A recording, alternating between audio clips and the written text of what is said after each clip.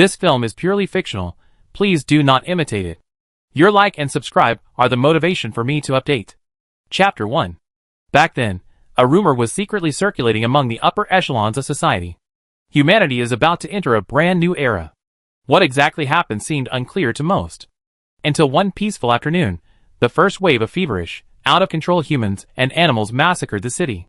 This cataclysm severely disrupted social order, shattering and rebuilding it, and then ushering in a new life. The roar of airplane engines, the howls of unknown creatures, blood-red gazes. Bu Jingming awoke with a start, taking a deep breath to finally recover from the nightmare that had haunted him for 5 years. Boss? Why didn't you sleep a little longer?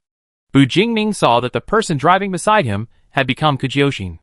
The girl had a baby face, her hair tied in a ponytail, and a soft, gentle voice.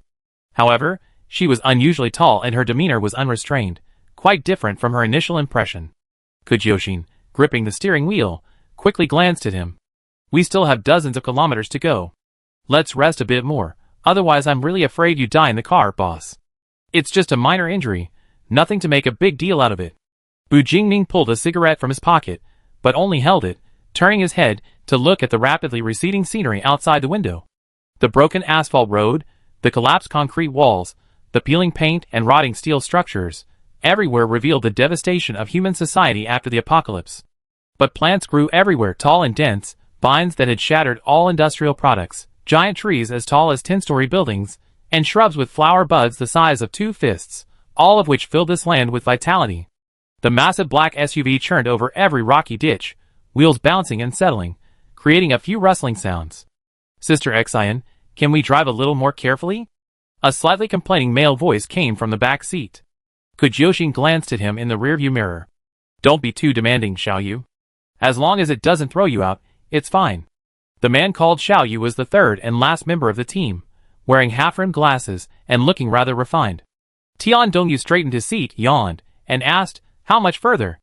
About 30 kilometers. Wait, something's up. Kujyoshin slammed on the brakes, and simultaneously with a red dot on the radar, a deafening roar echoed in the distance. Bu Jingming put away his cigarette and glanced at the radar. Most likely in the middle of the road. Sounds like a mutated animal. What do you say, boss? Hide or fight? Avoid it, change lanes. Bu Jingming suddenly stopped, rolled down the window, and listened carefully. Someone's calling for help. The two teammates exchanged a knowing glance, knowing their boss was about to intervene. Hold on tight. Kujyoshin floored the accelerator again, the off-road vehicle surging forward with a powerful push. The closer they got, the more obvious the fighting became. A faint smell of blood filled the air. The first thing Bu Jingming saw was a 2-meter-tall mutated animal, clearly a tiger, its eyes occupied by a large, raised tumor. Its limbs split into tentacles, dripping a foul-smelling, blackish-green slime as it wriggled. When they arrived nearby, they saw several mutilated corpses lying around them, and a boy was roaring and swinging his fists, trying to attack the giant object in front of him. His arms were rough and textured, as if he had used a talent. But his efforts were futile. The giant tiger didn't even move forward, merely lashing out with its tail to send him flying. Bu Jingming and his group arrived just in time. Before Kujyoshin's car had even come to a complete stop, a dark figure flew out of the window and caught the boy midair. Bu Jingming opened the car door, gestured for the figure to place the boy under a tree a short distance away from the battlefield, then grabbed a dagger and flashed forward, the blade slicing through the monster's side, leaving a shallow but long wound. Taking advantage of the monster's distraction, Kujyoshin turned off the engine, pulled a modified, sharp giant axe from the back seat, circled around to the rear, and suddenly chopped off the flailing tail. This thoroughly enraged the tiger. It roared, venting its fury, and turned to pounce on Kujyoshin, its tentacles, dripping with a disgusting and dangerous slime, rising high as it attacked amidst the whistling wind. It wasn't fast, but Kujyoshin didn't dodge, because the next second a shield made of water appeared in front of her. At the same time, several dark figures darted in like snakes, coiling around its tentacles, and halting the monster's momentum. Faced with such a frenzied monster, Bu Jingming's expression remained unchanged.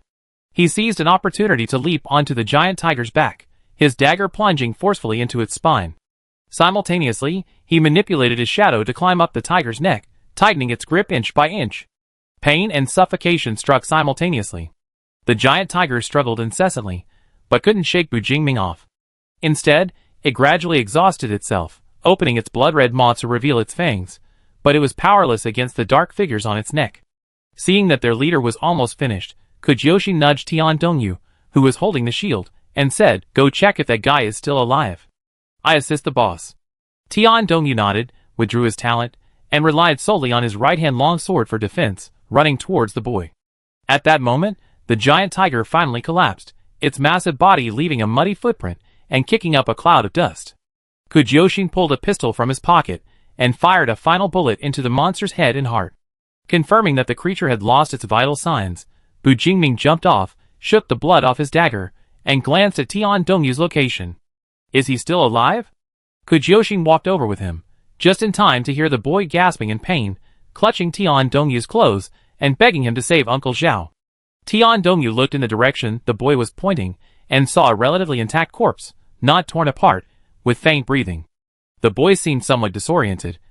He was clearly begging Tian Dongyu to save him, yet he was also clutching his clothes, refusing to let him leave. Seeing this, Kujyoshi limped over to Uncle Zhao's side. The most severe wounds on the disheveled man's body were several bloody holes in his abdomen. The wounds almost completely drained of blood, suggesting he had been bitten through by a giant tiger and thrown to the ground. Kujyoshi glanced at him and said, "He's beyond saving. With this much blood loss, he's probably in hemorrhagic shock." Her voice wasn't loud, but somehow, the boy heard her and immediately struggled to get closer, his voice clearly choked with sobs, though no tears would fall from his wide eyes. "No, no, Uncle Zhao. Uncle Zhao can still be saved, please." He didn't know where the strength came from, but he managed to hold Tian Dongyu down, who could only support him, as he stumbled to Uncle Zhao's side, trying to plug the gruesome bloody holes with his hands. We finally got out. My talent is very useful, you don't need to shield me." Heh heh. Uncle Zhao suddenly uttered a few words, opening his eyes with great difficulty. He rolled his eyes, first seeing the sorrowful boy, then Bu Jingming and his group, forcing a smile at the boy. "Kid, live on. We're out. You must. Live." His subordinate's body gradually calmed down, and the boy's expression gradually became numb. He didn't cry, just stood there, frozen like a statue. The atmosphere was somewhat difficult to break, so Kujyoshi activated his talent, the mental connection, linking the three of them together for a secret internal dialogue. "Boss, these people's identities seem a bit strange." Tian Dongyu agreed, "They sound like they escaped from somewhere. It wasn't some dangerous place teeming with mutants, but rather like they were imprisoned." Bu Jingming didn't offer any opinion, and the other two, already used to it, continued their conversation. "It's so pitiful, the only survivor. Should we take him with us later? I feel like he won't survive here. Let's listen to Mingji's opinion. Or if he doesn't want to die, he'd probably speak up." Just as Tian Dongyu predicted, the boy finally stood up, walked to them, his eyes still red-rimmed, and said, "Thank you for saving me." The boy's lips moved slightly, and he hesitated before asking, "Excuse me, where are you going? Can you take me with you?" Before they could speak, the boy said urgently, "My talent is very useful. It's skin hardening. Or you can take me with you. I can shield you from attacks." He had no time to consider whether these people had ulterior motives. If he wanted to survive, he had no other choice. Bu Jingming and his group's destination happened to be a base. The modified 7-seat SUV had more than enough space, and there was room for one more person. Bu Jingming nodded and said, "We're going to Tianming Base. We can take you there, but I can't guarantee you be accepted." The boy nodded vigorously, "Thank you so much." After a simple burial for Uncle Zhao, the group returned to the car. Kujyoshi was still driving, while Tian Dongyu rummaged through his backpack in the back seat, pulling out some iodine and bandages. "What's your name? Let's treat your injuries first." "My name is Dingxing Wang," the boy said, waving his hand quickly. No need. Medicine is probably scarce. This little injury is fine." Indeed, since the apocalypse, things that used to rely on human factories for production have become rare. After all, every use reduces the supply. Now, 5 years later, only a very few bases have re-established small-scale production factories, mainly supplying the base residents. Upon hearing this, Tian Dongyu didn't stand on ceremony. He glanced at Ding Xingguang and, finding nothing particularly serious, mostly scratches, took the item back. Those who could successfully activate their talents generally experience some improvement in their physical abilities compared to the past, and under normal circumstances, they didn't need to be so anxious. Kujyoshi, while driving, took a moment to join the conversation. "Xiaoxing, I heard you say, where did you come from? At this, Ding Xingguang's mood immediately sombered, his eyes filled with sorrow and resentment. It was a laboratory.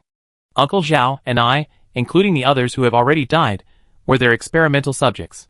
Chapter 2. Those beasts didn't treat us like human beings at all. Through Ding Xingguang's halting narration, the crowd gradually pieced together the whole story. It was an experiment, unimaginable before, akin to human experimentation, completely abandoning the moral bottom line of being human. Countless people were lured or kidnapped to a heavily guarded building, then pushed onto an operating table and injected with unknown liquids. Or something was extracted from them, from blood to bone marrow, from flesh to organs. The perpetrators, like children, removed the parts of a toy and reassembled them haphazardly, ultimately creating one monster after another. The test subjects endured hunger, curses, high fever, pain, and all sorts of rejection reactions. Their cries went unheard, their pleas for mercy unanswered. The group only observed them through chains or doors and windows, easily discussing their life and death. It is said that the mastermind behind all this wanted to study the genetic gifts of species awakening after the apocalypse, in order to create some kind of drug. Ding Xingguang wiped away tears that welled up from his emotional breakdown. Our batch was abandoned. They didn't want to dispose of the bodies, saying they didn't want to leave useless stuff in the lab. So they had us taken to a faraway place and dumped us on a powerful mutant. A silence fell over the room, broken only by the slight vibrations of the moving vehicle, a testament to the passage of time. After a long while, Kujioshin slammed his fist on the steering wheel, unable to hold back a curse. Those people are scum. So really thank you for letting me. Ding Xingguang, Bu Jingming suddenly interrupted him. I have a question for you. The boy nodded hurriedly. I answered to the best of my ability. Do you remember the name Jiang Runyan? Ding Xingguang tried hard to recall, then shook his head regretfully. No, I don't know anyone named that. Bu Jingming's expression remained unchanged, and he took out a photograph from his inner pocket. Have you ever seen someone like this? It was a photo of two people on a beach, very close together, one with their arm around the other's shoulder, the person being embraced smiling brightly. Ding Xingguang recognized one of them as the person in front of him, and figured he was probably asking about the other. Unfortunately, he truly didn't recognize the face. He had never seen anyone like that before.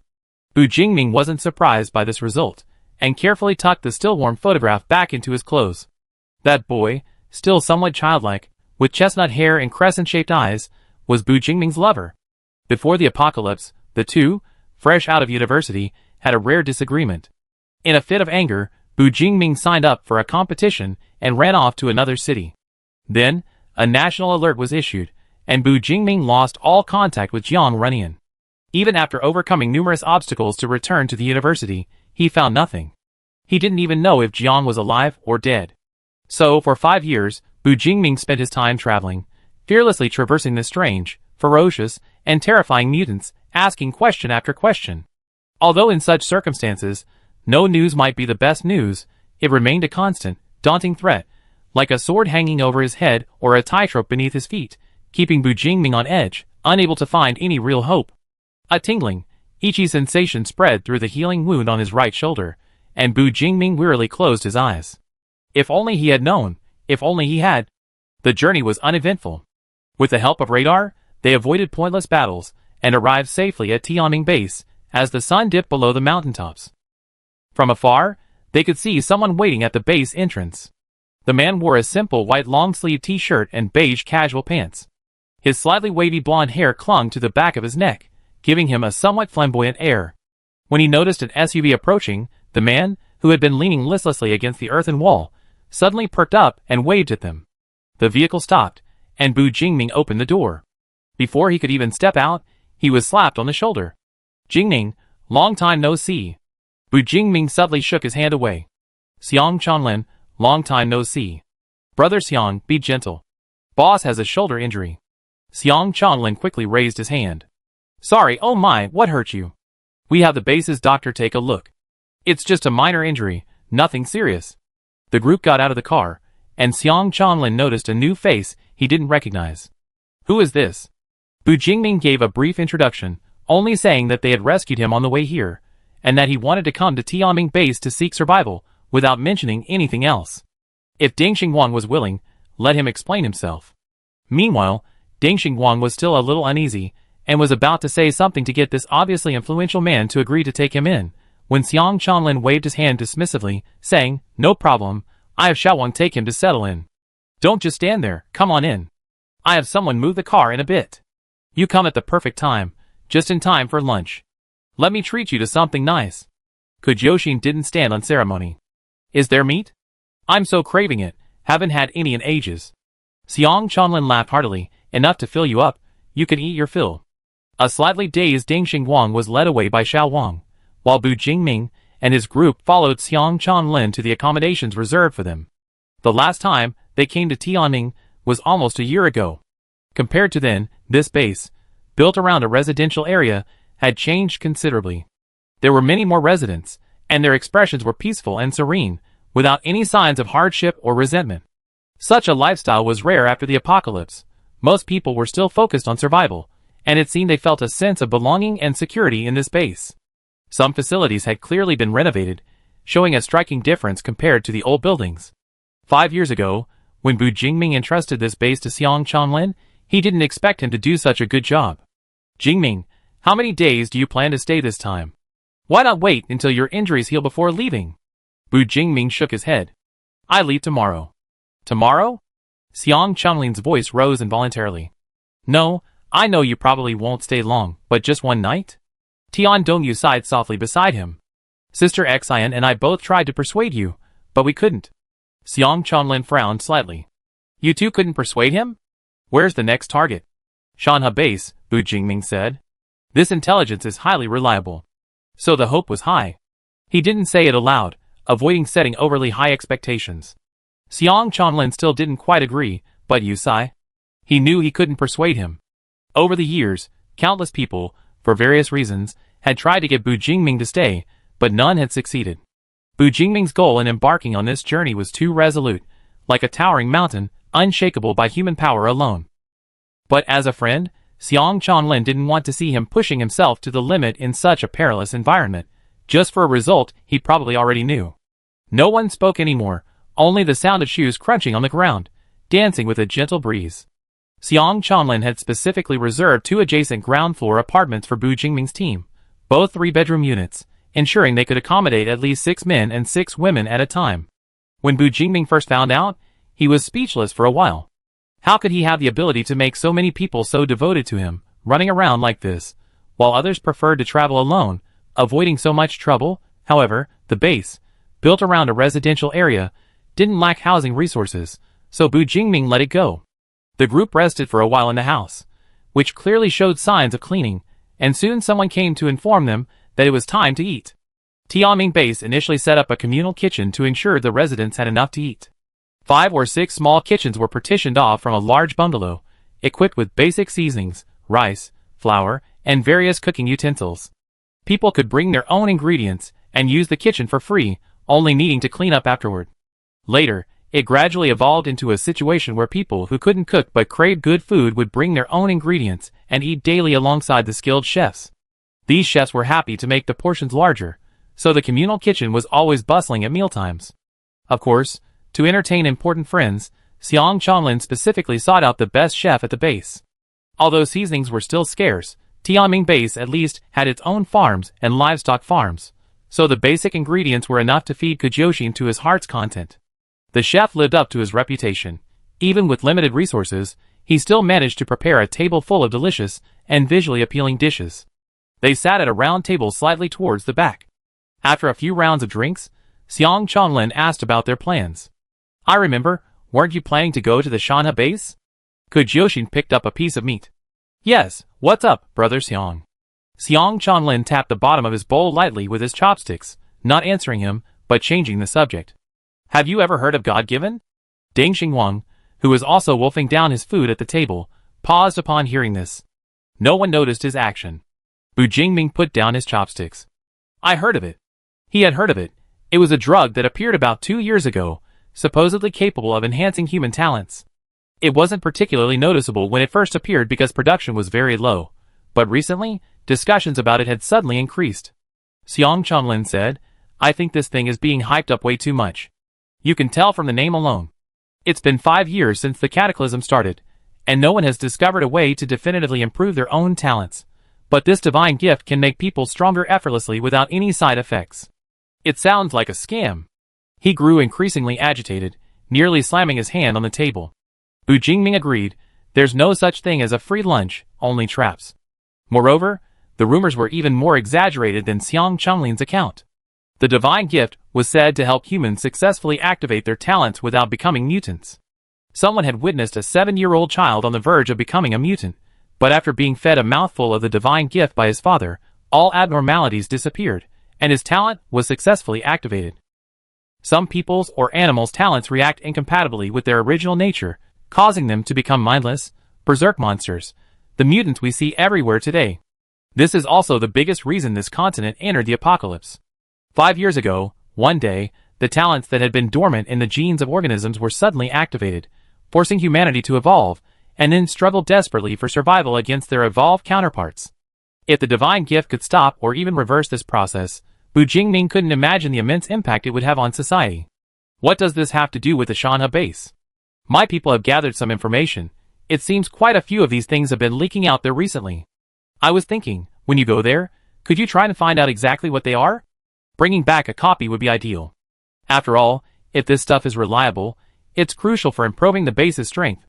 This didn't conflict with his plans, Bu Jingming pondered. He was going to the Shanhe base mainly because there was a rumor that someone there might have seen his lover. Bu Jingming never neglected information about his lover, even if it was just someone who might have seen her. 5 years had passed, filled with a mix of true and false information. He didn't know how much longer he could persist in his search, but at least for now, he wasn't willing to give up. Okay, I take a look for you when I get there. Chapter 3. After a satisfying meal, Bu Jingming and his group returned to their respective rooms. Bu Jingming and Tian Dongyu had just sat down on the sofa when they heard a knock at the entrance. Tian Dongyu went to open the door and found Ding Xingwang, so he let him in. Brother Ming, Ding Xingwang mimicked, I have something I want to tell you. Bu Jingming gestured for him to sit down. Ding Xingwang walked to the other sofa and sat down, his expression both serious and tense. I didn't say anything earlier because there were too many people there. Exactly, if you want to know about Shenxi, I might know a little bit, but not much. His first sentence was quite weighty. The organization that produces this thing might belong to the same organization as the lab I escaped from? As I said before, those guys never treated us experimental subjects as human beings, so they didn't hide anything from us. That was probably shortly after I was arrested, when I overheard a few people discussing the research progress of this thing. Ding Xingwang looked at Bu Jingming, who had no expression. My main point is that you all know what kind of place that is, so I think that organization is probably not a good thing either, and if Shenxi is related to them, investigating it might be very dangerous. Bu Jingming's right hand rested on the sofa armrest, his index finger tapping lightly, rising and falling, as if he was thinking about something. Seeing him like this, Tian Dongyu didn't say anything, his eyes behind his glasses darting around, seemingly lost in thought. After a moment, Bu Jingming finally spoke, Thank you for the information. Ding Xingwang left, and Tian Dongyu adjusted his glasses. Brother Ming, what do you think? What do I think? Bu Jingming relaxed, leaning back on the sofa. It's not the main target. Just tell Xiang Chonglin about the other information we find later. Tian Dongyu pursed his lips. Their main target had always been finding someone. Finally, he could only say, Get some rest, Mingji. Xiang Chonglin had prepared very good things for them. The pillows and blankets were clean and warm, but there was no water supply to every room, only electricity. Fortunately, Bu Jingming had survived the apocalypse for several years, and no longer cared about having water to shower. He took off his coat, wearing only his undershirt, and lay down on the bed. The surroundings gradually became quiet, as if no mutants, humans, or any other living beings existed in this world. Unable to relax, Bu Jingming lay flat, his hands on his chest, simply closing his eyes, seemingly unconcerned about whether he was asleep or not. It was just that this body needed rest, so he would try to fall asleep in the quiet darkness of the night. Spots of light began to appear before his eyes, writhing and twisting like tiny insects, then brightening and transforming into a series of images. Bu Jingming snapped back to reality, feeling the summer heat. The blazing sunlight streamed through the window onto the desk, the only cool breeze coming from the large, whirring ceiling fan overhead. Jingming? What are you daydreaming about? A boy sat beside him, his hair still black, cut very short as required by the school, wearing the blue and white burlap sack-like school uniform that every graduating class complained about. The boy twirled a ballpoint pen in his right hand, resting his chin on his left, and tilted his head with a smile, looking at him. Hey! You can't solve this problem, can you? Bu Jingming glanced at the test paper in front of the boy. It was a physics test for 8th grade. It was just a fill-in-the-blank question, not difficult for Bu Jingming, but before he could speak, the surrounding scene suddenly changed. A cold, decaying atmosphere mixed with the smell of rust filled the entire room. Bu Jingming blinked, feeling something on his eyelashes, and wiped it away. The room was pitch black, without any light, so he had to hold it to his nose and smell it. It was blood. Creak. A door was pushed open, and warm yellow light leaked in from outside, illuminating the mess on the floor and also illuminating him, whose forehead was covered with slightly congealed blood. The boy walked towards him against the light, took his hand, and said, "Come with me.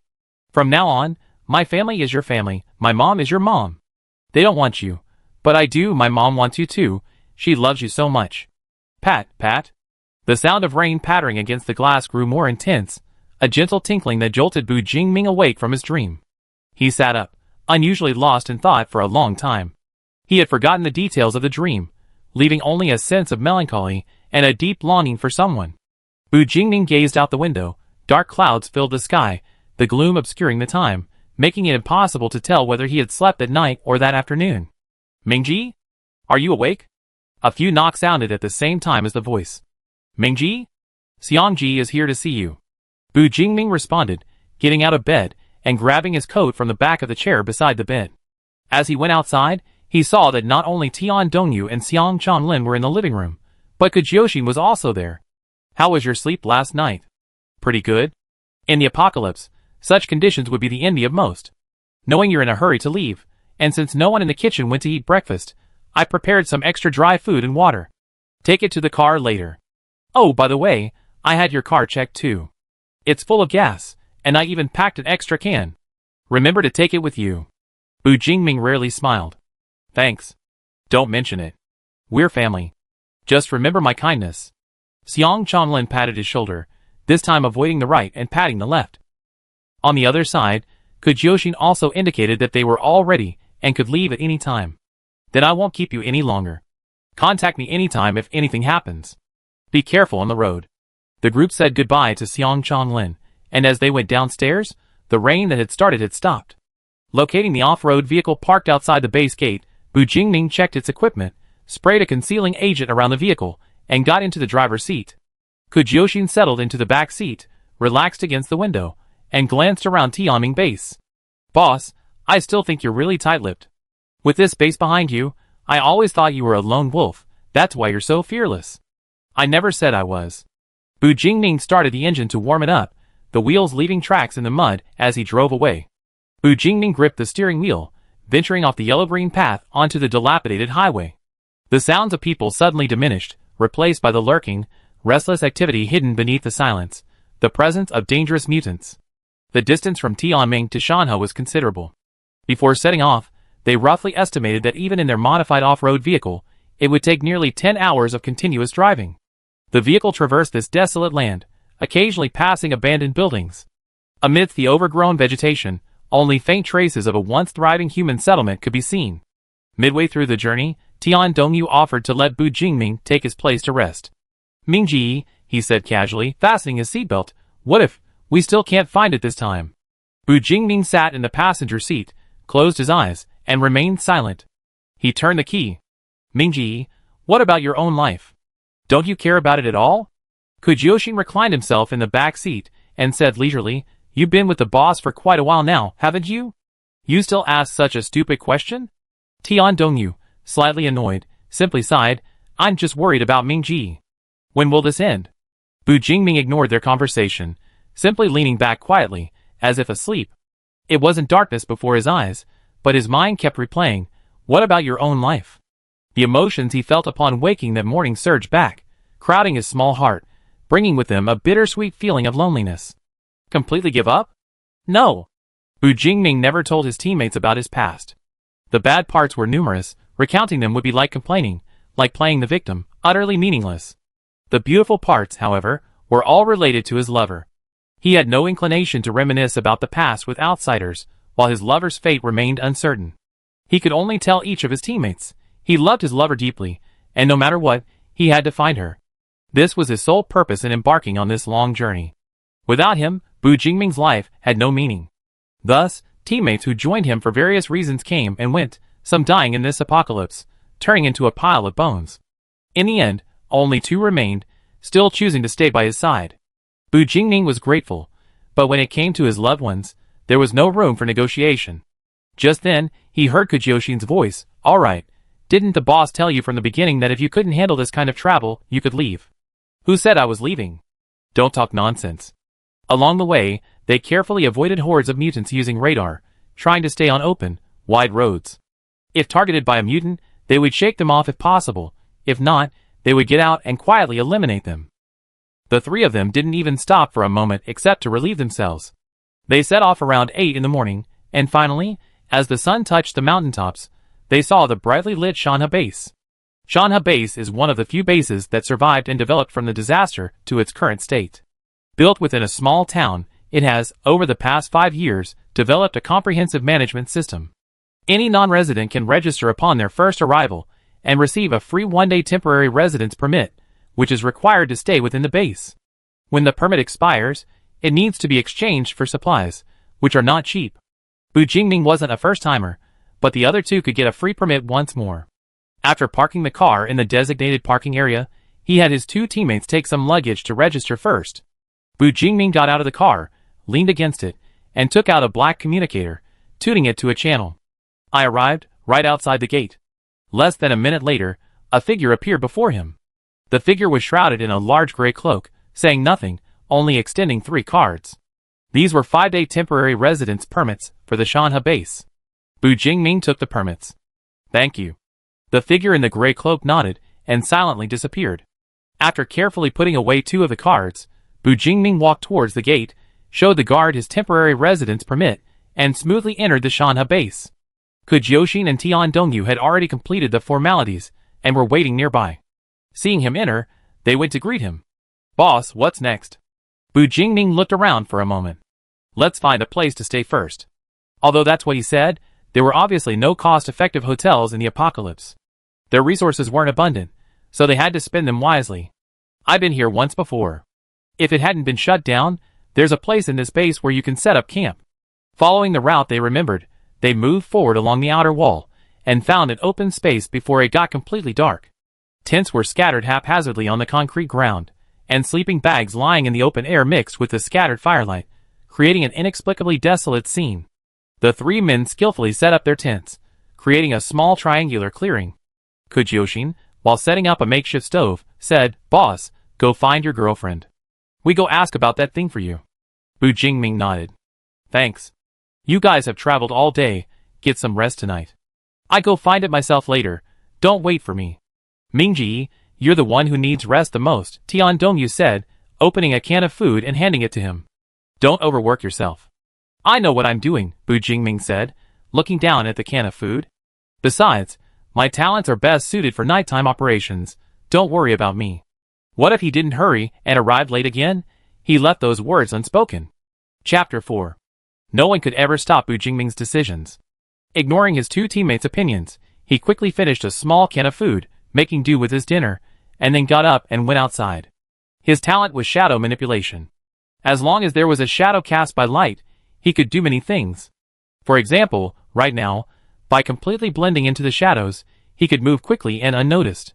Following the information, Bu Jingming found an old, dilapidated bungalow. The exterior walls were mottled and covered with indescribable plants. Bathed in moonlight, the house was colorless and silent, so quiet it seemed uninhabited. Knock, knock, knock. The door creaked open, surprisingly easily. Bu Jingming simply stepped inside, and immediately saw an old man with only 1 leg. The features matched. He hadn't mistaken the person. Bu Jingming relaxed slightly, took a few steps forward, and stood in front of the old man, taking out a photograph. "Hello, I'd like to ask you something." The old man was curled up in a soft chair. Hearing this, he opened his cloudy eyes, stared at the photograph for a moment, and said in a hoarse voice, "Yes, I have indeed seen this young man. But that was several years ago. Let me think. It must have been shortly after the cataclysm." Bu Jingming was a little anxious and pressed. "Where did you see him?" "Here." Here? The old man took a breath, seemingly tired from speaking continuously. Right here, in this base. I saw him. Unsure if he felt a sense of loss, Bu Jingming averted his gaze and fell silent. Shortly after the cataclysm began, that's almost 5 years ago. This information wasn't very reliable, especially since he had visited the Shanha base once before. Can you recall any details? Anything at all? Bu Jingming asked again, without much hope. The old man fell into thought, and after a moment, said, "This young man was with a rather tall man. What did that man look like?" "I don't remember, but they were probably planning to stay here for a while," the old man recalled. "To put it strangely, I haven't seen him since that day." Bu Jingming stood there for a long time, finally leaving the old man a bag of grain as thanks before quietly leaving the small house. A night breeze swept by, but it couldn't dispel the jumbled thoughts in his mind. Bu Jingming didn't rush back. He unusually allowed himself to slow down, walking slowly through the base. Upon reflection, the old man's story wasn't entirely unhelpful. At least it indicated that more information about his beloved could be found in this base. Back then, the Shanha base probably wasn't this large. It gave the impression of being a permanent residence, yet he was never seen again. This could only mean two things. Either he left in a hurry that very day, or he was still here. Whether passively or actively, he remained here forever. The latter touched upon a fact that Bu Jingming didn't want to face, making it difficult for him to breathe. He looked up at the inky sky, counting the few remaining stars, forcing himself to calm down and continue thinking. If it was the former, perhaps he should try to find someone like the gatekeeper from back then to confirm the situation. In any case, he would have to stay at the Shanha base for a while longer. Bu Jingming took a deep breath and was about to turn back when Kujioshin's voice suddenly appeared in his mind. Hey, calling the boss, can you hear me? Yeah, what's up? We got our hands on a mind-blowing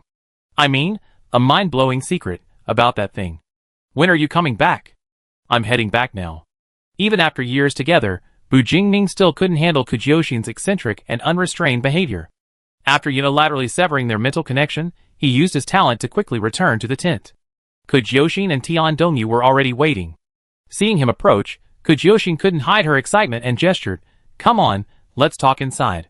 She was cautious. After all three of them were inside Tian Dongyu's tent, she used her talent to establish a mental connection, a super-encrypted conversation, eliminating any possibility of eavesdropping. Xiaoyu and I just inquired around the area and managed to pry it out of someone. It turns out this divine gift stuff is indeed available here, but the information is strictly controlled. They only buy through an informant, requiring not only an internal recommendation, but also advance reservations. Once it's in stock, you're notified to pick it up at a specific location. And each person is limited to one, with very limited quantities released at a time. After reserving, you have to wait at least half a month, sometimes several months. That's probably why it hasn't caused much of a stir yet. Is this a huge secret? Not really. The key point is that the person also said he followed the informant and discovered a highly classified laboratory beneath this base. Bu Jingming, What did they do to reveal such a secret? Is the person still alive? Kujioshin slapped his thigh. Boss, what are you saying? Do we look like the kind of people without principles? Tian Dongyu coughed and took over the conversation. We suspect this lab is related to the divine gift, maybe it's the production site. This was indeed a huge secret, and the implication was that infiltration would have to be done by Bu Jingming. His talent was simply too useful. I understand. Do you know the location of that lab? Kujioshin gave him an okay sign. Then we must have found the location, but it's hard to describe. I take you there tomorrow. With tomorrow's plan in place, the rest could be discussed verbally. Kujioshin disconnected the mental connection and relaxed his mind, while Tian Dongyu asked Bu Jingming if he had gotten anything from his trip. Yes, I learned some very important information. Bu Jingming briefly explained the situation and his speculations. So, we'd probably be staying here a bit longer this time. That's good. Boss, we keep an eye out for you tomorrow, ask around. Shall you? What are you thinking about? You seem distracted. Kujioshin nudged Tian Dongyu with his elbow, bringing him back to his senses. He said, I was just thinking about how to help Mingji investigate tomorrow. Bu Jingming shook his head. That's my business. You don't need to go to such lengths. How can you say that? Tian Dongyu frowned disapprovingly. Don't you consider us brothers? That's not what I meant. Bu Jingming paused, then slightly curved his lips. Then I trouble you. After a night's rest, the group woke up refreshed. They reconfirmed their itinerary. Yoshin took Bu Jingming to the laboratory location, and then went to find Tian Dongyu, who was acting alone. Bu Jingming led Yoshin into the shadows, silently arriving at the edge of a fence. It was a small, low, unfinished building complex. Overgrown vegetation had broken through the concrete, exposing steel bars which were then submerged by weeds. It looked like it had been abandoned for over a decade. "Boss, we don't know where the entrance is.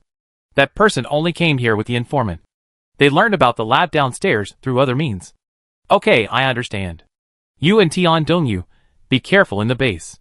Yoshin, escorted by Bu Jingming to a building complex away from the area, immediately called out in his mind, "Keep in touch." "Boss, be careful too." Bu Jingming responded, and then began to carefully observe the place. The fence was at least 3 meters high, with very tight weaves. The entrance was welded shut, a large, gleaming iron lump exposed to the sunlight. He didn't know how the informant had gotten in, but fortunately, that wasn't a problem for Bu Jingming. He hid in the shadows of the vegetation and slowly approached the central building. The massive, overgrown vegetation served as a natural obstruction. As Bu Jingming walked through the layers of greenery to the dilapidated wall, he immediately spotted a peeling, rusty elevator door through the window frame. The door blended seamlessly into its surroundings. At first glance, it seemed unremarkable. To verify his suspicions, Bu Jingming circled the building a few more times, examining other buildings. Sure enough, this small, abandoned building complex had only this one elevator door. However, the metal door was embedded in the wall, with no buttons or electronic devices around it. Bu Jingming cautiously emerged from the shadows, slowly approaching the door until he stood before it, but none of his expectations materialized. Nothing happened. The only sounds were the faint rustling of plants in the wind, and eerily quiet silence. It seemed he had to wait for someone to come out. Bu Jingming found a secluded spot and waited patiently. The clouds thickened, making it difficult to discern time. Bu Jingming could only roughly estimate, perhaps 2 hours? 3 hours? It was hard to say whether this wait was worthwhile, but it was his only chance. After an unknown amount of time, instead of someone emerging, someone entered from outside. Bu Jingming's spirits lifted, and he used his talent to hide in the shadows. The newcomer completely concealed his face with a gas mask, but his build revealed him to be male. He seemed to have come from nowhere. His hair and clothes were covered in bits of grass. The man approached the elevator, placed his palm on the metal surface, and the next second, the door slowly opened, revealing a dark elevator shaft. He didn't rush in. He stood there for a moment, then heard the sound of machinery operating. Soon, he saw an elevator car ascend. The man stepped inside. Bu Jingming wasn't sure how he would get back up from underground, but he had a strong intuition that he shouldn't let this opportunity slip by. He quickly followed the man and slipped inside. The elevator was dark, providing Bu Jingming with excellent hiding conditions. Not only were there no lights, but there were also no floor buttons, and correspondingly, no floor display, so he couldn't determine how far he was from the ground. Fortunately, judging from the time, it wasn't very deep. The elevator doors opened quickly, revealing a technologically advanced scene that clearly shouldn't exist in this brutal apocalypse. Chapter 5. A spacious, brightly lit hall, illuminated by several light strips, came into view. The elevator faced a huge display screen displaying incomprehensible data and charts. Centered on this screen, 3 iron doors were evenly spaced on each side, their destinations unknown. Only a few people in white coats hurried through these doors. The entire hall was remarkably sparse, except for a few cardboard boxes and some green plants piled in a corner. Bu Jingming was still stunned, almost unable to keep up with the man's pace. No one paid attention to the man's sudden arrival, and neither did he.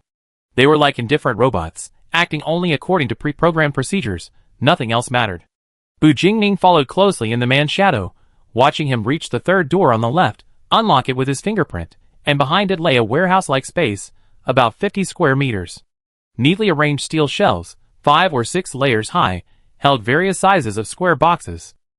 These boxes must contain the divine gift, Bu Jingming guessed, because the boxes were printed with large SC markings followed by the Roman numerals 2 or 3, with the number 3 being the most numerous and the box is the largest. So this thing is graded? Different grades have different effects?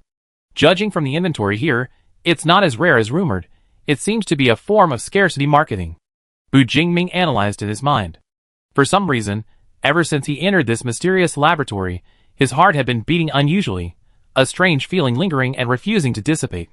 It seems this time, I'd be able to bring Xiang Chanlin some truly shocking news. The man was completely unaware that his actions had been seen through. He reached out and touched a small box, and the next moment, the box vanished into thin air. The man stood there for a moment before walking away. Watching him return the way he came, Bu Jingming thought for a moment and then left his shadow. This faceless man must be the informant responsible for making contact.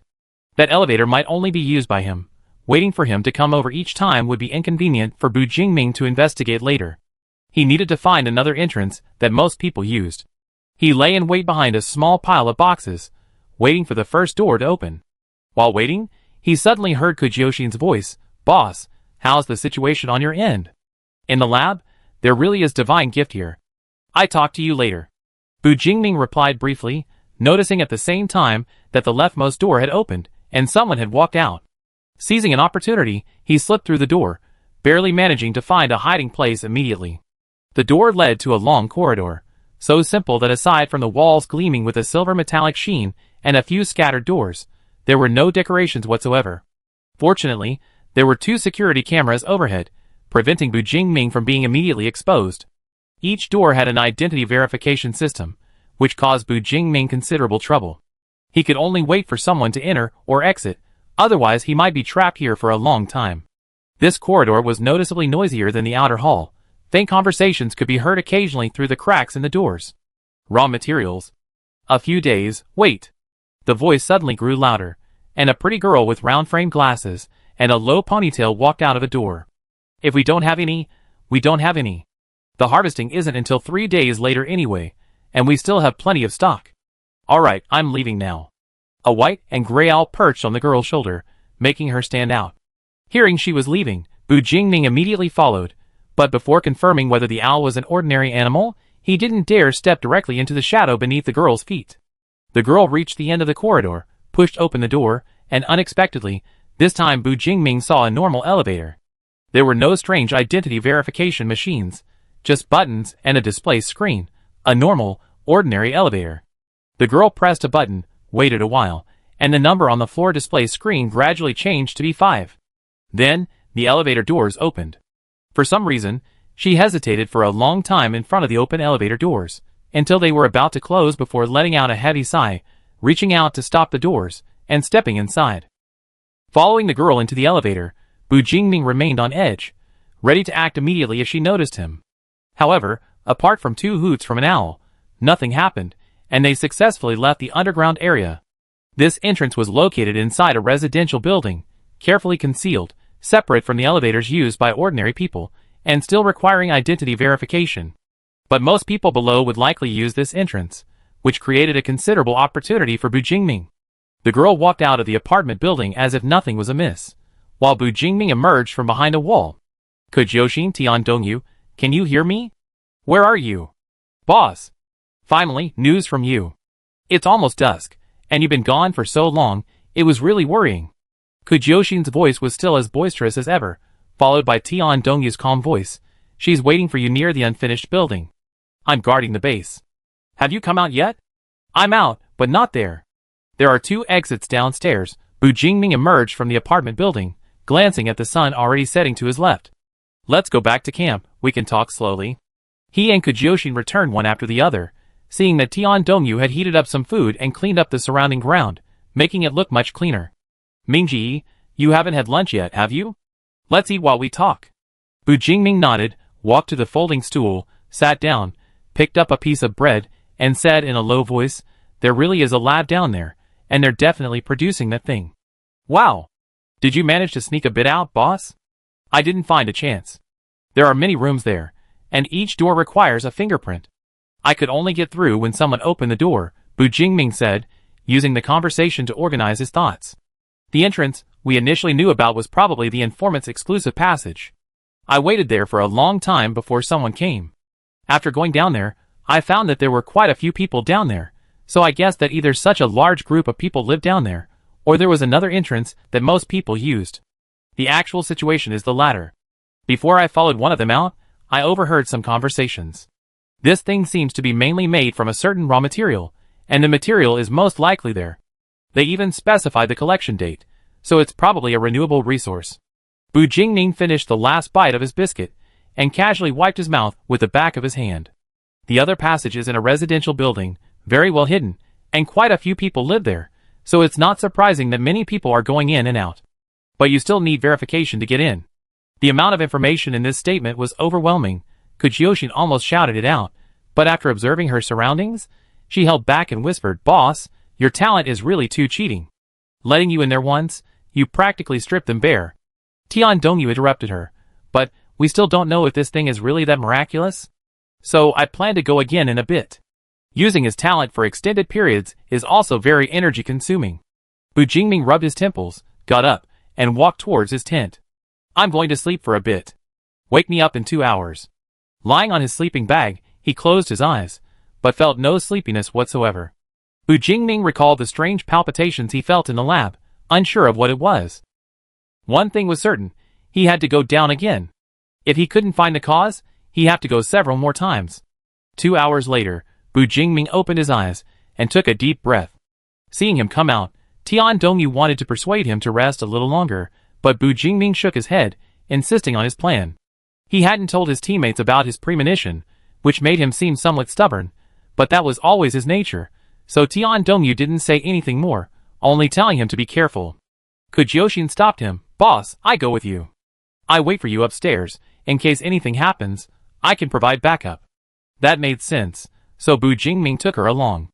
Relying on his memory, they located the apartment building. To avoid revealing their purpose, Bu Jingming slipped into the shadows outside, while Kujiyoshin waited outside. This time, Bu Jingming carefully observed the elevator door, and noticed the gap wasn't tight, likely to disguise it as an ordinary elevator. He then squeezed through the shadows into the elevator shaft, quickly descending to the ground floor, and then squeezed out again. Back in the lab, there seemed to be fewer people than in the morning, and the surroundings were much quieter. Bu Jingming used the same trick again, taking advantage of people opening and closing doors to move through the lab. This time, he first entered the room where the owl girl had come out. Inside were several large pieces of equipment, seemingly analytical instruments. 2 or 3 people were sitting at a long table, writing and drawing, appearing quite busy. Against the wall stood several metal cabinets with transparent doors. Bu Jingming found an angle to examine them closely. Inside, neatly stacked iron boxes of the same size were labeled, just like before. This time, besides boxes 2 and 3, he also saw box 1, but only one box was labeled. This further convinced him that divine gifts were divided into 3 levels.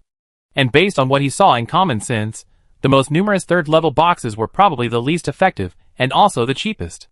So, this small box of first-level boxes, he wondered what terrifying effects it might have.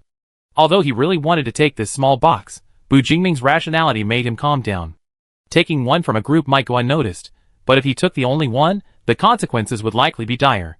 He also had no intention of causing such a commotion. After surveying the room, Bu Jingming wanted to leave, but the people inside showed no intention of getting up. He had no choice but to observe the room again, and then suddenly noticed a ventilation shaft in the corner between the ceiling and the wall.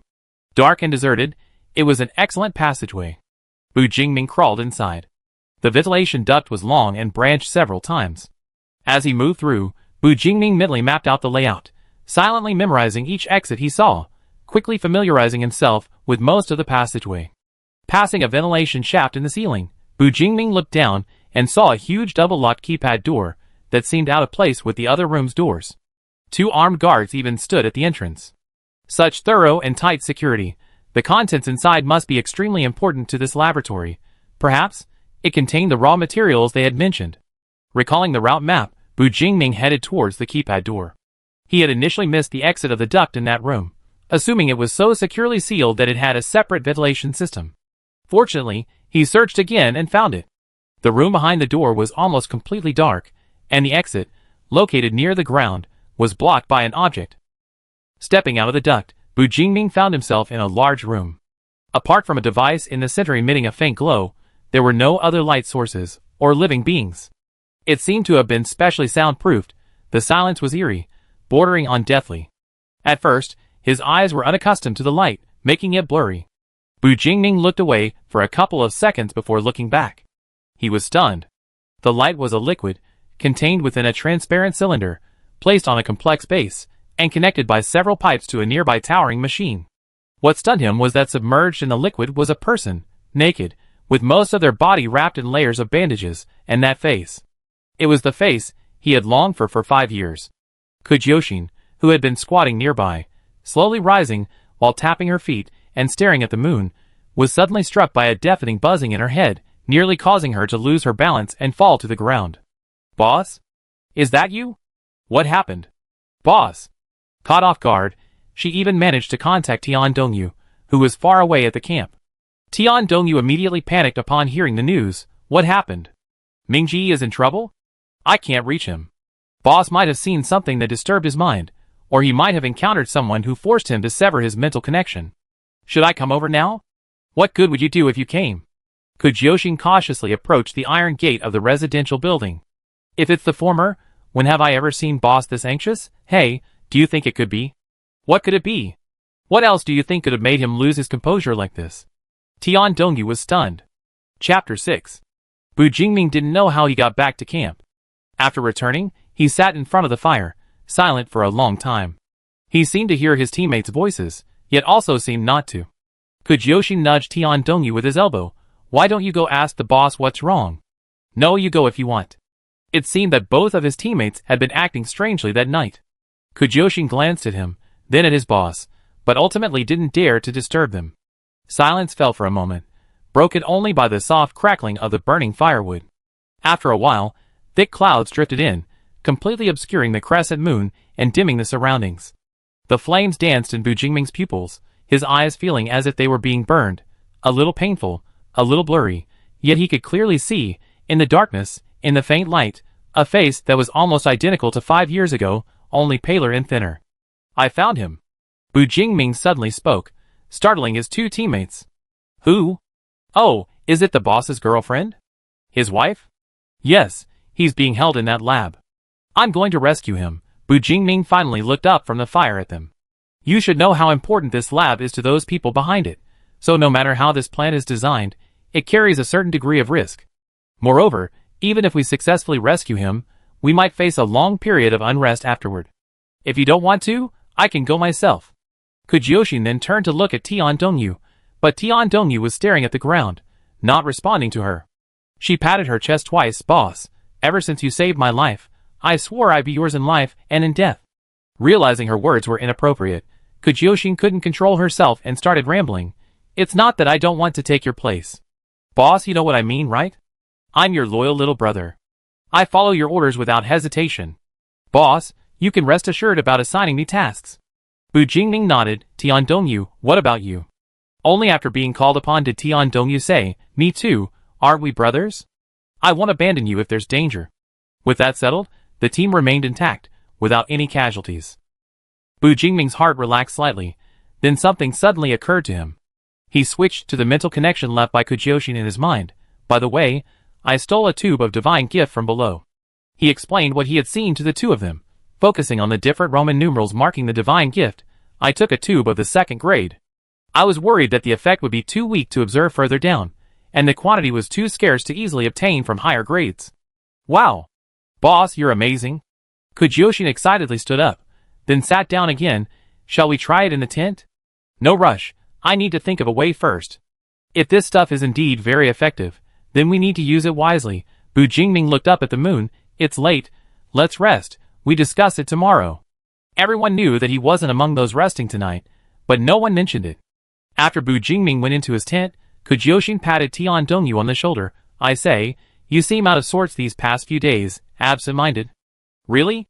Tian Dongyu met her concerned gaze, and smiled helplessly. "Well, I haven't been feeling well lately." "Are you alright? Really alright?" Faced with Kujyoshin's persistent questioning, he shook his head repeatedly, saying it wasn't anything serious, unimportant, and wouldn't affect the plans later. Although she still felt something was off, Kujyoshin didn't pursue it further, thinking it was probably just a harmless little secret. The conversation outside the tent wasn't loud, and Bu Jingming automatically ignored it.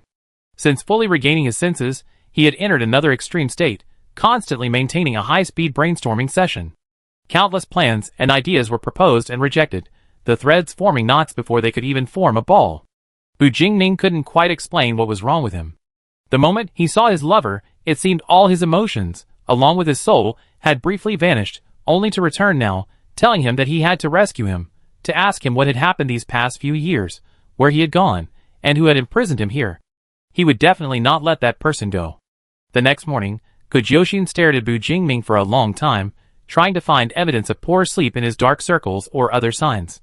Unfortunately, she was disappointed. Bu Jingming looked perfectly normal, as if he had truly had a good night's sleep. Bu Jingming ignored the piercing gaze, and casually described the situation in the laboratory.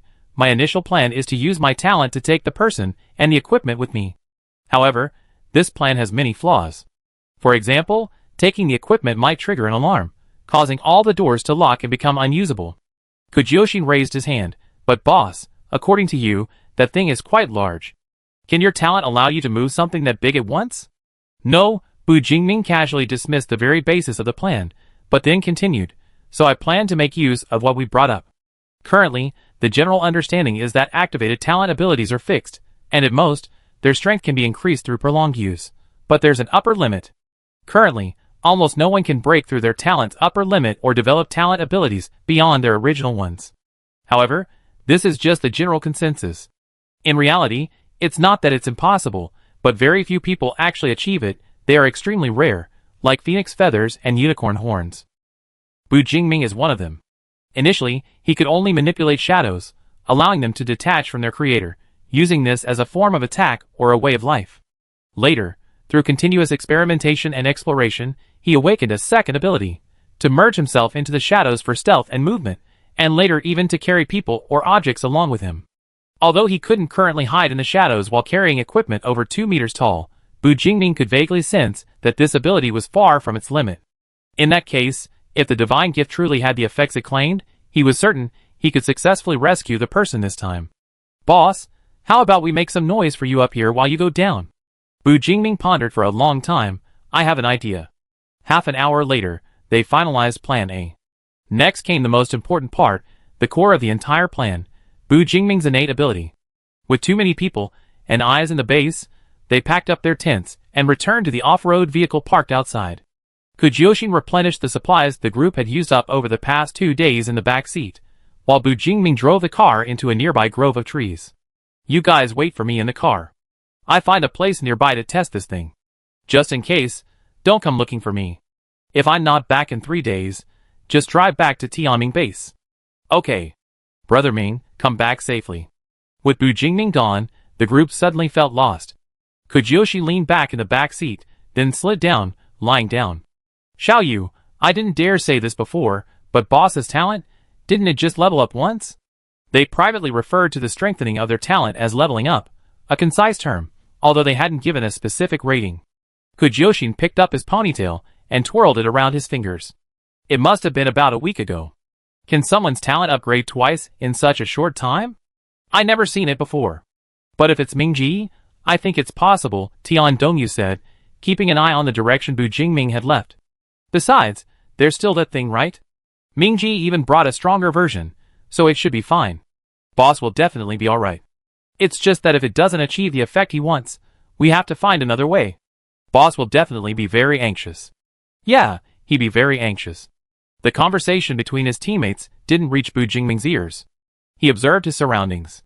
The mutants within a long distance had been thoroughly cleared by the people from the Shanha base, so he didn't need to worry about being attacked. Now he just needed to find a suitable, concealed location. Bu Jingming finally spotted a large tree, easily 5 or 6 stories high, and nimbly climbed it, finding a suitable spot to sit cross-legged. The transparent tube containing the divine gift was about the size of one of his fingers. The liquid inside wasn't full, the level hovering about 2/3 full. Without much hesitation, the cork was pulled out, and Bu Jingming tilted his head back and drank it down. A warm sensation flowed down his esophagus, spreading from his chest throughout his body, and soon, a familiar feeling of intense heat surged up. For the next few days, they stayed near the car. Kujyoshin even returned to the Shanha base before his temporary residence permit expired to gather intelligence, but unfortunately, he still found nothing. Sunrise and sunset, rain and wind. As night fell on the 3rd day, Tian Dongyu started a fire, and Kujyoshin dissected the mutated rabbit they had just caught. The two remained silent as day and night passed. It wasn't the final moment yet. They tacitly agreed that neither of them would utter the word of giving up. Still no response to the mental connection? Yeah, still no response. Rain started falling again. They packed their things and got into the car. The raindrops pounded harder and harder against the glass, and a thick fog rolled in from the woods, obscuring everything. Driving wasn't advisable tonight, so they decided to wait another night. And so they waited until dawn, until the golden light gently caressed the forest, and finally, a man covered in frost appeared beside the car. The moment Kujyoshin opened his eyes, he yelled, "Boss!" He nearly startled Tian Dongyu in the front seat so much that he bumped his head against the window. Bu Jingming's face was extremely pale, but his eyes shone with an unusual brightness. Kujyoshin tentatively asked, "Boss, did you succeed?" He didn't say a word, but simply raised his hand. The next moment, a dark shadow surged onto a 5-meter-tall tree beside the car, leaving only a deep crater in the ground in an instant. The tree appeared 10 meters away. After demonstrating this skill, Bu Jingming's expression worsened. He looked like he was about to collapse. Kujyoshin quickly got out of the car and made room for him in the back seat. "Good boy, get in and rest for a while. I'm afraid you never open your eyes again." "Pa, can't you say something nice?" Bu Jingming did need rest, so he didn't refuse. He lay down on the back seat and almost immediately fell asleep. Chapter 7. 2 hours later, Bu Jingming woke up to find the car parked at the Shanha base parking lot. Kujyoshin saw him sit up in the rearview mirror and quickly turned around, leaning on the seat to look at him.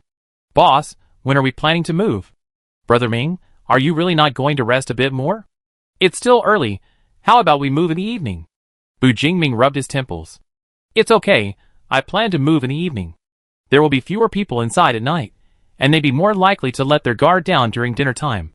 We can use the daytime to prepare other things. Besides, there's an unexpected bonus this time." This time, he contacted the gray cloak informant in front of his teammates and quickly and easily obtained 3 one-day temporary residence permits. Then, they split into 2 groups. Kujyoshin and Tian Dongyu went to buy necessary items, while Bu Jingming sneaked back into the lab to find the monitoring room or the main control room. When he arrived at his lover's room through the ventilation duct to check on the situation, Bu Jingming struggled to keep himself from getting overwhelmed by emotions. He glanced at her briefly and quickly left. Just a few more hours. He easily found the monitoring room, secretly confirmed the location of almost all the surveillance cameras, and then located several smoke detectors, noting down what flammable materials were nearby. After scouting the area, Bu Jingming returned to the surface via the building's elevator shaft to meet his teammates. Finally, all that remained was to wait. Time seemed to suddenly slow down dramatically. Everything stretched out infinitely, as if no matter how hard he looked, there was no end in sight. At this moment, Bu Jingming could no longer ignore the voice in his heart. Bu Jingming wondered, what had his beloved endured? What had happened to leave him lying there so weakly, 5 years having passed without leaving a trace?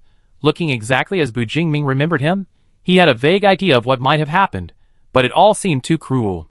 Even the slightest possibility made Bu Jingming's heart ache. That was the person he cherished most. The sun finally began to slant and sink, painting the sky with an orange-yellow hue, softening the outlines of the buildings.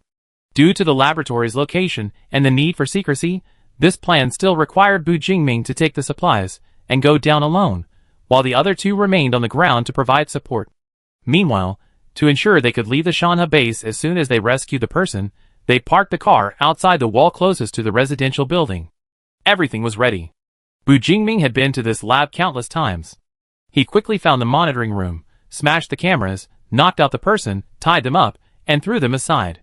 He then found the master button and shut down all the surveillance with one press. Finally, he reached his lover's location, but his eyes narrowed as he emerged from the pipes. There was someone in the room. Bu Jingming, hidden in the shadows, recognized the person as the owl-headed girl he had met on his first visit. The girl was still wearing a white lab coat, standing in front of the large glass enclosure, head bowed, silent. Just a young girl, nothing to fear. Bu Jingming was about to knock her unconscious when he suddenly heard her speak. "Come out, the person who came out with me earlier." She'd been discovered. Bu Jingming was quite surprised.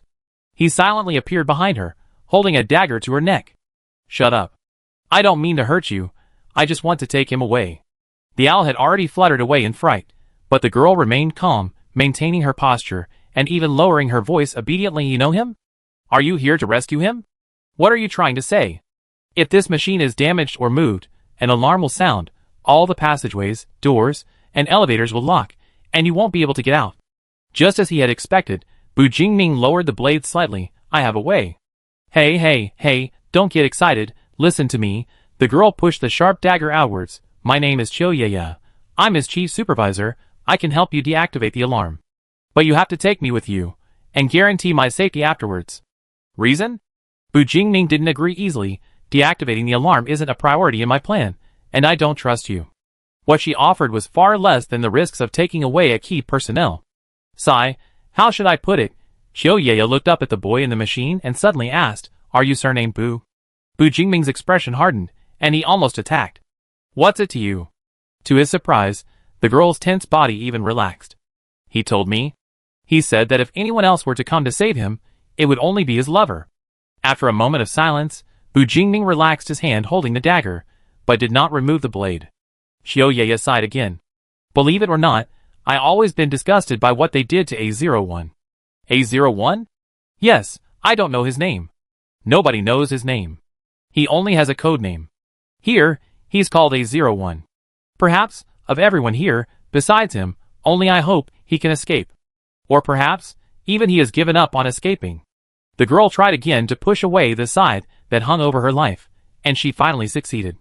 Qiuye turned around and saw Bu Jingming for the first time. The man had neat short hair, wore a black windbreaker, and was very tall. Qiuye had to look up to see his face. Actually, you could ignore me, but I think you might want revenge. Then I probably know more than he does. It's unclear which sentence had the effect, but Bu Jingming completely lowered the knife, took a few steps back, and increased the distance between them. Can you guarantee you won't attract their attention? The owl flew back and landed on Qiuye's shoulder.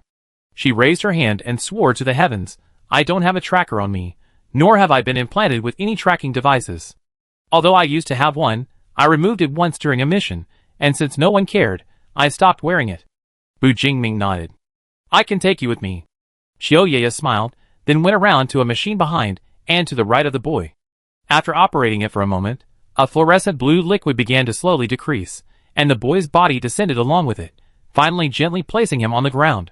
After the liquid was drained, the glass was removed, and the boy leaned limply against the base, his eyes still tightly closed, showing no sign of waking. Qiuye produced a large white blanket from somewhere, which Bu Jingming took and wrapped around the boy's body. Is he still not awake? This situation is complicated. Let's go out first, Qiuye said, about to step towards the door, but then turned back. Wait, there are still people at the door. How did you get in? Bu Jingming lowered his eyes and pondered for a moment. You wait here for me. I go set the fire and come back to find you.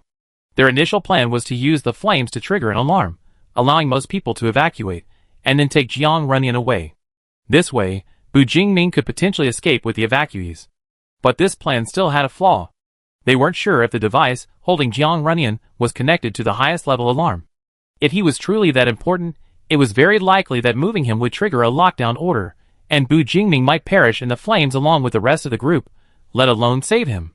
Fortunately, perhaps fate was on his side. Bu Jingming not only used his divine gift to enhance his talent again in a short time, but he even comprehended a new ability, shadow anchors. By planting an anchor in one shadow, Bu Jingming could teleport from other shadows at any time. Although the teleportation distance was short, it was sufficient. As long as the fire alarm was triggered to send some people out, there was no need to worry about them being locked underground. Unexpectedly, this backup plan was not needed. He unexpectedly encountered a defecting internal member, and the plan went incredibly smoothly. Qiuye was puzzled. Do we still have to do this? We might be discovered soon, is that alright? I'm not afraid of them chasing us, but if they target you alone, I might not be able to save you in time. Bu Jingming walked to a corner, stood in front of the ventilation duct, and suddenly spoke again. His name is Jiang Runyan, Ru as in entering and Yen as in new year. Qiuye squatted down and helped the boy up, watching Bu Jingming's body quickly disappear downwards, merging into the darkness. Mao, I finally did the right thing, didn't I? As Bu Jingming entered the ventilation duct, he contacted Kujoshin in his mind. There was a slight accident, but it's not a bad thing. I'm going to light the fire. You guys go straight to the car. I bring everyone in a bit. Okay, boss, keep in touch. Everything then proceeded smoothly. Bu Jingming lit open flames with alcohol near several smoke detectors. The fires quickly rose, thick smoke billowed, and soon triggered the wailing emergency escape alarms. The lab erupted into chaos and confusion. It seemed that at that moment, no doors needed the slow, deliberate fingerprint verification to open. People were pushing them open and running towards the elevator. Bu Jingming returned to Qiuye, catching the boy in his arms, and then said to her, "Close your eyes." With his full power activated, he carried the two of them and the bird into the shadows, escaping at lightning speed and slipping into the closing elevator doors. This elevator had probably never carried so many people at once before, yet it wasn't overloaded. Moreover, whether it was Bu Jingming's imagination or not, the elevator seemed to ascend much faster. It stopped and opened its doors in no time. The loud personnel poured out, causing a flurry of whispers outside. Ignoring them, Bu Jingming followed his memory to a gap in the outer wall, squeezed through to find his teammates, and then entered the car through the window. He then reappeared shouting, "Let's go! Boss! You, holy crap, there's another person!" Kujyoshin, in the passenger seat, turned around, nearly jumping in fright. Before he could speak, Tian Dongyu's sudden acceleration slammed him against the back of the seat. There was one more person than planned, but fortunately their car was large enough that there was still plenty of space. Bu Jingming gently laid the boy flat on the back seat, placing his head on his lap. Qiuye was placed directly on the open ground from the start. Seeing there were no extra seats, she simply didn't move, sitting cross-legged and even holding onto the car door for balance. "Hello. Hello, who else would I be?" "Don't shout," Bu Jingming finally spoke. "Her identity is complicated. You can talk about it when it's light." Since getting on the car, his gaze hadn't left Yang Runyan. "Qiuye, when will he wake up?" "Oh right, that's complicated too." Qiuye touched the owl on her shoulder. "He hasn't woken up in a long time." Chapter 8. "What do you mean?" "It means exactly what it says," Qiuye sighed. "Let me think. Maybe it was half a year ago. Maybe longer. I haven't seen him open his eyes since. However, the instruments show everything is normal. He probably just doesn't want to wake up." A long silence. Kujyoshin couldn't stand the atmosphere and quickly said, "Hey! Our boss has already rescued him. He'd definitely wake up. Hey boss, why don't you try sleeping like Sleeping Beauty? Maybe a kiss will wake him up." Bu Jingming didn't respond, so she looked at Qiuye again. "So, beautiful, who are you anyway? Wow, you even have a bird?" Seemingly finding it too tiring to keep turning her head back, Kujyoshin simply unbuckled her seatbelt and climbed into the back to sit with Qiuye. "Hey, can I touch it?" Qiuye generously took the owl off her shoulder, bit one leg, and let it stand on it. "Go ahead." It seemed only the two girls were having a pleasant conversation. Tian Dongyu, through the rearview mirror, watched Bu Jingming try several times to pull the excessively pale boy into his arms, but then gave up. Instead, he found one of his own coats and completely wrapped the boy up, then bent down and gently, tenderly, stroked his cheek with his thumb. The scene was so beautiful and amazing that Tian Dongyu involuntarily gripped the steering wheel. However, due to his excessive focus, he failed to avoid a large pothole, and the wheels rolled over it, causing the two people and the bird sitting on the ground to fly off the ground for 2 seconds. "Xiao Yu, why aren't you watching where you're driving? Let me drive," Kujyoshin grumbled, rubbing his backside. Tian Dongyu, however, looked away from the rearview mirror. "Sorry." Forcing himself to focus entirely on the road ahead, Tian Dongyu didn't notice that Bu Jingming in the back glanced at him briefly from the same spot, then lowered his eyes again, pondered for a moment, and closed them. The wilderness at night wasn't safe. Normally, they wouldn't choose to travel at full speed at this time, but this was a special situation. Qiuye watched as Tian Dongyu, using a modified radar, easily avoided the resting or active mutants. 3 or 4 mutants appeared that were unavoidable, but no one made a move. Soon, Bu Jingming used Shadow Slash to snap their necks or pierce their hearts and brains, killing them instantly. Qiuye shook her head in amazement and clapped her hands. "No wonder you guys dared to break into the lab to rescue people. Your strength is truly terrifying." "That's nothing," Kujyoshin slapped her thigh. "Our boss is amazing. You haven't seen anything more awesome." Then, as if telling a story to a child, Kujyoshin focused on thrilling and exciting events, determined to solidify Bu Jingming's image as a powerful figure. "My god, can you believe that our boss pinned that person to the ground with just one finger? He couldn't move at all." Bu Jingming finally couldn't take it anymore and interrupted her. "Don't exaggerate." "Okay, actually, he used one finger to control the shadows and pinned that person to the ground. But isn't that amazing?" "It's amazing too." Qiuye nodded in agreement. "Indeed impressive." Another time, the other side clearly asked the boss to help them rescue someone, saying they had prepared a generous reward. But after rescuing the person and handing them over, they reneged on their promise. What a two-faced scoundrel. However, we beat him up later and stole most of his supplies, so we didn't lose out. The atmosphere inside the car was surprisingly relaxed. No one could tell that this group had just set fire to someone else's laboratory under the cover of darkness, abducted two important figures, and were currently on the run. The nearly full moon slowly climbed overhead. The events of the night were beginning to wear them down. Bu Jingming told Tian Dongyu to find a suitable place to stop and rest. It's far enough, and the entire operation wasn't witnessed. They need time to investigate. He seemed unwilling to leave his recently regained lover, and had no intention of taking over the drive. Fortunately, everyone understood his feelings, and no one said anything tactless. Xiaoyaya volunteered, I can have Mao stand guard. It doesn't sleep at night anyway, and besides, it's a mutant, not an ordinary owl anymore. No one objected, and then Xiaoyaya witnessed something that shattered her worldview. Tian Dongyu found a spot with minimal traces of the mutant's activity, parked the car, and Kujoshin had already pulled 3 sleeping bags from under the seat, unfolded them, and handed one to each of them. The whole process took less than 10 seconds. Xiaoyaya was still bewildered when she received the sleeping bags when Kujoshin had already spread them out in an empty space inside the car and crawled in, then poked his head out to look at her. You don't have a cleanliness obsession, do you? You just use whichever sleeping bag you get, it'd have to do. Looking again, Tian Dongyu had already reclined the driver's seat and put himself in his sleeping bag. You guys are pretty skilled. Hey, you get used to it. We were supposed to be short one sleeping bag, but look at the boss. He probably doesn't plan to change positions until we reach Tianming base. Don't worry about him. Kujoshin kindly offered a hand to help Xiaoyaya recline the passenger seat. You're so cute, you can sleep in the chair. Go to sleep, go to sleep. Oh. Okay. Xiaoyaya instructed the owl to keep an eye on things at night, took off her glasses, climbed into her sleeping bag, lay down, and closed her eyes, but couldn't fall asleep for a long time. In her entire life, aside from the Great Cataclysm, tonight's events were probably the most unconventional, incredibly exciting. If she got caught, the consequences would be dire, but staying there to help them extract value from A01 felt too much of a betrayal of her conscience. Oh wait, she has a name, Jiang Runian. What a nice name. Xiaoyaya, lost in thought, drifted off to sleep. Perhaps because she had finally put her mind at ease, Xiaoyaya slept unusually soundly. When she opened her eyes, she found it was broad daylight. The car had been driving for quite some time. Awake? Are you hungry? Let's Xiaoyu find you something to eat. Kujoshin was now driving. Her left hand rested on the window, her right hand loosely gripping the steering wheel, and she was leisurely chewing on a small twig. Seeing Xiaoyaya awake, she glanced at her. Or, why don't you wait? We're not far from Tianming base.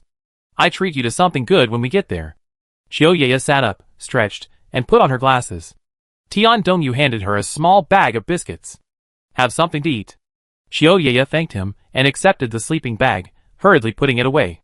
The owl climbed down from Kujoshin's chair and landed on her shoulder.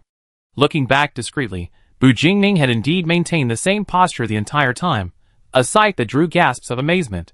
Didn't his legs go numb? Bu Jingming was currently using a small piece of medical gauze, moistened with water, to gently moisten Jiang Runian's lips. The boy, now without the machines, appeared even weaker after just one night. His face was deathly pale, devoid of any color. Moreover, sleeping like this for so long, it was unclear how he was eating. For a moment, Bu Jingming felt somewhat at a loss.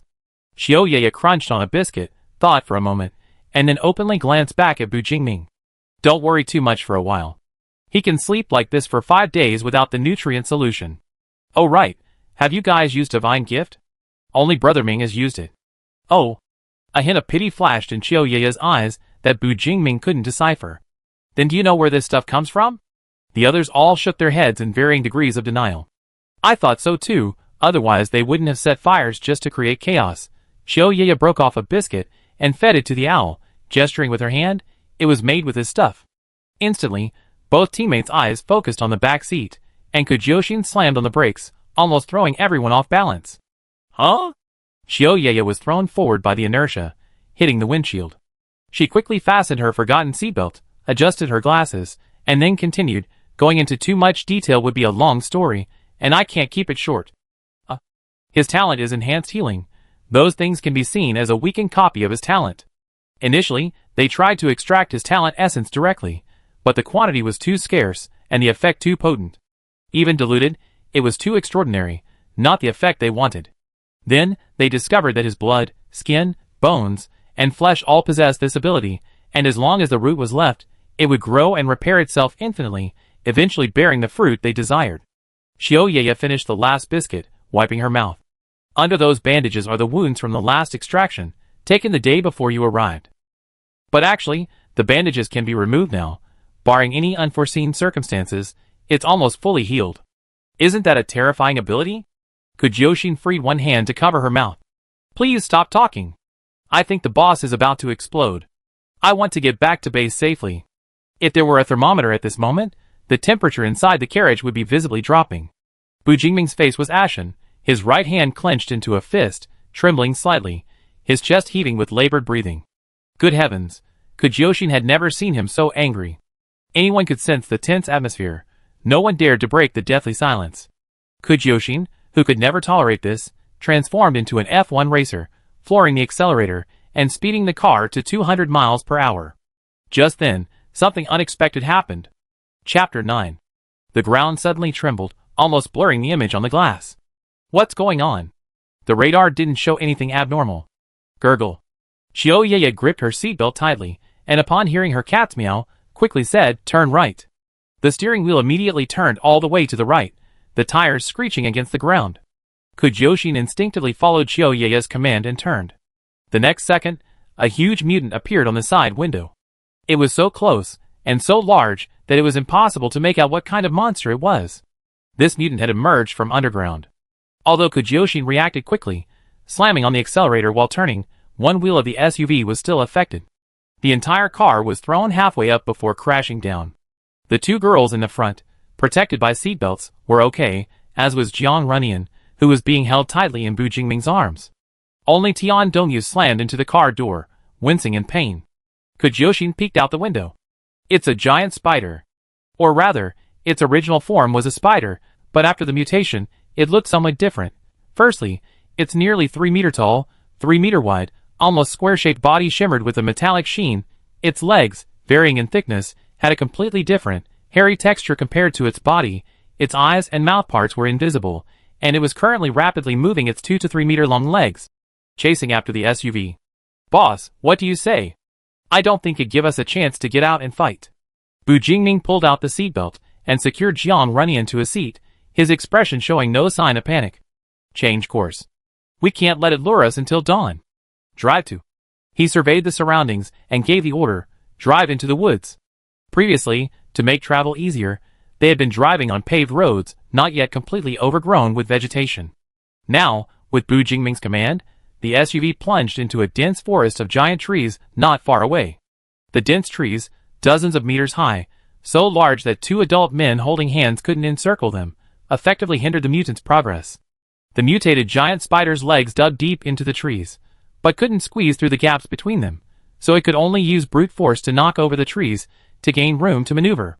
The black SUV wasn't actually driving very smoothly. Such massive trees inevitably had thick, gnarled roots blocking the wheels, but compared to the giant spider's size, it could still move nimbly through the green forest. Of course, simply driving forward wouldn't shake it off. They had to take advantage of its restraint to launch an attack. Bu Jingming reclined half of the back seat, revealing a trunk overflowing with various items. He pulled out a worn and old rifle. Even in this apocalyptic world where all species have awakened, firearms manufactured by human civilization still hold a place in terms of lethality. The only problem is that ammunition is hard to find, so they aren't frequently used. None of the team members possessed long-range attack talent. Bu Jingming's shadow could be considered one, but it was mostly used for strangulation, like ropes or vines. The giant spider's surface was exceptionally smooth. His shadow would probably only be useful for binding a few of its legs. Bang! The bullet whistled through the air, accurately striking one of the thickest legs. The giant spider let out an angry screech, its remaining legs swinging even more forcefully, felling tree after tree, instantly closing the distance to the SUV. It seemed to have mutated and lost its ability to shoot spider silk, only managing to chase the car with its few legs. Good news for the group inside. Bu Jingming pondered for 2 seconds, then tried firing a bullet into its torso. The bullet bounced off the hard shell without leaving a mark. It seemed they needed to find another way. If someone had a talent like corrosion, They could break through the mutant's defenses and kill it directly. But currently no one in the group had a talent that could achieve a similar effect. The most cost-effective option was to control the mutant's movements and then shake it off. Bang! Bang! Bang! Bu Jingming fired 3 shots in quick succession, hitting the thickest spider leg, while simultaneously unleashing shadow, one end binding to a nearby tree trunk, the other entangled in the spider leg that had been hit repeatedly. The giant spider's forward momentum caused its leg to be ripped off. Another piercing scream, even louder than before, ripped through the air, making eardrums ache. The giant spider was furious but powerless. The loss of a leg visibly reduced its speed, and the distance between it and the SUV gradually increased. The moment the giant spider began its wailing, Bu Jingming pulled his upper body back out the window, returned to his seat, tossed the rifle to Tian Dongyu, and covered Jiang Renian's ears. Tian Dongyu, aim at its leg and fire. Tian Dongyu nodded, opened the sunroof, and peered out to aim at the relentlessly pursuing giant spider. Given the giant spider's size, hitting its body was easy, but hitting its constantly pulsating leg was a different story. Tian Dongyu's dynamic aiming ability wasn't as good as Bu Jingming's. He could only hit 3 out of 5 times on average, but that was enough for Bu Jingming to tear off another leg from the giant spider. Having lost 2 legs in succession, the giant spider finally gave up the pursuit, and the off-road vehicle drove out of the giant forest and into a hilly area. Xiao Yeye pressed her chest to calm her wildly beating heart. That was so exciting! I haven't had direct contact with a mutant like this in ages. Ha ha ha, this is nothing, Kujyoshin laughed, patting her shoulder. It's just that they're a bit big. You haven't seen any more dangerous mutants yet. By the way, Sister Xian, where are we? Tian Dongyu, sitting back down, adjusted his glasses, deliberately avoiding the gaze of the young couple in the back seat, and observed the unfamiliar surroundings. This was a region they had never set foot in before. Not to mention them, it was overgrown with green forests, a complete paradise for plants, and it seemed that no humans were active here. I don't know where we are now, but I estimate we're another 6 or 7 kilometers away from Tianning. Kujyoshin finally released her foot from the accelerator, subtly stretching her stiff legs. Just in case, if we want to completely avoid the mutants on our way back, we have to drive another 3 kilometers. Hey, boss. She glanced back and saw her ruthless and taciturn boss also surveying the unfamiliar surroundings, except that his other hand was now holding the sleeping boy's hand, and the boy's tilted head was firmly resting on his shoulder. TSK, a little couple. She exchanged a glance with Xiao Yeye in the passenger seat, then began to subtly hint to Xiao Yeye to look at the 2 lovebirds in the back. This scene was truly bizarre. In the 5 years since the apocalypse, Xiao Yeye had witnessed too many love stories, some ending without a trace, some ending in death, and others mired in the chaos of power and desire. Yet, there was someone as devoted as Bu Jingming, abandoning everything to search for his lover, whose fate was unknown, amidst the perilous wilderness.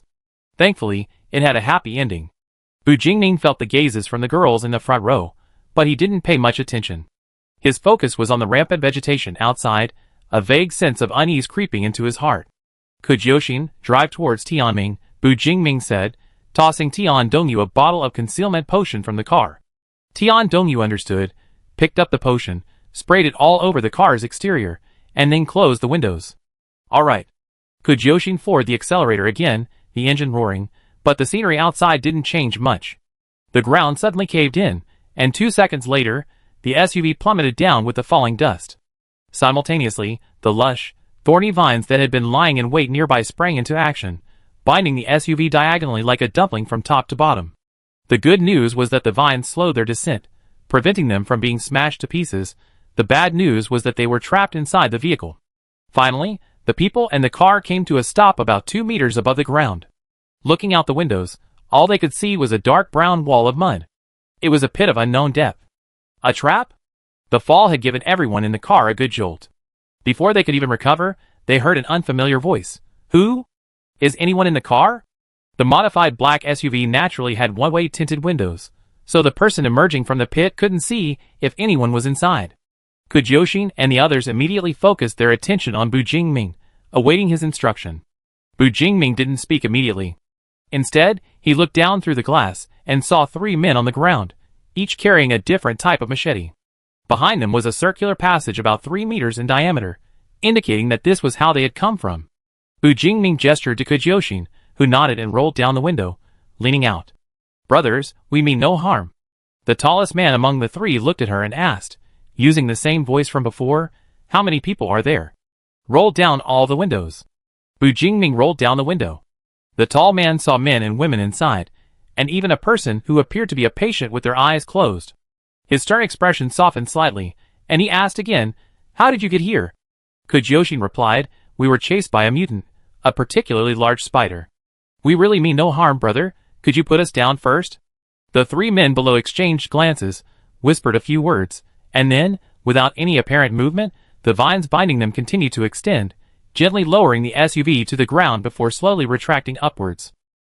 Bu Jingming unbuckled Jiang Renyan's seatbelt, laid him flat on the back seat, and then got out of the car with the others. Chapter 10. Upon closer inspection, the three men's appearances became clearer. They were of average build, except for the one who spoke, who was noticeably taller. The other two were about the same height. One had a very short buzz cut, and the other a bowl cut. Both were the type who would disappear into a crowd in the blink of an eye. "You said you were chased by that mutant? Where is the mutant?" the man with the buzz cut asked. Bu Jingming looked at him. "They were driven back." "Driven back?" The three men's expressions changed significantly. When they looked at Bu Jingming and his group again, their eyes were filled with surprise and caution. Bu Jingming was also scrutinizing them. Judging from their aura and earlier behavior, the tall man seemed to be the one with the most authority among the three. He walked directly to him. "Excuse me, we didn't mean to disturb you. We have urgent business to attend to. May we ask how we can leave from here?" Small teams like this were not uncommon in the apocalypse. Unaware of Bu Jingming's group's malice, the tall man spoke frankly, "We're from the Little Grass Base. This cave is a trap to deal with that mutated spider. Our base has another route to the surface. But your vehicle might not be able to get us up our road." The tall man looked at the black SUV with some curiosity. Their base didn't have any decent vehicles like this, and they rarely used them. He hadn't seen a car in ages. If these people can't take the car away, could they? Before the thought of taking advantage of the situation could even finish, the tall man watched as a thick black mass appeared beneath the SUV, slowly merging into it. Then, this darkness that swallowed the entire vehicle quickly reached Bu Jingming's feet, becoming part of a shadow. Bu Jingming nodded to him, "Please lead the way." The tall guy, "Follow us." The group walked into the passage. Bu Jingming and the tall guy walked in front, while Kujyoshin followed behind, curiously asking the bowl-cut guy, "Is your base underground?" "Yes, because there's that mutated spider on the surface. It's taken over a large area nearby. We were initially on the surface, but we had to move down here." Kujyoshin grabbed him and chatted, quickly explaining the situation of the base. The Little Grass Base was initially established by 5 or 6 people banding together for survival. Completely devoid of any human civilization, they relied entirely on cutting down trees to build shelters in the wild, and their food came from gathering and hunting. After 3 months, they were practically indistinguishable from savages. Then a mutated spider suddenly appeared nearby. Even though the small grass base had recruited several new members, none of the dozen or so people possessed any combat talent. The specially constructed protective walls couldn't stop it. Faced with such a fast, hard-shelled monster capable of burrowing underground, the base was almost instantly shattered, suffering heavy casualties. If the base's leader hadn't stepped forward and chosen to self-destruct, attempting to take the spider down with him, the remaining few wouldn't even have had a chance to escape underground. But the mutated spider didn't die, it still dominated the area. Fortunately, one of the survivors possessed the talent of stealth, which helped them evade the spider's every search, barely managing to survive underground. However, after several years, he was nearly exhausted from protecting the base's inhabitants. Once his talent was gone, the burrowing mutated spider could easily destroy and devour them. They had considered leaving, but lacking sources of information and supplies, they were worried about accidentally stumbling into the territory of another powerful figure, or ending up in a dead end with no sign of human habitation. With so many concerns, only a few decided to leave the Little Grass Base to find other, relatively safe bases to survive. Those remaining were conservatives, unwilling to leave easily. However, the spiders were indeed a significant threat, so they devised a trap to ambush them. Unexpectedly, they caught them instead of the spiders. While chatting, the tall man in front asked Bu Jingming, "Which base are you from? Are there any other bases around here?" "We don't belong to any base."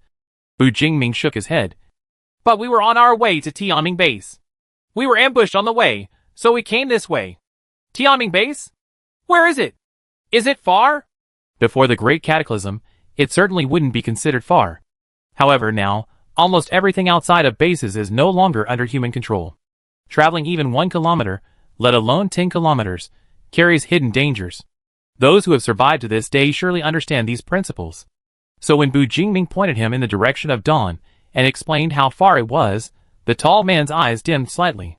He then stopped asking questions and silently led them to the end of the passage, pushing open an earthen door. The lighting along the way was poor, with torches placed at intervals for illumination. Once the earthen door was pushed open, a brightly lit underground base suddenly appeared. It was a full 5 meters high, with a large, flat open space in the center, containing a sizable stove piled with firewood. Further away, there was even a small vegetable garden, with tiny green shoots sprouting from it. 5 other paths, similar to the one they had used, led to unknown destinations. A few people sat scattered in the central open space. At first glance, they were all men, varying in height, their only commonality being their unusually thin physique. They clearly lacked combat strength. No wonder they couldn't defeat the mutated giant spiders. Seeing the tall man lead a group of strangers into the base, the people in the open space couldn't help but turn their gazes towards them. One of them even asked directly, "Leader, who are these people? Weren't they supposed to be checking if the mutants had fallen into a trap?" It turned out the tall man was the leader of this base. The tall man briefly introduced Bu Jingming and his group to the people at the base, then looked at Bu Jingming and said with a smile, "Sorry, I didn't introduce myself earlier. My surname is Wang Ping, and I'm the leader of the Little Grass Base. Would you gentlemen like to sit down and rest in our base for a while?" The calculating look in his eyes was too obvious. Bu Jingming didn't answer him directly but asked, "What do you want from me?" Wang Ping scratched his head, never having seen such a direct approach. "Okay, it's like this. From what you all said earlier, you seem to have driven off that mutated spider quite easily. I was wondering if you could be asked to kill it completely. Of course, we're not asking you to work for free. The base will provide the reward." Upon hearing this, Kujoshin glanced around the base again, then whispered to Chiyoye in the back, "Asking for payment from this base feels like robbery." Bu Jingming also didn't think the base could offer any decent reward. Besides, he didn't have the energy to care about anyone else's life or death right now. Getting back to Tianming and figuring out how to check on Jiang Renyan's condition was the most important thing. "Sorry, I have urgent business." Wang Ping interrupted him. "Wait, don't rush to refuse. Why don't you hear what the reward is?" Someone nearby seemed to have guessed the leader's thoughts and said incredulously, "Leader, you wouldn't be thinking of using that." Wang Ping glared at him, then turned to Bu Jingming with a fawning smile. "Do you know what a divine gift is?" Seeing Bu Jingming's expression, Wang Ping was certain he knew, and confidently said, "Our base obtained one by chance a month ago. How about we use that as payment?" A deathly silence fell over the base. Kujoshin secretly patted Tian Dongyu's arm, his eyes asking, "If the boss suddenly acts up, should we stop him or not?" Tian Dongyu, "Mingji wouldn't be that impulsive." Kujoshin, "Maybe we should stop him." Tian Dongyu, "You're overthinking it. When has Mingji ever been impulsive?" Kujoshin, "I'm ready. You support me in a bit." Tian Dongyu, Not only did Bu Jingming's teammates have something to say, but the people at the opposing base seemed even more anxious. They tried to speak several times, but Wang Ping stopped them, and they just waited quietly for Bu Jingming's decision. "Sorry, not interested." Bu Jingming's expression remained unchanged, but Wang Ping's smile froze. "What's going on? Does this guy even know what divine gift is? Wait, even if you can't use it, at least you can use it for trade. Won't you reconsider?" The base member who had been kept silent couldn't hold back any longer. "Leader, it's for Lin Zi. Without his talent, we'd be found in a heartbeat. Are you stupid?" Wang Ping wanted to give him a good whack on the head. Even if Lin Zi uses it, how long can it last? Can he maintain this for the rest of his life? Only by killing the mutant can we eliminate the threat forever. Bu Jingming and his group decided to stay at the Little Grass Base for the time being. The reason was simple. Jiang Renyan had woken up in the SUV. When Bu Jingming noticed the commotion, Wang Ping was still talking to the base members, but he didn't have time for that. After a brief greeting to Wang Ping, he found an empty space and drove the car out. The moment this modified, large SUV appeared, it attracted even more attention from the base members than their group. Some even tipped them off, and several more people emerged from the passageway to admire this rare sight in the apocalypse. Ignoring the stares of others, Bu Jingming opened the car door and stepped inside. As he looked down, he happened to bump into a pair of eyes that had been tightly closed for so long, Their eyelashes trembled, and the fingers that had slipped off the seat twitched slightly, as if they were about to wake up. Bu Jingming almost held his breath. He knelt beside Jiang Runyan, picked up the slipped hand, and squeezed it tightly. 1 second, 2 seconds. Bu Jingming met his open eyes and froze. They were eyes completely different from those he remembered. A deep blue, like a cloudless, clear sky. Chapter 11. Jiang Runyan's eyes weren't as deep as Bu Jingming's. Instead, they were exceptionally light. In sunlight, even the intricate lines of his pupils would be clearly visible. Where did he go? How did he become like this? It wasn't that he was unattractive. Such a pure blue suited his face perfectly, making Jiang Runyan look like a divine child favored by God. But those eyes didn't reflect Bu Jingming's image. Like the glass eyes of a doll's face, they were merely lifeless objects. Bu Jingming's breathing trembled as he raised his hand to stroke Jiang Runyan's cheek. Nian Nian? His breathing was normal and steady, occasionally blinking, but other than that, Jiang Runyan made no other movements, like a soulless shell. His excited heartbeat was quickly dampened by a bucket of cold water. Bu Jingming exhaled a breath of stale air, turned his head, and called out to the window, Qiu Yeye. Hey, what's wrong? Ah, you're awake? Qiu Yeye got into the car, followed by Kujioshin. Kujioshin couldn't help but exclaim upon seeing Jiang Runyan. Wow, I didn't dare look closely before, boss. Your boyfriend is way too good looking. Those eyes, so rare. Ignoring Kujioshin, Bu Jingming sat in the back seat, pulling the boy's upper body into his arms. Although he was asking Qiu Yeye, his eyes never left Jiang Runyan's face. What's wrong with him? Qiu Yeye came over to look, not surprised by Jiang Runyan's state. He's half awake, probably in a state where his mind is awake, but his body is still stiff. Actually, he can hear us now. Can he hear? Looking into those inorganic eyes, Bu Jingming felt his heart clench, tightening and throbbing. He didn't ask when Qiu Yeye would fully wake up. At least she had opened her eyes. They had plenty of time now. They could take it slow. Tian Dongyu stood outside, leaning against the car door, occasionally glancing inside as if by chance, his right fist clenching, then relaxing, before finally averting his gaze in a flustered manner. Wang Ping was also standing outside the car. He was waiting to persuade Bu Jingming to help their base eliminate the mutated giant spider. Seeing Tian Dongyu's inscrutable expression, he hesitated, but couldn't resist asking, who's that inside? He is. Tian Dongyu felt his throat spasm for a moment. Mingji's lover. Huh? Wang Ping also peered inside. A man? Okay, it's the apocalypse, and he doesn't look like the type to be interested in women, so it's normal. Wang Ping convinced himself. Inside a large building, a small red dot flashing and moving on a mobile phone-like device suddenly disappeared, leaving only a scanning screen. Someone stepped forward, picked up the device, and clicked on a few places before raising an eyebrow. When did it escape? He'd been too busy lately to notice his most prized possession's movements. He put down the device, pulled a mobile phone from his pocket, and made a call. Go to this coordinate. Except for A01, kill everyone on sight. Bu Jingming held a plastic bowl filled with steaming white rice porridge, with a few pieces of meat floating on top. The rice had been forced into the trunk by Xiang Chanlin. The meat was a friendly gift from Xiaoqiao Base, and the porridge was cooked on Xiaoqiao Base's stove. Of course, they didn't use their rice for nothing. The small base didn't have the conditions to grow rice, so Kujioshin gave half a bag of rice, allowing these people who had been hiding underground for so long to finally eat white rice. Jiang Runyan had already been helped to sit up, obediently leaning against the car seat, sitting quite steadily. Bu Jingming scooped up a small spoonful of porridge, blew on it for a while, and then tested it himself to make sure it wasn't too hot before carefully feeding it to Jiang Runyan. Good.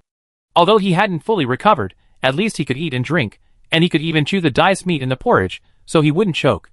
Bu Jingming patiently fed him spoonful after spoonful until half the porridge in the bowl was gone. Only then did Jiang Runyan stop actively opening his mouth to take more porridge. Looks like she's full, but isn't this amount a bit too little? Yen Yen, want some more? Bu Jingming tried a few more times, and after confirming that she really wasn't going to eat any more, he tilted his head back and drank the rest of the porridge in one gulp, throwing the bowl and spoon into the temporary bag. Yen Yen, you leader. The commotion outside the car suddenly intensified. Most of the people in the base had come out to drink their porridge. There weren't many, only about 10 people, but at this moment, another person ran out from one of the passages, shouting in a tearful voice, Leader, Lindsay's talent is about to fail. Wang Ping's expression changed. He threw down his bowl and was about to rush inside, but stopped abruptly halfway. He gritted his teeth, turned around, and ran back, just in time to see Bu Jingming getting out of the car. "Sir! Boss! The mutated spider's lair isn't far from here, and it's extremely aggressive towards humans. Once Lindsay's stealth talent fails, we all be wiped out underground." This put Bu Jingming in a difficult position. They couldn't ignore it, since their own people were also present. Bu Jingming stared at him for a long time, or perhaps not very long, but Wang Ping was so anxious about this matter that during the time the other party remained silent, it was as if everything around him slowed down, and he himself felt uneasy under the stare. Had he already angered the other party? Wang Ping was uneasy, hesitating whether to withdraw his request, when he heard Bu Jingming say, "Give the divine gift to one of your members." Before Wang Ping could show any disappointment, Bu Jingming added, "Maintain your talent. To deal with mutants, it's best to take the initiative, not passively defend." This meant he was going to intervene. Wang Ping's eyes immediately lit up, and he thanked him repeatedly, then quickly ran into the passage. Kujioshin stood beside Bu Jingming, raising an eyebrow at him. "Boss, don't you hate being morally blackmailed the most?" Nyan is also in the car. "Safety first. Killing a mutant isn't difficult." TSK, Kujioshin found the term of endearment nauseating. "Boss, so this is your style when it comes to romance?" It almost made my teeth ache. Kujioshin then remembered something. "Speaking of which, boss, I thought you couldn't stand anyone using that thing anymore. Xiaoyu and I were even planning to stop you when you got angry and wanted to take action." Bu Jingming? To this day, Bu Jingming still doesn't know where Kujioshin's misunderstandings about him came from. As outsiders, they didn't follow the people from the little grass base into the passageway to the depths of the base. Instead, they waited in the open space outside. About 10 minutes later, Wang Ping came out. Lindsay's talent has stabilized. The effect of the divine gift is simply amazing, Wang Ping recalled.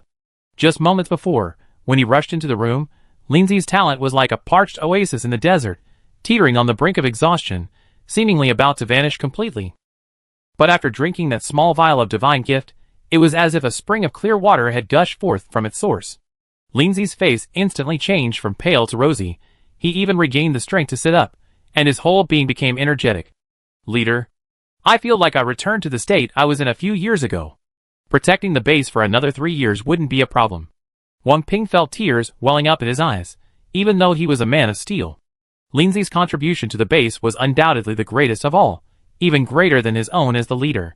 If Lindsay hadn't completely given up his freedom, willingly lying in bed, using all his strength and spirit to maintain his talent, the little grass base would probably have ceased to exist long ago.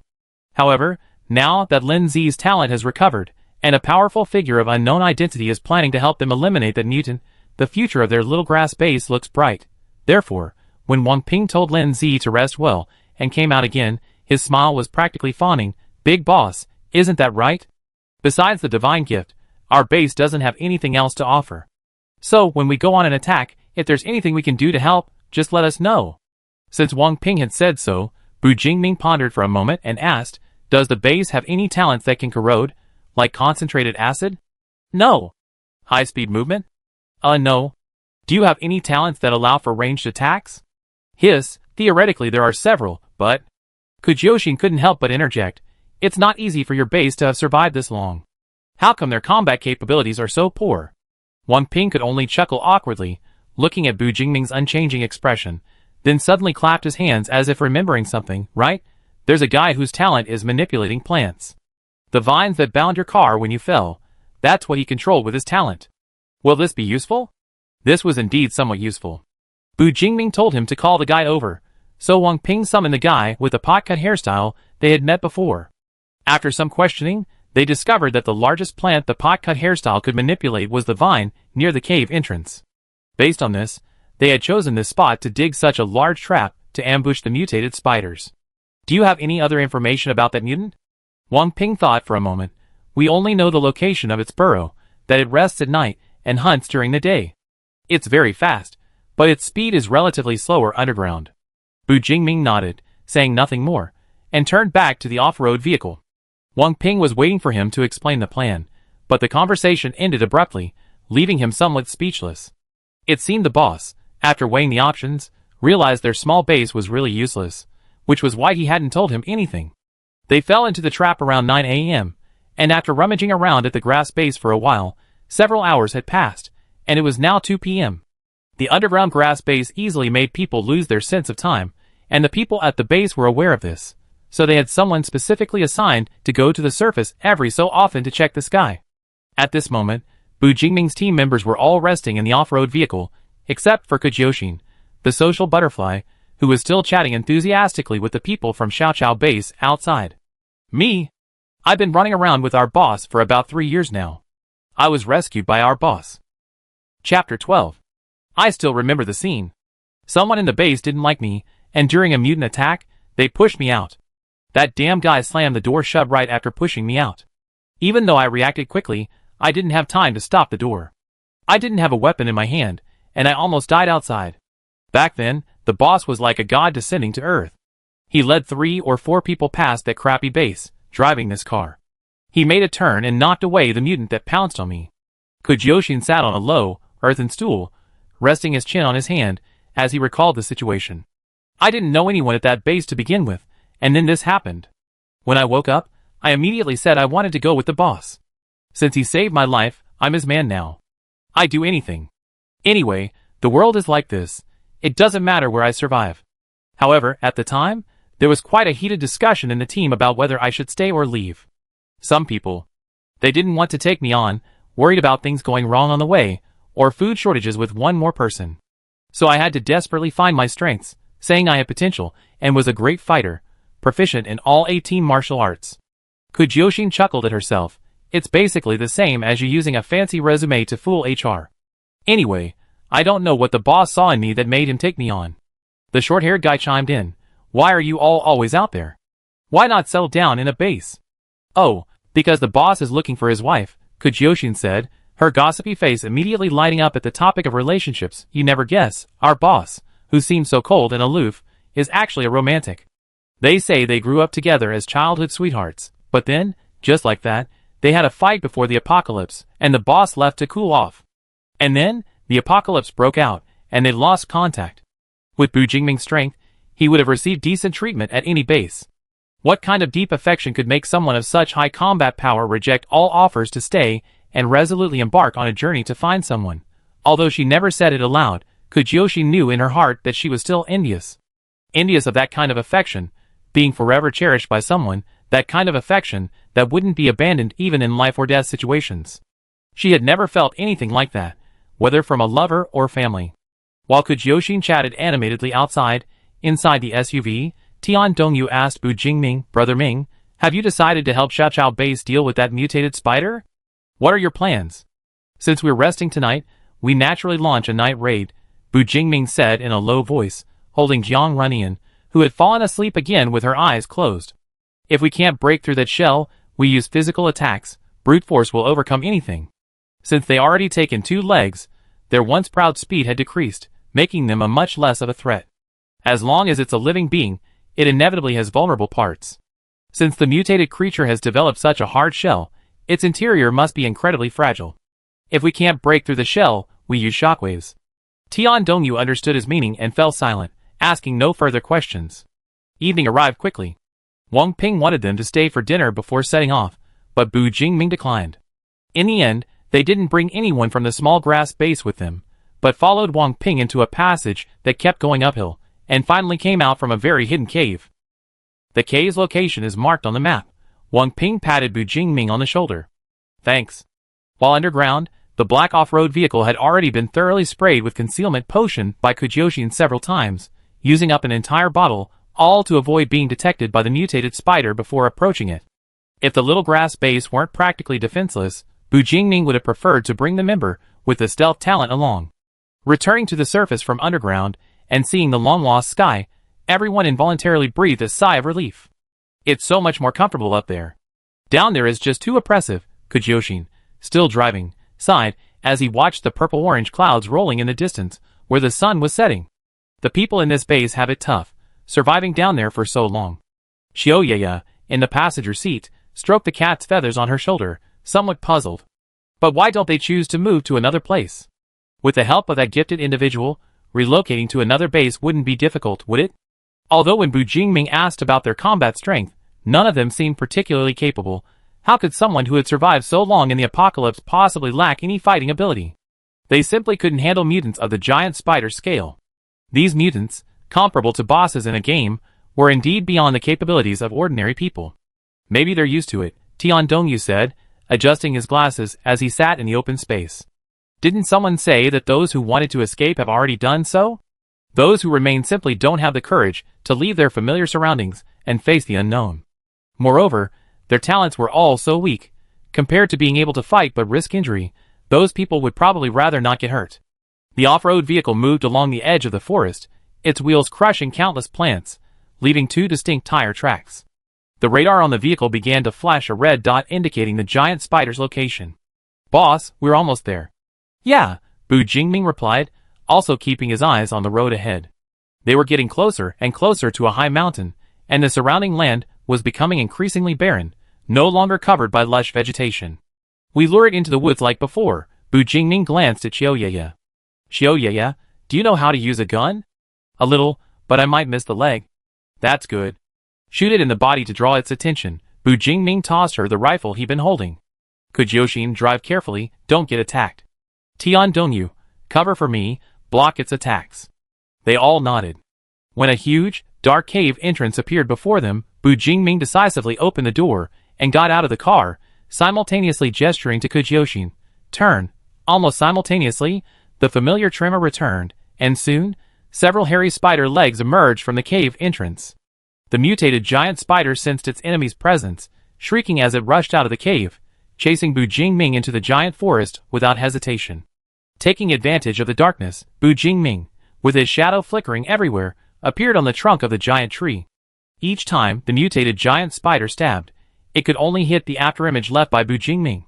This feeling of being toyed with made it even angrier, and it began to rampage through the forest again, relying on its huge body. There were two reasons why they had to go into the forest to fight. First, to slow down the giant spider's movement. Second, a dark shadow coiled around a large tree, severing it in half, like a python constricting.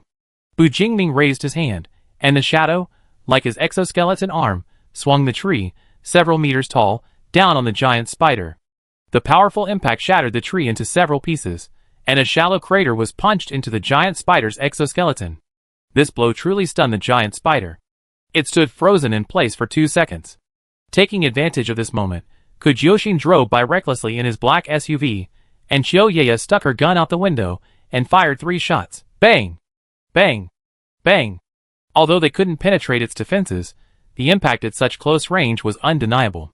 The giant spider was immediately drawn to the impact, abandoning Bu Jingming and instead running towards the nimble metal object moving through the forest. It had only chased after the giant spider for a few meters, smashing through several trees, when its hind legs were swept away by another massive tree, crashing through and breaking several more trees. Bu Jingming crouched on a high tree branch, his breathing becoming increasingly rapid. The giant spider was no small creature. To inflict an effective attack on it required immense effort, and controlling the shadows to unleash sufficiently damaging speed also drained his strength. After this fight, the giant forest that had previously completely blocked out the moonlight had been cleared, creating a sizable open space. The soft moonlight illuminated the giant spider's pockmarked exoskeleton, clearly indicating that this method of attack could inflict damage. However, compared to trees, which the giant spider could easily destroy, perhaps attacking the ground was better. The solid earth could absorb all impacts and reflect them back to the giant spider's body. Bu Jingming simply picked up the tree trunk that was knocked down by the giant spider on the ground. While avoiding the spider's legs that were poking at him, he manipulated the shadow to use the tree trunk as a stick and hit the giant spider hard. One branch was broken and another was replaced, and the center of the battlefield became a battle between him and the mutant. Tian Dongyu was always ready to condense a water shield in the car to block Bu Jingming's attack, but he didn't expect that he was so flexible that the giant spider couldn't hit it at all. Kujyoshin simply drove the car to a stop far away from the fighting range. He looked at the violent beating that almost turned into a one-sided crushing in the moonlight and marveled, Boss seems to have become stronger since the last 2 upgrades in a short period of time. What second upgrade? Xiaoyaya heard the unfamiliar term. Although her mind quickly realized what it meant, she still couldn't help but ask. She was, after all, a former lab member and knew a little about talent-related information, but a second upgrade in such a short time? Was Bu Jingming even human? Before taking charge of A01, She had rotated through several other experimental projects. Talent-related research was a key focus of the entire research lab, so she not only knew that talents could continuously strengthen with proficiency, but also that talents usually had more than one way of being used. However, very few people could grasp this. They were practically phoenix feathers. That's right, before he rescued people, about a week ago, he upgraded once. Then, to save people, he stole a bottle of Divine Gift from your lab, and then he upgraded again. Divine Gift didn't have a very obvious strengthening or upgrading effect. They had experimented with it. It could only strengthen for a short time, not sustain it, and couldn't achieve a true upgrade. Qiu Yeye knew Bu Jingming was strong. She knew that when she was threatened in such a secure lab, but she never expected him to be able to do this. Was it because of A01? Chapter 13. Bu Jingming slammed an exceptionally thick tree trunk down onto the giant spider's exoskeleton. The previous battle had not only dented the spider's shell, but also torn off 2 more of its legs. The giant spider was now completely harmless to him. With the final blow, the spider's exoskeleton caved in completely from the center, almost splitting its body in 2.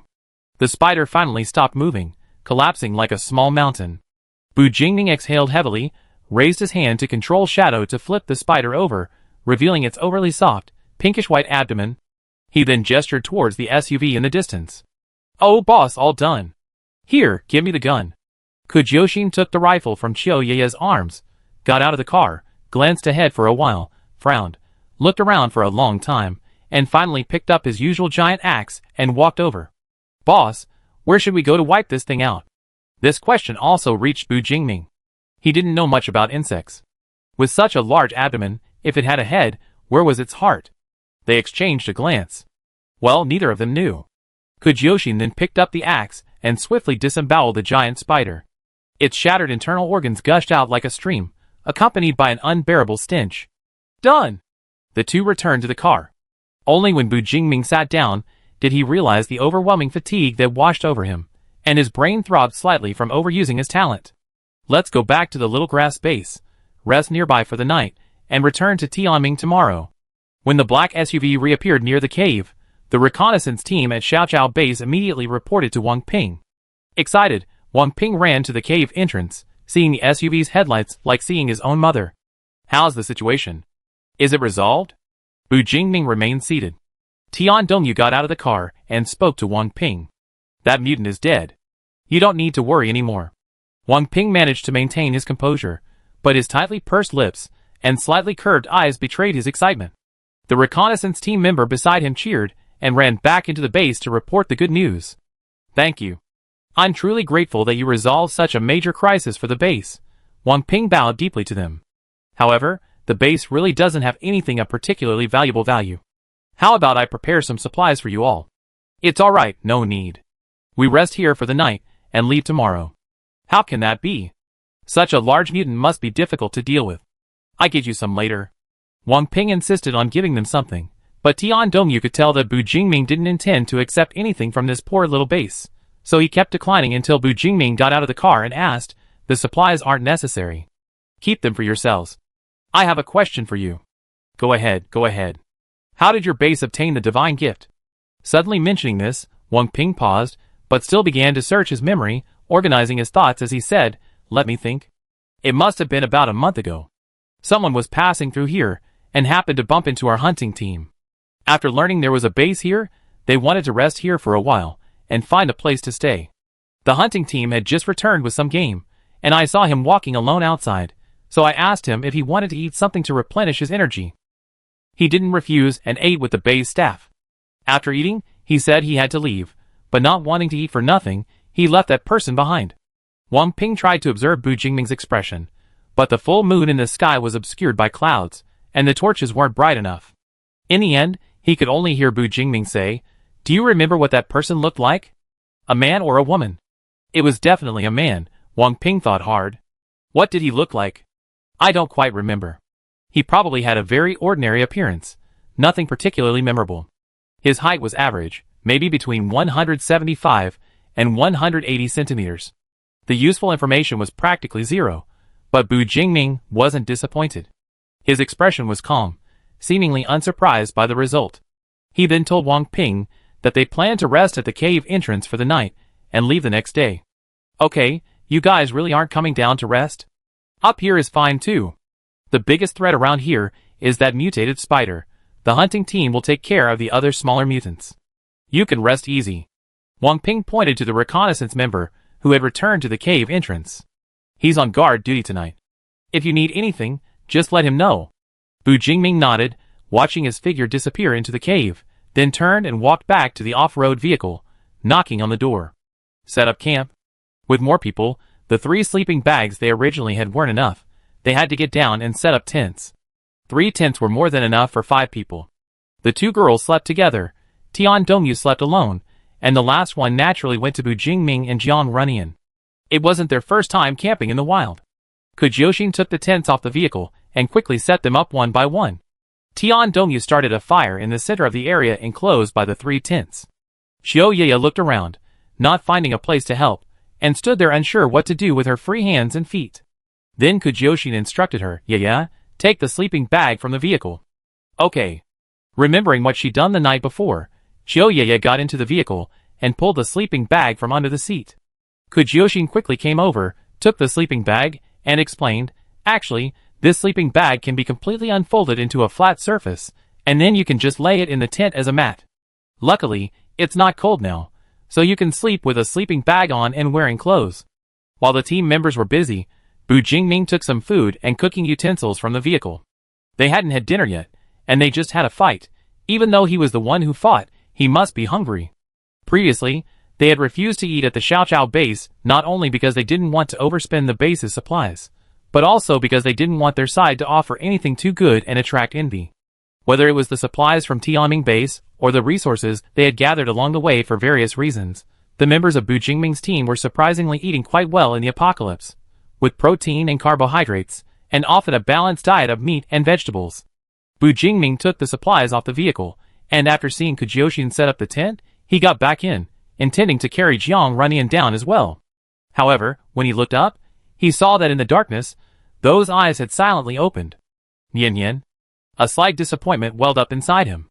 Bu Jingming sat down beside him, gently stroking his long eyelashes. When did it become like this? The empty, lifeless eyes brought a profound sense of unfamiliarity to Bu Jingming. Jiang Runyan was right there, within reach, yet an insurmountable galaxy seemed to separate them. In the past 5 years, Bu Jingming had thought countless times about why they had argued, why he had abandoned Jiang Runyan to go so far away just to clear his head. A few hundred kilometers was insignificant in pre-apocalyptic modern society, but after the apocalypse, it took him months to return to the ruined school. He was already too late. He had completely lost all contact with Jiang Runyan. Thinking of the clues he had obtained at the Shanhe base, Bu Jingming's eyes hardened with a rare fierceness. Someone must have secretly harmed Jiang Runyan, imprisoning him in that cold place for who knows how many years. Furthermore, if Xiao Yaya's account wasn't exaggerated, then what he saw in the basement, so many divine gifts, scattered outside and already used. Bu Jingming dared not imagine how Jiang Runyan had endured the excruciating pain of having his flesh scraped and bones broken for so long, how he had persevered until Bu Jingming's belated arrival. His throat tightened, his eyes burned, and Bu Jingming thought he was about to shed tears, something he hadn't done in a long time. But in reality, he simply and tenderly pulled Jiang Runyan into his arms, adjusted him to a lying position, and carried him horizontally out of the car, into one of the tents. Although Xiao Yaya said Jiang Runyan could sleep like this for 5 days, after being weaned off the nutrient solution, Bu Jingming couldn't ignore his physiological needs. Even with such extraordinary talent, 3 days without water would cause problems. The tent was empty except for the sleeping bag laid out. After Bu Jingming put Jiang Runyan down, he realized that Jiang Runyan wouldn't have a comfortable position to maintain while eating and drinking, and the tent wasn't very stable. Bu Jingming thought for a moment, then left the tent and found a slightly thicker tree. He easily broke off a section using his shadow and carried it back to the campsite, placing the trunk behind their tent. This way, Jiang Runyan could sit more comfortably. Jiang Runyan with his eyes open was completely different from when he was asleep with his eyes closed, mainly in his physical condition. When asleep, he was soft and heavy. When seemingly awake, he was like a swaying puppet, his body stiff, but able to maintain a certain posture. When Bu Jingming returned to the tent, he brought a palm-sized can of food, 2 flatbreads, and a water bottle. The flatbreads were for him, while the can, with its fruit-patterned packaging, contained warm mashed potatoes. Jiang Runyan hadn't eaten much of the porridge at noon, and Bu Jingming was worried he was hungry. That evening, he took potatoes from the car, mashed them, sprinkled some salt, and made a very simple mashed potato dish. Jiang Runyan sat up with Bu Jingming's help, leaning against a thick tree trunk through the tent fabric. His eyes remained fixed, still unable to see anything. But he was very obedient. He would open his mouth and swallow food offered to him, and he would hold the water cup properly. However, after only a couple of bites of the canned mashed potatoes, he suddenly trembled. Then, as if suddenly alive, he waved his arms to open the spoon in front of him, tilted his head, and dramatically vomited up the undigested mashed potatoes. Chapter 14.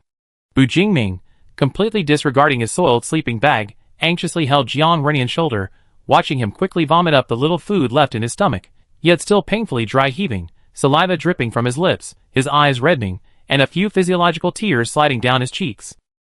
The commotion inside the tent also attracted the attention of the others outside. Kujyoshin was the first to run over, lifting the curtain to see Boss. "What's going on?" Xiaoyaya, following closely behind, saw the situation in the tent from afar and instinctively wanted to find tissues, only realizing after a while that such luxuries weren't available in the apocalypse, especially since she was no longer in the lab. Tian Dongyu reflexively stood up with the two girls, but didn't move, only glancing at the tent through the firelight. After a moment, he lowered his eyes and slowly walked over, offering a token expression of concern. Jiang Runyan had stopped vomiting. His head was bowed, and Bu Jingming wiped the grime from his mouth with his sleeve before handing him a water bottle. Jiang Runyan didn't drink. He seemed to finally come to his senses, slowly raising his head. His first sight was of Kujyoshin outside the curtain, then Xiaoyaya on his left, and finally Bu Jingming beside him. His azure eyes flickered, no longer empty, but filled with weakness and exhaustion, and many other subtle emotions. "Yen Yen? Have some water. Is anything else bothering you?" Bu Jingming couldn't discern the complex emotions in Jiang Runyan's eyes. His mind was still filled with the joy and excitement of his lover finally waking up. His eyes shone, and even his hand holding the water bottle trembled slightly. Hearing his voice, Jiang Runyan finally turned his head, lifting his eyelids to trace the face he hadn't seen in so long in the dim firelight. His skin was rougher, completely devoid of the childishness of a student, and the occasional outgoing exuberance of the past was gone, replaced by a calm and reserved demeanor, like a sharp knife sheathed. He was somewhat like the person he had been as a child, overly silent, having built a heavy wall between himself and the outside world. Jiang Runyan had played with him for a long time before finally bringing this child out of that wall, and then spent a long time with him before seeing him shine, becoming like a normal boy, sunny and energetic. Ah, so this wasn't the Bu Jingming of his imagination, this time it was real. His rusty, sluggish brain couldn't fully process what this realization meant. Jiang Runyan simply stared at him for a long time, then closed his eyes, and fell into his arms. Bu Jingming caught him in a flurry, nearly spilling the uncapped water bottle. "Yen Yen? Yen Yen?" Jiang Runyan, who had collapsed, seemed to have fallen back into a deep sleep, but it wasn't a peaceful one. His brows were furrowed, and his lips were tightly pursed. Bu Jingming patted his back, comforting him for a while before his facial muscles relaxed. The teammates outside the tent quickly realized it wasn't appropriate for them to be there at this time. They stopped lingering outside the tent flap. Tian Dongyu and the two girls said he would keep watch that night, and the girls nodded, quickly finished their dinner, and went into their tents. Bu Jingming took the soiled sleeping bag outside to clean it. When he brought it back, he simply turned it inside out, zipped it up, and put it back in its sleeping bag form. He then covered Jiang Runyan with it, took off his own coat, folded it into a square, and used it as a pillow for Jiang Runyan. He was strong and healthy, so it didn't matter, but Jiang Runyan couldn't afford to catch a cold. Silence reigned all around, broken only by the crackling of firewood burning. Bu Jingming's expression wasn't good. He couldn't fathom how weak Jiang Runyan's body must be to have vomited everything after barely eating anything. Fortunately, he had at least rescued her. There was still plenty of time. He could slowly help Jiang Runyan recover. Bu Jingming lay down as well, his body separated from the ground by only a thin tent flap. There were no pillows or blankets, making it even harder to sleep than on a hard bed. Even so, these conditions were actually quite good. The first year, Bu Jingming often slept in trees in the wild, only securing himself to branches with vines, fearing being attacked by the mutants in the middle of the night. "Sleep well, good night, Runyan." Bu Jingming leaned in and gently kissed the corner of Jiang Runyan's lips. The next morning, at the crack of dawn, the group quietly packed their things and got into the car without disturbing the members of the small grass base, who were dozing off guarding the cave entrance. The guards were only awakened when the engine started, but they only caught a glimpse of the SUV driving away. The journey back to Tianming was uneventful. Bu Jingming hadn't told Xiang Chanlin when he would return, so the guards on watch only went to inform Xiang Chanlin after seeing the familiar black SUV. Jingming, you're back so quickly this time? Xiang Chanlin hurried to the base gate, even a little out of breath, when he stopped. Just then, Kojioshin drove into the base, found an empty spot, and parked. He peeked into the open car door. Wow, there's a little girl I haven't seen before. Looking back, Xiang Chanlin saw the quiet boy with short, slightly curly chestnut hair, wrapped only in a white cloth, his eyes closed. The boy's upper body was completely held in Bu Jingming's arms, his legs slightly curled, taking up most of the back seat. Jingming, you're abusing a little boy? No wonder this guy and Kojioshin hit it off so easily. They're practically the same kind of people. Ignoring Xiang Chanlin's wild guesses, Bu Jingming lifted Jiang Runyan out of the car like a child, walked past Xiang Chanlin, and went inside. I take him to rest first. I find you later. Oh hey! Should he get some clothes for the child? Xiang Chanlin didn't even have time to call out to Bu Jingming before he strode into the base, and disappeared from sight in a short while. Kojioshin got out of the car and patted the stunned Xiang Chanlin. Look, brother Xiang, that's the boss's girlfriend. Xiang Chanlin clicked his tongue. I can see that. I never seen him cherish anyone like this before. Hey, by the way, now that we found her, you guys shouldn't need to run around anymore, right? How about staying in Tianming? I don't know what the boss is thinking. I haven't heard him mention his plans yet. Kojioshin noticed his gaze kept drifting to Chiyoye beside him, so he pulled Chiyoye over. By the way, we can bring in a research talent for your base. Let me introduce you. Her name is Chiyoye.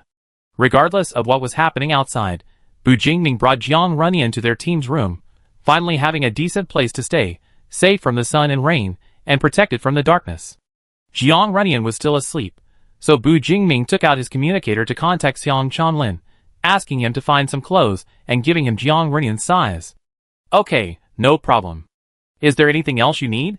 Bu Jingming thought for a moment. And a bowl of porridge, please make it a little thinner.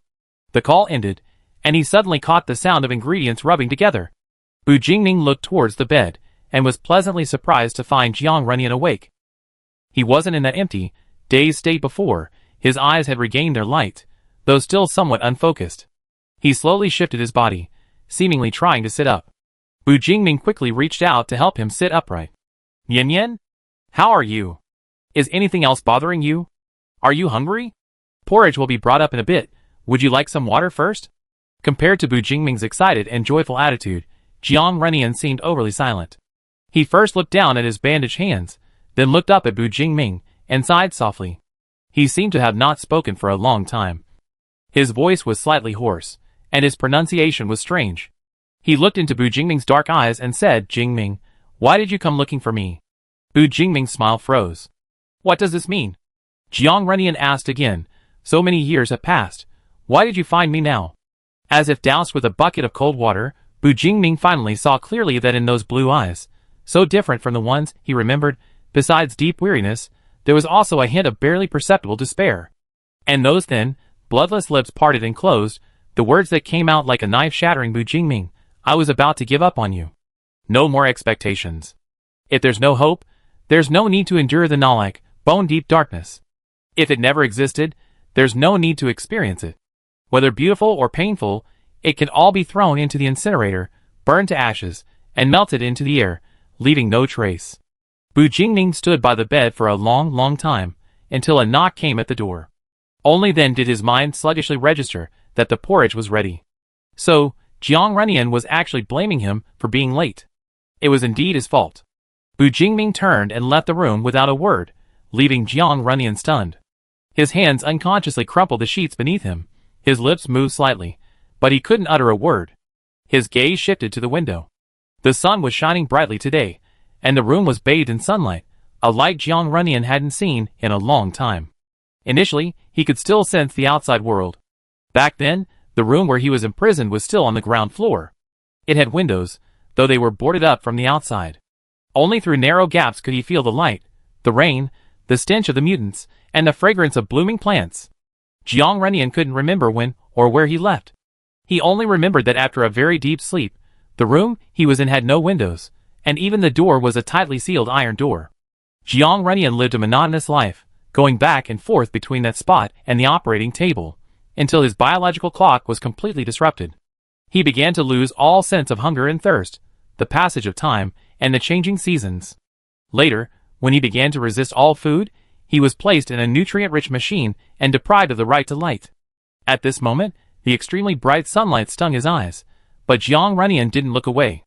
Instead, as if torturing himself, he continued to observe the scene outside the window. The bed was some distance from the window, and the window was much higher than the bed. He could only see tall buildings and large trees, with dark trunks visible beyond the window frame. Occasionally, people would walk by on the concrete road a little further away. They looked either relaxed or hurried, not like people who had experienced a great catastrophe. When Bu Jingming returned to the room with the porridge and clothes, he saw Jiang Runyan turn her head to look out the window, a tear about to fall hanging from her lower eyelashes. Chapter 15. How could he be crying after only being gone a few minutes? Bu Jingming strode forward, placing the porridge and clothes on the bedside table, and gently caught a tear that slid down his face. Jiang Runyan seemed completely unaware of what had happened. Seeing him return, he turned to look at him, and after a long pause, spoke first. "I'm sorry." How could it be Jiang Runyan apologizing to him? He was clearly late, so very late. Bu Jingming's hand landed on Jiang Runyan's face, feeling the real touch and gentle warmth. He couldn't bear to pull away, even after wiping away the glistening tears. His fingers lingered on his face, tracing from his eye to his cheek, then to his chin. Finally, he knelt on the bed, wrapped his arms around Jiang Runyan's neck, and pulled him into his embrace. "I should be saying that. I'm sorry, Nyan." Jiang Runyan was surprised to sense a fear in him. He hadn't felt fear when his mother abused him and hanged herself in front of him, nor when he was in the hospital undergoing surgery after being hit by a car and fracturing his bones. But now, the hand on Jiang Runyan's back was so firm, trembling, and the words he uttered were unusually unsteady, as if his airway might be blocked at any moment. Perhaps besides fear, there was also regret, and an almost imperceptible murderous intent. Jiang Runyan could sense all of this, yet his heart had been beating so calmly from the beginning. He should be happy. The moment he felt Bu Jingming's presence, the moment he realized he was out of the nightmare, he was truly happy. However, the world before him seemed to be separated from him by a thick barrier. Jiang Runyan was not only outside the barrier, but also in a swamp large enough to engulf him. Jiang Runyan quietly lifted his eyes from the crook of Bu Jingming's neck, looking over him at the room that seemed untouched by the great catastrophe, and felt a moment of uncertainty. Perhaps this was just another dream. Unable to know his lover's thoughts, Bu Jingming finally felt at ease when he pulled him tightly into his arms. It was a sense of relief, like a stone that had been hanging for a century finally falling to the ground, like a plant finally sinking its roots deep into the earth. The scent emanating from Jiang Runyan felt somewhat unfamiliar to him. It seemed that not only the scent, but something else had gradually changed over the past 5 years. Jiang Runyan let him hold her like that for a long time, before finally pushing him away, as if she couldn't take it anymore. "I can't breathe." "Sorry." Bu Jingming let go of her, then remembered the plain porridge he had forgotten to leave. "By the way, you haven't eaten anything for a long time. Are you hungry? I specifically asked the kitchen to keep it plain porridge, nothing else. You shouldn't have trouble accepting it." He brought the porridge over, stirred it with a spoon, and could still vaguely see some steam rising from it. "Although it's not very tasty, you need to let your stomach adjust before you can eat anything else with flavor." Now that she thought about it, the reason Jiang Runyan didn't vomit up the bowl of porridge with diced meat at the little grass base was probably because she hadn't eaten much meat, and of course, she hadn't drunk much porridge either, so it was still within her stomach's capacity. But the mashed potatoes for dinner were a different story. They were too dense and filling, exceeding her stomach's digestive capacity. Right, didn't Qiu Ye say Jiang Runyan's talent was enhanced healing? But his body is actually so weak he can't even digest mashed potatoes. Just how much have those damn people squeezed out of Jiang Runyan? Jiang Runyan looked at the bowl of porridge in front of him. It was more of a warm, white rice porridge than porridge. A spoonful contained less than half a spoonful of rice. "I don't want to eat, I'm not hungry." He didn't like porridge, especially this kind of bland white porridge. "You haven't eaten anything since you came out. How can you not be hungry?" Bu Jingming coaxed him. "Eat some, and I find you some jujube cake." He said it so easily, as if the cataclysm hadn't happened yet. Jiang Runyan didn't voice his complaint, only staring at the spoon brought to his mouth, reluctantly opening it. But he really wasn't hungry, or rather, he didn't feel hungry. But as he swallowed spoonful after spoonful of porridge, the feeling of fullness in his stomach gradually increased, and Jiang Runyan pushed the spoon away. "Aren't you going to eat?" Bu Jingming looked down at the bowl of porridge in his hand, which had only suffered minor external damage. His brows furrowed quickly before relaxing. "Then leave it for now." "Oh right, here are your clothes. Change into them, so you don't catch a cold." Jiang Runyan glanced at the contents. 2 pairs of cotton trousers, 2 ordinary long-sleeved shirts, and even 2 pairs of grayish-white underwear. He was surprisingly well prepared. Without any hesitation, he lifted the white cloth covering his body to grab the clothes, catching Bu Jingming off guard. The sudden turn of his head nearly caused Bu Jingming to snap his neck. "I need to go find Xiang Chonlin to talk to him about something. I also get you some jujube cake. Do you want to come with me?" Jiang Runyan changed his clothes, but didn't untie the bandages wrapped around his body. He remained sitting on the bed, shaking his head. "Go ahead." "Okay, get some rest. It's safe here," Bu Jingming said, walking to the door and glancing back. "Wait for me to come back." He said he was going to find Xiang Chonlin, but actually, as soon as Bu Jingming opened the door, he found Xiang Chonlin and Kujyoshin standing guard outside like thieves, standing at attention the moment they saw him. "Jingming." "Boss." Bu Jingming looked at them strangely. "What are you doing here?" What else could they be doing but eavesdropping? Xiang Chonlin and Kujyoshin exchanged a glance, tacitly concealing their true purpose. Kujyoshin: "Hey boss, how's your girlfriend?" Saying just 3 words feels too formal. Can I just call her sister-in-law? Xiang Chonlin: "Shall we chat somewhere else? Let's see what information you brought back." "He's resting, don't bother him," Bu Jingming replied to Kujyoshin, then nodded to Xiang Chonlin. "Let's go to your place. By the way, why are only the 2 of you here?" Bu Jingming noticed 2 people were missing. Where did Tian Dongyu and Xiaoye go? Xiaoyu said he was tired, and went to sleep in the next room. Kujyoshin chuckled. As for Yaya, she's probably busy right now. Bu Jingming, ? Her talent is the ability to communicate with animals. Many people in the base have animal companions, and after discovering her ability to communicate with animals, they were taken in to work as translators. During the Great Cataclysm, many domestic pets also began to awaken. Those that couldn't awaken and became mutants are another story. Those that successfully awakened their talents naturally became powerful combatants for their owners. The proportion of people with powerful pets is not small among pet owners.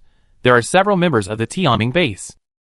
Bu Jingming nodded slightly to indicate he understood where his 2 teammates had gone, then went to his office with Xiang Chonlin. Kujyoshin, bored, followed along. They left the apartment building and arrived at what used to be the Community Property Management Office, now the base's administrative office, a single-story building. Along the way, many people greeted Xiang Chonlin, and they even saw Xiaoye standing by the roadside petting a large dog, almost as tall as her at the shoulder. Jingming, now that you've found them, what are your plans? Xiang Chonlin asked as they walked, addressing this question that had been weighing on his mind. Stay in Tianming, right? Bu Jingming didn't answer immediately. He did need to make further plans. To settle down at the Tianming base, there was something important to handle. We found them, but there are still things to do. They arrived at the administrative office, and Xiang Chonlin pushed open the glass door, leading them to his office at the end of the corridor. Once the heavy wooden door closed, they could finally speak more freely. Xiang Chonlin poured them each a glass of water, and they sat on the sofa in the office. The atmosphere wasn't serious, it was more like a casual chat between friends. Is there anything else? Xiang Chonlin asked, puzzled. Bu Jingming didn't continue the conversation on that topic, but instead brought up Divine Gift. There are indeed distribution channels for Divine Gift at the Shanha base, not only for sale, but there used to be a manufacturing site for it. Hearing this, Xiang Chonlin immediately dropped his frivolous smile. So that thing? Yes, just like the miraculous rumors you heard, it really does have that effect. Xiang Chonlin gasped, then looked at Bu Jingming expectantly. Did you bring any back? Bu Jingming leaned back on the black leather sofa, picked up his water glass and took a sip. I brought one. Quick, show it to me. I used it. Kujyoshin slapped his thigh and laughed. Brother Xiang, the boss used that upgrade talent to save his girlfriend. You? Xiang Chonlin clutched his chest, pretending to have a heart attack, and accused, you only brought one. Couldn't you have brought one more? Before Bu Jingming could speak, he added, and why is it used to be a manufacturing site? Bu Jingming put down his glass. I burnt down that lab. Xiang Chonlin was speechless for a moment. He didn't know Bu Jingming very well. Although they knew each other before the Great Cataclysm, they were only nodding acquaintances, ordinary friends on WeChat. Their communication had increased after the Cataclysm, and he knew Bu Jingming wasn't an impulsive person. Bu Jingming couldn't be unaware of how important the divine gift was to humanity after the Cataclysm. He wouldn't have done this unless the situation was dire. Unless, considering Kujyoshin's claim that he went to rescue someone, it seemed Bu Jingming was the one who rescued him from that laboratory, and that laboratory had clearly done something to his partner, leading him to set the place on fire. Xiang Chanlin didn't think any further. While the divine gift is very important, its origins are illegitimate, Bu Jingming told Xiang Chanlin, recounting what Ding Xingguang had previously told him. It's something created by those who have lost all humanity. I'm not afraid to tell you, my lover is a crucial link in this chain. Without him, the divine gift cannot be produced. Bu Jingming's expression turned serious. Therefore, the forces behind this won't stand idly by and let it go. That's what I still need to do. Whether for revenge or to ensure his eternal safety, I must confront the forces behind this and bring it to a close. His words fell into a heavy silence in the office. Xiang Chanlin rubbed his fingers together, reaching for a cigarette in his pocket, only to remember he had just emptied the last one from the pack. Whether it's the laboratory where Ding Xingguang works or the laboratory that created the divine gift, their existence is measured in years. The fact that they could develop in the dark for so long without being exposed suggests that, apart from the collapse of the social structure caused by a major catastrophe, there must be a powerful force that has firmly suppressed everything in the dark, preventing it from being exposed to the public eye. Chapter 16. After a long silence, Xiang Chanlin finally sighed and smiled. So now is the time you need Tianming, isn't it?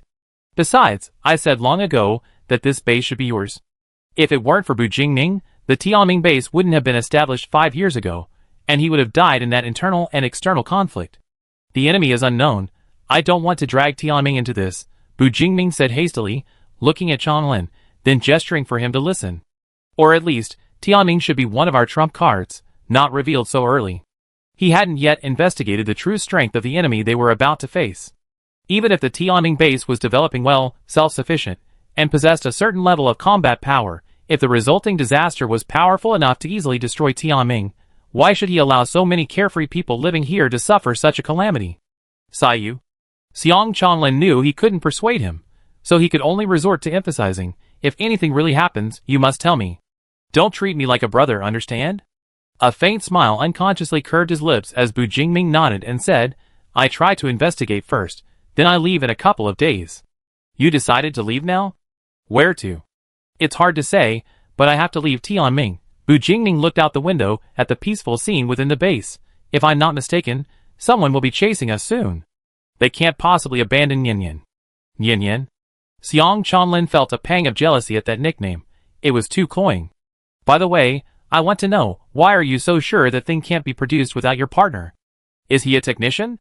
Bu Jingming withdrew his gaze, lowering his eyes to the ground, remaining silent for a moment. Brother Xiang, your question really hits a nerve with the boss. Kujyoshin considerately decided to answer for him. Actually, it's because he is God-given himself. Bu Jingming finally answered the question himself. But where to begin? Bu Jingming realized he didn't know much either, only a few things he heard from Chiyoyaya, but even that little bit was enough to shock, anger, and heartache him. According to Chiyoyaya, they named Jiang Runyan's talent ability Enhanced Healing, a very simple and easy to understand name. And just from the diluted God-given, one could see how terrifying Jiang Runyan's talent truly was. Even without the appearance of God-given, possessing such a powerful ability in the post-apocalyptic world was tantamount to possessing a treasure that invites trouble. If he hadn't left during the cataclysm, but had stayed by Jiang Runyan's side, he would have kept Jiang Runyan's ability a closely guarded secret until Jiang Runyan grew strong enough to protect himself. Bu Jingming simply repeated Chiyoyaya's words to Xiang Chanlin, omitting the more inhumane parts, only saying that God-given was a weakened copy of that powerful talent, and the forces behind it imprisoned Jiang Runyan to extract materials for making this potion. Xiang Chanlin was speechless. He still had a human side, which made it impossible for him to use something created by consuming the flesh and blood of others, even if it possessed the power to bring the dead back to life and heal the wounded. But just because he couldn't overcome his inner hurdle didn't mean others could. If he insisted on keeping Bu Jingming here, allowing Tianming base to possess the divine gift itself, could Tianming truly hold its ground? Xiang Chanlin realized, for the first time in a long time, that Tianming wasn't strong enough, far from it. Even with its guard team, anyone who tried to invade, or any mutant, would be mercilessly driven away. Even with several hunting teams, Tianming Base could guarantee that there would be no mutants threatening its life within a 3-kilometer radius. But that was all. Compared to those well-known large bases, it was utterly inadequate. Xiang Chonglin mentally scratched his head frantically. He never imagined his brother would get involved in such a troublesome situation. He had been proud for a long time of developing Tianming to the point of self-sufficiency, believing he could ensure Bujingming a certain standard of living in this apocalypse. I understand, Xiang Chonglin said, unusually serious. This is a secret known only to heaven, earth, you, and me? I keep it a secret. He then laughed. It's all right. Anyway, just ask if you need anything. Tianming is a decent base, after all. I have someone investigate, and see if we can find any useful clues. Xiang Chonglin shifted his position, leaning closer to pat Bujingming's shoulder. And your partner? Should we get a doctor to take a look? Given Jiang Renian's talent, an ordinary doctor probably wouldn't be of much use. It's just a matter of time before he's fully recovered. But, remembering the complex emotions he's seen in those eyes, Bujingming shook his head and asked, is there anyone who used to be a psychologist? Xiang Chonglin choked, no. It's the apocalypse. A psychologist sounds like a luxury. Most people are struggling to survive. Who cares about mental health? The answer was expected. Bujingming didn't say anything more, just silently noted it down, planning to look into it when he had someone investigate the forces behind the lab. Speaking of which, to understand the lab, asking Jiang Renian directly would probably yield the most useful information. Kujioshin, who had been playing with his hair on the sofa armrest for a while, noticed the other 2 men in the room were silent and reminded them, it's almost noon. Why don't we go eat? They only eaten a quick, haphazard meal that morning and were already hungry. Look at me, I didn't even notice the time. Xiang Chonglin was about to get up when he suddenly heard 2 knocks on the door. Come in. The door opened, and there stood Deng Xingwang. Deng Xingwang was excited to see Bujingming. My benefactor. I heard you were back, so I wanted to come and see you. The boy's spirit had completely changed after spending time with Tianming. His messy, dirty hair was shaved off, leaving only a stubble-covered head, and his clothes were clean and neat. He seemed to be doing quite well. Little Deng is now a member of the 3rd hunting team. Although he doesn't know any combat skills, he has the natural talent, and is working very hard to learn. Xiang Chonglin stood up, and put his arm around Deng Xingwang's neck. You come at just the right time, right around lunchtime. Let's go, let's have a meal together. Then I inform Yaya and the others, and tell them to go directly to the kitchen. As Kujioshin spoke, she used her talent. While chatting happily with Qiu Yaya earlier, she had casually established a mental link, allowing her to directly connect her mind. Yaya, Xiao Yuzi, where are you? It's time to go to the kitchen for lunch. Qiu Yaya quickly responded, coming right away. Wait, the kitchen? Oh right, you don't know? Where are you now? I tell you how to get there. I went back to my room. I haven't seen so many pets in ages, it's exhausting. Kujioshin chuckled, and told her how to find the kitchen. After Qiu Yaya replied with an okay, she realized why Tian Dongyu hadn't said a word. Xiao Yuzi? Xiao Yuzi? She had already followed Bujingming and the others out of the management office when she heard Tian Dongyu's voice. Are you already at the kitchen? Coming right away. What's Xiao Yuzi up to? Kujioshin shook her head. Having severed the mental connection with Kujioshin, Tian Dongyu glanced at Jiang Renian, who had remained seated on the bed the entire time, and smiled wryly. Sister Xian called us to dinner, want to join us? Jiang Renian ignored him, slowly taking another pillow from the bed, folding it over the one she was leaning against, adjusting herself to a comfortable position, and closing her eyes. Tian Dongyu's expression froze, the smile on his lips taking a long time to fade.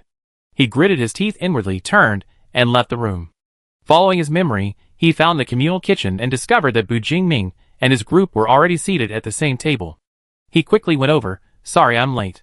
This meal wasn't as lavish as the last one, but compared to others, even those in the smaller bases, the presence of vegetables, meat, and white rice was something many couldn't even dream of.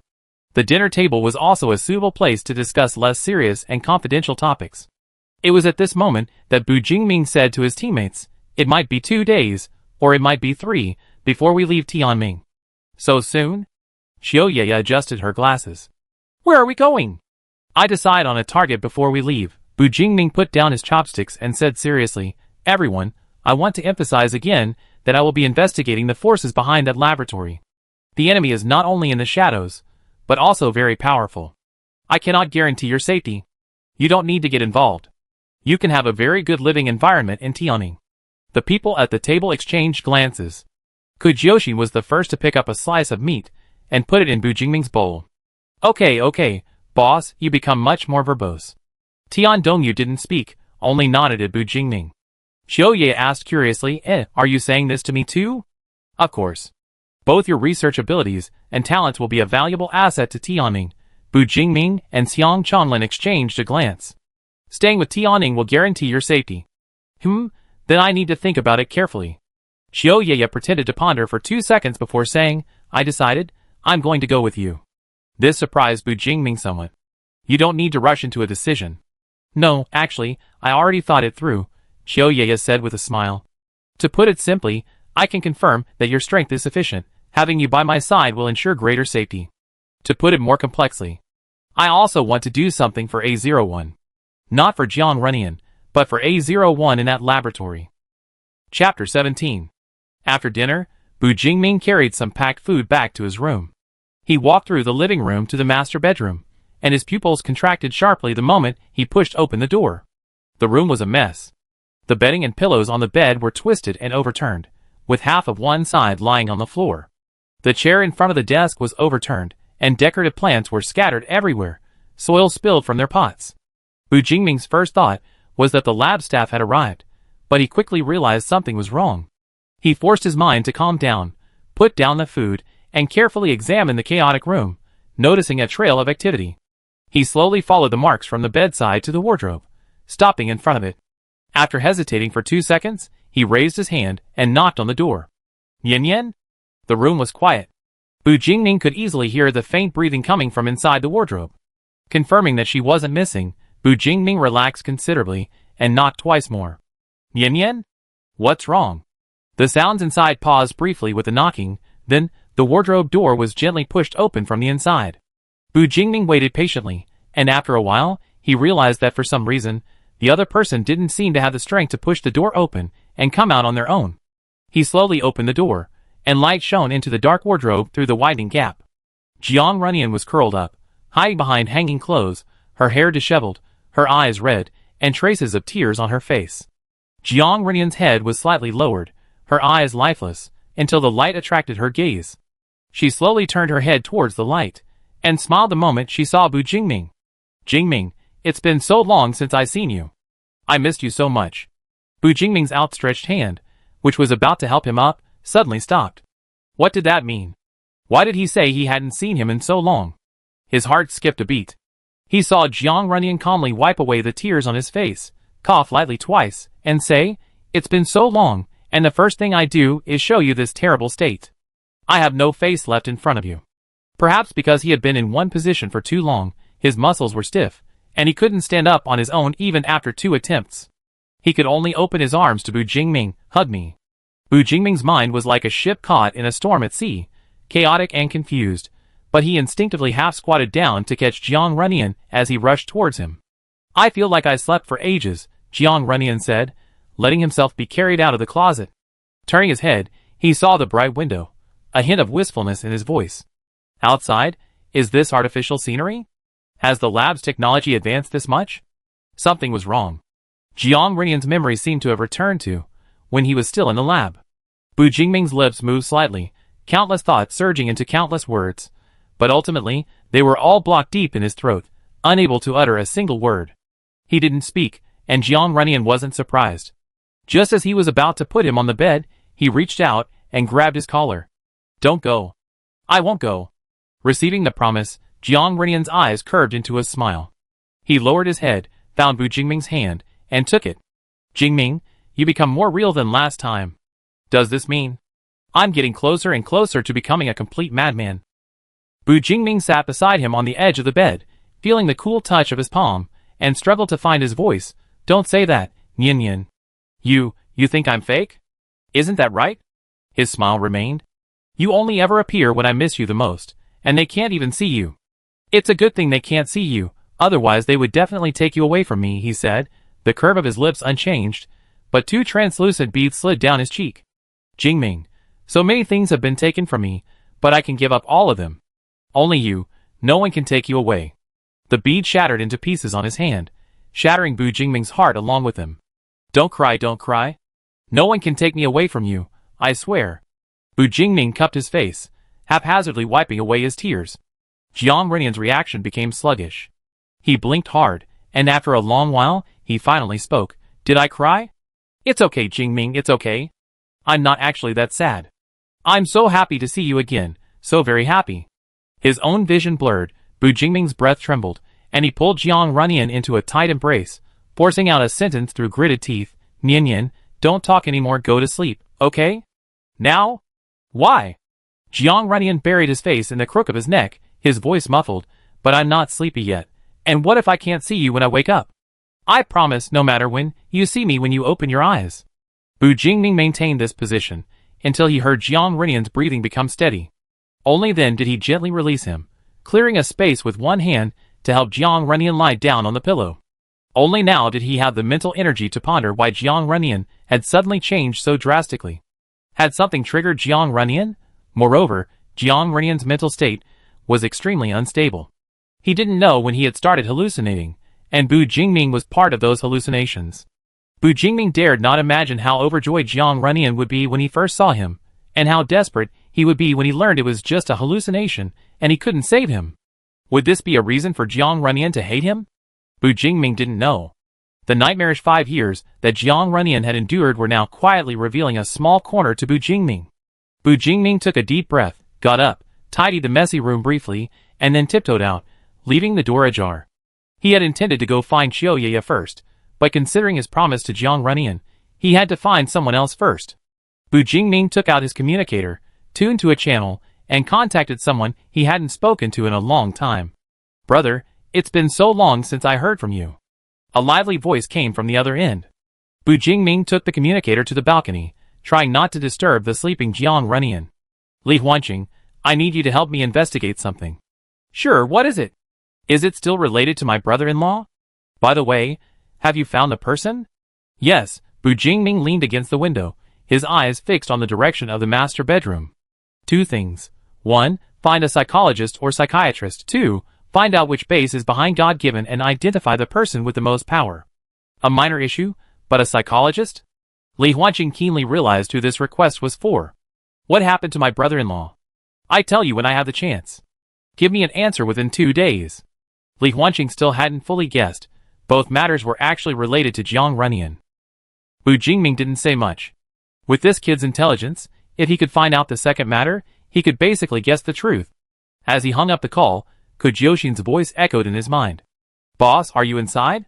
Yaya says she wants to talk to you. Can we come over? Just say it like this, I can't leave. You coming over will disturb him. Jiaoxin thought to himself, is this what you call a top-tier love-struck fool? He pulled Xiaoye into the group chat. You two chat. It's like this, I offer some clues, though I don't know how useful they be, Xiaoye said, organizing her thoughts. That lab at the Shanha base was established for only one purpose, Project A01, which was specifically built for him. Xiaoye continued, recalling, initially, there weren't many people in the lab. The person in charge wasn't me, it was a man whose name I never revealed. A man. Bu Jingming quickly recalled the information he received from the old man and suspected that these 2 people were likely the same person. I don't know his name, so what did he look like? I had just joined the lab and was basically doing odd jobs. I wasn't allowed to do many things, and I never really saw him properly. But I did brush past him once in the lab. He was very tall. I guess he was about 1.9 meters. Later, I was gradually promoted until one day he said the project no longer needed his supervision, and he had to do other things. So he handed over the position of head to me. Oh right, she added, I accidentally overheard a bit of news. That person spoke with a high-ranking official at the Wayman base. Wayman base. Bu Jingming vaguely remembered this base. It was one of the 3 major bases, very famous, and many people wanted to become members. What was frustrating was that Bu Jingming had been to both the Shanha base and the Wayman base. Xiaoye's last words were that if he wanted to know what that man looked like, asking him would probably be the quickest way. Asking Jiang Renian directly was indeed the quickest method, but Bu Jingming couldn't help but worry that it might upset Jiang Renian. After ending the conversation, Bu Jingming returned to the bedroom, only to find Jiang Renian lying on his side, with his eyes wide open, seemingly awake at some point. Bu Bu Jingming could tell that Jiang Renyan was awake. Did I disturb you? No, I wasn't sleepy anyway. Bu Jingming walked to the bedside, pulled up a chair from the desk, and sat down. He wanted to ask what had happened, why Jiang Renyan had lost control and hidden in the closet, but he didn't know how to start. After a moment of silence, he changed the subject. Your eyes? How did they become like this? Hearing this, Jiang Renyan raised his hand and touched his eyelashes. It's a talent, I guess. It became like this after the fever subsided. Thanks to his talent, his presence suddenly became conspicuous, to the point that not only could he not go to Bu Jingming, but he was also trapped by the demon, unable to escape. By the way, Jiang Renyan seemed to suddenly remember something. Have you eaten my flesh? Chapter 18. Bu Jingming was momentarily stunned. He had initially thought Jiang Renyan's only change was in his eye color, but now it seemed even his personality had undergone a significant transformation. While 5 years could indeed drastically change a person, they had grown up together as childhood sweethearts, and Bu Jingming found it hard to believe Jiang Renyan would utter such chilling words, with such a deliberately threatening tone. Seeing Bu Jingming remain silent, Jiang Renyan continued, No? Or don't know? Bu Jingming was unusually at a loss, hesitant to speak. He suddenly seemed to understand the source of the faint sense of unease emanating from Jiang Renyan. Jiang Renyan was attacking him. Whether intentional or not, he was doing something he had never done in their nearly 20 years of knowing each other, maliciously attacking Bu Jingming.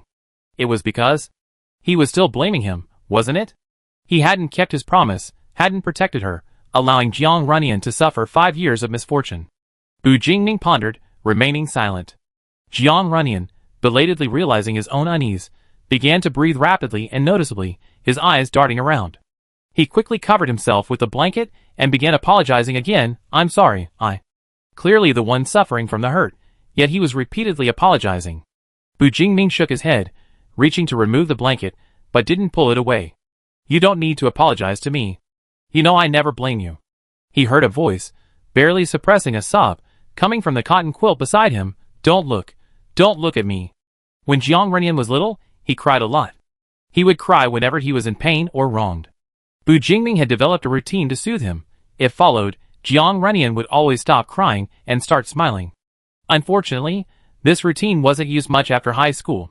The boy, now a teenager, finally had some burdens, and the man said, a man doesn't easily shed tears, which Bu Jingming found quite regrettable.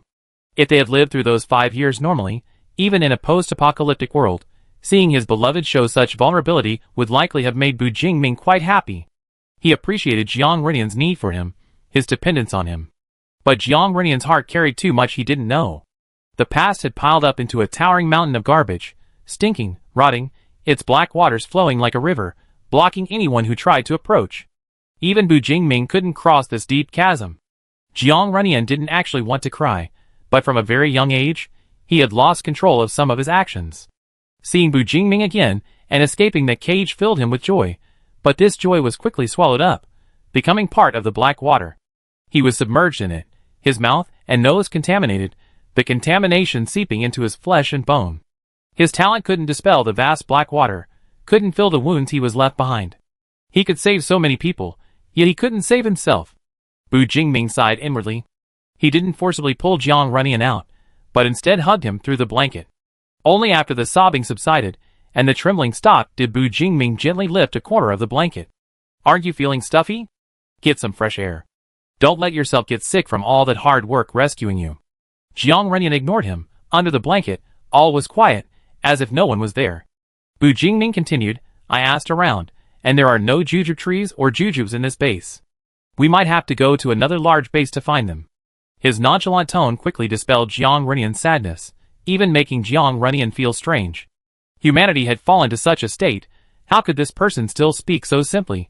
As before, the scarce air under the covers had long been suffocated by Jiang Renyan's crying.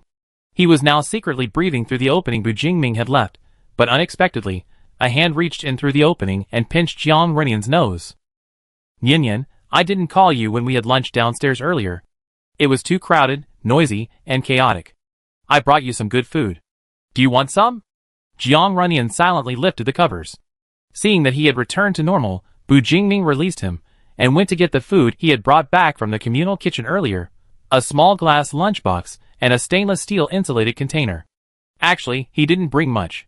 The lunchbox only contained a shallow ball of rice, and the portions of stir-fried vegetables and meat were very small. However, the thermos was filled with steaming hot bone broth. The broth was what Bu Jingming really wanted to bring, but bringing only that seemed strange. He also worried that Jiang Runyan might want something else, so he brought an extra lunchbox. They said they simmered it all morning, until the bones were tender, and it's delicious. There was a small bowl of porridge that had been brought from the kitchen earlier. Bu Jingming glanced at the remaining porridge in the bowl, then finished it himself in 2 gulps. He then used the bowl to scoop up some bone broth, pulled over a chair to use as a makeshift table, opened the lunchbox, and placed it on it. He and Jiang Runyan sat together on the edge of the bed, with Bu Jingming holding up the small bowl for him. Want to try some? Jiang Runyan lowered his eyes, looking at his reflection in the soup bowl. After a long while, he picked up a spoon, scooped a spoonful, and put it in his mouth. The warm, sweet bone broth quickly slid down his tongue and into his esophagus, silently entering his stomach. Perhaps his stomach hadn't had a guest in so long, that even a sip of soup made him feel nauseous. But Jiang Runyan said nothing, just took a sip, then another, and then, momentarily distracted, let the broth go astray, choking him. Cough, cough, cough. Jiang Runyan coughed violently, his face turning red, his body curling up like a shrimp, almost knocking over the bowl in Bu Jingming's hands. After a while, Jiang Runyan finally stopped coughing, patted on the back by Bu Jingming to soothe him. However, the little bit of life he had just felt seemed to have been coughed away, leaving him looking rather listless. Looking at the bowl of soup again, Jiang Runyan instantly lost all appetite. She refused to eat any more, so Bu Jingming had no choice but to put it all away on the table. Turning his back to Jiang Runyan, he frowned, a hint of worry in his eyes. Jiang Runyan's condition couldn't be rushed, so Bu Jingming quickly composed himself. Sitting back down on the bedside, he gently lifted Jiang Runyan's bandaged arm. Aren't you going to take the bandage off? Isn't it uncomfortable to keep it on? Without his words, Jiang Runyan had forgotten that the bandage was completely useless on her body.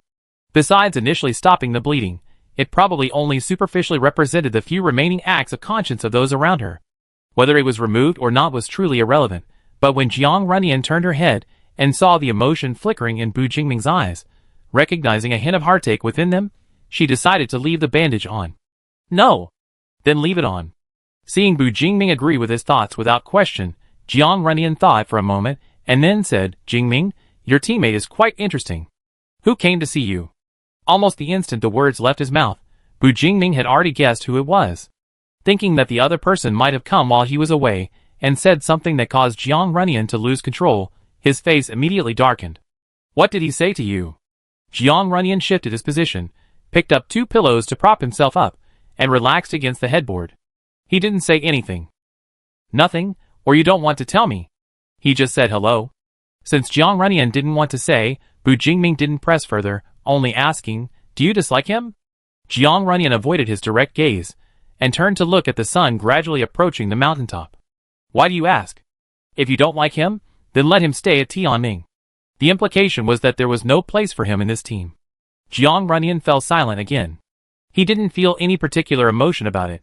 Although the other person had approached him and talked on their own, Jiang Runyan wasn't actually angry or experiencing any other significant emotional fluctuation.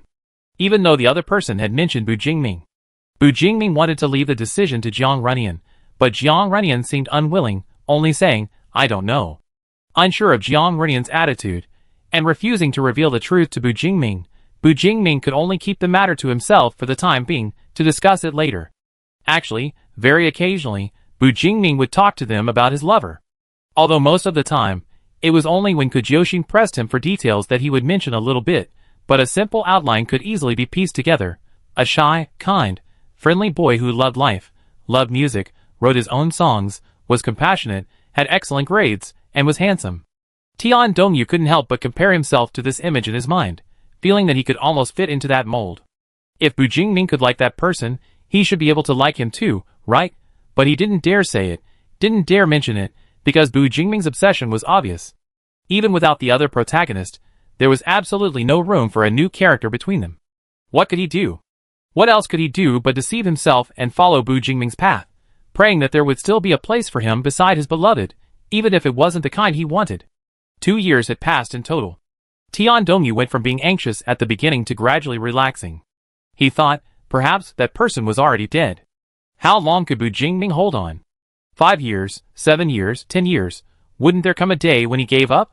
Perhaps then, he could at least catch a glimpse of himself. However, the night he awoke was like a glass house shattering, shards raining down, cutting and bruising him. Bu Jingming displayed astonishing efficiency throughout the rescue operation, and after successfully rescuing the person, he revealed a gentleness and tenderness they had never seen before. For the first time, Tian Dongyu realized that Bu Jingming, when in love, was like this. The other person was completely cherished in his heart, his affection so obvious. Chapter 19. Was he completely out of luck? That's what Tian Dongyu thought, until he sneaked into the room while Bu Jingming was away. He hadn't expected Jiang Runyan to be awake. They stared at each other for a long time before he came to his senses and spoke to Jiang Runyan in a seemingly friendly manner. Tian Dongyu didn't expect that he would be mocked by Jiang Runyan next. This was hardly a shy and friendly boy. The other party easily saw through his thoughts, ruthlessly exposing his purpose for coming and showing off in front of him. Do you like Jingming? Even without me, he wouldn't like you. You should be glad I'm still alive, otherwise, how would you deal with a dead white moonlight? What's even more infuriating is that Jiang Runyan didn't even look at him properly while saying these words. Tian Dongyu was so angry he almost ground his teeth to powder. How could such a moody, mentally unstable lunatic respond to Bu Jingming's love? And what right did he have to receive Bu Jingming's love? That person didn't deserve it at all. Jealousy is like fire, always starting with a tiny spark, then quickly consuming everything flammable and spreading outwards, from a flame to a sea of fire, eventually becoming uncontrollable. He was already overwhelmed. Before it was completely dark, Jiang Runyan had fallen asleep again. Since being removed from the nutrient solution in the lab, his energy seemed abnormally low. He was constantly sleeping and waking up. Bu Jingming wanted to ask him if he wanted to go for a walk and see the Tianming base, but he didn't get a response. Turning around, he found that Jiang Runyan was already asleep. Jiang Runyan was nestled in the soft pillow, his slightly curly hair obediently pressed against his cheek. Without those blue sky eyes, it seemed that this Jiang Runyan was the Jiang Runyan that Bu Jingming knew best. Even with an unknown sword of Damocles hanging over his head, Bu Jingming was enjoying a rare moment of leisure. He couldn't leave himself, and the investigation he asked wouldn't yield results anytime soon. So Bu Jingming took off his coat and got into bed, gently moving Jiang Runyan a little closer. He sat beside him, stroking Jiang's still pale face with his fingertips while thinking about other things. The Wayman base was one of the 3 officially recognized bases. It was said to have developed its own army and established factories, its technology about 70% advanced compared to before the Great Cataclysm. But it wasn't a national base. For some reason, in the 5 years since the Great Cataclysm, there had been almost no activity from above. Bu Jingming guessed that most of them had probably died out, leaving little for society. So, those below could only fend for themselves, waiting for talented individuals to establish bases of varying sizes, and thus, they lived on in a daze. Bu Jingming visited the Wayman base approximately 3 years ago. At that time, the general public hadn't yet developed any public intellectuals, and information access was limited. Even so, Wayman was already quite large, directly controlling the inner third ring road of a provincial capital. Now, it's possible the entire city is under its control. His impression of the Wayman base was vague. Bu Jingming and a few teammates stayed there for 5 days, ultimately having to accept that he made a wasted trip, finding absolutely no clues about the base. But that wasn't the case at all. Back then, Bu Jingming was still relatively weak. Perhaps those people already knew he was looking for Jiang Runyan, but they treated him like an ant easily crushed by a human finger, completely indifferent, and unlikely to have allowed him to obtain any information. Bu Jingming let out a deep breath. He might have only been able to find Jiang Runyan and rescue him, because the forces behind him had temporarily lowered their guard after traversing the river of time. He wasn't strong enough in any aspect. Perhaps, he should visit some people. And then, there was Tianming base. In a way, he only trusted Tianming, the base he had personally built up. If he weren't looking for someone else, he would have chosen to stay and manage the base himself. But Xiang Chonglin had done a good job too. He was worthy of being chosen from among the survivors. Plop. Rain fell silently, striking the windowsill and leaving a faint red trail. It was red rain. To avoid disturbing Jiang Runyan's sleep, Bu Jingming had turned off the bedroom light, with only a sliver of light from the living room seeping through the slightly ajar door. Bu Jingming had always felt a vague unease, but with this red rain, For some reason, his unease suddenly dissipated. Perhaps it was to allow him to get a good night's sleep. Throughout the years, Bu Jingming hadn't had a single peaceful night's sleep since the Great Cataclysm. Bu Jingming slowly lay down, embracing Jiang Runyan through the blankets. Feeling the tangible touch, he suddenly had a real sense of his own existence. This time, closing his eyes and plunging himself into darkness, he felt a long-lost drowsiness. Bu Jingming's consciousness finally sank deep, and he slowly drifted off to sleep. He slept soundly through the night. When Jiang Runyan opened his eyes again, he found himself floating in a familiar nutrient solution. Looking around, the cage remained dark and deathly silent. He was the only living being there, unsure if he was the only one alive.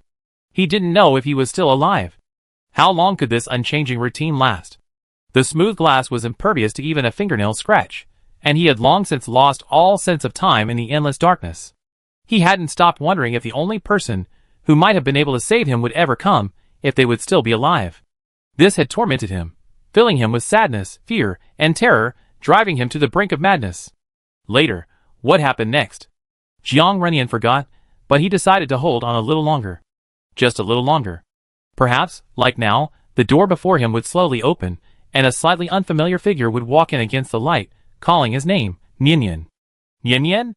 Bu Jingming woke up before him, still admiring his lover's sleeping face, but then, without warning, he saw a single, glistening tear appear, slide down his cheek, and fall onto the pillow.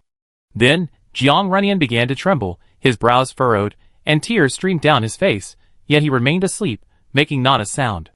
It was unclear what he was dreaming about that caused such a strong reaction. Bu Jingming gently patted and comforted him for a long time before he finally emerged from the nightmare. When he woke up, his dazed and empty eyes almost made Bu Jingming think his memory had lapsed again. But Jiang Runyan simply stared blankly for a long time, his eyes still wet with tears, and uttered awe. He exhaled, wearily closed his eyes, and parted his lips slightly as if to say something, but Bu Jingming heard nothing. It was only just dawn, so Bu Jingming looked at him and said, "It's still early, want to sleep a little longer?" Despite having slept a full night, Jiang Runyan seemed completely unrest. Even keeping his eyelids open was difficult.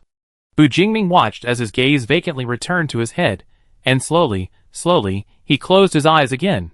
Bu Jingming pursed his lips, feeling utterly helpless and at a loss regarding Jiang Runyan's condition. He had absolutely no experience in dealing with such situations. In fact, Jiang Runyan seemed to know better than anyone else what to do. After all, the child who had once closed off his heart had been let out of that shell by another sunny and lively child. Take it slow, Bu Jingming repeated to himself, recalling what Jiang Runyan had done in the past, as he quietly got out of bed. Jiang Runyan didn't want to eat anything. It seemed he'd have to try something sweet. Making a cake was a bit unrealistic, but he could probably make some sugar cookies. Whoosh! A sudden whooshing sound filled the quiet room. Bu Jingming's expression hardened. With a thought, a dark shadow swiftly climbed onto the bed, swallowing Jiang Runyan and the blanket whole. He himself rolled off the bed, dodging a semi-transparent blade flying from behind. Seeing his sneak attack fail, the enemy didn't bother to dodge. A semi-transparent humanoid figure suddenly appeared in the room, wielding a short dagger and charging towards Bu Jingming. Bu Jingming rolled on the spot, quickly got up, and turned around, raising his hand to block the opponent's dagger-wielding arm. At the same time, he swept his foot horizontally, kicking the opponent's legs. The attacker, of course, wasn't going to let him succeed so easily. After nimbly dodging, another knife appeared in his other hand, attacking Bu Jingming simultaneously. They hadn't expected the enemy to pursue them so quickly. They had only been out of the lab for 2 or 3 days. How could they have located them so precisely? Bu Jingming had no time to think. After dodging a few attacks, he could tell the opponent was weaker than him, so he deliberately left an opening, luring the opponent to overlook his back. Then, a dark shadow, like a snake, flashed towards the man's neck and tightly coiled around it. The semi-transparent shape was probably an innate ability, seemingly able to penetrate inanimate objects, but not living ones. Therefore, during the fight, the opponent was unaffected by the objects in the room, while Bu Jingming could still reach him. The shadow, also an innate ability, seemed to be outside the opponent's penetrating range. Ha! Ha! The opponent struggled under the shadow's restraint, his grip loosening, and the sword became a fully visible entity, landing with a clang. Bu Jingming stood a meter away, straightening his body and adjusting his breathing. At the same time, he clenched his right fist, and the shadow suddenly tightened. The semi-transparent humanoid let out a scream, but instead of becoming a physical entity, it vanished into thin air like mist, leaving nothing behind except for the two short swords. Bu Jingming frowned deeply. He calculated that less than 72 hours had passed since he rescued Jiang Runyan. The Shanhe base was so far from Tianming. How could it have happened so quickly? Who was it? Xiao Yaya? Or?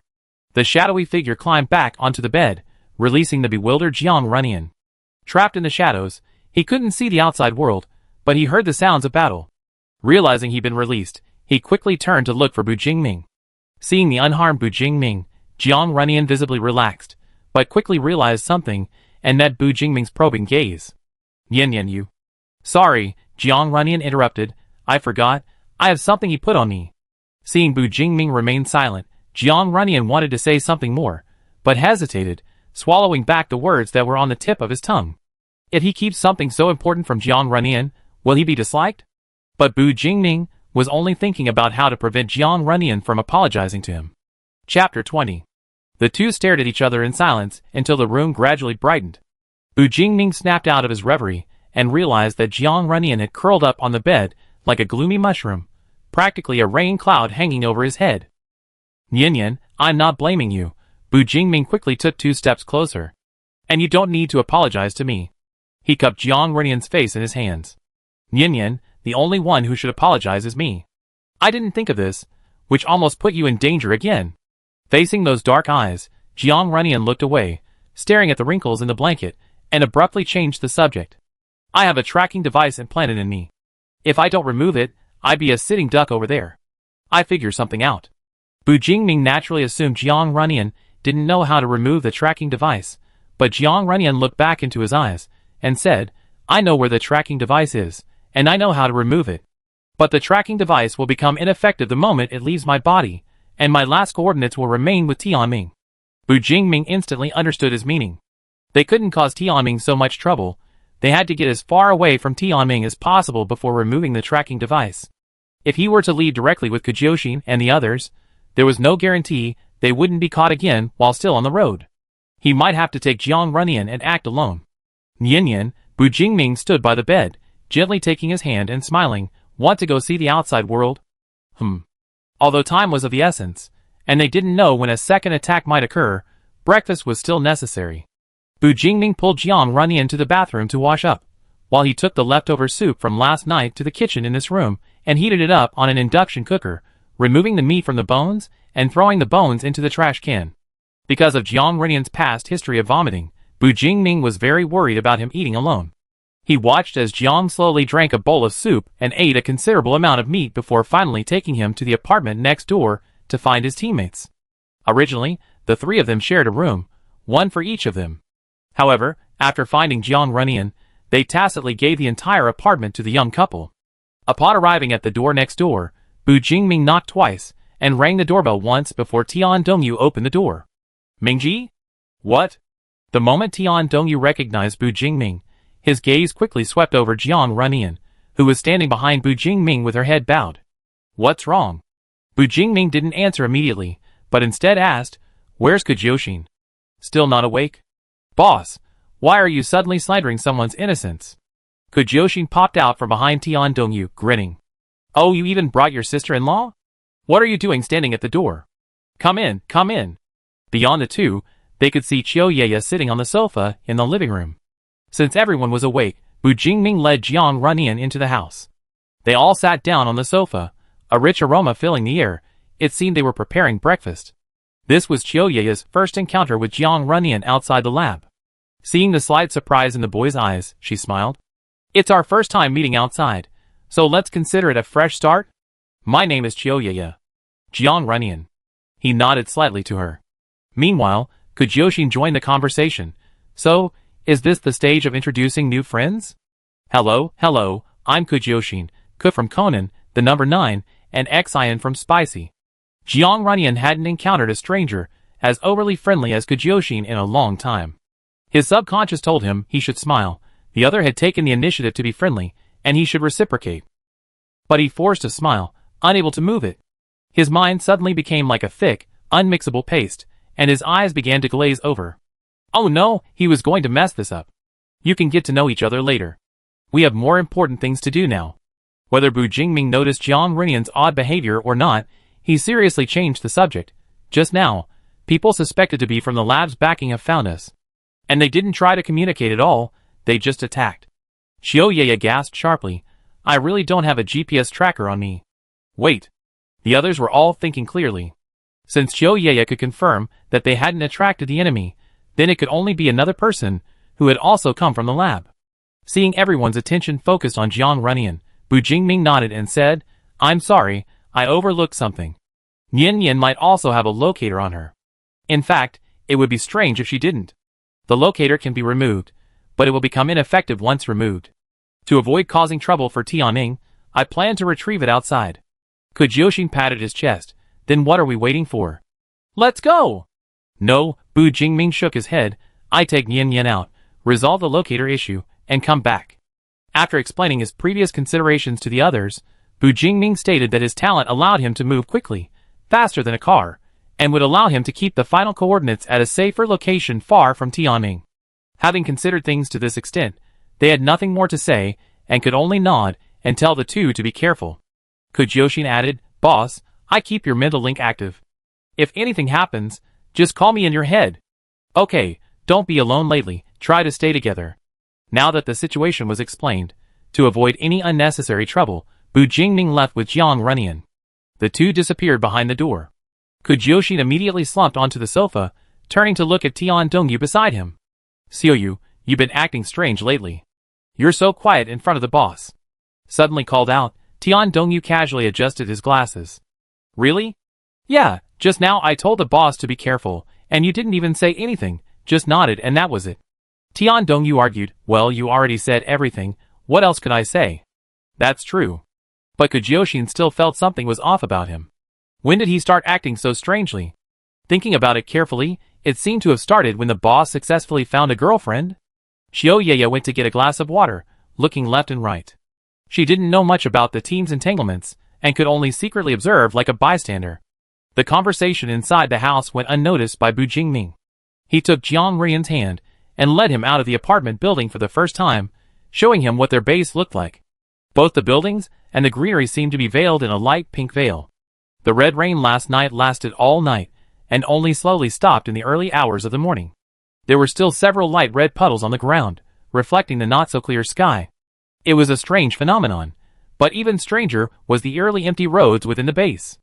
Not a single person could be seen outside the buildings, as if humanity had perished in the cataclysm 5 years ago, with no survivors.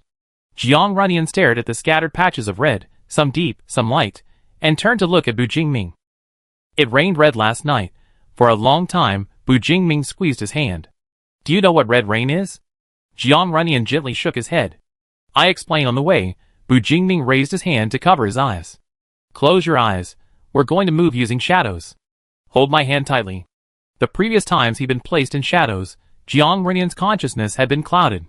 Now, he obeyed Bu Jingming's words and closed his eyes. Suddenly, all perception of the world vanished, only the warmth of their clasped hands remained. What kind of feeling was this? It was as if his cognition was being subtly influenced. He was no longer human, but a part of a shadow. Realizing this, Jiang Renian immediately understood why Bu Jingming had made him close his eyes and hold his hand tightly. The touch of skin created an anchor point for Jiang Renian in reality. Soon after, Bu Jingming spoke. The red rain started about 2 years ago. A python mutated and grew wings, flying through the clouds all day, randomly attacking any base it saw. Later, several bases joined forces and killed it, cutting it into several pieces in the clouds. After that, this red rain would fall from time to time. Jiang Renian heard his own voice. So, is that its blood? Perhaps. Red rain is bad for people. Getting wet in it can cause illness and rashes. So don't go out during red rain. While explaining some common sense to Jiang Renian, Bu Jingming swiftly used his shadow to traverse the land, passing through ruins and thickets, until they were a full 20 kilometers from dawn. In an open area, Bu Jingming pulled Jiang Renian away from the shadows, simultaneously catching him as he was about to fall and gently placing him on a raised patch of ground. Are you feeling unwell? Do you want some water? For any living being other than Bu Jingming, moving such a long distance in the shadows was quite strenuous. Constantly fighting against deep-seated fear and distorted perceptions, Jiang Renian's face was pale, and a fine layer of cold sweat covered his forehead. Bu Jingming took a small water bottle from his coat pocket, unscrewed the cap, and handed it to him. Take a couple of sips. The cool water rolled over his tongue and down his esophagus, finally suppressing Jiang Renian's nausea. Bu Jingming stood guard to the side, and after Jiang Renian's complexion improved somewhat, he asked, "How do I retrieve the locator? Do you need my help?" Unsure if there was anything wrong with his question, Jiang Renian lowered his eyes, remained silent for a while, and then nodded, saying, "Stand back a bit." "Okay." Bu Jingming took a step back, but Jiang Renian was still not satisfied, demanding that Bu Jingming step back even further, until the two were more than a meter apart. Finally, Jiang Renian made his move. He pulled out half a sharp blade from somewhere, and plunged it viciously into his left shoulder. Chapter 21. Bu Jingming's pupils constricted sharply. Before he could rush forward to stop Jiang Renian, he saw the tip of Jiang's knife twist, ripping a chunk of flesh from his own body. The flesh fell to the ground, revealing a black object the size of a little fingernail amidst the bright red blood. Jiang Renian immediately dropped the broken knife after digging out the locator, raising his hand to cover the gushing wound. Bu Jingming strode to him, kneeling on one knee. Without a word, he tore off a piece of his undergarment, folding it 3 or 4 times, removing Jiang Renian's hand, and pressed the fabric against the wound to stop the bleeding. His movements were rapid and swift, his lips pressed almost into a line. Although his brows weren't furrowed, the taut muscles in his face showed his anger. How could he not be angry? If he had known that Jiang Renian's "you can take it yourself" meant ripping the flesh off himself, he would never have agreed to Jiang Renian doing this. What made it even harder for Bu Jingming to maintain his composure was that he knew Jiang Renian had done it on purpose. Perhaps to provoke him, or for some other reason, Jiang Renian did it anyway, knowing he would be angry. The black cloth beneath his hands was gradually soaked with blood, barely visible to the naked eye, but a strong, pungent smell filled the air. And it was under these circumstances that Bu Jingming's emotions strangely subsided. Regardless, it was ultimately his fault. After all, if he hadn't chosen to argue with Jiang Renian in the first place, or even if he hadn't left after the argument, Jiang Renian wouldn't have suffered this ordeal. Seeing that he hadn't spoken for a long time, Jiang Renian quickly glanced at him.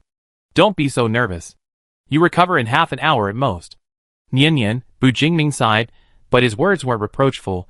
"If you have a temper to vent, take it out on me. Don't hurt yourself." "I didn't," Jiang Renian corrected, but still didn't look at him. "It was just a small matter, and so much time has passed, I'm not angry anymore. I just..." Jiang Renian was speechless at Bu Jingming's calm attitude. The question stuck between his teeth, rolled around on his tongue a couple of times, and he couldn't get it out. Instead, he frowned first, grasped Bu Jingming's wrist, and pulled it away. The strip of cloth, now free of external force, fell heavily to the ground, revealing the irregular blood hole.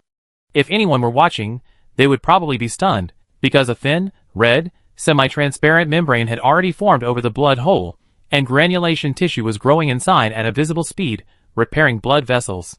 In just a few minutes, the edges of the wound had begun to scab and heal. "Is it scary?" he suddenly asked out of the blue. Bu Jingming was momentarily confused. "What?" "If you don't keep watching me," Jiang Renian released his hand, and as he spoke, he even laughed, "you wouldn't even notice if I cut myself twice." Bu Jingming finally got his wish. His brows furrowed slightly, and his expression turned serious.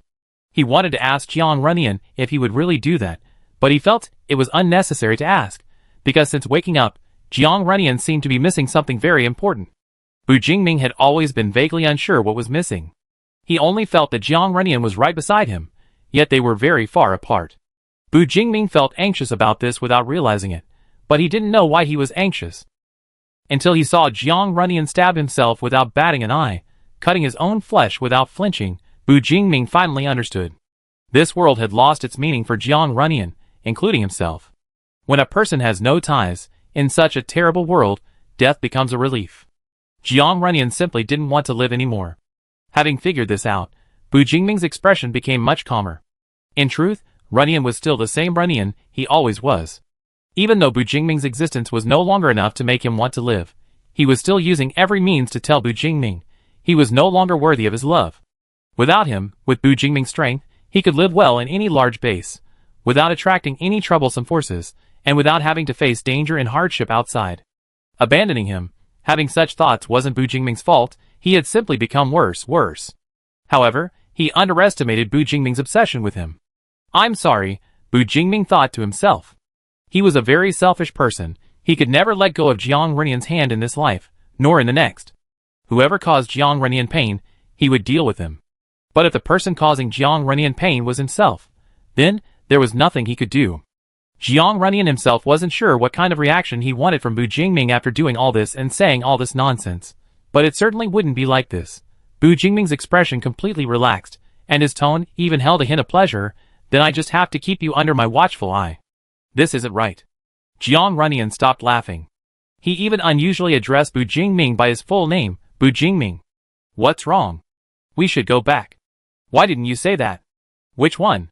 They were clearly at the same level, yet Jiang Renian saw him kneeling there, looking up at him, as if he were gazing up at the clouds high above.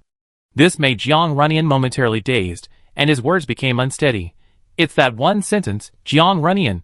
How come you become so different from before? Why should I say that? The rabbit in the forest was completely unaware that the hunter had led it down a path it hadn't intended to take. Because I really have changed. I'm not the person you like anymore. So why am I like this? Jiang Renian's words gradually became incoherent and illogical. I already hate you so much, yet you still like me. Why don't you hate me? You should hate me by now. Bu Jingming gently interrupted him. You are you. No matter what you become, I will still love you. Let me correct you. It's not like I love you. Jiang Renian persisted. But why aren't you angry with me when I question you like this? I'm questioning your past 10 years. His sharp words were abruptly interrupted by a kiss, warm lips caressing each other, intimate and tender. Yin, I persevered for 5 years, and now that you're standing before me unharmed, I'm even less likely to give up on you like this. Besides, none of this is your fault. Whether you possess a talent that's bound to be coveted, or you're imprisoned, exploited, and subjected to inhumane treatment, it's not your fault. Drip. More pink raindrops fell, striking the dense foliage and leaving a trail of faint marks. Before the rain intensified, Bu Jingming brought Jiang Renian back to Tianming Base. The round trip took over 3 hours, but the red rain hadn't stopped. The sky was overcast, and back at the base, there was still no one in sight. Much like before they set off, it was as if they wasted those 3 hours. Hiding in the shadows didn't completely shield them from the red rain, but Bu Jingming had taken off his coat and covered Jiang Renian completely, so when they returned to the house, only Bu Jingming's face and hands bore the red marks left by the rain. Jiang Renian stared at the red marks, wanting Bu Jingming to take a shower, but Bu Jingming pulled out a strange device, pressed a button, and a male voice came out. Brother, is it convenient now? Bu Jingming glanced at Jiang Renian sitting on the bed. What did you find out? We're still looking at the first thing, but we have news about the second. Li Huanqing's voice came through the communicator, somewhat distorted. This is difficult to investigate, but I hear you're in a hurry, so I give you some unverified information first. The source of the divine gift is a project called A01. The person who first established this project is named Wu Shu, from the Guangzhou base. Realizing what Li Huanqing was about to say, Bu Jingming turned off the communicator's speaker to avoid mentioning anything that might upset Jiang Renian. He leaned against the door frame, holding the communicator, and simply replied, Understood. Do you know about Guangzhou base, bro? Yeah. Okay then. Wait a minute. Your understanding isn't still based on what you saw there a year ago, is it? Bu Jingming was speechless. Li Huanqing was right. His current understanding of Guangzhou base was entirely based on his trip there last year when he was looking for someone. But a year isn't a long time, nor is it a short time. It shouldn't be too different from his memory. But Guangzhou base?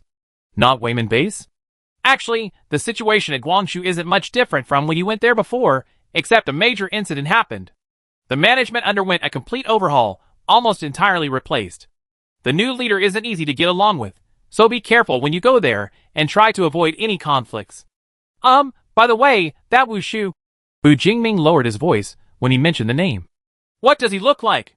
Let me think.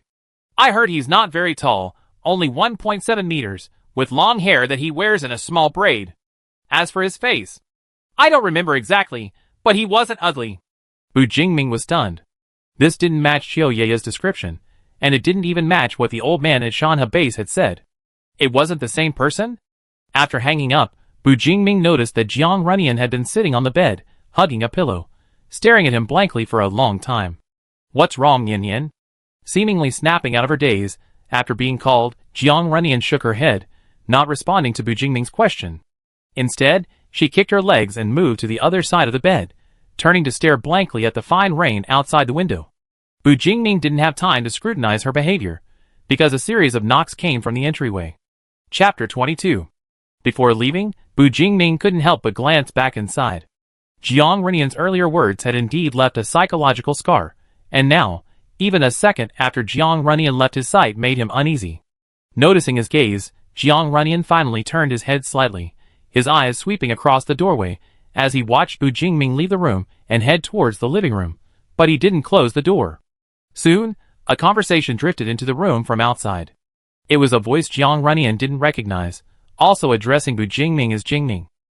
The visitor was Xiang Changlin. He had just heard that Bu Jingming had been attacked in Tianmingli and had wanted to come and ask about the situation, but when he arrived, he couldn't find him at all. He went to the next room to ask and learned that Bu Jingming had simply taken his girlfriend out to solve a location problem.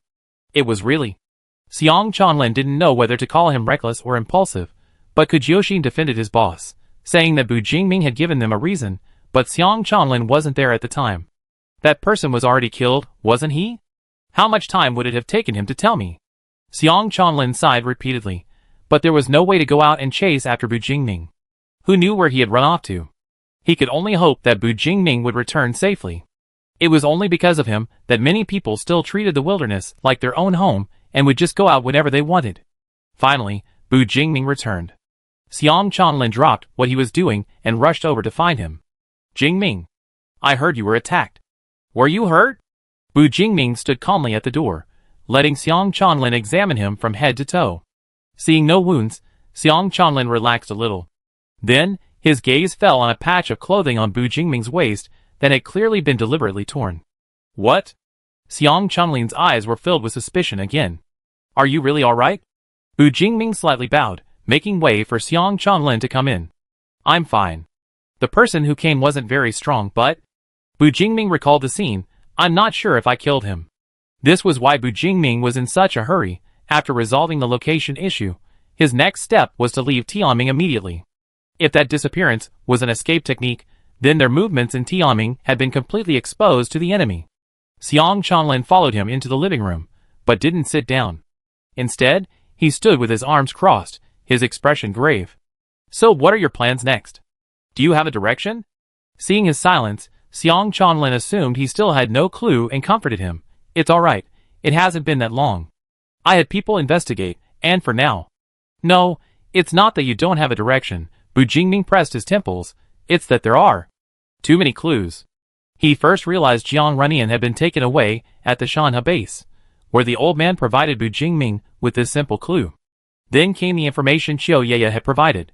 The main person in charge of the experimental project centered on Jiang Renian was suspected to be the man the old man had mentioned, but his name and appearance were unknown. There wasn't enough evidence to prove it was him or not, it was merely speculation. This person in charge had spoken with high-ranking officials at the Wayman base, but the content of their conversation was unclear, leading to the suspicion that the laboratory was connected to the Wayman base. After that came the information brought by Li Huanqing, finally providing a clear name and physical characteristics, but it was completely unrelated to the previous man, not a single person. After some thought, it seemed that Li Huanqing's information was more reliable and contained more information, so perhaps they should go to Guangxu base first. Bu Jingming briefly told Xiang Changlin everything, indicating that he would go to Guangxu base first. Guangxu. I heard it's in the north, quite a distance from Tianming. Tianming base had a good geographical location in the country, right in the central region, not too far from any direction. But that was before the Great Cataclysm. Now, most humans didn't have the ability to fight off the mutated creatures in the wild, and could only rely on bases to survive together. Let alone traveling around like Bu Jingming, they didn't dare leave the base at all. The mutated plants and animals had regained their near-dominant position, recklessly compressing human living space and occupying about 80% of the world's land as their paradise. Xiang Changlin wasn't worried about his brother's strength, but he was somewhat surprised that even after finding the person they were looking for, they would still have to venture into the wild as before. By the way, I heard that Guangxu base has changed its entire leadership. Did you know about that? Bu Jingming recalled this, wondering if it was related to his purpose. Yes, I know. I had some exchanges with people from their base before. The two exchanged glances, both surprised by each other's extensive information. Seeing the even greater surprise on Bu Jingming's face, Xiang Chanlin smiled. You've been traveling around a lot. You probably don't know much about the current development of bases, right? Although not all bases can do that. Tianming already has its own trading fleet, and some other large bases also set up dedicated trading fleets to exchange goods or intelligence. The people from Guangxu base came about a month ago, and that's when we found out their management had changed. But it wasn't a month ago, it seems. About half a year ago. We only found out when their caravan came. A month ago. Bu Jingming immediately thought of the man who gave Xiaochao base a divine gift. Could the forces behind this indeed have a deeper connection with Guangxu? Boss! Bu Jingming's attention was drawn by this voice. Looking up, he realized that Xiang Chanlin hadn't closed the door when he came in, and now Kujioshin and the other two had walked in from outside. The room suddenly became much livelier. Kujioshin immediately found an empty sofa and sat down. Boss, how did it go? Did you solve the problem? Bu Jingming nodded, not mentioning much about what had happened, only saying, next target, Guangxu base. The base we went to before? Tian Dongyu thought for a moment. I think it's quite far. Of the group of people present, only Qiu Yaya, a fellow team member, hadn't been there. She raised her hand and asked, where is this base? How far is it? Kujioshin answered her, it should be about 600 or 700 kilometers? I'm not entirely sure, because after leaving Guangxu, we went to another base. Seeing her blank expression, clearly having no concept of mileage, Kujioshin had to rephrase, if we were driving, even without stopping for a moment, it would take us about 20 hours. Actually, before the Great Cataclysm, it wouldn't have taken that long, but the highways were mostly destroyed, and even ordinary roads were difficult to drive on. If we encountered mutants along the way, we would have to fight or avoid them. The 20 hours Kujioshin mentioned was an ideal speed. My goodness, I'd never been so far before. While the women were discussing how far the journey to Guangxu was, Xiang Chanlin asked Bu Jingming, when do you plan to leave? If it were just Bu Jingming, his efficiency would always be rapid. He'd decide on the destination now and leave tomorrow morning. But he had to consider the condition of his team members. They had just made a long journey back to Tianming and lacked sufficient rest, making it difficult to guarantee their energy and spirit for the journey ahead. Moreover, there was Jiang Runyan. Jiang Runyan was his biggest worry. Not only was he physically weak, but his mental state was also poor. The best option right now would be for him to rest properly in a safe place. But there was no other way. Bu Jingming lowered his head in thought. If they wanted to stay another day to rest and prepare supplies, he could only hope that the locator removed from Jiang Runyan would temporarily confuse him. The day after tomorrow, we leave the day after tomorrow morning. Upon hearing this, Xiang Chanlin and Qiu Yaya didn't react much. Only Kujioshin and Tian Dongyu, who had followed Bu Jingming for several years, gave him surprised looks. Boss, did I hear that right? The day after tomorrow morning? Not tomorrow. Brother Ming, is there something else we haven't taken care of? Do you need our help? These two, talking back and forth, effectively shut down Bu Jingming's impending get some rest. What's going on? Do these two really enjoy being out with him that much? They're not used to staying an extra day? An extra day is for rest and preparing supplies, of course, only if there are no unexpected circumstances. Qiu Yaya suddenly remembered something, right? Why this Guangxu base? Are we going to Wayman? She had assumed that Bu Jingming, after hearing her mention it, would choose to go to Wayman. Bu Jingming directly told her the reason, but didn't elaborate on the source of the clue. Seeing that no one asked, Qiu Yaya had no choice but to suppress her doubts. Having gotten a free day off, I'm going back to sleep. Kujioshin stretched and stood up first, waved, and left. Qiu Yaya followed her out, glancing at the open master bedroom door before leaving, but due to the angle, she couldn't see if anyone was inside. Thanks to that glance from her, Xiang Chanlin remembered that he hadn't been able to formally meet the girl his brother had been looking for so long. Jingming, shouldn't you bring your girl out and introduce her to someone? It's been 5 whole years. He's finally found someone who's only ever existed in his brother's stories. Shouldn't they meet her? Bu Jingming ignored the flirtatious look Xiang Chanlin was giving him. Maybe sometime. He's resting. TSK so strict? Xiang Chanlin shook his head dramatically. It's just getting to know him. I'm not going to steal him from you. I never knew you were so possessive. You can't even come up with a better excuse. Resting without closing the door? Aren't you worried about disturbing him? Xiang Chanlin had misunderstood Bu Jingming.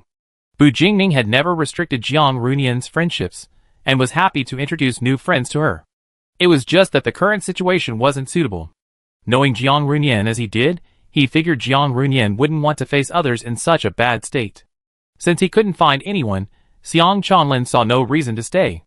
After telling Bu Jingming he would prepare enough supplies for his vehicle, he waved and prepared to leave. Bu Jingming called after him, "Xiang Chanlin." Xiang Chanlin turned back expectantly. "You changed your mind? Do you know if there are any jujube trees at the Guangxu base?" Xiang Chanlin, ? Chapter 23. After Xiang Chanlin left, only Tian Dongyu remained in the living room. He stood at the junction of the living room and the entryway, stammering, his face full of hesitation. "Is there anything else?" Bu Jingming asked. "No, nothing." Tian Dongyu smiled at him and turned to leave. Bu Jingming's gaze was heavy as he watched Tian Dongyu's retreating figure. His right index finger and thumb habitually rubbed together, a small gesture he made when thinking. Although he didn't know why Tian Dongyu had a problem with Jiang Runyan, even if Jiang Runyan didn't show any particular reaction, Bu Jingming couldn't allow Tian Dongyu to continue with the group. This was because Bu Jingming hadn't found any evidence yet. If he discovered that Jiang Runyan's previous loss of control was related to Tian Dongyu. Concealing his briefly revealed murderous intent, Bu Jingming glanced at the master bedroom, which had remained silent, a sense of unease rising in his heart. But when he entered the bedroom, he only saw Jiang Runyan sleeping soundly in bed, eyes closed, expression relaxed, seemingly in a deep sleep. Dark clouds churned in the sky, plunging the room into near darkness. The red rain seemed to have stopped, yet it also seemed to be brewing an even larger storm. The distant rumble of thunder could be faintly heard, and the howling wind lashed against the windows, creating heavy, rattling sounds. Bu Jingming sat down on the edge of the bed, gently taking Jiang Runyan's hand, which was still outside the covers. He applied a little pressure, but worried about waking her, he ultimately leaned down and left a fleeting kiss on the back of her hand. The room suddenly lit up for a moment, followed by a sudden, deafening clap of thunder. The rain that fell again was not the strange red rain, but normal rain. The fields in the distant base were finally freed from their protective canopies, allowing the crops to drink their fill. Later that evening, someone from Xiang Chanlin delivered some information about the Guangxu base. The Great Cataclysm had significantly slowed down humanity's technological progress, so the delivered documents were all paper documents, a thin stack of several sheets. Bu Jingming turned on the living room light, sat down on the sofa, and began to read. The Guangxu base was located in a plain in the north. It wasn't large, but unlike other bases, almost everyone in Guangxu was a soldier. It was said that a selection process was conducted when the base was first established. Those with exceptional talent or high combat prowess were all elites. However, while combat capabilities were there, production capacity hadn't kept pace, so they often relied on hunting and trading to maintain the base's basic supplies. But the members of this base didn't use their fighting skills to plunder other bases. Instead, they were very helpful, often lending a hand to those attacked and hunted by mutants.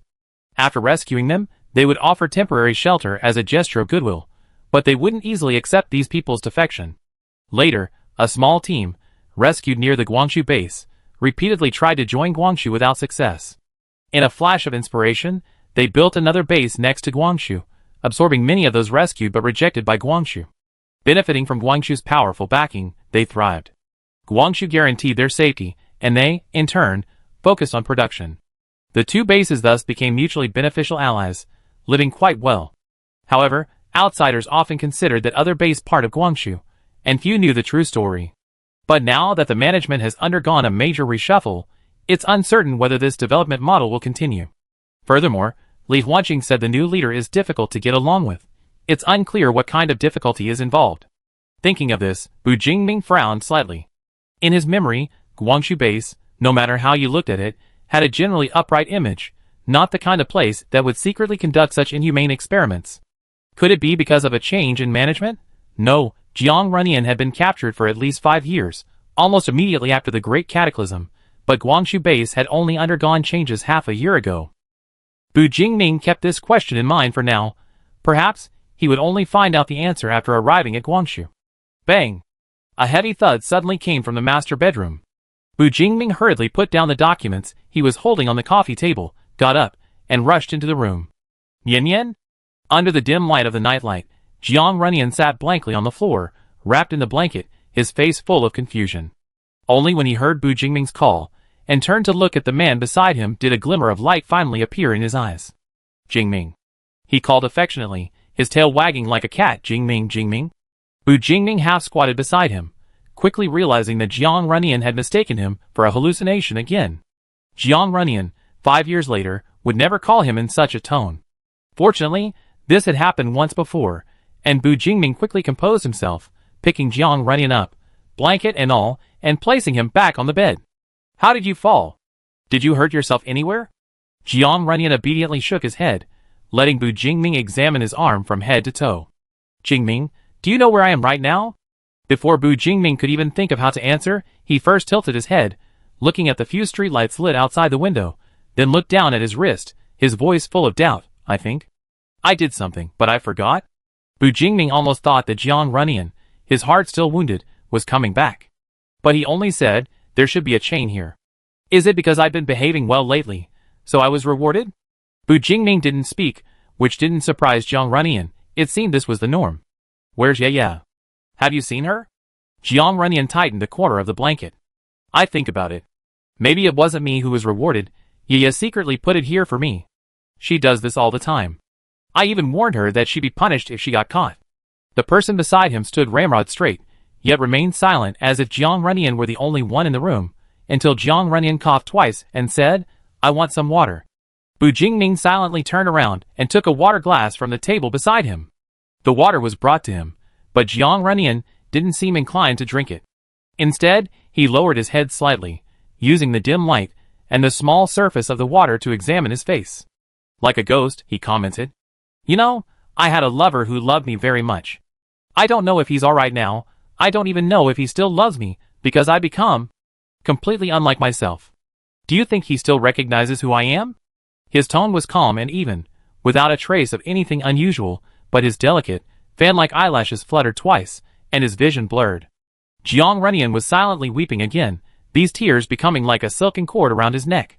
Bu Jingming felt like he was suffocating, his vision blurring due to lack of oxygen. His lover's words were like a giant hammer, pounding on his brain and heart, causing a dull ache throughout his body. He wanted to say that he knew there was a man named Bu Jingming who loved you deeply. That man had risked his life countless times just to find you. If he couldn't find you, couldn't rescue you, his life would be meaningless. He also wanted to say that no matter what, that man would love you, no matter what you became, he would recognize you. But these words seemed so pale and powerless against the wounds already inflicted. Bu Jingming's breathing trembled, his throat muscles tensed, and his hand gripping the water glass so tightly that his fingertips turned white. In a daze, he seemed to have reverted to the clueless, bewildered youth he once was, unsure how to find a way forward. I can still see you cry. A bandaged hand reached out and gently caught the tear that was about to fall from Bu Jingming's eye. I thought that Saturday was the only time I would ever see you cry. Jiang Runyan, having somehow snapped out of his reverie, now looked at Bu Jingming with a sense of fascination, like observing an animal in a zoo. Bu Jingming handed the water glass forward again. Jiang Runyan understood and took a couple of sips from his hand, clearing his throat before sighing, What time is it now? 7 or 8 o'clock. Are you hungry? Bu Jingming thought he had composed himself, but Jiang Runyan stared at him for a long time before suddenly saying, Don't make that face. Jiang Runyan couldn't quite describe the expression on that face, dimly lit by the small lamp, including the light flashing in those dark eyes. The complexity of what they contained exceeded the processing capacity of his brain. One thing he was certain of was that he didn't like seeing Bu Jingming like this, as if the other person had changed, becoming someone he no longer recognized. But Bu Jingming didn't understand what Jiang Runyan meant by this expression, but that didn't stop him from smoothly changing the subject. Are you hungry? Want to go to the kitchen and see what we can make? Jiang Runyan nodded, so Bu Jingming took his hand and helped him off the bed. Let's take a look at this base. In a way, this is half my base. They walked out the door, out of the apartment building, onto the ground that had just been washed by the heavy rain. The rain had stopped, but only the damp air and the puddles on the ground showed how heavy the rain had been. This was the first time in years that Jiang Runyan had truly walked across this land that had experienced such a catastrophe. Although the Tianming base, built around the residential area, had preserved many traces of human civilization, the rampant vegetation and some destroyed buildings still showed the extent of the disaster that had occurred here. It seemed he hadn't walked in a long time. Even since being rescued from the lab, he had almost always been carried by Bu Jingming. Now, Jiang Renyan felt his gait was awkward, and he couldn't quite control the swing of his legs. He took a deep breath, a wave of sadness washing over him. Chapter 24. Along the way, Bu Jingming told Jiang Renyan about the Tianming base, but Jiang Renyan seemed indifferent and uninterested. It was around mealtime, and the communal kitchen wasn't crowded, but a few groups were scattered around the tables eating various dinners. Before coming to the kitchen, Bu Jingming took Jiang Renyan to the parking area and retrieved some ingredients from the SUV. The communal kitchen only provided some seasonings and rice. Ingredients had to be brought by the user. However, this was the apocalypse, not the past, and Jiang Renyan's body hadn't fully recovered. Bu Jingming was unsure what to cook. After thinking for a while, he only took some dehydrated vegetables and dried meat slices from the car. I guess I just cooked some safest option porridge. Now I can add some other ingredients to improve the taste and nutrition. Wait. Bu Jingming suddenly remembered something. Jiang Renyan's talent is known to be enhanced healing, and he has already demonstrated its rapid recovery speed to Bu Jingming. So why can't he eat solid foods? Bu Jingming initially thought it was because he hadn't eaten for a long time, causing his stomach to atrophy, which explained why Jiang Renyan vomited the mashed potatoes he ate that night. But with such a talent, and the lab maintaining his bodily functions with nutrient solutions to extract materials for creating the divine gift, Jiang Renyan's physical condition should be excellent. Why? Jiang Renyan's actual condition is vomiting and an inability to eat almost anything, even bland porridge. Bu Jingming stood in front of the empty stove, holding meat and vegetables. He couldn't help but glance back at Jiang Renyan, whom he had placed at the nearest small square table. Jiang was just outside the cubicle, easily visible. The other man was still much the same as when he had just woken up. His face was deathly pale. Even his lips were almost bloodless. He leaned back in his chair, his head slightly drooping, appearing so quiet and defeated. Like a rose nearing the end of its life, all that awaited him was withering and decay. Jiang Renyan sat there, completely out of place in the peaceful and serene atmosphere of Tianming. Being a new face, he certainly attracted attention, drawing curious glances from the surrounding residents. It seemed his seating arrangement was somewhat inappropriate. Bu Jingming had only intended to place him close by, but he hadn't expected to be noticed. Just as he was considering whether to move Jiang Renyan to another seat, a familiar voice rang out from afar, "Boss!" Kujoshin walked in, carrying half an ear of corn, the other half on Qiu behind her. Actually, Bu Jingming was in the kitchen stall, so Kujoshin hadn't seen him, but she had seen Jiang Renyan. Since Jiang Renyan was there, her boss couldn't possibly be absent. Calling out first was always a good idea. She also wanted to greet Jiang Renyan, but their last conversation had been interrupted by Bu Jingming. Kujoshin was unsure what to call her boss's girlfriend. Although she jokingly called her sister-in-law, it wasn't appropriate to just call someone male sister-in-law in person. A more intimate nickname wasn't suitable either. What if it stirred up jealousy? She was just a little carefree, not someone with low emotional intelligence. Qiu, who came with Kujoshin, also didn't know how to address Jiang Renyan. She had always called him A01, and having little experience making friends, she seemed even more reserved than Jiang Renyan outside the lab. Bu Jingming poured a bowl of rice into the pressure cooker. Hearing the noise outside, he peeked out. "Only eating dinner now? Boss, what are you saying? Aren't you only eating dinner now too?" Kujoshin took a bite of corn. "But we already ate. We just brought Yaya out for a walk around the base, and we saw you guys in the kitchen, so we came in to check." Bu Jingming nodded, said nothing more, and went back to the stove to put water, dehydrated vegetables, and dried meat slices into the pot. Outside the cubicle, Kujoshin sat down opposite Jiang Renyan without any hesitation, holding a corn cob in one hand and resting her chin on the other, looking at him. "Our introductions were interrupted by the boss last time, so I wasn't sure what to call you. My name is Kujoshin, remember? Call me whatever you like. You can call me Sister Xian like Xiu does." Sister Xian? Jiang Renyan didn't mind. Since the other party had already given a name, he just used it.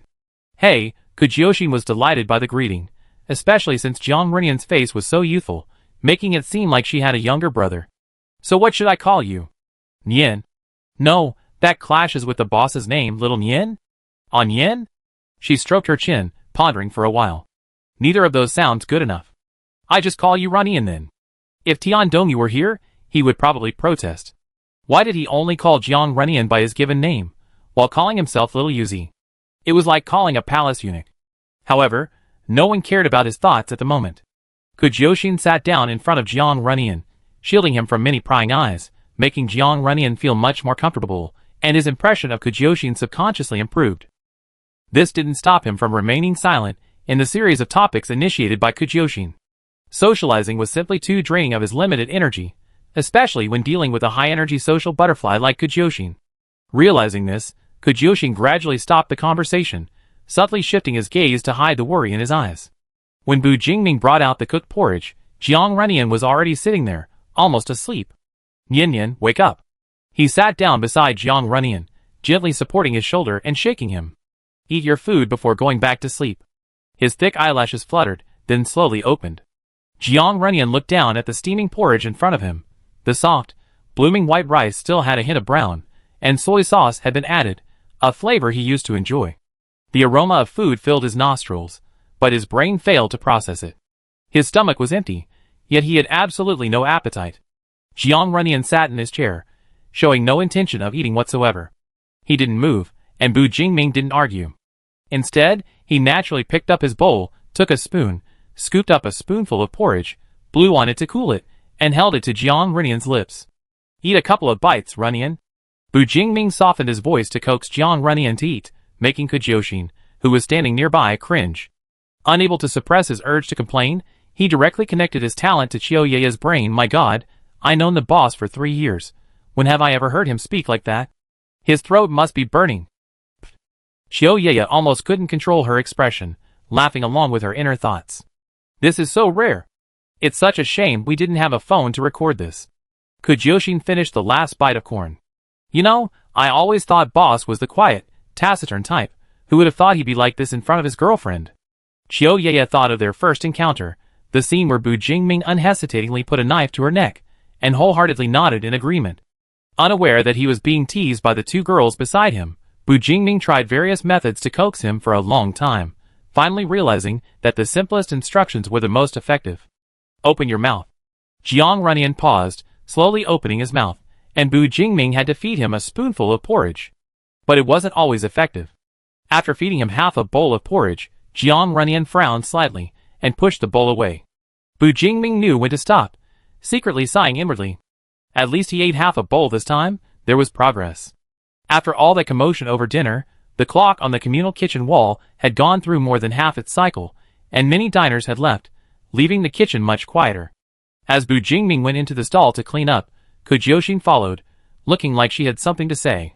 Boss, you.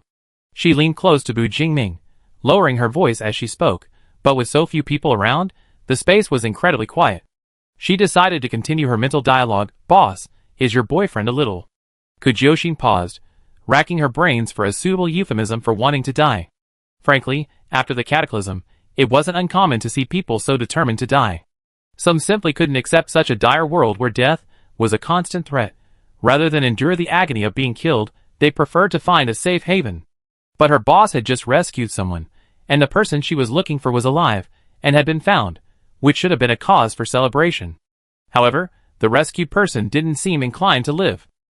When Kujyoshin discovered this, she not only worried for Jiang Runyan, but also began to worry about Bu Jingming. If Jiang Runyan ultimately didn't choose to live, she had no doubt that her boss would follow suit and commit suicide for love. Although the peaceful society has been disrupted, although technology and production have been forced to regress, and although danger and mutants roam the area outside the base, people still have to live, right? Bu Jingming paused in washing the dishes, then quickly continued rinsing them clean. I figure something out. Before that, we need to deal with the biggest problem first. Bu Jingming had a clear plan. Jiang Runyan needed at least a stable and safe environment to slowly heal his emotional wounds, and the forces behind him, who coveted his talent, were the biggest threat to destroying everything. In any case, they had to bring the other party out of the shadows first, and then. Boss, if we find them, what do you plan to do? Bu Jingming put the dishes back in the cupboard and shook the water off his hands. Just kill them all. Chapter 25. Jiang Runyan had always thought his brain had long forgotten everything that had happened in the past. Whether it was the vast majority of humans around him, who had turned into monsters during the Great Cataclysm, or being ambushed by his companions and locked in an unknown room a month later, each event was buried deep within his memory palace. If he wanted to recall it, he could easily remember it. It was vivid in his mind. At the moment the Great Cataclysm occurred, Jiang Runyan had only one thought in his mind: to find Bu Jingming. But he didn't know where Bu Jingming had gone. The last message in his phone's chat box was from Bu Jingming. Went to participate in a competition, will be back in 2 days. Where he participated, what competition, what time he would return, Jiang Runyan knew nothing. This was the furthest he had ever been from Bu Jingming since he met him, both physically and emotionally. Jiang Runyan and his roommates hid in their dormitory, surviving on snacks and instant noodles for a week. He endured a high fever and became the first and only person in the dormitory to awaken his talent. Then, Jiang Runyan killed all his roommates, who had become mutants, to survive. He knew nothing about combat. When he plunged a fruit knife into his roommate's heart and brain, his reaction was completely numb. It wasn't until the pain of a chunk of flesh being bitten off his thigh pulled him back to reality that he abruptly dropped the blood-stained knife and vomited violently amidst the stench. People raised in peacetime had never witnessed such a scene. Normally, even a minor cut while chopping vegetables would prompt a frantic search for a band-aid. Jiang Runyan nearly thought he was going to bleed to death in his dormitory. But he still hadn't found Bu Jingming. He hadn't even left school yet. Before Jiang Runyan could even cry, he realized the bleeding had stopped. A tingling, itchy sensation spread through his thigh. It was the first time Jiang Runyan had felt his body's cells working tirelessly, rapidly repairing the wound, even growing new skin to fill the gap. 20 minutes later, under Jiang Runyan's wide-eyed gaze, the thick scab gently fell away, as if the severe wound had never existed. He seemed to possess an extraordinary ability. Now, looking back, Jiang Runyan couldn't help but despise his past ignorance, his failure to understand the dangers of possessing a treasure, and his easy disclosure of his newfound abilities. Even if he wasn't foolish enough to boast to strangers, he quickly opened up to newly acquainted companions, practically revealing the color of his underwear. Jiang Runyan never imagined that the companion who saved him from the mutants shared food and medicine with him, and agreed to accompany him on his journey to find someone so they could look after him, would be the very demon who would cause him years of darkness. Initially, during his imprisonment, he did resist. He was angry, furious, and desperately tried to escape, but all he received in return was tighter control and more flesh being cut off and blood being drained. The worst time, Jiang Runyan lost almost half his flesh and had half his bones sawed off within half an hour. His talent was only for enhancement and healing. He couldn't block out pain, and the demon wouldn't be kind enough to inject him with anesthesia in a world of scarcity. For a long time, Jiang Runyan saw nothing but ghostly figures in white coats floating around, carrying instruments, drifting over to cut off a piece of flesh, then drifting away, drifting over to draw a few bags of blood, then drifting away again. Removing the bone was too difficult, because they discovered that Jiang Runyan needed something left for him to regenerate. The price for confirming this was that Jiang Runyan was forever missing a rib. Fear and pain were constant companions. Jiang Runyan collapsed countless times. Too many to count, too many to remember. Crying and begging only pleased the demons. He couldn't even die. The demons wouldn't let him go, preferring him to live a miserable existence rather than die. Who could save him? Jingming. Jiang Runyan curled up, his eyes wide in the darkness. He laughed at the beautiful memories of the past, and cried at the present calamity. He felt he was going insane. If anyone would come to save him, if anyone would still care about him, it would probably only be Bu Jingming. But he didn't even know if Bu Jingming was still alive. Jiang Runyan dared not think about the possibility that Bu Jingming was dead. It would make all the time he had endured seem meaningless, and a hopeless future could easily shatter a person already in such agony. The first time he saw Bu Jingming was on the operating table. He was bound by straps, and the only part of his body he could move was his eyeballs. It was in this state that Jiang Runyan first saw Bu Jingming standing behind the white coats in front of the door. The other man was wearing navy blue loungewear. His hair was very short, as if it had just been cut. Noticing Jiang Runyan's gaze, he looked up, revealing the smile Jiang Runyan knew best. Jiang Runyan's brain buzzed, even his breathing became rapid, and he struggled desperately on the operating table, managing to break free of the two straps. The white coats hadn't seen him so frantic in a long time. Several of them reached out to try and hold him down, and after a while, they remembered they still had a sedative available. Finally, they brought a syringe and injected the cold liquid into his body. Even after Jiang Runyan lost consciousness, Bu Jingming remained standing there, smiling at him. Jiang Runyan woke up from his nightmare for the umpteenth time. He gasped for breath, his eyes staring blankly at the white ceiling. It took him a while to realize who he was. Right. Jingming, where is Jingming? He sat up abruptly, the chains around his neck rattling, a throbbing pain in the back of his head, and a throbbing pain throughout his body. Despite being clean, without wounds or bandages. "Are you all right?" There was more than one person in the room. A man in a white lab coat wearing glasses, and with an owl perched on his shoulder also stood there. Noticing his movement, the man got up from his chair and approached, holding several documents in his hand, asking with concern, "Finally awake? Is anything bothering you?" Jiang Rinian's soul slowly returned to his body, his breathing gradually calming, only the migraine continuing to affect his mood. His lips twitched, but no sound came out. Jiang Rinian turned his head to look at the 4-needle on the back of his left hand. A tube connected to a bag of colorless glucose, only a third full. He looked like he'd been unconscious for several days, otherwise, these people would have fed him directly instead of wasting the precious glucose. He didn't speak. The doctor in the white coat wasn't surprised. He simply stood by his bedside and sighed softly. "You might as well have woken up a day later. Tomorrow's the collection day."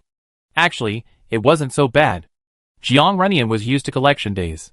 He was used to the negligible pain, used to having large chunks of his own flesh being removed. As long as they didn't torment him endlessly for various experimental results like before, he didn't care how much they took. Come to think of it, he hadn't seen Bu Jingming in a long time. Jiang Runian's eyes flickered slightly, quickly scanning the small space before sadly looking away. How could he possibly see Bu Jingming again? Recalling each past encounter, he couldn't seem to discern a pattern. The illusion appeared and disappeared at will, completely disregarding his feelings. The fake was indeed no match for the real. Seeing A01 once again lost in her own world, isolated from everything around her, the woman in the white coat couldn't help but sigh. She checked her pockets. They were empty except for a pen, not even a piece of candy. Helpless, she could only sit back down and continue studying the documents in her hands.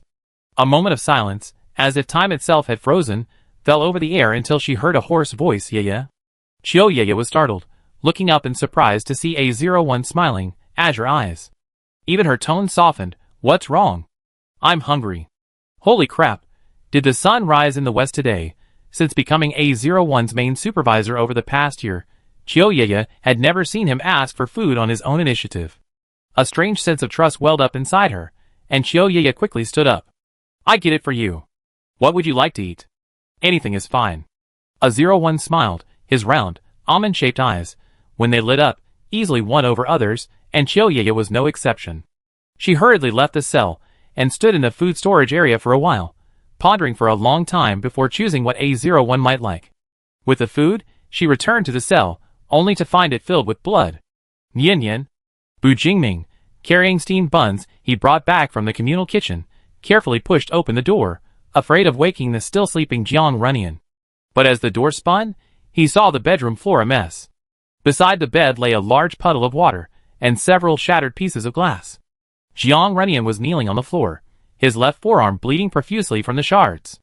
The bandage that had been wrapped around his hand was gone, lying forlornly at the foot of the bed. Bu Jingming's heart pounded. He quickly hung the steamed buns on the doorknob, rushed over, and grabbed Jiang Runian's right wrist, stopping him from continuing to slash himself. "Nian Nian." Startled by the shout, Jiang Runian shuddered, instinctively releasing his grip, letting the shards of glass fall to the ground with a crisp sound. Only then did Jiang Runian's wandering thoughts slowly return, and he realized what he had done. He lowered his head, deliberately avoiding Bu Jingming's direct gaze. He seemed to have messed up again, he thought belatedly. It wasn't intentional, it was just, something was stuck in his chest, making him uncomfortable, making his brain throb, and making him feel nauseous. Plus, the room was empty when he woke up. He was alone. Jiang Runian slowly sat up, the soft blanket slipping down to reveal his overly thin body. Then he saw the water glass on the bedside table, which Bu Jingming had specially prepared last night. So quiet. Is Bu Jingming angry? Jiang Runian paused, slowly turning his eyes to look.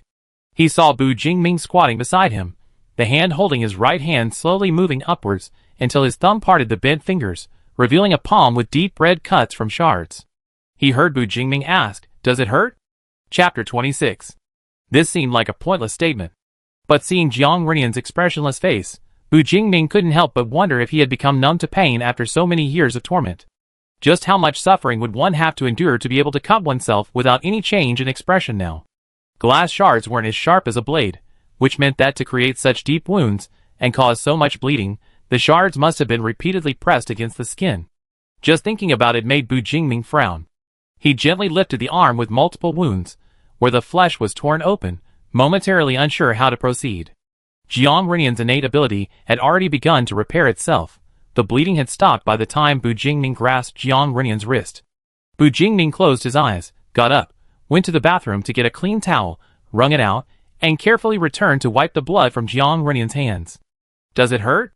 No, it doesn't hurt. Bu Jingming didn't speak again, carefully wiping his skin clean and drying the water on the floor. He then fetched a broom and dustpan from the living room outside, sweeping the broken glass into the trash can around him. After doing all this, Bu Jingming asked, "Can you stand up?" At his question, Jiang Renian snapped back to reality, feeling the stiffness in his muscles protesting from being in one position for too long. Actually, he couldn't stand up right now. Jiang Renian felt his legs were a little numb, but he didn't think it was a big deal, so he nodded, supporting himself with his hands on the ground, and slowly tried to stand up. Before he could even exert any force, the moment his hand touched the ground, Bu Jingming had already lifted him up. "Your wound hasn't healed yet, don't push yourself." He placed him back on the bed, then fetched a new set of clothes, letting Jiang Renian change out of his blood-stained garments. In just 10 minutes, the self-inflicted wound had scabbed over. Changing his clothes and rewrapping the bandages would make it seem as if nothing had happened. Bu Jingming stood by the bed, silent for a long time, before finally saying, "Nian, can you please not hurt yourself again? If it hurts, tell me, but don't do it again. If I say no, will you be angry?" They were clearly a couple who had once loved each other so deeply, yet their conversation after their reunion seemed tinged with distance and probing. Bu Jingming paused. "No, that will be the last time I'm angry with you." The price of anger in arguments was too high. He dared not do it again. Right now, more than anger, he felt powerless. "If you're not angry, are you tired?" Jiang Renian pursed her lips, uttering each word slowly and deliberately. "Jingming, I'm so tired. If I agree to your request, can you promise me one thing?" Jiang Renian said, "I don't want to live anymore, not even for a second." The facade of peace was finally shattered, and the problem that Bu Jingming had subconsciously avoided was laid bare by Jiang Renian. "Want to die?" A buzzing sound filled Bu Jingming's ears. He thought he would be sad, he would shed tears, but in the end, he only curled the corners of his lips, took a step forward, knelt on the bed, raised his hand to cup Jiang Renian's face, and said softly, "No, only this, no." Rough fingertips slowly traced his pale cheek, Bu Jingming staring intently into those blue eyes, his gaze trailing down to his pale lips. "Nian, I remember saying a long time ago that I wouldn't stop you from doing anything except wanting to leave me." He lowered his head, the distance between them almost negligible. "Even if living will cause you pain, I must keep you alive. Even if you hate me because of it, that's okay, I can accept it, as long as you're still by my side. Don't leave me." As the words fell, he closed his eyes, gently pressing his lips to those long untouched lips. They were dry, devoid of warmth, yet only in this way could he feel he could still hold on to Jiang Renian, preventing her from truly disappearing silently from his sight. Bu Jingming didn't notice that Jiang Renian's eyes remained open the entire time, clearly seeing the struggle flickering in those dark eyes, and the overwhelming, unyielding sorrow. Jiang Renian almost thought he was about to cry again. But should he live for him? Jiang Renian didn't know, his heart couldn't find the answer. Perhaps because the locator issue was resolved, the extra day spent with Tianming was very peaceful. There was no attack on the laboratory, and the base wasn't attacked by any mutants. He heard that the hunting team had gone out and cleared out a lot of mutants, bringing back a mountain of materials. Bu Jingming, on the other hand, had many more things to do. Besides having someone modify the 2 black SUVs, adding a seat to ensure all 5 of them had a place to sit, he also accompanied Xiang Chanlin to meet with the other 3 base managers to learn the most accurate and detailed information about the base's current situation. As for Jiang Renian, Bu Jingming dared not leave him alone in the house for long. After putting away all the dangerous items, Bu Jingming simply assigned Kujyoshin a task, to come and keep Jiang Renian company while he was away. This was not only to prevent Jiang Renian from harming himself, but also to prevent anyone from saying anything inappropriate to him. "Okay, boss, leave this to me," Kujyoshin said happily, pulling Chiyoye into the house. Although she was a bit impulsive, perhaps she was suitable to calm Jiang Renian down. Since the next target was far from Tianming, it would be a long journey. Ignoring Bu Jingming's refusals, Xiang Chanlin insisted on packing a lot of things into the off-road vehicle: homemade compressed rations, 2 large buckets of drinking water, some basic medicine, and some rarer items like cigarettes and candy. In today's world, Even if you don't use them yourself, you can trade them. Who could refuse? Xiang Chanlin said, adding rice, flour, and bullets to the vehicle. Are your guns still working well? Yeah, no problem. Their team generally didn't use guns much, relying more on their special abilities and melee weapons. The wear and tear on their guns was far less than that of their knives and axes. I also serviced your weapons. They're definitely better than before. Before setting off, Bu Jingming sat in the driver's seat and unfolded a somewhat rudimentary hand-drawn map. It only briefly marked the locations of important places, such as Guangzhou and Weimin. The Guangzhou base was northeast of Tianming, while Weimin was southeast. The map was centered on Tianming, with the names and locations of some smaller bases marked nearby. The three bases form a triangle. After visiting Guangzhou, they might detour to Weimin before deciding whether to return to Tianming. The best outcome would be to resolve all issues before returning to Tianming. On the day of departure, the sun shone brightly, not too intensely, accompanied by a gentle breeze. Bu Jingming stepped on the gas and left the Tianming base. Tian Dongyu sat in the passenger seat next to him, while the two girls and Jiang Runyan sat in the safer back seat, chatting idly, mostly the girls doing the talking. As Bu Jingming drove, he couldn't help but glance at Jiang Runyan in the rearview mirror. Jiang Runyan leaned against the window, one hand supporting her chin, gazing at the scenery outside, her expression indifferent, her thoughts unreadable. Long drives are always tedious and tiring. This black SUV didn't have a music player, and even if it did, it couldn't be used. It would easily attract the attention of the hearing-sensitive mutants. Better to avoid trouble. Then Bu Jingming heard Tian Dongyu ask, Brother Ming, I remember, when we went to Guangzhou, we seem to have seen the leader from back then? Indeed, that was true. Early last year, the three of them arrived in Guangzhou for the first time, and while still on the outskirts, they encountered a truly earth-shattering battle. 10 minutes ago, the sky was bright, but 10 minutes later it was covered with dark clouds, lightning flashed and thunder roared. From afar, two figures could be seen locked in combat in midair. Every now and then, bolts of lightning were drawn down from the clouds, transforming into attacks from one figure against the other. The clash of energy caused the earth to tremble. Bu Jingming had never seen humans fight with such intensity before.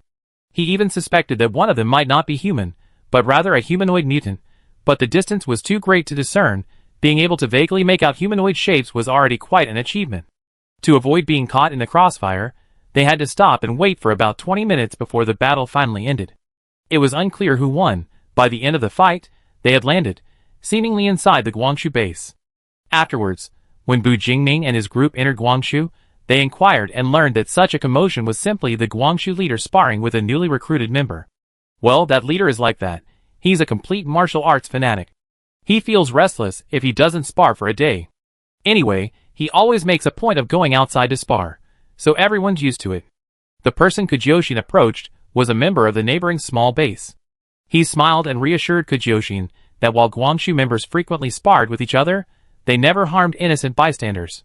Bu Jingming, standing nearby, thought for a moment and directly asked the other party if there was any way to see the Guangzhou leader. Unexpectedly, the other party replied directly, you can wait until the leader finishes his fight and go directly to him, or go to the base gate and challenge him. Issue him a challenge, and he will come to accept. Bu Jingming's thinking was simple at the time. This leader seemed easy to talk to, even remarkably naive. As a leader, he had access to many people and things, so directly approaching the leader and asking was more likely to yield information. Even if there was no direct information, there might be some indirect information. So Bu Jingming actually went directly to the entrance of the Guangzhou base, but instead of issuing a challenge, he asked the guard if he could meet their leader. He hadn't held out much hope, but unexpectedly, the guard actually brought the Guangzhou leader to him. The tall, muscular leader, with short, stiff hair shaved into a buzz cut pointing skyward, and a fierce-looking face marked by a long scar running down half his face, raised an eyebrow the moment he saw Bu Jingming. You? Whatever you want from me, fight me first. Chapter 27. This leader's appearance truly fits some stereotypes about martial arts fanatics.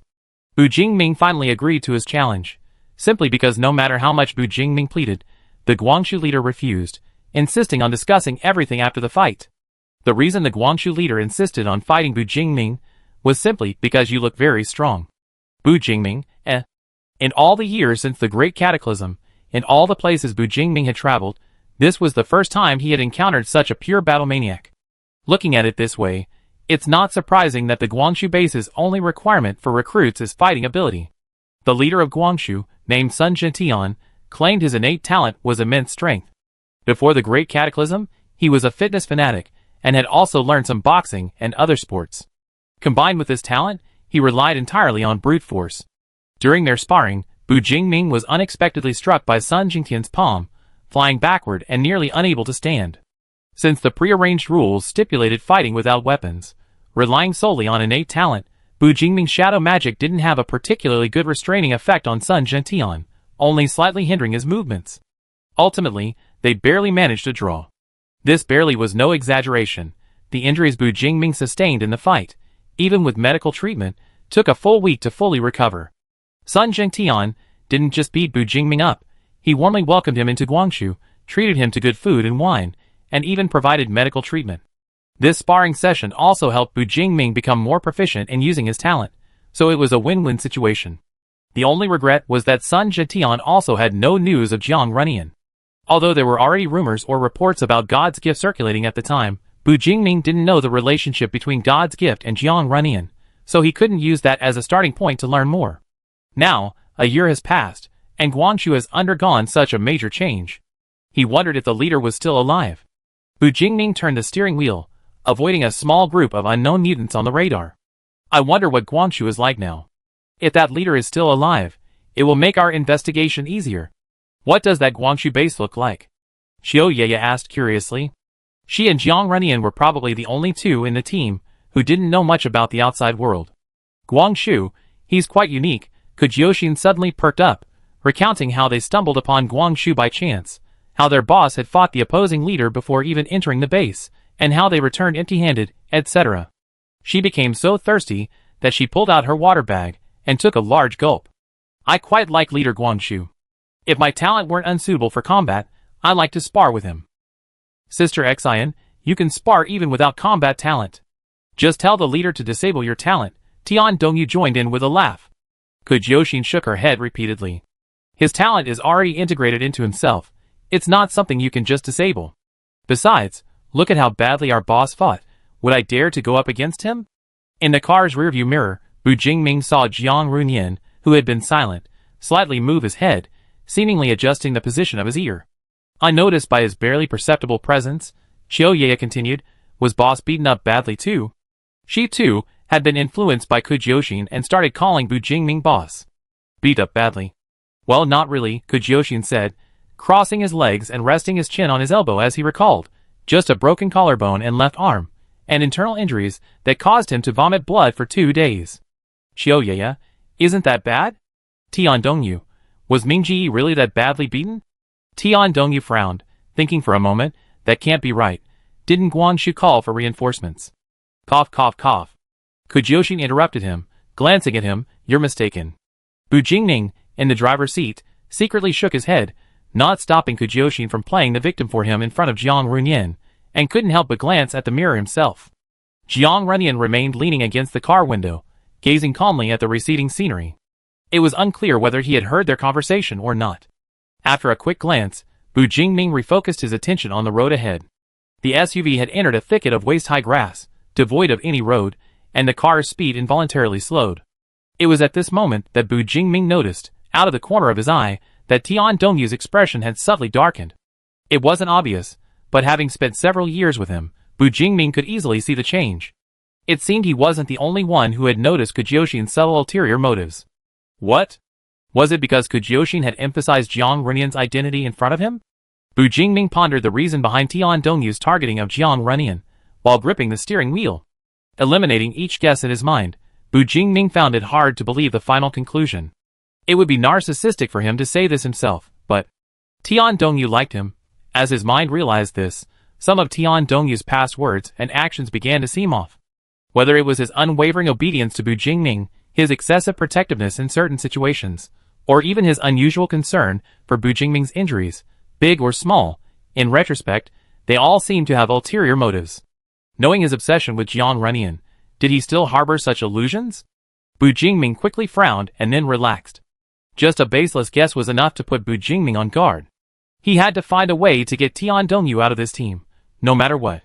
Even though things were peaceful for now, Bu Jingming worried that if Tian Dongyu did something, it would be a huge harm to Jiang Runyan right now. He had finally managed to keep Jiang Runyan by his side, and anyone who tried to sabotage it shouldn't blame him for being ruthless. The wheels had been turning continuously for 5 hours, and the sun was directly overhead. Tian Dongyu suggested that Bu Jingming take over to rest, and Bu Jingming didn't refuse. However, after ensuring there were no red dots indicating dangerous mutants nearby, he found a flat, open spot to park. Perfect, let's rest a bit and eat something. His words drew a few more glances from Tian Dongyu, who pursed his lips but said nothing more. In the past, they rarely rested while traveling, taking turns driving and grabbing a quick bite of dry rations in the car when hungry. Some teammates had even left because they couldn't handle Bu Jingming's pace, but now, he was stopping after only 5 hours. However, despite the stated rest period, for safety reasons, the group didn't get out of the car. Bu Jingming got out of the driver's seat, turned around, opened the back door, and knelt down in front of Jiang Runyan. Yin, how are you feeling? Tired? Tired? Tired already? Kujyoshin instinctively spoke up, but after uttering 2 words, realizing who Bu Jingming was talking to, he swallowed the rest of his sentence. Jiang Runyan was indeed different from the others. Looking at her perpetually pale face and overly thin body, one was genuinely worried that a bumpy ride would cause her serious injury. The group had eaten breakfast before setting off that morning and were already used to eating only 2 meals a day, or even just one, while traveling. Bu Jingming and the other 2 felt relatively fine, only worried about whether the 2 new members could adapt to such a long journey. Xiaoyaya was indeed a little hungry. She never lacked food or drink in the lab, so she didn't have the concept of eating more to slow down hunger when eating breakfast. She just ate a few bites to get by. Kujyoshin took water and some freshly made pancakes from the trunk for her. Jiang Runyan, who was beside her, finally turned his gaze away from the window, but didn't look at Bu Jingming's face, only saying, "I'm fine." Bu Jingming keenly noticed the occasional unfocused look in his eyes, and saw his fingers pressing hard on the seat until they turned white, insisting, "Where does it hurt?" Headache. Even though he knew she was uncomfortable, Jiang Runyan didn't show any other emotion on her face, and her tone was flat, as if she were talking about a stranger. "Where does it hurt? Here? Or here?" Bu Jingming sat in the seat that Kujyoshin had already given up, and gently massaged the acupoints on Jiang Runyan's head. "Does it hurt badly? There are painkillers in the car, do you want some?" Tian Dongyu, who was already in the driver's seat, frowned upon hearing this, and couldn't help but turn around to say, "Brother Ming. No need, it doesn't hurt much." Jiang Runyan leaned against Bu Jingming's shoulder, following his hand. Whether it was from discomfort or the comfort of the massage, he slowly closed his eyes, and let out a soft sigh. "So are you hungry? Want something to eat?" "No." Bu Jingming freed one hand, and pulled a purple hard candy from his coat pocket. "Want something sweet?" Jiang Runyan hadn't frowned when he was in pain, nor when he stabbed himself, but now, he was annoyed by Bu Jingming.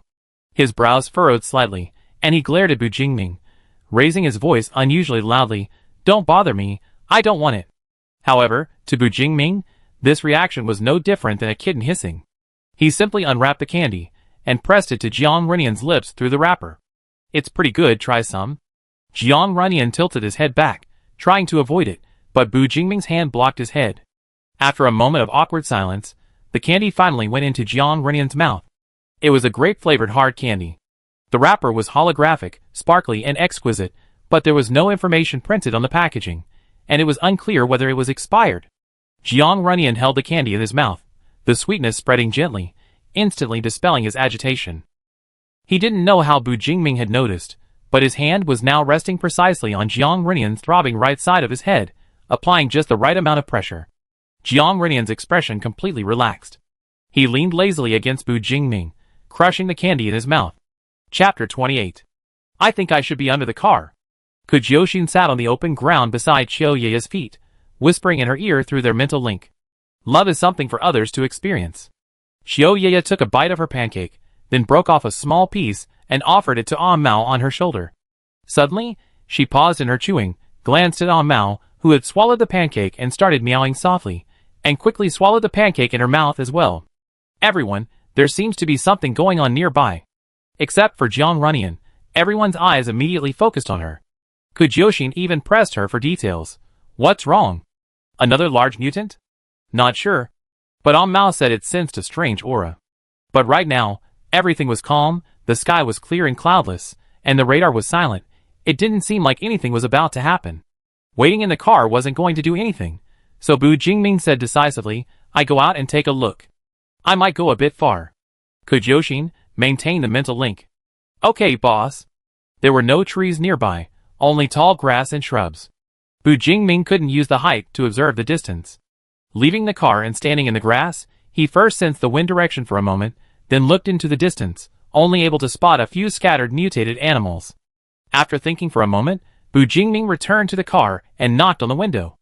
After the window rolled down, he looked at Qiu Yeye. "Can I borrow your friend?" Qiu Yeye nodded, reached out, and touched Ah Mao's back feathers. Ah Mao immediately flapped its wings and flew out of the car, landing on Bu Jingming's shoulder.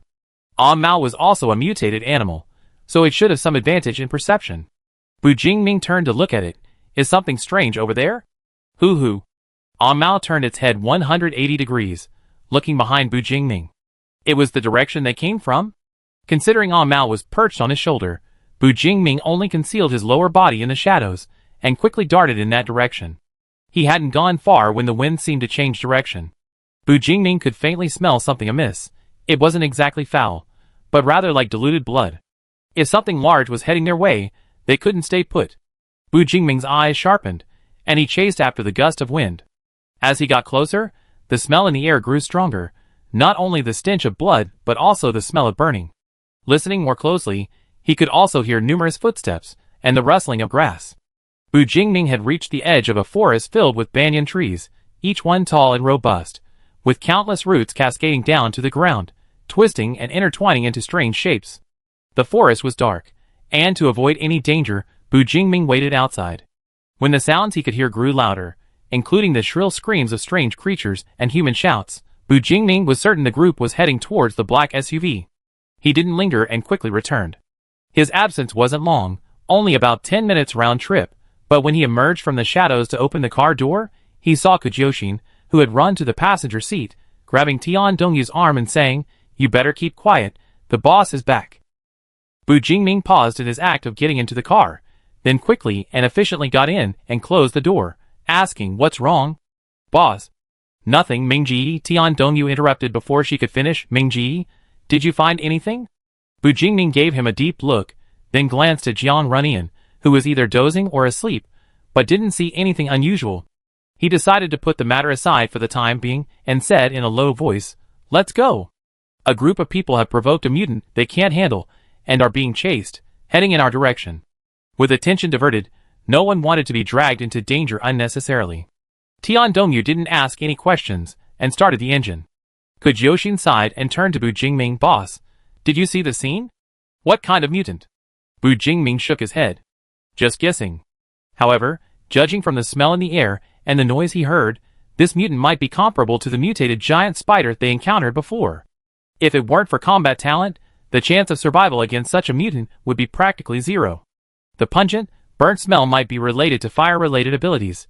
It's unclear whether it's from the mutant or one of the group." Bu Jingming didn't actually have much compassion. He never had it since childhood. The only reason he often saved people from mutants in the past 5 years was to increase the chances of finding Jiang Runyan. Now that he'd been found, there was no need to interfere in other people's fates. Focusing on the current goal was more important. The black SUV moved silently across the land, and silence fell inside the vehicle. Bu Jingming sat down next to Jiang Runyan, gently taking his right hand in his palm. Suddenly, Yoshin's voice echoed in his mind, "Boss, I feel something's wrong with Xiao Yuzi, really wrong. Has he been possessed?" 15 minutes earlier, Bu Jingming had left with A Mao, leaving them somewhat tense in the car, unable to pinpoint the source of their tension. Yoshin decided to change the subject, suggesting they guess how long their boss would be gone. Some guessed half an hour, some guessed 5 minutes, and some even guessed an hour. Yoshin patted Jiang Runyan, trying to get him involved. Just then, Jiang Runyan suddenly looked out the window, silently reaching for the car door to get out. Qiu Yeye had just mentioned something was wrong, and Bu Jingming had gone out to check. Yoshin didn't dare let Jiang Runyan get out of the car like that, and quickly grabbed him. "Hey! Runyan, where are you going? You can't get out of the car now." If Bu Jingming were here, he would have seen the mist in Jiang Runyan's eyes. He was probably hallucinating again. But no one else could tell anything was wrong.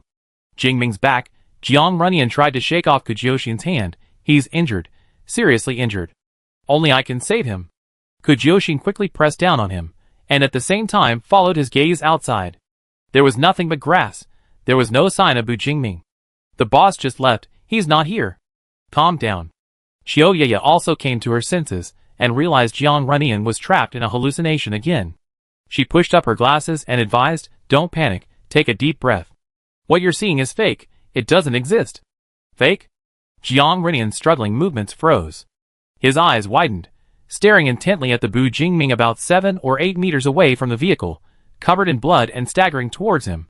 He couldn't believe it was an illusion. Clearly, from the bright red blood to the torn clothes, from those dark eyes to the wounds that almost exposed bone, he could see it all so clearly. He could touch it if he reached out. No, with this much bleeding, if this dragged on, Bu Jingming would die.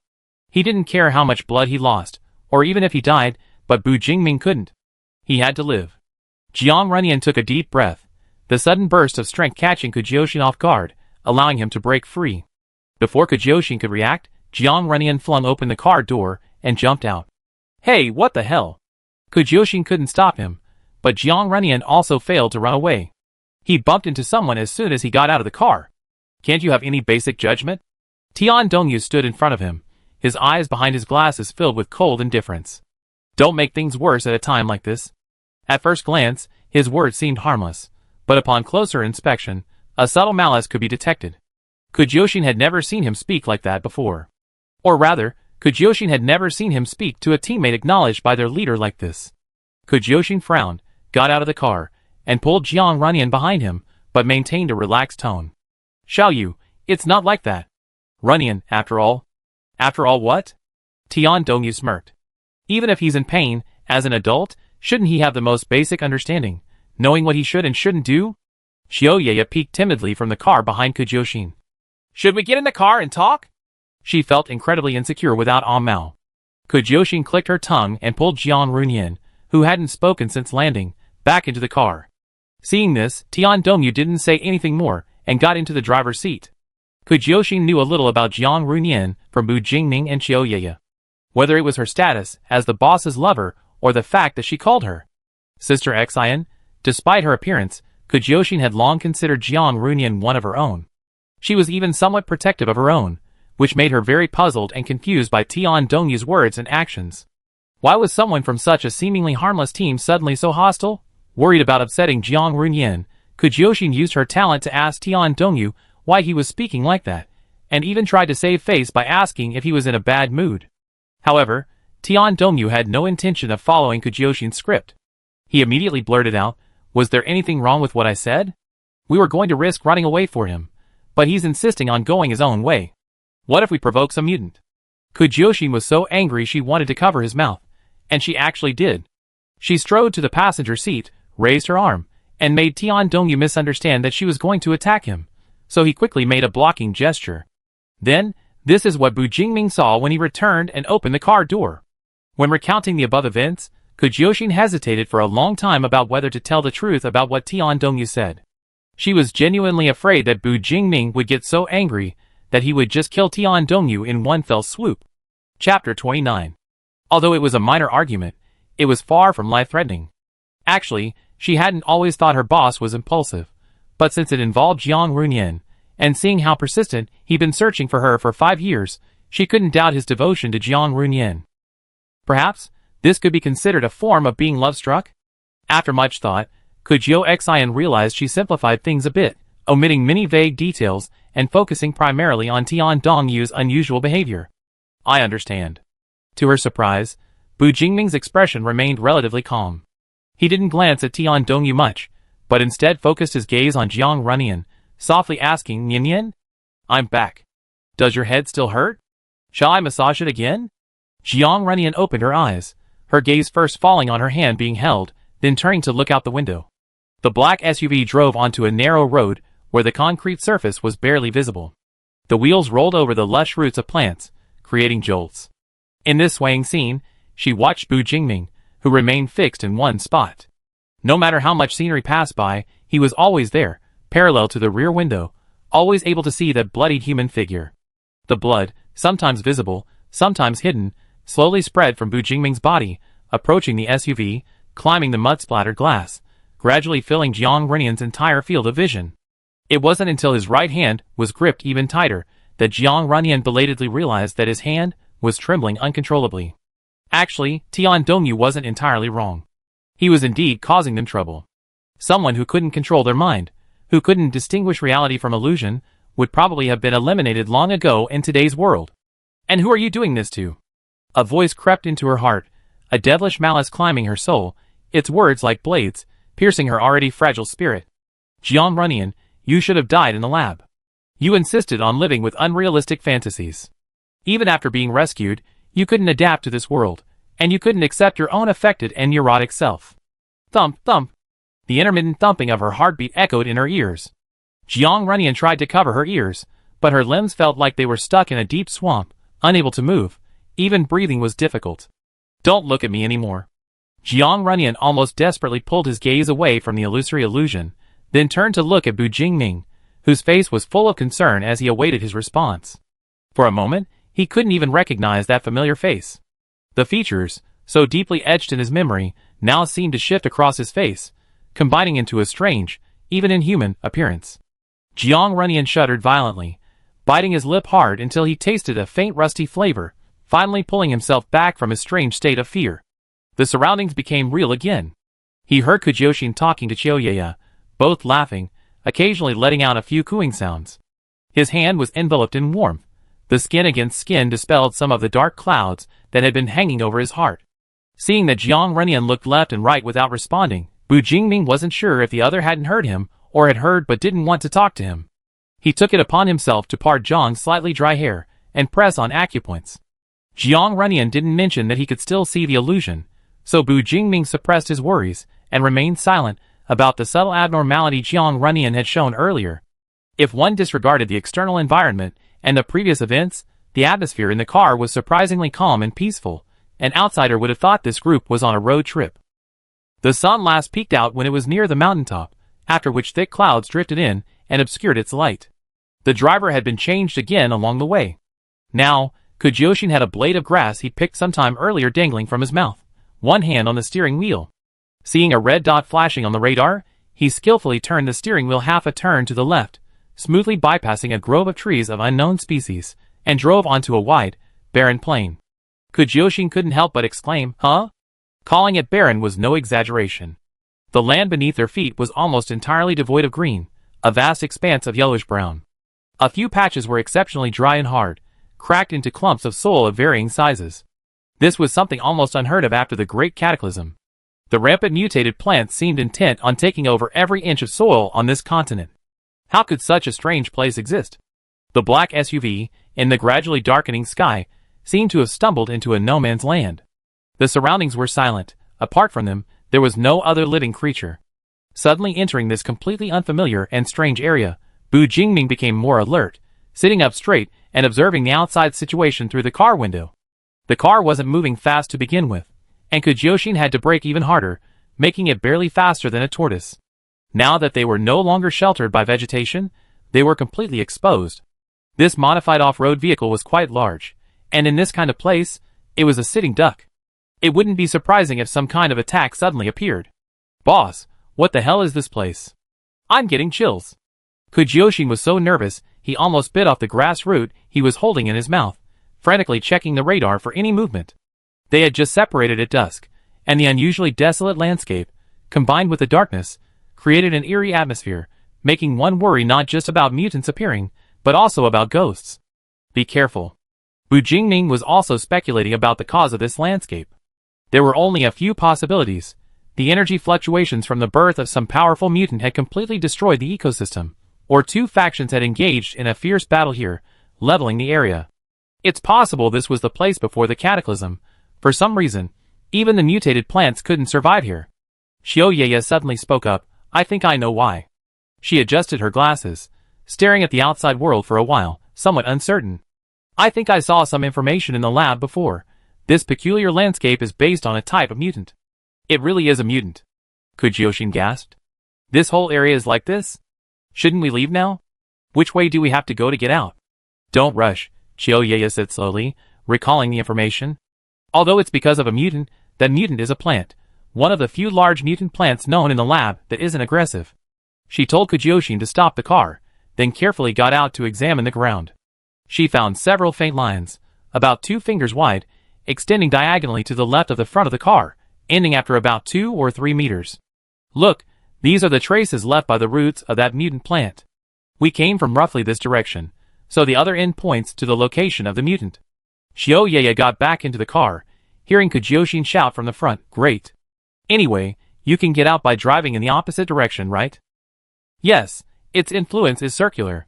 Using it as the center, you can leave by driving in the opposite direction." Xiaoyaya changed the subject, "But I don't recommend you leave directly." "Huh?" Kujoshin was about to step on the gas, but upon hearing this, he put his foot back on the brake. "Why?" Yeah, why aren't you running away from this mutant?" Bu Jingming asked. "Is it because this mutant isn't aggressive?" "Yes, it's surprisingly not hostile towards humans. Instead, it attacks other mutants, so it directly plunders nutrients within a 2 or 3 kilometer radius. If there are other mutants, it kills them and makes them its own nutrients." Xiaoyaya clapped her hands and said, "In other words, this place is actually quite safe. Basically, there aren't any other mutants besides it." Kujoshin clicked his tongue in amazement. "I've been running around with the boss for so many years, and I never seen a mutant like this before. Since they wouldn't be attacked here, and no other mutants would dare to wander in, and it was getting dark, they could rest and spend the night here." Xiaoyaya suggested they move a little closer to the center. The closer they were to the mutants themselves, the safer they would be. So Kujoshin could finally drive across this land with peace of mind, no longer having to race against a tortoise. Soon, a blurry, enormous black shadow appeared before them. Judging from its outline, it didn't look like a plant. It was thicker at the bottom and narrower at the top, with distinct straight edges on the thicker parts. It didn't look like a plant at all. Getting closer, Kujoshin unusually turned on the headlights. Under the light, the behemoth gradually revealed its true form. It was a giant vine, like those in fairy tales, tens of meters tall. Beneath the green vines was a heavy truck, tightly entwined and wrapped by dense vines of varying thicknesses. Its metal shell was broken and had many dents. The heavy truck wasn't the only one imprisoned by the vines. Several cars of various styles, and even brightly colored bicycles were also visible. Beyond the vines lay lifeless land, yet within were countless technological creations of humanity, as if these were the only things in the world that proved humans had once been there. Out of caution, Kujoshin parked the truck about 100 meters away from the vines. Even so, the mutated vines appeared like a small mountain to the group. Having decided on a resting spot, the group began to disembark and prepare to set up camp, only to encounter their first problem, a lack of firewood. The surrounding area was so clean that not even a blade of grass could be seen. To start a fire, they would likely have to cut down the roots of the mutated vines. Kujoshin looked around, then at the vines, and turned to Xiaoyaya. Yeah, since it's not attacking, I can go." "Sister Xian, perhaps we shouldn't be so reckless," Tian Dongyu said disapprovingly as he pitched the tent. "If we anger it, we have to run away tonight." "You're right, but we can't do without fire. It's not yet summer, and the nighttime temperature is low. Without a fire, there's neither light nor warmth, and spending the night outdoors makes it easy to catch a cold. How about we look under it?" Xiaoyaya tentatively suggested. "Maybe there are usable planks or something there?" Bu Jingming pulled a dusty folding stool from the car, dusted it off, and placed it in front of a tent that hadn't been pitched yet. He pulled Jiang Runyan to sit on the stool before expertly setting up the tent, not forgetting to tell Kujoshin, "There's a portable light in the car, we use that for taking pictures tonight." The clouds in the sky remained, completely obscuring the moonlight. They were still using the car headlights to pitch the tent, but this was too fuel-intensive.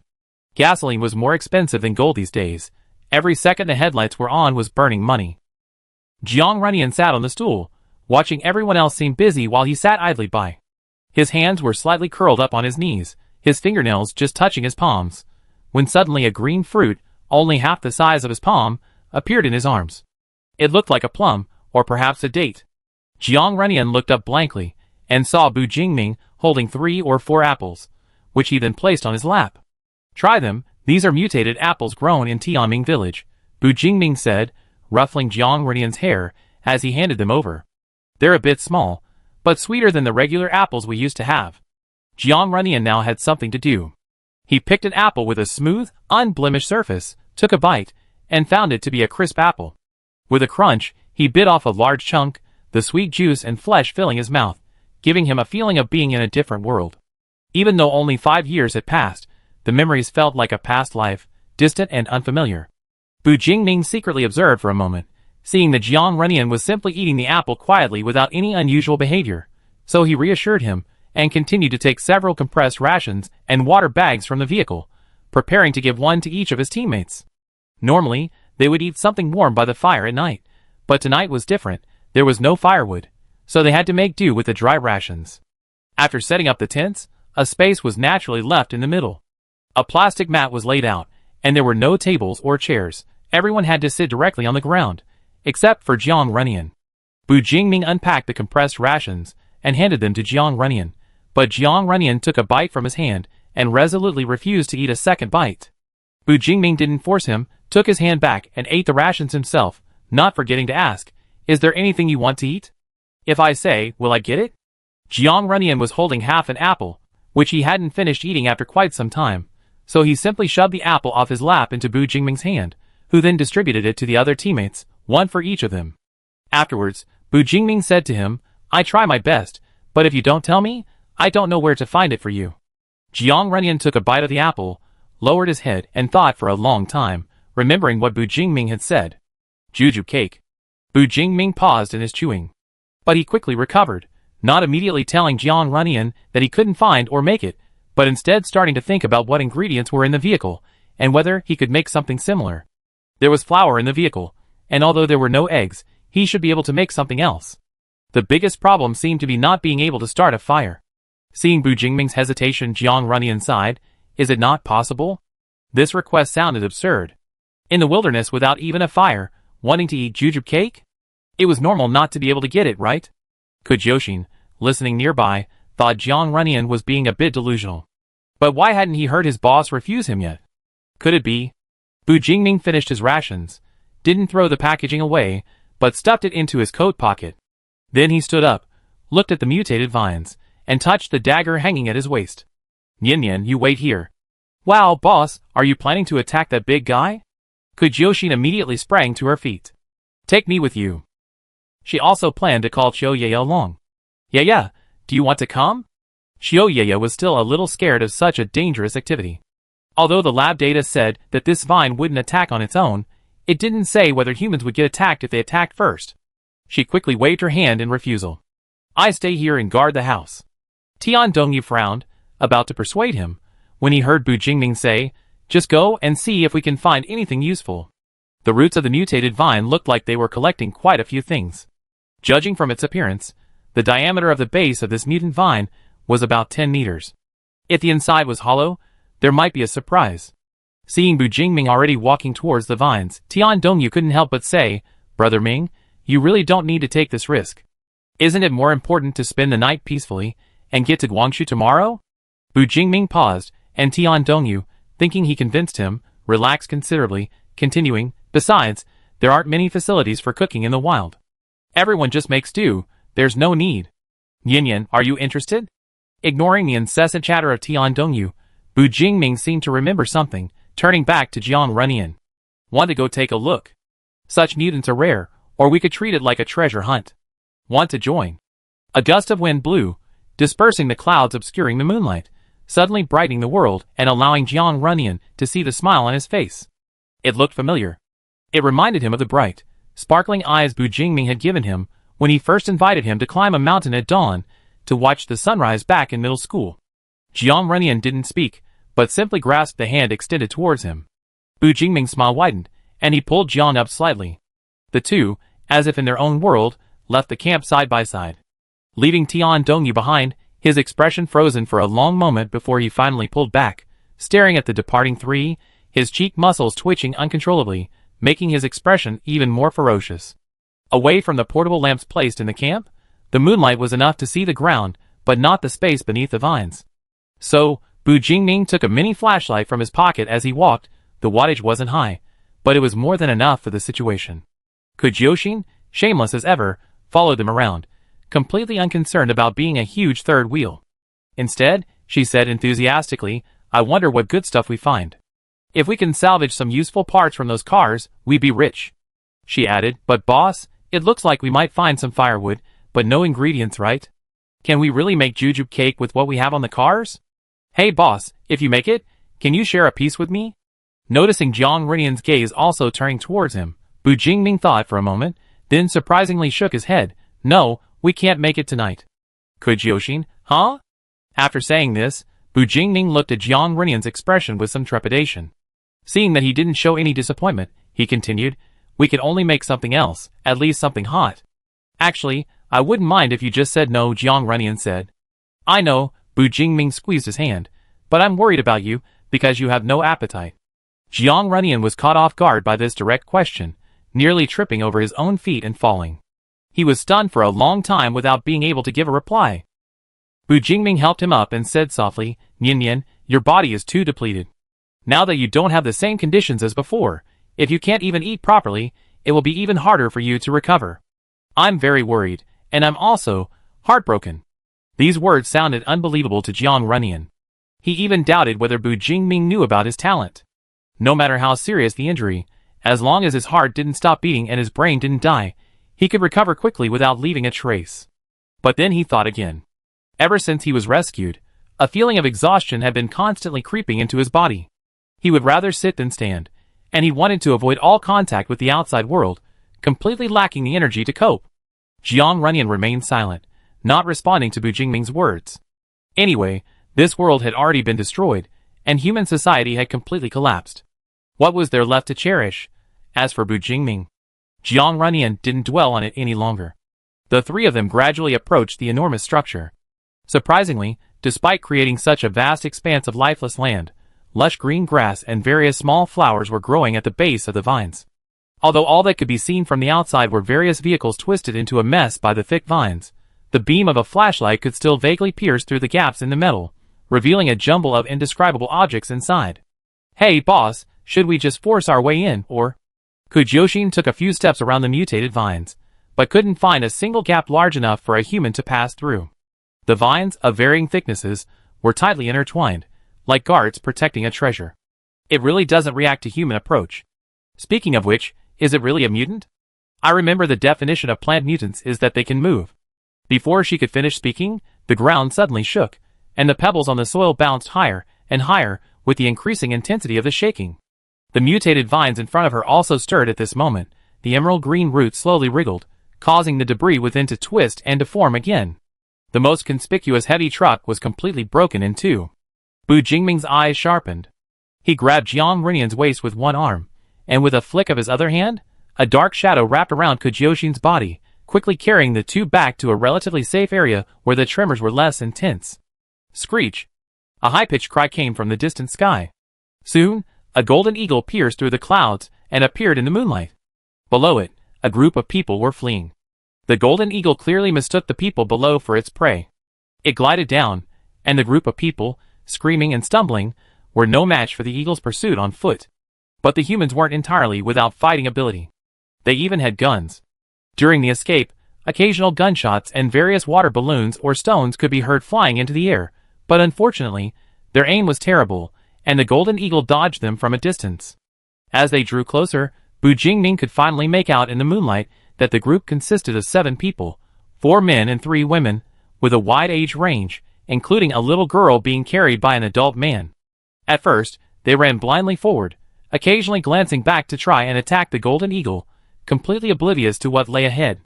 When they noticed the mutated vines slowly sprouting branches from the ground, despair set in on their faces. With the giant vines blocking their path, and the golden eagle swooping lower and lower behind, poised to hunt, the situation became increasingly dire. Someone noticed Bu Jingming and his companions standing not far from the vines, and cried out for help. Help! Ah! Before Bu Jingming could react, the middle-aged woman at the back of the group, hearing the approaching wind behind her, screamed in terror. Suddenly, she grabbed the boy, who was only a step ahead of her, and shoved him behind her with all her might. The boy, clearly not expecting her to so readily hand him over to death, stumbled backward as the woman pulled him, his wide eyes already reflecting the golden eagle silhouette. "Mom?" he cried, his voice filled with disbelief. The woman didn't even turn her head, completely ignoring her son, her attention focused solely on pleading with Bu Jingming for help. "Help! Please save us!" Not only her, but even the others traveling with him barely glanced at the fallen boy, their attention solely on running forward. They dared not approach the vines, instead taking a circuitous route towards Bu Jingming and the others, shouting various pleas for help, interspersed with cries and sobs in different tones. This familiar scene made Kujioxin frown, his impression of these people instantly worsening. Bu Jingming was the same. Even in this apocalyptic state, not only could they not support each other, but they even went so far as to push their own son out to his death. It was impossible to feel any urge to help such a person. However, it wasn't even necessary for Bu Jingming to intervene. The mutated vines were already eyeing their prey. Just as the golden eagle was about to strike the boy with its talons, a vine almost as thick as an adult's thigh swept through the air with incredible speed. Even the whistling wind seemed to lag behind, hastily following, and sending the golden eagle flying dozens of meters away. The golden eagle let out a scream, rolling several times on the ground. When it finally managed to regain its footing and tried to stand up again, it was entangled by several more vines that followed, rendering it unable to move. The fleeing group froze, stunned. They hadn't expected that the mutant that had been chasing them for so long would be so easily subdued by another mutant. They watched helplessly as the golden eagle, initially struggling, was finally dragged into the massive root and swallowed after its neck was snapped by the vines, and it fell silent. The danger vanished. With the mutant vines no longer moving, the ground calmed, and the air returned to stillness, as if nothing had happened.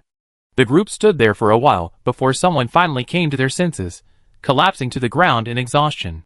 His action seemed to trigger a chain reaction. The remaining group, relieved to have survived, also sat down, panting heavily. Only the boy who had been abandoned remained motionless on the ground after the fall, seemingly dead. The man holding the little girl placed her on the ground. As if realizing she was safe, the little girl finally lowered her hand from her mouth, sobbing softly as she crawled onto another woman's lap to release her fear. The man was the only one still standing, though he still had to bend over, supporting himself on his knees to catch his breath. After a moment, he walked towards Bu Jingming and the others, curiously examining them before saying, "Excuse me, are you gentlemen controlling this plant? Thank you for your help. It wasn't us, and there's no need to apologize. Be thankful you were lucky," Bu Jingming said indifferently, clearly displeased that this group had interrupted his efforts to find fuel for Jiang Renyan's fire. Looking at the mutated vines now, the tendrils were even more tightly intertwined than before, completely ruining his plan to extract something. His face was even more grim, but because it was dark and he was standing in the shadows, the man couldn't see his expression, assuming it was just his personality, and said with a smile, "Anyway, I didn't expect to run into anyone in a place like this. It's wonderful. By the way, Mingji, are you guys alright? Nothing happened, right?" Tian Dongyu, who had been planning to come over since the ground trembled due to the unusual movement of the vines, finally made it across. He first briefly checked on Bu Jingming and Kujioxin, and only after confirming they weren't injured did he turn his attention to the strange man. "And this is?" The man quickly introduced himself. His name was Cui Hao, and the people with him were his relatives, practically a large family. They had been kicked out of their base recently, and had been looking for another one, but the area outside was so dangerous. They could handle weaker mutants, but against ferocious ones, like the golden eagle, they were out of luck. The man sighed, his face contorted with misery. "Actually, we weren't very lucky. We encountered a huge, fire-breathing snake during the day. Someone volunteered to sacrifice themselves, and quickly moved us to another location to escape it. But then tonight..." He trailed off, pausing for 2 seconds. Neither Bu Jingming nor Kujioxin, who had witnessed their actions, seemed inclined to talk to him. Jiang Renyan, who had been standing behind Bu Jingming like a prop for a long time, remained silent. Only the oblivious Tian Dongyu belatedly spoke up, preventing the atmosphere from completely cooling down. That was truly difficult. "Do you have a destination? Which base are you planning to go to?" Cui Hao sighed again, but didn't respond to Tian Dongyu's question. Instead, he glanced in the direction Tian Dongyu had come from and asked, "There seems to be light over there. Is that your camp? Would it be possible for us to rest nearby for the night?" He forced a smile. "We're really a bit scared, and most of us are injured. I see you guys are quite strong. If we could rest closer to you, we feel more at ease." This was incredibly shameless. Bu Jingming's team had clearly come prepared and were camping in the wilderness, unlike them, who had been driven out with nothing. They had light and had set up camp, so their supplies must be plentiful. Out of humanitarian concern, wouldn't Bu Jingming's team at least share some supplies with them? If there were more mutants, they were a mix of old and young, and injured, wouldn't it be Bu Jingming's team who would deal with the mutants? Cui Hao suppressed his calculations, waiting for them to agree. Tian Dongyu couldn't make the decision directly, but he figured Ming would agree. He just needed to show he followed Ming's lead. He looked at Bu Jingming, noticing the latter's unchanged expression, seemingly indicating no intention of refusal. Just as he was about to agree, Bu Jingming said, "Sorry, it's inconvenient. You can rest here. This mutant only attacks its own kind, not humans, so it's safe here." Cui Hao's deliberately forced bitter smile froze. While Cui Hao was negotiating with the unfamiliar team, the others rested on the ground for a while. Finally, someone whispered to the middle-aged woman, "Is Xiao Yu alright? Should we go check on him?" The middle-aged woman clutched her burned right arm, remained silent for a long time, then sneered, "He's just a bastard, and he still has the nerve to throw a tantrum at a time like this. I don't care if he dies." The young woman holding the little girl was the one who had just given the warning. She glanced slightly at the boy, a hint of hesitation on her face. After a moment's thought, she continued to persuade him, "But Xiao Yu isn't an adult yet, and he's quite talented. He can even identify what's edible and not poisonous. At least he's not dead yet, which is very useful to us." The middle-aged woman was swayed by her words, and wanted to check on the boy. However, having raised him for so many years, she knew his temperament, and knew she wouldn't get away with it. So, she pursed her lips, and told another middle-aged man to go check on him and bring him back if he was still breathing. "Your son isn't my son. Can't you go yourself?" The man lay on the ground, completely disheveled. The day's chase had left him feeling like his body was falling apart. He ached all over. He was also somewhat intimidated by the fierce-looking middle-aged woman. He muttered under his breath, but ultimately, under her piercing gaze, he reluctantly got up, walked to the boy's side, and kicked his leg. "Hey, are you still alive? Don't throw a tantrum. Your mother raised you all these years with great difficulty." That was just an instinctive reaction, not intentional. The boy lay on his back, his head turned to one side, his slightly long hair falling down and obscuring his face. Combined with the dim moonlight, his expression was unclear. Hey! The middle-aged man kicked the boy twice more, but he still didn't move. A sense of unease crept in, so he crouched down in front of the boy's face and reached out to check his breath. Just then, a gust of wind blew by, and the moonlight, no longer obscured by the clouds, suddenly shone brightly. He saw, beneath the boy's hair, a pair of exceptionally cold eyes. The middle-aged man was inexplicably frightened, and it took him a while to recover. He spat on the ground and said viciously, "If you're not dead, hurry up and come over here. Stop pretending." He ignored the boy and walked straight back to where the group had gathered. He saw Cui Hao returning with a sour face and asked curiously, "What's wrong?" "TCH, I thought those guys were some good people." Cui Hao sat down next to them and said angrily, "But they have no compassion at all. They've been watching us die from the beginning." "Then, what should we do?" The young woman holding the little girl looked worried. "Can't they help us? Even just give us some food would be fine. Otherwise, what do you think will happen to Ningning? The adults are okay?" Cui Hao was silent. He looked around and suddenly realized that someone was missing. "Where's Wenyu?" Bu Jingming and his group, who had refused Cui Hao's request, were also walking back. On the way, Bu Jingming shook Jiang Renian's hand, "Nian. He had been worried that Jiang Renian would be reminded of her mother after seeing that scene, but Jiang Renian looked at him with half-open eyes and said, so sleepy. Bu Jingming had to change what he was about to say, "We'd be there soon." They returned to the camp, and Qiu, who had been keeping watch in front of the tent, craned her neck to look in their direction. Seeing them return, she eagerly asked, "What happened?" Her question immediately triggered Kujioshin's outburst, and he began to complain incessantly. Bu Jingming then led the drowsy Jiang Renian into the tent and gestured for Kujioshin to be quiet. "Make a sound." "Okay," Kujioshin lowered her voice and continued, "That's inhuman. It reminds me of that brat who pushed me out back then. I wish I could tear him to pieces." As she spoke, she couldn't help but sigh, glancing in the direction of the boy. So pitiful, pushed to his death by his own mother. Although the great cataclysm had revealed the fangs of many demons once bound by law and morality, as adults with normal values, we simply couldn't understand such behavior. Bu Jingming had no intention of joining his teammates in condemning it. He simply said he would keep watch tonight, and that everyone should rest early if there was nothing else to do. He sat in front of his tent, watching his teammates gradually disappear into their tents. The already quiet surroundings became even more deathly silent, with only occasional murmurs from the group in the distance, which soon faded completely. This land, overrun by the mutated vines, was devoid of plants and animals. Even a gust of wind barely made a sound. In this environment, even the slightest movement seemed amplified, making every sound exceptionally clear. Bu Jingming didn't turn his head, but caught a glimpse of a furtive shadow in his peripheral vision. Chapter 30. The other person didn't get very close. After all, there was nothing to hide behind except the vines, so he only stayed in the shadows created by the vines, getting up several times and then sitting back down, looking very hesitant. From Bu Jingming's direction, he could see the unfamiliar team sleeping huddled together. The other person seemed to have deliberately chosen this spot, separated from the group by the huge vine, one in the light, the other in the shadows, as if they were from two different worlds. The boy had probably realized something after this incident, and didn't want to be with them. But if he ventured alone into the wilderness, he would likely be reduced to ashes. He needed to find a backer. At least a base that would take him in.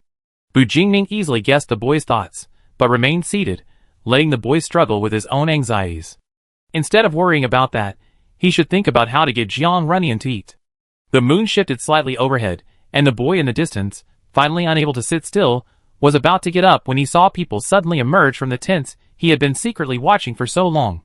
He quickly hid back and continued to observe the situation. It was Kujyoshin who emerged, sitting opposite Bu Jingming with a worried expression. She propped one leg up on her cheek and said in a casual tone, "Sigh, boss, can't sleep. How about I keep watch, you go keep your girlfriend company." Bu Jingming handed her a water bag, not asking why she couldn't sleep, but Kujyoshin continued on her own, "I'm getting angrier and angrier the more I think about it. What kind of person would use their own child as a human shield to survive?" This was even harder to accept than Kujyoshin's own past. She couldn't imagine what it would have been like if she had been kicked out of the house by her parents. She probably would have become a villain to take revenge on society long ago. "Do you want to help him?" Bu Jingming suddenly asked. "Huh?" Kujyoshin followed Bu Jingming's gaze, and saw the figure by the vines. She said in surprise, "Is that the kid? What's he doing here?" Kujyoshin said, "Is it okay? Should we talk to them about it? Just take him to the nearest base." Having received Bu Jingming's permission, Kujyoshin had to admit that she did indeed want to help the boy. The reason was simple. His past experiences were too similar to hers, making it hard not to feel the urge to help. Hee, then I go." Kujyoshin moved slowly and quietly towards him.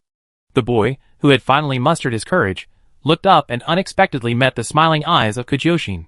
Not only that, but a strange female voice suddenly echoed in his mind, "Are you alright? Are your injuries serious?"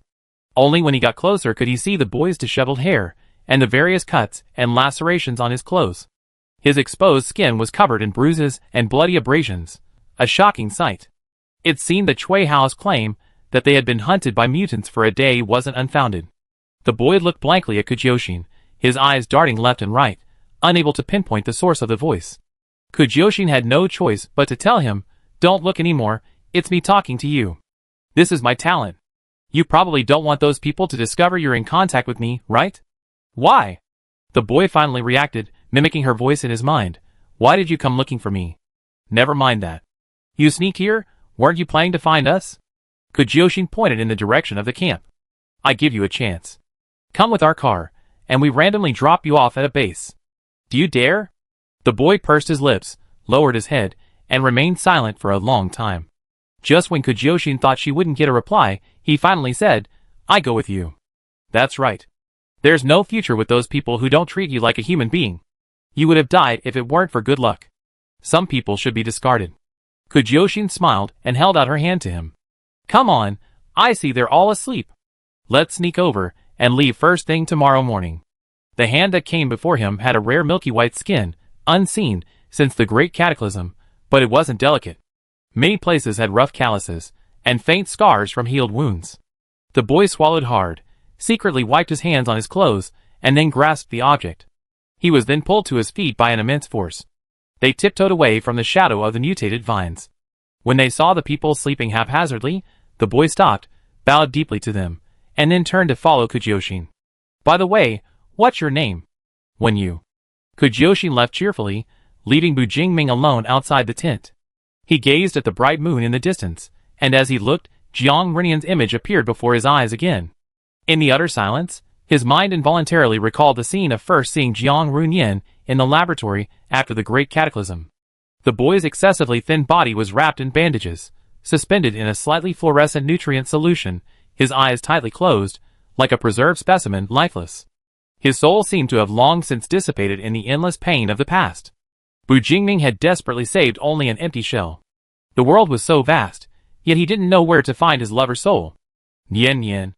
It was clearly a tender whisper between lovers, yet a subtle loneliness lingered within it. He slightly turned his head, reaching out to gently lift the tent flap, unexpectedly meeting a pair of blue eyes. Jiang Runyan had curled up on his side, arms wrapped around himself, only half his face visible, staring blankly at the direction of the flap, for an unknown amount of time.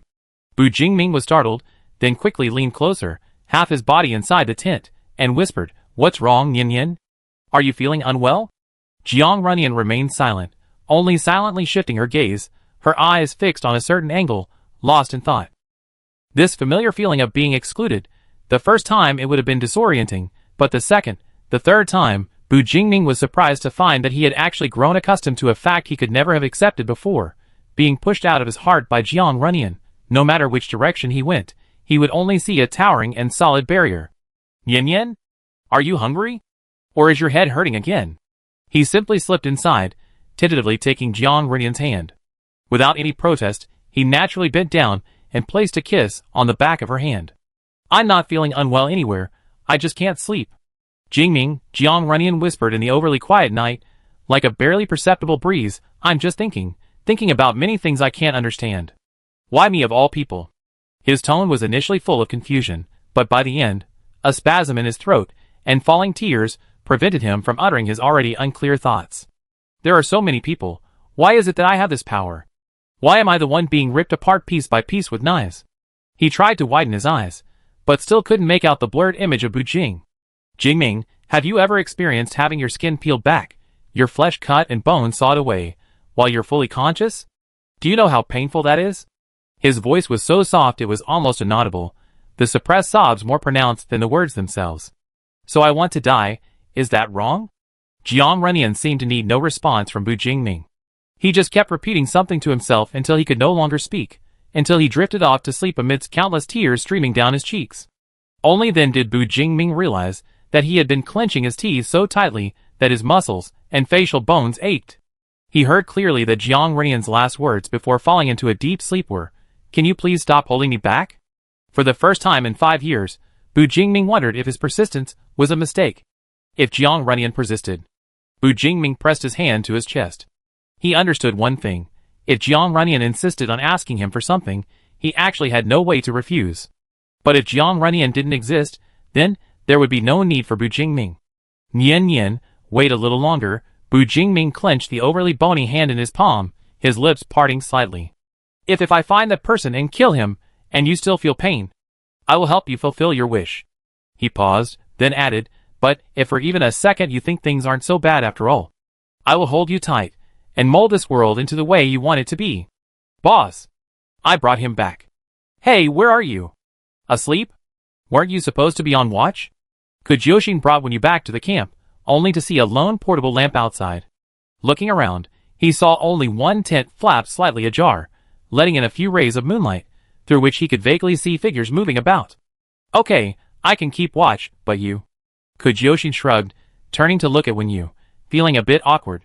There were 3 tents, it wasn't really suitable to put him anywhere.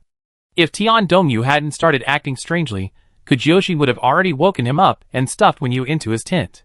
What on earth was wrong with him? "It's alright," Wenyu said considerately, offering himself a place to stay. "I keep watch." "But are you alright with all these injuries?"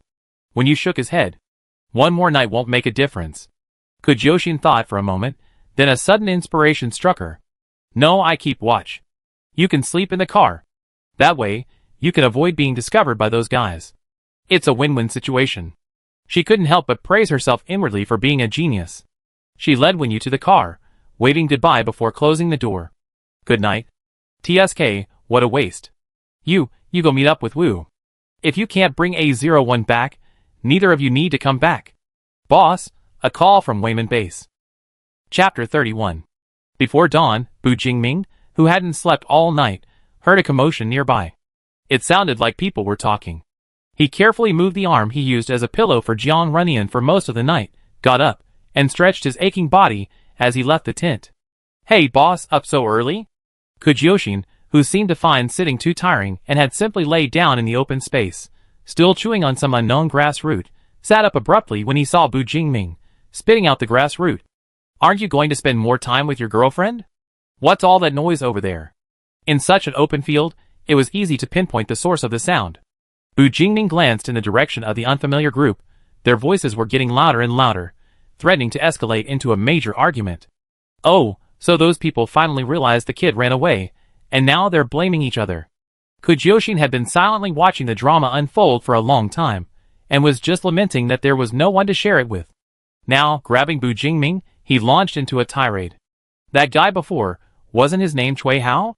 He was the first to realize the kid was missing, and he immediately woke everyone up to look for him, but nobody paid him any attention.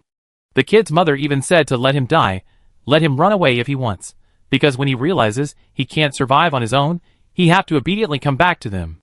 Maybe he's hiding somewhere right now, secretly watching. He'd follow us after we leave, Kujyoshin said in a measured tone. He's always been like this, never acted like a man. Where would he get the courage to run away alone? Bu Jingming remembered something. You took him to the car last night? Yeah, otherwise I wouldn't know where else to put it. Kujyoshin hesitated for a moment, then added, Boss, what about Zio Yuzi? Have you made any plans? Last night, while on night watch, Kujyoshin, bored, went over the events of the day again, pondering them until he reached the same astonishing conclusion. His best friend and teammate actually had a crush on his boss? Besides that possibility, either Jiang Renian was his enemy, but that was even more illogical. Kujyoshin ruled out a bunch of guesses, leaving only the last one, which, no matter how outrageous, could only be the correct answer. At that moment, Kujyoshin felt all the wrinkles in his brain unfold, unsure whether to marvel at his boss's powerful charisma or be speechless at the sheer density of gay men around him. She simply couldn't understand what Tian Dongyu was thinking. Was his obsession with his girlfriend not deep enough, or did he think he could use the strategy of developing feelings over time to win over this tough nut? Please, this was a childhood sweetheart relationship cultivated over 10 years. If his little scheme were discovered by his boss, he'd be kicked out without a doubt. Not to mention he was currently in conflict with Jiang Renian. How to deal with Tian Dongyu was also one of Bu Jingming's problems. When he first met Jiang Renian privately, Bu Jingming didn't know the specifics, and Jiang Renian didn't say anything. Everything maintained a facade of peace, like calm water before a storm. The conflict didn't happen in front of Bu Jingming, and he didn't have any concrete evidence. He wanted to deal with Tian Dongyu, but couldn't come up with a pretext, so he had no choice but to maintain the status quo and continue his journey. Until the second time. Third time's the charm. Bu Jingming had to expel this person from the team, but it didn't warrant death. In today's world, abandoning someone midway through a journey is no different from murder.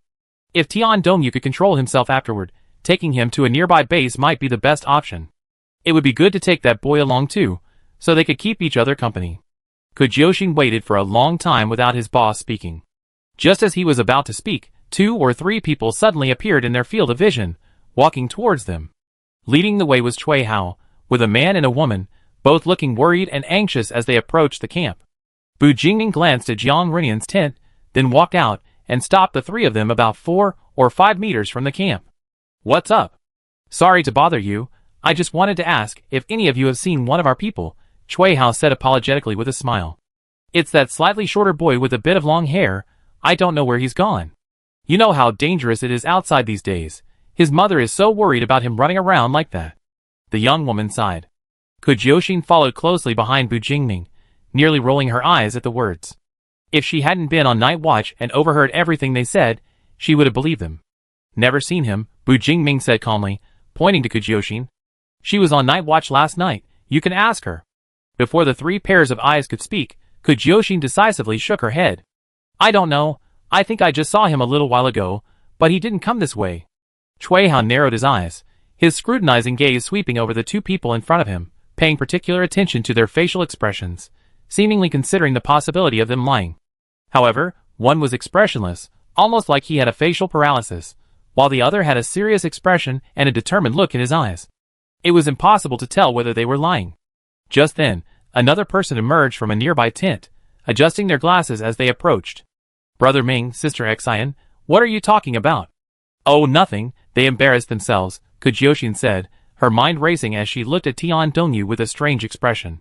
She blurted out whatever came to mind, causing Chui Hao and the others to frown, unsure if she meant anything by it. Tian Dongyu nodded, following her lead. Embarrassing? That shouldn't concern us, right? Of course not. Kujioshin smiled at Cui Hao. Sorry, I can't help you, so... That direction, Bu Jingming interrupted her, pointing to the right rear of Cui Hao and the others. The nearest base is over there. If they were going to sneak away, they would definitely run towards the base. Cui Hao understood his implication. He didn't have time to think about how you could possibly know the direction of the nearest base. He hurriedly thanked Bu Jingming and rushed back to the main group. With the intelligence, who cared where that kid went? Saving their own lives was more important. A few words could still be heard in the distance. Hey, their car. Are they crazy? Don't mess with them. Watching them leave, Kujioshin asked, Boss, how did you know the nearest base was over there? I don't know. Bu Jingming turned and walked back to the camp, but the little grass base is in that direction. Kujioshin was taken aback, suppressing her laughter. Ha ha.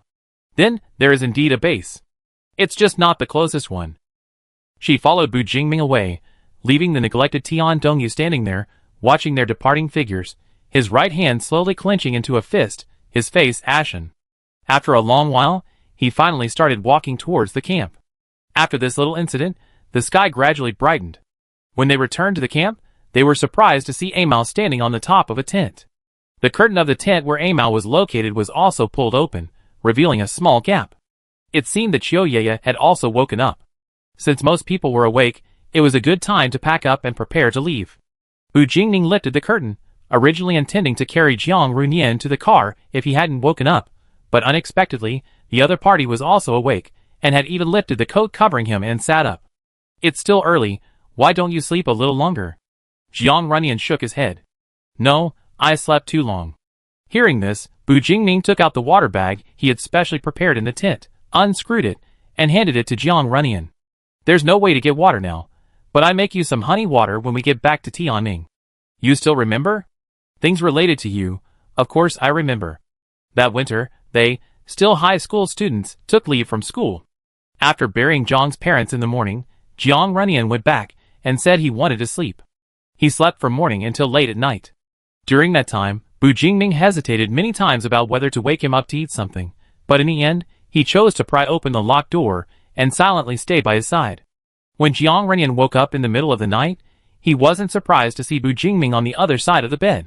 He simply reached out a finger to touch Bu Jingming's palm and said, I slept too long, my head hurts, I want some honey water. The family had run out of honey, and hadn't had time to buy any more. No shops were open in the middle of the night, so Bu Jingming went out and searched for a long time, finally managing to buy him a bottle of honey-flavored drink from a 24-hour convenience store. Jiang Runyan stared at the drink for a long time, as if suddenly realizing what they had been doing during the day. Jingming. I don't have a mom and dad anymore. Like a small leak that bursts a dam, he hid in Bu Jingming's arms, crying uncontrollably yet suppressing his sobs, unable to utter a single, indistinct Jingming. Never before had Bu Jingming hated himself so much for not knowing how to comfort someone. He could only hold Jiang Runyan tightly, patting his back repeatedly, awkwardly saying things like, I'm here, and it's okay, they'd be sad to see you so heartbroken. Jiang Runyan, having vented his emotions, leaned against him, tilting his head back, and wiped the tears welling in Bu Jingming's eyes, saying, Jingming, you were just as heartbroken when you lost your mother, weren't you? Now I understand. He was the one who had just experienced the pain of losing a loved one, yet he was the one comforting the helpless Bu Jingming. How could someone be so kind? This wasn't the first time Bu Jingming had felt this way, but Jiang Runyan always managed to fill the glass bottle of love in his heart a little fuller in many ways. Then Jiang Runyan said, Jingming, you're all I have now. He said, if I were to reserve the rest of your life for you right now, wouldn't it be a bit too much?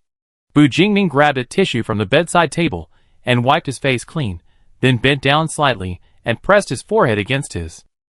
Yin, 10 years ago, when you brought me into your family, I already planned to entrust the rest of my life to you. Chapter 32.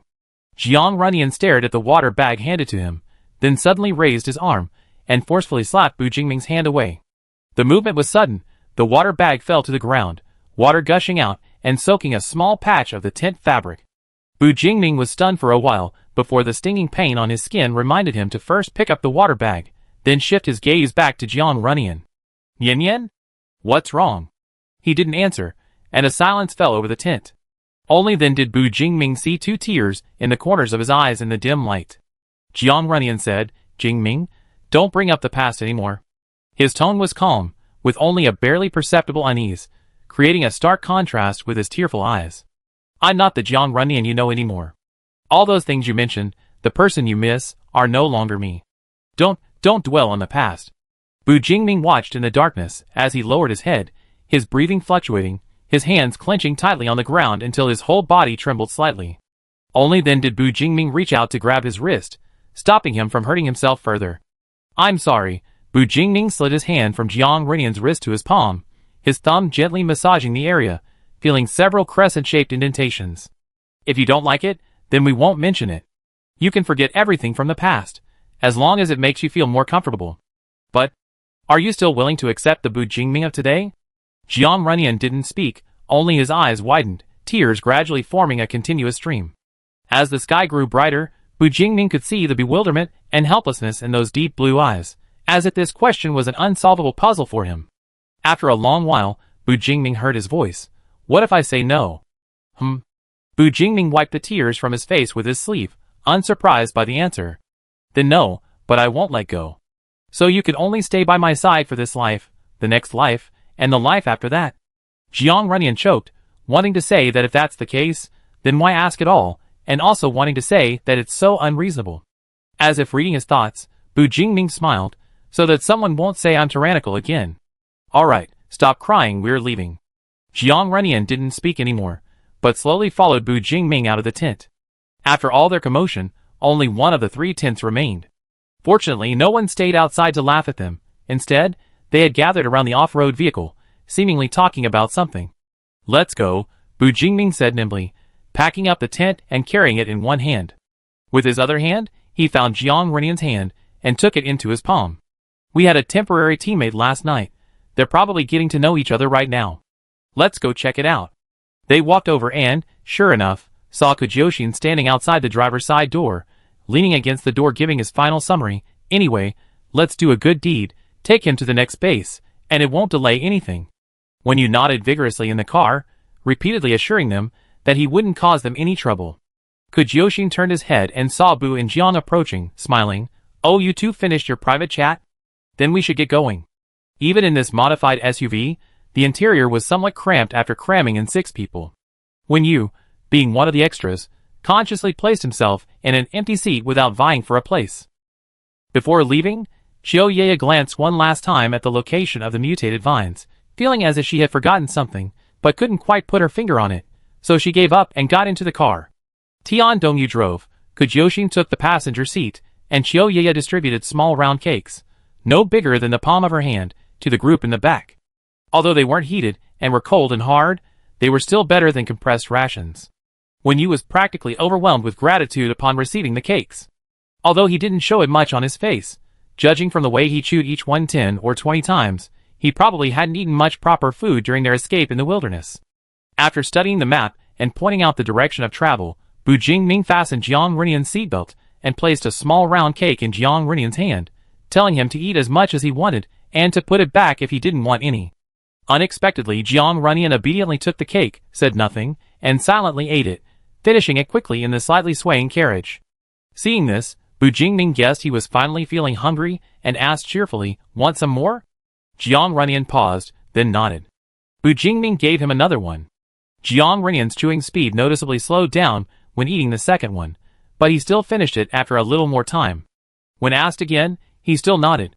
Bu Jingming sensed something was wrong, the slight smile disappeared, and he stared into Jiang Runyan's eyes, asking, "Are you still hungry?" Jiang Runyan lowered her eyes, avoiding eye contact, and was about to nod when Bu Jingming said, "I want to hear the truth, Runyan. I feel a little nauseous." This time, facing the water bag Bu Jingming offered, Jiang Runyan finally didn't do anything rash. Instead, she took small sips of water from Bu Jingming's hand, suppressing the nausea that threatened to overflow her stomach. "Are you feeling really bad? Do you want to throw up?" Jiang Runyan gently pushed Bu Jingming's hand away, exhaled, and shook her head from side to side. "No need." Seeing that Jiang Runyan seemed to be doing alright, at least not vomiting like she had when she ate mashed potatoes, Bu Jingming felt a little relieved and could now focus his attention elsewhere. "Why are you forcing yourself? Not getting a response, Bu Jingming wasn't in a hurry. Instead, he pressed, "Is it because of me, or because of yourself?" He spoke inexplicably, but Jiang Runyan understood. And precisely because she understood, she didn't know how to answer. This silence gave Bu Jingming the answer.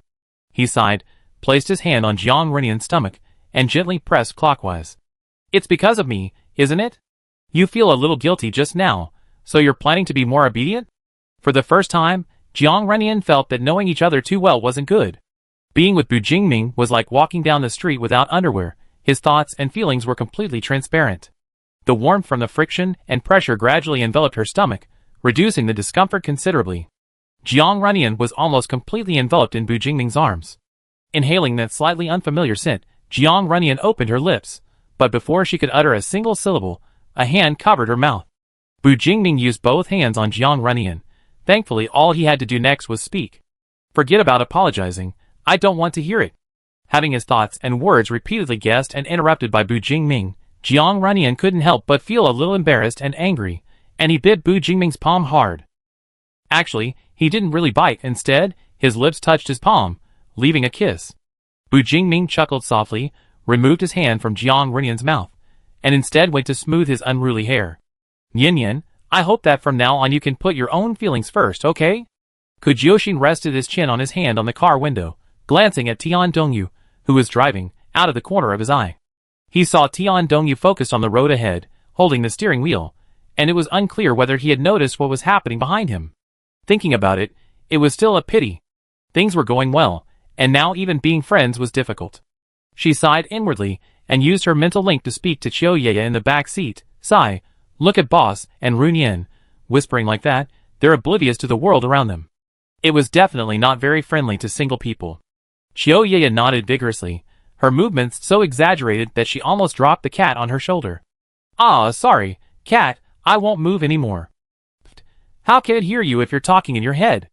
Kujioxin lazily glanced at the receding scenery outside the window, and casually remarked, "They're really something, making me want to fall in love too." "Go ahead." Qiu Yeye pushed up her glasses. In this kind of crisis-ridden era, the suspension bridge effect is the easiest way to spark a romance. "Hey, can that really be real love?" Qiu Yeye shrugged slightly. "Aren't they all pretty much the same?" Come to think of it, she'd never been in a relationship. From a young age, she was the obedient daughter in the eyes of her elders, and a bookworm and academic star in the eyes of her peers. Her life revolved around books and grades. She was completely uninterested in romance. Before the Great Cataclysm, she hadn't been interested in anyone, let alone after. The opposite sex she spent the most time with was A01. Qiu Yeye sighed. She wondered if her life would ever become stable. If it did, perhaps she should start thinking about marriage. The massive wheels of the black SUV crushed several short, flamboyant mutated plants before speeding away. The road ahead seemed familiar. Everything, the vegetation, the ruins, gave off a distinct sense of déjà vu. Tian Dongyu frowned, thinking for a while, and finally couldn't help but ask Kujioxin beside him, "Sister Xian, are we near Guangzhou already? Didn't we take this route to Guangzhou last time?" "Aww." Kujioxin had been spacing out for a long time, then came back to her senses upon hearing this. She put down her crossed legs and carefully observed the scenery outside the car window, saying uncertainly, "It seems so, but isn't this journey a bit short? Are we almost there?" Bu Jingming was also looking at the map, carefully comparing and calculating the distance and time, and said, "Something's not right. Logically speaking, it should take at least 5 more hours to reach this area." It was only nearly noon, and they hadn't been driving very fast for various reasons, and had to take detours from time to time. No matter what, they shouldn't have reached the vicinity of the Guangzhou base so quickly. Everyone understood they had encountered an unknown situation, likely fraught with danger, and the atmosphere inside the car immediately became tense. Bu Jingming glanced over Jiang Runyan to look at the sky, trying to determine their direction. However, the surrounding trees were towering. They had entered a forest, the layers of foliage almost completely obscuring their heads, with only a few rays of light filtering through the leaves. Fortunately, the radar confirmed they were indeed heading towards the Guangzhou base, their general direction correct. The question then became why they could see the surrounding area of the Guangzhou base at such a distance. The most likely explanation was an illusion, but when had they fallen in? Except for Tian Dongyu, the driver, the others exchanged glances, easily guessing they had entered an illusion, but no one had a clue when they had entered. There were no red dot warnings on the radar, indicating that there were no high-threat mutants within a 1-kilometer radius of the off-road vehicle. This fact led to a very ominous suspicion. Either the mutant capable of creating illusions was powerful enough to affect an area beyond 1 kilometer, or it wasn't a mutant at all, but a man-made illusion. The latter was more dangerous than the former. It was very likely a trap set specifically for them by the pursuers from the lab. Such targeted strategies were often more difficult to handle. Bu Jingming slightly lowered the car window, leaving a gap of about 3 millimeters, sniffed the outside air, and quickly closed the window again. The air is normal, not miasma or anything like that. Boss, I request permission to get out and take a look. Kujoshin raised her hand. Go ahead. With permission, Kujoshin waited until the car came to a stop, then carefully opened the door, stepped onto the firm, muddy ground, and crouched down, slowly reaching out to touch the weeds and bushes. It was a very strange feeling. Your eyes tell you that there are indeed things in front of you, and your fingertips can feel the resistance from the solid objects, but it always lacks a sense of reality. It's as if your sense of touch is being deceived by your vision. In reality, there's nothing around, or at least, none of the things you see are there. Chapter 33. Kujoshin took a deep breath, and went to find another large tree to confirm her idea. She placed her palm on the trunk, instantly feeling the uneven texture of the bark. She tried to push it forward, but couldn't budge it. This seemed, without a doubt, to be a real tree. Until Kujoshin began to deceive her own brain, thinking that the trunk actually felt smooth, not rough. The raised parts pressing against her skin actually began to slowly become smooth and cool, like a metal pillar.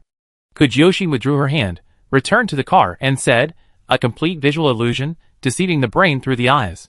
Therefore, the ideal way to leave is to walk out with your eyes closed, knowing the original environment. Both of these requirements were somewhat high for them. After all, they didn't know what this place should have looked like before, and they couldn't drive with their eyes closed.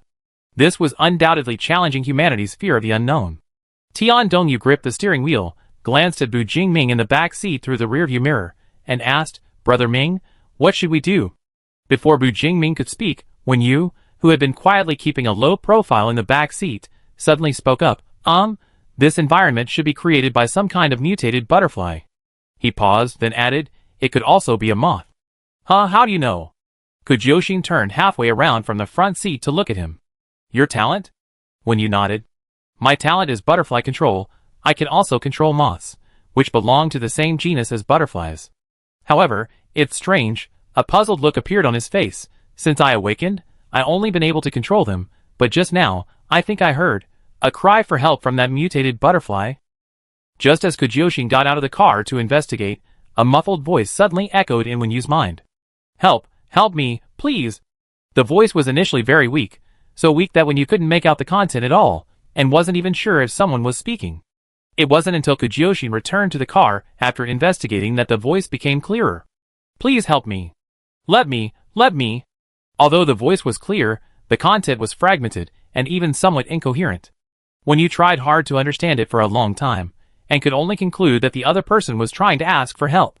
Bu Jingming looked at Wen Yu. Your talent is only to control them, so how can you be sure the voice in your mind comes from a mutated butterfly? It might sound unbelievable when you carefully chose his words. It's like a feeling, something like a subconscious or a sixth sense. The moment I could clearly hear that voice, I knew that the other party and the butterflies I spent 5 years with were the same kind of creature. Xiao Yeye stroked the back feathers of the cat perched on her arm and said, that seems like good news, doesn't it? It's a mutated butterfly, not? Considering that not everyone present was one of their own, she cautiously refrained from mentioning the laboratory. Bu Jingming still shook his head, saying, it's not certain yet. I take the radar and search the surrounding area. He looked at Kujoshin. Give me the detector. The detection radar installed in the vehicle could be detached as a separate detector. As long as Bu Jingming carried this detector, the radar's detection range could be changed to be centered on him, and the detection results would still be displayed on the radar screen inside the vehicle. Then, he could know the latest situation at any time through Kujoshin's mental connection. Alright, boss. Kujoshin quickly detached a thumb-sized component from the radar. He handed it to Bu Jingming. Be careful, boss. Bu Jingming nodded, about to get up from his seat, when he suddenly remembered something. His gaze swept quickly over the people in the car, a look of hesitation on his face. Should he leave Jiang Runyan alone in the car at this time? Although there were many people in the car, Bu Jingming was the strongest fighter in the entire team. The others weren't even considered combat-oriented, making it difficult for him to feel at ease going out to investigate. Bu Jingming frowned, wishing he could shrink Jiang Runyan to the size of a doll, so he could carry him around in his pocket. Now, the weaknesses of their team were particularly obvious. There were too many things that only Bu Jingming could do, or rather, that were most convenient for him to do. Before finding Jiang Runyan, it was fine, but now that he had been found, he couldn't continue to habitually handle everything alone. More importantly, assuming this illusion was orchestrated by the pursuers from the lab, leaving Jiang Runyan would be like throwing a sheep into a wolf's den. He couldn't bear the pain of losing Jiang Runyan again. Perhaps, he needed to think of a way. Bu Jingming sat back down, about to say something, when he suddenly heard, "When you speak, I think I should know where that mutant is. However, I only know the general direction," he added. "As for the distance, that's unclear." Distance wasn't a problem, they had a car after all. When Yu's words gave Bu Jingming a new idea: drive there directly, ensuring the team wouldn't be separated, which would be better when facing the enemy. The detector was remounted on the radar. Bu Jingming met Tian Dongyu's gaze in the front view mirror. The latter, seemingly caught peeking, hastily looked away, but quickly looked back, even smiling. "Mingji, which way to go?" Bu Jingming turned to Wen Yu, who quickly replied, "About 45 degrees to the left front." The wheels began to turn, passing one similar yet distinct tree after another. Bu Jingming gently shook Jiang Runyan's shoulder. "Yin Yin, let's switch seats. You sit in the middle, it'd be safer." Jiang Runyan nodded noncommittally. He propped himself up with his hands, crossed over Bu Jingming's lap, and sat down. The two switched places. Bu Jingming pulled a rifle and a pistol from under his seat, tossing the rifle to Qiuyeye and keeping the pistol for himself. He asked Wen Yu, "Do you know how to use a gun?" Wen Yu's eyes widened as he casually produced the rare firearm. No, I do." The situation clearly required a state of alert. A fight was likely imminent. He was unarmed and in danger, so even if he didn't know how, he had to say he did. Bu Jingming gave him a meaningful look and tossed the pistol to Kujoshin. "Kujoshin, give him your axe." Kujoshin had understood Bu Jingming's meaning the moment he bent down to grab the gun. He swiftly pulled out his usual giant axe from somewhere, and feigning reluctance, shoved his weapon behind him, while simultaneously catching the pistol flying towards him. Despite not getting a gun with higher damage, Wen Yu didn't show any disappointment. He obediently took the axe, carefully avoiding the blade, gripped the handle, and looked warily out the car window. The voice he heard in his mind seemed to sense his approach, its tone suddenly becoming excited, but also making its logic even more chaotic. "Come. Help me, I want to, you save me, help me." It was difficult to determine what kind of mutant this was. Although others didn't believe him, Wen Yu inexplicably insisted on his intuition: the other party must be a mutated butterfly. As for why a mutant, which would normally lose its mind and attack humans, could achieve mental communication, that was beyond Wen Yu's understanding. Along the way, following Wen Yu's guidance, they changed direction several times, seemingly getting closer and closer to each other, because the surrounding illusion began to change. It was as if a block loading error had occurred. Plains and mountains intertwined, rivers were embedded in the desert, and even the clouds in the skies seemed to have been cut in half by some sharp weapon, with only the remaining half slowly drifting away until it disappeared into the distance. To avoid impassable roads, Tian Dongyu had to detour several times until he heard Wen Yu say, "We're here. It's nearby, but I can't pinpoint its exact location." Nearby? Yet the radar still didn't show any red dot flashing. Could the enemy's illusion also simultaneously block human technology's detection signals? Bu Jingming frowned slightly, twirling his dagger twice before gripping it tightly again. Without pinpointing the enemy's exact location, they remained in a situation where the enemy was in the dark while they were in the light, forced to passively wait for the other side to make the first move. This was not good.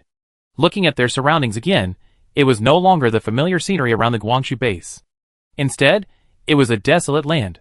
Not far away was a small hill, its summit constantly emitting thick smoke. It seemed to be an active volcano. The only prominent landmark was the volcano, perhaps the most likely eye to break through the illusion. For Bu Jingming, their journey here must have presented numerous opportune moments, yet they hadn't encountered any sudden ambushes, suggesting their opponent was likely not from the lab, and indeed, as Wen Yu had said, a mutant. This was truly good news. "Boss, what do you think? Do you have any ideas? How do we force that mutant out?" Kujoshin toyed with the gun in her hand. She really hoped the other side would just come out decisively, so she wouldn't have to rack her brains figuring out how to find and kill them. Taking action directly was easier and faster. In today's world, sheer force could solve everything. When you remained silent, clutching the giant axe. He was trying to communicate with the mutant. I'm here to help you. Where are you? How can I save you?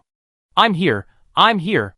The mutant kept repeating these two words until its voice grew increasingly shrill, like a needle piercing when used brain. He instinctively covered his head, but suddenly Chioye's voice rang in his ears. Everyone, be careful. The soaring sound waves seemed to generate visible energy fluctuations. Everything outside the car distorted at this moment.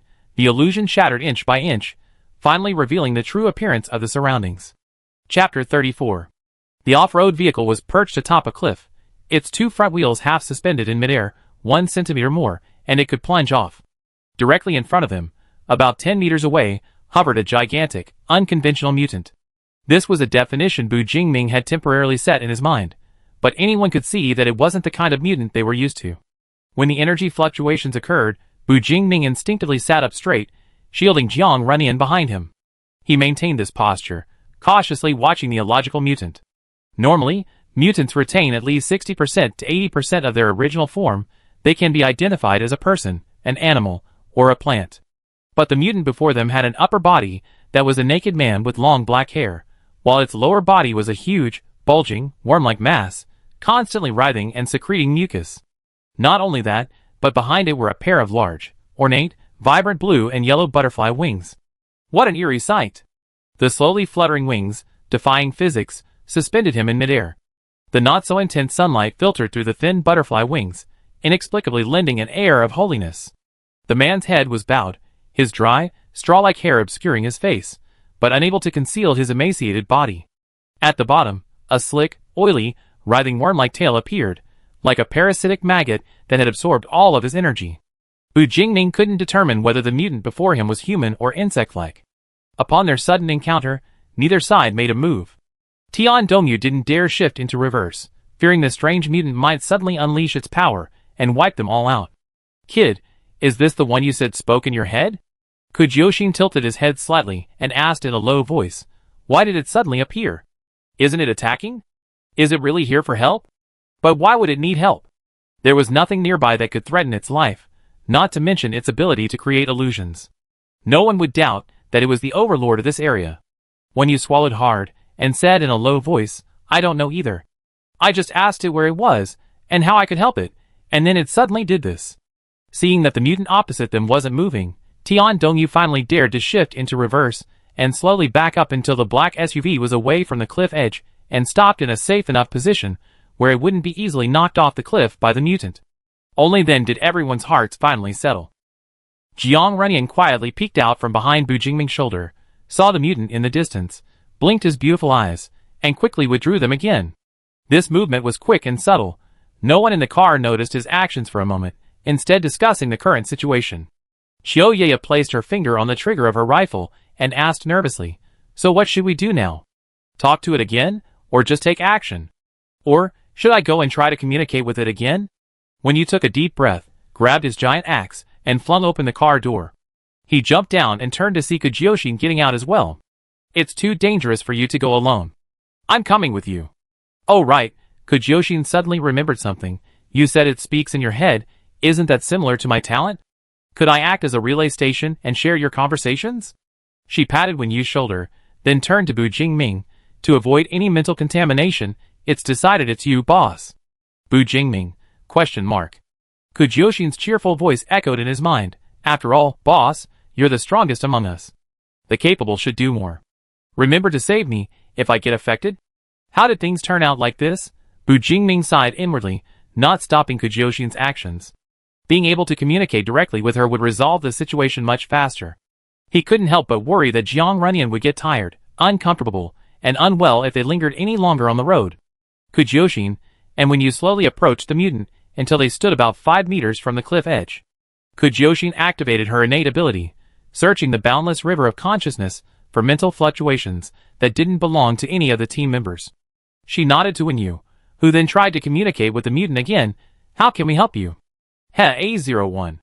Unexpectedly, the slightly hoarse male voice ignored the two humans standing before him, and instead uttered the name that was enough to stir up a storm in Bu Jingming's heart. Holy crap. Kujyoshin gasped, immediately turning back to look for Bu Jingming, But she couldn't see his expression through the one-way film on the car window, nor was she sure if her talent had actually transmitted the mutant's words. Meanwhile, the mutant continued to call out, A01, see me alive, dead. When you didn't understand why Kujiyoshin was reacting so strongly. He didn't know what that unknown, code-like combination of numbers represented, but before he could ask, the mutant opposite him changed again. Its wings began to flap faster, its head lifted, and its thin limbs twisted rhythmically, as if a crackling sound could be heard. Strange bumps, large and small, appeared on its pale skin. Its massive, insect-like tail lashed out, and almost instantly, it charged towards Ku and Wen. Watch out. Kujiyoshin grabbed the seemingly stunned Wenyu by the collar, pulling him towards her. After dodging the mutant's attack, they discovered that it didn't stop at all, heading straight for the off-road vehicle, seemingly not targeting them at all. Boss! Kujiyoshin cried out in her mind. Its target is Runyan. Even before she spoke, Bu Jingming had already understood.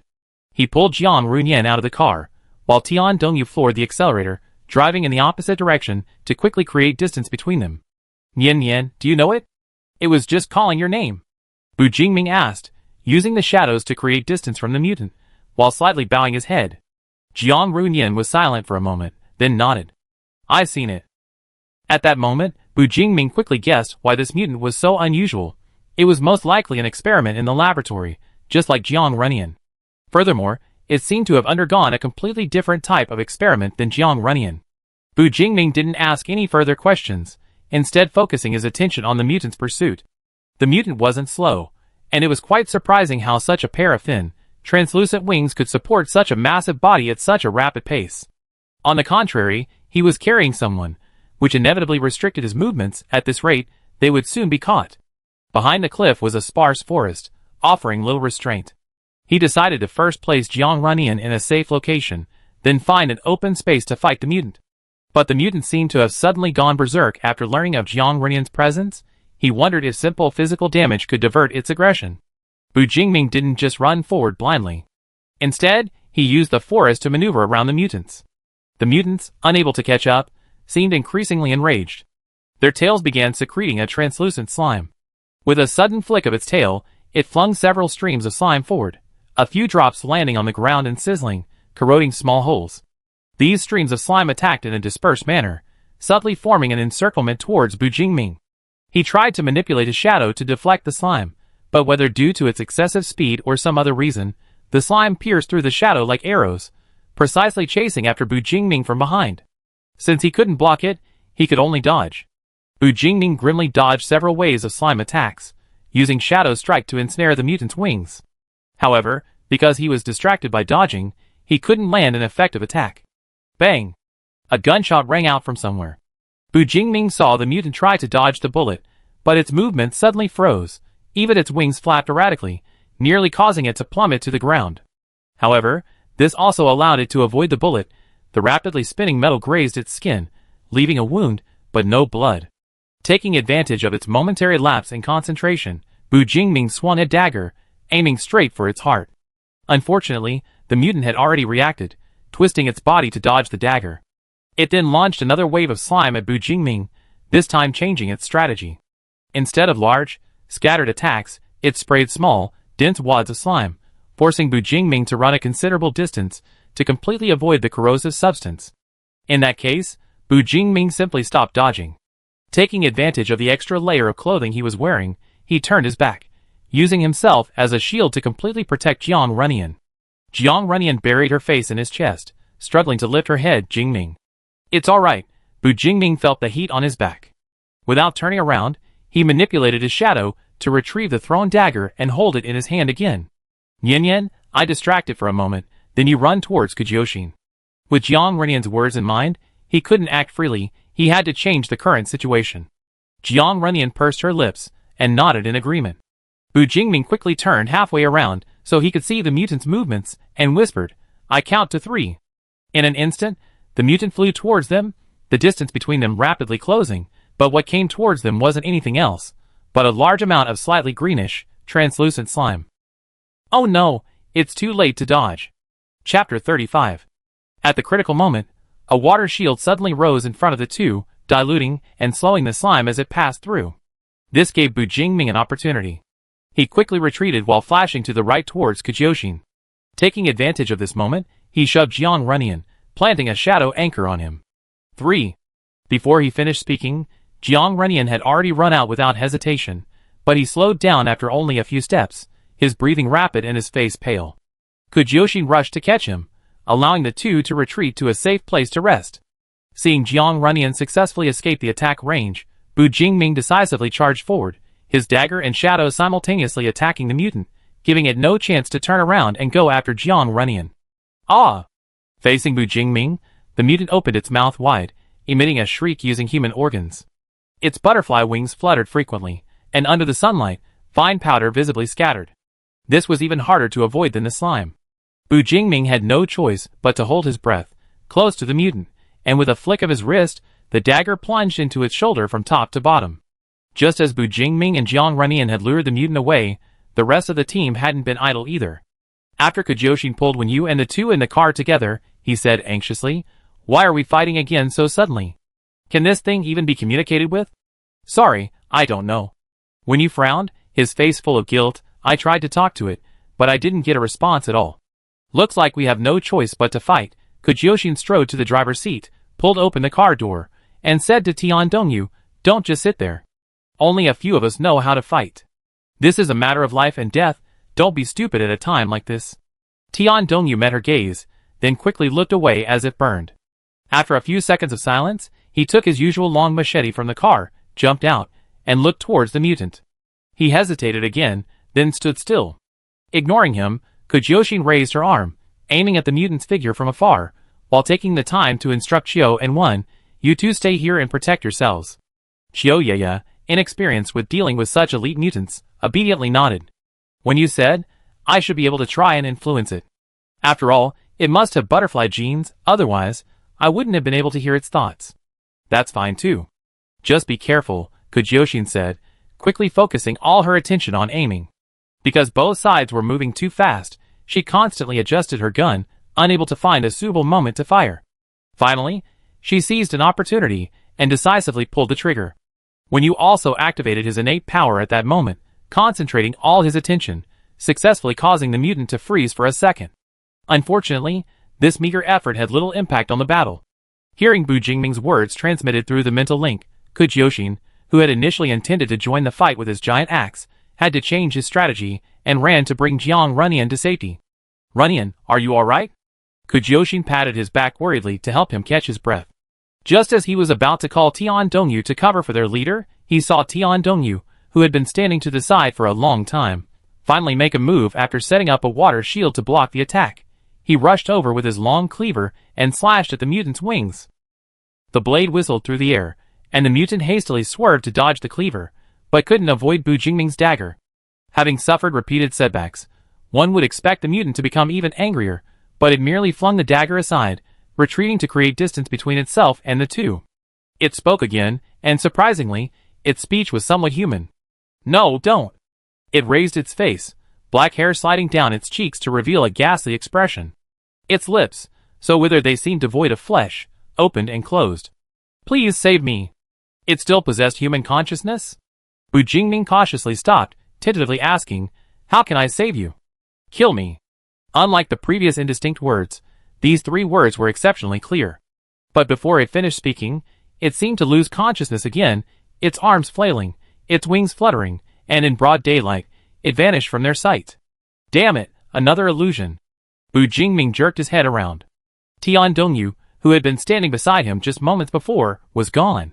Not only that, but Jiang Runyan and the remaining teammates, who were further away, had also vanished. Thump, thump, thump. Realizing this, Bu Jingming's heart began to race. His face darkened, and he tried to call out to Jiang Runyan, "Nyan." His voice echoed across the land, carrying far and wide, but received no response. Bu Jingming gritted his teeth and cautiously walked towards Jiang Runyan's former location. The surrounding environment hadn't changed much. It seemed the enemy had simply concealed their presence from each other, intending to divide the team and defeat them one by one. If that's the case, then the most dangerous thing is undoubtedly.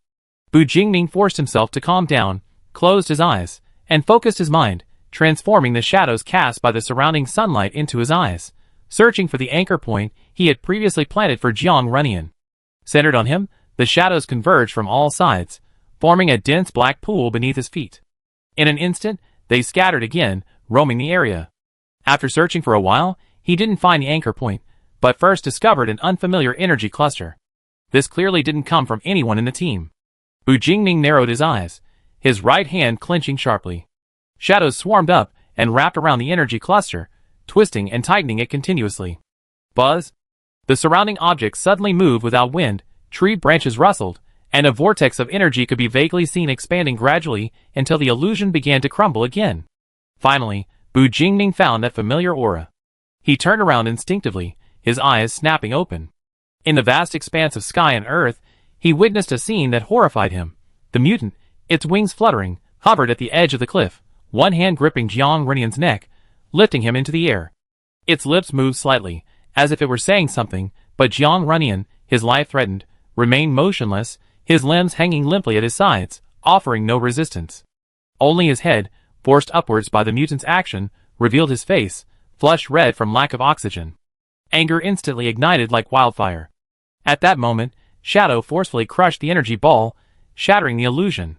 Bu Jingming could now see Tian Dongyu, also standing on the cliff edge, and Kujyoshin and the others scattered nearby. The instant the real scene reappeared, almost everyone noticed the striking scene at the cliff edge. They saw Bu Jingming rush towards it with Shadow at a speed imperceptible to the naked eye, while Tian Dongyu, who was closest to Jiang Renian, stood motionless, watching him suffer. Yin Yin! A shadowy figure hurtled in, engulfing the mutant's massive body and instantly tightening its grip, binding the insect's tail into segments, the flesh bulging outwards as if it were about to burst open. The mutant, in pain, struggled violently, its three parts, belonging to different species, writhing grotesquely and frantically.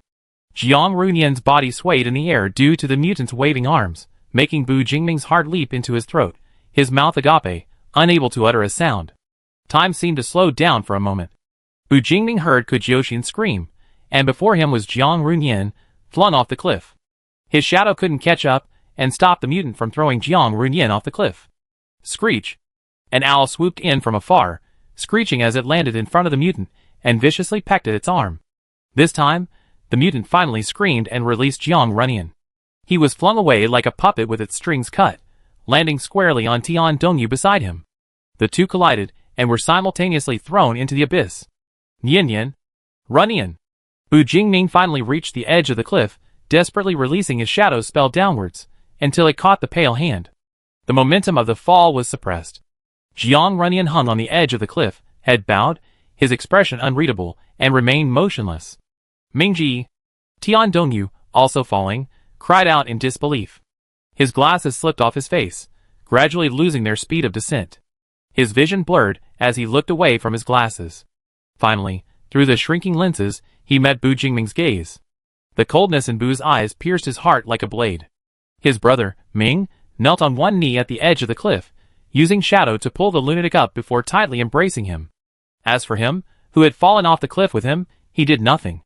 Tian Dongyu's eyes widened, but the glasses had already drifted away. He could no longer see the face he had longed for. The intense feeling of weightlessness made his breathing rapid. His hands and feet flailed wildly, trying to grab onto something, but he only slammed hard against the angled cliff face, his body tumbling uncontrollably until his brain finally struck a sharp rock. The explosive pain caused his vision to go black, and he lost consciousness. I didn't expect to have an unexpected gain while retrieving the experimental subject. It wasn't until Jiang Runian was pulled to the ground by Shadow that Bu Jingming realized he had forgotten to breathe. His heart, whether from lack of oxygen or tension, pounded loudly in his ears, and even though he held Jiang Runian tightly in his arms, he couldn't calm the violent beating. Kujyoshi arrived close behind Bu Jingming, a giant axe flying out and cleanly severing a section of the mutant's tail. A torrent of slimy fluid gushed forth from the wound, like a vast ocean gushing through a narrow estuary. The entire tail instantly shriveled, its former glossy sheen replaced by dryness and wrinkles. The once beautiful butterfly wings also turned gray, bending into various strange shapes as they fell to the ground. Bang! Finally, what ended the mutant's struggles was a rifle bullet piercing its heart. Its wings ceased flapping, its entire body landing heavily, kicking up a cloud of dust. Chapter 36. Xiaoyaya stood not far from the mutant, gun in hand. After confirming it was too weak to get up, she rushed over to check on it. Is Runyan alright? Bu Jingming held him tightly in his arms, silent and unresponsive to his teammates' questions, his eyes vacant, his breathing trembling. Until Jiang Runyan reached out and wrapped his arms around his back, stroking him from top to bottom. When he touched the small burn holes, his eyes darkened. Jingming, I'm fine. Jiang Runyan patted his lower back again. Let go, I need to check on it. Bu Jingming was clearly still reeling from what had just happened, and didn't react immediately. Jiang Runyan then pushed against his chest, and he felt the arms around him loosen slightly, but not completely. Helpless, Jiang Runyan had no choice but to remove Bu Jingming's hand from his own body, hold it in his palm, and pull him to stand up straight, bringing him before the mutant. A 0-1. The mutant wasn't completely dead yet. Jiang Runyan's grip on Bu Jingming's hand tightened suddenly. Thank you. The mutant, no, or rather, the man lying on the ground, barely alive, said with difficulty, I didn't expect you still be alive. Please help me, take this. The man forced his way out of his pierced heart, pulling out a thin, rectangular piece of rusty iron, about the length of a little finger and 2 fingers wide, with a hole punched in it. It seemed to have been engraved with a sharp tool, but most of it was corroded by rust, making it impossible to discern what it was. Before he could finish speaking, the light in his eyes went out completely, and his arm, which had been barely raised, fell again, this time too weak to lift. The small piece of metal fell into the mud, rolled twice, and the already inconspicuous object became even dirtier, almost blending into the earth. Jiang Runyan looked at him for a long time, then squatted down and picked up the piece of metal. At that moment, several yellow and blue butterflies, large and small, suddenly flew out of the man's body, circling the corpse, rising and falling, fluttering, as if mourning his death. Then, in front of everyone's eyes, the butterflies flew in a line straight towards Wenyu. Ah! Wenyu subconsciously took a step back. He was somewhat afraid of these butterflies that came out of the corpse, and didn't dare to touch them for a moment, until the largest butterfly hovered in front of him, its antennae swaying slightly, emitting a friendly aura.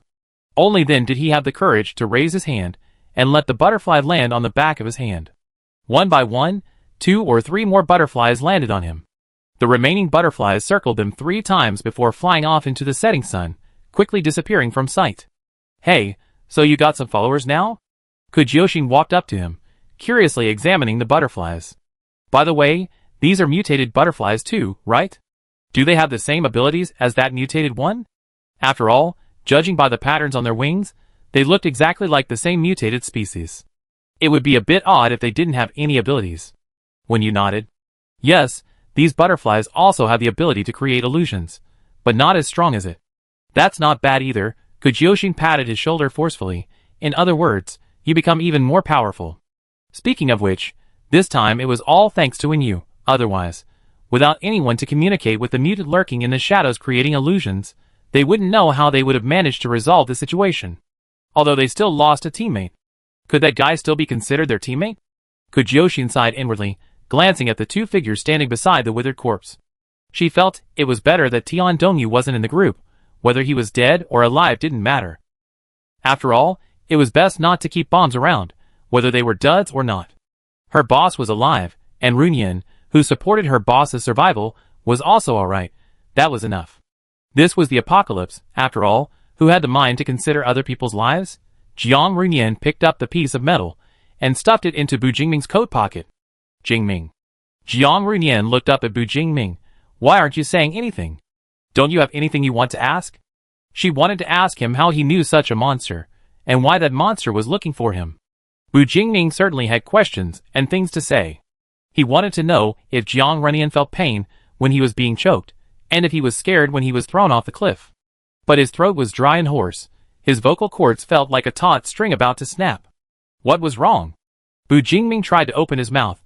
His lips moved slightly, but no sound came out. Jingming? Jiang Runyan quickly noticed something was wrong. He frowned and touched Bu Jingming's lips. What's wrong? Can't you speak? His fingertips touched the slightly dry lips, and for some reason, a faint warmth spread throughout his body. The exhaustion from the battle seemed to vanish instantly, and his aching back completely subsided. Bu Jingming felt refreshed and invigorated. However, Bu Jingming remained mute, unable to utter a single word. Seeing Jiang Runyan's pale face, Bu Jingming patted his head, shook his head slightly to indicate he shouldn't worry, and removed his hand from his face. What's wrong? The three people gathered nearby quickly noticed something was amiss with Bu Jingming. Qiu Yaya walked over first, observing the two of them from head to toe, but couldn't discern anything unusual. Just as she was wondering what was going on, Bu Jingming pointed at Kujioxin, and after meeting her gaze, pointed to his temple. Huh? Kujioxin was completely bewildered, but still followed Bu Jingming's instructions and established a mental connection with the group. It's nothing serious, I just can't speak for the time being. Bu Jingming's calm voice echoed in everyone's minds. Get in the car first, it's not safe outside. With Bu Jingming saying this, Kujioxin had no choice but to suppress her confusion for the time being. The group found the black SUV and returned to the car. The original driver was gone, and Kujioxin took the wheel, fastening his seatbelt as he asked, "Boss, what happened? Were you injured?" It's not about injury. Bu Jingming had a vague guess, but he didn't say it aloud, only holding Jiang Runyan tightly in his arms. Then what is it? This was the first time Bu Jingming had heard Jiang Runyan's voice in his mind, hearing him ask, "Do you know what happened?" The reason for his loss of voice was indeed unrelated to injury, and Jiang Runyan knew this very well. The moment he discovered this, he activated his long-lost talent. Bu Jingming couldn't possibly have more than one wound on his body. Then, why did Bu Jingming know, perhaps? Bu Jingming couldn't bring himself to say, but he didn't know how to tell Jiang Runyan, how to tell him that he was afraid to close his eyes, afraid that losing the image they transmitted would cause his mind to replay the moment he fell off the cliff. The temperature and wind, the sounds and smells from all directions, all were etched into his memory under extreme fear. Bu Jingming couldn't accept losing Jiang Runyan again, let alone dying before his eyes. Just thinking about the possibility of not being able to grab Jiang Runyan in time made Bu Jingming feel like he couldn't breathe. A throbbing pain shot through his temple. Bu Jingming buried his face in Jiang Runyan's neck. From the touch of their skin to the familiar scent, he seemed to be using this method to emphasize Jiang Runyan's presence to his heart. In a daze, he heard a sigh beside him. The person who made the sound reached into his coat pocket without any hesitation, searched both sides, and then pulled something out. After a rustling sound, a hand pushed him away slightly from his chest. He had to lift his face, and before he could even process any emotion, he saw that extremely familiar face. A white hard candy was nestled between slightly parted lips. A breeze blew in from the half-open car window, and Bu Jingming caught a faint scent of lemon. Blue eyes drew closer until their breaths could easily mingle. The lemon candy rolled from one mouth to the other, finally crushing between their teeth and swallowing down their throats, along with its sweet taste. His tense muscles relaxed without him noticing, his chaotic thoughts and emotions soothed. Bu Jingming stared at Jiang Runyan's face, which had regained some color, and gently stroked his cheek with his hand, then moved to the corner of his lips, then up to his nose and eyelashes, caressing him again and again. "All right, have you touched me enough?" It was clearly a downward gaze, yet Bu Jingming looked at him with wet eyes, like a large dog abandoned by its owner. Jiang Runyan saw the fear in his eyes, interspersed with sadness and pain, just like A01 still in the laboratory, terrified of losing what he cherished most in his life, worried about a future full of darkness, to the point that his soul seemed to have long since died, leaving only a shell manipulated by an unknown force, wandering aimlessly across this broken continent, not knowing where it came from, nor where it would return. Jiang Runyan's heart suddenly skipped a beat, like being pricked by a tiny needle. He seemed to suddenly realize he was still alive, though this thought was fleeting, briefly surfacing in the darkness before sinking again. Bu Jingming's hand finally left his face, but didn't leave his body. It moved to another spot, first touching his neck, now as white as ever, without a single finger mark, then began to knead his knuckles, rubbing his hand until it was warm, then moving from his fingers to his palm, and then to his forearm. Bu Jingming. Jiang Runyan, unable to bear it any longer, pulled his hand away. The dog-like eyes looked at him again, until Jiang Runyan looked away, then, as if unable to stand it, he forced his hand back in, letting him seek warmth on his body, until Kujioxin in front suddenly coughed, "Boss, can we set off now? Where are we going?" Chapter 37. After replanning the route, the black SUV carried the group back to the Guangzhou base. However, along the way, the other two teammates and one temporary teammate practically crammed the back half of the vehicle for the couple, who had almost been separated again. The sticky, affectionate atmosphere made them feel they shouldn't be in the car. When Kujioxin interrupted them earlier, Jiang Runyan felt her face flush instantly, wishing she could disappear into the ground. Whatever she and Bu Jingming had done in the past, at least it was done behind closed doors. She wouldn't do anything too outrageous in public. Of course, Jiang Runyan wouldn't allow it. Bu Jingming, always thick-skinned, 800 times thicker than a city wall, didn't react much this time. He only showed a hint of regret, holding Jiang Renian's hand on his lap, calmly pointing out the directions to Kujyoshin. The sun was already setting, its orange-red rays faintly touching the distant mountains. The blinding sunlight cast long shadows of the SUV, mingling with the shadows of various plants and ruins along the way, creating a variety of shapes. Drive alone was getting a bit boring, so Kujyoshin struck up a conversation with Wen Yu, who was sitting in the middle row in the back. Xiao Yu, were all those people you met earlier your relatives? Yes, Wen Yu nodded very slightly, even the butterfly wings on his body fluttering slightly, my mother, and her relatives, my uncle and aunt, and so on. I see. There were some things Kujyoshin couldn't ask, so Wen Yu couldn't say them out loud. As an illegitimate child, he had never received blessings since birth. No matter what he did, he received no love or encouragement from his parents. His own mother had repeatedly cursed him, telling him to just die. His existence would forever be proof of that failed love, a pillar of shame that woman refused to acknowledge. He was only 13 during the cataclysm. High fever made him delirious and weak. He felt he was about to die. Even so, when he saw the woman, facing her relatives who came to take her, unhesitatingly abandoned him, Wen Yu desperately clung to her leg, crying and tearing apart his remaining pride, begging her to take him with her. He didn't want to die, he couldn't die. That woman hadn't died. Why should he be the one to leave this world first? To this day, Wen Yu still remembers the woman looking down at him, the disgust in her eyes particularly evident, her words like a sharp knife. You cry so ugly. You don't look like him at all. It was his aunt, holding the baby, who stopped her from continuing and urged her to take Wen Yu with her. You don't know this, do you? Some people suddenly develop special abilities after a high fever. Maybe your Wen Yu will have one too. If not, it's not too late to get rid of him later. At that time, various mutants, large and small, were rampant. Even with weapons, ordinary people could hardly defeat those monsters. After weighing the pros and cons, the woman finally agreed to take Wen Yu along temporarily. For the 3 days before awakening his talent, Wen Yu didn't sleep well for a single night. Occasionally, when he drifted into a deep sleep, he would dream that after his fever subsided, he gained nothing, and was torn to pieces by monsters in the woman's disappointed and disgusted gaze. Fortunately, he eventually awakened a rather special ability, which helped them avoid a lot of trouble. Only then did the woman stop constantly yelling at him to get out. Wen Yu hunched over in his seat, turning his head to look at the scenery flashing past the car window, his eyes indifferent. Having lived through 5 years of catastrophe, he was no longer a child. His initial goal was simply to survive, so how could he let such an opportunity slip by? As for his close relatives, whether they could even survive to find a base to stay in was no longer a concern for him.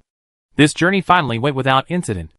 About 3 hours later, they arrived safely at the forest that had appeared in the illusion. Kujyoshin floored the accelerator, sending the black SUV hurtling into the suddenly darkened woods, almost blending into them. Jiang Renian was already asleep in the car. Bu Jingming carefully moved him, laying him flat on the back seat, his head resting on a neatly folded coat, which was placed on Bu Jingming's lap.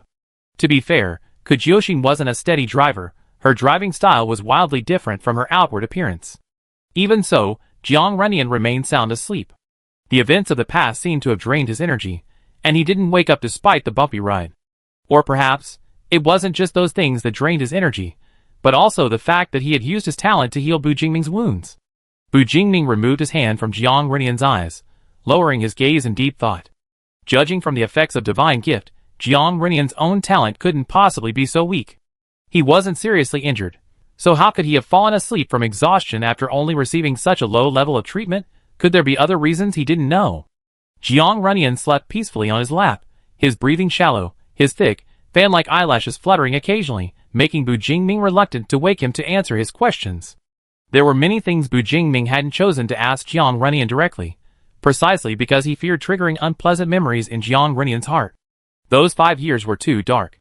If possible, Bu Jingming hoped those things could be far away from him from now on. He only needed to look after himself, and only when he had extra energy could he come to see Bu Jingming. The wheels bounced up and down, and a vibration suddenly came from the inside pocket of his coat. Bu Jingming pulled out his communicator, and turned down the volume the moment it connected. "Brother, finally some news." Li Huanqing's voice came through the electronic device, sounding somewhat tired, lacking his usual energy. "But there's no psychologist. There's only one gifted individual who supposedly can enter the inner world of others through hypnosis. guiding and resolving psychological trauma in a special way. Her name is Lan Chi. She's at the Wind and Fire base, a girl about 1.6 meters tall with short black hair. She seems quite famous there. You can find out by asking around. Bu Jingming coughed twice, tried for a while, but still couldn't make a sound. He simply patted Wen Yu, who was sitting on the open ground in front, on the shoulder, handed him the communicator, and pointed to Kujyoshin, who was driving ahead. Wen Yu immediately understood and passed the communicator to Kujyoshin. Li Huanqing, waiting for a response, was about to speak again when a female voice said, "Hello, I'm sorry, our boss has a temporary problem with his voice and can't speak. I speak for him." "Oh, you're Kujyoshin, right? It's an honor to meet you." Li Huanqing greeted her briefly. "What's wrong, brother? Why can't you speak? Are you injured?" "Not injured. I don't know the specifics," Kujyoshin said, holding the communicator in one hand and the steering wheel in the other. "Our boss won't say anything." Okay, he told me to tell you he knows." Upon receiving the communicator, Kujyoshin had simultaneously activated the mental link and chatted with Li Huanqing for a few moments, before quickly getting back to business after being reminded by Bu Jingming. "Okay, hey, where are you guys now?" Perhaps hearing the sound of a car, Li Huanqing asked curiously, "Are you in the car?" "Yeah, we're heading to Guangzhou," Kujyoshin replied, turning the steering wheel half a turn with one hand and driving the SUV out of the woods. The sunlight had completely disappeared, but the lights of human civilization were now in their view. In the distance, they could see not only lights, but also groups of 2 or 3 people traveling together. "How long do you plan to stay in Guangzhou?" Li Huanqing hesitated for a moment, then casually replied, "How about I come find you? I can also meet my brother's long-sought-after girlfriend and bring you some supplies." "What? Bring supplies? Such a good thing?" Kujyoshin wasn't actually close to Li Huanqing. She knew he was a connection to her boss, but didn't know the details. Hearing that he was bringing them supplies, she excitedly nodded repeatedly. "Oh dear, how could I? Could you bring some seasonings, like chili peppers? The food on the road has become so bland, it tastes awful. Compressed rations are fine for occasional emergencies, but eating them all the time is practically torture." "Sure," Li Huanqing readily agreed. "Is there anything else you want? A gun? Bullets? The boss asked me to ask you if you could get him some red dates, fresh or dried. Oh, he also said he's unsure how long he stay in Guangzhou. If there are any leads, he stay a few more days." "Red dates? Okay, that's settled then. I come find you later." As if afraid Bu Jingming might suddenly change his mind, Li Huanqing quickly hung up the call. Kujyoshin shrugged. She had just driven near the base, so she simply parked and turned to hand the communicator back to Bu Jingming. "Boss, so can the car go in?" The last time they came to Guangzhou, they hid their car in some ruins outside the base. At the time, they weren't sure if such a large base would commit murder and robbery, so to be on the safe side, they tried to discreetly investigate. Although they later learned about the Guangzhou leader's character, the management had changed this time, and the small base that had relied on Guangzhou was thriving. Previously, from this location, they could only see the Guangzhou base, but this time, they could also see the small base not far away. Bu Jingming didn't respond to her immediately because Jiang Runyan, who was resting on his lap, had woken up and was staring blankly in the dim light of the car. Bu Jingming opened his mouth to call him, but forgot his own situation and could only manage 2 breathy sounds, reaching out to stroke his hair. Fortunately, they still had Kujyoshin. With their mental link activated, the inability to speak didn't hinder communication. "Yen Yen?" Jiang Runyan didn't answer. Bu Jingming called several more times before he blinked very slowly, his pupils gradually focusing. After a moment, he turned over, lying flat and looking at Bu Jingming. "We arrived at Guangzhou. Yen Yen, are you feeling alright anywhere?" After receiving a silent negative answer, Bu Jingming looked at Kujyoshin. Before he could say anything, Chiu Yeye said, "We should be able to drive straight in. There are several vehicles in the base." Chapter 38. Yeah, how did you know?" Chiu Yeye pointed to a black and brown squirrel that had somehow scurried onto the hood of the car. "I talked to it, and it told me that cars often come and go here." Kujyoshin gave her a thumbs up. "Thank it for its information. It seems the management changes haven't affected the residents or foreign policy, or at least not the affiliated bases." Bu Jingming pondered for a moment, then decided to go to the affiliated base first to gather some information. Unlike the high walls of the Guangzhou base, the affiliated base was much simpler, surrounded only by a 2-meter-high barbed wire fence. A large iron gate stood at one point, guarded by 2 soldiers wielding metal spears. Seeing a tall, black SUV approaching, the guards quickly stopped the vehicle. "Who goes there?" "Excuse me, we mean no harm."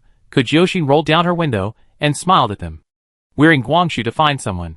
Could you please do us a favor?" As she spoke, she pulled out a small bag of flour that she had prepared beforehand and handed it over.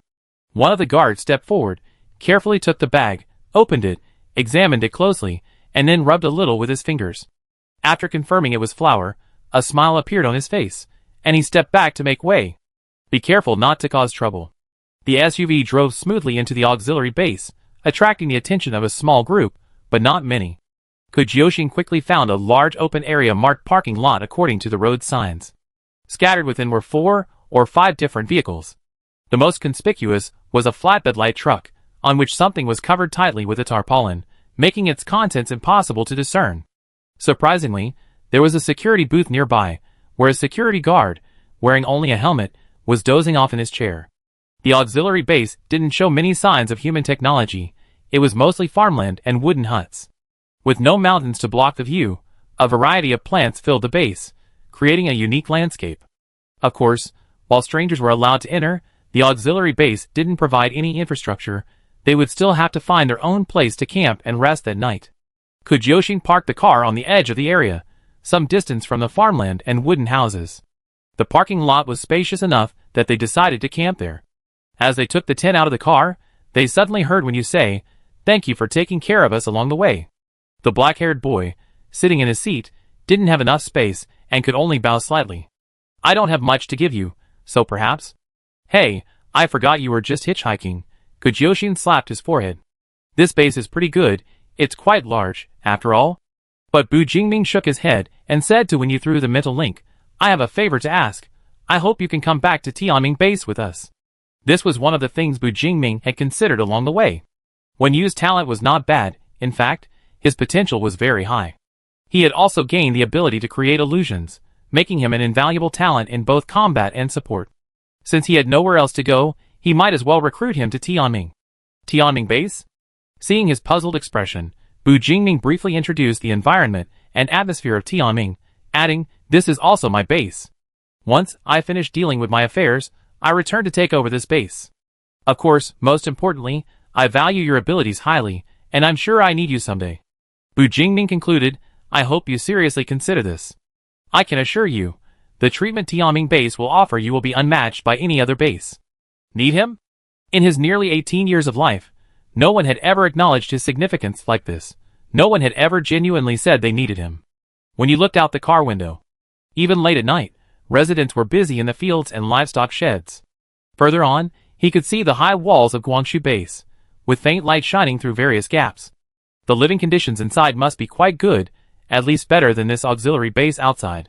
But regardless of which base it was, when you, as a stranger, would inevitably have to expend considerable effort to integrate, and might even struggle to be truly accepted despite his efforts. In comparison, Bu Jingming's offer was undeniably more attractive. Without much hesitation, when you nodded decisively, "Okay, I go to Tianming with you." This outcome was within Bu Jingming's expectations. His face showed no particular expression, only a slight smile, as he extended his hand to Wen Yu. "Welcome to the team. Let me formally introduce myself, Bu Jingming, currently the captain of this squad." Wen Yu. The two shook hands briefly, while Kujyoshin clapped enthusiastically beside them. "Great. Now we're not just temporary members anymore. In effect, we haven't lost any members. Congratulations." Speaking of losses, when you remember the bespectacled man, who had also fallen off the cliff and wasn't rescued. He must have been a teammate, right? But why was there no atmosphere of sadness or grief in the squad despite one person's death? Was it because he was standing right next to the mutant, but didn't help? When you got out of the car and watched Kujyoshin and Chiu Yeye unload tents and sleeping bags, he couldn't bring himself to doubt the people who had helped and accepted him, and ultimately, he silently convinced himself that the bespectacled man was the problem. Unaware of what the new member was thinking, Bu Jingming, having successfully resolved the situation, patted Jiang Renian, who hadn't moved, and gestured for him to sit up and get out of the car. Jiang Renian had been fiddling with the hem of his coat while he was speaking, but now ignored his actions, whether intentionally or simply because he didn't want to move. Bu Jingming didn't ask anything of him, simply helping him sit up, wrapping his arms around his neck, and then easily lifting Jiang Runyan up by placing his hands under his knees. Bending low, Bu Jingming jumped out of the car, placed Jiang Runyan on the ground, took his hand, squeezed it, and settled him in the campsite like a child. He also took the folding chair from last time and placed it behind Jiang Runyan. Seeing him sit obediently, Bu Jingming and his teammates quickly set up camp. Learning from their previous experience of running out of firewood near the mutated vines, Bu Jingming had used his shadow to collect many branches and leaves along the way. He had also kidnapped 2 rabbits and put them in the trunk, enough to satisfy their hunger. Edible mutated animals are now rare in the wild.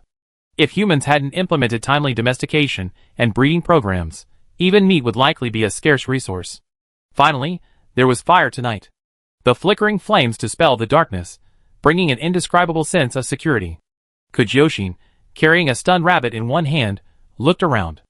I'm going to find a pond or something, otherwise it'd be hard to kill. Hey, I see, there seems to be a river over there.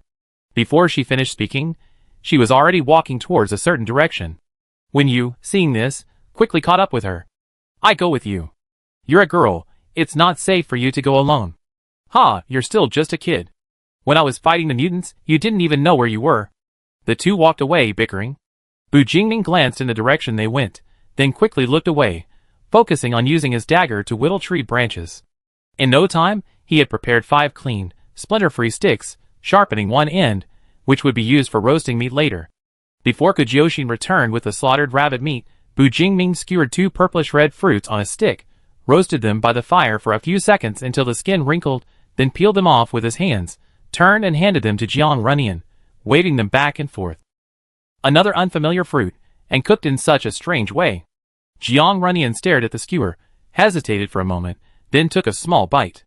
The warm, smooth texture burst on his tongue, somewhat like durian, very sweet, but with no noticeable aroma.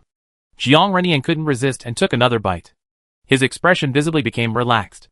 The previously unconscious furrowed brows and tense facial muscles relaxed, only his jaw moved earnestly as he chewed.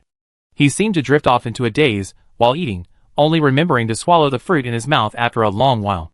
Bu Jingming waved his hand again, and the remaining 1.5 fruits on the stick flickered in the air, leaving after images. Being unable to speak was indeed a bit of a hassle. He couldn't ask Jiang Runyan if he liked it, and if he didn't, he couldn't coax him. If only Li Huanqing could bring him some red dates. Bu Jingming stared absently at Jiang Runyan's eyes, reflecting the firelight. His free fingers twitched inexplicably, and his heartbeat felt erratic, as if his soul was still wandering outside, lingering.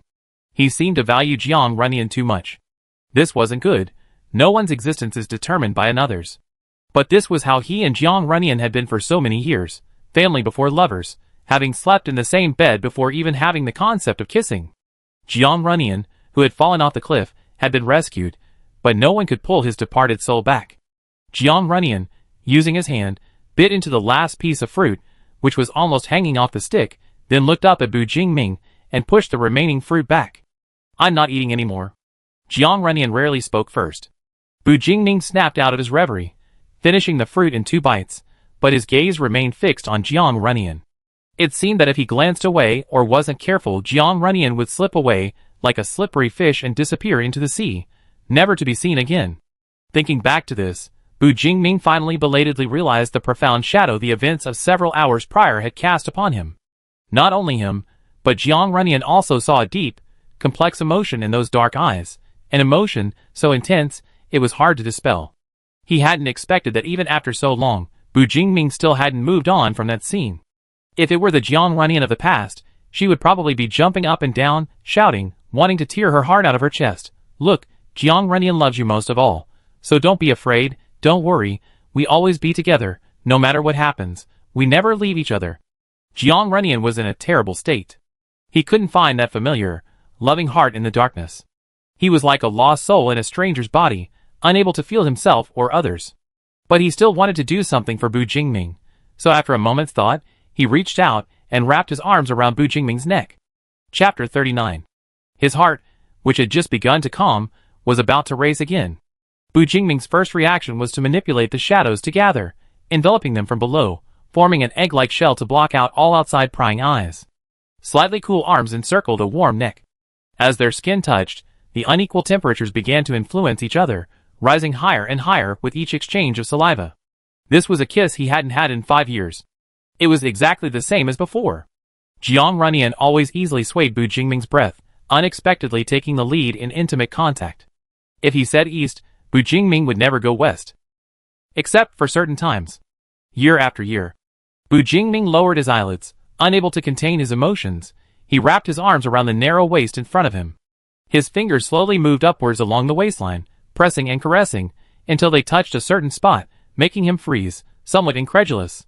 Before he could investigate further, something slipped into his mouth through his lips, tasting a salty bitterness on his tongue. Bu Jingming opened his eyes to look, and unsurprisingly found a faint tear stain at the corner of Jiang Runyan's eye. The tender atmosphere was instantly shattered. Jiang Runyan realized what was happening, and somewhat flusteredly pushed Bu Jingming away, raising his hand to wipe his cheek. "I'm sorry. I didn't mean to cry." He said this, but his voice still betrayed a sob.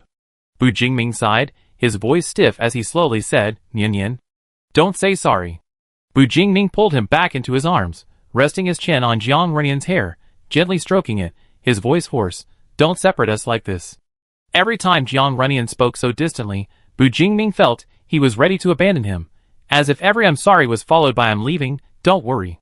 From the very beginning, Jiang Runyan was the more proactive one between them. Whether it was bringing Bu Jingming into his life, or confessing his feelings against societal norms, he was like a sun, always radiant, and warmly illuminating everyone around him. But because he was the sun, his rise and fall, his stay and departure, were not for anyone else to interfere with. Bu Jingming seemed to be merely taking advantage of their proximity and their childhood friendship, hoping to secure a ticket for Jiang Runyan when he wanted to leave. But that was 5 years ago. Now, Jiang Runyan seemed to want nothing more than to merge with the sky and earth, leaving Bu Jingming nowhere to be found, no matter where he went. If it weren't for this catastrophe, Bu Jingming wouldn't have underestimated his place in Jiang Runyan's heart. No one understood Jiang Runyan better than him. He even dared to say that Jiang's parents couldn't compare to him. The son's love is bright and passionate. To belittle oneself under such light is rather ungrateful. But he lost his sun for 5 whole years. When he found it again, the sun had stopped shining. The sun had transformed from a true sun into a broken, unchargeable light bulb in the shape of a sun. Guilt made Bu Jingming anxious and insecure, causing him to be constantly on edge, unable to eat or sleep. He didn't know how to make up for those 5 years, how to fill the black river of resentment, or whether Jiang Runyan would still allow him to repent for his mistakes. A damp patch appeared on his chest. Bu Jingming snapped out of his daze, looking down at his trembling hair, and sighed softly again. "Don't cry, Nian.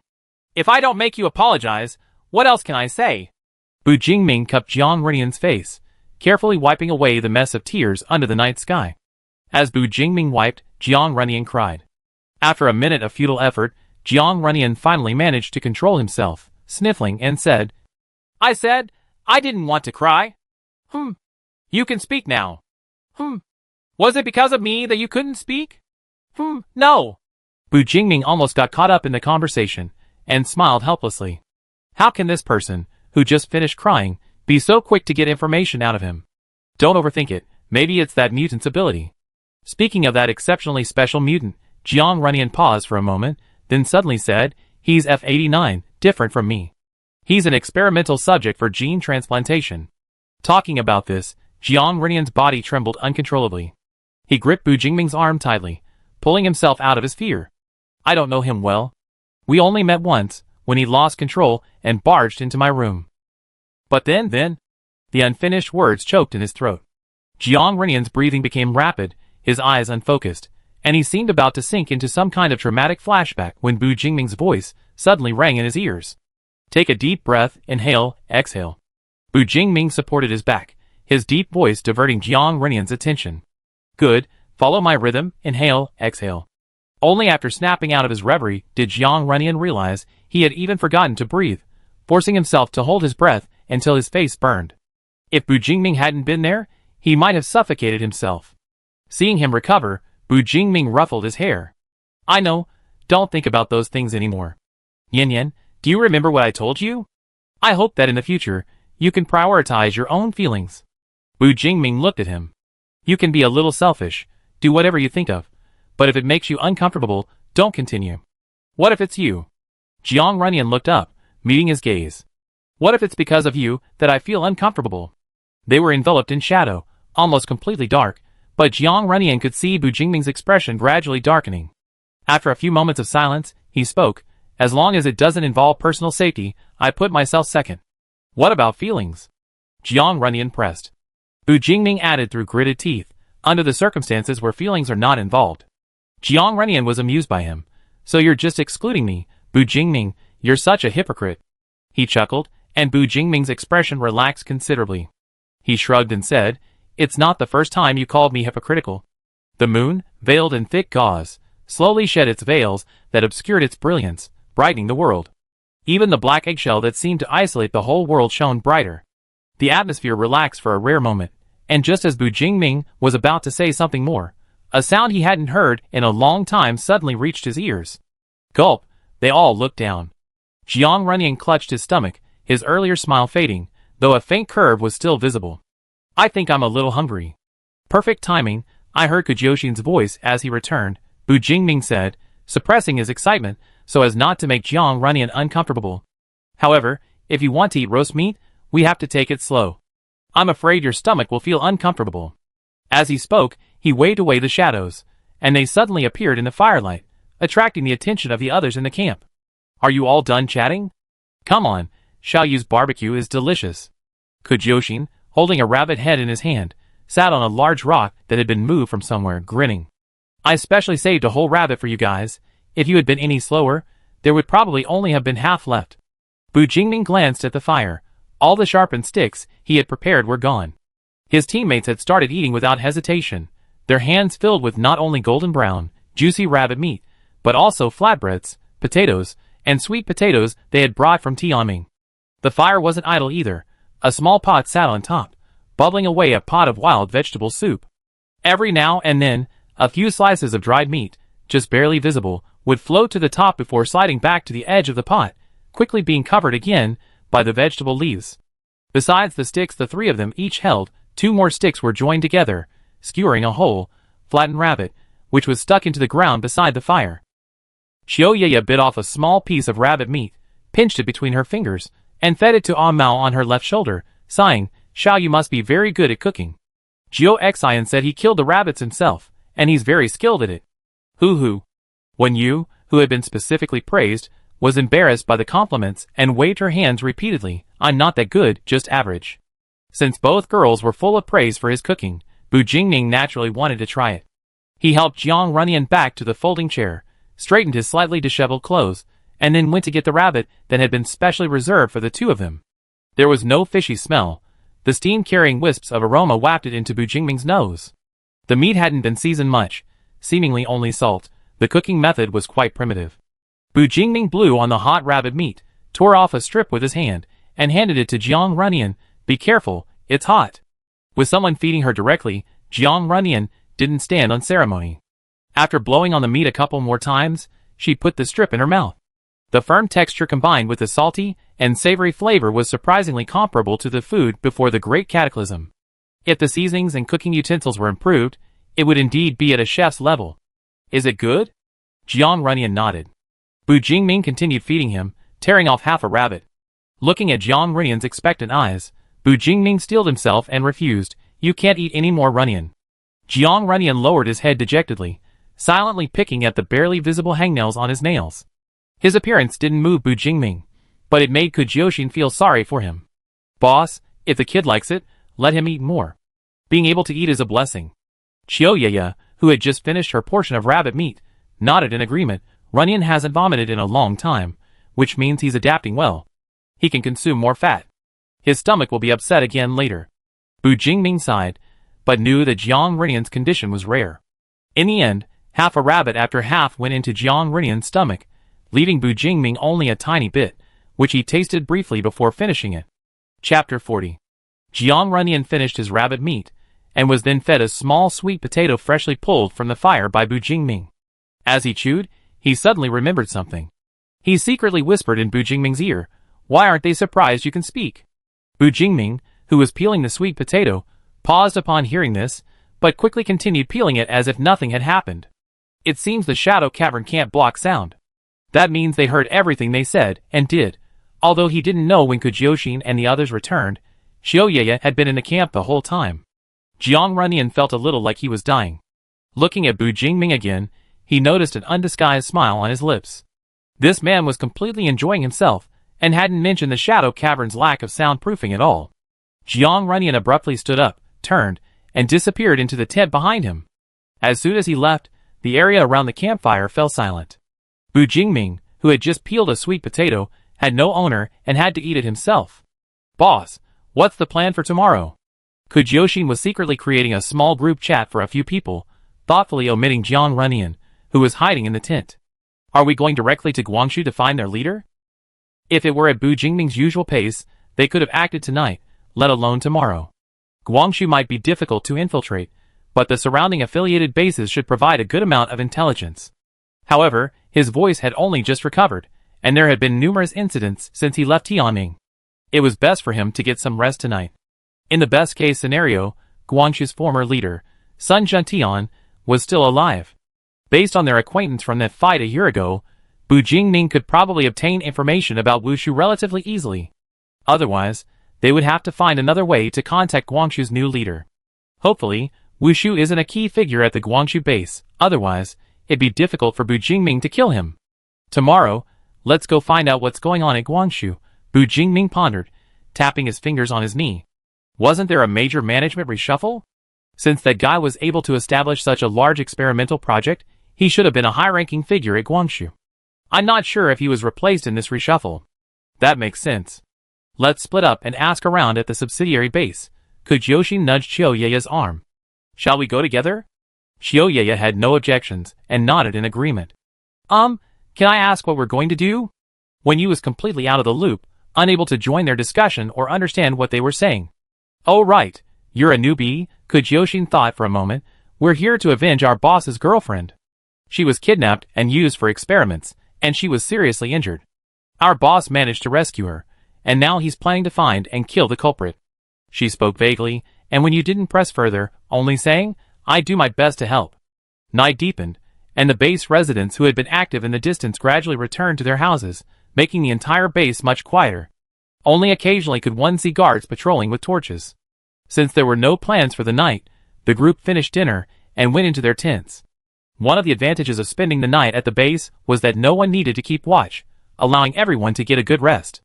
Bu Jingming dusted off his clothes outside, and when he lifted the tent flap to enter, he saw Jiang Runyan silently playing with her slightly curly hair in the darkness. Still not asleep. Receiving no response, Bu Jingming didn't mind. He moved to sit beside him, took off his coat, and covered him with it before lying down. He turned over and habitually placed his hand on Jiang Runyan's waist. Yen Yen? Jingming. Two voices abruptly collided in the air. What's wrong? Bu Jingming gave way first. After a while, still hearing no sound, he almost assumed Jiang Runyan had fallen asleep, but when he looked for those blue eyes, he could still see them. Jiang Runyan wouldn't continue, so Bu Jingming simply took over. He reached for Jiang Runyan's coat with his other hand, about to lift it, but the owner of the coat pressed down on it. The blue eyes didn't speak, but conveyed a "there are people outside, don't do anything rash" signal. Bu Jingming couldn't immediately figure out his mental state, so he silently pushed his hand away, found the spot he had touched earlier, and pressed down slightly. His fingers encountered no resistance, easily pressing a dent into the skin. Bu Jingming moved to a different spot, shifting the pressure a few centimeters, and pressed again. This time, he could feel the distinct presence of the bone inside his body. Jiang Runyan knew what he was doing. He tried to move backward using both hands and feet, but the tent was only so big, and besides, Bu Jingming could easily block his only escape route with a single outstretched arm. Runyan, why are you missing a rib here? Although it was a question, Bu Jingming almost knew the answer the moment he asked it, but he still clung to a sliver of hope that perhaps he shouldn't have so readily accused someone. But as Jiang Runyan stepped back, he bumped into Bu Jingming's forearm, unable to avoid it. So Jiang Runyan said, yeah, because it was taken away. By whom? Just what you think. Since he couldn't back away or avoid the topic, Jiang Runyan simply leaned forward to touch Bu Jingming's tense cheek. Actually, it's not so bad. This doesn't hurt as much as others. He wanted to say more, but Bu Jingming covered his mouth. He felt Bu Jingming's slightly disordered breathing, and there seemed to be an imperceptible tremor. He couldn't see the expression on his face, so he guessed, are you very sad? No, I'm just angry. Perhaps it wasn't just Jiang Runyan who got caught up in emotions when recalling the past. Even Bu Jingming tried to avoid thinking about what Jiang Runyan had experienced in those 5 years. Just thinking about it made him worry that he wouldn't be able to control his anger, and wouldn't be able to maintain his rationality until he killed that person. Jiang Runyan stared at him in the darkness, his lips moving as if he wanted to say something, but ultimately, silence fell over the air. Jiang Runyan didn't know what to say. It seemed he should comfort Bu Jingming at this moment, should show his unwavering determination to stand by his side. Reason told Jiang Runyan he should do so, but his brain was practically a complete mess. He stood there, stunned, unable to utter a single word. Suddenly, a warmth spread across his forehead. Bu Jingming had removed his hand from Jiang Runyan's lips, and instead gently kissed his forehead, his voice low and calm, but only those who listened carefully could hear the hidden anger within. "It's all right, I make them pay. It's late, go to sleep." It was unclear whether these words were spoken to Jiang Runyan or to himself. The two fell asleep in each other's arms, the occasional chirping of unknown birds and insects echoing outside the tent. It seemed like an ordinary night. Bu Jingming felt the warmth of the person in his arms. His eyelids were tightly closed, dry, yet he felt no sleepiness. This was his familiar way of falling asleep at night, only his body rested, while his brain and spirit remained on guard, never stopping. In a daze, time slipped away quietly. Perhaps an hour, or 2, had passed.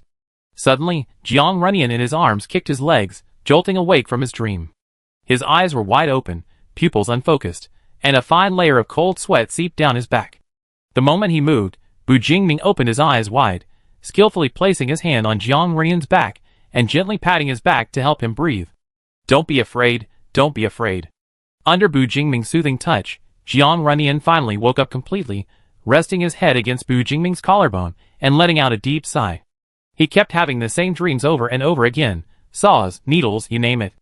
Jiang Runyan was tired of them all, but deep down, no matter how many times he experienced them, a familiar fear would always well up inside him. It was utterly boring and exhausting. What was so good about this kind of life?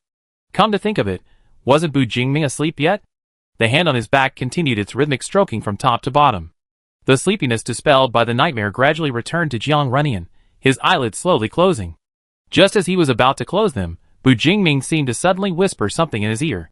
It was indeed Bu Jingming's voice, saying a few words, but Jiang Runyan didn't hear them clearly, or rather, didn't understand them.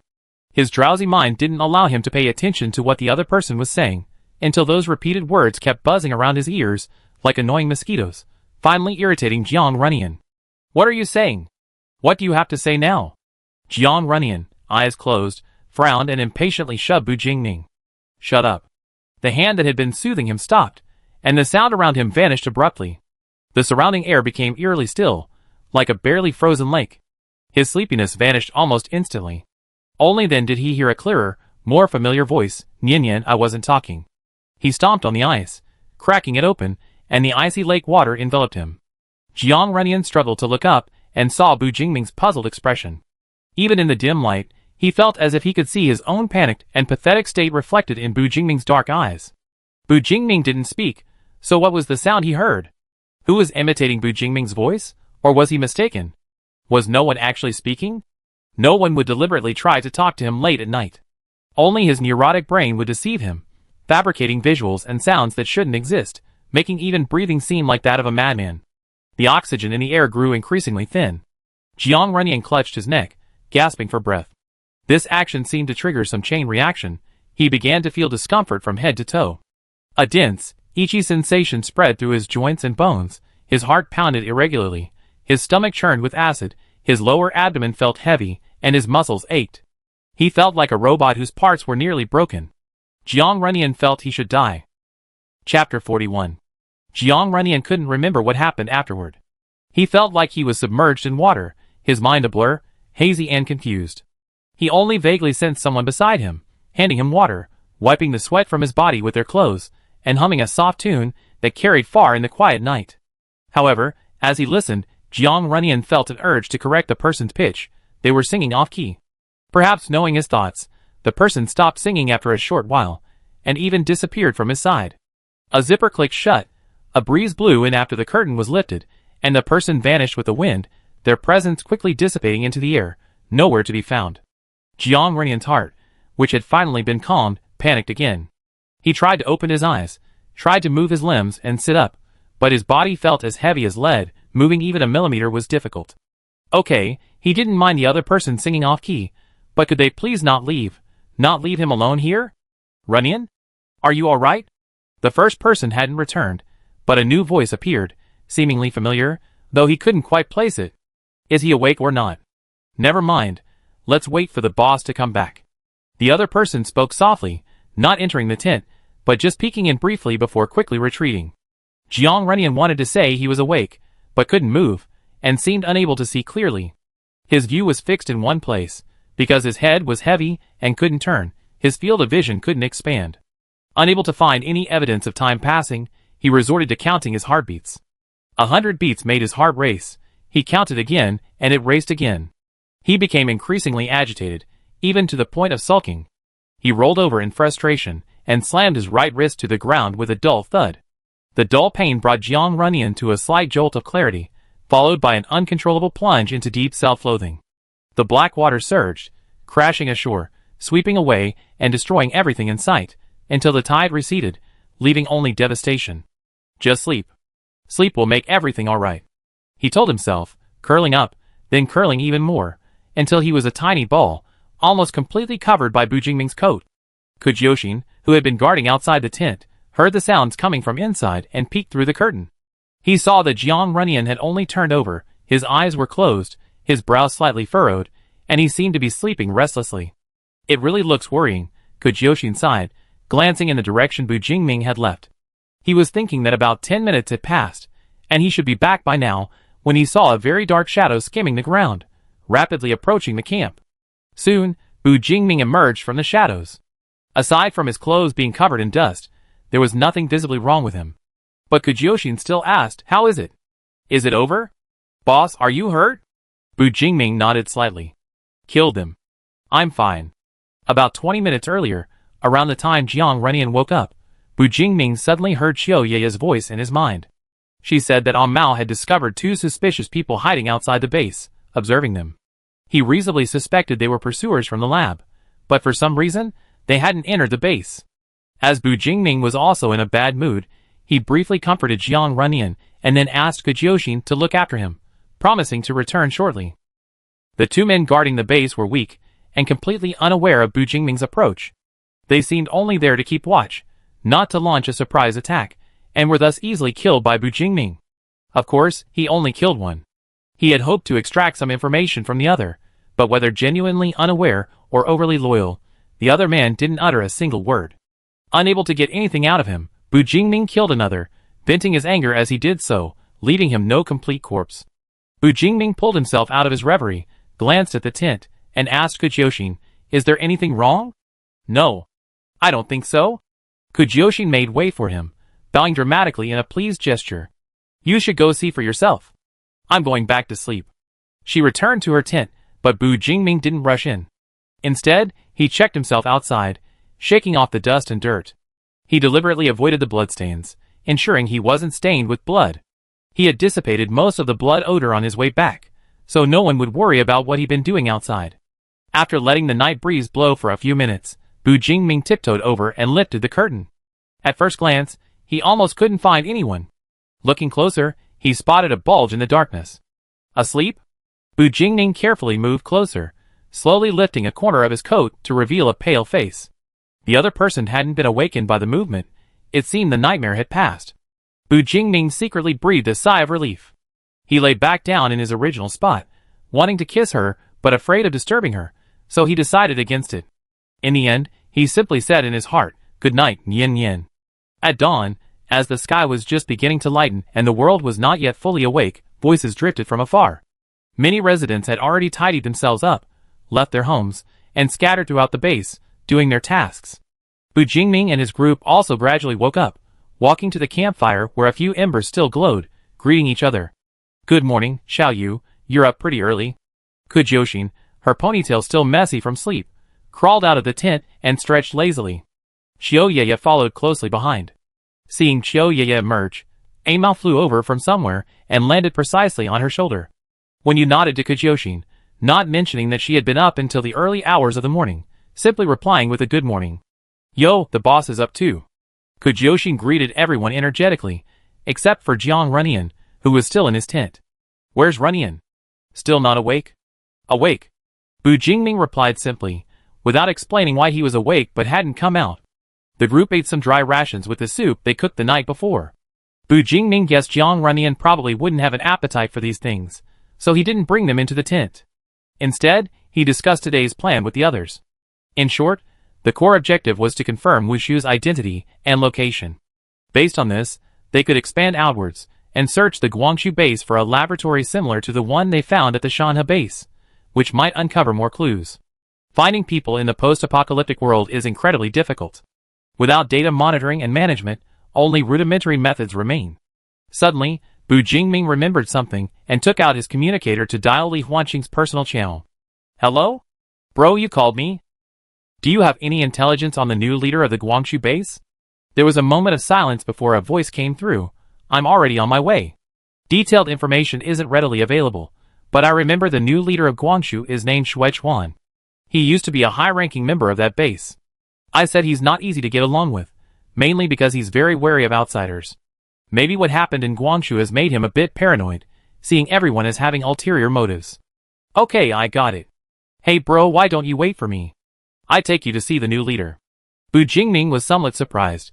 You're quite familiar with him. Li Huanqing chuckled, not really. You know what we at Fanqing do, we're intelligence brokers, we always have some connections.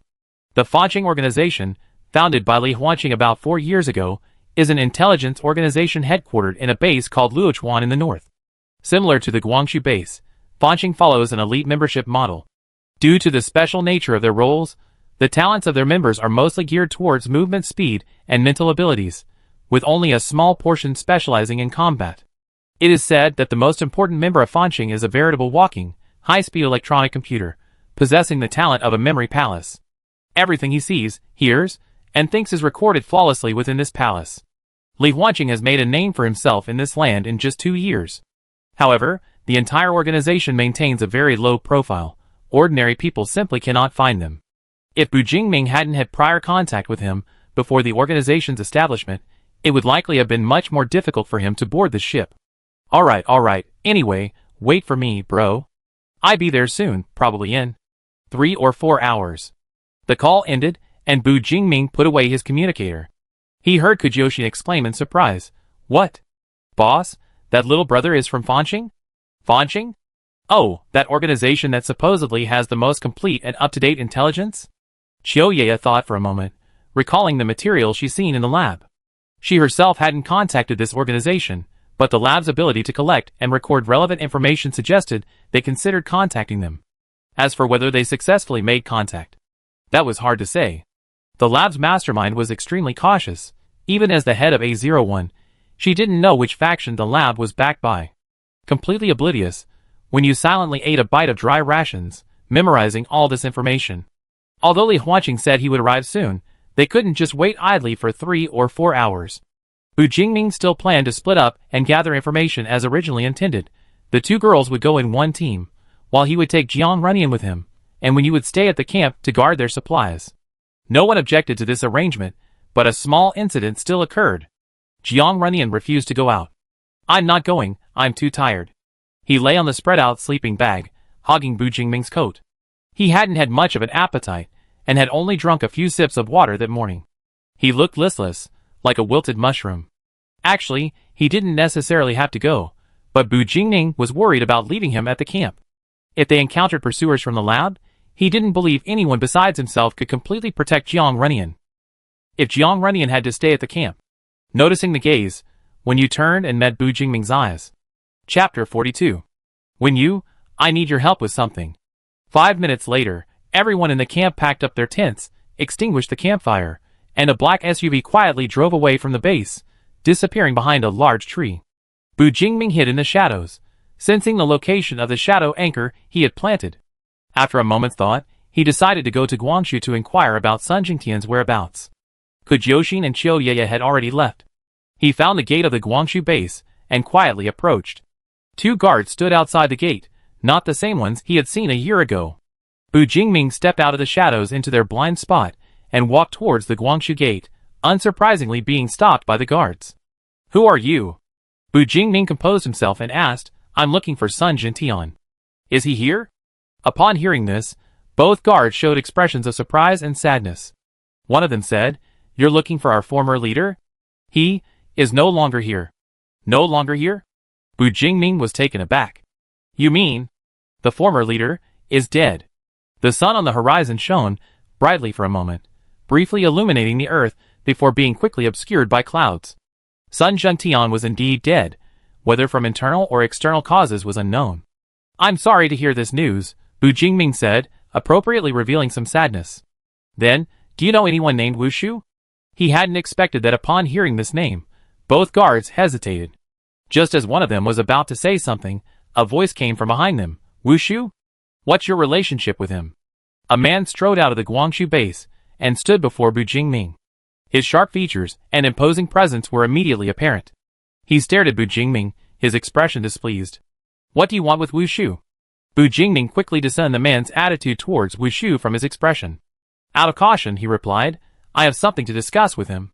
The man sneered, "Something to discuss? What is it?" Ignoring the man's barbed words, Bu Jingming didn't answer but instead asked, "Who are you? What does my meeting with Wushu have to do with you?" "Heh, of course it's related." The man was about the same height as Bu Jingming, but he slightly raised his chin. Ba, looking down at Bu Jingming with disdain, said, "Wushu, a traitor to the Guangxu base, has been eliminated. And I, the leader of this base, was the one who killed him." Wushu was dead.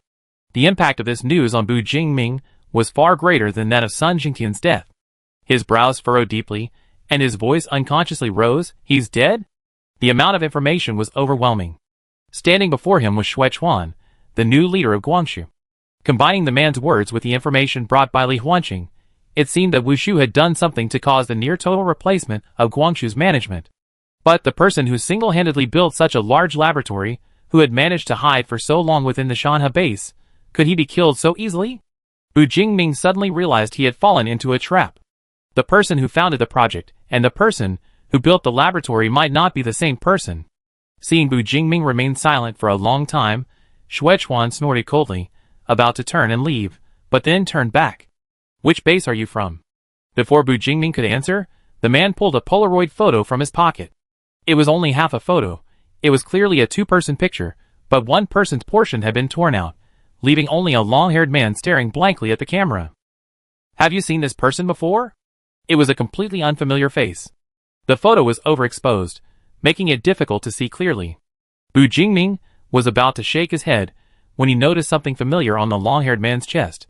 A thin cord of unknown material threaded through a rectangular metal plaque on which a rough capital Z was engraved, with a short, slanted line dividing the letter Z in two. "Is there really such a coincidence?" Bu Jingming looked back, met Xuechuan's gaze, nodded, and said, "I seen him." Xuechuan, who hadn't expected a definite answer, froze. His imposing aura instantly weakened, and he almost cried out, "Where? Where have you seen him?" "Calm down, Qi Shui." Bu Jingming seemed to see himself searching for Jiang Runyan in the past. At the beginning of his search, he was just like that, lacking composure. Any piece of news could excite him, driving him to his destination without eating or drinking, seemingly tireless.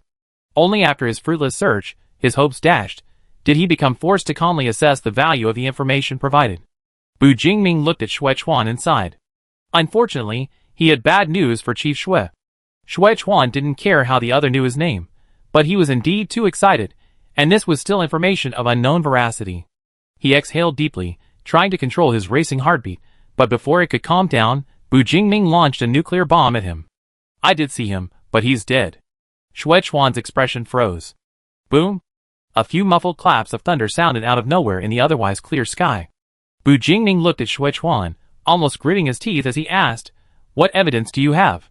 There was evidence, of course, but unfortunately Jiang Runyan had stuffed that piece of sheet metal into his coat pocket earlier, and that coat was still on Jiang Runyan's person.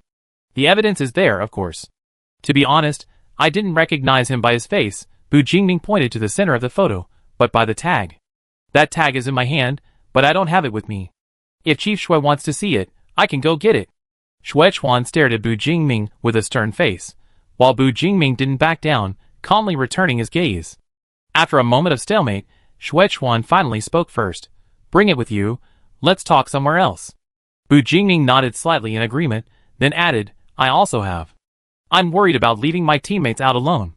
Just entertaining a few more people isn't a problem, Xuechuan nodded.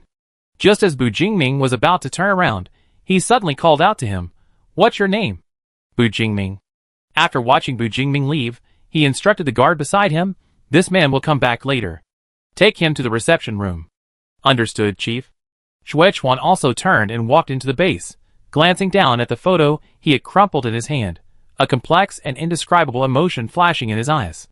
Only upon closer inspection could one vaguely discern a hint of shock and anger, along with a deeply buried sense of helplessness. Bu Jingming quickly returned to the camp and contacted Kujioxin via mental link, briefly recounting the events that had just transpired. As expected of the boss, he's already connected with Guangxu's new leader. We didn't even need to use Fanqing's connections. We haven't found any information here yet, nor have we discovered any suspicious buildings. This area is all plains, and the auxiliary bases are all self-built houses. They should all be inhabited, Xiao Ye added. I understand. Bu Jingming told them to hurry back as he walked towards an open space. Unnoticed, his figure vanished silently, as if no one had ever been there. Only a butterfly perched on a wildflower nearby fluttered its wings gently. He passed through the illusion, and there before him stood a black SUV that had clearly driven away long ago. The tent was still there, and when you sat on a large rock, idly directing a butterfly to flutter about, his chin resting on his hand. Seeing Bu Jingming return, he stood up and said, Captain, are we all going over there later? He added, I got some food for Brother Jiang, but he said he wasn't hungry. Brother Jiang? Bu Jingming raised an eyebrow and glanced at him a couple more times, saying nothing, only nodding to indicate he understood. He then walked towards the tent where Jiang Runyan was, lifted the curtain, and went inside. Runyan? His absence wasn't long nor short. Jiang Runyan seemed to be in the same position, lying on his side, curled up like a shrimp, showing no reaction to Bu Jingming's arrival. Bu Jingming frowned, worried about Jiang Runyan's condition. He slowly moved closer and peered at his face. Yen Yen? Jiang Runyan's eyes were closed. It was unclear whether he was asleep or not. Bu Jingming reached out and touched his forehead and neck, confirming he didn't have a fever. He gently nudged his shoulder. Wake up, we need to find another place. Bu Jingming called him patiently, occasionally pinching his face and ears. Jiang Runyan finally reacted, opening his eyes and glaring at him weakly. You're so annoying. Yeah, I am annoying, but you need to get up. Let's find another place to sleep, okay? Jiang Runyan still didn't move. Bu Jingming, as if he had already received permission, first put on his coat, then lifted Jiang Runyan up and sat him down, tidying his messy hair and wrinkled clothes. Finally, he gave him a hug and a kiss on the cheek. Really don't want to move? Then I carry you out? Jiang Runyan remained silent for a while, then frowned and impatiently pushed Bu Jingming's hand away. He slowly climbed to the tent entrance, lifted the curtain, and went out. Just then, Kujioxin and Xiao Ye returned to the camp. Seeing Jiang and Bu emerge from the tent one after the other, Kujioxin asked, Boss, are we only going with people, or are we taking everything with us? Pack everything up, and drive straight there. If the sign was significant enough, and if he and Xuechuan had encountered similar situations, then staying in Guangxu would be much safer than remaining at the auxiliary base. After all, as the saying goes, the enemy of my enemy is my friend, and besides, he and Xuechuan weren't enemies to begin with. Kujioxin nodded and immediately began packing up the camp. Xiao Ye had joined the team several days ago, and was barely keeping up with Kujioxin's pace. Only the new member, Wen Yu, hadn't even realized what was happening before all the work had been taken over. Before he could do anything, still standing there in a daze, Kujioxin had already tossed everything into the SUV's trunk, dusted off his hands, and reached for the driver's side door. What are you standing there for? Hurry up, get in. Aw, coming. Bu Jingming also pulled Jiang Runyan into the car. The group used Wen Yu's ability to create illusions as cover, leaving the subsidiary base first, then arriving at the gate of the Guangxu base. The massive black SUV suddenly appeared before the guards, almost startling them into attacking. Who? Bu Jingming rolled down the passenger window, leaned out, and waved at them. Your base should have a parking spot, right? Chapter 43. The black SUV drove into the Guangxu base, and, led by one of the guards, stopped in an open area near the gate. Aside from Bu Jingming and Kujioxin, Qiu and Wen had never been to the Guangxu base before. Upon getting out of the car, they couldn't help but look around. The Guangxu base, built on flat terrain, was almost entirely visible from a distance. The majority of buildings were single-story, appearing to be newly constructed. A few small buildings were only 3 or 4 stories high, interspersed with sparse trees and shrubs. Further away, a sizable lake could be seen, its surface shimmering and serene. The base wasn't exactly quiet. A large area around the lake was fenced off, and most of the noise came from there.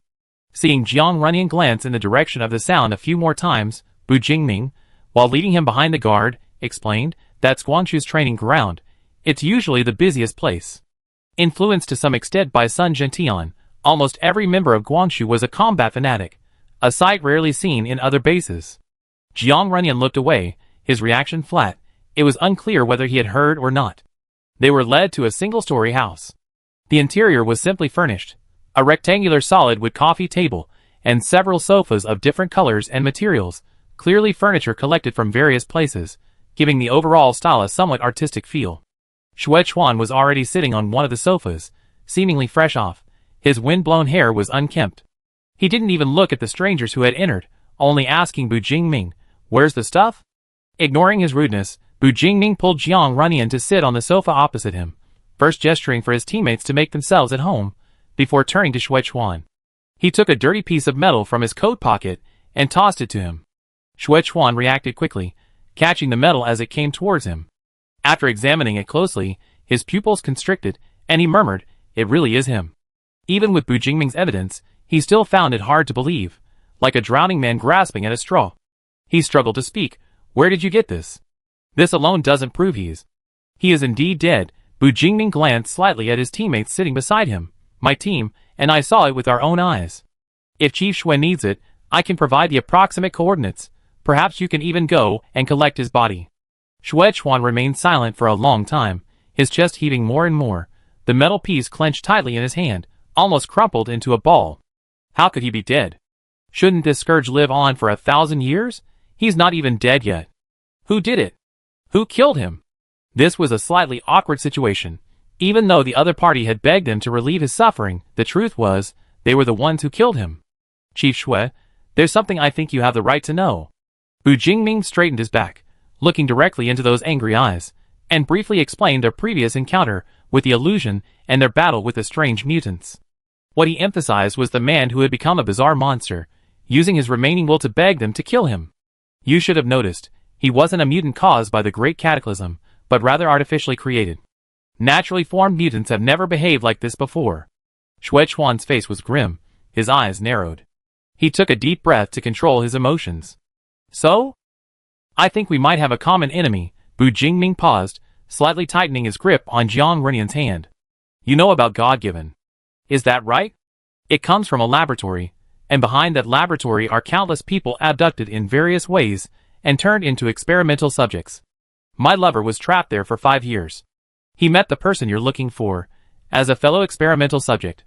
Having said all that, finally getting to the point, Bu Jingming concluded, "And I found out that the person who established the experiment involving my lover was none other than Wushu from your Guangxu base." Xue Chuan leaned back abruptly on the sofa, arms crossed, his brow furrowed so deeply it could trap a fly. Just as he was about to speak, Bu Jingming seemed to anticipate his thoughts, and preemptively said, "Of course, this is only my side of the story, but there's a very simple way to verify it. I tell you where his body is, you can go find it." Seeing it with their own eyes would naturally convince them. Only a few days had passed since they killed that man. Even if the body decomposed quickly, there would still be bones left, enough to prove he wasn't lying. Xue Chuan eventually gathered his men and prepared to depart. At the same time, he made a request to Bu Jingming, hoping that one person from their team would go with Guangxu's men. "Bu Jingming, that might not be very convenient.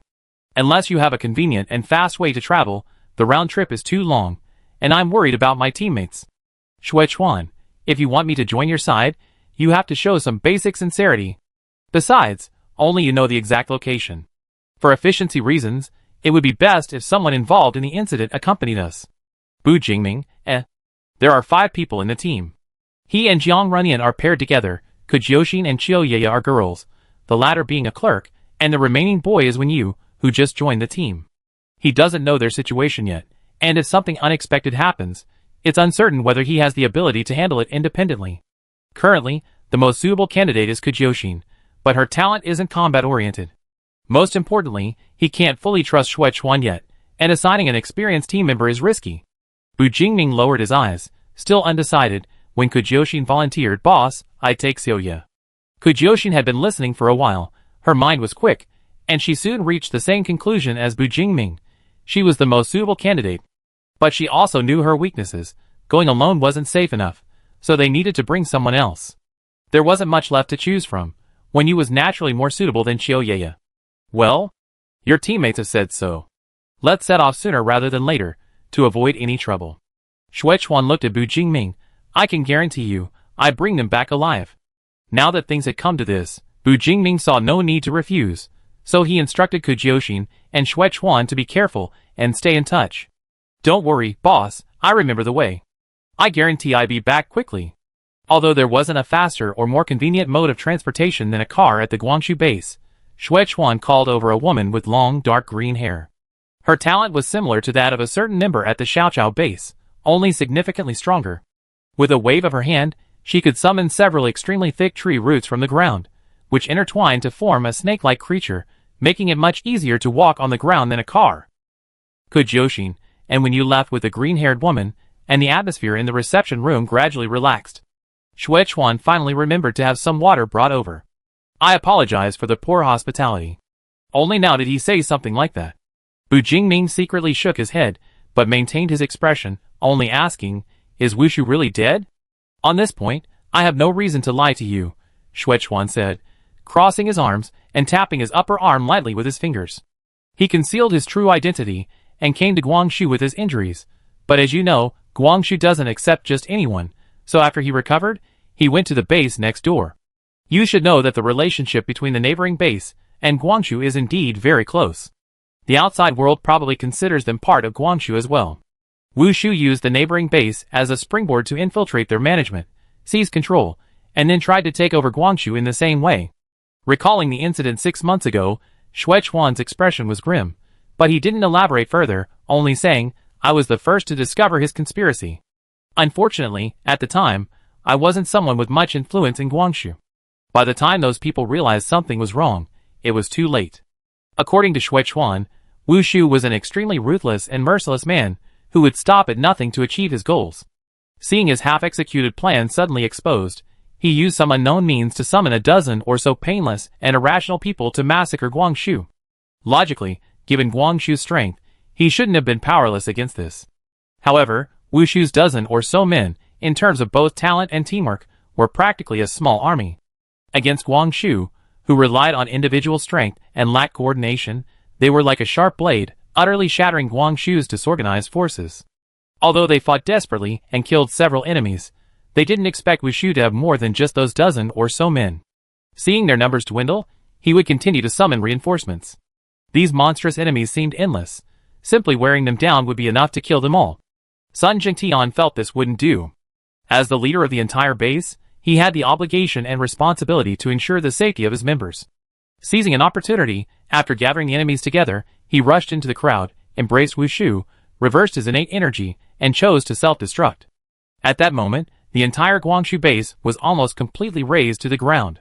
The mindless monsters were all blown to pieces, but Wushu, at the epicenter of the explosion, was still alive, clinging to life. It was at this moment that Xue Chuan, despite his injuries, rushed forward and used himself to draw lightning, electrocuting Wushu's entire body until it was carbonized, then crushing it into countless fragments. The invading enemies were finally wiped out, but Guangxu paid an extremely heavy price. Half of the base's members were lost, including almost all of the management personnel. This major reshuffle wasn't due to any power struggle, it was simply because everyone was dead. Chapter 44. Xue Chuan picked up the water glass on the table and drank it all in one gulp, moistening his throat, which was dry from talking too much. His thoughts were still in turmoil because of the person who had disappeared without a word, dying in a place he didn't even know about. "Chief Xue, you just said that Wushu approached Guangxu while concealing his identity." Bu Jingming had been concerned about this part of his words. "Do you know his true identity?" "I know, but it hasn't been confirmed yet." Xue Chuan shook his head. "After he died, I went to the next base to deal with his remaining followers, and I extracted information from one of them. He said that the Titans would eventually rule the world, and Guangxu would definitely regret refusing the Titans." Hearing this, Bu Jingming glanced at Qiuye without showing any emotion. The latter shook her head slightly, indicating that she had never heard of this name. The Titans? That race that ruled the world before the gods were born in mythology. Their ambition is truly enormous. Throughout his conversation with Shui Chuan, Bu Jingming had been constantly observing Jiang Runyan's reactions. He wanted to confirm the enemy's identity through his reactions, but he was also worried that Jiang Runyan might react negatively to the conversation. However, Bu Jingming hadn't expected Jiang Runyan to remain completely silent, sitting quietly to the side, like a delicate doll. Wait, like a doll? Bu Jingming, momentarily forgetting Shui Chuan's presence, rushed to check on Jiang Runyan. Yin Yin? Jiang Runyan had somehow reverted to his long-absent state of paralysis.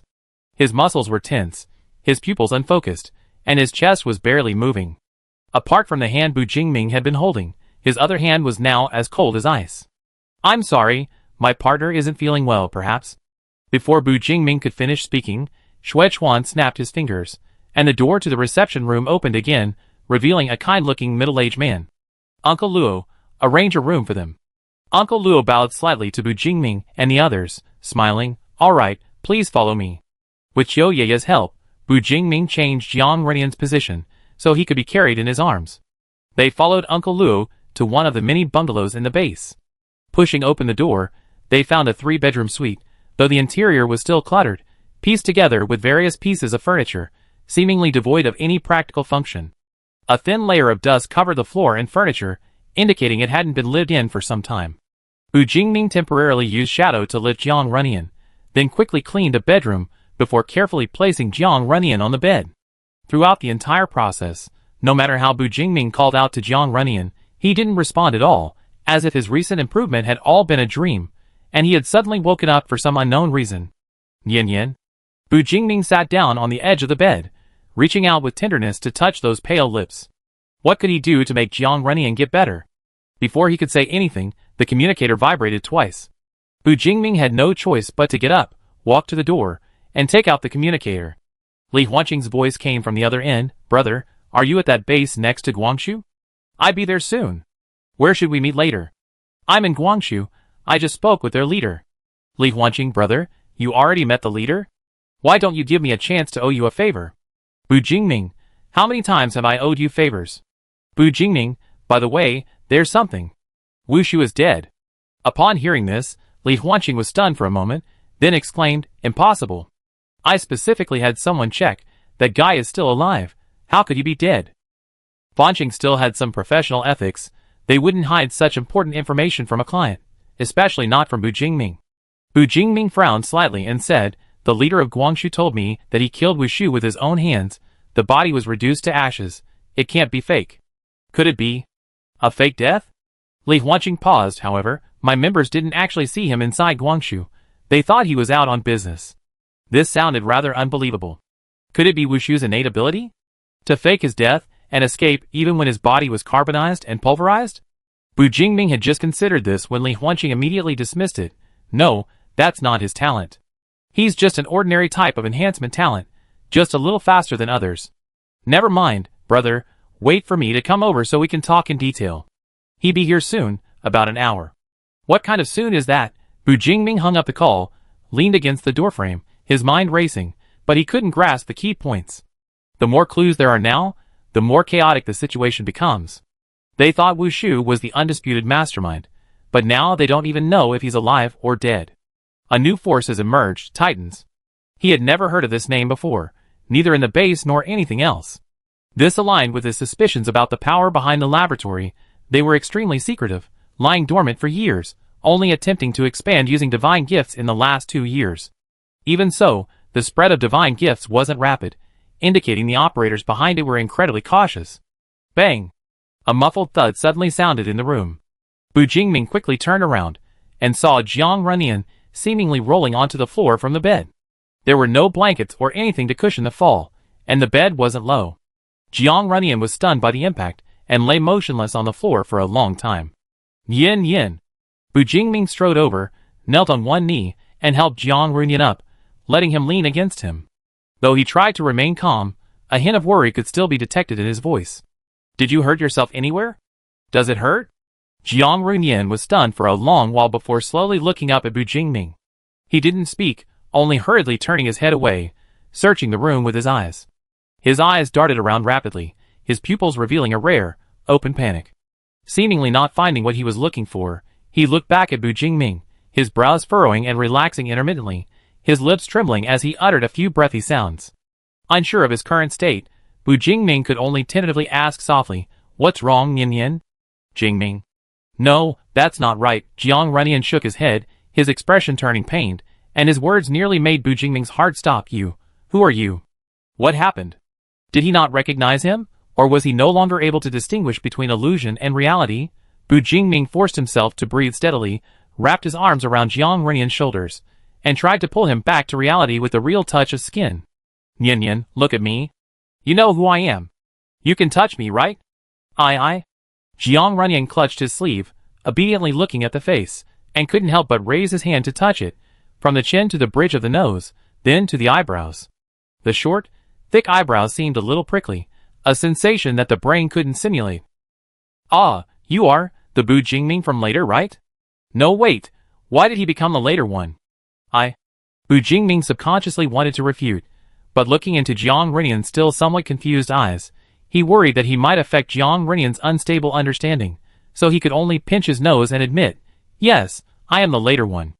"I see." Jiang Runyan secretly breathed a sigh of relief, then asked, "So where are we now?" "This is the Guangxu base, remember?" Bu Jingming tried to help him up, but after several unsuccessful attempts, he simply picked him up and put him back on the bed. "Were you badly hurt? Does anything hurt?" Jiang Runyan nodded first, then shook his head, letting Bu Jingming lift his arm and check it over. He didn't see any obvious red marks, and only then did he notice the relaxation on Bu Jingming's face. In the brief exchange, Bu Jingming noticed that Jiang Runyan's tone was gradually returning to how it was when they later reunited, calm and devoid of emotion. Just as he thought Jiang Runyan had recovered quite quickly this time, he heard Jiang Runyan ask, "Why did you come here?" It turned out he hadn't recovered from his hallucination yet, so Bu Jingming could only vaguely reassure him that he had something to do. "Oh." Jiang Runyan leaned forward, resting his head against Bu Jingming's chest, muttering that his head hurt. Bu Jingming sat down again, massaging the acupoints on his head. As he massaged, Jiang Runyan suddenly spoke, "Jingming, why do you never ask me?" "Ask what?" "Ask who took me away." Bu Jingming's hands paused, he even froze on the spot, not moving for a long time. He couldn't quite understand whether Jiang Runyan cared about these things or not. He clearly felt pain because of them, yet he could openly tear open his wounds in front of Bu Jingming, as if he hadn't experienced the despair himself. Bu Jingming suddenly realized that he was the only one who had been carefully protecting and trying to mend the cracks in Jiang Runyan's body. Jiang Runyan himself not only didn't cherish him, but seemed to want to widen the cracks even further. Perhaps, shattering it completely would be what he truly desired. A silence fell over the air. Neither of them spoke for a long time, until the sound of raindrops hitting the windowpane filled the air, and Chiu Ye's voice came from outside the door. "Boss, Uncle Luo came to ask if we had lunch. He brought some food over now." The stagnant atmosphere was stirred again. Bu Jingming lowered his head slightly, looking at the head leaning against him, and sighed. "Yin Yin, because I don't want you to recall those bad things again. I don't want you to feel even the slightest bit of pain. It really hurts." Bu Jingming said, "You actually know that, don't you? But you still say it, you still pretend to be nonchalant, cutting yourself open bloodily, and then telling me you're in pain. If this is your punishment for the mistakes I made back then I accept it." Chapter 45. The heavy words fell on his ears, leaving Jiang Runyan's mind blank. He wanted to argue that it wasn't what Bu Jingming said, he hadn't intended to hurt Bu Jingming as well. But a thought was quietly growing within him, saying, "Yes, that's what you think. You become a vicious person, not only stabbing yourself but also those who love you. No, you're wrong." Jiang Runyan felt like he was being torn in two, the two conflicting opinions making it impossible for him to distinguish which one was the real him. Had he really become such a hateful person? Had Bu Jingming, who had said those words, already begun to hate him? But what was he regretting? What was he afraid of? Wasn't it he who had been trying to wear down Bu Jingming's love from the very beginning, so that the other would abandon the burden? Sigh. A hand reached out from the side and rubbed against his face. Jiang Runyan realized he was crying again, like a sponge that couldn't be wrung dry. "Sorry, I said the wrong thing. Don't cry." The person he had hurt was now comforting him. Jiang Runyan's emotions, which he had been trying so hard to hold back, finally broke down. He felt like he had really acted inhuman. What had Bu Jingming done wrong? Even before the Great Cataclysm, he hadn't done anything wrong. From beginning to end, it was all Jiang Runyan who had been unreasonable. He had lived too well in the past.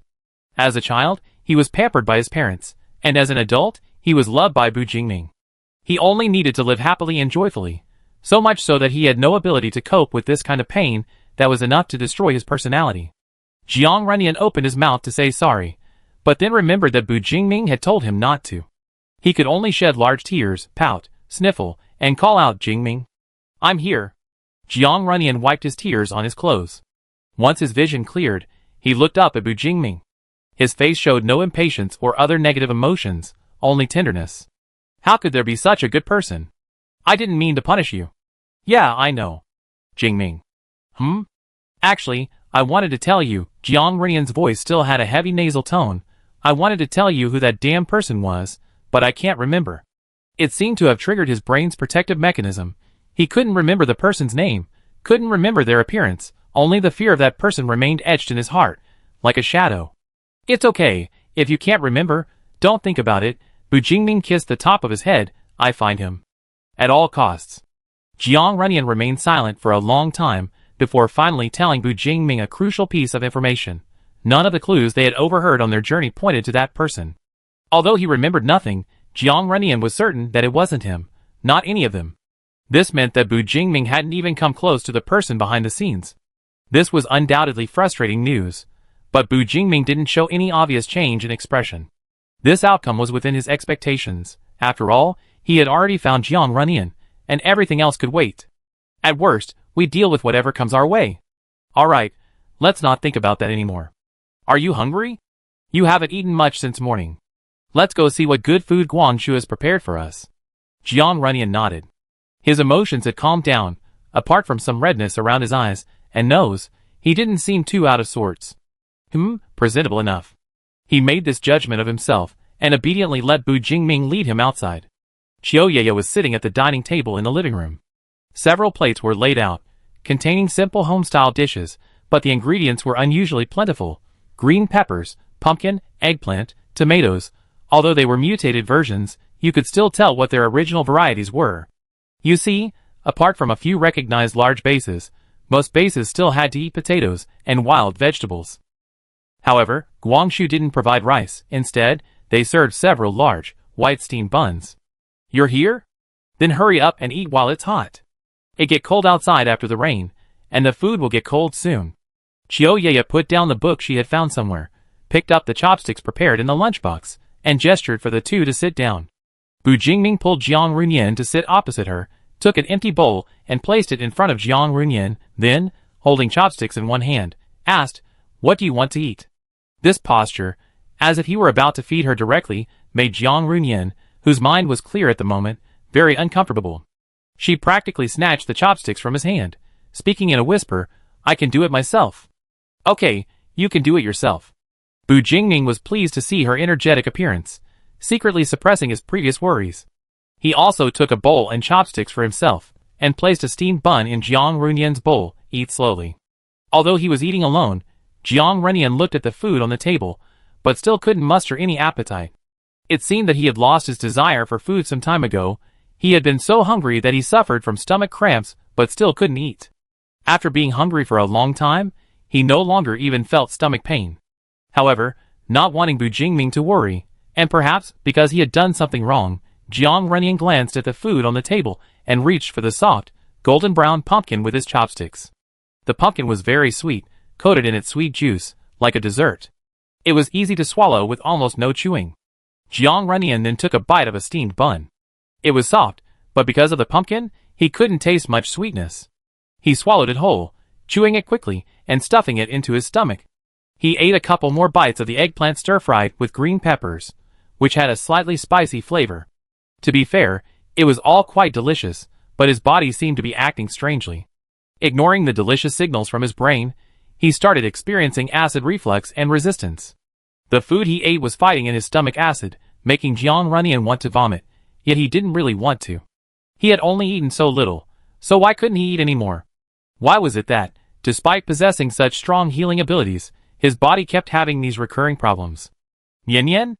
Bu Jingming noticed that he had only touched his chopsticks a few times before starting to stare blankly. Sensing something was wrong, he got up to get him a water bag and opened it. Looking at the water being offered to him, Jiang Renian's eyes flickered. He wanted to drink, but dared not open his mouth, afraid he would vomit right there at the table. He could only look to Bu Jingming for help with his eyes. Feeling nauseous? Can you still stand? Shall we go to the bathroom? Jiang Renian nodded slightly, one hand covering his mouth, the other gripping Bu Jingming's arm tightly for support. He carefully moved to the bathroom sink, but when he removed his hand, he only dry-heaved, nothing came out. His face turned extremely pale, his eyes reddening again. His right hand braced against the sink, his left hand pressed against his stomach, his mouth open, tongue lolling out. His throat bobbed a few times, but only clear saliva trickled from the tip of his tongue. Bu Jingming stayed by his side, intending to pat his back to help him catch his breath, but it didn't work. So he simply handed him the water again. Don't force yourself, drink some water to calm down. Jiang Renian took the water bag in frustration. The cool liquid stimulated his esophagus, indeed suppressing the vague discomfort quite a bit. He simply drank the rest of the water in one gulp, then breathed heavily until his food and stomach no longer reacted. His highly tense mind finally relaxed, and he felt his limbs go weak, uncontrollably slumping forward. Fortunately, Bu Jingming was still there, easily catching him around the waist and carefully letting Jiang Renian slide down until he sat on Bu Jingming's lap. Are you still feeling unwell? Jiang Renian didn't answer, only sniffed. Bu Jingming was about to reach out to catch his tears, but he didn't actually cry. He just frowned slightly, slowly steadying his trembling breath, then looked up and smiled at Bu Jingming. I'm out of strength, carry me. Okay. Bu Jingming turned his head away, not looking at the forced smile. He wanted to say that if he couldn't smile, he shouldn't, but then he felt that Jiang Renian's current condition might not be able to accept him saying such things. So he swallowed the words he was about to say, maintaining his squatting position as he turned around, exposing his back to Jiang Renian. After all that commotion, Jiang Renian naturally lost his appetite for the rest of the food. He slumped listlessly onto Bu Jingming's back. The house wasn't big, it was just a few steps from the bathroom to the dining room and back to the room, but he still wanted Bu Jingming to carry him, not wanting to move an inch. Jingming, I can't do anything right now. It was just a simple meal, and Bu Jingming's expectations of him had plummeted to almost nothing, yet he still couldn't manage it. It felt like even breathing was frantically draining his already dwindling energy. Jiang Renian lay on his back, listening to the strong heartbeat that pierced through the fabric and skin. His voice was muffled by the clothes, low and indistinct. Jingming, I feel a bit useless. What? He didn't hear this part clearly, but Bu Jingming had heard the previous one. He carried Jiang Renian back to the room, not putting him down, but tilting his head back slightly, and said, You can't do anything right. You did very well. You held on until I found you, didn't run away, listened to everything I said, and didn't do what I told you not to do. Using lies to coax him, lying without even thinking, Jiang Renian thought. He wasn't nearly as obedient as Bu Jingming made him out to be, and had been causing them trouble all along. Even if it weren't for him, Bu Jingming's team wouldn't have had to risk their lives running around outside. What was so special about him? Was it just this disgusting talent? Not understanding what Jiang Renian was thinking, Bu Jingming put him back on the bed. Before he could say anything, a familiar voice suddenly came from outside amidst the pattering rain, Brother. At the same time, Kujyoshin's slightly panicked voice echoed in Bu Jingming's mind, Holy crap, boss, that mutant's corpse is gone. Chapter 46. Gone? How could that be? Bu Jingming, momentarily ignoring Li Huanqing outside, frowned and asked Kujyoshin, What's going on? He's just gone. This place is spotless. There's nothing there. Kujyoshin's voice was urgent, but he still maintained basic logic. And we even searched down the cliff, but we couldn't find Tian Dongyu's body. At that height, he couldn't possibly still be alive. This was troublesome. Whether Tian Dongyu was found or not wasn't important, but the man's body had vanished inexplicably. The already crumbling trust between them and the Guangzhou leader was now even more precarious. Bu Jingming's expression darkened slightly. He asked Kujyoshin again if there were any other traces at the scene, and whether it was possible that he had been taken away by other mutants.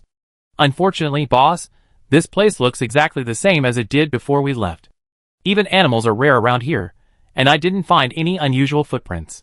Does Chief Guangzhou know about this? Kujyoshin glanced at the green-haired woman holding some kind of instrument beside him. Looks like she already knows.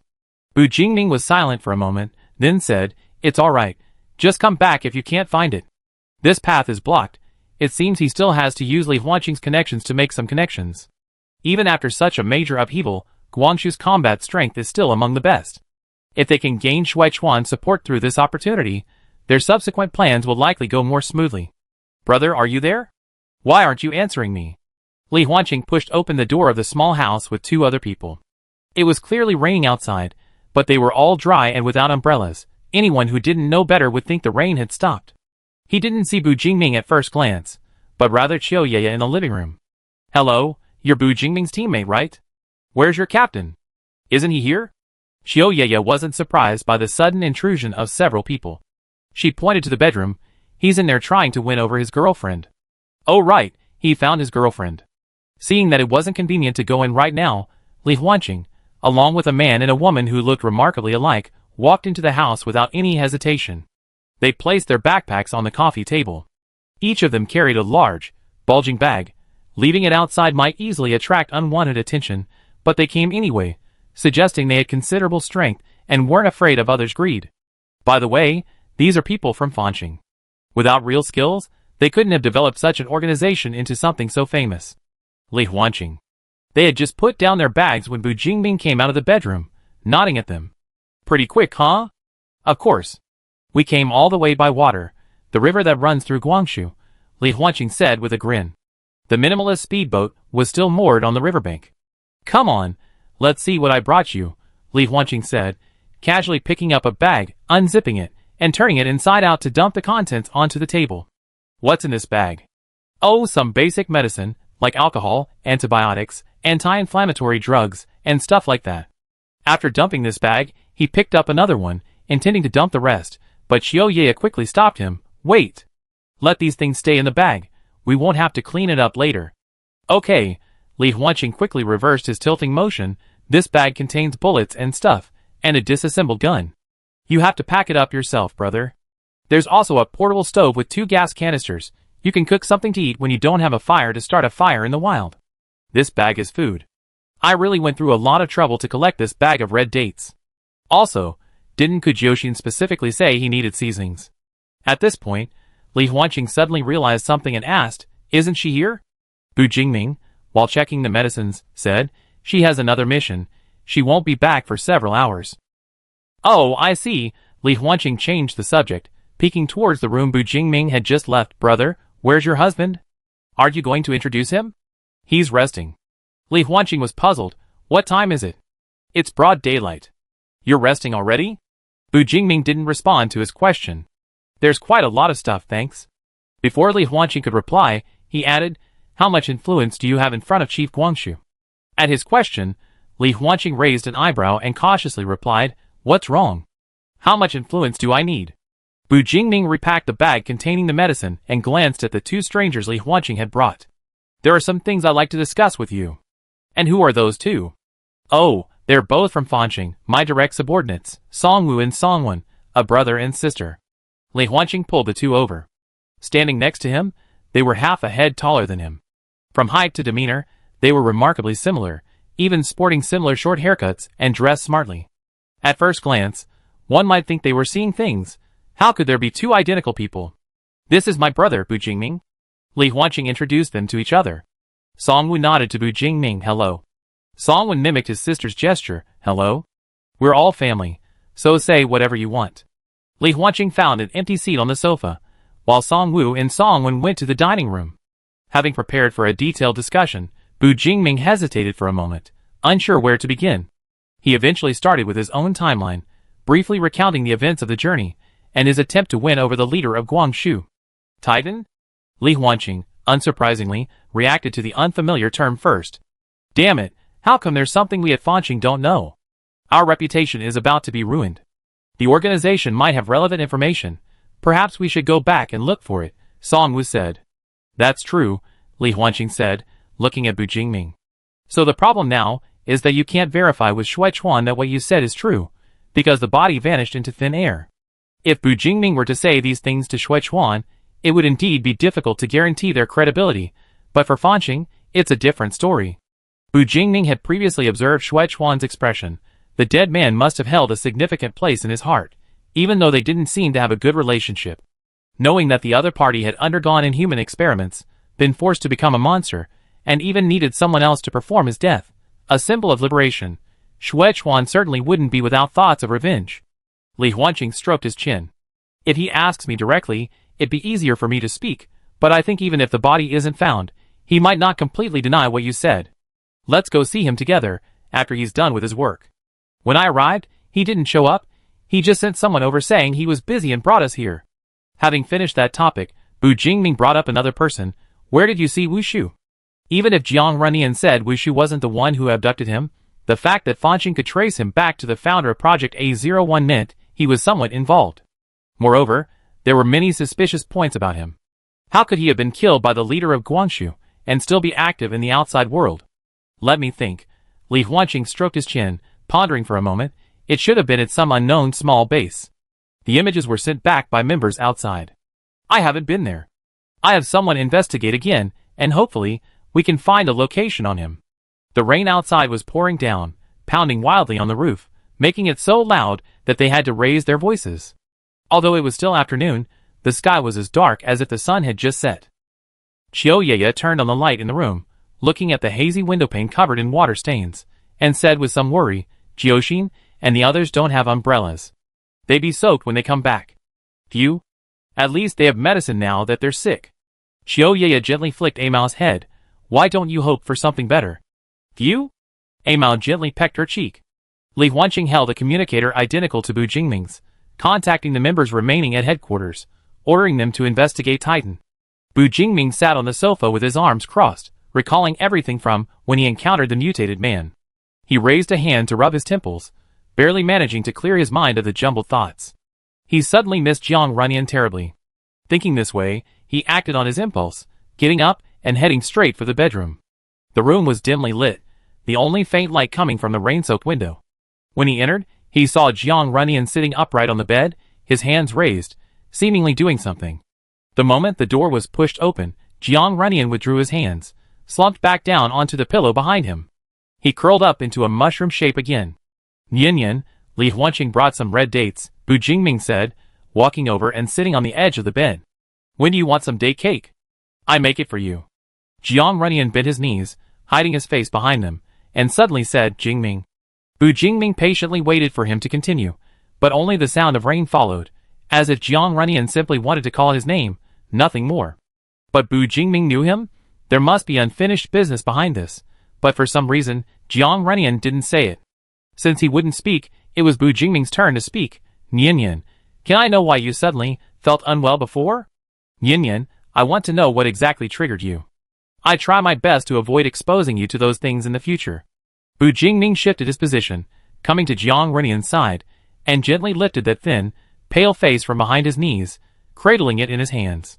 He gazed at this treasure he had almost lost and found, wanting to clean it, yet afraid of breaking it. Or tell me, what should I do when you're feeling unwell to make you feel better? Tell me, please. Chapter 47. What could Bu Jingming do to make Jiang Runyan feel better? Jiang Runyan himself didn't know the answer to this question. Even answering the previous question sounded like he was talking nonsense. Bu Jingming certainly didn't know, and couldn't imagine, that since being rescued, since the day Jiang Runyan fully regained consciousness, he had never been comfortable for a single moment. His mind was dull and sluggish, he suffered from almost constant tinnitus and visual hallucinations, occasional difficulty breathing, loss of appetite, nausea, and vomiting. His body was stiff as if trapped in a fixed shell. All these symptoms surrounded him, overwhelmed him, and confined him to another cage. He never escaped that dark room. Jiang Runyan concealed all of this very well. He was too familiar with these symptoms, and too good at enduring them, so much so that Bu Jingming only noticed when they became excessively severe. Bu Jingming thought that something he saw or heard had triggered the painful memories, causing him to react with such panic and helplessness. But no, that wasn't it. He hadn't been rescued at all. These feelings clung to him like old friends, who had been with him for years, so intimately connected. Jiang Runyan raised his eyes, looking at those dark eyes with their long straight eyelashes, not particularly thick. His gaze slowly slid down to the pupils. The light was dim, and he couldn't see his own reflection, only the complex emotions contained within, emotions he couldn't decipher. Only the love was so obvious. Jiang Renyan knew that all these emotions stemmed from his love for him, but the more Bu Jingming presented these feelings to tell him he couldn't live without him, the more Jiang Renyan wanted to escape. A bamboo basket cannot hold water. A broken soul cannot comprehend how someone could abandon others who are whole, how someone could still have such passionate love for someone completely different from the one in their memories. He didn't even become better, he rotted away. The torrential rain washed over this mutated world. The strong smell of rain seeped in through the loosely closed window, accompanied by the sound of huge raindrops falling. Jiang Renyan was momentarily distracted, instinctively trying to grasp the rhythm of nature, weaving some kind of melody. His hand was raised halfway in the air, but after a long while, he lowered it again. Jingming, he murmured, I don't know anything. His eyelashes trembled slightly, and a mist seemed to spread across his eyes, moistening them, but not enough to become tears. Even so, it broke Bu Jingming's heart. Just as he was about to hastily patch up his words, he heard Jiang Renyan say, It's all right as long as you're here. No, he didn't want to be dragged along by Bu Jingming anymore. Spend more time with me. No, just leave him behind. Jiang Renyan nestled into Bu Jingming's arms, closed his eyes to hide his struggles, and let out a heavy sigh. Fine, if Bu Jingming wants to hold him, then let him hold him. Bu Jingming slowly tightened his arms, his lips opened and closed. Finally, he simply leaned close to Jiang Renyan's ear, pleading like a lover's whisper, Nian, if anything happens, or if you're feeling unwell, you must tell me. At least, give him a chance to save himself. Okay. This extremely soft reply was drowned out by the distant thunder, and the downpour intensified. Wayman Base. In one of the rooms, a sudden sneer echoed. You mean, God-given supply has been cut off? Another slightly magnetic voice, tinged with displeasure, spoke with a hint of amusement. No, it's far from being cut off. Only a small warehouse was destroyed. Just? You clearly lost everyone. Without raw materials, how can you produce? Isn't the future of your God-given still the same? This was indeed a double entendre. The magnetic voice stopped laughing. Even without A01, it won't affect God-given status. We prepared a substitute. After a certain amount of experimentation, God-given produced through it can still achieve the same effect as A01. A substitute? Is it a superior substitute or an inferior one? In any case, what you promised me cannot be less. Otherwise, I can lift your Titan and smash it back down.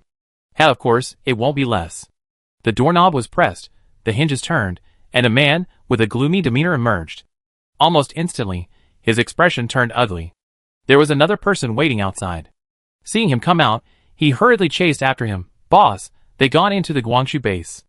We didn't dare follow them in, after all. It's the Guangxu base. Hearing another annoying name, the gloomy man's facial muscles twitched involuntarily, his eyes sharp as a dagger, piercing his subordinate. Useless trash. So what if it's Guangxu? You? His words were interrupted by the vibration of the device in his pocket, so he temporarily put aside his cursing, pulled out the device, and saw two glaring red X's on the display screen, like two giant slaps to his face. Dead? Dead in Guangxu. The gloomy man gripped the device so tightly that his fingertips turned white. The repeated setbacks had fueled his resentment. He raised his arm, wanting to throw the device away in anger, but ultimately, he had to restrain himself due to its scarcity.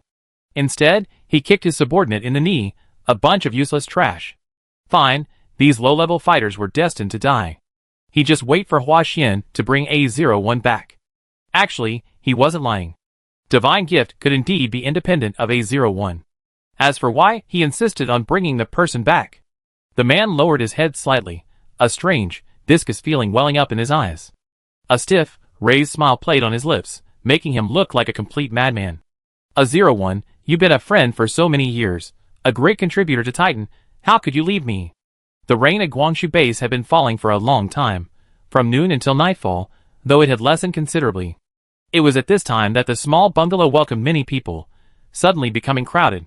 Among them were Kujoshin and Wenyu, who had rushed back, and Xuechuan, carrying a corpse in each hand. Xuechuan arrived before Kuan. Upon entering, he immediately threw two charred corpses on the ground, then shook the water droplets from his hands, saying as he walked further in, looks like they were looking for you.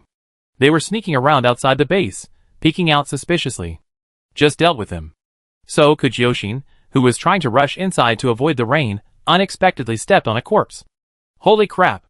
She jumped back, bypassed Xuechuan, and took 2 steps into the entryway, quickly going to Qiu Ye's side. What the hell is this? When Yu, standing in the doorway, calmly glanced at the 2 charred corpses on the ground, stepped over them, and went inside. He nodded to Bu Jingming in the living room. Captain, we're back. Thank you for your hard work, Bu Jingming replied first, then sat down opposite Xuechuan. The two looked at each other across the coffee table. Before Bu Jingming could speak, Xuechuan said, You didn't find his body. Bu Jingming paused. Yes. Although they didn't know why the body had disappeared, making their previous experiences seem like a real illusion, and although they knew it couldn't be fake, not finding it was not finding it, there was no arguing about that. But he was about to try and persuade Xuechuan with some other argument when he heard the other say, You don't need to say anything more. Bu Jingming thought, It seems the leader of Guangxu doesn't intend to meddle. What a pity, he missed out on getting on a big ship. Before his thoughts finished processing, Xuechuan spoke again. Before those 2 on the ground died, I tricked them. They were also Titans. Guangxu's feud with them is over in half a year, and there's been no movement during that time. If they wanted to target Guangxu, there was no need to come now. So, this is aimed at you. At least it shows that what you said before has some credibility. Xuechuan raised an eyebrow at Bu Jingming. So what's your plan? His gaze swept between Li Huanqing and Bu Jingming. With Fanqing's help, finding Titan shouldn't be too difficult, right?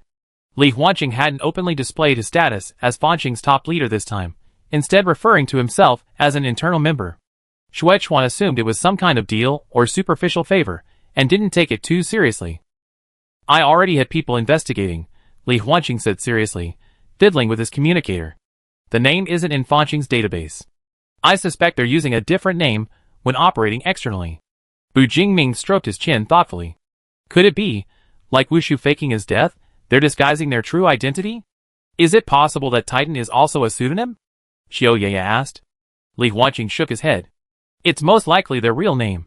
Because Fanqing doesn't have any related information, they hidden it very well. Wait, could Yoshi raise her hand? What Titan? When Xuechuan mentioned this new term, she and when you had already set off and hadn't heard this part, so Qiu Ye had given them a quick explanation. Could Yoshin, oh so we just find this thing and kill them all, right? Kill them all? Xuechuan chuckled. Your plan is really simple and brutal, so you wanted to drag Guangxu along? Xuechuan had misunderstood. Encountering the mutated man on the road was purely coincidental. However, it would be foolish not to seize an opportunity that came knocking. Chief Shui is joking. It's just that we discovered we all share a common enemy. Mutual benefit is always better than fighting alone, right? Chapter 48. Xuechuan nodded casually, neither agreeing nor disagreeing. He wanted to say that with Guangxu's strength, what could they do even if they didn't cooperate? But remembering how Guangxu had been utterly defeated by the well-coordinated Titans half a year ago, he swallowed the words that were on the tip of his tongue. Finally, Xuechuan only said, If needed, you can contact me anytime. After the Great Cataclysm, all the original signal-based stations were rendered useless. Now, long-distance communication relied entirely on each base's own methods. The communicator in Bu Jingming's hand, for example, was a product of the starry sky. It sacrificed universality, but increased the distance limit. As long as you were in China, even if you were on the farthest diagonal, you could make a contact. The trade-off was that each device had a unique code, meaning you could only contact fixed contacts in your number book. Li Huanqing glanced at Songwon, who took out a communicator from his person, operated it for a moment, then placed it on the coffee table, and pushed it in front of Xuechuan, concisely explaining how to use it. Then, Bu Jingming and Li Huanqing's numbers appeared in the communicator given to Xuechuan. After fiddling with the communicator for a while, Xuechuan suddenly asked Li Huanqing, Does Fanqing sell this? Chief Shui wants to buy it? Li Huanqing raised an eyebrow in surprise. To be honest, this isn't very user-friendly. We're still working on updating and iterating it. How about we talk about it later? Since he said that, Xuechuan could only agree. The topic returned to Titan, but unfortunately, they didn't have enough intelligence at the moment, and had to wait for Li Huanqing to investigate. So, the evening had to end there.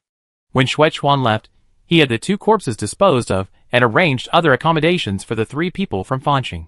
When Xuechuan stepped outside, the torrential rain that had been pouring down for so long had stopped, but the moon was still nowhere to be seen.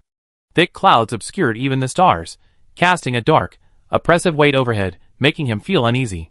Walking through the puddles back to his dwelling, Xuechuan turned on the light, and gazed at the house he had lived in for a year. For some reason, his thoughts suddenly drifted to the person who had already reported to the underworld. In fact, when he learned that the body couldn't be found, Bu Jingming offered to recreate the scene using illusions, which could at least partially corroborate the authenticity of that experience. However, Xuechuan refused, because he couldn't imagine, and didn't want to see that person suffer such a fate. Clearly, he should have remained exactly as Xuechuan remembered him. Arrogant, aloof, and obsessively clean freak, always impeccably groomed, from clothes to hair, with those light brown eyes that shone brightly in the sunlight, looking down on everyone with equal disdain. This obnoxious fellow, despite possessing considerable awakened talent, how could he have turned into a disgusting insect? How could he even struggle to maintain a human form? The pendant lay quietly in Xuechuan's pocket, the dust wiped away, but the rust stains remained, so he gave up. He walked to the window, gazing at the sparsely lit Guangxu under the streetlights, a sudden sense of bewilderment washing over him. Xuechuan had thought that Bu Jingming truly loathed him, which was why he had vanished without a trace after their unpleasant parting. But Bu Jingming said that he had kept this pendant deep within his heart, and before his death, he had specifically taken it out, seemingly entrusting them to take it somewhere, or to someone. The moment Xuechuan saw the pendant, he already believed it. He had personally carved the iron plaque and given it away, but no one else knew about it. No one else would treat something like such a treasure. That person promised to keep it with him forever, and he jokingly threatened to beat him severely if he dared to lose it, the kind of beating that lands him in the ICU. During the 3 years, when their relationship was at its worst, they hadn't seen each other once. When they met again, the pendant was still safely where it belonged. It wasn't that he didn't want to come to Guangxu to see him, it was that he couldn't. He was barely conscious, and even his suicide attempt required someone else's help. Xuechuan belatedly realized this, and the sudden surge of regret and remorse almost shattered his heart. His trachea felt blocked by a stone, making it difficult to breathe. No wonder he later reluctantly swallowed his pride and went to find that person, only to be turned away at the door, and then, after breaking down the door, found an empty, dusty room. Xuechuan was furious at the time, believing that their relationship hadn't deteriorated to the point where the person would just disappear without warning. He even cursed that person for always being so cold-hearted and ungrateful. Who else but him could tolerate him? If he hadn't chosen to come to Guangxu first, but instead noticed something was wrong, if he had chosen to start looking for that person from that moment. Xuechuan gave a wry laugh, unsure whether he was mocking himself or someone else. Perhaps their ending was destined to be tragic. Their mutual friends said they'd never seen a relationship as strained as theirs. Not friends, not enemies, and lacking any understanding, their personalities and interests were completely opposite, yet they remained supporting characters in each other's lives for over a decade, leaving countless traces. Have you ever heard the term homosexual hatred? It's perfect for describing you two. After Xuechuan understood the meaning of the term, he kicked his friend in the butt, telling him to get lost. What a bastard. And the one who turned a into a monster is even more unforgivable. Xuechuan habitually reached into his pocket, only to find it empty. He realized his treasured cigarettes had been slowly smoked away. He frowned, took a deep, irritated breath, and exhaled. A memory flashed through his mind. Bu Jingming saying that his lover had also been captured and used as an experimental subject. That exquisitely handsome boy with short, slightly curly chestnut hair, and unique blue eyes was excessively quiet. After being led to the sofa by Bu Jingming, he kept his head down, silent and motionless. Thinking back now, he certainly didn't seem like a normal person. Xuechuan sighed, deeply impressed by Bu Jingming's luck. Separated from his lover for 5 years, he had finally found her, and she seemed to be in relatively good condition, unlike that other person, who had endured such immense suffering that she could no longer be considered human. Finally, only Bu Jingming's team remained in the room. Now that there were no outsiders, Kujioshi let loose, sprawling unceremoniously on the single sofa, and said to Bu Jingming, "My God, boss, do you know how terrified I was when I went there, and couldn't find the body? I was so afraid Guangxu would think we tricked him, and kill me on the spot in a fit of rage." She was so anxious she broke out in a cold sweat, almost digging 3 feet into the ground near that cliff to prove her innocence. Kujioshi said, "Luckily Guangxu, that kind and beautiful woman, helped us search there. Her vine snake is an essential item for home and travel. It's faster than a car, and can even climb cliffs. Later on the way back, it even twisted into the shape of a shelter to keep us dry when it rained." When you said, "But where did the mutant's corpse go?" There were no people or animals nearby. How could it just disappear into thin air? Having eliminated all possibilities, the only one left must be the answer. I think the Titans took the corpse. Xiaoyea pushed up her glasses. Even if the mutant is dead, it's still very important data for us researchers. Holy crap, that means someone really was following us the whole time. Kujoshin couldn't help but rub his arms to suppress the goosebumps. Her words were somewhat absolute. The people chasing them, and those responsible for retrieving the experimental samples, might not be the same group. Bu Jingming shook his head. It's probably a coincidence. If they were after us, their primary target would be Yin, not something else. Mentioning Jiang Runyan, Kujoshin thought for a moment, then glanced around the room. The doors to all 3 rooms weren't properly closed. He lowered his voice and said, "Boss, I wanted to ask you for a long time. Haven't you tried asking Runyan directly?" "I did ask," Bu Jingming sighed inwardly. He doesn't remember. His past experiences must have been too traumatic for him, so his memories of the lab are very vague. Furthermore, Jiang Runyan's mental and physical state was so precarious, teetering on the edge of complete collapse. Bu Jingming dared not ask any more questions, fearing he would break under his own feet, and regretted too late. Sigh. Kujoshin didn't ask any more questions, but instead looked at the leftover food on the table. Only then did she remember that she and Wenyu had gone out all day, and she had only eaten something in the early morning. Now she was starving. Guangzhou is such a big base. The kitchen in this house should work, right? She jumped up from the sofa, went into the kitchen, studied the stove for a while, and then pressed the knob. Hiss, bang. The stove made a slight popping sound, and flames burst forth. Great, the kitchen works. Finally, we can have a proper meal. Her actions reminded Xiaoyea, who got up and went into the bathroom. She found an electric water heater, turned it on, and then turned on the shower. Water quickly gushed from the showerhead. Guangzhou has a water supply, so we can take a shower now. Although they lived in the post-apocalyptic world for 5 years, everyone was used to this waterless living condition. Even the most fastidious people would have needed to be cured. But now that there was water, and hot water at that, not taking a proper shower would be a disservice to such luxurious conditions. However, this bungalow only had 1 bathroom, so everyone had to take turns queuing to shower. Bu Jingming remembered that he hadn't showered since Jiang Runyan was rescued, and he figured she probably wasn't feeling well either, so he got up and went into the room to find her. "Runyan, there's hot water at Guangzhou base. Do you want to take a shower?" Jiang Runyan turned her gaze away from the window, but didn't look at Bu Jingming.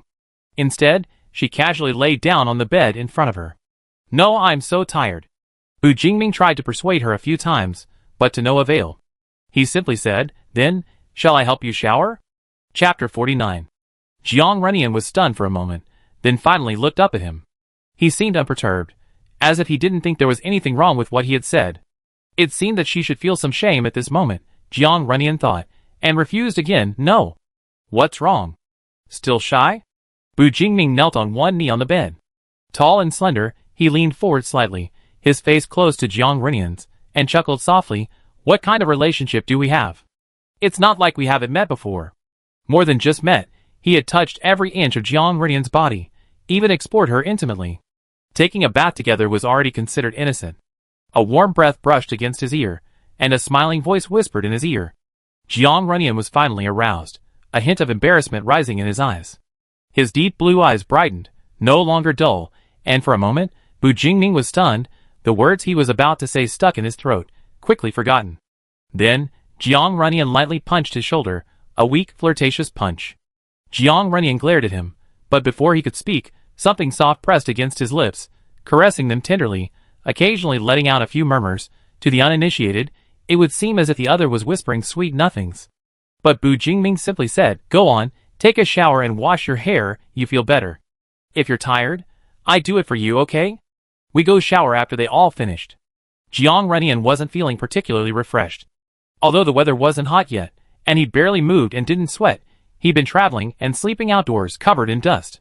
He couldn't be very clean, so a shower would definitely make him feel much better. Bu Jingming, even considering that he didn't want others to discover he brought someone with him even when showering, proactively pulled him to the end of the line. Since the other party had gone this far, Jiang Runyan didn't continue refusing. His silence was an admission, and he pushed Bu Jingming away from his face. The living room outside was lively. He heard when you volunteered to cook, and soon after, Kujoshin's laughter, along with the aroma of food, wafted in through the crack in the door. The sound of water came from the bathroom, and occasionally, the soft meows of a cat could be heard. Alone in the room, under dim lighting, the silence created a stark contrast to the noise outside. They felt as if separated by a barrier, out of place in the world. Jiang Runyan suddenly realized that after years of wandering alone, outside this world, he had become accustomed to living in a different time and space from others. Everything around him felt unreal, like watching a black and white image playing on an old-fashioned television. But Bu Jingming burst in, radiating vibrant colors, and creating a cacophony of noise, grabbed his hand, and pulled him out of the mire, placing him back into the world of men. Bu Jingming was still the Bu Jingming he remembered. This realization brought Jiang Runyan an unconscious sense of peace, yet at the same time, it fueled a loathing for this completely different version of himself. Jiang Runyan, what have you done to deserve such a wonderful Bu Jingming? They maintained an extremely close distance. Jiang Runyan could meet the gaze of those dark eyes, with a slight lift of his head, seeing the adoration within. Suddenly, his heartbeat felt real, like a flame igniting within it, leaping with joy. The sudden surge of emotion left Jiang Runyan feeling strange, even absurdly disoriented. His heart pounded from his chest to his neck, to his ears, making him dizzy and his breath hot. Jingming. I think.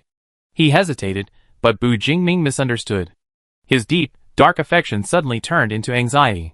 Bu Jingming held his shoulders, pulling him slightly away, looking him up and down, and asked, "What's wrong? Are you feeling unwell?" Jiang Runyan blinked, searching for his burning heart, but it was gone. Like a shattered dream, or a cruel joke, everything came and went so quickly. He held a trial card, living a brief moment in this world. Which side, ultimately, is real to him? Jiang Runyan didn't continue his interrupted sentence, but instead brought up another topic. Aren't you going to eat? At noon, Bu Jingming had focused all his attention on him.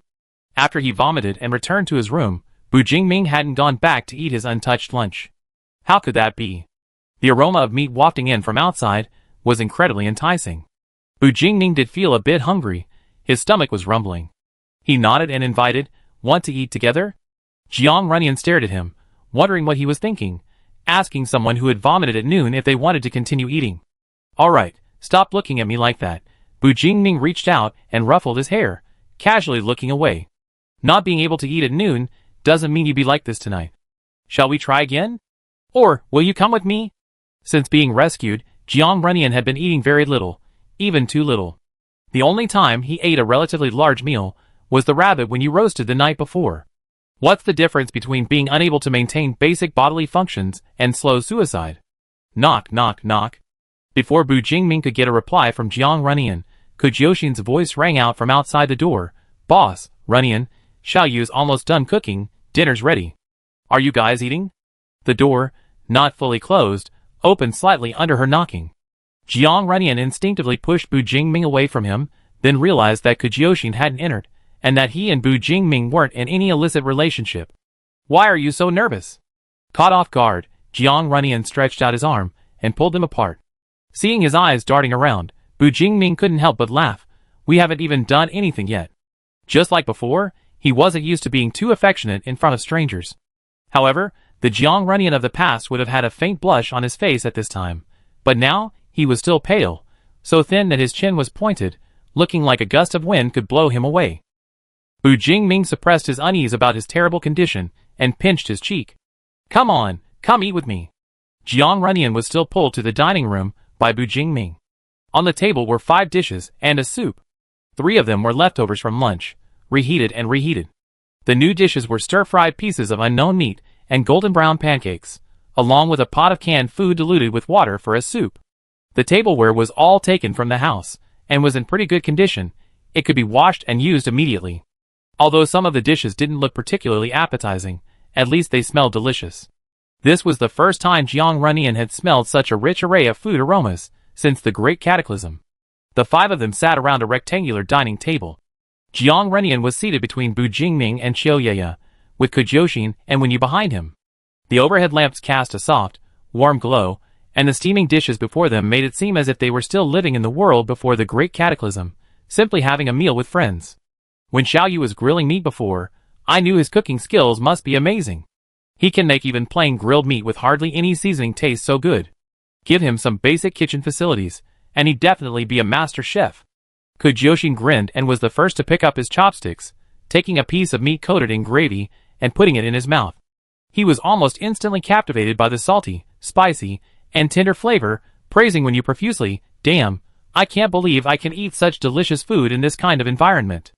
Good that it's good, Wenyu smiled. We don't have all the seasonings here, so I can only rely on my experience to handle these ingredients. Xiaoyaya, on the other hand, had been working in the lab for a long time, and the memory of the food shortages during the Great Cataclysm had faded from her mind. She wasn't particularly fond of food and her reaction to the meal was lukewarm, but judging from her relaxed brow, she was clearly quite satisfied. Seeing his teammates enjoying their meal, Bu Jingming also picked up his chopsticks, tasted each dish, and then tilted his head slightly to ask Jiang Runyan, Nian, is there anything you like to eat? They all taste great. Or perhaps some soup to warm your stomach? Jiang Runyan shook his head. He seemed to intend only to be a guest, with no intention of joining in. Bu Jingming then took the initiative, ladling a bowl of soup into Jiang's bowl before focusing on his own meal. As the last drop of soup fell from the spoon, ripples spread, briefly blurring the reflected light. Jiang Runyan looked down at it, the aroma filling his nostrils. A belated urge to eat surfaced. He felt the long-forgotten presence of his empty stomach, the hunger. Slowly, he reached out and picked up the small bowl of soup. The freshly cooked soup was hot, the bowl itself scalding, but Jiang Runyan was oblivious. He lowered his head and took a small sip. The soup was salty, with a technologically advanced umami flavor, but in this post-apocalyptic world, it was a rare delicacy. He held the bowl and drank sip after sip, his tongue tingling from the heat, yet he didn't stop. The feeling was somewhat wonderful. Jiang Runyan couldn't quite describe it. Only when the soup in the bowl was half gone did he finally find the right words to describe it. It seemed to be a feeling of being alive. Bu Jingming had been subtly watching him out of the corner of his eye as he made his movements. He saw Jiang Runyan place his entire palm on the bowl, his lips moving slightly, as if he wanted to say something but hesitated. He didn't want to disturb Jiang Runyan's rare spontaneous action, like a person not daring to startle a cat that has taken the initiative to drink. But he had felt the heat of the soup when he ladled it. Didn't Jiang Runyan feel the heat? Nian. Bu Jingming hesitated for a moment, then called out to him, reaching out to take the bowl from him and place it on the table. The instant he touched the bowl, Bu Jingming knew something was wrong. He looked at Jiang Runyan's hand. His entire palm and fingertips were bright red from the heat. The person in question was completely oblivious to their own hands, their gaze still fixed on the bowl. Chapter 50. Nian, Bu Jingming sighed. Next time, remember to bring a spoon. As he said this, he could see part of the kitchen within his field of vision, so he simply manipulated his shadow to glide over, swallowed a spoon, and then slid back to spit it into Jiang Runyan's hand. Bu Jingming put the spoon in the small bowl and wanted to pull Jiang Runyan to rinse it with cold water. Jiang Runyan finally came to his senses and noticed his hand, shaking his head slightly to stop Bu Jingming's actions. It's okay, it'd be fine in a bit. He seemed to always forget what Jiang Runyan's talent was. Such burns were nothing unusual for Jiang Runyan. He could hold the bowl directly until he finished drinking without any problems. Bu Jingming paused, took Jiang Runyan's hand, and held it under his own eyes, watching the red skin gradually return to its normal color. Finally, he felt relieved, released his hand, put the spoon back at his hand, and told him not to hold such a hot bowl directly again. It was like treating a small child. Seeing Jiang Runyan obediently drinking his soup with a spoon, Bu Jingming refocused his attention on the half-eaten food in front of him, but unexpectedly caught Kujioxin secretly winking at him. Since he already been caught, Kujioxin decided to openly tease him in his mind. Boss, do you have to be so protective? You're acting like a, what's that word again? Kujioxin thought for a while, but couldn't remember, so he skipped it. Anyway, that's it, boss. Aren't you being a little too nervous? Like you're carrying some gold and jewels, and walking down the street worried about being robbed? Eat your food. Bu Jingming didn't mean anything by it, unsure how to tell her how worried he'd been about Jiang Runyan's strange behavior these past few days. It was something he couldn't control, a constant source of anxiety that left him apprehensive and uneasy. He couldn't bear the thought of losing Jiang Runyan again, yet this future loomed large before him. Bu Jingming felt like he was standing at a crossroads, one wrong step leading to endless hell. Perhaps Kujioxin would never imagine that her seemingly omnipotent boss would ever feel helpless in the face of the current situation. Except for Jiang Runyan, who only drank a bowl of soup throughout the meal, the rest of the group devoured the food on the table, sitting contentedly with full stomachs, sighing with satisfaction. They wished every day could be like this, with such satisfying meals. After the meal, Kujioxin took the dishes to the kitchen to wash, while Bu Jingming and Jiang Runyan sat on the sofa to rest and digest. Of course, only Bu Jingming needed to digest. Before they had been sitting for long, there was another knock at the door. Bu Jingming got up to open it, and let Li Huanqing in. "Brother, Oh!" He immediately saw Jiang Runyan sitting on the sofa, his eyes lighting up. "You finally decided to let brother-in-law out?" Bu Jingming, That's a line from him. Anyone who didn't know better would think he was some heinous villain, doing nothing but locking people up all day. "In that case, I go say hello to brother-in-law." Li Huanqing moved quickly, as if afraid Bu Jingming would stop him. He strode over to Jiang Runyan, sat down, and smiled, extending his hand. "Hello, nice to meet you. My name is Li Huanqing. My brother has been saying he wanted to find you, and I'm so glad to finally have the chance to meet you in person." "Brother?" Jiang Runyan shook hands briefly with him, then looked at Bu Jingming, who was walking back unhurriedly from the entryway, and asked him with his eyes, "When did you get a younger brother I didn't know about?" Bu Jingming returned to the sofa, reached out, and grabbed Li Huanqing by the collar, moving him aside. He then sat between Li Huanqing and Jiang Runyan, saying, "I met him after the Great Cataclysm. He's the head of the Starry Sky organization. All the information about you came from him. So he's such an important friend." Jiang Runyan nodded slightly, and politely exchanged names with Li Huanqing. Li Huanqing, having been abruptly moved aside, tried to complain to Jiang Runyan, but Bu Jingming interrupted him. "You came here because you have something to say, right? Can't I just come to chat with you guys?" Li Huanqing crossed his arms, and wrinkled his nose in protest against Bu Jingming's words. But he did have something to say, which is why he came. "I checked, and the name Titan isn't in the Starry Sky database. Currently, it doesn't have any obvious characteristics to make it easy to find similar information in the database, so I'm starting with God-given." Bu Jingming suddenly found Jiang Runyan's hand, grasped it in his palm, and continued listening to Li Huanqing. "Do you remember that lab at the Shanhe base? After you burned it down, the people who successfully escaped were quickly and secretly dispersed to different places." Li Huanqing stroked his chin. "But we're still investigating where they were taken. I reasonably suspect they set up such labs in many places. If we can find one, we can infiltrate it to find more direct clues." At this point, Bu Jingming recalled the information Qiu Yeye had told him earlier. "You can focus your investigation on the Wayman base." "Wayman base?" Bu Jingming nodded. Qiu Yeye said she overheard the person in charge of that laboratory having contact with Wayman's higher-ups. Li Huanqing raised an eyebrow, thoughtfully took out his communicator, dialed a number, and emphasized the importance of focusing on the Wayman base. After he hung up the call, Bu Jingming asked again, "Why did you suddenly decide to come? You probably didn't really need to come in person, did you?" Hearing this, Li Huanqing became somewhat hesitant. "It's been a long time since we last met, and I've been pretty free lately anyway. Besides, you went to so much trouble to bring my brother-in-law back, so it's only right that I pay him a visit, right?" Bu Jingming, using me as an excuse? Li Huanqing, "Okay, I be honest, it's just, there's someone who's a bit annoying, and I don't want to see him lately, so I'm hiding." What kind of person could make the head of such a large intelligence organization like Li Huanqing choose to hide himself instead of kicking that person out? Bu Jingming gave him a meaningful look. "Is there any trouble? If you need help, just let me know." "It's nothing." Li Huanqing scratched his head. "Compared to what you're doing here, it's nothing. Just a minor disagreement, a small matter, a small matter." They chatted for a while, then Li Huanqing's communicator suddenly vibrated. He took it out, and his expression became quite interesting. "Since we finished talking, I head back now. I contact you again, if there's any new information." "Huh?" "He's already gone." Kujioxin came out of the kitchen, shaking his wet hands, looking at Li Huanqing's departing figure with a puzzled expression. "Why the rush? He left in the time it takes to wash the dishes." "Never mind, who's using the bathroom now?" Kujioxin looked around the room and quickly noticed who was missing. "Oh, Xiao Yu. I go after he's finished showering."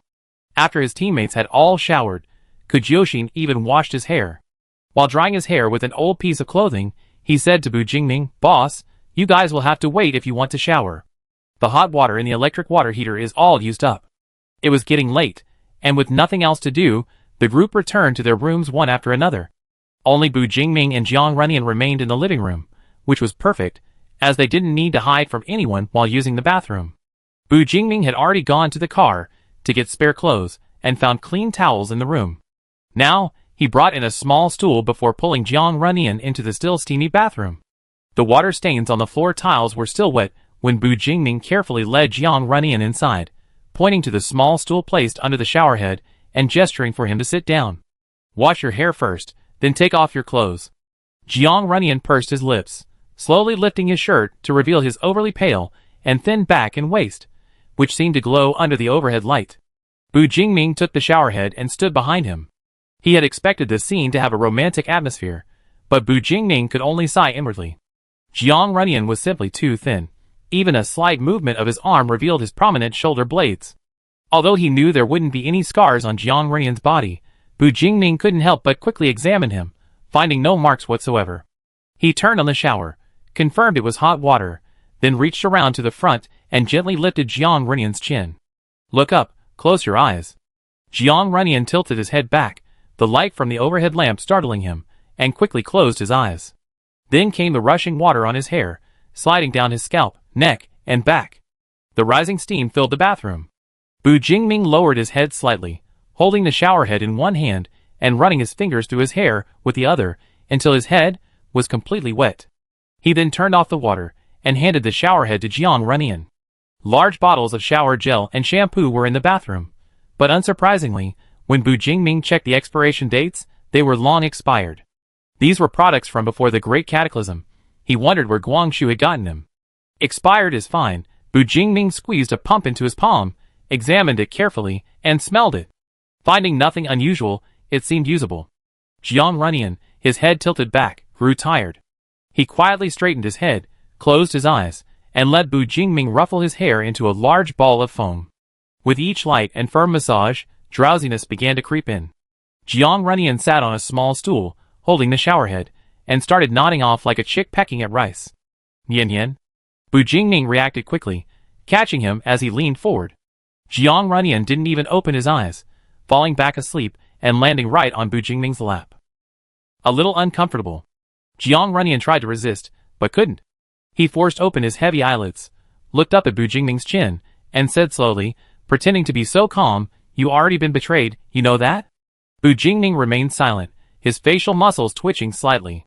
He gritted his teeth, straightened Jiang Runyan from his lap, took a deep breath, and spoke again, his voice still somewhat hoarse. "Sit still, go back to bed after you're done washing." "Will I be able to sleep after I go back to bed?" Jiang Runyan was no longer sleepy, even harboring some mischievous thoughts. He simply turned halfway to look at Bu Jingming, blinking his eyes. Someone even offered to help, but now I don't even know if I can finish washing. A hand flicked away the foam, pinched his cheek, and pursed his lips, successfully interrupting his half-finished lewd words. "Yin yin, watch your words." Bu Jingming never considered himself a saint. His lover of 5 years was going to try and seduce him in the bathroom, and he really couldn't guarantee that things wouldn't go too far. "Sit still."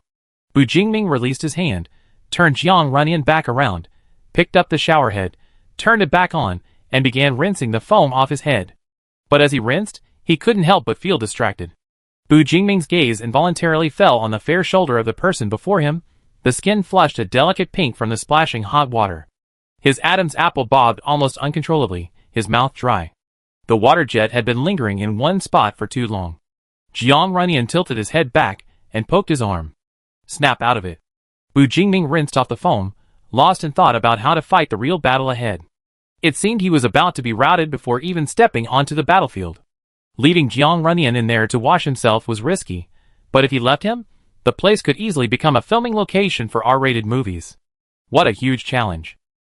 Chapter 51. Bu Jingming took another deep breath, almost choking from inhaling too much steam. He tried to reason with Jiang Runyan. "Yin yin, can you wash yourself?"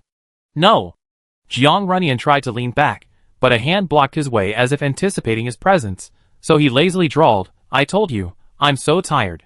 You insisted on dragging me to take a shower." Although the hot water felt nice, showering was really too much trouble.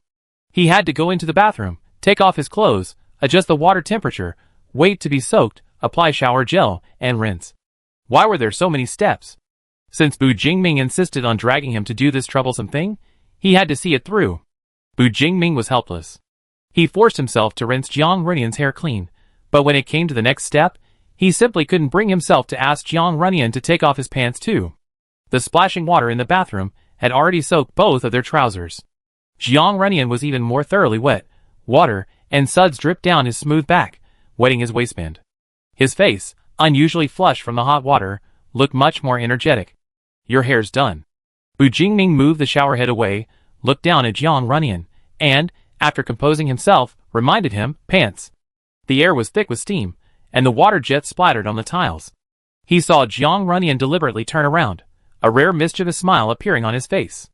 Then, his increasingly soaking wet trousers were kicked off his legs, revealing a large expanse of fair skin. Bu Jingming's breath hitched. He bent down slightly, and quickly moved behind Jiang Runyan. He reacted quickly, but Jiang Runyan had already seen what she wanted to see, and couldn't help but chuckle. Knowing the answer already, she asked, Jingming, are you alright? If someone could just leave me alone. Bu Jingming placed the showerhead back on Jiang Runyan, controlling his breathing and gaze, trying to keep the situation from getting too out of control. But his brain kept replaying those rather stimulating images, constantly drawing his attention to them. Jingming, Jiang Runyan wiped the foam off her face and onto Bu Jingming's body. Do you need my help? Then wash yourself. No. The negotiation, which wasn't really a negotiation, broke down easily. Bu Jingming sighed, unsure whether to be annoyed by the other party's deliberate provocation or happy that Jiang Runyan had become lively again.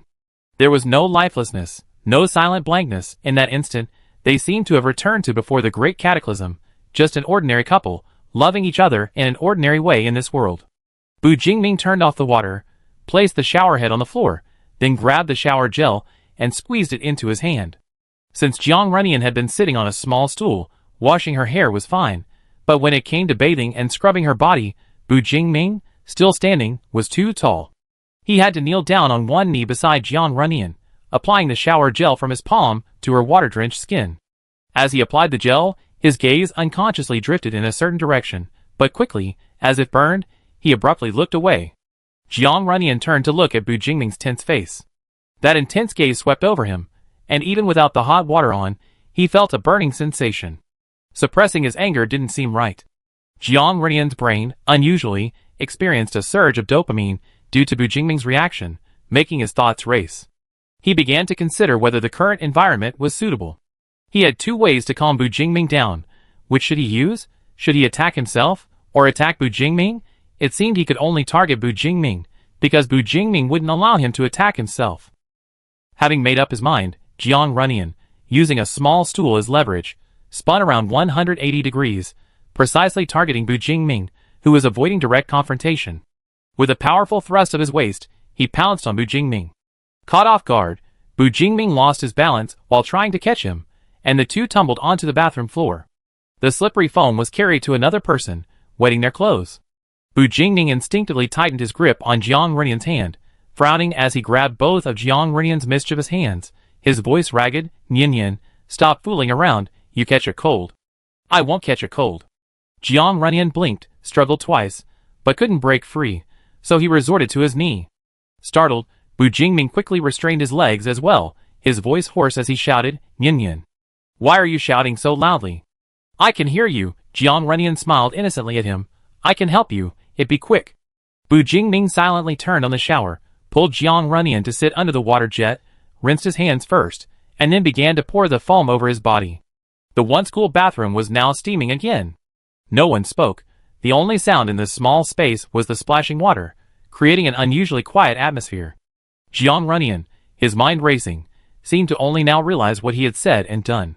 He quietly rubbed his flushed face, then glanced at Bu Jingming, whose clothes were now disheveled, and felt a strange pang of guilt. Jingming. Are you angry? Bu Jingming looked at him with a half-smile. I'm not angry, but someone might have to wait until we're both finished showering before we can leave. His clothes were only slightly wet at the cuffs. Bu Jingming had planned to wash and dry Jiang Runyan, put him back to bed, and then quickly rinse himself off. But after all this commotion, he was almost completely soaked, and it wouldn't be appropriate to go out like this. After washing Jiang Runyan clean, Bu Jingming took a towel and dried his hair and body. He then helped him stand up and personally dressed him. Jiang Runyan obediently followed instructions, raising his arms and legs as he was told, and was quickly dressed, only his hair still slowly dripping water. Dry yourself? Bu Jingming ultimately chose to hang the towel on Jiang Runyan's head, then pushed him out of the bathroom. He pursed his lips and hung the showerhead on the wall. Even without bending down, he could feel the part that wasn't fully relieved, yet he still felt energetic. Really? He decisively turned the water temperature to the other side and rinsed himself under the cold water for 20 minutes before barely calming down. Only then did Bu Jingming realize he hadn't brought his clothes into the bathroom. He stood there hesitating for a moment, using his dirty clothes to barely dry himself, then waved his hand, shaping his reflection into a circle and merging it into the water. A shadow slipped through the crack in the bathroom door, quickly swept across the empty living room, and went into the bedroom. Jiang Runyan, sitting on the edge of the bed, still slowly drying his hair with a towel on his head, saw a dark figure suddenly slip in from outside, climb onto a chair, swallow a set of neatly folded clean clothes, and quickly leave. Jiang Runyan? When Bu Jingming returned to the bathroom, dressed, and walked back into the room with his half-dry hair, he saw Jiang Runyan's appearance and naturally went over to pick up a towel, drying his hair as he said, "Why isn't your hair done yet?" "I got tired of drying it." Finally, someone did it for him. Jiang Runyan breathed a sigh of relief, lowered his aching arm, leaned against Bu Jingming, and his eyelids gradually grew heavy. But his hair wasn't dry yet. A hairdryer was a luxury after the cataclysm, so Bu Jingming had to dutifully act as a hairdryer, drying it at least to about 80% dryness to avoid. Oh, he'd forgotten again that Jiang Runyan wouldn't catch a cold. This minor ailment was probably cured before it even showed any signs of coming on. As Bu Jingming dried his hair, he recalled the scenes in the bathroom earlier, and the slight upturn of his lips disappeared. Even though it was Jiang Runyan who had approached him, and it was Jiang Runyan who was naked, Bu Jingming was the only one who reacted throughout. At such close range, Bu Jingming saw everything clearly. Jiang Runyan was utterly calm, as if the body wasn't his, as if he wasn't the one making the movements. He was merely an observer, finding the situation interesting and joining in. Why was this happening? Bu Jingming couldn't help but wonder if he had lost his appeal to Jiang Runyan, or perhaps there was another possibility he didn't want to dwell on. It seemed that, for whatever reason, he needed to put his plan to go to the Fenghua base on his agenda as soon as possible. Bu Jingming took the towel down, checked Jiang Runyan's hair, and after confirming it was almost dry, gently laid him flat on the bed. Only a few soft moans could be heard. He seemed to be fast asleep. Good night, sweet dreams. Because they needed to wait for Fanxing to find some relevant information before deciding on their next plan, they enjoyed 2 rare days of leisure in Guangzhou. The pursuers from the laboratory hadn't appeared since 2 of them died at Shuaichuan's hands. It was unclear whether they hadn't sent any new people or were waiting outside Guangzhou for them to leave, but one thing was certain: they were perfectly safe in Guangzhou. Whether busy with the investigation or for some other reason, Li Huanqing and the twins he brought didn't show up for the next 2 days.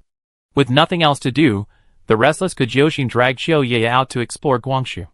Wen Yu, left behind, sat anxiously for a while before quietly following them out. Then, that evening, she returned limping, mainly because Kujioshin came back like this. Of course, it wasn't anything particularly serious, it was mostly an exaggeration. I went to Guangzhou's training ground. The atmosphere there was pretty good, so I participated in their friendly sparring.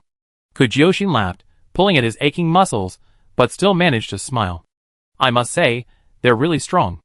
Even without talent, I couldn't beat the weakest one among them. Xiao Ye shook her head.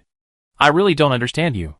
You know you're just going to be a punching bag, only getting beaten up, but you still go. I call it experiencing the base's unique features, Kujioshin stubbornly retorted. However, Guangzhou had its own physician, who was said to possess healing talent, though far less exceptional than Jiang Runyan. So Kujioshin, after a day of quiet rest, couldn't resist going out to attend the base's banquet. It was said that a Guangzhou team had successfully completed a mission, killing a powerful mutant in the vicinity and bringing back a considerable amount of research material for the base. To celebrate, a feast was held in the large open space of the training ground. Uncle Luo invited Bu Jingming's team to join, but Jiang Runyan refused. If he wouldn't go, Bu Jingming naturally wouldn't either. So, in the end, only Kujioshin and a few others excitedly left in the evening. Boss, I remember to pack it up and bring it back for you. Bu Jingming leaned against the bedroom doorframe, waiting for them to hurry up. After watching the 3 leave, Bu Jingming turned and went back into his room. He saw Jiang Runyan sitting on the floor, leaning against the bed, holding a leaf that Bu Jingming had picked for him. Chapter 52. He held the leaf between his lips, its upper edge curling slightly outwards. Jiang Runyan lowered his eyes, took a deep breath, and then began to play the leaf flute in his hand. He only managed to utter one note before he froze. His breath abruptly stopped, and the melody ended abruptly with a strange sound, quickly dissipating into the air.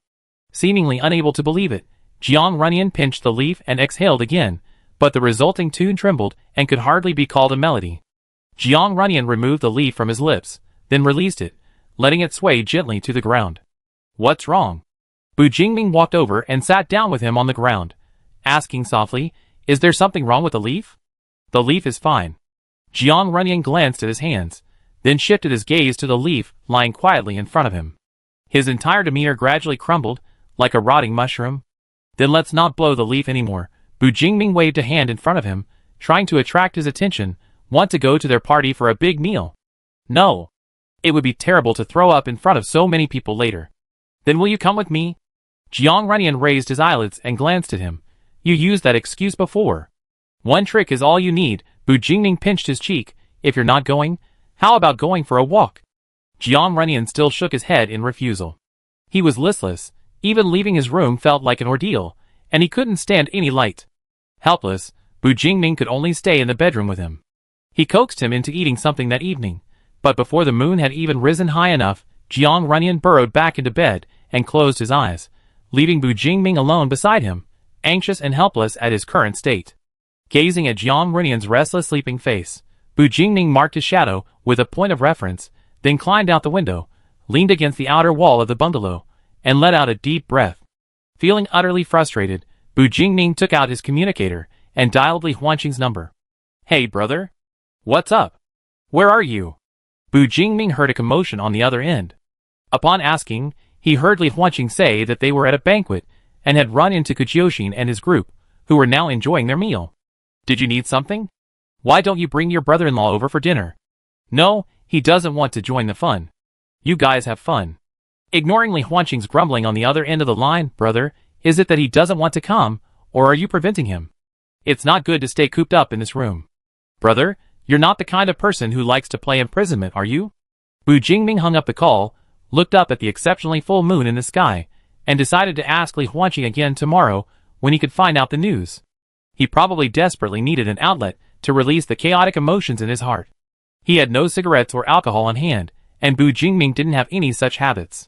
He quietly stood outside enjoying the cool breeze until the sounds of people from the training ground in the distance began to fade away. Then he returned inside and lay down on the other side of the bed.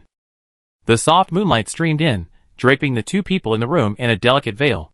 Bang! Along with the sound of shattering glass, a sharp pain shot through his forehead. Bu Jingming struggled to his feet from the hard ground, forcing open his heavy eyelids. The first thing he saw was the orange-yellow sunset streaming in through the huge French windows. The orange light illuminated the small room, allowing him to see the scattered dark green beer bottles and a pair of legs swaying slightly in the air. Bu Jingming's eyes widened suddenly. Something seemed to be flowing from the pain in his head. He stood there, stunned, for a long time before he remembered to touch his right eye. It was wet.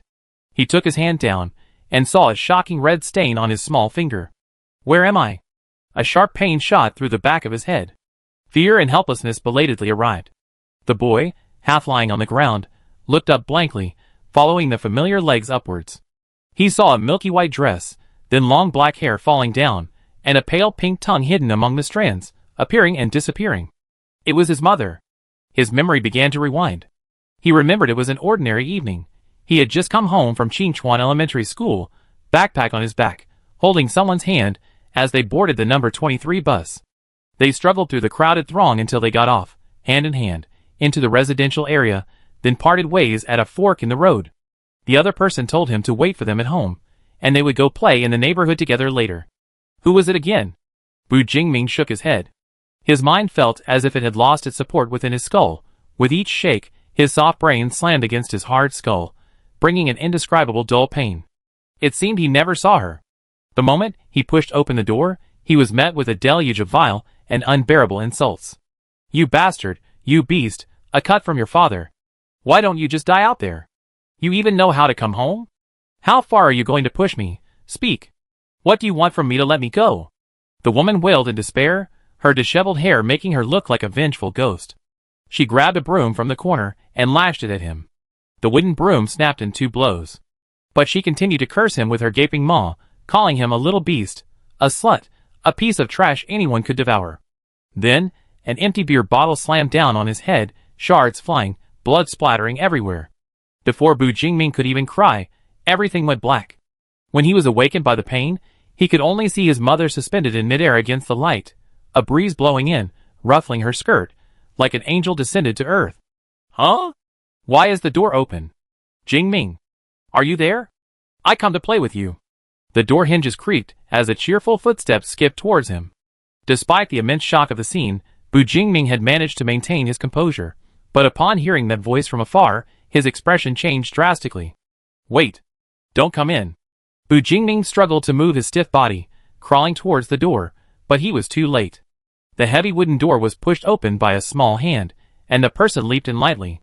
Those smiling, light brown eyes froze the moment they saw him. Ah! A toy car fell to the ground with a thud. Whether seeing him covered in blood or seeing her mother transformed into an angel, the person screamed, stumbling to his side, crouching down, crying as she wiped away the nearly congealed bloodstains. Does it hurt? Wait for me, I'm going to find my mom. The other person sobbed, quickly running outside, leaving Bu Jingming alone with a dizzy head, his only thought, don't go. Don't go, don't leave his side because of what? Bu Jingming felt his vision blurring until he wiped away tears mixed with blood from his face, realizing he was crying. But his head wasn't hurting as much anymore, so why were he crying now?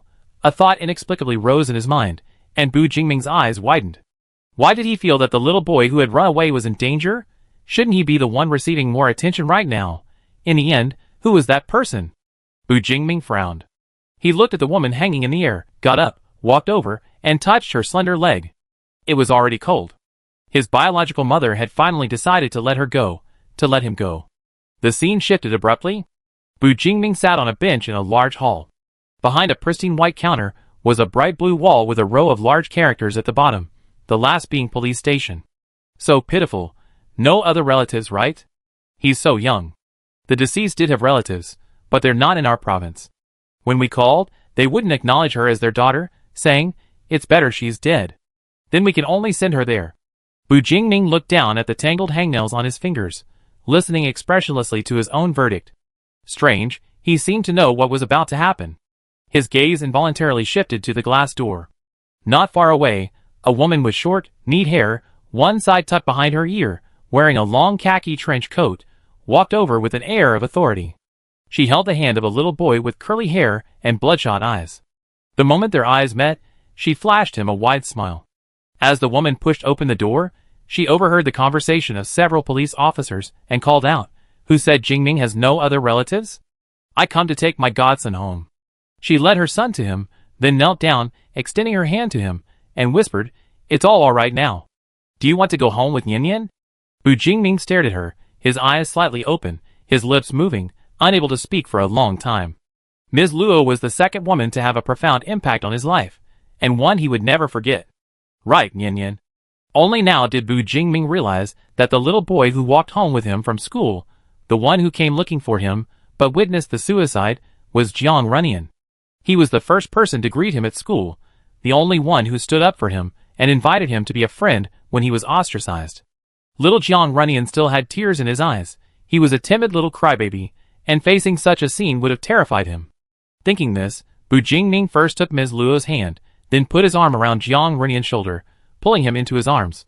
He awkwardly patted his back, coaxing, don't cry, I'm okay. Let's go back and eat some cake, okay? What?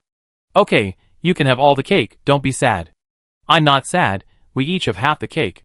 Bu Jingming watched the little one in his arms stop crying and start smiling, but for some reason, a strange feeling rose within him. It seemed they shouldn't be like this right now. Chapter 53. Buzz?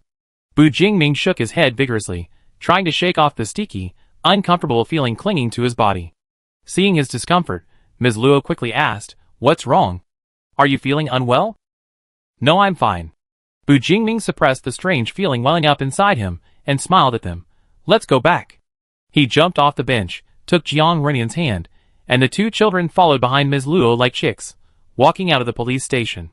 Even after getting into Ms. Luo's car, Bu Jingming couldn't help but think, what exactly was wrong? The setting sun still hung on the mountaintop in the distance, not yet gone, spreading a golden hue across the ground.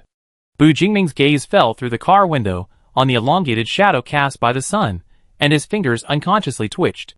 Then, he rubbed his eyes in disbelief, looking again at the wide shadow cast by the vehicle, as if the shifting edges of the shadow, as he moved his finger, had been an illusion.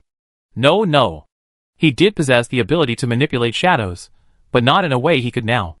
A sharp pain shot through his temples. Bu Jingming turned to look ahead, and was horrified to see Ms. Luo driving them towards a collapsed bridge. This wasn't the real world. Where was he? Where was Jiang Runyan? The moment this realization dawned on Bu Jingming, the surroundings began to shake violently, even making little Jiang Runyan's appearance blurry. What's wrong, Jingming? The little boy, who should only exist in his memories, smiled and reached for Bu Jingming's hand. Don't be sad, let's go back and eat some cake. Bu Jingming looked at him quietly, a hint of nostalgia flashing in his eyes. But there aren't any little cakes at home. Along with the words, fragments of the shattered sky fell, and behind the golden sunlight, a strange voice said, "Oh?" As if his departed soul had been suddenly forced back into his body, Bu Jingming felt a sudden heaviness, finally seeing his true surroundings. He was no longer in the bungalow at the Guangzhou base, but instead in a vast, empty plain bathed in moonlight, with only a few scattered trees and a handful of boulders rising from the ground. But there were still lights visible to the naked eye, indicating human activity, meaning he wasn't far from Guangzhou. Bu Jingming looked down. If he took another step forward, he would fall into a raging river of unknown depth. A few meters to his right, a man in a white suit stood on the riverbank, impeccably dressed and elegant, not at all like someone who would appear after the great cataclysm. You actually managed to break free. The man in the white suit clapped his hands. No wonder you were able to take our A01. Bu Jingming's eyes flashed with anger, disgusted by the use of we. Where did you take him? That's none of your business. Before the man in the white suit could finish speaking, a dark shadow suddenly appeared in his peripheral vision, rushing towards him like a whip.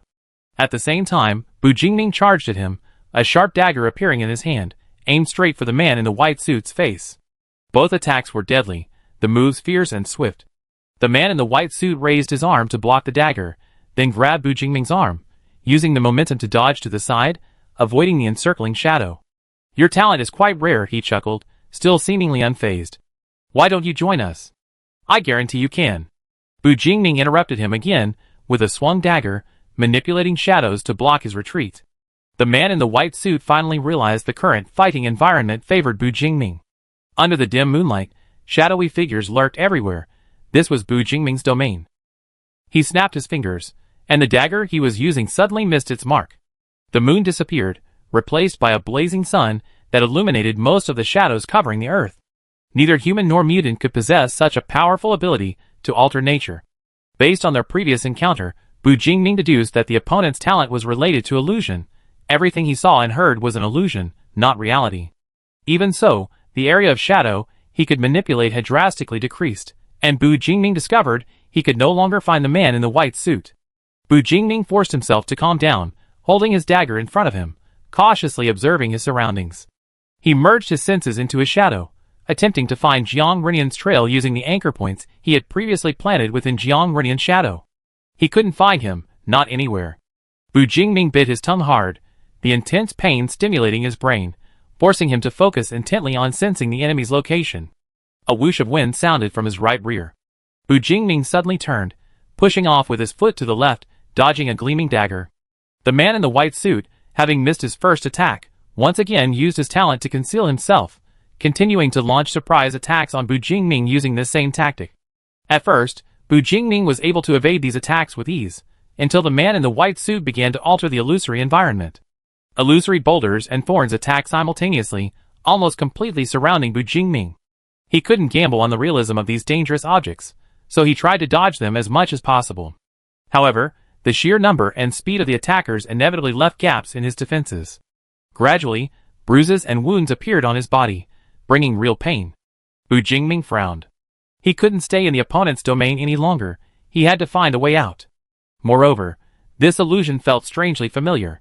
Both talents create illusions, but due to different principles, there are different ways to deal with them. Since the Great Cataclysm, these talents have been broadly divided into two categories. One simply affects visual input, and the other affects the nervous system to the point of causing hallucinations. The man in the white suit's talent likely belongs to the former, because Bu Jingming himself didn't experience any discomfort when seeing these illusions.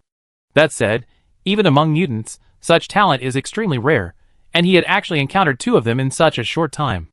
Bu Jingming hid in the shadows, dodging the rapidly falling boulders, using the few remaining shadows to search for the energy cluster representing the eye hidden within the illusion. At that moment, he heard the other party's smug voice. Have you ever considered that not only you, but your teammates are also in my hands? This illusion is different from the previous one. Even if you find its weakness, so what? You can't break it with external force, nor can you escape. You just be worn down to death by me. The man in the white suit appeared in the arena with a smile, standing where Bu Jingming's shadow had passed. How about we make a deal? You come with me, and I release your teammates. Oh wait, one of your teammates is a traitor. We can't return that to you. The sun shone brightly, casting only a few naturally formed shadows across the land. The man in the white suit couldn't see Bu Jingming, but it didn't matter. This was an illusion he had created. He could easily find Bu Jingming's location. For example, under a large tree at his 9 o'clock position, a restless person was hiding. Want to play hide and seek? That's so boring. The man in the white suit spoke, but then realized something was wrong. The illusion he had constructed began to shake again, and finally, it shattered uncontrollably, inch by inch. To his left and slightly in front of him, Bu Jingming stood there, his raised right hand clenched tightly, the shadow shattering the energy cluster supporting the illusion. Actually, moonlight streamed down again, plunging the surroundings back into darkness. The man in the white suit stopped smiling. He narrowed his eyes, his expression turning grim. Just as he raised his hand to create another illusion, Bu Jingming gave him no chance. Almost instantly, Bu Jingming was before him, unleashing his talent to its peak. Dark shadows lunged forward, their claws outstretched, enveloping the area within a 10-meter radius of Bu Jingming, forming a pitch-black cage. That was Bu Jingming's domain. Shadows climbed down the man in the white suit, pitting him to the spot. Bu Jingming abruptly reached out and gripped his neck, slowly tightening his grip. His face grim, he pressed a dagger against the man's face. Where is he? He's... Despite being clearly under mortal threat, the man in the white suit slowly curled his lips into a smile and said, right here. Bu Jingming didn't even blink, but the person he was holding transformed into Jiang Runyan, struggling painfully in his grasp, his face flushed red, and even calling out Jingming. In that fleeting moment of stunned silence, the human with Jiang Runyan's face uttered a different, more joyful voice. You're fighting alone here, but I'm not. Bu Jingming abruptly looked up, and a long, entirely metallic spear pierced his shadow, slicing downwards at a tricky angle, avoiding the man in the white suit, and plunging into his chest with lightning speed. An unbearable, tearing pain exploded within him, the surrounding shadows shattered and receded, and Bu Jingming collapsed to his knees, the dagger he had been clutching clattering to the ground. He lowered his head, trying to suppress the metallic taste rising to his tongue, but couldn't swallow it. A trickle of blood slid from the corner of his mouth, dripping onto the ground and blooming into a small flower. This guy is indeed quite capable. It's a good thing you came too, otherwise I'm not sure if I could have escaped unscathed. A slightly hoarse voice in a white suit sounded above him. From Bu Jingming's perspective, he couldn't see the voice, only a pair of unfamiliar black boots approaching him. Then, the spear embedded in his body was grasped, and with renewed force, the tip pierced through his lower back, completely penetrating him. Bu Jingming spat out a mouthful of dark red blood. More and more blood surged up. Bu Jingming's vision began to darken, and the pain in his chest began to spread, producing a tingling, itchy sensation that traveled along his meridians to his limbs, blocking all sensation. This spear was poisoned. What about the others? Standing next to the man in the white suit was another man dressed somewhat incongruously in black. He forcefully pulled back his spear, casually flicked off the bloodstains, and without looking at Bu Jingming, who had fallen to the ground with his force, asked only, "Kill them? Kill them." The man in the white suit waved his hand casually. Their only target was A01, the lives of the others were unimportant. Just as he was about to deal with the humans trapped in his illusion, a yellow and blue butterfly, scattering shimmering powder, floated gracefully before him. Chapter 54. The man in the white suit didn't react immediately. The butterfly before him suddenly emitted a dazzling light, and simultaneously, the several small illusions he had been controlling shattered. The people he had clearly scattered were now gathered together, appearing simultaneously in a short distance. Even A01, whom he had carefully imprisoned in a special illusion, was among them. What kind of lousy illusion is this? They're making fake stuff. Why not at least make something interesting? Kujoshin couldn't help but curse the moment he emerged. Forced to recall his past betrayal, his mood was far from pleasant, and he desperately wanted to draw blood with his axe. Wait, let's not talk about that. when you had been looking around since emerging, and quickly spotted Bu Jingming lying not far away. Is that our captain? The moment he spoke, the man in black swung his spear. The sharp tip reflected the faint moonlight, whistling through the air, aimed straight at his face. Clang! Kujyoshin reacted swiftly, swinging her giant axe to block the spear's sudden attack. The immense force of the impact made her hands go numb. Damn it! A battle was about to erupt. The man in the white suit, regaining his senses, approached them while trying to continue using his talent to create illusions. However, for some reason, whenever the butterfly flew by, the illusions he created would transform and escape his control. Although he could suppress them again, his opponents broke through his illusions with ease, as if two forces of the same origin couldn't restrain each other. For a moment, the two were locked in a stalemate, neither able to gain the upper hand. The man in black recalled his weapon and charged at the group, wielding a long spear. Each thrust and jab carried immense force, decisive and ruthless. Run-in! Kujyoshin barely managed to fend off his attacks. The axe nearly slipped from her grasp after several clashes. Gritting her teeth, she gripped the handle tightly, mentally shouting to Jiang Run-in, "Go rescue the boss first." With this level of fighting prowess, without Bu Jingming present, almost none of them could mount a counterattack. This nighttime ambush had been too stealthy. Not all weapons were carried. Besides Kujyoshin's axe, only Chiyoye had a pistol. Kujyoshin had already used his talent to start a group chat among the group. Chiyoye grabbed Jiang Runyin's wrist and said to him, "I cover you, Xiao Yu, you help me out too." The two of them brazenly ran out of Kujyoshin's protective range.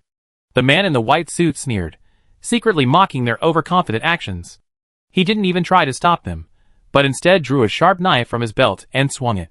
The knife flew straight towards the two running men, seemingly about to sever Chiyoye's neck, but unexpectedly, their bodies shifted, and the knife passed through Chiyoye's body without any resistance, embedding itself in a distant tree.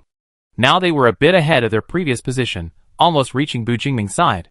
Chiyoye turned and decisively fired a shot, trying to force back the man in the white suit who was charging towards them. The man in the white suit had already seen through their plan. As a titan, he couldn't possibly be unaware of how strong A01 was. Bu Jingming had almost killed him even before he was enhanced. With A01 by his side, things would be much more difficult. The shot missed, easily dodged by the man in the white suit. Chiyoye, pulling Jiang Runin along, wasn't moving fast. Just a step away, she saw the man in the white suit appear beside Bu Jingming, bending down and lifting him by the collar.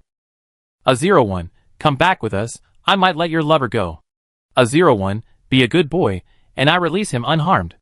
In the slightly dilapidated room, several thick chains extended from the wall, locking the boy on the simple bed frame below, his neck and wrists bound, making escape impossible. This was a frequent visitor in Jiang Runyin's dreams. Countless nightmares had begun here. The moment Jiang Runyin opened his eyes and saw his surroundings, he felt utterly exhausted.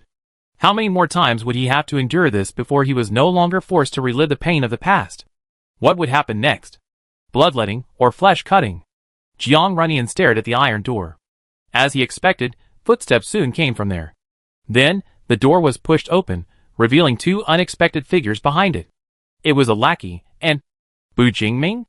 Bu Jingming lay on the ground, bound hand and foot, his eyes closed.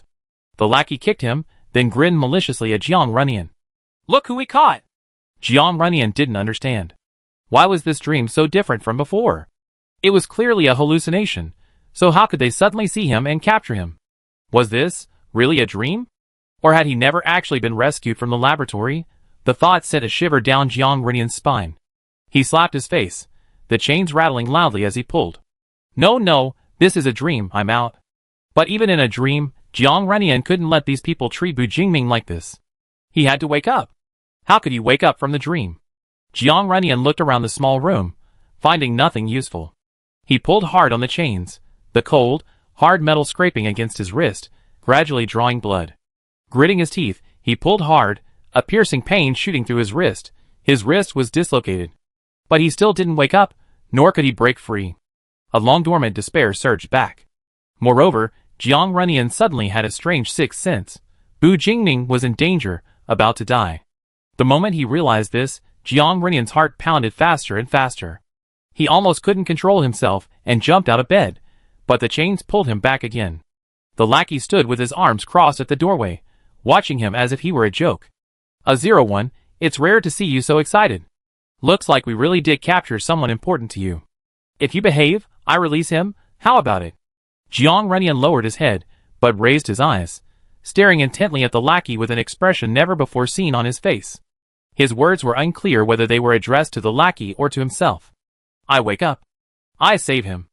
A surge of heat spread throughout his body, quickly mending his dislocated wrist. Jiang Runyan began to unleash his long-dormant innate ability.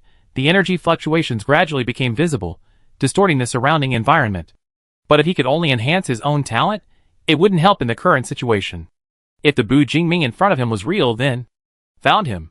The dangling chain suddenly snapped inch by inch, and the surrounding scenery turned into a still painting.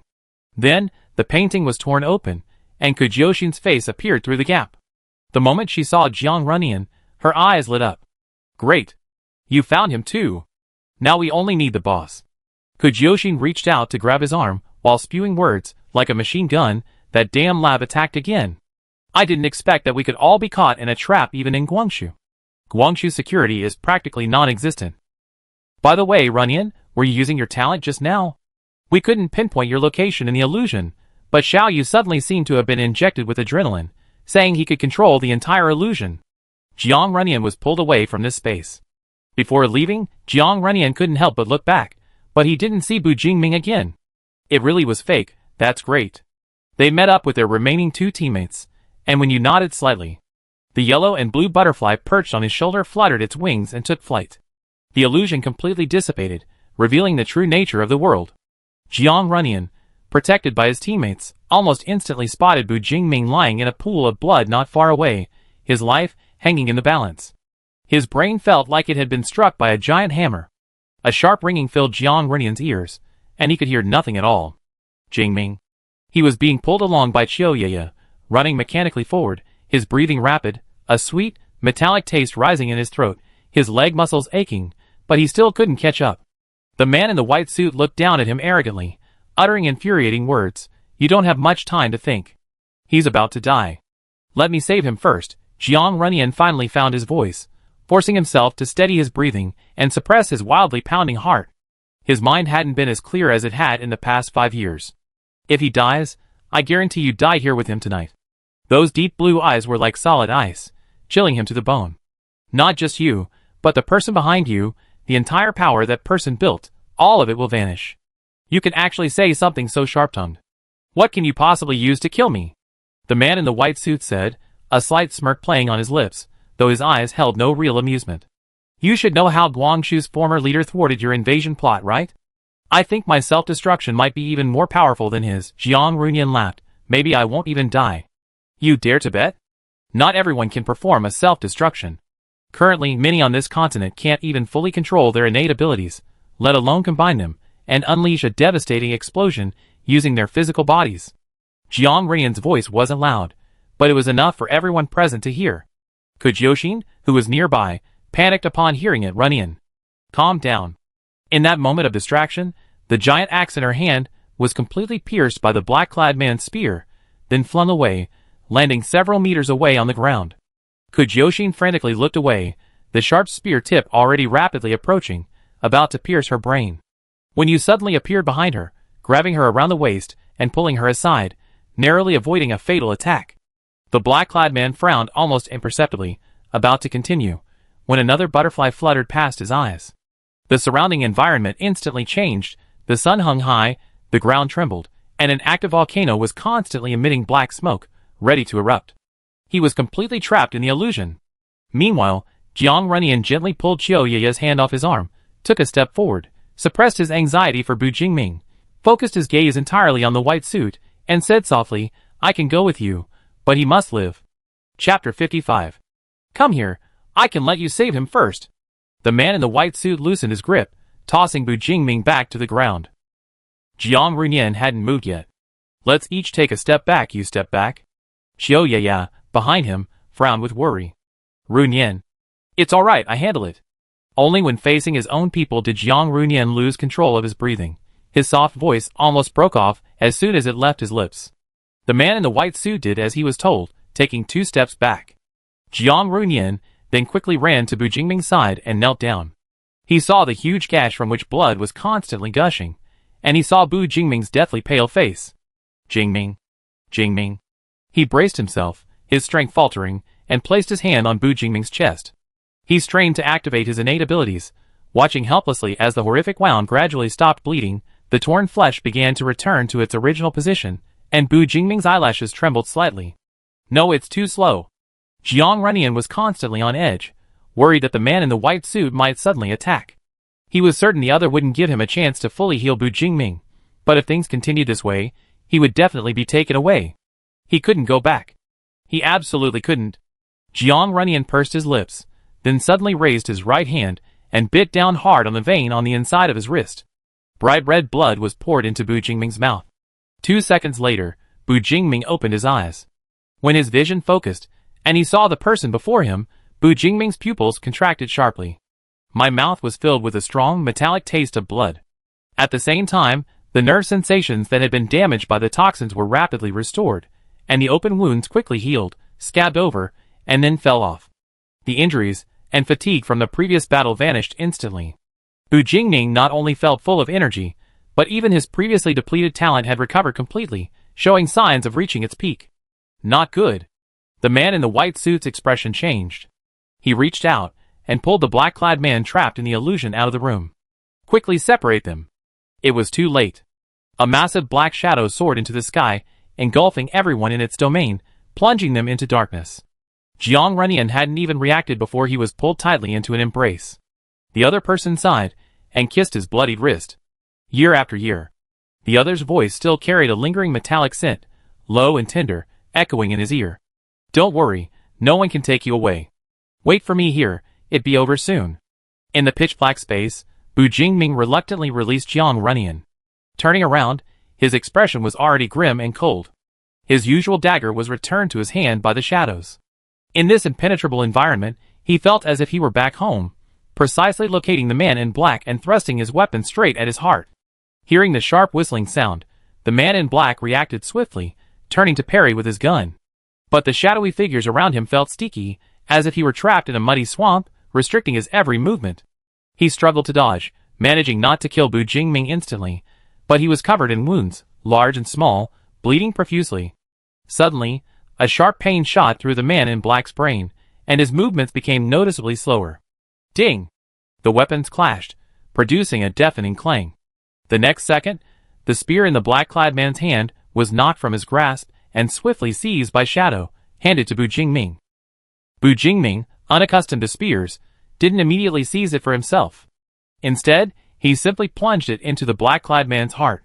The human body was quite thick, and Bu Jingming, doing this for the first time, he preferred slitting throats and initially couldn't penetrate. After a second thrust, he finally pinned the black-clad man firmly to the ground.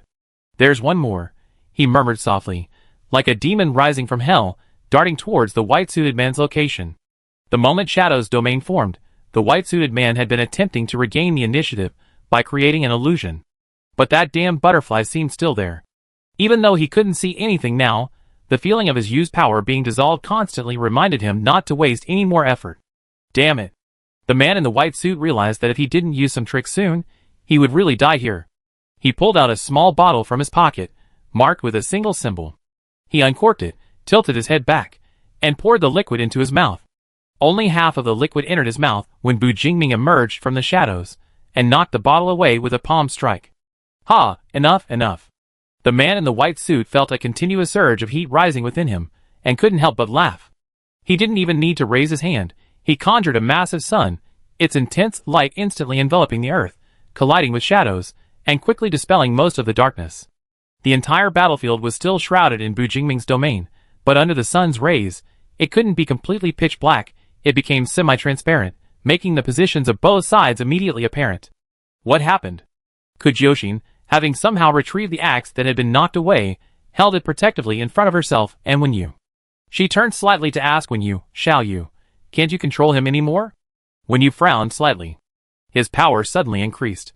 If I had a group of little blues, I could overpower him, but I only have 3. He himself didn't have the ability to create illusions. He relied entirely on these few yellow-blue butterflies he acquired by chance to contend with the man in the white suit. I can't affect him anymore either. Damn, he's the only one who can increase his power? We have Runyan. Kujioxin pulled him towards Qiu Yeye and Jiang Runyan, but on the way, she found Jiang Runyan half bent over, his right fist clenched against his left chest. His already pale face was now ashen, and he was barely able to stand, only supported by Qiu Yeye. Meanwhile, Bu Jingming had already rushed to the man in the white suit and engaged him in combat. Both were incredibly fast, their shadows and afterimages blurring, the sounds of clashing weapons echoing intermittently. This stalemate was disadvantageous for their side. The God-given ability was no match for the A01's own power, the man in the white suit thought, glancing at Jiang Runyan out of the corner of his eye, secretly calculating something. After dodging several times, he suddenly vanished from Bu Jingming's sight in a flash. Jiang Runyan, dizzy and struggling to breathe due to blood loss, and the extreme release of his talent, looked up to find a sharp knife reflecting the blinding sunlight almost upon him. Time seemed to slow down at that moment. Those around Jiang Runyan reacted.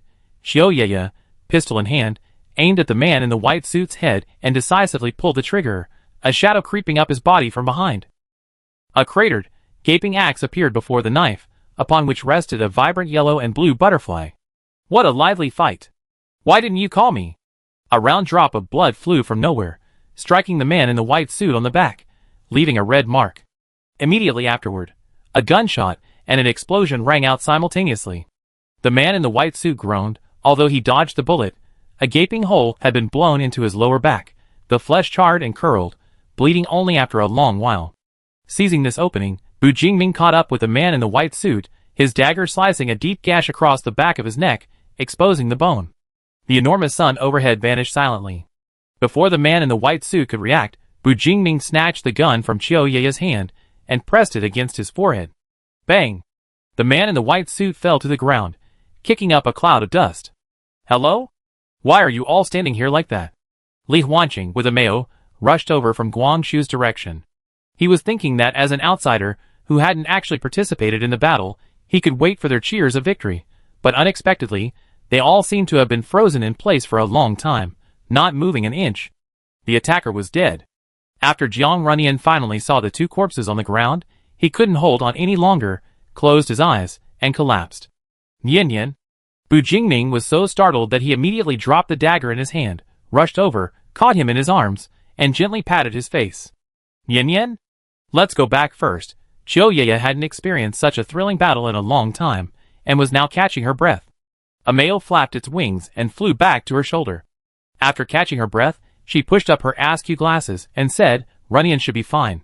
He just overused his talent. He's never used his talent at such a high intensity before. The lab had always taken directly from him. His talent was only responsible for spontaneously repairing his own body, so there wasn't much consumption. But in the battle just now, Jiang Runyan first bled to save Bu Jingming, and then, as if reacting, expanded the influence of his talent to everyone, continuously and intensely strengthening their talents, far exceeding his limits. Actually, he wasn't this weak before. It's just that the damage the lab had done to him over the years had affected the foundation of his body. Qiu Yeye watched Bu Jingming carefully lift Jiang Runyan into his arms, sighed, and swallowed the rest of her words. Sigh, let's go back first. Let's go back first. Boss, wait for us.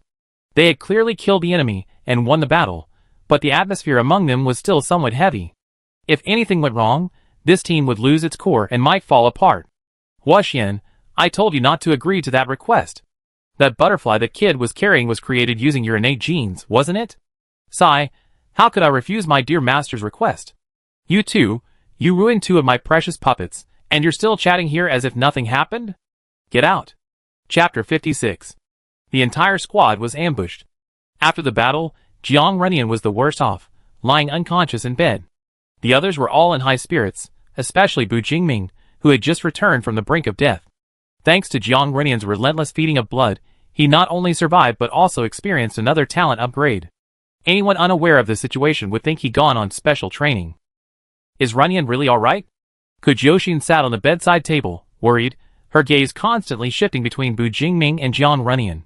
It's really not easy for her boss to have a relationship. It's always fraught with life or death situations. Even the strongest heart couldn't withstand that. But Bu Jingming just stood there silently, his face pale, showing none of the reaction one would expect after defeating the enemy. Ever since returning to Guangshu, his gaze had been fixed on Jiang Runyan. His brain seemed to only now begin to process what had happened. When the spear pierced his chest, and he lost consciousness, Bu Jingming's mind wasn't filled with thoughts of his own death, but rather with what would happen to Jiang Runyan. He wondered if the underworld truly existed, and if, as a vengeful ghost, he could continue to protect Jiang Runyan. Before he could even finish this thought, his consciousness sank completely into darkness, vanishing without a trace.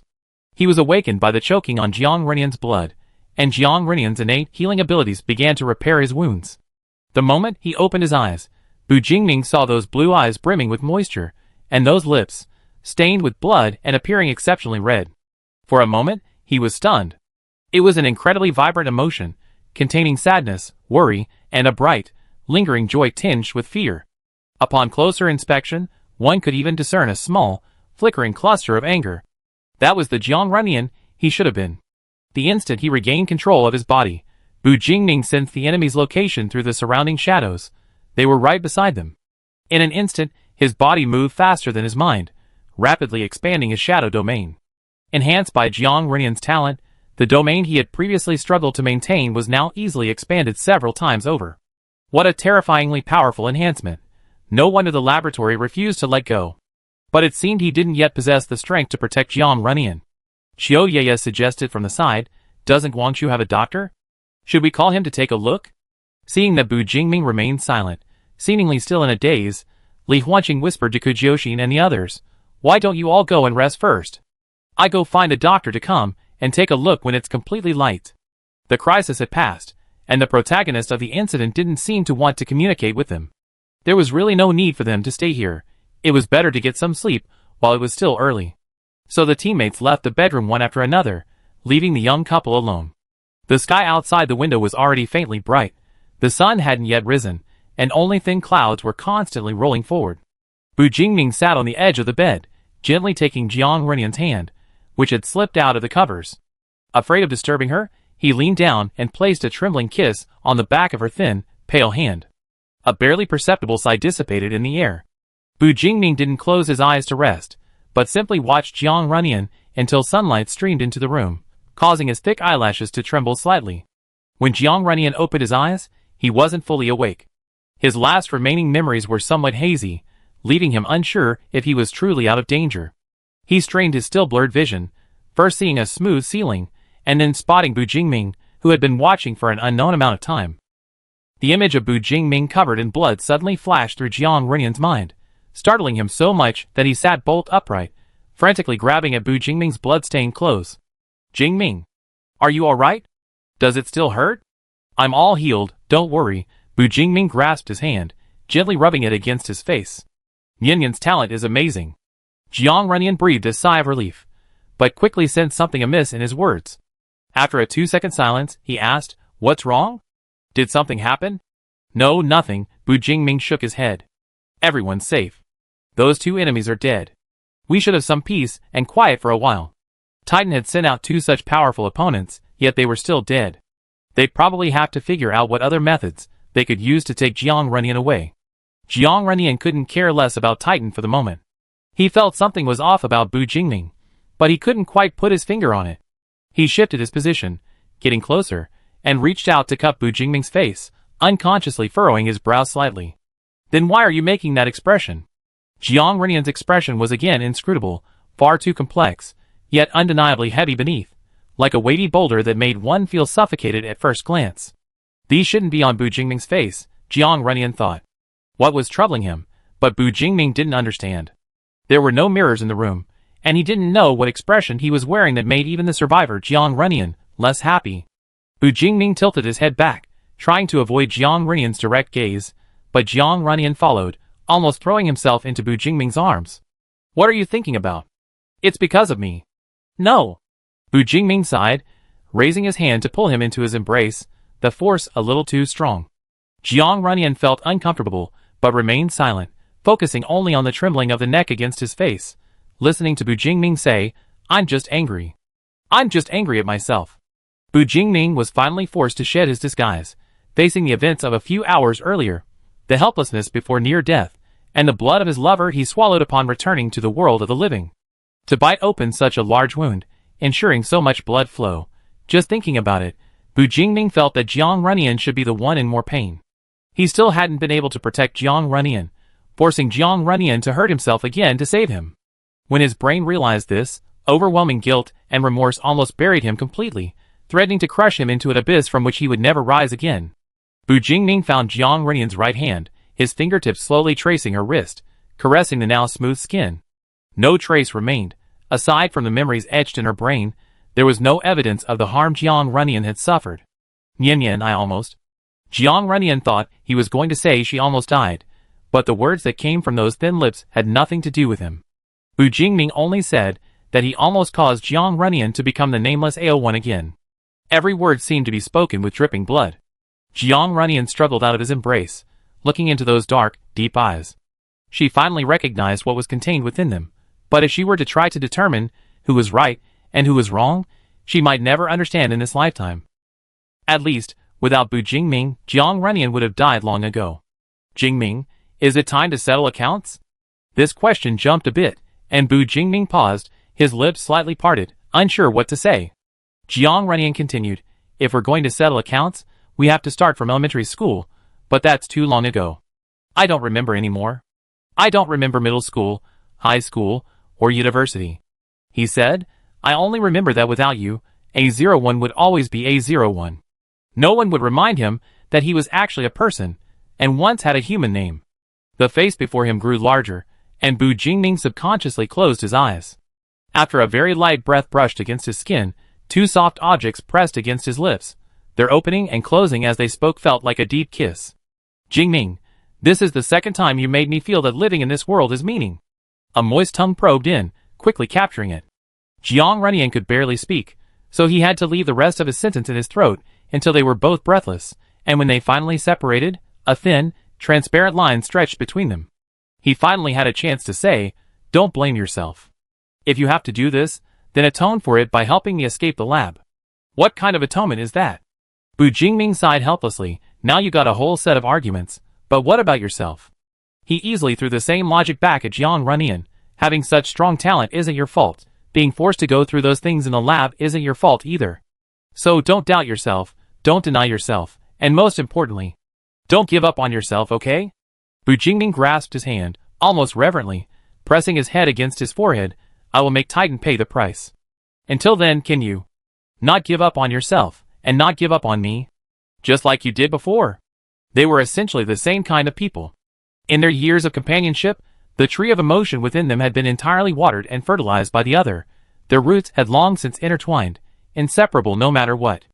If he couldn't live, that didn't matter, but when it came to the other's safety, that was unacceptable. Jiang Runyan looked away, pursing his lips, trying to pull his hand back, but the other person held it firmly, giving him no chance to escape. Nian, just for my sake, get better, okay? That's moral blackmail. Bu Jingming laughed upon hearing this, a faint smile curving his lips. Yes, but this isn't moral blackmail, I'm just using your emotions to blackmail you. It was truly despicable, but Jiang Runyan helplessly realized that it was indeed effective against him. Perhaps because Bu Jingming had almost died in front of him. Chapter 57. Jiang Runyan remained silent for a long while, finally saying softly, I can't make that promise, Jingming. Before Bu Jingming's expression changed, he added, but I will try. Try to feel again, to find the meaning of existence, to try to live. In this world where Bu Jingming exists. Jiang Runyan looked at him, seeing the intense joy suddenly bursting in his eyes. Unable to contain himself, he hugged Jiang Runyan again, his voice rising considerably. That's enough, Nian. Only at this moment did he truly find his lover again, and hold his lover's hand once more, no longer fearing that the other might suddenly decide to leave, leaving him alone and desolate on this land. Let go, Jiang Runyan said, letting him hug him for a while before punching him lightly. Go change your clothes, you're covered in blood, you're filthy. Bu Jingming released him with the force of the hug, looking down at himself. He was indeed quite dirty, not only with blood but also with dust and dirt he picked up from rolling on the ground. And it wasn't just his clothes, the earlier hug had also soiled Jiang Runyan's. They exchanged a glance, and Bu Jingming slowly said, go take a shower. Jiang Runyan glared at him weakly. Go yourself. Don't you need to do it for me? I'm not showering. Bu Jingming chuckled twice, getting up in a good mood and walking towards the bathroom. Come to think of it, it really was excessive. One shot ruined 2 of his clothes, leaving 3 holes in them. It seemed he had to find someone who knew how to mend clothes, when they got back to Tianming.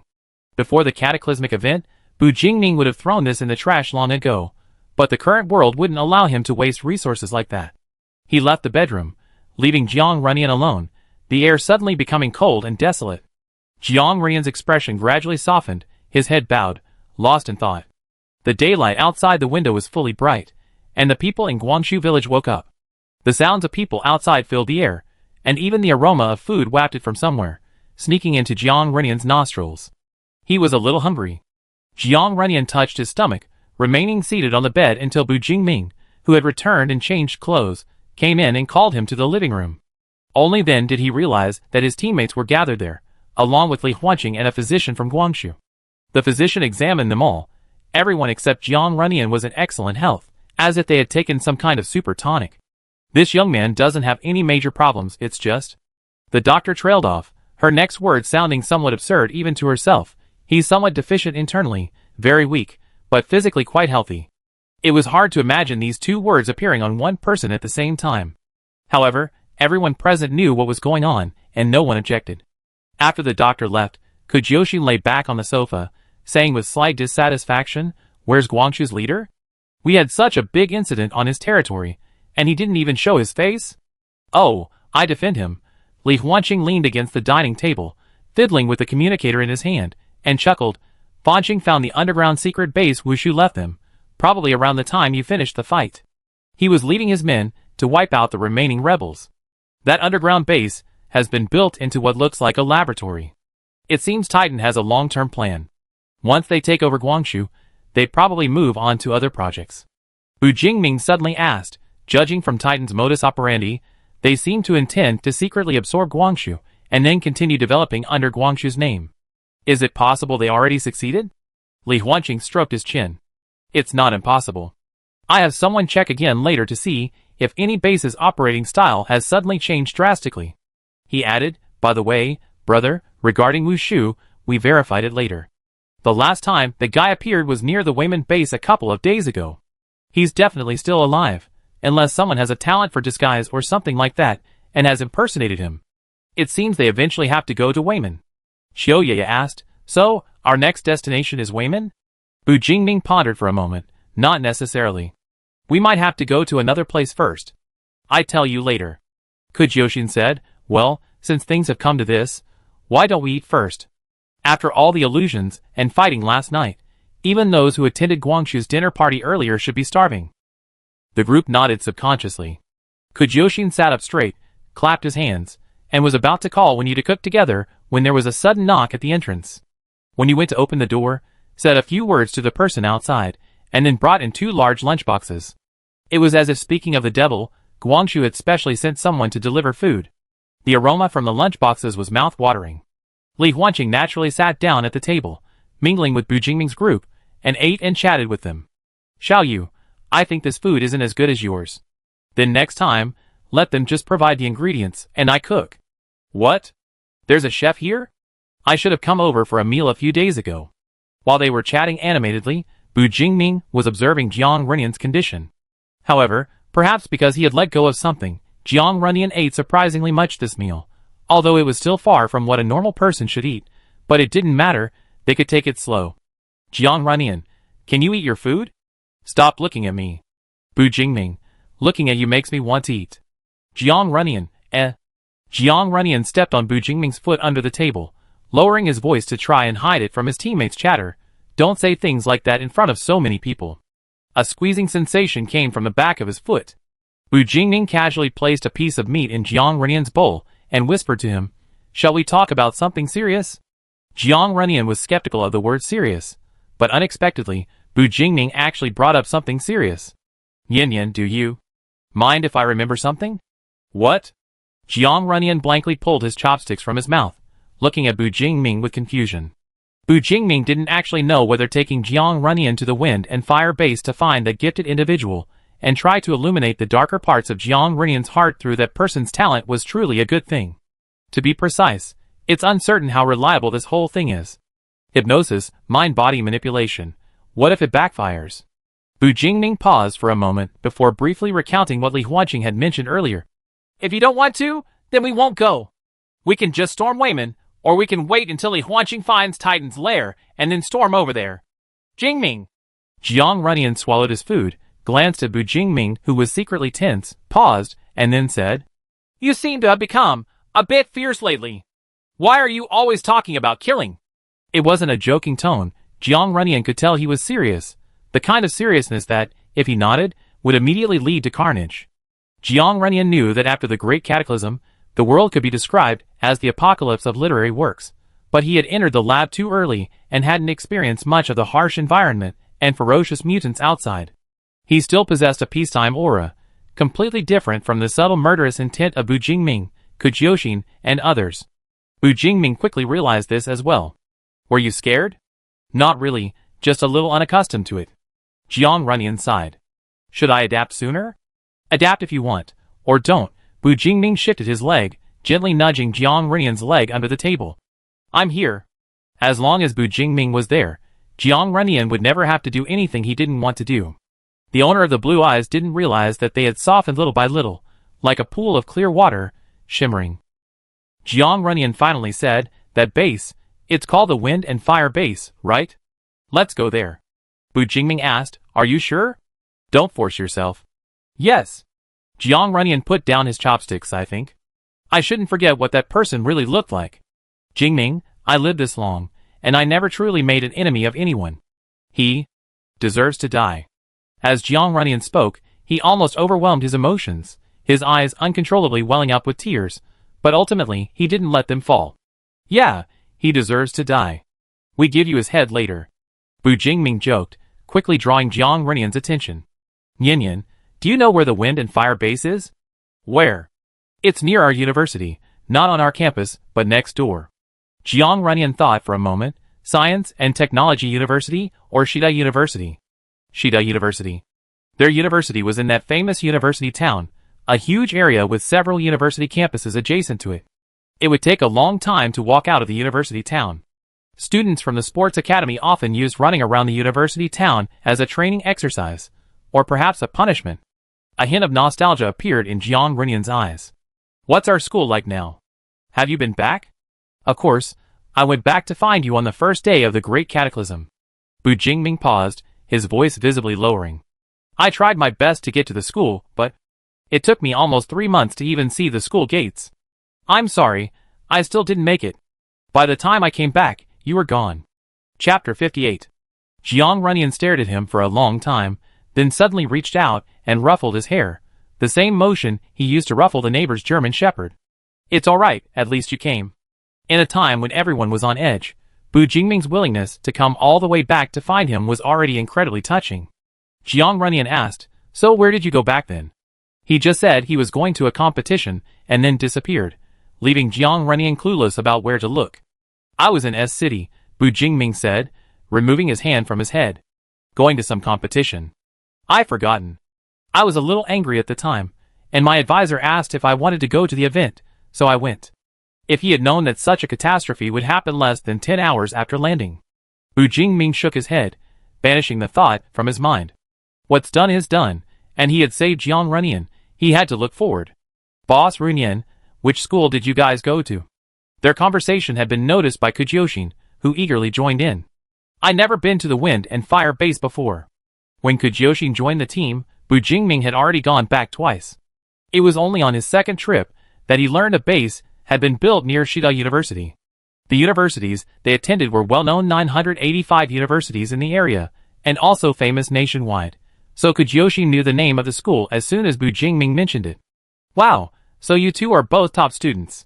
My apologies, Kujyoshin exclaimed, her face full of admiration. If there had been wine on the table, she probably would have toasted them. Big shots really do share some common traits. If it weren't for that huge upheaval later on, she, a mere graduate from a second-tier university, probably wouldn't have had the chance to enter the social circles of these big shots. Bu Jingming coughed lightly, bringing the conversation back on track. Since the Wind and Fire Base was mentioned, he simply gave a brief overview of the base. Because it's located within a university, the base is almost entirely populated by students and teachers who survived and didn't want to leave. They don't discriminate against outsiders, so the overall atmosphere is quite relaxed. Of course, that's information from several years ago. As for the latest, Bu Jingming glanced at Li Huanqing, who then leisurely said, "Actually, the wind and fire base has developed quite rapidly. We internally ranked all the bases we can name, and wind and fire is in the top 3. Perhaps because universities have a more prominent research focus compared to other places, the teachers and students at the wind and fire base have focused on advancing their technology, starting research on mutants early on. Whatever they lacked, they tried to obtain from the mutants, and they actually figured out quite a few things. Initially, the wind and fire base accepted all comers, but later, due to the overwhelming number of people seeking its services, a screening process was implemented to determine whether or not to accept them as members. Of course, like mountain and river, wind and fire also established a set of standards for temporary entry by outsiders and designated areas for their temporary residence, resembling a modified version of an ancient city. By the way, it seems wind and fire has also restored its currency system, but it's limited to use within their base. They call it tokens. The group exchanged surprised glances. Since they already have currency, it means basic transactions have resumed. Xiao Yaya clicked her tongue. Are they progressing that fast? At first glance, it doesn't seem too different from the original human society. Bu Jingming lowered his head and thought for a moment, then said to Jiang Runyan, "Then we should be able to find honey at the wind and fire base. Honey can not only be diluted with water to drink, but also used to make desserts. It has many uses." Jiang Runyan felt the subtle gazes from his teammates and, for some reason, felt a little embarrassed. He quietly told Bu Jingming, "Actually, I don't really want to drink it that much. Well, honey is very nutritious, and what we can find now is probably wild honey, which has even higher nutritional value," Bu Jingming said frankly, "and I do want to drink it." Well, since he said so, Jiang Runyan thought about how he did indeed prefer sweet things, and silently closed his mouth. This breakfast, or rather lunch, was finished amidst a lively atmosphere, and they also decided on their next destination.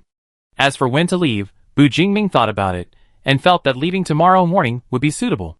Their initial purpose in coming to Guangzhou was to find Wu Shu. Although they didn't find him, they managed to gain some influence in Guangzhou and bring back the belongings of the person Chief Shui was looking for, which could be considered a favor and used if needed in the future. Fanqing also helped Guangzhou uncover the remnants of the Titans, which made the favor even greater. Aside from all that, there was no need for them to stay in Guangzhou and rely on others for their services. It was better to leave sooner. Shortly after they finished eating, Xue Chuan finally showed up in the bungalow, offering some polite words. He expressed his deepest apologies for their ordeal in Guangzhou, but said it was good that everyone was safe and sound, and that Guangzhou would definitely increase security to prevent similar incidents from happening again. In summary, I'm very sorry, but there's no compensation. However, this isn't entirely Guangzhou's fault. Strictly speaking, they're the ones who lured the enemy here, although they could be considered Guangzhou's enemies.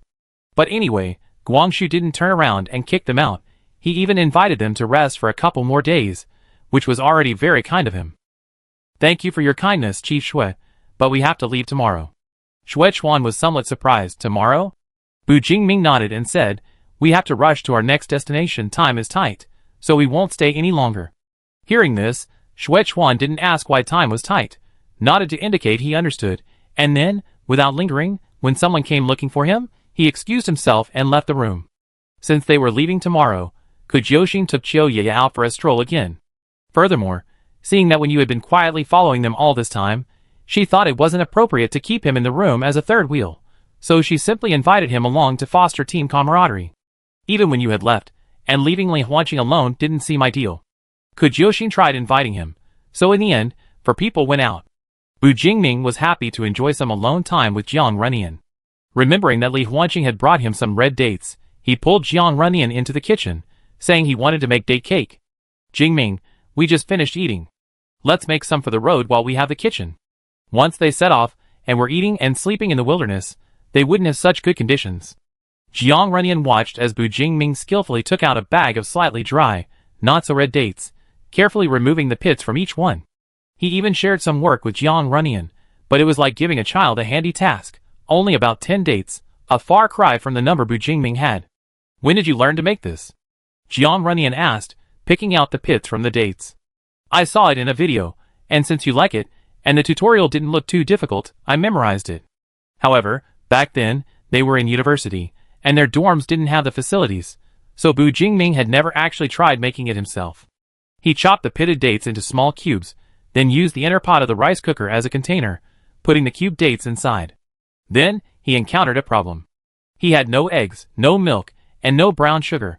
He could barely find a little white sugar, which would do, and he had enough flour, though he didn't know if it was high gluten or low gluten. Bu Jingming reluctantly prepared the ingredients, finally placing them in the rice cooker and pressing the switch. Only then did he dare to turn his head and meet Jiang Runyan's gaze. Okay, wait a bit. But why do I feel like what's coming out won't be date cake? Half an hour later, Bu Jingming turned on the rice cooker, glanced at it, and quickly put the lid back on before Jiang Runyan could see it. What's wrong? What does it look like? Let me see. Even an ugly daughter-in-law has to meet her in-laws. Jiang Runyan reached out to press the switch, but Bu Jingming stopped him several times. He couldn't help but slap the arm in front of him, finally managing to open the rice cooker lid. How should I put it? A white, wrinkled, doughy food mixed with diced dates. You could call it anything except date cake. Jiang Runyan found 2 dirty cloths, took out the steaming inner pot, and placed it on the counter. He then poked it with a pair of chopsticks. It was a bit firm, but at least it was cooked. There are a few things missing, Bu Jingming said, standing beside him and touching his nose. Let's make it again when we get back to Tianning. At least there will be eggs there. Jiang Runyan tried to hold back, but couldn't help laughing out loud. Afraid of hurting Bu Jingming's confidence, he didn't laugh too loudly, his whole body trembling from holding it in. Bu Jingming sighed. Laugh if you want. It's the first time making it anyway, and I don't think we wasted any food. He took the chopsticks from Jiang Runyan's hand, picked up a piece, and put it in his mouth. It tastes alright. If you don't want to take it on the road, you can have it for breakfast tomorrow. Is it good? Let me try it. Jiang Runyan managed to hold back, not actually bursting into laughter. He wiped away the tears welling up in his eyes, leaned in, and opened his mouth. Bu Jingming stuffed a piece of date cake into his mouth. To be fair, the taste wasn't really the problem. It was still a slightly sweet jujube flavor. The only odd thing was the texture. The dough, without yeast, wasn't fluffy enough, and it felt like chewing on a lump of dough, even with jujube filling. Before the cataclysm, such a failed attempt would probably have ended up in the trash, but after the cataclysm, it could at least be considered an addition to the recipe. Bu Jingming used chopsticks to carefully remove the entire lump of jujube cake from the inner pot, inverted it onto a plate, and then decisively pulled Jiang Runyan out of the kitchen. Out of sight, out of mind. Chapter 59. Jiang Runyan rarely spoke so much to Bu Jingming after their reunion. They nestled together on the small sofa, reminiscing about the 5 years they had missed each other. Of course, Bu Jingming did most of the talking. He talked about how he had narrowly escaped death to return to school from S-City, how he had helped Xiang Chanlin build the Tianning base, and how that impressive black SUV had been salvaged from the wild and undergone several modifications at Tianming to become what it was today. In comparison, Jiang Runyan's experiences were hardly worth mentioning. They both knew the gist of it, and if they talked too much, Bu Jingming probably wouldn't wait until tomorrow morning. He'd probably be ready to set off to destroy Titan right now. Jingming, have you ever thought about why the Great Cataclysm happened? Jiang Runyan leaned his head on Bu Jingming's shoulder and asked casually. I hadn't thought about it. Anyway, it must have come from somewhere higher up, and it's causing suffering for the people. Bu Jingming said, then suddenly remembered something. Speaking of which, I heard someone mention that the city most severely affected domestically is B-City. It was the first place to experience the catastrophe, and has long since become a ghost town. If it was some kind of virus that caused this catastrophe, then the original strain must have originated in B-City. Other places have bases built around their original cities, but B-City, a super city integrating politics and economy, doesn't even have a single base. Initially, those excessively powerful mutants carried out a massacre of humanity, and then even the mutants died. The entire B-City is empty and lifeless. I've been to City B2. I saw it from a long distance away, Bu Jingming said, glancing down and instinctively lowering his voice. Jiang Runyan had already fallen asleep against him. A faint ray of sunlight streamed in through the window, illuminating them. The wind rustled softly, undisturbed, creating a peaceful and serene atmosphere that made Bu Jingming feel sleepy too. He wished there could be more afternoons like this, just a little longer. When Kujyoshin and her group returned in the evening, they began to pack up the team's supplies, loading everything onto the off-road vehicle. Kujyoshin somehow had her favorite giant axe repaired in Guangzhou. The blade was polished to a gleaming shine, making it a formidable weapon, capable of taking down an opponent with a single blow. Of course, They also noticed the unfamiliar pastry left in the kitchen. When they learned it was supposed to be a jujube cake, their expressions became complicated. Actually, it tasted alright, Jiang Runyan said. When you then broke off a piece and tasted it. While chewing, he glanced at Bu Jingming and said tactfully, Captain, from now on, whatever you want to eat, let me make it. Making jujube cake with flour that was clearly high gluten was really putting the flour to the test. Okay. Having someone in the team who could cook was a good thing. It could definitely boost their happiness. After helping them tidy up for a while, Li Huanqing heard Bu Jingming ask him, What about you? Are you coming to Fenghua with us? You two are really in sync, bro. I was just about to say that. Li Huanqing smiled. My vacation is about to end, and I have some things to take care of at Fanqing, so I can't go with you guys. If they don't go back soon, Fanqing will probably be blown away by someone. He thought for a moment, then added, But Songwen and Songwu should arrive in Fenghua at the same time as you. They set off the day before yesterday to investigate some things in that area. If you need anything, you can contact them. No wonder he hadn't seen the two siblings much since then. Only Li Huanqing had joined their group so naturally. Okay, you're leaving tomorrow? I can't delay any longer, I have to leave tonight. Bu Jingming put down his backpack, went over and patted him on the shoulder. Take care on the road. Li Huanqing ate a meal cooked by Wenyu in the house one last time, wiped his mouth, waved, and left with a flourish. Everyone, if there's nothing to do tonight, go to bed early. We leave first thing tomorrow morning. After Bu Jingming said this, everyone nodded in unison and went back to their rooms to rest. He and Jiang Runyan returned to their room. As he took off his coat and lay down on the bed, he heard Jiang Runyan say, Jingming, What's wrong? He turned slightly, lying on his side facing Jiang Runyan, and whispered, Are you feeling unwell? Jiang Runyan turned to look at him. Just then, the clouds drifted away, and the moonlight shone down unobstructed, casting a small, fan-shaped shadow under his eyes. Nothing's wrong. Jiang Runyan shook his head very slightly, his hands clasped to his chest, looking very docile. I just can't sleep a little, I guess I slept too much this afternoon. Shall we chat for a while? You used to call me when you couldn't sleep at night in the dorm. Recalling their brief university years, Bu Jingming couldn't help but smile. It's a bit of a pity we didn't get our diplomas. Those diplomas were so valuable. With the Great Cataclysm, they not only didn't graduate, but they didn't even have to worry about money anymore. Gold and paper money became worthless, and all the monetary figures stored in their online databases vanished. If they didn't have to worry about survival, it wasn't a bad thing. Well, compared to the upperclassmen who were about to graduate, we're quite lucky, Jiang Runyan thought for a moment. If you told me that my recently finished thesis was useless, and there was no graduation to speak of, I'd probably be devastated. After working hard for 4 years of university, suddenly all their degrees were useless. You either had a great talent or knew some martial arts, otherwise, in this monster-infested world, just surviving was difficult enough. Before Bu Jingming could respond, Jiang Runyan asked again, When you awakened your talent, did you also have a high fever? Yeah, it probably lasted for about a week, Bu Jingming recalled. The first few days were okay, but on the 5th day I just collapsed. I found a house to hide in on the street, and I couldn't even stand up. Even though it happened 5 years ago, it was so vividly etched in his memory that it felt like yesterday. Bu Jingming said he hid for 2 days, almost running out of food and water. Luckily, his fever subsided on the 7th day, and when he discovered he could control his shadow, he almost thought he had become a monster. Back then, I thought I was quite conscious. Was it possible that I was like those zombie kings in online novels, one of those monsters that retained human consciousness? Recalling his somewhat naive thoughts, Bu Jingming sighed helplessly. I realized later that I was overthinking it. He had even considered what he would do if Jiang Runyan was afraid when he found her. It wasn't easy for a monster to hide among humans for so long. If he were exposed, it would affect Jiang Runyan's chances of being accepted. This matter needed careful consideration. Right, they had just had a fight not long ago. He also had to consider what if Jiang Runyan had refused to accept him from the beginning out of spite? Of course, he didn't say any of the latter aloud, feeling it was too embarrassing. Jiang Runyan chuckled, You have quite the imagination. How come I never noticed how imaginative you were before? If you had known, you have laughed at me since I was a child. I have my pride too, you know. Bu Jingming reached out and pinched Jiang Runyan's nose.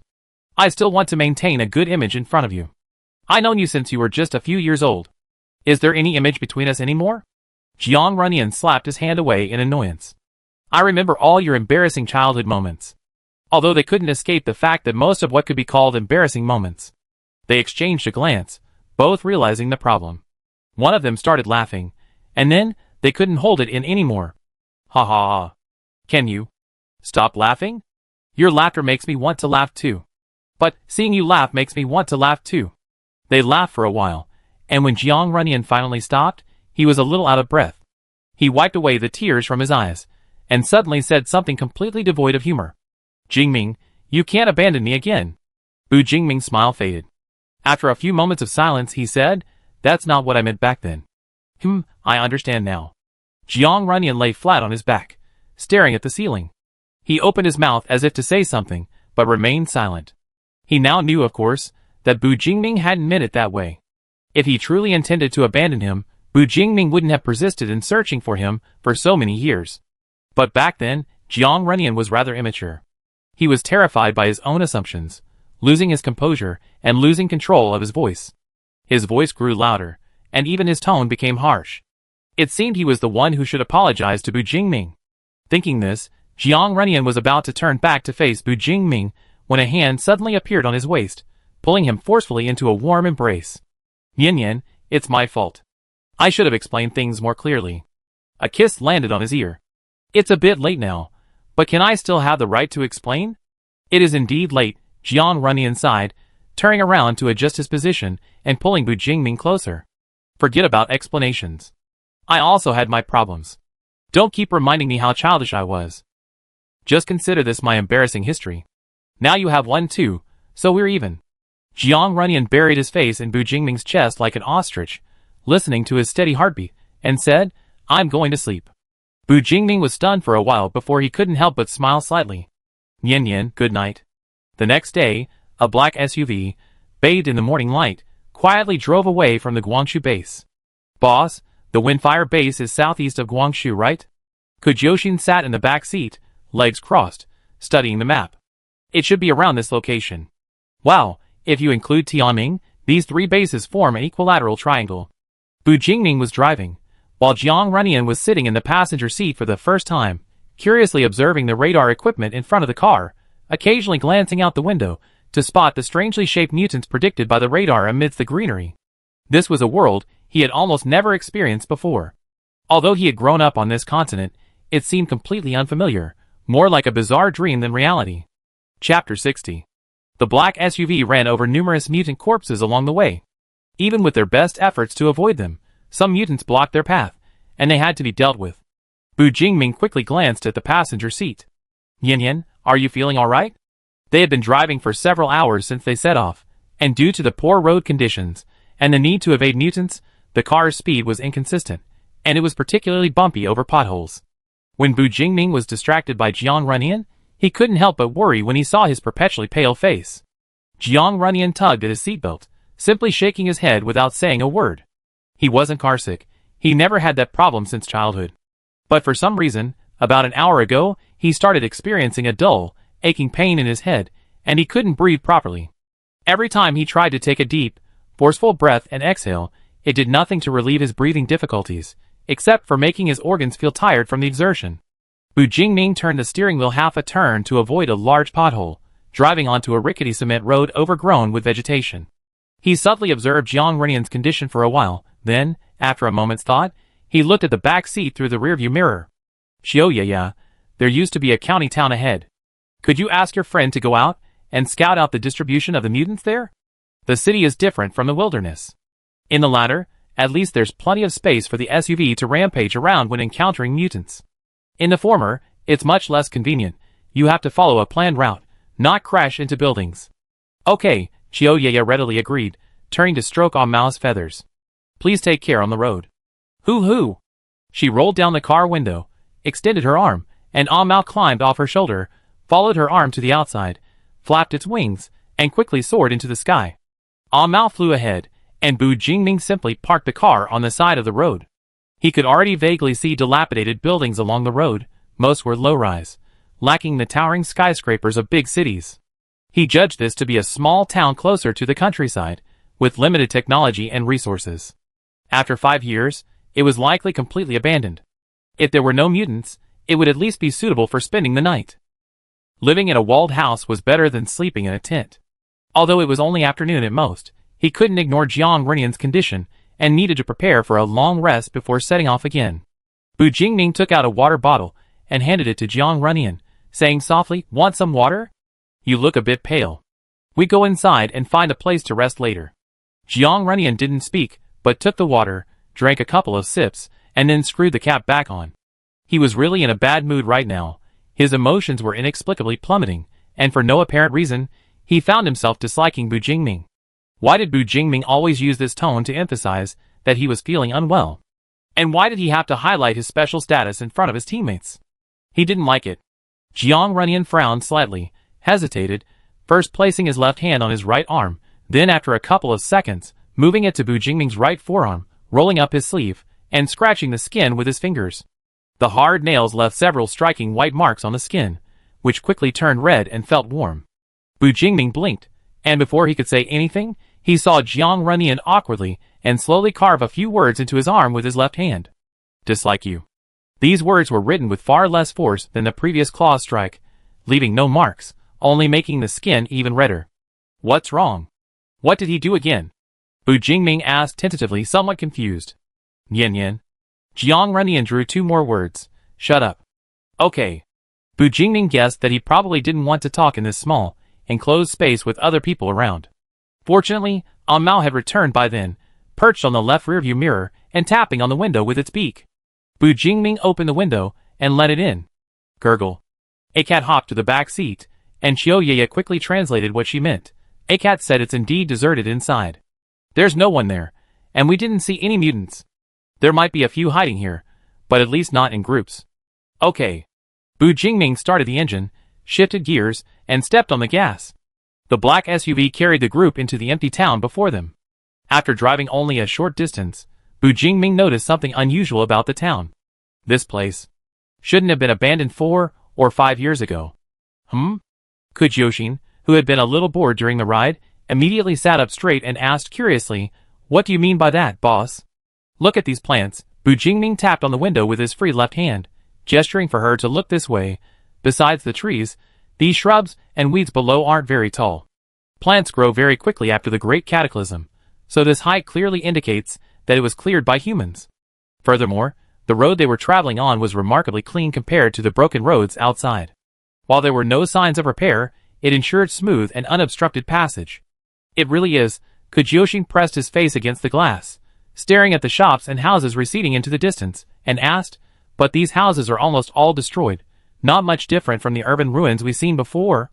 Buildings need human activity to sustain them. As long as humans move about, they can remain intact for many, many years. But once there are no people, they decay rapidly, like plants deprived of sunlight and water. Bu Jingming focused his attention entirely on the environment outside the car, driving slowly at less than 20 miles per hour. They soon encountered the first fork in the road, and strangely, only the right turn was cleared.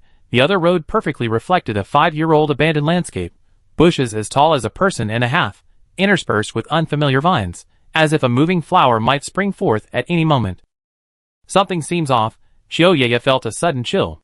She rubbed her arms and asked Mao, "Are there really no mutants or anyone inside?" Whoosh!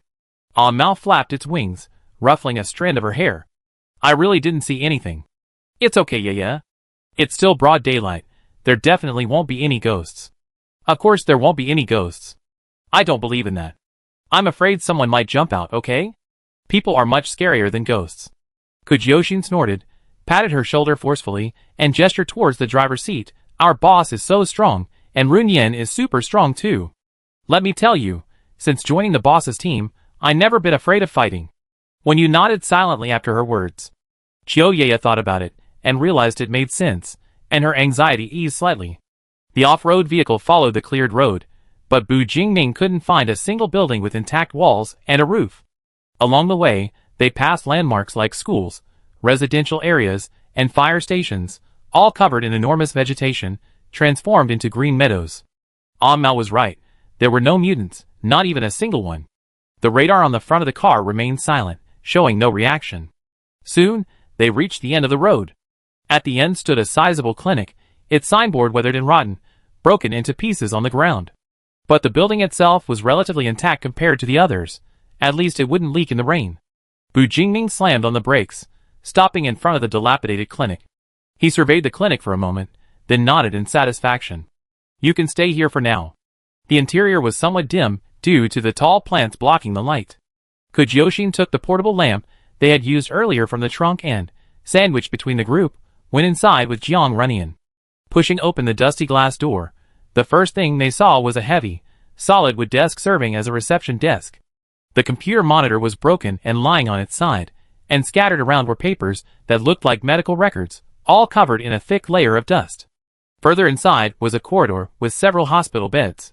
The room at the very front had only half a solid wall with glass above it, through which one could vaguely see shelves for medicine and scattered, open, empty medicine boxes. Bu Jingming quickly sensed through the shadows that there were no other living beings in the room besides them, so he reassured everyone, told them to find chairs to sit on, and pulled up a work table to prepare some food. Luckily, Li Huanqing had brought them a portable gas stove, so they wouldn't need to light a fire to eat anything hot. Bu Jingming had intended to bring over the mesh-back chair behind the desk for Jiang Runyan, but the dust on it was too heavy to clean. He had to settle for a stack of round stools, the kind often found in noodle and breakfast shops, which were piled up in the corner. He pressed them down slightly. They could still support weight. Not bad. Chiyoyaya, and when you went out again, bringing back a stove and some food from the car. During this time, Bu Jingming and Kujyoshin skillfully cleared a relatively clean area, moving the overturned 4 stands aside, and similarly kicking away the various messy flower pots and syringes, all just bits of dirt, into a corner. Finally, they managed to wipe the moved tables and chairs with a white coat that wasn't stained with any strange liquids or dirt. Jiang Runyan, like a mascot, was placed on a round stool by Bu Jingming, not needing to do anything. In the blink of an eye, wisps of steam began to rise from the work table in front of him. When Yu, who had unknowingly taken on the responsibility of cooking for the team, couldn't resist and started cooking hot pot in the small pot. Thanks to the seasonings Li Huanqing had brought along with the portable stove, when you managed to create an incredibly savory and fragrant flavor without any broth. The ingredients weren't plentiful, and there wasn't the means to clean them properly, so they were roughly prepared and then directly put into the pot for high-temperature sterilization. Kujyoshin picked up a slice of dried meat that had been reheated and cooked until tender. Boss. Choose. Aren't we being a bit? Choose. Too high profile? Chapter 61. Bu Jingming paused, his hand still reaching to feed Jiang Runyan. He looked around, pondered for a moment, and then directed Shadow to create a protective dome. Like this? Kujyoshin. That works too, right? Shadow even rolled up a portable lamp, hanging it above their heads to become a chandelier, dimly illuminating the space inside the dome. The hot pot on the stove bubbled and boiled. Bu Jingming, holding disposable bowls and chopsticks, asked Jiang Runyan, Nian, what do you want to eat? Well, it seemed his lover hadn't recovered yet. He'd have to figure it out himself. Bu Jingming subtly observed Jiang Runyan's gaze, noticing those blue eyes quickly glancing at the canned meat slices rising from the bubbling broth, before decisively picking them up and putting them in her bowl. Then, there were 2 more vegetable leaves and a potato slice. Bu Jingming ladled some soup, then, without consulting him, tore off some flatbread and put it in the bowl as a main dish, asking, hold this yourself? Be careful, it's hot. Since Bu Jingming had gone to such lengths, Jiang Runyan had no choice but to obediently take the bowl and place it on his lap, then took the chopsticks and silently began to eat. To be honest, the taste was quite good. As he chewed, Jiang Runyan's brow unconsciously relaxed, and he started reaching into the pot with his chopsticks. Hey Yaya, where did your cat go? Kujyoshin asked, noticing a member was missing while eating. It went out to forage for food. Don't let its small size fool you. It has quite an appetite. I always let it hunt on its own, otherwise I couldn't afford to keep it. Chiyoyaya complained with a smile. Just then, speaking of the devil, a strange bird call came from outside the shadows. Bu Jingming waved his hand, opening a gap in the barrier. A mouse squeezed in through the broken window of the clinic, then entered the barrier and landed on Chiyoyaya's shoulder. It had a twig in its mouth, with small bunches of unknown blue berries hanging from it. What's this? Chiyoyaya took a berry from its mouth, examining it for a moment. Blueberries? Calling them blueberries seemed a bit too small. They didn't have any typical characteristics. These berries were only about the size of a little fingernail, with smooth, round skin, clearly very juicy.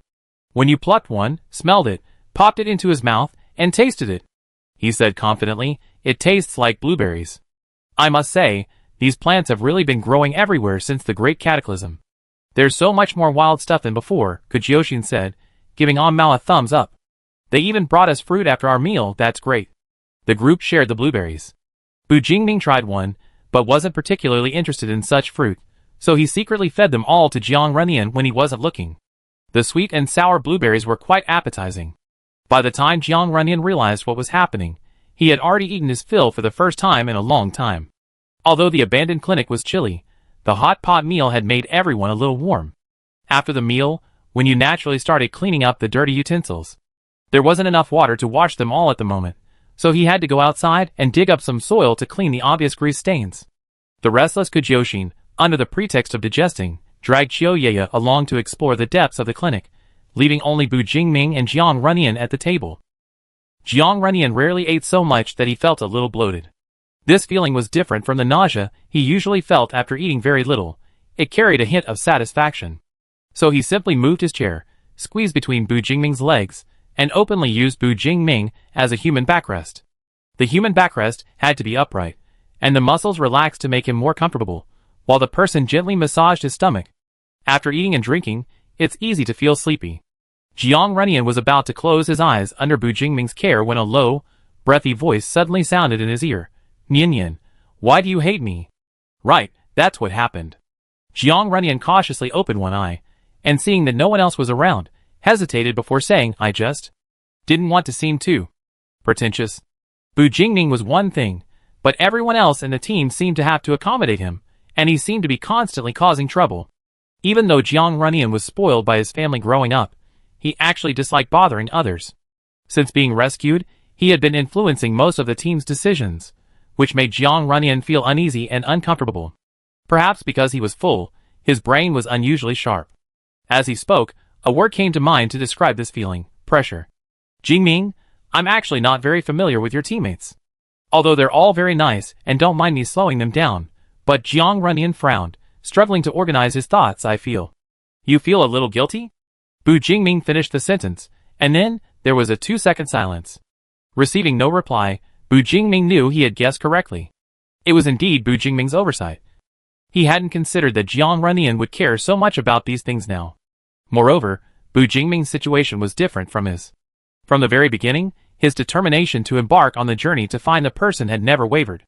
With Jiang Runyan absent, Bu Jingming was even less likely to focus his attention on others. Thus, from the moment his first teammate said he would follow Bu Jingming 5 years ago, the core of this team had always been Bu Jingming. He had become accustomed to being echoed, to being noticed, and accustomed to never having to consider his teammates' opinions when making decisions. Those who couldn't accept it left, and those who remained were used to this one-man rule. Bu Jingming's decisions had never been wrong. He was indeed suited to be a captain. But Jiang Runyan had been dragged into the power center of the team, so it was understandable that he wasn't comfortable. Bu Jingming pondered, realizing that Jiang Runyan had indeed had less contact with the outside world, at least not with people. Aside from him, he hadn't established any relationships with his teammates, which was probably detrimental to Jiang Runyan's recovery.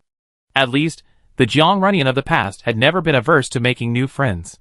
Nian, it's actually okay, they all know your situation is special. But I don't want to be special. Jiang Runyan interrupted him hastily, only uttering half of the last word before swallowing it back when you return from outside. But Bu Jingming understood his implication, and precisely because he understood, he felt quite troubled. This seemed unsolvable, because Jiang Runyan wanted Bu Jingming to treat him like a normal person, but Bu Jingming couldn't ignore his discomfort. Jiang Runyan, too, couldn't control his own state. For a moment, they both fell silent. Bu Jingming lowered his eyelids, pondering how to communicate this to Jiang Runyan. Before he could come up with a solution, he suddenly heard Kujyoshin shout from deep within the clinic, "Holy shit!" Simultaneously, another roar, clearly belonging to a mutant, followed, so loud that the ground seemed to tremble slightly. Bu Jingming instantly snapped out of his thoughts, his eyes sharpening. After meeting Wenyu's gaze, he pulled Jiang Runyan up and ran towards the corridor. Let's go take a look." They walked down the corridor, all the doors tightly shut, until they reached the end where they saw a half-open door, from which the sounds of fighting could be heard. Bu Jingming stepped in front of the other two, carefully and quickly pushing open the door. It appeared to have been a storage room, cluttered with various items that should or shouldn't be in the clinic. The center of the room was now empty, with a downward staircase leading to another open door. Xiaoya's voice came from inside. This way. Run! Huff! Roar! Without hesitation, Bu Jingming told Jiang Runyan to wait for him upstairs and asked Wen Yu to protect him. He ran to the basement, disappearing into the darkness the moment he entered. The basement was a long corridor, only 2 meters high, with several wooden doors arranged in a regular pattern, all tightly closed. Only the first door on the right was open, clearly the source of the commotion. Boss! Is that you, boss? Help! Help! At first glance, the person inside seemed to be in a dire situation, but Bu Jingming actually breathed a sigh of relief. If Kujioxin could still shout like that, it meant the situation wasn't too serious. At least the person wasn't injured. As he expected, upon entering, he saw only darkness and huge, broken iron cages everywhere. Near the innermost part of the room stood a humanoid mutant, its body smooth and hairless, but its skin had an eerie blackish-purple hue. Its legs were normal, but its 2 arms had shrunk to a very small and short size, hanging weakly at its sides, offering no advantage in attack. The opponent's attack method was obvious. Its massive jaws. It was currently wide open, its mouth stretching half a meter high, emitting a foul stench. It intended to bite the human in front of it, but something blocked its mouth.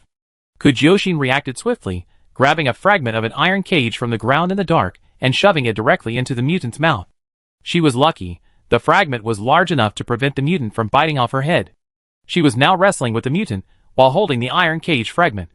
The room wasn't large, and Mao didn't have enough space to spread its wings and attack. It had to use its night vision to act as an alarm. Xiaoya was getting up from the ground, trying to run outside for help. She hadn't seen Bu Jingming come down. Just as she was about to run out, holding her breath, a very dark shadow appeared in front of her. Boss. Bu Jingming glanced at her, said nothing, but manipulated shadow to climb onto the mutant's torso, fixing it in place. Then he rushed forward, pulled out a dagger he always carried, and plunged it into the mutant's heart from behind. Roar! The mutant struggled in agony, but Bu Jingming didn't stop his attack. He swiftly pulled out the dagger and stabbed it again in the temple. These 2 fatal blows finally rendered the mutant powerless to struggle, and it gradually lost its breath. As soon as shadow withdrew, it collapsed heavily to the ground, kicking up a thick layer of dust. Wow, I wasn't even this scared when I went into a panoramic immersive horror escape room back then. Kujioxin loosened the iron cage fragments, patting his chest with lingering fear. Are you alright? Bu Jingming asked. Thank goodness, no injuries. This was truly a close call. Because Bu Jingming had said there were no other living beings in the clinic, Kujioxin had let his guard down while exploring. He hadn't expected there to be a basement, and inside, a mutant. No one could have imagined a clinic would have a basement, so Bu Jingming had only quickly sensed the presence of a living being using a shadow, without carefully examining the internal structure, narrowly escaping danger. Bu Jingming said, next time I definitely remember to be more observant. Kujioxin said, next time I definitely remember to bring weapons when exploring. Okay, that's a very important point. They didn't deal with the corpse in the room, but quickly retreated to the ground, finally breathing a sigh of relief. At this moment, Xiaoya suddenly spoke up, I feel, the environment down there looks familiar. Her words attracted everyone's attention, and under their gaze, she slowly added the second half of her sentence, it's a bit like a laboratory. Chapter 62. Wait a minute, Kujioxin said, covering his mouth as he stood to the side. What lab? That thing's breath stank. It made my mouth numb.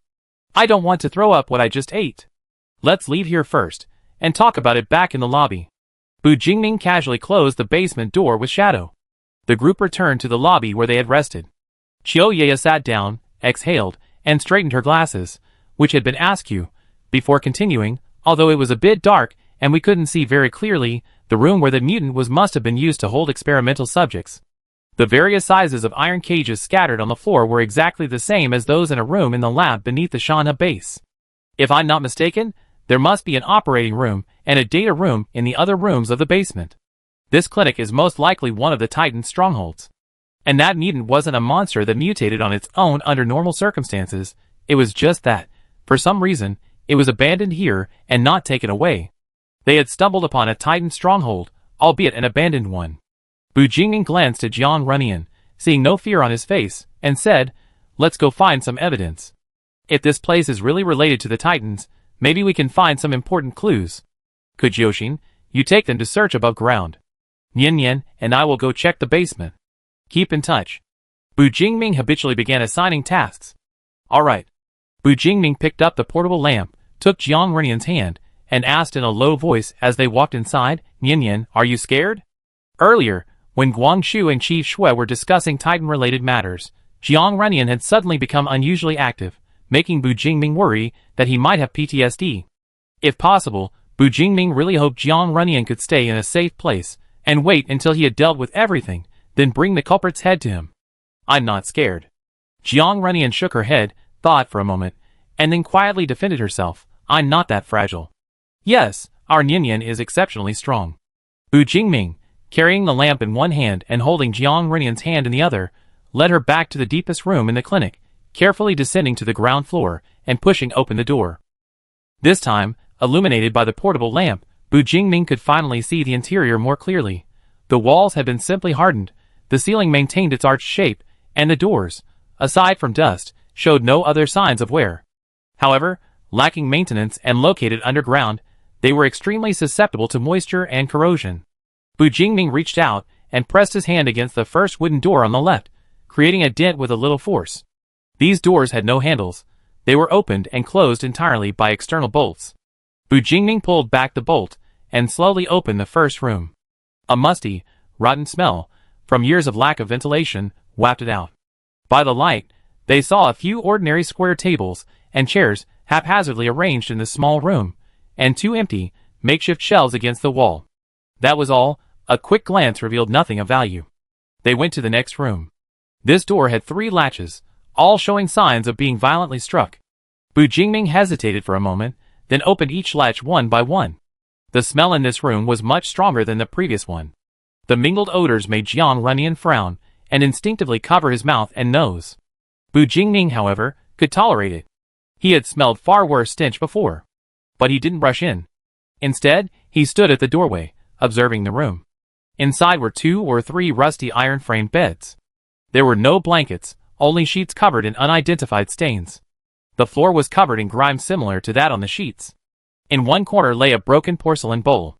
It seemed something had once been inside, but now only a few unidentified insects were wriggling nearby. Bu Jingming released Jiang Renian's hand, and carefully chose the relatively clean area to enter.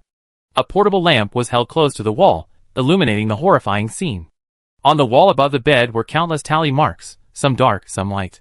Looking at another wall, these tally marks covered the entire room, even extending to the ceiling. Upon seeing this, Bu Jingming's first reaction was to turn off the portable lamp he was holding. Jingming? Yes. When the light came back on, Jiang Renian saw that the door in front of him was closed, and Bu Jingming was casually about to lead him to the next room. Jiang Renian couldn't help but ask Jingming, what's in there? Nothing, just a very dirty dwelling, there's nothing inside. Bu Jingming answered without changing his expression. Jiang Renian blinked, sighed softly, and didn't ask any more questions. Instead, he obediently let Bu Jingming lead him to the next room. It was still clearly a living room, slightly better than the previous one. At least the bed had a full set of blankets and pillows, the floor was only dusty, and the walls weren't covered with those chilling records of despair. But this was still no normal place. Instead of the tally marks, there were iron chains and shackles scattered on the floor. Bu Jingming slightly regretted bringing Jiang Renian down.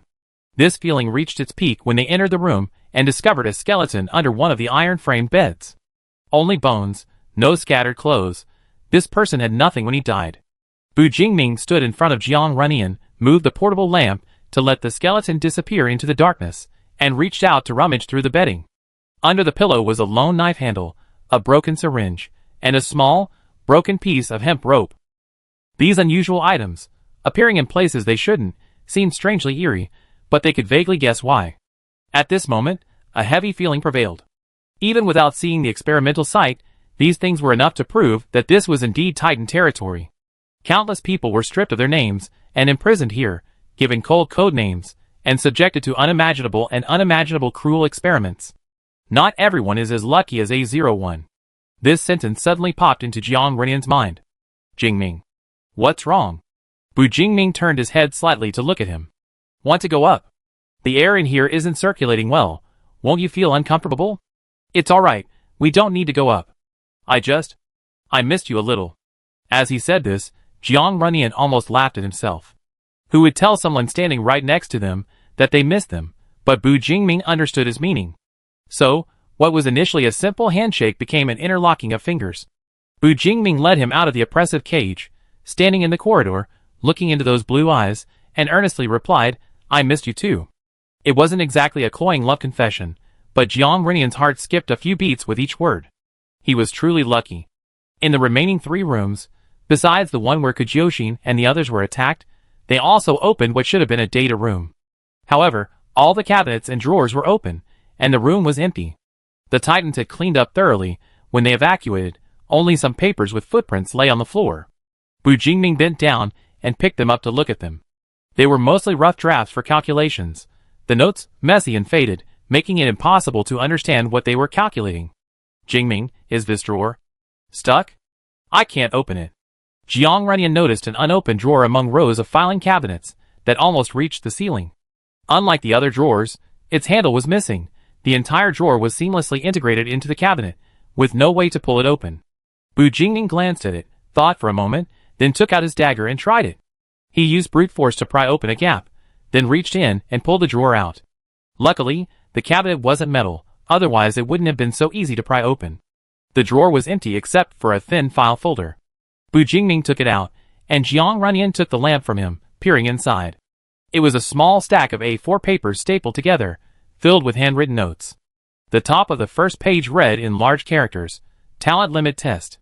Just seeing the title was ominous. Bu Jingming's gaze moved down, quickly skimming the contents. B12, Talent, Soil Production, Level D, Day 1, exhausted after half an hour of continuous production, produced a total of 18 gene of soil, and recovered after 3 hours of rest. Day 2, exhausted after half an hour of continuous production, produced a total of 18 gene of soil, received 1 electric shock, produced another half gene of soil, and recovered after 4 hours of rest. Day 6, exhausted after 10 minutes of continuous production, produced a total of 10 gene of soil, received several electric shocks until the target fainted and lost control of their bladder, ceased soil production, and recovered after 3 hours of rest. Day 10, B12 died. Conclusion: the talent growth formula was confirmed, but the frequency of D-level growth was too low, rendering it worthless. Bang! The portable lamp suddenly fell to the ground, darkness instantly obscuring the writing on the paper. Jiang Runyan remained in the position of holding the lamp, but his arm was visibly trembling, making it difficult to hold the lamp steady. "Yen Yen?" Bu Jingming decisively threw the things he was holding back into the drawer, put his arm around Jiang Runyan's waist to support his body, allowing him to lean against him. "Yen Yen? It's okay, relax, I'm here." The shadow quietly picked up the lamp, dutifully turning it into a lamp stand. Bu Jingming could see Jiang Runyan's expression. There was no obvious emotion, no fear or disgust, as if he was simply lost in thought. If Bu Jingming hadn't been able to feel his muscles trembling slightly, he would have been fooled by such an expression. "I'm fine," Jiang Runyan finally said slowly, supporting Bu Jingming's arm. "I'm just a little nauseous, probably from eating too much hot pot earlier." Just like Jiang Runyan hadn't exposed his clumsy excuse not long ago, Bu Jingming didn't call out his simple lie this time either, only agreeing, "Okay, then don't eat so much next time. I checked the other room before, there's nothing in it, let's go upstairs." After a while, Jiang Runyan seemed to realize something and nodded slightly. Just as they were about to return to the ground, a faint, clearly human-speaking buzzing sound suddenly rang in their minds, followed by Kujyoshin's voice. "Boss, Runyan, did you find anything over there? We found some things that we don't know if they're useful." Chapter 63. "We're done here too, let's go up now." Bu Jingming was about to lead Jiang Runyan upstairs when he felt a slight resistance. He looked down at the person in his arms. "What's wrong?" Wait for me a bit." Jiang Runyan took a deep breath, leaning against Bu Jingming to calm himself for a while before barely managing to suppress the trembling in his limbs. After standing up straight, he shook Bu Jingming's hand. "Let's go." He was ready, but Bu Jingming stopped moving, staring at him for a long time before suddenly smiling. "You?" A kiss interrupted his words, a kiss imprinted on his lips. After doing all this, Bu Jingming, satisfied, pulled the slightly dazed Jiang Runyan out of the basement. When they returned to the lobby, the other 3 were already waiting there. "Boss, did you have a lot of documents down there? Why did it take so long to come up after you said you were done?" Kujyoshin asked. "No," Bu Jingming shook his head. the Titans cleaned up very thoroughly when they left. Strictly speaking, there's nothing to prove that everything down there is related to them. However, he also believed that no one but the Titans could commit such a heinous act. If there were another organization like that, the world would be in chaos. Bu Jingming briefly described the scene in the basement. When he mentioned the handwritten document, he paused, only saying, there was only one document down there that wasn't taken because it was placed in a drawer that was difficult to open. It recorded a very cruel experiment. He didn't elaborate, only telling his teammates that if they were curious, they could go down and see for themselves. These guys. Kujoshin cursed, holding a thin notebook in her hand. After dusting it off, it looked quite new, showing no signs of age. Some of those rooms upstairs were converted into dormitories, accommodating 7 or 8 people per room. We counted, and at the peak, there were probably 30 people here. And the kitchen and operating rooms. Wow, those 2 operating rooms were absolutely horrible, like hell. Kujoshin shuddered at the thought of the blood-soaked scene. Xiaoyaya picked up where she left off, saying, besides some medical records left from the original clinic, we didn't find anything related to Titan except. She pointed to the notebook. This must have been left by a researcher. He wrote a diary in it, using lemon juice or something to make the writing transparent, only visible with a flame. If Xiaoyaya hadn't noticed the subtle creases on the paper from being soaked in water, they wouldn't have discovered the possible entries. Before Bu and Jiang returned, they had already looked at the diary using a portable gas stove. Kujoshin then handed it to Bu Jingming, who took it and opened the cover. Perhaps because I couldn't find a suitable writing tool, the writing produced by the fire looked like it was written with a twig dipped in ink, stumbling, disjointed, and incoherent. It's called a diary, but it doesn't actually contain any dates. Each page only has a few sentences. If this is discovered, I'm doomed, but I still want to write something, to vent my emotions, or perhaps, to try and atone to God. I'm doing terrible things. To survive, I join the demons, harming my own kind. I go insane, but I still want to live. If I don't join them, I die out there. The people around me are like ghosts in human skin. It's terrifying. There are no normal people here. Many pages are blank, without any writing, until the very last few pages. The basement, they're all dead. We collected enough data, we need to move out and go to headquarters. I don't know if I want anyone else to see this in the future, but anyway, we're heading east. The valley? Bu Jingming closed the notebook. Is Titan's headquarters in some valley in the east? This researcher is so thoughtful, finding their next destination for them. Moreover, both Xiaoyaya and this researcher indicate one thing. The people within Titan are not united. Perhaps many were forced to join them, just to survive in this dangerous world. So, the number of people he really has to deal with shouldn't be too many. Boss, judging from your expression, are we going to the place mentioned here next? Kujoshin rubbed her hands together excitedly.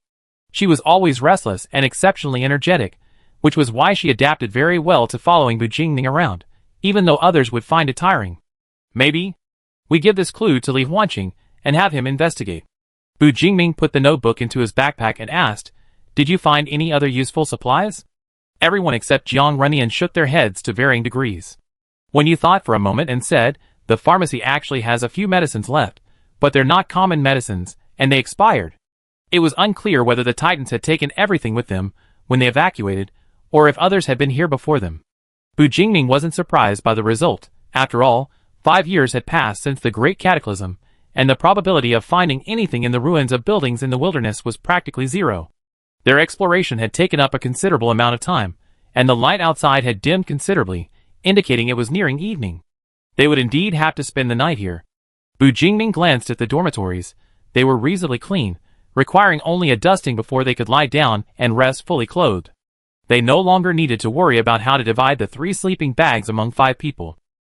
They had cooked a hot pot at noon, so dinner would likely be dry rations. With nothing else to do, it was free time. Kujoshin wanted to go to the basement to look at the documents Bu Jingming had mentioned, but Xiaoyaya didn't dare go down herself, so she dragged Wenyu along. Bu Jingming and Jiang Runyan sat in a corner of the hall, Bu Jingming handing him an open water bag. Are you still feeling unwell? Jiang Runyan hadn't participated in their discussion at all, not even glancing at the notebook. He simply stayed quietly beside Bu Jingming.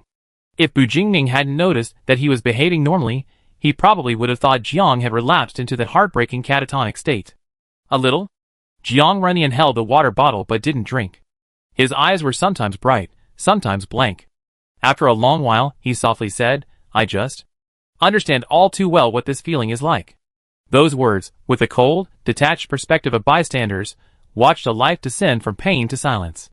They were high above, manipulating it at will, never heeding the cries and pleas for mercy, even though the other party was human, just like them.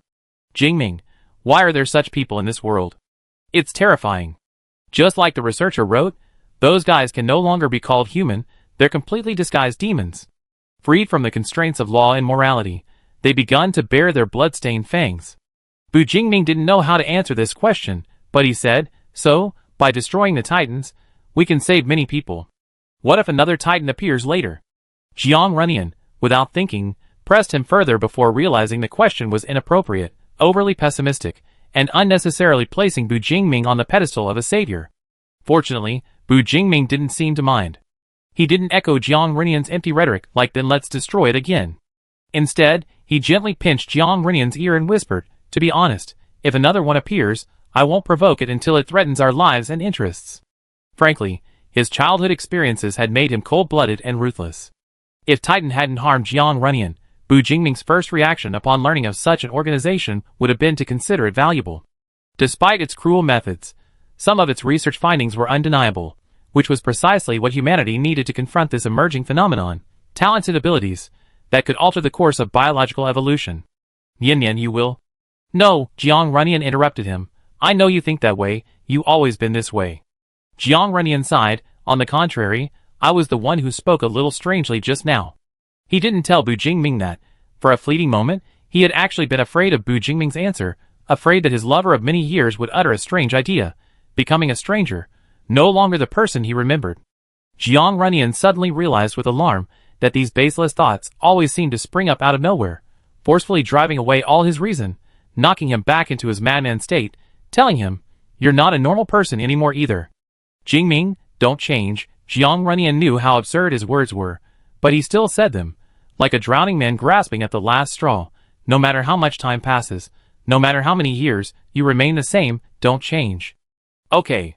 He rambled on, speaking incoherently, but Bu Jingming accepted it all with ease, as if it weren't an outrageous or excessive request, but simply something he wanted for dinner, tomato and egg stir-fry. The thing affecting Jiang Runyan's brain was mostly dispelled by Bu Jingming's single word, but it still wouldn't give up, asking Bu Jingming one last question. Jingming, if there's a second Titan, I want you to continue destroying them, no matter how many more appear. Anyone else would have ridiculed Jiang Runyan for being shameless, wanting to be a savior while making Bu Jingming do the work. How could someone be like that? Fine, you don't want Titans to appear in this world, then I go and wipe them out. No matter how many appear, Bu Jingming said. While others couldn't help but marvel, there were actually two people like that, truly equally insane. Jiang Runyan's rationality slowly returned, his muddled brain began to churn, and he felt his face burning. Jingming, why do you agree to everything I ask, regardless of whether it's right or wrong? Hearing this, Bu Jingming's heart, which had been pounding, finally calmed down a little, and he couldn't help but laugh. What's so strange about that?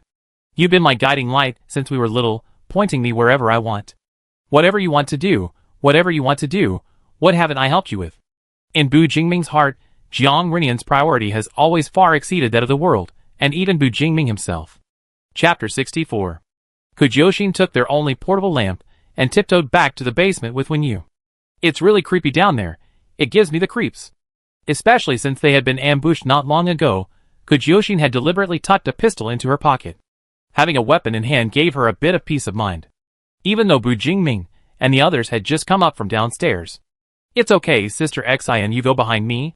Wenyu took 2 steps, passing Kujoshin, and stood first at the door at the bottom of the stairs. His action immediately amused Kujoshin. He was just a kid himself, yet he was planning to protect her. Hey, you think you're so great, Xianjia? Kujoshin walked down, holding a lamp and waving her arm. The lamps are all in my hands. You can't see anything if you walk in front of me, so get out of the way.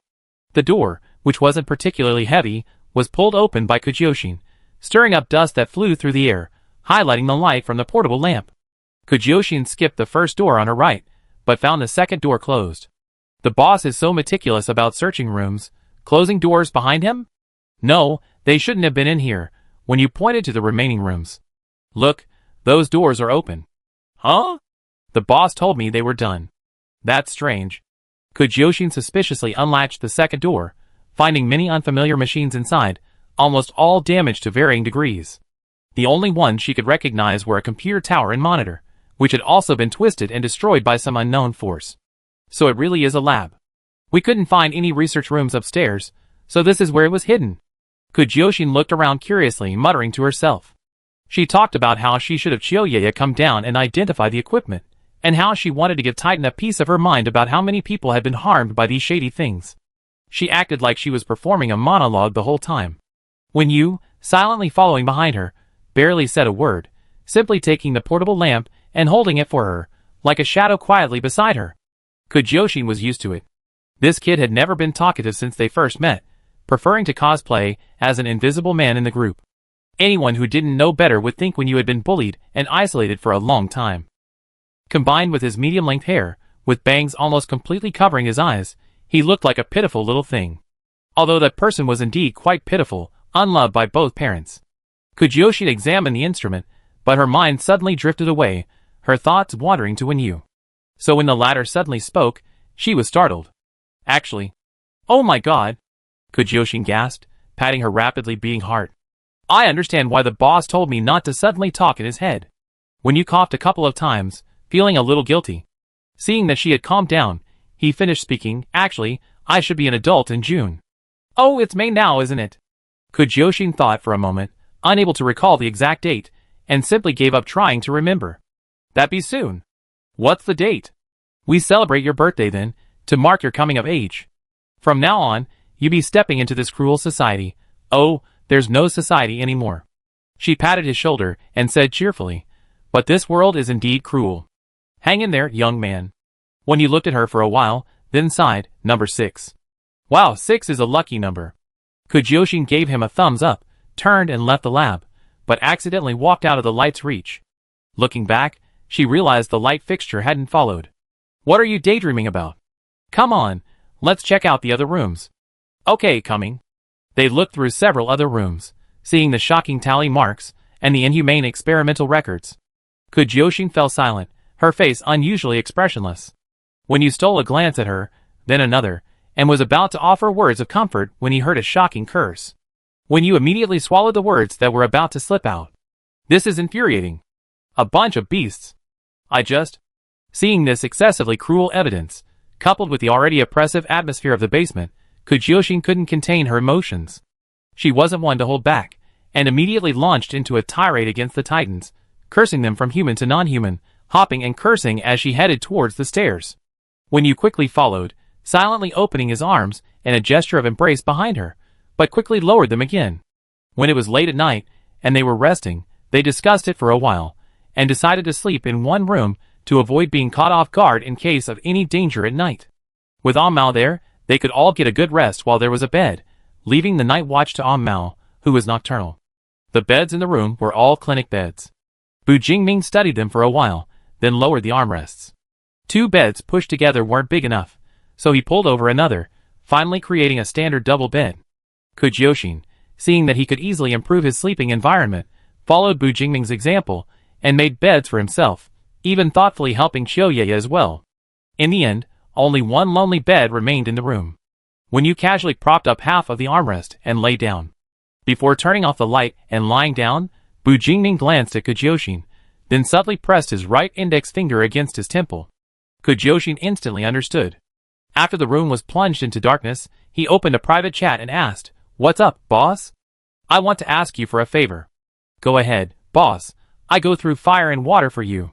Bu Jingming, No need to be so devoted. It's not that serious. I just wanted to ask you to chat with Nian Nian more often when you're free, to get closer to her. Jiuxin, oh, so you wouldn't get jealous over this, boss? You should have said so earlier. I have made Nian Nian one of my own by tomorrow. Bu Jingming, Where did Jiuxin's strange perception of him come from? Alright, nothing else. Go to sleep early. Okay, good night, boss. The mental link broke, and Bu Jingming came to his senses, only to find Jiang Runyan lying beside him, still awake, staring at him for who knows how long. He leaned closer, whispering in Jiang Runyan's ear, "What's wrong?" Perhaps mindful of his teammates sleeping nearby, Jiang Runyan remained silent, only extending a finger and tracing circles on the back of Bu Jingming's hand. Even after so many years as childhood sweethearts, Bu Jingming couldn't decipher Zhang's meaning. He simply took Zhang's mischievous hand, kissed it, and then covered Bu's eyes, signaling that it was time for him to sleep. He could feel Zhang's fluttering eyelashes in his palm. After a long, tense moment, he finally closed his eyes slowly. Although they said they were going to sleep, Bu Jingming couldn't fall asleep even after closing his eyes with Jiang Runyan. His mind was probably filled with thoughts he couldn't quite understand, making it impossible for him to relax. It was quiet all around, with only the occasional sound of wind. They slept very close, almost touching. Jiang Runyan's soft breath brushed against his neck, carrying a familiar scent and warmth, as if they hadn't yet experienced any cataclysmic event, and this was just another ordinary day from the past. Bu Jingming suddenly felt an urge to open his eyes and steal a kiss.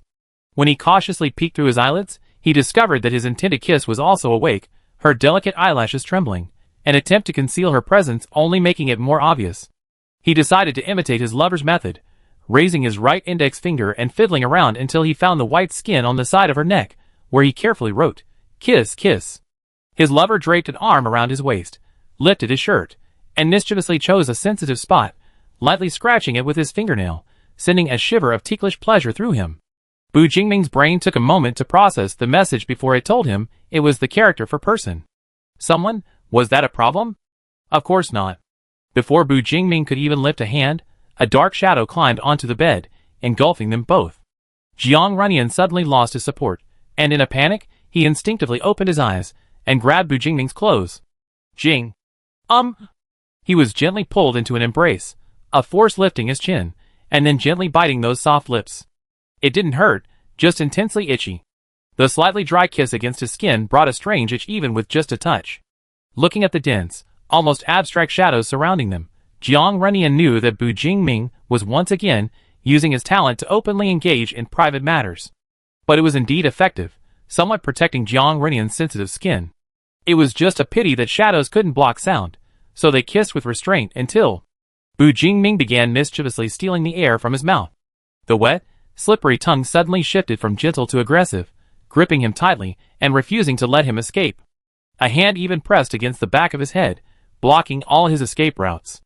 Jiang Runyan was utterly helpless, completely dizzy from the kiss, unable to control his increasingly heavy breathing or the few escaping moans. His face was flushed, and his whole body was burning.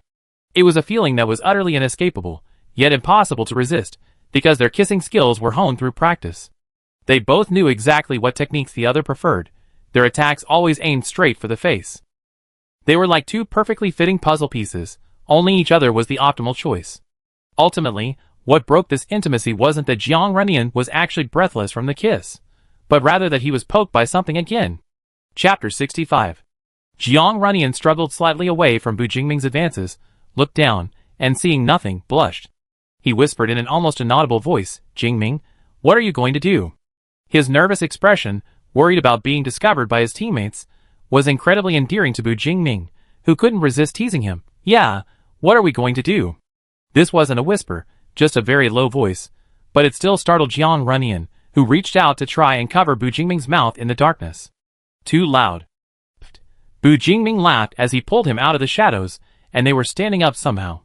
Only when their feet touched the hard ground did Jiang Runyan realize they were in the next room. When did this happen? He was so dazed from the kisses that he hadn't felt a thing. "Now we don't have to use our breathy voices anymore." He said this, but Bu Jingming still spoke in a breathy voice, which made Jiang Runyan punch him on the shoulder. Bu Jingming then laughed and pulled him down onto a hospital bed. Jiang Runyan lay on top of him, feeling the presence of that thing even more strongly. "So instead of sleeping, you're going to do some nighttime exercise?" Jiang Runyan felt a little awkward lying like this. The hospital bed was too narrow to accommodate two men, but every time he moved, the arm around his waist tightened. Bu Jingming said in a hoarse voice, "Don't move, Nian Yan, let me hug you." Right now, they only had the conditions for sleeping, not for rolling around in bed. It was just a joke, not something they could actually do in the wild. However, Bu Jingming was completely powerless against Jiang Runyan's presence. He swore he initially only wanted to steal a kiss, never expecting it to escalate to such a serious situation. Just a hug, just for a little while.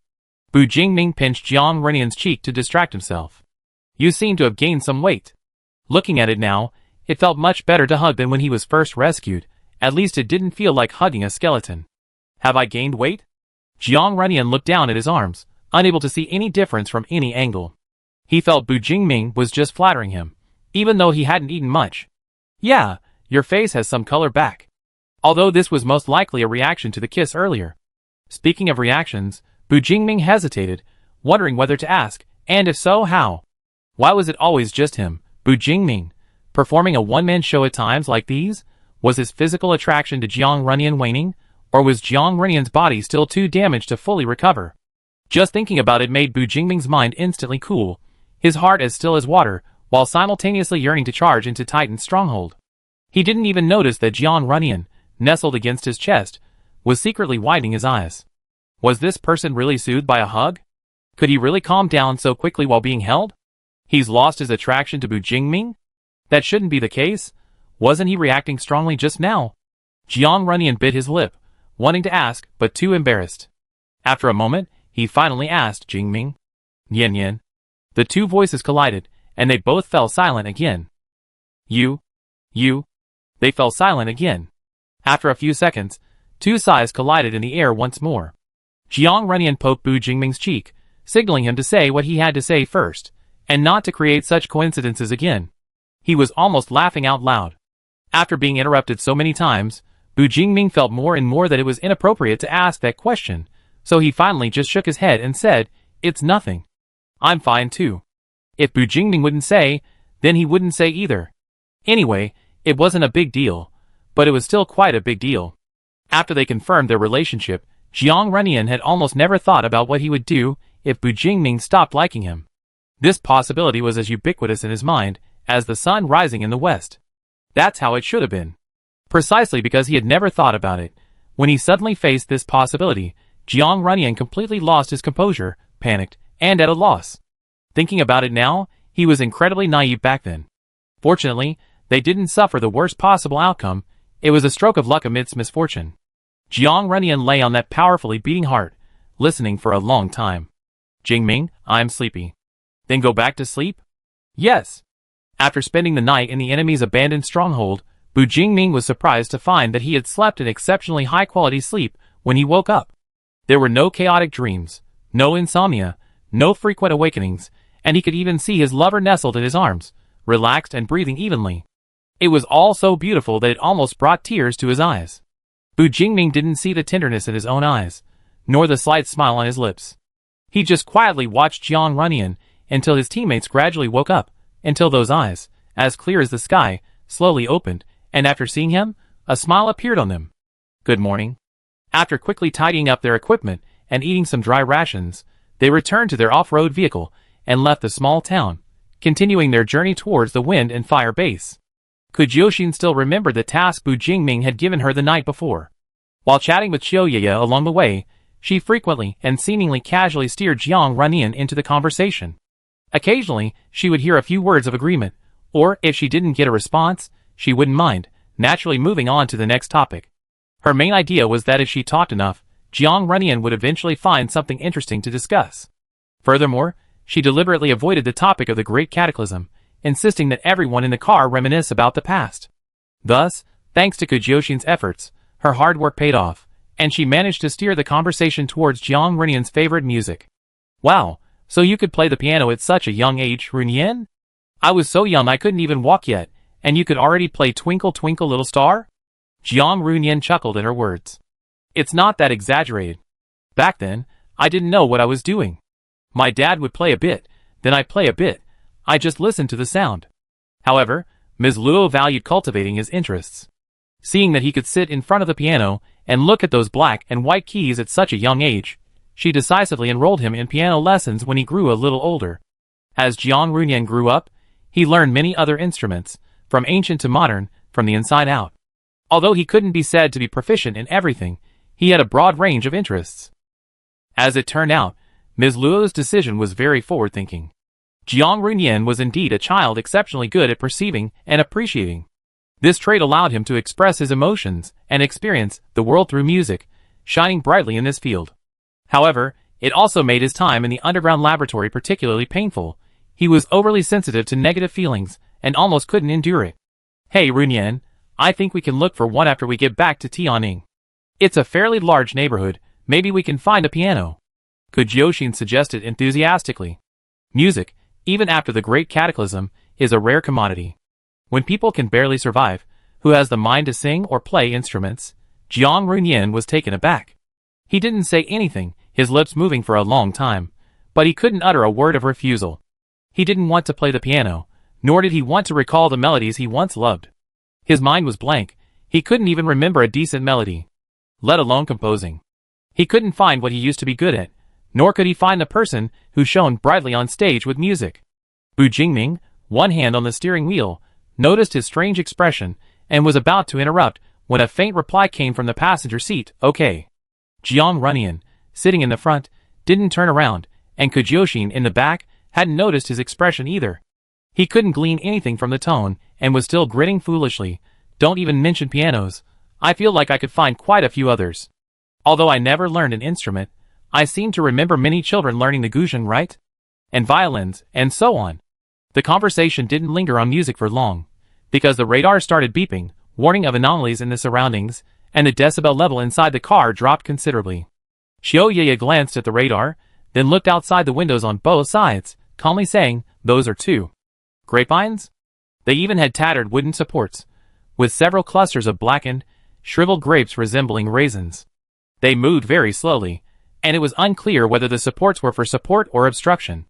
It poses no threat, we can just walk around it. But the topic had been diverted, and talking for so long was tiring, so we decided to take a break. However, Kujyoshin secretly messaged Bu Jingming privately to boast, boss, I think our plan to build a closer relationship is 60% successful. We've been on the same team for so long, and this is the first time I talked to Runyan for so long. Although it was essentially Kujyoshin nagging, he learned a lot about Jiang Runyan, like his birthday, whether he liked cats or dogs. Bu Jingming, if this were before the Great Cataclysm, you two could already be brothers. Kujyoshin, huh? What do you mean? The Great Cataclysm affects people's personalities? Bu Jingming, Kujyoshin, just a little bit, your mouth beats your brain. Anyway, I keep trying. Kujyoshin rested his arm on the car door, propped his cheek on his hand, and casually looked out the window at a constantly changing corner, pondering and finding it hard to imagine. She had lived an exceptionally healthy life for over 20 years, both mentally and physically, and was even among the rare high-energy individuals. From a young age, she loved to travel, hiking, swimming, playing sports, and exercising. While her academic performance was average, her main strength was her positive attitude. It seemed she hadn't encountered any major setbacks in her life until the cataclysmic event. And perhaps it's a case of birds of a feather flocking together. Most of her friends were like her, straightforward, saying what they meant, even their grudges.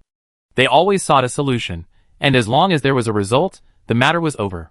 The brain and heart are merely transit points for emotions. They don't linger, like travelers passing through. But she guessed that Jiang Runyan's situation, even with a result, wouldn't improve so easily. She was also a skilled internet user and familiar with common medical terms. However, how to interact with him, and in what way, was unknown to her. This truly touched upon a blind spot in her knowledge. Her boss rarely asked her to do anything so seriously for anyone, let alone because of someone. Even in ordinary times, the boss prefers to handle things herself, which is much better than those guys who abuse their captaincy and boss people around. So whatever the reason, she has to get this done. Chapter 66. Whenever traveling in the wild, encounters with mutants are inevitable. Most of the time, Bu Jingming's talent allows him to handle them independently. Occasionally, Kujyoshin, tired of sitting in the car, will proactively ask to get out and stretch her legs, carrying her axe. When you reach for another machete in the car. Sister Xian, are you going alone? Maybe I should. Kujyoshin stopped him. Just stay in the car. It's not the time to practice combat skills. If you want to practice, I take you out to find some monsters when the wind and fire arrive. She only intended to get out and stretch her limbs. She didn't want to look after the child. A short rest is good. Bu Jingming decided to stop the car. Watching Kujyoshin fight two mutated chickens as tall as her thighs, he suddenly asked Jiang Runyan, Nian, interested in learning to use a gun? This was undeniably indulgent. In this apocalyptic environment, asking interested was ridiculous. Without weapons, you wouldn't even know how you died. How could you possibly choose the negative option? Jiang Runyan hesitated for a moment, her tone full of doubt. Me? Well, you don't have any offensive talents. A gun is the most lethal weapon you can use. Bu Jingming glanced at the back seat, beckoned with his finger, and a shadowy figure rolled up a pistol and placed it on Jiang Runyan's lap. Kujyoshin is having a hard time taking on two by herself. Shall we help her? Bu Jingming smiled, unbuckled his seatbelt, and moved closer to the passenger seat. He first picked up the gun and placed it in Jiang Runyan's hand, adjusting his grip before slowly raising his hand. Don't be afraid, it has a silencer, it won't be very loud. The passenger window was rolled down. Not far away, Kujyoshin gripped the axe handle with both hands, swinging his arm to chop off half a wing of one of the mutated chickens. The other chicken, screeching, charged at her, its sharp, gleaming beak about to peck at her lower back. The safety's here. Pull the safety down to fire. Your fingers here. Straighten your arm, or the recoil will lift the barrel into the air. Thud. Kujyoshin didn't turn around. Instead, he used the momentum to smash the axe into the ground, wedge it, and twist his waist, easily dodging the other chicken's attack while simultaneously using his knee as a fulcrum to pry the giant axe out of the ground and back into his hand. Load it. When you aim, look here. No need to close your eyes, look with both eyes.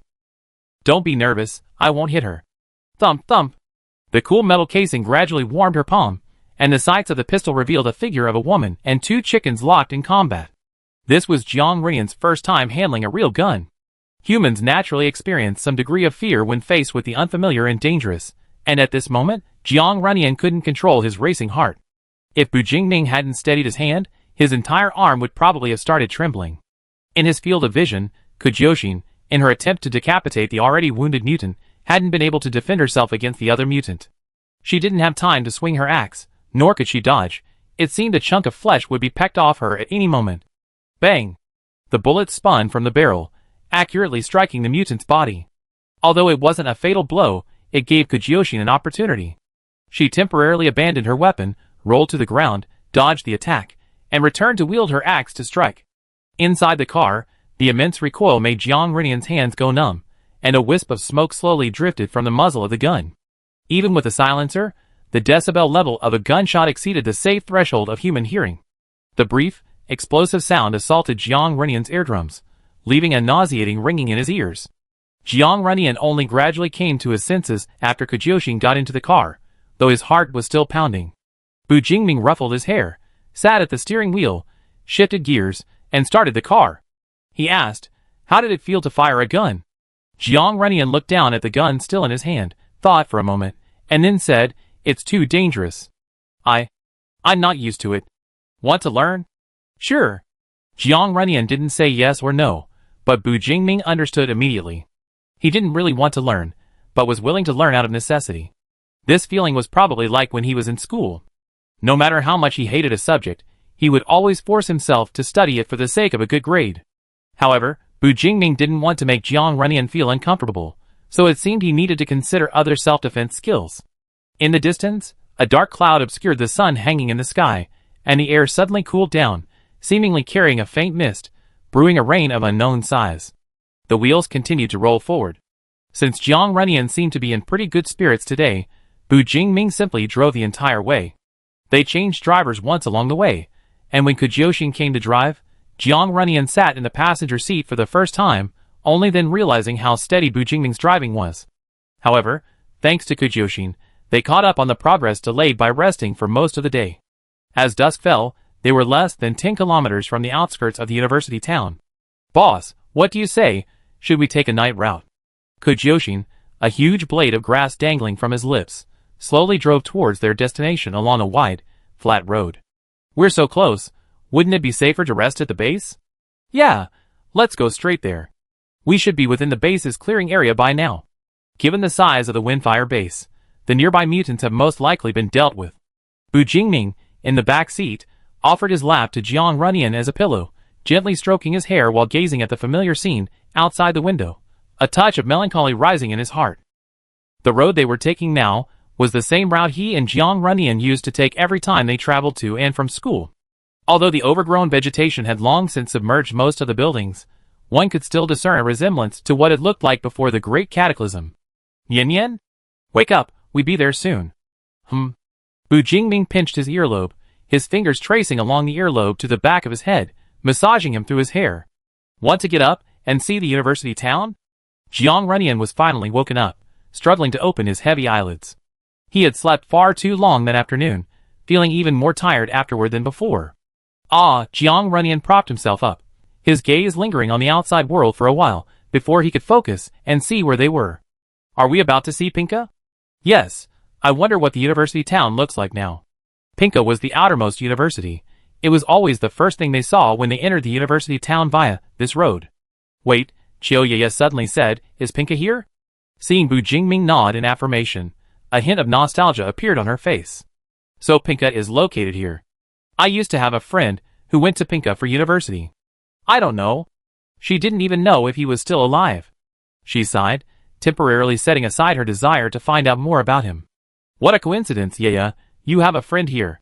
Kujioxin quickly turned around and smiled at her. He's definitely still alive. This way, we have an acquaintance in the base. But why haven't I heard you mention this friend before?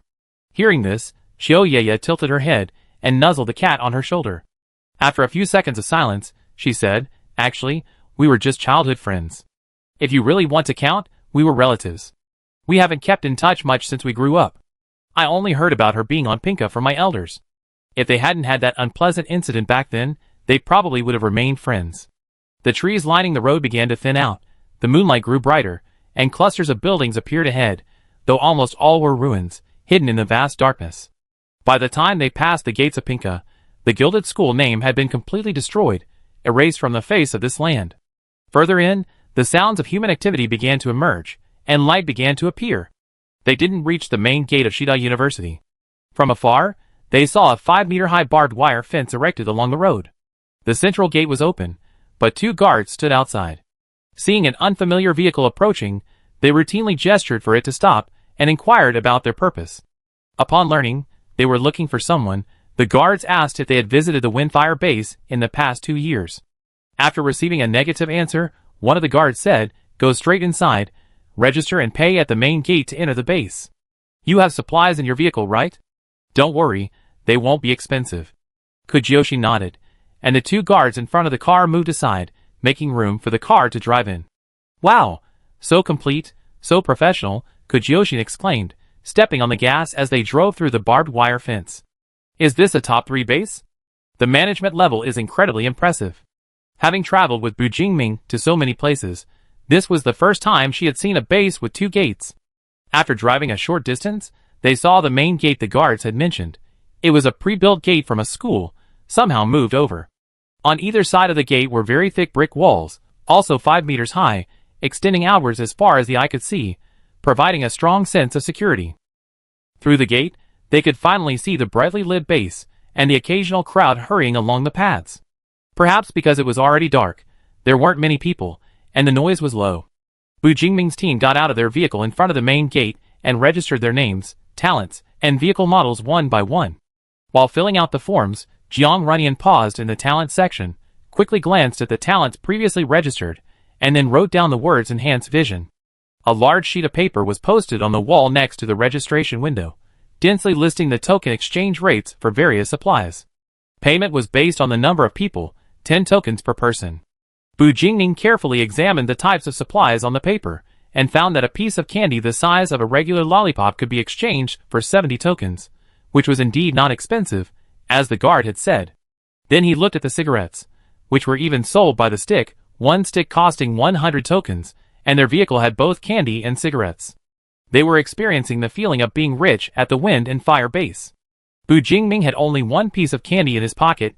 He didn't even need to go back to the car to get it. He stood at the registration desk, placed the candy on the table, and pushed it towards the person, asking, by the way, I wanted to ask, where does Ms. Lan Qi from your base live? The registration staff picked up the candy, checked it briefly, and put it in a drawer, while simultaneously pulling out a banknote. She pushed the banknote towards Bu Jingming, unsurprised by his question, You're here to see her? Chapter 67. Dr. Lan lives in Building 15, Room 307, Area C. She's very busy. You need to make an appointment to get her help. Here's her phone number. There are phone booths on the street. Your car needs to be parked in the parking lot. Only bicycles are allowed inside the base. The parking lot is over here, Just drive to the end of this road. The hotel is in Building 8, Area B. Area B is in this direction.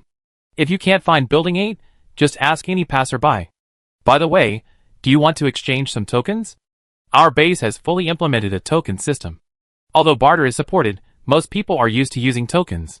The registration staff, seeing that this was their first visit since the management system reform, kindly explained a lot of things. After thanking them, Bu Jingming thought for a moment and asked, "What's the price of the hotel?" A standard room is 21 yuan per night. Cheaper and more expensive options are available. Having quickly assessed the prices based on the staff's description, Bu Jingming asked Kujoshin to get some canned goods from the car and temporarily exchange them for 300 tokens. 2 magenta banknotes, resembling those used before the Great Cataclysm, were handed out. However, a closer look revealed that the patterns and designs were completely unfamiliar. Bu Jingming thanked them and accepted the tokens. At that moment, the gate slowly opened, and the group prepared to board the vehicle and officially enter the Wind and Fire base. Xiaoyaya lagged behind in the line. After a moment's thought, she turned back to the registration staff. "Hello, I'd like to ask if there's anyone in your base named Chen Qi? Sorry, I don't remember all the residents' names, and I have no recollection of this name. Perhaps you can ask other people after you go inside." "Okay, sorry." Xiaoyaya sighed and got into the car at Kujoshin's urging. As the car door closed with a thud, the engine roared, propelling the wheels forward. There was a brief silence inside the car. "Kujoshin, I feel like Grandma Lu visiting the Grandview Garden, a country bumpkin in the city. The base I stayed at before could only barely keep us fed. I thought other bases would be similar." Jiang Runian, Jingming, was this place like this when you came before? Bu Jingming, no, back then it was just a rudimentary base, limited to Shida village. I never imagined it would develop like this in just a few years. It's so advanced it's unbelievable.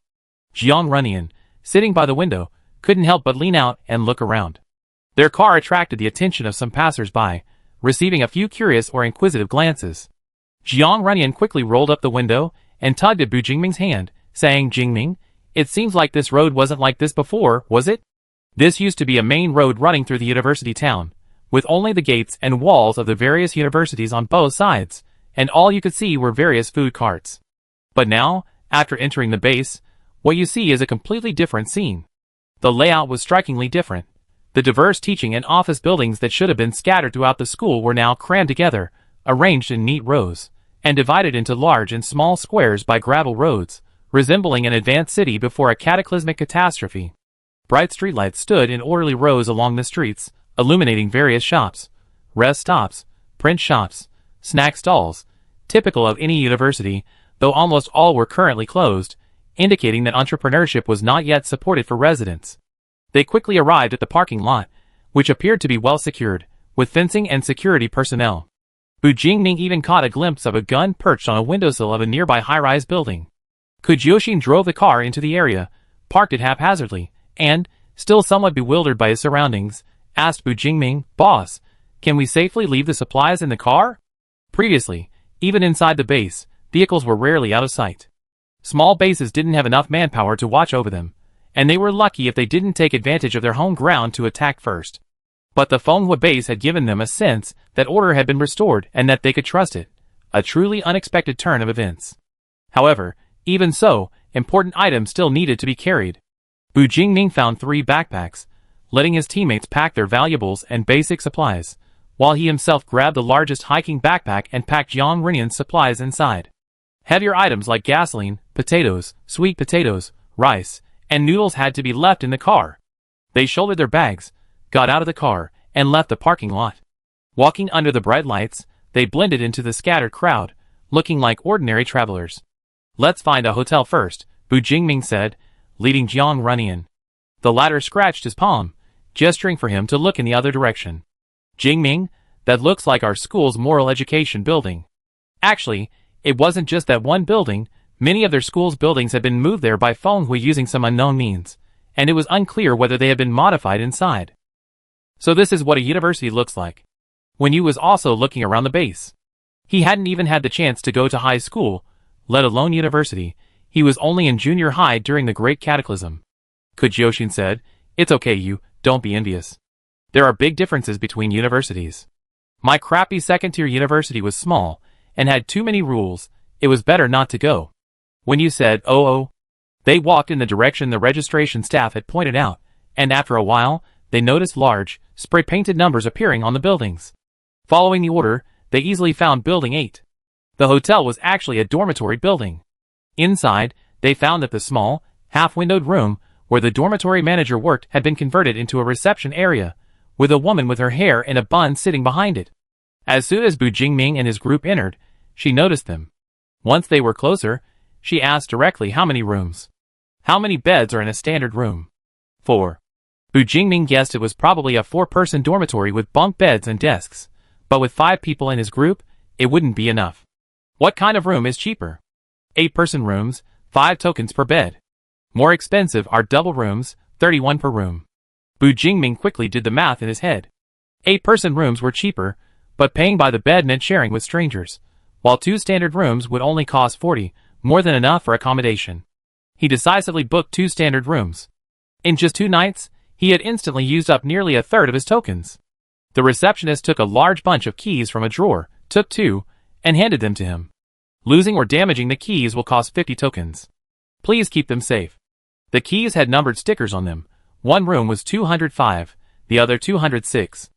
They went up the stairs to the 2nd floor, found their rooms, and had a slight disagreement about who should share. Bu Jingming naturally assumed the men would share a room with the women, but after Kujioxin and Xiaoye whispered a few words, they pulled Wenyu away, saying, "What's the point of keeping Xiaoyu there as a third wheel? She might as well stay with us. The young couple should have their own space, good night." The door to the next room closed, and Bu Jingming and Jiang Runyan exchanged a glance, then reluctantly accepted their teammate's offer and pushed open the dormitory door in front of them. This dormitory building seemed to be for women. There were old, light blue stickers on the desks, and even one bed had an undamaged cube bear curtain hanging on it. Bu Jingming put down his backpack, looked around the room, and suddenly thought, if I'd known this would happen, I should have booked a double room. With a bunk bed and a desk underneath, we can't push the beds together. However, there was a sofa chair in front of a table. Bu Jingming went over and touched it. It had been cleaned, and there was no obvious dust. He then pulled Jiang Runyan to sit down in the chair. "Nyanyan, you must be tired after a long day of travel. Are you hungry?" Before Jiang Runyan could speak, a peeled candy appeared in front of her mouth. Light yellow, pineapple flavored. When exchanging tokens, he had deliberately saved the more valuable candy. Jiang Runyan wasn't particularly interested in food, so he wanted to save something sweet. He hadn't exchanged cigarettes either. They were new to the place, and it wasn't appropriate to bring out anything too expensive. Jiang Runyan ate the candy from his fingertip, nestled in the sofa chair, and looked tired. "Not hungry, just sleepy. Didn't you just wake up?" Bu Jingming frowned imperceptibly, controlling his tone to avoid sounding overly worried. "Should we go downstairs and look for a phone booth?" He hadn't expected the person Li Huanqing had found for him to be so famous. An appointment was required to see him. Even more unexpected was that the Fenghua base had actually restored telephone technology. No wonder it's a university town. It truly produces a wealth of talent. At the mention of making a phone call, Jiang Runyan shrank further into his chair, even pulling his legs up and wrapping them around his waist with his arms.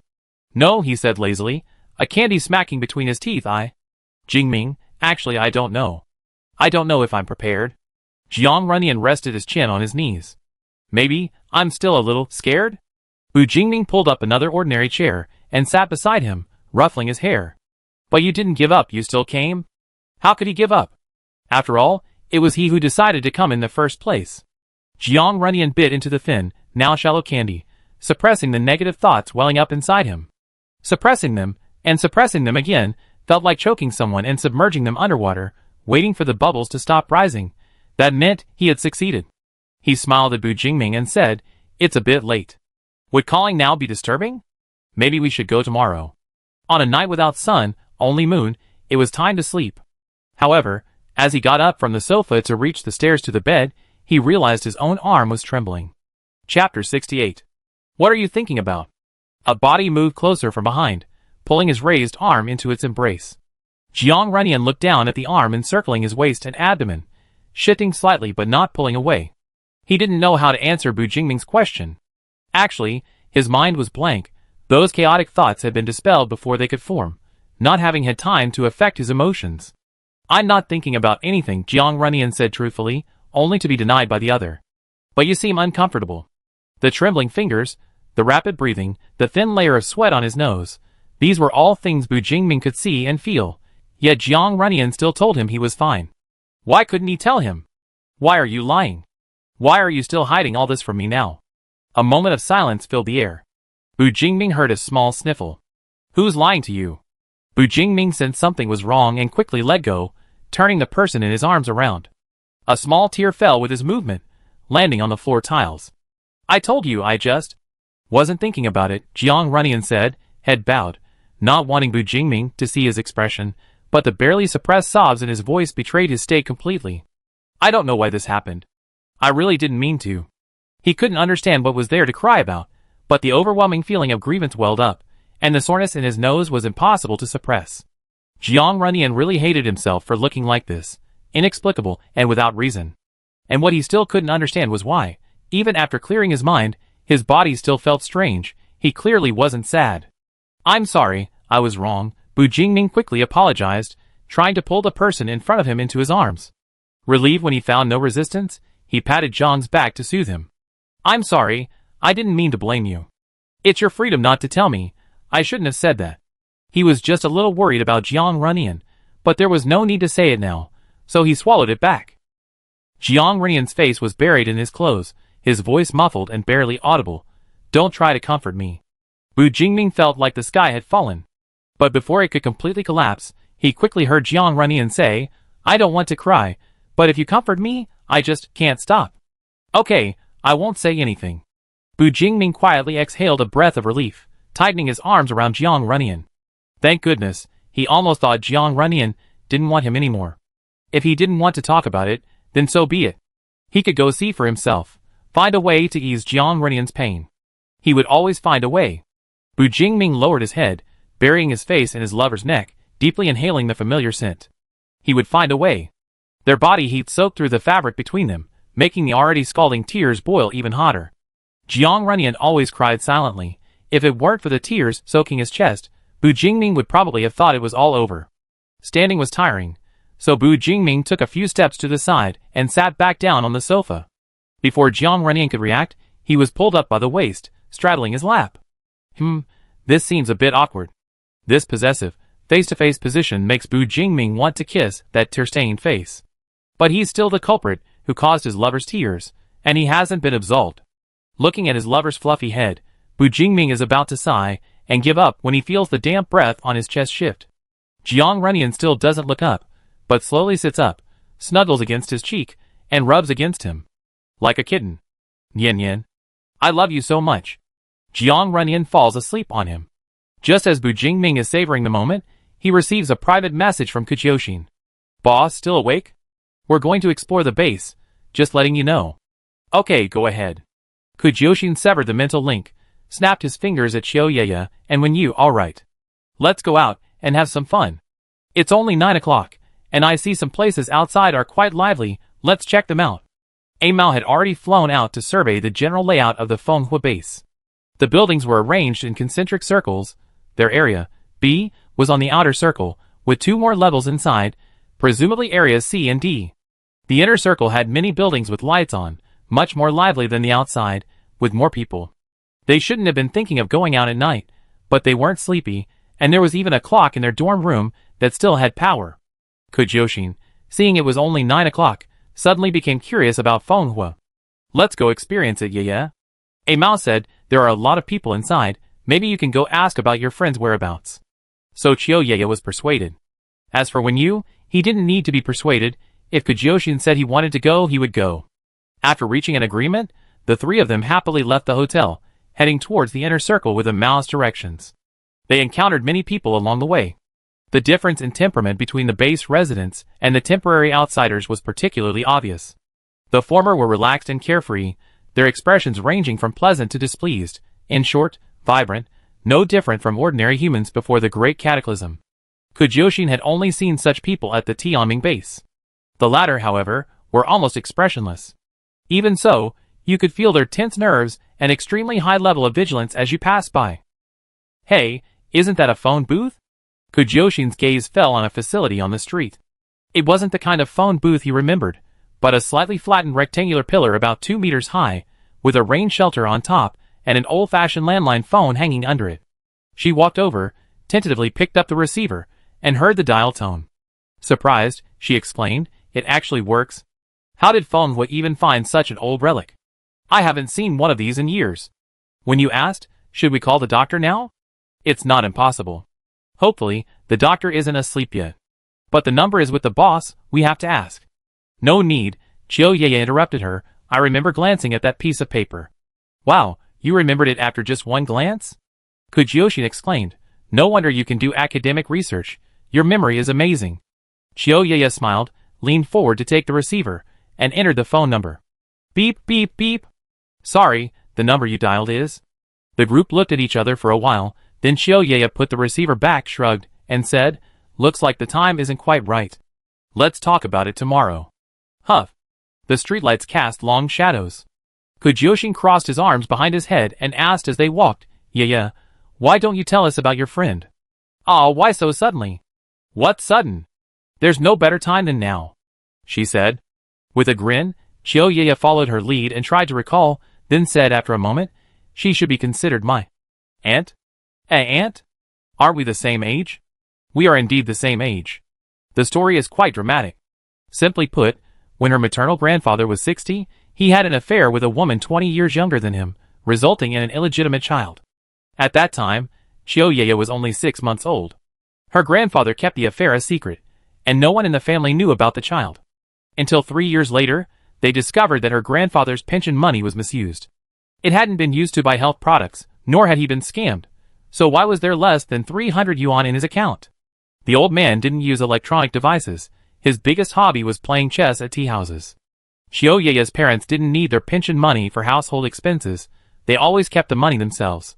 For years, her grandmother had paid for everything from her own pension, never asking her grandfather for any money. Even with a meager monthly pension, it's impossible for there to be so little money in the account. Chioyeye's parents, fearing her husband had done something wrong, quickly investigated, uncovering this shocking scandal. With the affair exposed, the grandfather decisively demanded a divorce, claiming the other woman was his true love. The grandmother vehemently disagreed, leading to days of chaotic arguments. Finally, the grandfather found an opportunity and, in the middle of the night, took the bank book and household registration book, intending to elope with the woman. However, he didn't expect the woman to refuse the elopement and decisively leave the city with her illegitimate child, leaving his grandfather no chance to stop her. The grandfather returned home dejected, and a few months later, he suffered a sudden cerebral hemorrhage and died. At the time, Chioyeye was 3 years old and attending kindergarten. It was summer vacation, and she spent several days at her grandparents' house watching this farce unfold. The child understood nothing. She didn't understand why her usually kind and gentle grandparents were cursing at each other like completely different people, nor why her parents said they wouldn't visit their grandparents anymore, and she certainly didn't understand why her grandfather was suddenly gone. Later, that woman secretly brought her daughter back here a few years later to attend junior high school. Coincidentally, we were in the same class and sat next to each other, Chioyeye sighed. We got along quite well. Later, I went home and told my mom I had made a new friend named Chen-Chi. Even now, I can't describe the expression on my mom's face at that time. Kujiyoshin took a bite of the empty melon in his hand. So, did you two have any conflicts because of this? I'm not sure if she knew about it at the time, but I guess even if she did, she wouldn't stop being friends with me because of it, Chioyeye said. The unpleasantness stemmed from another matter. Chen-Chi, that person, always knows exactly who's in charge, and she's very clear about love and hate. She probably knows that the elders' grudges have nothing to do with us. She paused, then paused. As she told the story, they had followed the path to a dried-up artificial hill and pond. A brightly lit building stood not far ahead, with people constantly going in and out, making the area around the artificial hill seem rather deserted. Every rustle of wind could be heard. Then Chioyeye noticed someone walking towards them. The person had a very short bob and wore an open long trench coat, quickly passing by her. For some reason, her gaze lingered on the person's face, following their every move until they had passed each other. Only then did she hesitantly call out, Chen-Chi? Chapter 69. Chun-Chi? Chen-Chi. Chioyeye subconsciously reached out and grabbed the other person's wrist. It seemed only then that the other person realized she was being called, stopped, turned around, glanced at Mao first, and then stared at her for a long time. Ah! Xiao Yaya? It really is you. You're alive. That's wonderful. A layer of mist quietly welled up in her eyes behind her glasses. Xiao Yaya blinked quickly, holding back her emotions from flowing with her tears. They stood very close. The other person was about half a head taller than Xiao Yaya, looking down at her with a gentle gaze. Her voice was as clear and bright as a spring in her memory. Yeah, Lucky. What are you doing here? Her gaze fell on Ke and went beside her. Ke Jiuxin smiled and raised her hand to greet her. Your teammates? Only then did Xiao Yaya realize she was still holding the other person's hand. She quickly let go and took a step back, so she didn't need to look up at her face. Nearly 10 years had passed, and while her features hadn't changed much, she seemed more mature. Her brows were lowered, and even without makeup, a dark eyeliner followed the curve of her double eyelids, making her appear colder than she remembered. Yes, I joined a team recently, and our captain is here looking for someone, Xiao Yaya said, glancing at Chen Qi, then at her teammate. She hesitated, a little conflicted. She hadn't encountered anyone she knew since the Great Cataclysm in a very long time, and she had so much to say to them. However, their current environment wasn't quite suitable for reminiscing, and Chen Qi seemed expressionless, unlike her, and didn't seem to have much to say. I want to catch up.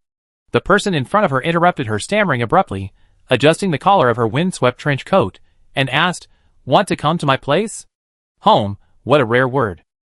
Xiao Yaya was a little dazed, not even realizing what she had said, only knowing that the next moment she heard her say, Come with me. Hey, can we come with you? Ke Jiuxin raised his hand beside her. She paused, about to take a step welcome. So, they all followed behind her, Ke Jiuxin quietly opening the team voice chat. Yaya, your friend is a cool girl. Ah, yes, she wasn't very talkative before, but... Xiao Yaya looked at the tall figure, feeling slightly uncomfortable. She wasn't this cold before. Perhaps it was because their relationship wasn't as close anymore. Xiao Yaya sighed, tilting her head back. Out of the corner of her eye, she suddenly noticed they were walking towards a beautifully painted building, but a rough, bright red 15 on the exterior wall draped it aside, significantly lowering the building's perceived value. Does Chen Qi also live in building 15? Is this section C? These questions suddenly popped into her mind, and Xiao Yaya kept quiet until they reached the third floor and stood before the door of apartment 307. Then she couldn't help but ask, Chen Qi, do you know Dr. Lan? The person being questioned didn't rush to answer. Instead, she leisurely took out her keys, opened the door, went inside, and switched on the overhead light. So you're here to see Lan Qi? She stood inside the room, turning back with a rare smile. I am Lan Qi. Jiang Renian was awakened by the sunlight streaming through the window, finding himself sleeping on a warm, soft, slightly undulating cushion. Ah, it seems they still squeezed into one bed last night. A single bed is indeed a bit cramped for two grown men, so Bu Jingming offered half his body to make Jiang Renian more comfortable. Awake? The vibration of his voice reached Jiang Renian's chest, and then his ears. He looked up, resting his chin on Bu Jingming's body, seeing a smile in those dark eyes. Yan Yan? Still not awake? A hand found his face, pinched his earlobe, and lifted him up slightly, followed by a soft kiss on his lips. Jiang Renian instinctively closed his eyes. He heard his lover's soft laughter, and the ordinary kiss became a deep, intimate connection. He was transported to a paradise in the darkness, happily playing for a while before reluctantly leaving. Are you awake now? Yeah. Bu Jingming ruffled his hair, pulling him up to sit. Yan Yan, what are your plans for today? If you don't want to go yet, we can stay in Fenghua for a few more days. They have enough supplies. They shouldn't be short of room fees. Jiang Renian silently watched him jump out of bed, tidying his messy hair while rummaging through his backpack for canned rations. He mentioned that Ke Jiuxin and the others had gone to explore the base last night. He wondered if they had found anything interesting. By the way, Yan Yan, since Fenghua has a currency system, there must be food to trade. Let's go see if there's anything you want to eat. Let's make a call. Bu Jingming swallowed his next words, looking up at Jiang Renian on the bed. Nothing forced? Jingming, running away won't solve anything. You were the one who told me that. Perhaps because he slept and torn a page from the calendar, Jiang Renian's mind was much clearer than yesterday. He moved to the edge of the bed, mimicking Bu Jingming's jump off, landing predictably in someone's arms. I'm not a very brave person. You can't give me too much time to think. Overthinking leads to an unconscious tendency to choose the comfortable, safe, and error-free option, but that's not necessarily right. Jingming, you're actually scared too, aren't you?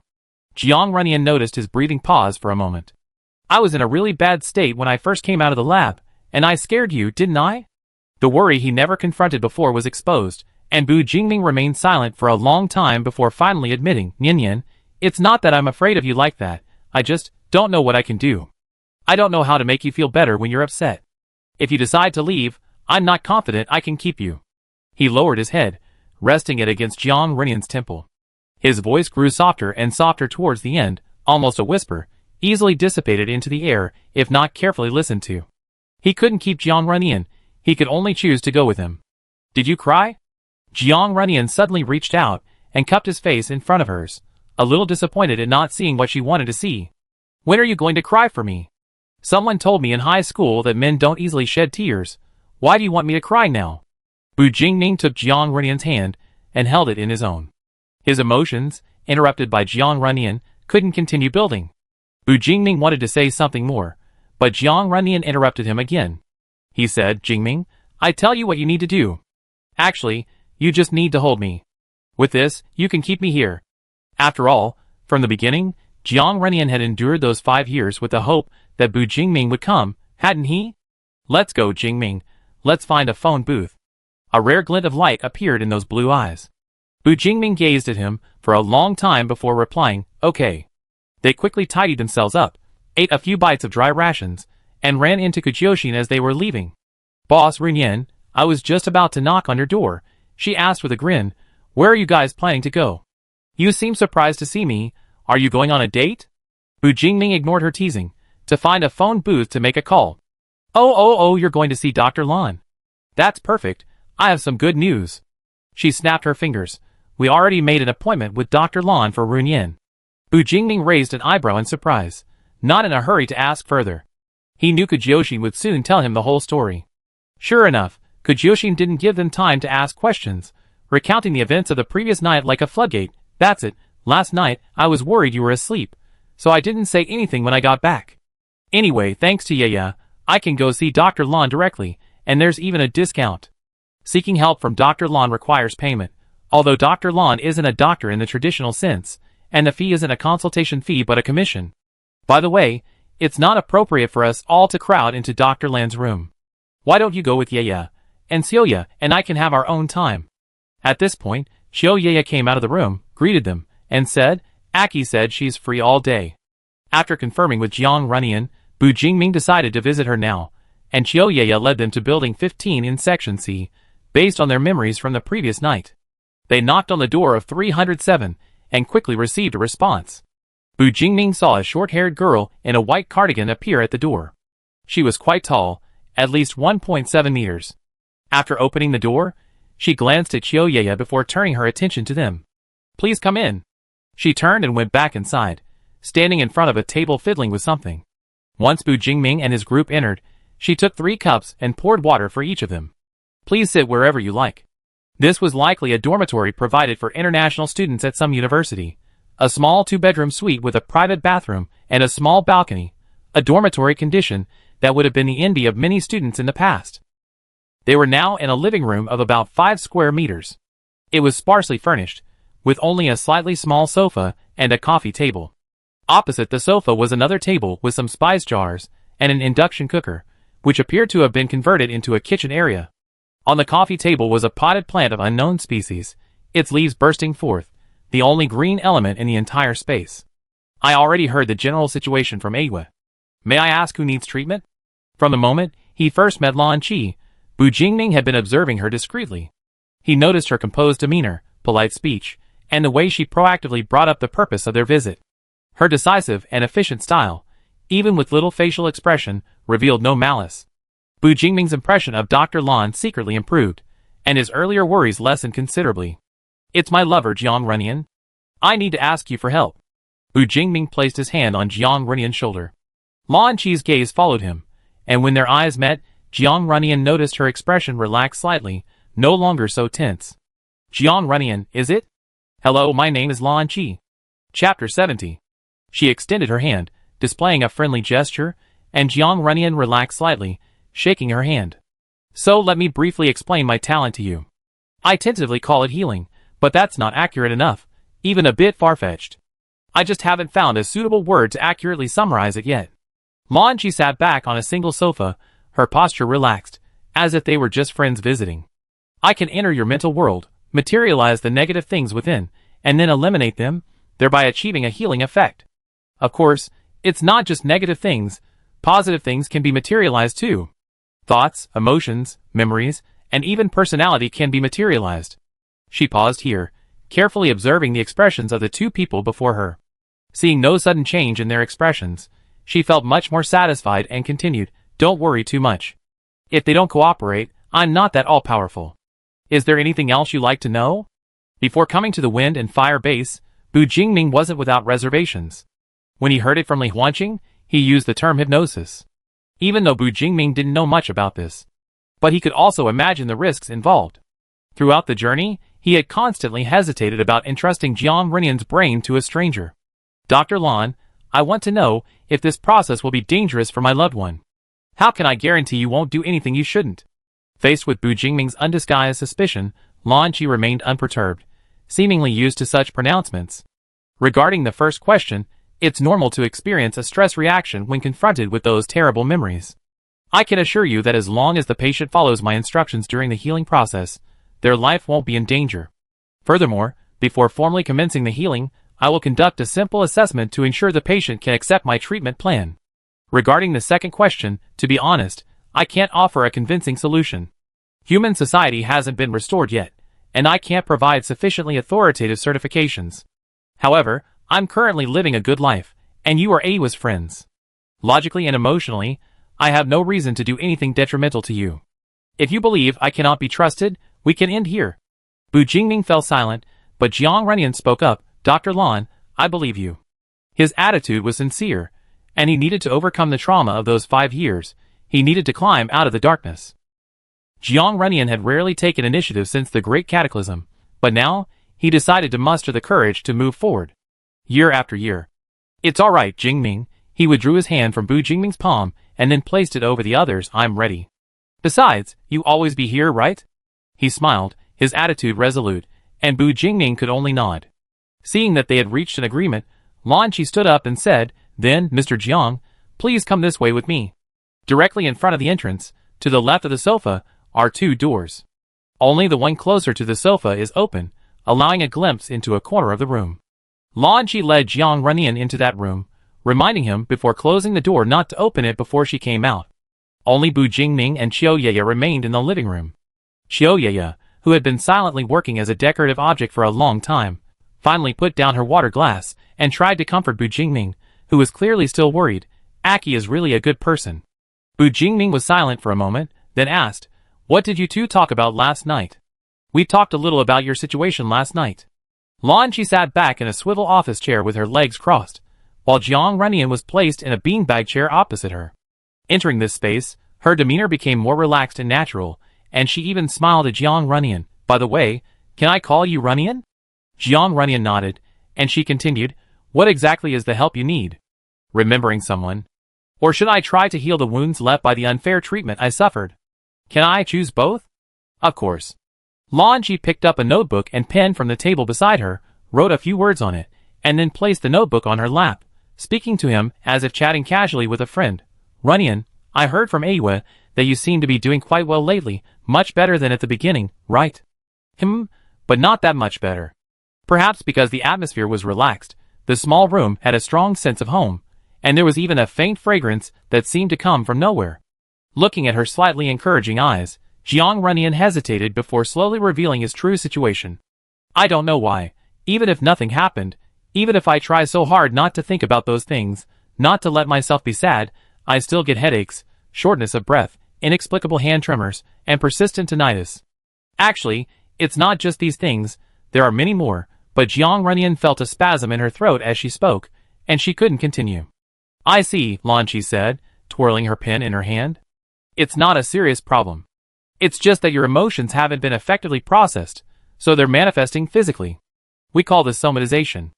In your case, medication would theoretically be more effective, but that's not an option right now, and I'm not a psychologist. I only studied a little psychology in college." Seeing Jiang Renian's brow furrow slightly, she changed her tone. "Don't worry, My abilities in this area have never been questioned. Many people come to me for help with these kinds of problems. After all, the Great Cataclysm brought people more than just monsters. Whether it's the turmoil of the world, the unease brought by the destruction of social order, or the fear of facing the death of loved ones, all can cause psychological problems. When people are trapped in this situation, they are more likely to die, so Lan Chi became their lifeline. Although her methods were somewhat harsh, they were very effective. So, let's start by recovering the memories that have been blocked by the brain. Lan Chi said, scribbling something in her notebook. First, I want to make one thing clear to you. During the healing process, and even afterwards, your condition may worsen due to stress, but that's only temporary, understand? It's like peeling back a scab to clean out the pus. Okay. Jiang Runyan tensed up again. He thought Lan Chi was about to start, but half a minute later, she asked, "Can we talk about the person you've forgotten? Talk about that bastard, the root of all the pain? Where do we begin?" Jiang Runyan stammered, his hands unconsciously gripping the soft beanbag chair, his whole body tense. "I might not remember much. It's okay, don't be nervous. How did you two meet in the first place? So, you're currently in the dormitory hallway, walking downstairs as quietly as possible and pray that no mutants will block your path. You successfully traversed the corridor, filled with the stench of blood and decay. You've been starving for a day, and your original hiding place had been breached by the mutants. You desperately needed to find new food and a safe haven. You chose the cafeteria, but were attacked by mutants halfway there. Outnumbered, you were overwhelmed. Just then, someone rescued you and led you to a safe place. When Jiang Runyan looked up and saw the face, his brain felt like it had been struck by a heavy hammer. He felt dizzy, nauseous, and wanted to vomit. What was happening? He was seeing this person for the first time, so why was he reacting so violently? Are you alright? You're safe here now. Those monsters can't get in. I wanted to help you, but I couldn't force you. The lips with deep lines opened and closed, but the words Jiang Runyan uttered gradually became incomprehensible. Amidst the disordered syllables, the surrounding environment suddenly flickered, like an old television with a faulty connection. School classrooms and dilapidated prison cells intertwined and merged. Jiang Runyan shuddered violently, and a teeth-grinding crunching sound came from between his bones. Crunch, crunch, will it help? No, it's too much trouble, not worth it. The devil crawled up from hell, a disgusting smile on his face, raising his weapon high, plunging it into Jiang Runyan's chest. Jiang Runyan arched his back abruptly, stomach acid refluxing from his esophagus, spreading in his mouth, then dripping from his open lips. His pupils contracted sharply, feeling all sorts of pain dancing around him, devouring his soul along with the devil, dissolving and dissolving it. Ha! No, at least, I need to see that face clearly. So he desperately tilted his head back, and through the blur, first found those gloomy, lifeless eyes, then saw the cold, calculating glint within them. The moment his eyes met the devil's, fear overwhelmed all reason, and Jiang Runyan threw aside the objects beside him. Get out. Bang! The loud crash from behind the door shattered the silence in the living room. Bu Jingming abruptly stood up, took 2 steps to the door, and reached for the handle. Wait! Aki said to wait for her to come out. Xiaoyaya was startled by his swift and decisive action, almost failing to stop him in time. Don't be impulsive. Huff huff huff. Bu Jingming's hand finally stopped less than a centimeter from the doorknob, while Xiaoyaya had already grabbed his sleeve. The two remained locked in a tense standoff for a moment until the door hinges silently turned, slowly revealing the interior. A plastic bucket rolled away on the floor, seemingly the culprit behind the loud crash. A heart-wrenching sob echoed in the air. When Bu Jingming saw Jiang Runyan slumped in the beanbag chair, his mind went blank, forcing him to clear all his thoughts. He had never seen Jiang Runyan like that before. Chapter 71. Even when venting his emotions in front of him, Jiang Runyan had never appeared like this. Tears choked his throat. No matter how hard he pulled at his hair, he couldn't make a sound. He could only gasp for breath, like a bellows being constantly pulled, occasionally letting out a few sharp, thin murmurs from his violently trembling body, like needles piercing Bu Jingming's heart. His face, which had finally regained some color, turned deathly pale again. His pupils were lifeless, tears streamed down his face, and there seemed to be red scratches on his arms, fading at a visible speed. This was a soul experiencing extreme pain and wanting to escape, struggling and crashing within its confined shell until it lost all strength. Wounded and battered, it still couldn't break through the barriers, and despair spread from within, completely engulfing him. Nian Nian, Nian Nian. Bu Jingming pushed aside Lan Chi, who was standing by the door, rushed in, knelt on one knee in front of the sofa, and reached out to stop Jiang Rinian's self-harm. "Nian Nian, look at me, look at me." He grabbed that overly thin wrist. As if he were grabbing a bone, it hurt terribly. He looked again at the blue eyes, which had become dull and unfocused again. The pupils no longer reflected anything.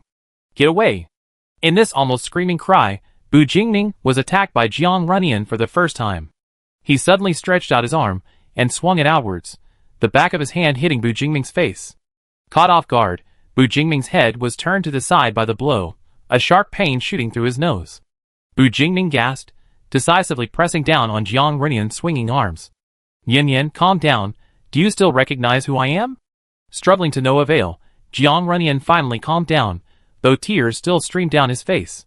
His nose was blocked, he breathed through his mouth, his body trembling like a leaf, unable to calm down no matter what. Who was the person in front of him? Jiang Runian didn't know, but those black eyes were terrifying. One look would awaken the pain buried deep in his memory palace. One look made him feel like he was about to be killed. Right, he didn't seem to be bound by anything now, he was free. He had to run out to find whom?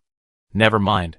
Just when Bu Jingming thought Jiang Runian's condition had improved and tried to pick him up, he was suddenly pushed away by a force. Jiang Runian fled the beanbag chair, stumbling towards the door. But after only a couple of swings, his legs gave way, and he collapsed to his knees hitting the ground with a dull thud. He didn't fall to the ground. Instead, he fell into a warm embrace. "Yin Yin, don't be afraid. Don't be afraid, I'm here." Perhaps having exhausted all his strength, Jiang Runian finally calmed down. He leaned against Bu Jingming, feeling the strong heartbeat within him. The throbbing in his temples finally brought a sliver of rationality to his mind. "Jingming? Yes, it's me." A kiss landed on his brow. Jiang Runian stared blankly at the familiar body before him, realizing it was Bu Jingming. If it was Bu Jingming, then that meant... He suddenly reached into Bu Jingming's coat, groping for something. When he found something hard, a smile crept onto his lips. In an instant, he drew Bu Jingming's usual dagger from its sheath and plunged it into his own heart. Just tear a crack in the shell, and the trapped soul can return to nothingness, annihilating into dust. Then, no one can hurt you anymore. Xiao Yeye tugged at Lan Qi, who was leaning against the doorframe, and whispered, "Is this reaction normal? Did you succeed?" "We succeeded."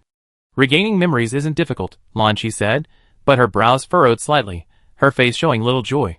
"However, further healing might be difficult." "What happened?" "I don't know either. My talent is hard to work on him. It's not that it's difficult because of resistance, but rather..." Lan Qi hesitated, but before she could find the right words, a huge commotion suddenly erupted in the room. Jiang Runian. Even though Bu Jingming reacted quickly and raised his hand to stop him, the dagger was already halfway into Jiang Runian's body. Bright red blood trickled down to the corner of his mouth, like tiny worms, soaking his clothes at the chest. Bu Jingming stared at the scene before him, his hand gripping the dagger trembling. Shock, grief, urgency, and a multitude of chaotic emotions snapped the string that held his reason. He froze, then felt a sudden weight on his hand. Jiang Runian could no longer support himself. His eyelids and arms slumped down. Actually, Jiang Runian wouldn't die. He only stabbed himself in the heart. Pulling the knife out and pressing on his chest would quickly stop the bleeding. Jiang Runian couldn't kill himself this way. In that instant, Bu Jingming became terrifyingly calm. He gently moved Jiang Runian's hand away, then slowly picked up the dagger, simultaneously pressing his other hand against the gushing wound. Because Jiang Runian was facing away from the door, Qiao and Lan, who were in the living room, had no idea what had happened. Their questions went unanswered, and just as they were about to go around to check, Bu Jingming had already sheathed his dagger, scooped Jiang up in his arms, and turned to walk quickly outside. The people around him tried to stop him, but Bu Jingming ignored them and disappeared into the shadows. He had to go back. Even though he couldn't go home, he had to go back. Bu Jingming didn't know how he got back to the hotel. When he put Jiang Runian back on the bed, he lifted his blood-stained clothes and glanced at the wound. Sure enough, it had mostly healed, only the glaring red showed that what had happened not long ago was not an illusion. So he shouldn't have come to Fenghua in the first place, right? He was the biggest sinner for having that thought. Was that memory important? Was finding that person important? No, he clearly already had intelligence on Titan headquarters. He could have just asked Li Huanqing to investigate and wipe out that damned organization.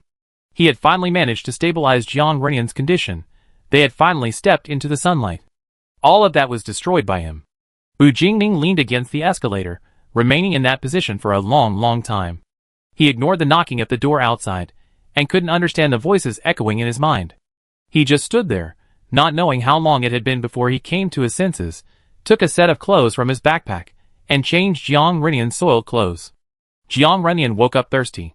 Opening his eyes, he first vaguely saw the ceiling illuminated by the twilight, then felt the lingering pain in his chest. He was stunned for a while, then turned his head, and found a water bag beside his pillow.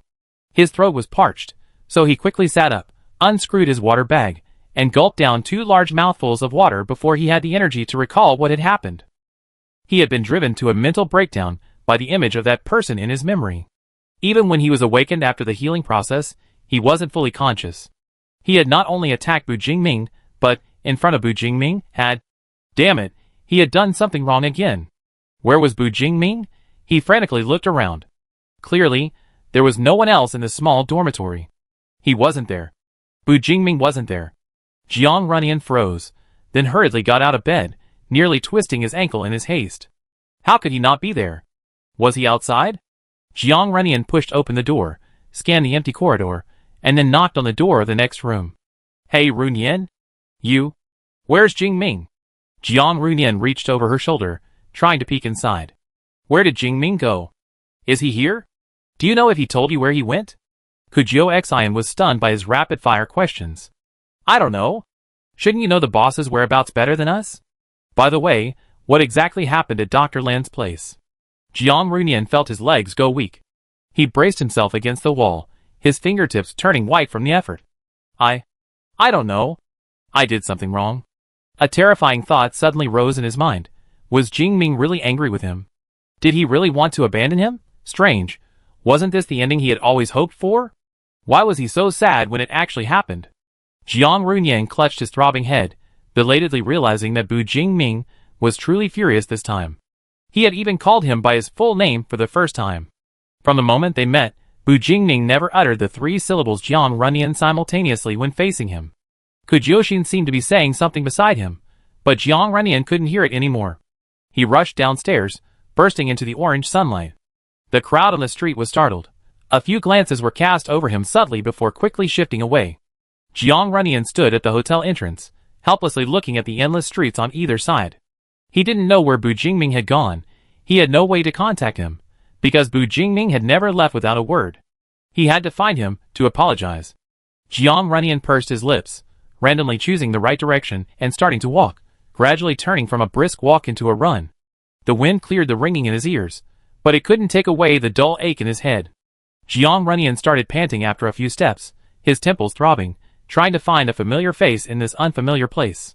He seemed to have run a long way, his muscles were protesting, and exhaustion and an overwhelming despair surged forth like a tsunami, blurring his vision.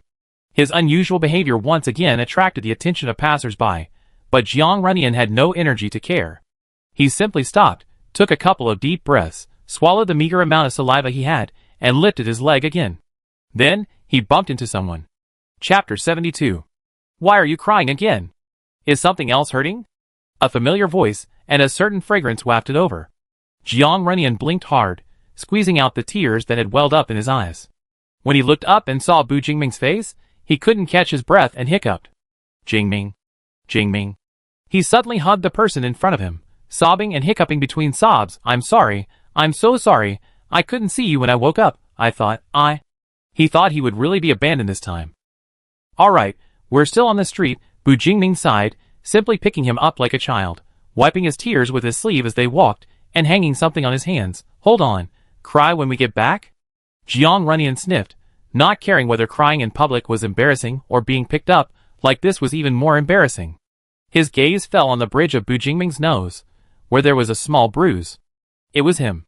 Seeing this reminded him of what had happened a few hours earlier, and an overwhelming sadness welled up inside him. Jiang Runyan reached out and touched the bruise, healing it with his innate talent. I'm sorry. The streetlights had come on sometime earlier, and they moved through the shadows, slowly returning to the inn's entrance. Only then did Jiang Runyan realize that he hadn't actually run very far, less than 100 meters. After finding Bu Jingming, his mind belatedly returned to reason. He probably shouldn't have run off like that. If what happened at Guangzhou were to happen again, he still wouldn't be able to protect himself, and would only cause trouble for Bu Jingming. I'm sorry. They walked past the hotel reception and up the steps. Jiang Runyan buried his face in Bu Jingming's neck, but didn't hear a response.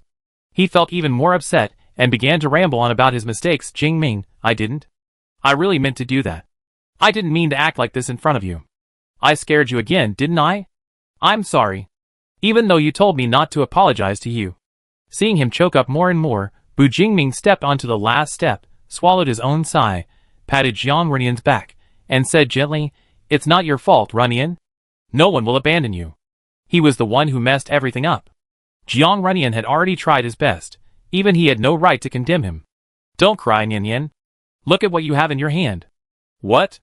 Jiang Runyan's attention was diverted, and he noticed what Bu Jingming had just put on his hand, something wrapped in large leaves and tied with hemp rope.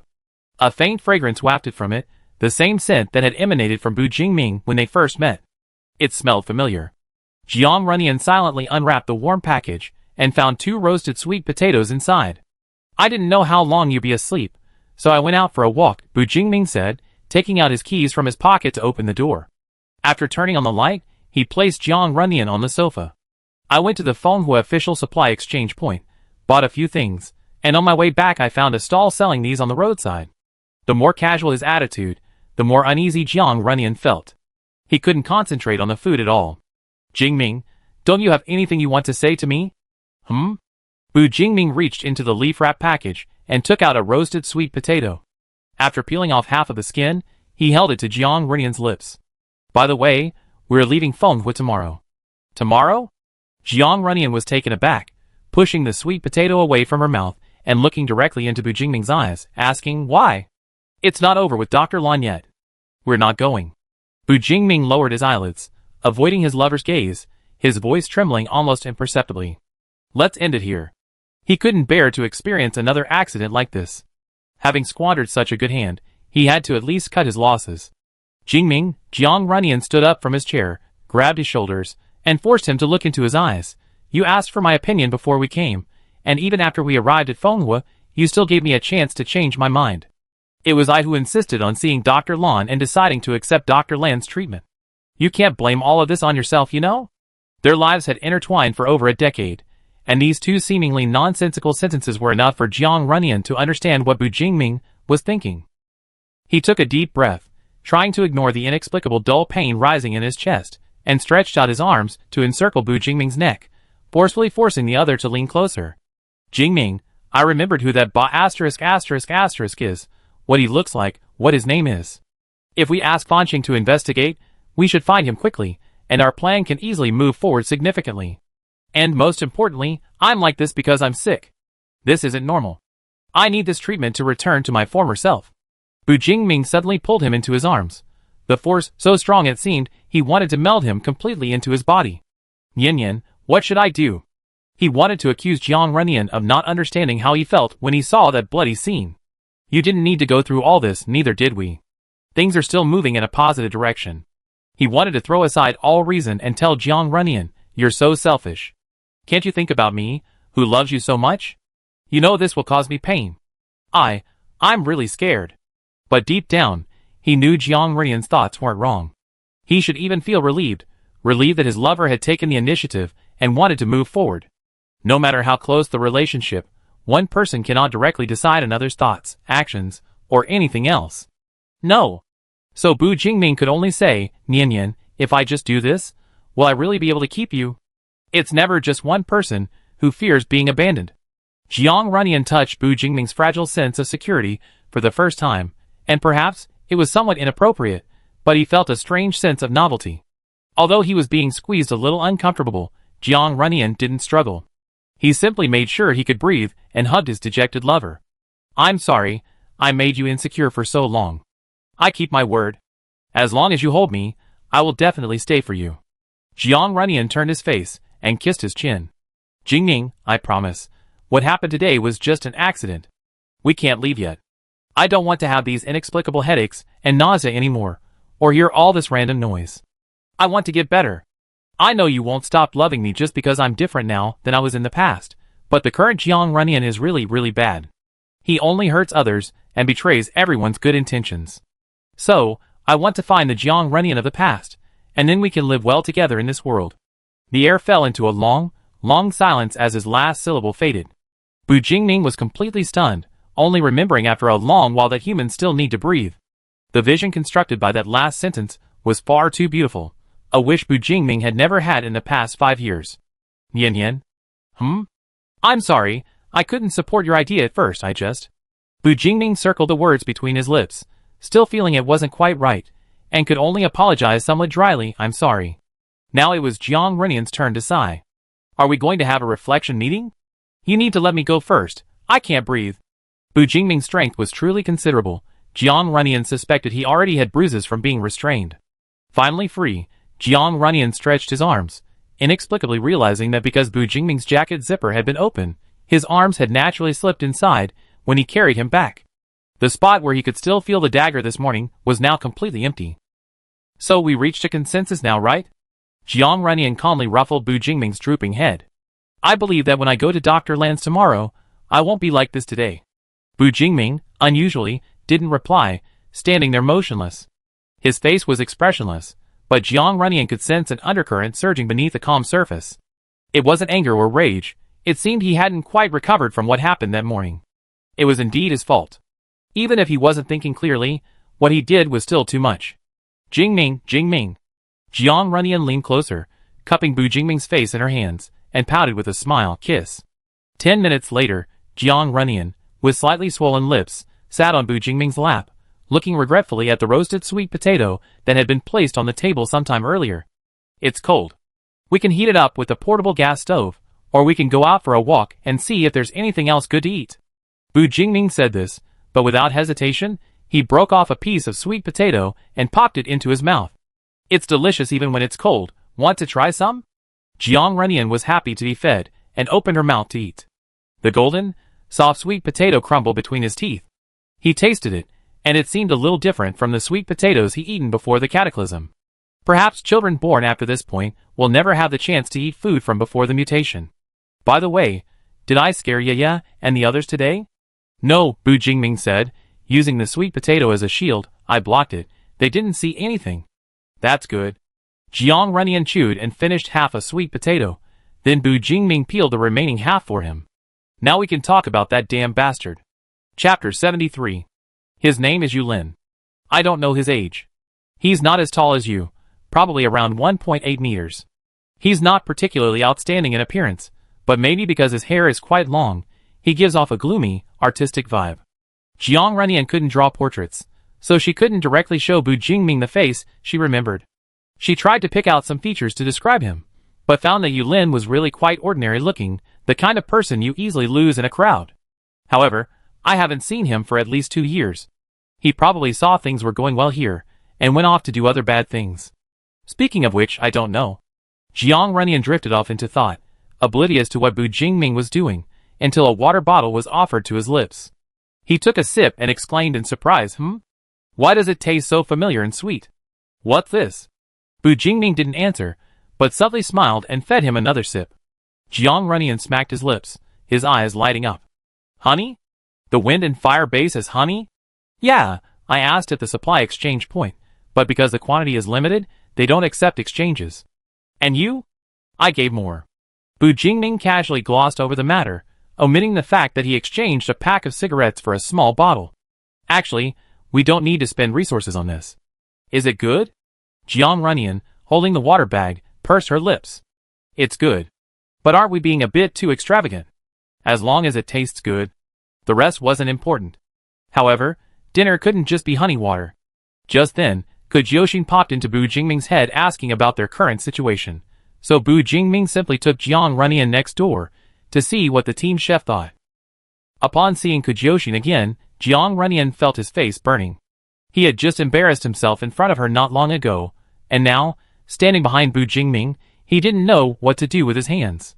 Fortunately, his embarrassing behavior wasn't remembered. When Kujyoshin opened the door and saw them, she grinned and made way for them. "Come on in, Xiao Yu, and I also changed some things at Fenghua. We definitely won't be eating any choking dry rations tonight." Bu Jingming glanced inside, Where's Chioyaya? She's with Dr. Lon.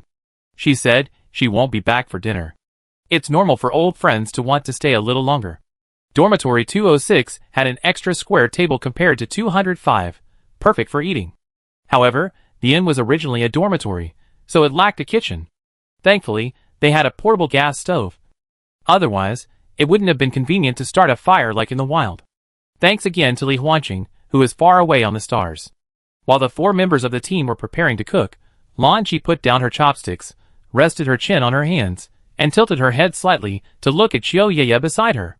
Really not planning to stay with Fenghua? Someone like you would be considered a valuable asset to Fenghua. The benefits wouldn't be bad. I believe you. Fenghua's offers are definitely not bad, but not right now. Chioyaya leaned back on the sofa and sighed. I have to follow the current captain to overthrow an organization to ensure my future safety. This isn't the law-abiding society of before the cataclysm. As long as she stays hidden, standing in the sunlight among the crowd, she can greatly reduce the chance of being caught. Moreover, the advanced internet allows her to know if the other party has been apprehended and whether she herself is truly safe. Just in case, she better witness Titan's demise firsthand. Otherwise, if Bu Jingming fails and A01 is taken back by Titan, she'd be the next one to be dealt with. Lan Qi frowned. What exactly happened? Is it that serious? Sigh, maybe it's because I didn't join a legitimate company, but a pyramid scheme. It's terrifying. A moment of silence fell between them. Just as Chioyaya was wondering if she was angry because she refused Fenghua's request to settle there, the other person slowly spoke. Be careful. Still the same as before, always causing trouble. Ha. Chioyaya looked up at the ceiling, suddenly feeling an urge to cry. Aki is still alive. That's good. Aki, can I ask? What? Well, is Auntie all right? She wanted to ask this for a long time. Although she already had a general idea, she couldn't help but wonder, what if... Lan Qi got up to clear the dishes from the coffee table, glancing at Chioyaya's slightly tense expression. Why don't you just ask if she's still alive? 5 years have passed since the Great Cataclysm. Those who can't accept it are usually not far from death. Oh. Chioyaya scratched her head, surprised that the other woman was so open-minded. Is Auntie still alive? To be honest, I don't know. Lan Qi gave a completely unexpected answer. When the cataclysm happened, I was at school, and my mother was in City B. It was too far away, I couldn't go back to see her. Her tone was calm, but upon closer examination, a hint of melancholy lingered. As long as there's no definite news, I think she might still be alive. For the first year after the cataclysm, she had been deceiving herself to survive at the Windfire base. Then came the second year, the third year, until now, Lan Qi had accepted that she was alone in this world. Even though she was somewhat famous in Windfire, using her talent to help many people survive, Lan Qi had remained alone all these years. Social interaction had become utterly insignificant after the cataclysm. She never needed it to satisfy her emotional needs. City B? Chioyaya thought for a moment. The central city where the cataclysm occurred? It said that the people there either became mutants or awakened exceptionally powerful talents. However, the ratio wasn't 50-50, but rather 91-10. Really? Lan Qi washed and put away the dishes, responding casually, then my mom must have become a very talented person. She casually changed the subject. You're going back now, right? I see you off. Good night. Sister Sue, a letter from Wei Min. Oh, that's rare? In this small office, a woman with shoulder-length short hair, wearing a very fitted light green dress and a dark blue silk scarf around her neck, was sitting at the desk flipping through several documents. Without looking up, she asked her subordinate standing opposite her, who wrote this? That son of a bitch? What did it say? Yes, roughly speaking, he's hunting someone down, saying the person entered Fenghua, and hopes you can help him catch them. Huh? Sister Sue finally gave the letter a look, but it was full of disdain and contempt. Some people's shamelessness is truly astonishing. Anyone who didn't know better would think I had a great relationship with him. She paused, then asked, have there been any strange outsiders lately? As far as I know, no. The subordinate replied respectfully, everything is normal at the base. Nothing unusual has happened. Keep a little watch out these next couple of days. Sister Sue waved her hand, then looked down at the documents again, and tell the guy to go back to where he came from. I haven't even held a grudge against him for the huge loss he caused me before. I don't have time for his personal grudges. Okay, Sister Sue, should I reply to Wei Min? Reply my ass, just burn it. Bu Jingming woke up to find it was drizzling outside, and he didn't know how long it had been raining. Last night, they had planned to sleep separately, hoping for a more comfortable sleep. However, in the middle of the night, Bu Jingming was awakened by a series of rustling noises. First, he heard the rustling of fabric, then the slight shaking of the bed frame, and then footsteps. Jiang Runyan hadn't even put on shoes to complete his mission of sneaking into bed. He thought he was quiet enough, but he underestimated Bu Jingming's light sleep. As he tiptoed up the ladder, a dark shadow slithered over and suddenly lifted him onto the bed. Bu Jingming didn't even open his eyes. He reached out and pulled Jiang Runyan, who had been brought to him by the shadow, into his arms, but the smile in his voice betrayed his feelings. Not sleeping at night, doing something naughty? Is this a bad thing? Caught red-handed, Jiang Runyan brazenly argued. Climbing into your bed isn't like climbing into someone else's. Can't I climb into your bed? Well, you can climb in. It's just that I was thinking about someone back in high school. Jiang Runyan raised her hand and covered his mouth. Okay, no more talking, go to sleep.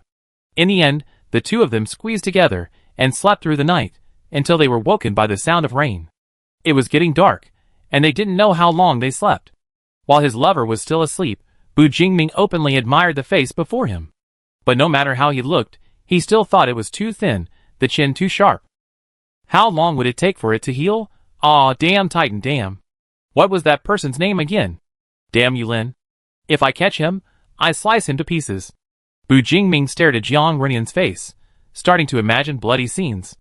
As he thought, a hand moved over and covered his face. You're keeping me awake. Through the gaps between his fingers, Bu Jingming saw a pair of bright, azure eyes, smiling, several times more beautiful than a peaceful sleeping face, utterly stunning. Although it was a special talent, Bu Jingming had to admit that blue suited Jiang Runyan better than his original light brown. Then get up. He felt a little embarrassed about leaving abruptly yesterday without saying goodbye to Dr. Lan. After thinking for a moment, Bu Jingming decided to give her a generous reward. The most valuable supplies on the off-road course were probably guns and ammunition, but giving them away directly would be too conspicuous. After considering it for a while, he decided to pay Dr. Lan with tokens. After all, Fenghua had set up such a sophisticated currency system. As a resident here, tokens would definitely be more universally accepted than supplies. They were lucky today. The rain stopped just before they left.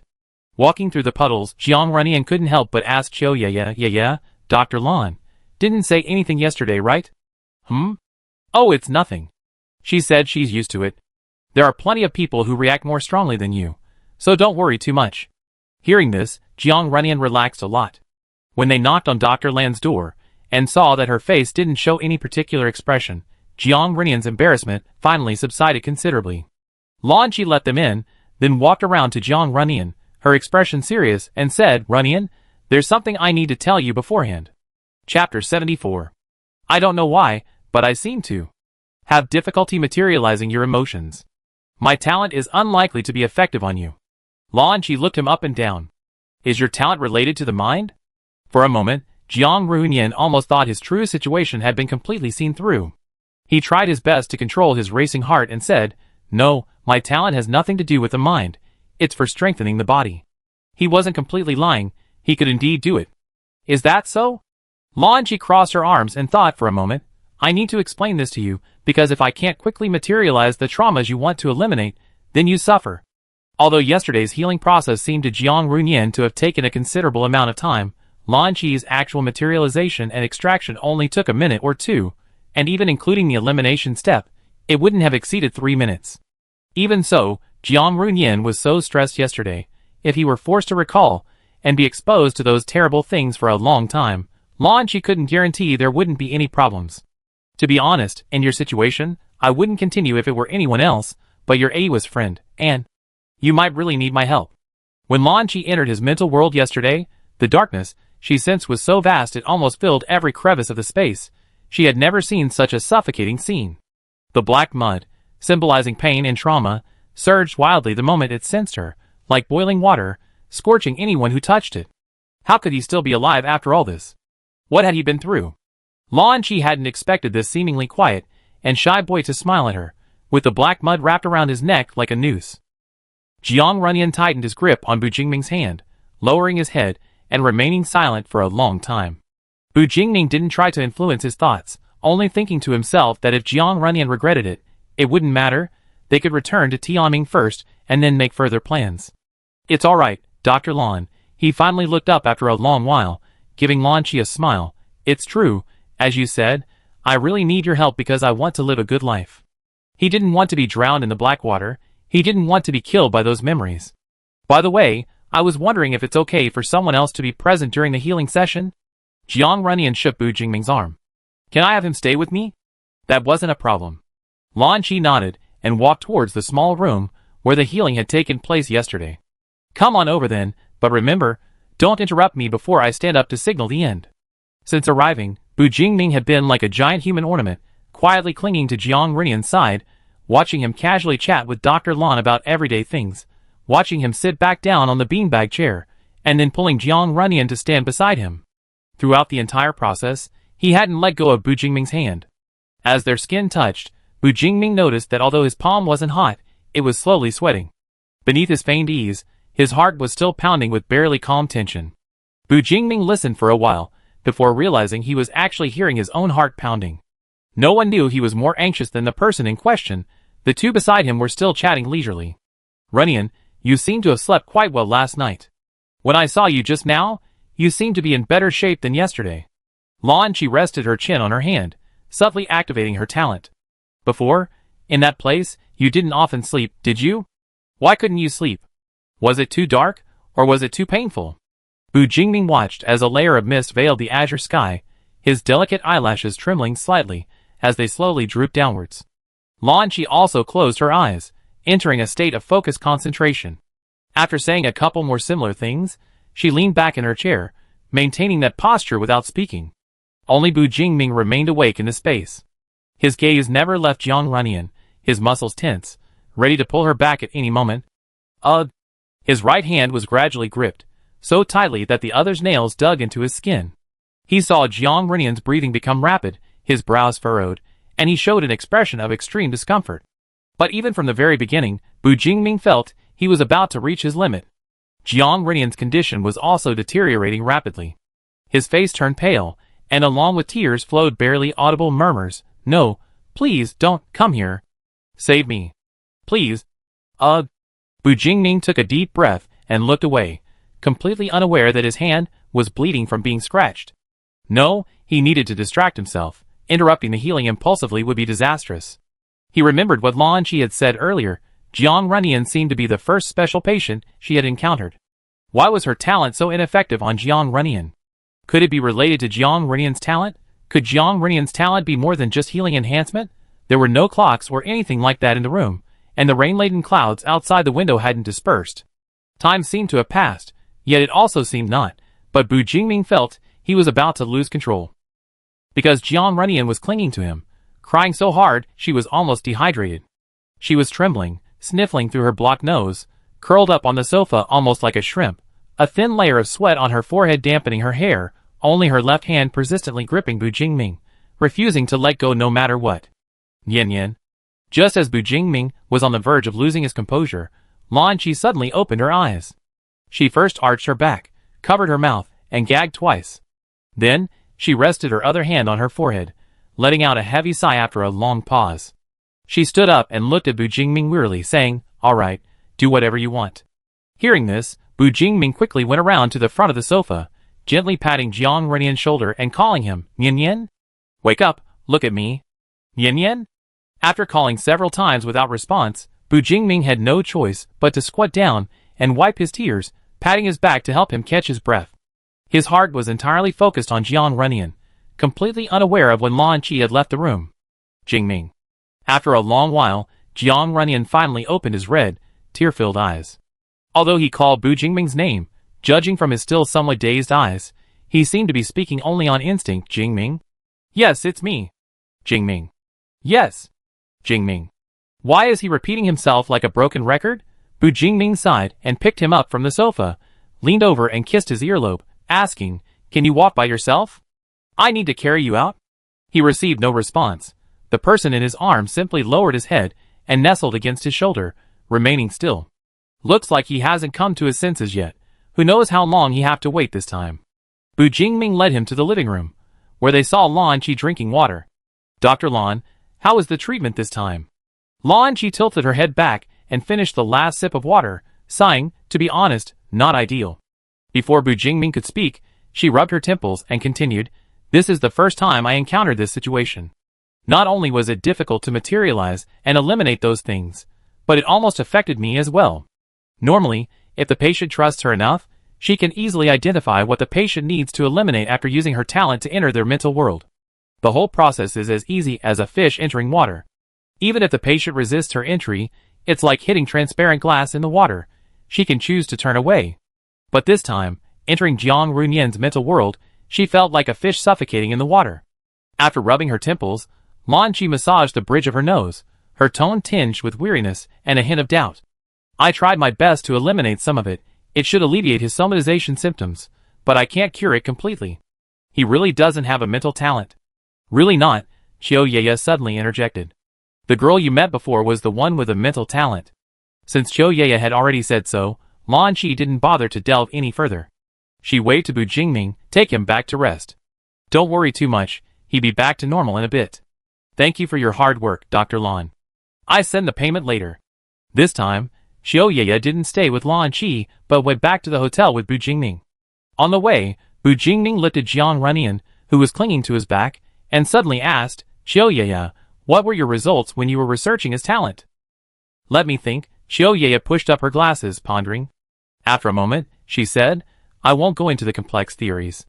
The most basic ones are regeneration and repair, and physical enhancement. But actually, the latter focuses on talent enhancement. It's just that the lab considers talent to be part of an individual's physique, so it's collectively called physical enhancement. Since they were still walking on the street, Qiu Yeye kept her voice down. From what I remember, apart from his exceptionally high activity level, there wasn't anything else noteworthy about his data. But there's one thing. You know the lab does gene transplant experiments, right? A major project at the time was talent fusion, but this project was particularly difficult to succeed with because no matter how they tried, the highest fusion rate they could achieve was only 27.81%. But A01 and all the talent gene samples in the lab at the time could reach 98.63%. Chapter 75. Unlike works of common literature, when people awaken their talents, no voice in their minds tells them what talent they awakened, nor do they have any intuition that they gained what abilities they acquired or how to use them. There are no shortcuts. Everyone who survives the high fever must directly confront and coexist with various incomprehensible talents and abilities. To date, humanity has not yet obtained complete and authoritative data on talents. We are still in the exploratory stage regarding talents. This ability is both a gift and a punishment from heaven, perhaps similar to the legendary Pandora's box. Before the Great Cataclysm, no one knew whether they would gain miraculous superpowers or be reduced to mindless monsters. If the Titans' experiments had been conducted properly and rationally, they could have stood at the forefront of humanity, leading us to explore the secrets of talents and thereby rebuild human society. It's a pity that those behind the scenes don't seem so noble. As they rounded a corner, a gust of extremely cold wind blew in their faces, carrying a few raindrops. It seemed the rain, which had only recently stopped, was about to start again. Thankfully, the streets were not crowded. The few people who did pass by hurried along, seemingly oblivious to their conversation. Do you know how much of a stir this result caused in the lab? Qiu Yeye said. They were still discussing what such a high fusion rate could actually achieve, and they practically couldn't wait to move on to the next experiment. But what they encountered once again surprised everyone. The researchers envisioned that the next step would be to transplant A01's healing enhancement into others, effectively granting anyone a semi-immortal body, a tremendous boost to combat power. However, in reality, when A01's innate gene fused with other genes, it exhibited no characteristics, disappearing without a trace as quickly as a drop of water thrown into the ocean. While direct use clearly showed obvious enhancements, transplantation yielded no results. So many researchers in the lab were at a loss, and the higher-ups wouldn't allow them to attempt implanting other people's genes into A01. So the project was ultimately abandoned, and the focus of the A01 project shifted back to producing divine gifts. After listening to Qiu Yeye's words, Bu Jingming remained silent for a long time, until they returned to their hotel room and saw Kujioshin leaning against the doorframe, seemingly waiting for them. You're back. What happened to Runyan? Are you alright? Bu Jingming nodded slightly to her and said, I'm fine, I just need to rest. Kujioshin said, that's good. So, did you complete it successfully this time? Her mention of this caused a moment of silence between the two people in front of her. Bu Jingming sighed very softly. Perfect. Let's go to your room to talk. We need to think about the next step of the plan. Yes. Dong. Lin, approximately. Who was speaking? Jiang Runyan felt as if she were sinking in a pool of water. She could still breathe, but she was swaying a bit. She couldn't find any support around her, but she neither sank nor floated, just swayed. The feeling was strange. He subconsciously frowned, trying to move his limbs to search for something. Before he could touch anything, a gentle tickle suddenly came from the back of his hand, as if his floating soul had been abruptly pulled back into his body. Jiang Runyan felt his body sink, and his perception of the outside world instantly became clear. Putting aside the lingering headache and dry throat, he smelled the earthy scent of rain. He was covered with a blanket, and half of his left arm was hanging off the edge of the bed, being gently held by someone. As soon as he regained consciousness, the voices in the room seemed to stop in unison, and the room became exceptionally quiet, with only the sparse sound of rain in the distance. Since he had been discovered, Jiang Runyan slowly opened his slightly heavy eyelids. Ignoring the unremarkable ceiling, he turned his head directly to his left, and sure enough, he saw a pair of dark, heavy eyes. Yen Yen? How are you feeling? Is anything bothering you?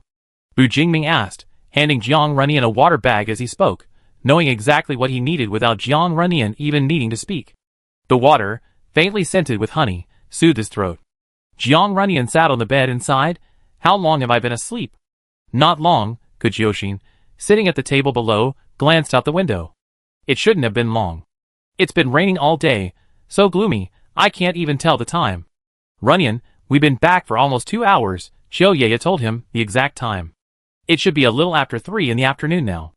This condescending conversation didn't seem quite right. Jiang Runyan climbed off the bed, subtly observing himself, then glancing at Bu Jingming.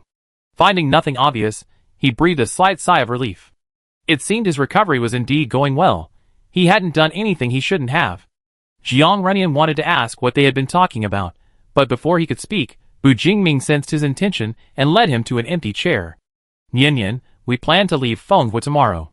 I asked Li Huanqing to investigate the valley to the east and Yulin. Until we have news of him, we go back to Tianming to rest. Although the Fenghua base was nice, there's no place like home. It's more comfortable in Tianming.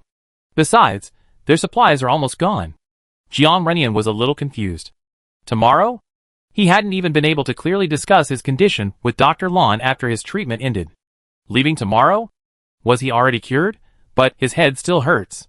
Yes, your situation is a bit special. Dr. Lan can only do so much. Bu Jingming ruffled his hair. The rest will probably have to be done by ourselves. The most important thing is to get revenge first. Upon hearing this, Jiang Runyan fell silent, sitting to the side as Bu Jingming quickly outlined a plan. To prevent being caught by Titan's people when leaving Fenghua tomorrow, they needed to make some preparations in advance. After this, the team meeting adjourned. Bu Jingming pulled Jiang Runyan back to their room, magically producing a scratched black and white object from his person and placing it in his hand. A harmonica? Jiang Runyan looked at the object in his hand in surprise. Where did this come from? Yesterday, when I went out, I saw a kid playing it, so I traded it for candy with him, Bu Jingming said, wrapping his arms around Jiang Runyan's waist and pointing at the harmonica. Anyway, he doesn't play it very well, so you can play it for fun. The child will cry if she hears that. Jiang Runyan smiled, then asked, why didn't you give it to me yesterday? I forgot, Bu Jingming answered matter-of-factly, refusing to mention that Jiang Runyan was still not feeling well yesterday and had forgotten about the harmonica in her haste. Jiang Runyan shook her head helplessly, looking down at the harmonica. She checked the mouthpiece for stains for a while, then shook it, finally wiping the mouthpiece with the shirt Bu Jingming was wearing underneath. Only then did she bring it to her lips and tentatively blow a breath. A drawn-out single note filled the room, but it quickly went out of tune and stopped. It's not really the kid's fault. Jiang Runyan held the harmonica up to his eyes, trying to see the reeds inside through the mouthpiece. It seems to have a problem. The pitch is off. Off? I heard you play it better than him. I only tested one note. Didn't even play the tune and it already sounded good? Bu Jingming chuckled softly, deliberately blowing into Jiang Runyan's ear. It just sounds good. Jiang Runyan shrugged, tickled, trying to pull the person clinging to him off, but he couldn't budge the strong arm. He gave up and put the harmonica back to his lips. Actually, he didn't have a melody in his head. He randomly picked 3 notes and played them freely, only to realize he was playing canon. The music filled the room, slow and melodious. The harmonica's unique timbre added an ethereal quality to this classic piece, highlighting a sense of melancholy. Jiang Runyan got tired after playing for a while, clutching the harmonica and using Bu Jingming as a chair, sliding down against him. This was clearly not the first time he'd done something like this, because Bu Jingming expertly assumed a horse stance, supporting his buttocks with his thighs. Still a headache? You knew I had a headache earlier? Jiang Runyan looked up at his chin. I probably didn't show it. Although he had a slight headache, it wasn't intense. It was something Jiang Runyan could completely ignore. I could tell. Bu Jingming ran his fingertip through his eyelashes. When you're not feeling well, your eyes are empty. No one seems to catch your eye. Even if there were expressions on your face, a smile or a look of confusion, they were all masks concealing your true emotions. That's slander. At least I was watching you. Jiang Runyan turned halfway around and pinched Bu Jingming's chin. Have some confidence in yourself. If you can't catch my eye, no one can. Bu Jingming followed his movement and looked over, first seeing those bright, sparkling eyes, then finding himself in the reflection of the sky. He couldn't help but smile. Yeah, I saw you. So, are you still feeling unwell? Jiang Runyan shook his head. I'm fine now. By the way, I wanted to ask you before, what's wrong with me? What did Dr. Lan say? Ma Buza was getting a little tired, so Bu Jingming simply carried him to a sofa chair and pulled up a chair for himself. After thinking for a moment, he repeated Dr. Lan's words as completely as possible. He had hoped Jiang Runyan might have some clues, but after Bu Jingming finished speaking, seeing the slightly confused and doubtful look in his eyes, he knew that Jiang Runyan didn't know either, probably not even as much as Chiyoye. Jiang Runyan sighed softly. How did I almost get Dr. Lan into trouble? But could his talent be anything but simple? Then again, his current level is already quite remarkable. Could it possibly reach some unimaginable height? Chapter 76. Before leaving, Lan Qi saw them off. Of course, she probably only wanted to see one person off. Chiyoye was the last to get in the car. Lan Qi stood a meter away and called to her. Yeah, what are your plans after this is over? They looked at each other, and Chiyoye suddenly smiled. Then I come and stay with you. Okay, I wait for you. Lan Qi watched the black SUV drive away, her hand reaching into her pocket to feel a thick, downy feather. After a moment, she turned and left as well. Leaving Fenghua also required registration, but there weren't many requirements, just writing a name was enough. Kujoshin wrote down everyone's names, and then jumped back into the car. Bu Jingming released the brake and sped away from the gates of the Fenghua base. After passing through the outermost iron gate, Bu Jingming didn't accelerate. Instead, he slowly drove for about 20 meters, until he turned right at a fork in the road and saw a dark green Jeep. Songwen leaned against the car door and waved to them after seeing the SUV. Bu Jingming rolled down the window and greeted him. Are you planning to go back to headquarters? Yes, everything's done, so we won't stay out any longer. Then, as agreed before, thank you for your help. After a brief exchange, Songwen got into the Jeep with a yellow-blue butterfly, and the black SUV drove off in different directions. Inside the SUV, when you focused on maintaining the illusion, trying to get them as far away as possible before calling back the yellow-blue butterfly. Neither he nor the yellow-blue butterfly could normally maintain an illusion over a long distance for an extended period, but they had Jiang Runyan, this incredibly powerful being, almost like a cheat code. Without a locator, this tactic would make it much harder for Titan to catch up to Tianming. This would give them ample time to wait for Li Huanqing's news and decide their next move. An hour later, when you rolled down the window and picked up Huang Landai, Jiang Runyan, who had been recharging her to maintain her talent, was also exhausted and immediately settled into the passenger seat, closing his eyes to rest. The distance from Fenghua back to Tianming was about the same as the journey to Guangzhou. Barring any unforeseen circumstances, they would only need to spend the night in the wilderness. However, the chances of avoiding any accidents in the wilderness were somewhat low. The radar in front of the car remained silent, but suddenly, a very high earthen wall rose up 3 meters ahead, blocking their path. The earthen wall appeared so suddenly that there was no time to brake or steer. Bu Jingming raised an eyebrow, released the accelerator, and the off-road vehicle smoothly disappeared into the shadows, as if submerging underwater. Immediately afterward, the dark figure easily led the carload of people around the earthen wall, then ejected the car and its occupants. The seemingly menacing wall posed no threat whatsoever. Holy crap, boss, what's that? A mutant nearby? The radar didn't go off. Kujoshin peered out the window, seeing nothing but the earthen wall left behind. The radar didn't go off, so it must be people. Bu Jingming glanced at the rearview mirrors, finding no enemy, only feeling the ground tremble and earthen walls appearing one after another with a rumbling sound, attempting to stop them. However, perhaps because Bu Jingming had initially resolved the crisis too easily, catching the enemy off guard, the later earthen walls lost their initial surprise, instead appearing crooked and erratic, as if in frustration, all easily bypassed by Bu Jingming. Could it be Titans? This thought flashed through Bu Jingming's mind, but he quickly dismissed it. This surprise attack was too naive. He only killed 2 Titans. Now, catching up to them without using any lethal attacks was one thing, but acting like children, playing house with absolutely no offensive power. Jingming? Jiang Runyan gripped his seatbelt, casting a worried glance at him. Bu Jingming gently shook his head, indicating that it was most likely not Titans. Seeing that the earthen wall couldn't stop the black SUV, the other party finally appeared. A similarly heavily modified camouflage vehicle, almost unrecognizable, suddenly sped out from the right front, swerving and stopping in front of their car. A black gun barrel protruded from the window, pointed directly at Bu Jingming in the driver's seat. Since it wasn't Titans, Bu Jingming stopped the car as they wished. The braking was a bit too abrupt.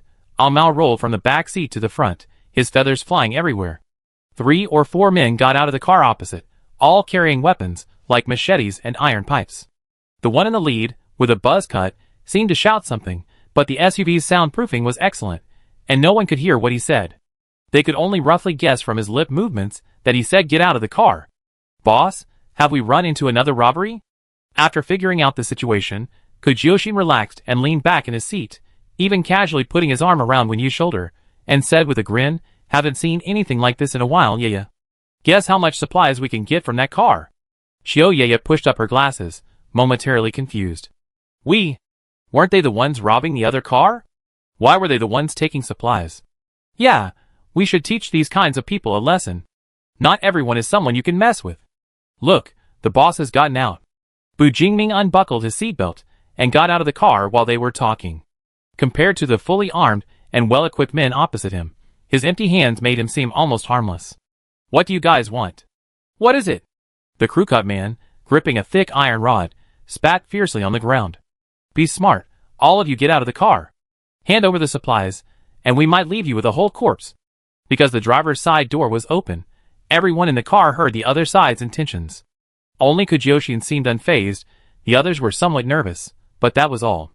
After experiencing so much along the way, Bu Jingming's fighting prowess was undeniable. The combined aura of the other men couldn't match his.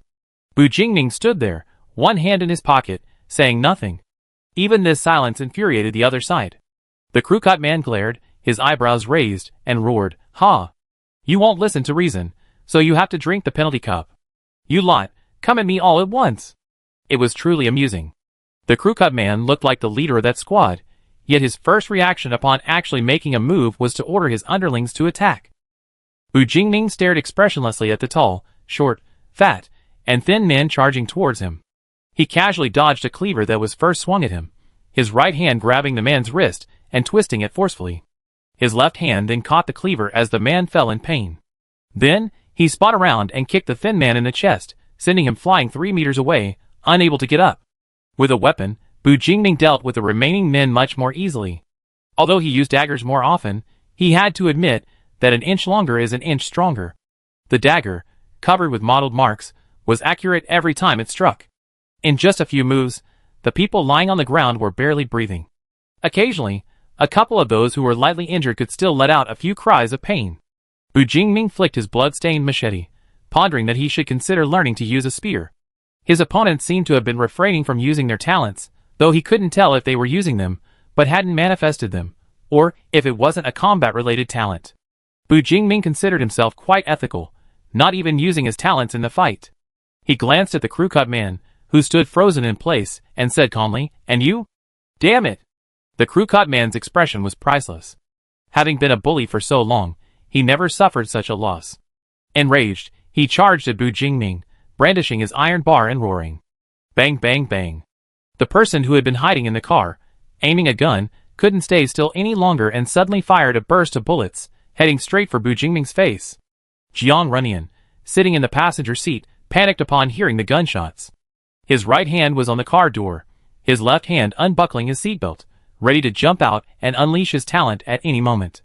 Relax, Jiang Runyan, this is nothing compared to what's happening on the other side.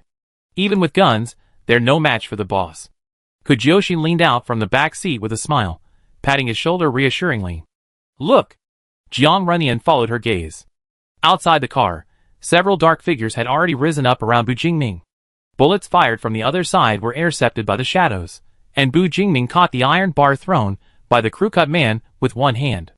Before the two sides could even exert force, the shadows quickly climbed up the crew-cut man's body, wrapped around his neck, and suddenly tightened their grip.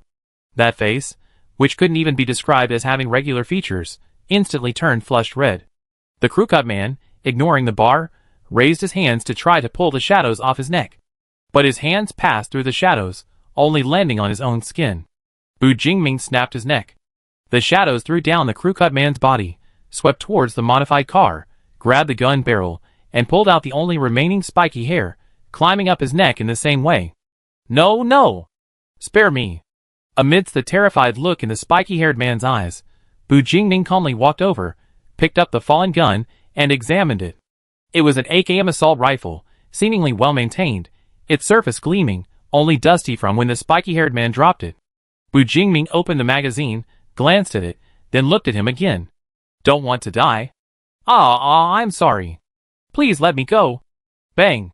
A wisp of smoke rose from the barrel, and blood splattered onto the car paint, strikingly visible. Bu Jingming directed Shadow to throw the body away, then turned back, and fired a shot each at the others lying on the ground before gesturing towards the direction of the off-road vehicle. Kujyoshi let out a whoosh and grabbed Wenyu, trying to get out of the car. Let's go loot supplies. She had just opened the car door, and jumped out when she noticed Bu Jingming's sudden change in gesture. She quickly pulled Jiang Runyan back. Wait! Something's changed. Bu Jingming stood beside the modified vehicle, extending the barrel of his gun into the car and aiming at a trembling figure hiding behind the seat. Come out. Chapter 77. Wait, sir, calm down. The man tremblingly raised his hands in surrender, cautiously emerging from behind his seat, the dark muzzle of a gun pointed at him. I'm not with them. The man before Bu Jingming was an elderly man with gray hair, appearing to be in his 70s, and very thin. He gave Bu Jingming a wrinkled, ingratiating smile, saying, Really? They tricked me into taking them on as reserve rations. Thank you for saving me. Bu Jingming sized up the old man. His face was kind, his clothes were dirty and tattered, but his back was straight. He exuded an undeniable scholarly air.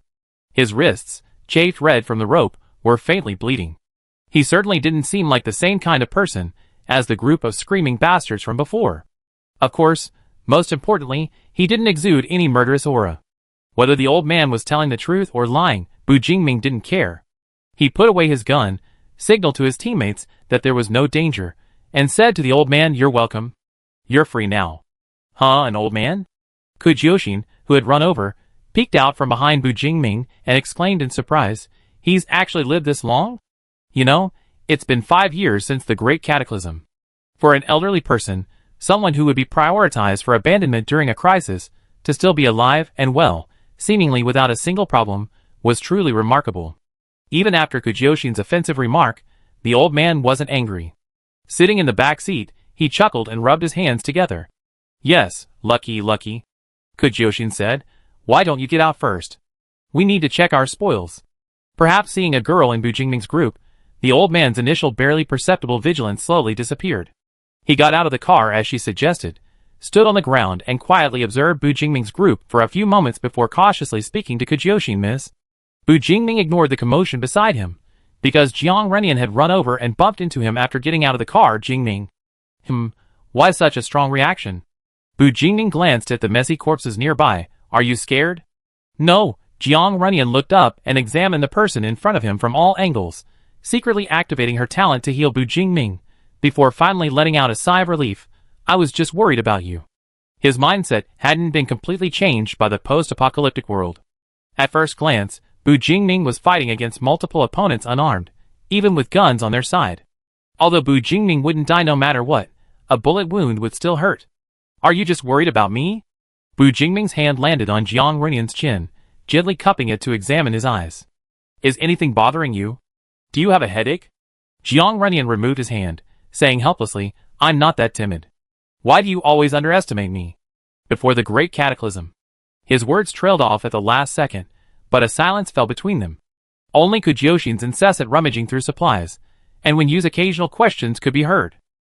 A sudden spasm in his throat made Jiang Runyan realize that he should perhaps do something to alleviate Bu Jingming's anxious state. Perhaps he should build a bridge in front of him to truly traverse those 5 years that should never have existed. But how could he do it? Could he even do it? Dr. Lan had indeed done everything in his power to pull Jiang Runyan from the black water to the shore. In the nearly 24 hours since the end of his treatment, Jiang Runyan had long felt a clear mind and logical thinking. His overall condition had improved significantly. Only, he was still wet and sticky. He should take a shower, change his clothes, and then he should take a step forward and leave the black pool that had trapped him for 5 years without any hesitation. A flurry of thoughts raced through Jiang Runyan's mind. In less than a few seconds, he seemed to make a decision and said, "Jingming. Boss." Kujyoshin explained from inside the car, "These guys even have mini fridges in their cars, and they even brought batteries for power. Their living conditions are better than ours." Startled by this interruption, Jiang Runyan choked, and when he looked at Bu Jingming again, he couldn't remember what he wanted to say. "What's wrong?" Bu Jingming asked. "Never mind," he shook his head, then pulled Bu Jingming over to look at the small refrigerator Kujyoshin had found. "Sister Xian, is there anything in the refrigerator?" Of course there is. Kujyoshin had been kneeling on the back seat, leaning out to see the refrigerator in the trunk. This position was somewhat inconvenient, so she got out of the car, walked around to the back of the car, searched for a while, and successfully opened the trunk. She then opened the refrigerator door and clicked her tongue, saying, "Lots of meat, all kept frozen here. We won't lack meat on the road." Although the type of meat was unknown, and it didn't look fresh in the wisps of cold air, it was still a good thing to have it at all. Hunting edible meat in the wild wasn't easy these days. "Gentlemen, I advise you not to eat it," the old man who had been standing cautiously to the side suddenly spoke up. "These beasts eat people, this meat." "Damn it." Kujyoshin's hand trembled, and he slammed the refrigerator door back shut, shuddering. "I think this refrigerator is filthy, it's unusable." This squad's actions were comparable to the Titans. Dying so easily was too good for them. However, aside from the refrigerator, the vehicle was quite poor. They only found about 60 or 70 rounds of rifle ammunition, a pitiful amount of dried-up food, and a jumble of unlabeled medicines they dared not consume. The most valuable items were probably the large battery, and a few packets of pre-cataclysmic individual rations, which, although expired, were probably still edible after opening. When Yu was used as a tool by Kujyoshin. Any looted supplies were bagged up and hung on Yu's arms. Kujyoshin thought for a moment, then went and searched the corpses on the ground, taking everything useful, including the weapons that had fallen to the ground, picking them up and stuffing them into Yu's arms for him to hold. If she had more tools, she might have even tried to salvage some useful parts from the modified vehicle. Oh, and there was still some fuel left in the vehicle. Bu Jingming manipulated his shadow to remove the fuel can from the off-road vehicle, fiddled with it for a while, found the modified vehicle's fuel tank, and unscrewed the drain plug to collect all the gasoline. Seeing them skillfully loot the vehicle, the old man hesitated for a moment before speaking to Bu Jingming. "Young man, you're the captain of your team, right? Which base are you going to? If it's not too much trouble, could you please give me a ride?" Leaving aside the dangers of an elderly person driving alone in the wilderness, Bu Jingming had already emptied the modified car of all its gas, making it impossible to drive. Meeting Bu Jingming's probing gaze, the old man quickly assured him he wouldn't cause any trouble. "Really, I do whatever you ask. I'm quite healthy, nothing wrong with me." Having said that, there was no need to refuse. Bu Jingming had no intention of becoming an executioner of innocent people. He thought for a moment and asked, "What's your name? What's your talent?" My surname is Chen Wan. "My talent is enhanced mental abilities," Chen Wan quickly explained, realizing Bu Jingming was willing to take him along. "This talent is that I'm quite intelligent. Before the Great Cataclysm, I was a researcher. I survived in this team because I solved a few problems for them, which is why I didn't turn into ice." That pile of meat in the box. Hearing this, Bu Jingming became slightly interested in him. If an old man could survive for 5 years after the Great Cataclysm solely through his intellect, how sharp must his mind be? And he's a researcher? Or should we take him back to Xiangchanglin? Our destination is Tianming Base. It'd take quite a while to drive there, so we'd definitely be camping out tonight, Bu Jingming said, seemingly offering him a choice. "Are you coming with us to Tianming, Or should we just drop you off at one of the bases we pass along the way? Chinwon rolled his eyes, about to speak, when Kujyoshin, who had made quite a haul, called out to them as he loaded the supplies into the car. Since you decided to leave, why don't we get in the car and talk? So they left the mess behind and returned to the black SUV. Xiaoyaya, who had been waiting idly in the car, saw a strange old man get in, and a hint of surprise flashed in her eyes behind her glasses. Jioshin, who is this? The victim? Kujyoshin warmly pulled Chunwon to her original seat. Hey, the boss is being kind again, saving someone. He's coming with us to Tianning. However, after Chunwon sat down, she realized that the back seat could only seat 3 people at most. Just as she was about to sit cross-legged on the floor, when you tugged at her arm. Sister Xian, sit here. He offered his seat to Kujyoshin, and quietly sat down next to her legs. After a long pause, the off-road vehicle finally resumed its journey, allowing Chunwon to finally ask his earlier question, Miss, what kind of base is Tianning base? You come to the right person. Kujyoshin clapped her hands and began to extol how wonderful the atmosphere was at Tianning base, how vast its area was, what kind of infrastructure it had, and how well the residents' basic needs were met, and so on. She concluded, actually, even if we pass by some small base along the way, it doesn't feel as good as Tianning. Besides, someone like you would be considered a talent in Tianning, and the treatment might be quite good. Chinwon was taken aback. He thought for a moment and then asked, do you know about Fenghua base? How far is Tianning from that base? You're going to Fenghua? Kujyoshin scratched her head. We were just coming back to Tianning from Fenghua. It's quite unfortunate. If we were going to Fenghua, it would be on our way. Hey, what are you going to Fenghua for? Chinwon smiled, squeezing a smile into his wrinkles. My base was breached by the mutants. I heard Fenghua was one of the top bases, so naturally I'm going there to try and survive. A place like that definitely values me more than a small base, right? It's a pity, we're in a rush and can't easily turn around and send you to Fenghua. Bu Jingming's voice came from the front row. You can come with us to Tianning. The Tianning leader will definitely recognize your value. Chapter 78. With just this one sentence, Kujyoshin understood Bu Jingming's meaning. Her eldest daughter wanted to recruit talent for Tianning. Oh, Grandpa Chen, she readily changed her form of address. Since you're already here, why not come with us to Tianning and take a look? While I can't guarantee it will suit your taste, it's definitely better than those messy little bases. Chinwon smiled and nodded, but inwardly, he was subtly observing the people in the car. It wasn't that he thought they were bad people. Having lived for 5 years after the Great Cataclysm, Chinwon had deeply felt that humanity couldn't withstand the test. This world constantly emphasized the survival of the fittest, and a team still active outside should be like the team that kidnapped him, all adult, strong men. Chinwon looked around. There were 2 women who weren't particularly robust, one wore glasses, and the owl perched on her shoulder gave her a frail appearance. Next was a man who looked like a child. Chinwon wondered if he was a minor. Then, in the passenger seat, stood a strikingly handsome young man, standing next to the man who had killed everyone in the car. The 2 seemed to exist in their own world, completely isolated from the others.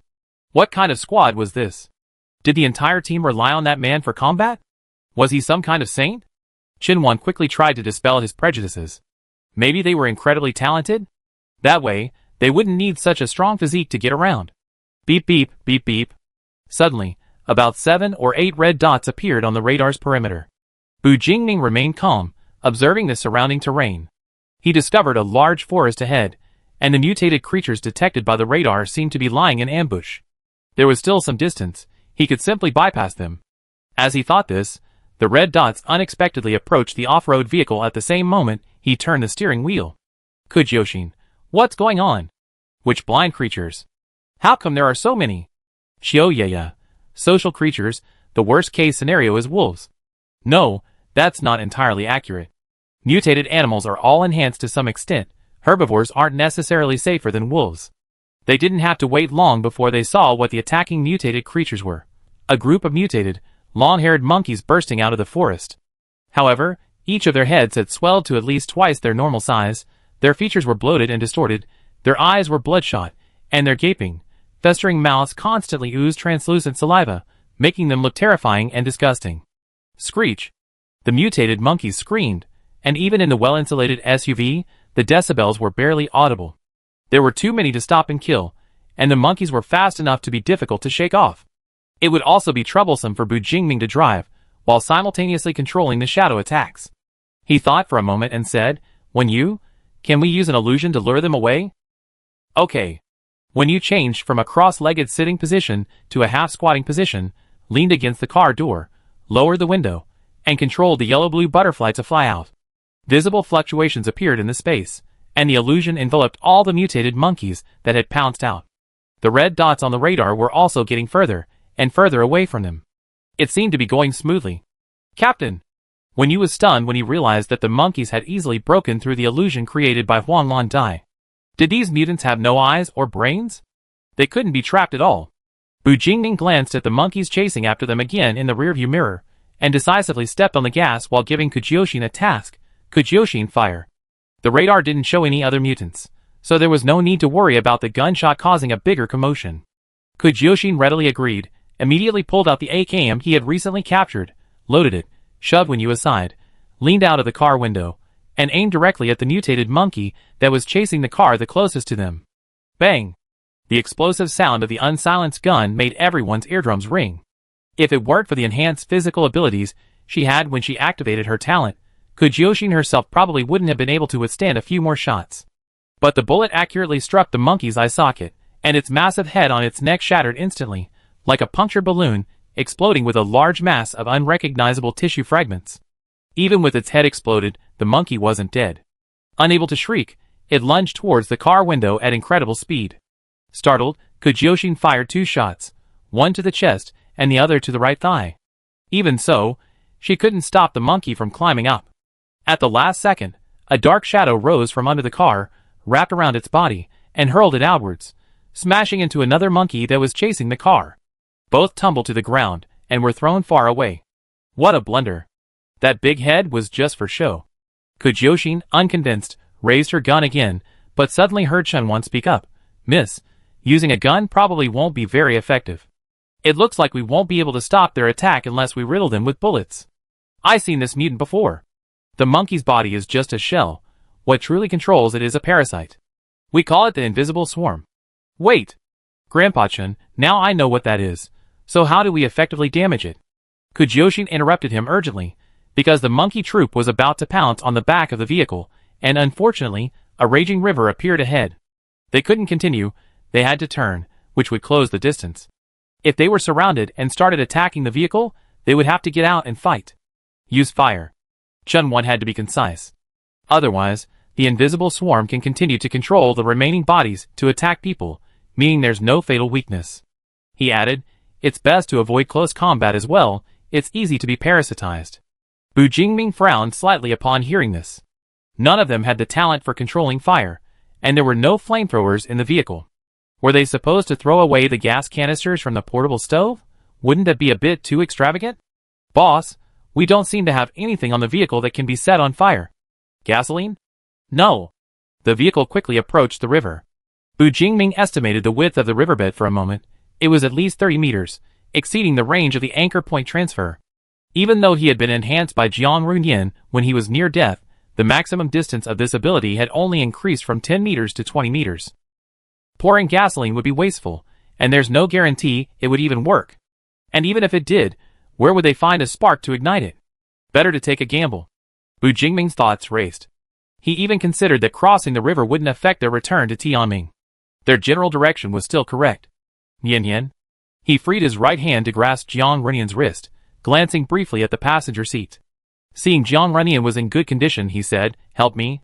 Since the mutated monkey troop appeared, Jiang Runyan hadn't said much, feeling she couldn't be of much help.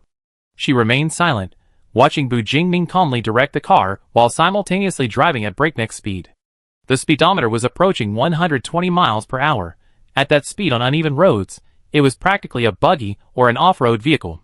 He gripped the seatbelt, feeling his heart pounding wildly amidst the intense thrusting and occasional sensations of weightlessness. A sudden thought crossed his mind. Had this been Bu Jingming's life in the wilderness for the past 5 years? Perilous and fraught with danger. Before Bu Jingming had matured, were there many times when he was just a hair's breadth away from seeing him again? The mud still clinging to him seemed about to envelop him again, but before Jiang Runyan could even process his emotions, he heard Bu Jingming's voice. I need to use my talent to teleport directly to the other side of the river, but the distance is too far. I need your help. Bu Jingming spoke quickly and urgently, because the off-road vehicle would plunge into the river in less than half a minute. Jiang Runyan snapped out of his daze, grabbing Bu Jingming's forearm in return. Just as his talent was about to activate, a meaningless darkness enveloped him. This feeling was quite familiar. He'd been here several times. Bearing the lives of everyone in the vehicle, Bu Jingming had no time to think about anything else. He first swerved the steering wheel sharply to the right, the car almost instantly straightening, barely shaking off the monkeys that pounced on him. Then, in a split second, he unleashed his innate energy to its maximum, using Jiang Runyan's enhanced talent to throw a shadow anchor point towards the opposite bank. The tiny shadow glided rapidly across the river, its speed decreasing with distance finally, stopping 3 meters from the shore. The river was wider than Bu Jingming had estimated. Without time to think, before the monkeys could react, Bu Jingming pulled the entire vehicle into the shadow. The instant he began the transfer, the energy Jiang Runyan restored for him couldn't keep up with the losses. His strength drained away, like a dam bursting, and his face turned deathly pale. But simply moving to the anchor point wasn't enough. They were still 3 meters short. If the off-road vehicle fell into the water here, they'd be without transportation to get back to Tianming, which would be a major problem. Bu Jingming had to teleport again the instant he reached the anchor point. This step couldn't be delayed too long, because his teammates couldn't stay in the shadows for as long as he had, especially after just experiencing a long-distance teleportation. He gritted his teeth, veins bulging on his left forearm, unleashing his innate energy recklessly, managing to get everyone ashore before he was completely exhausted. Jingming. Jiang Runyan, who had experienced becoming one with the shadows many times, was the first to regain his senses. He turned to look at the driver's seat, and saw Bu Jingming's pale face, his forehead covered in sweat, and his 2 arms trembling uncontrollably.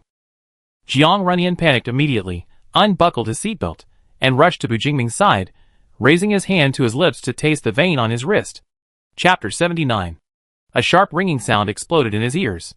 Bu Jingming almost thought those monkeys were incredibly powerful, relentlessly chasing him across such a large river. Overusing his talent caused his brain nerves to throb wildly. His eyes were clearly open, but everything he saw was blurry and dizzying, the world spinning around him with no clear focus. His teammates seemed to have reacted. Their shouts and greetings drowned out the gradually subsiding ringing in his ears. Bu Jingming finally regained his focus, and his first reaction was to raise his hand to stop Jiang Runyan's self-harm. "I'm fine." His raised hand was still trembling, but it precisely blocked Jiang Runyan's lips and wrist. "It's okay, Nyan, you just overdid it." Jiang Runyan knelt on the guardrail, looking down at the pale-faced Bu Jingming. The last time he saw him like this was when Guangxu was on the verge of death. Wanting to say something, a lump in his throat prevented him from speaking. Jiang Runyan hurriedly caught Bu Jingming's falling hand, holding it in his own palm. The energy from his talent slowly flowed through him again, a warmth spreading from his hand throughout his body, and Bu Jingming immediately felt much better. "Boss, you should rest first, I drive." Jiuxin took over the driver's seat, and Jiang Runyan simply got out of the passenger seat, giving it to Qiuyeye. He helped Bu Jingming to the back seat, and silently recharged his energy.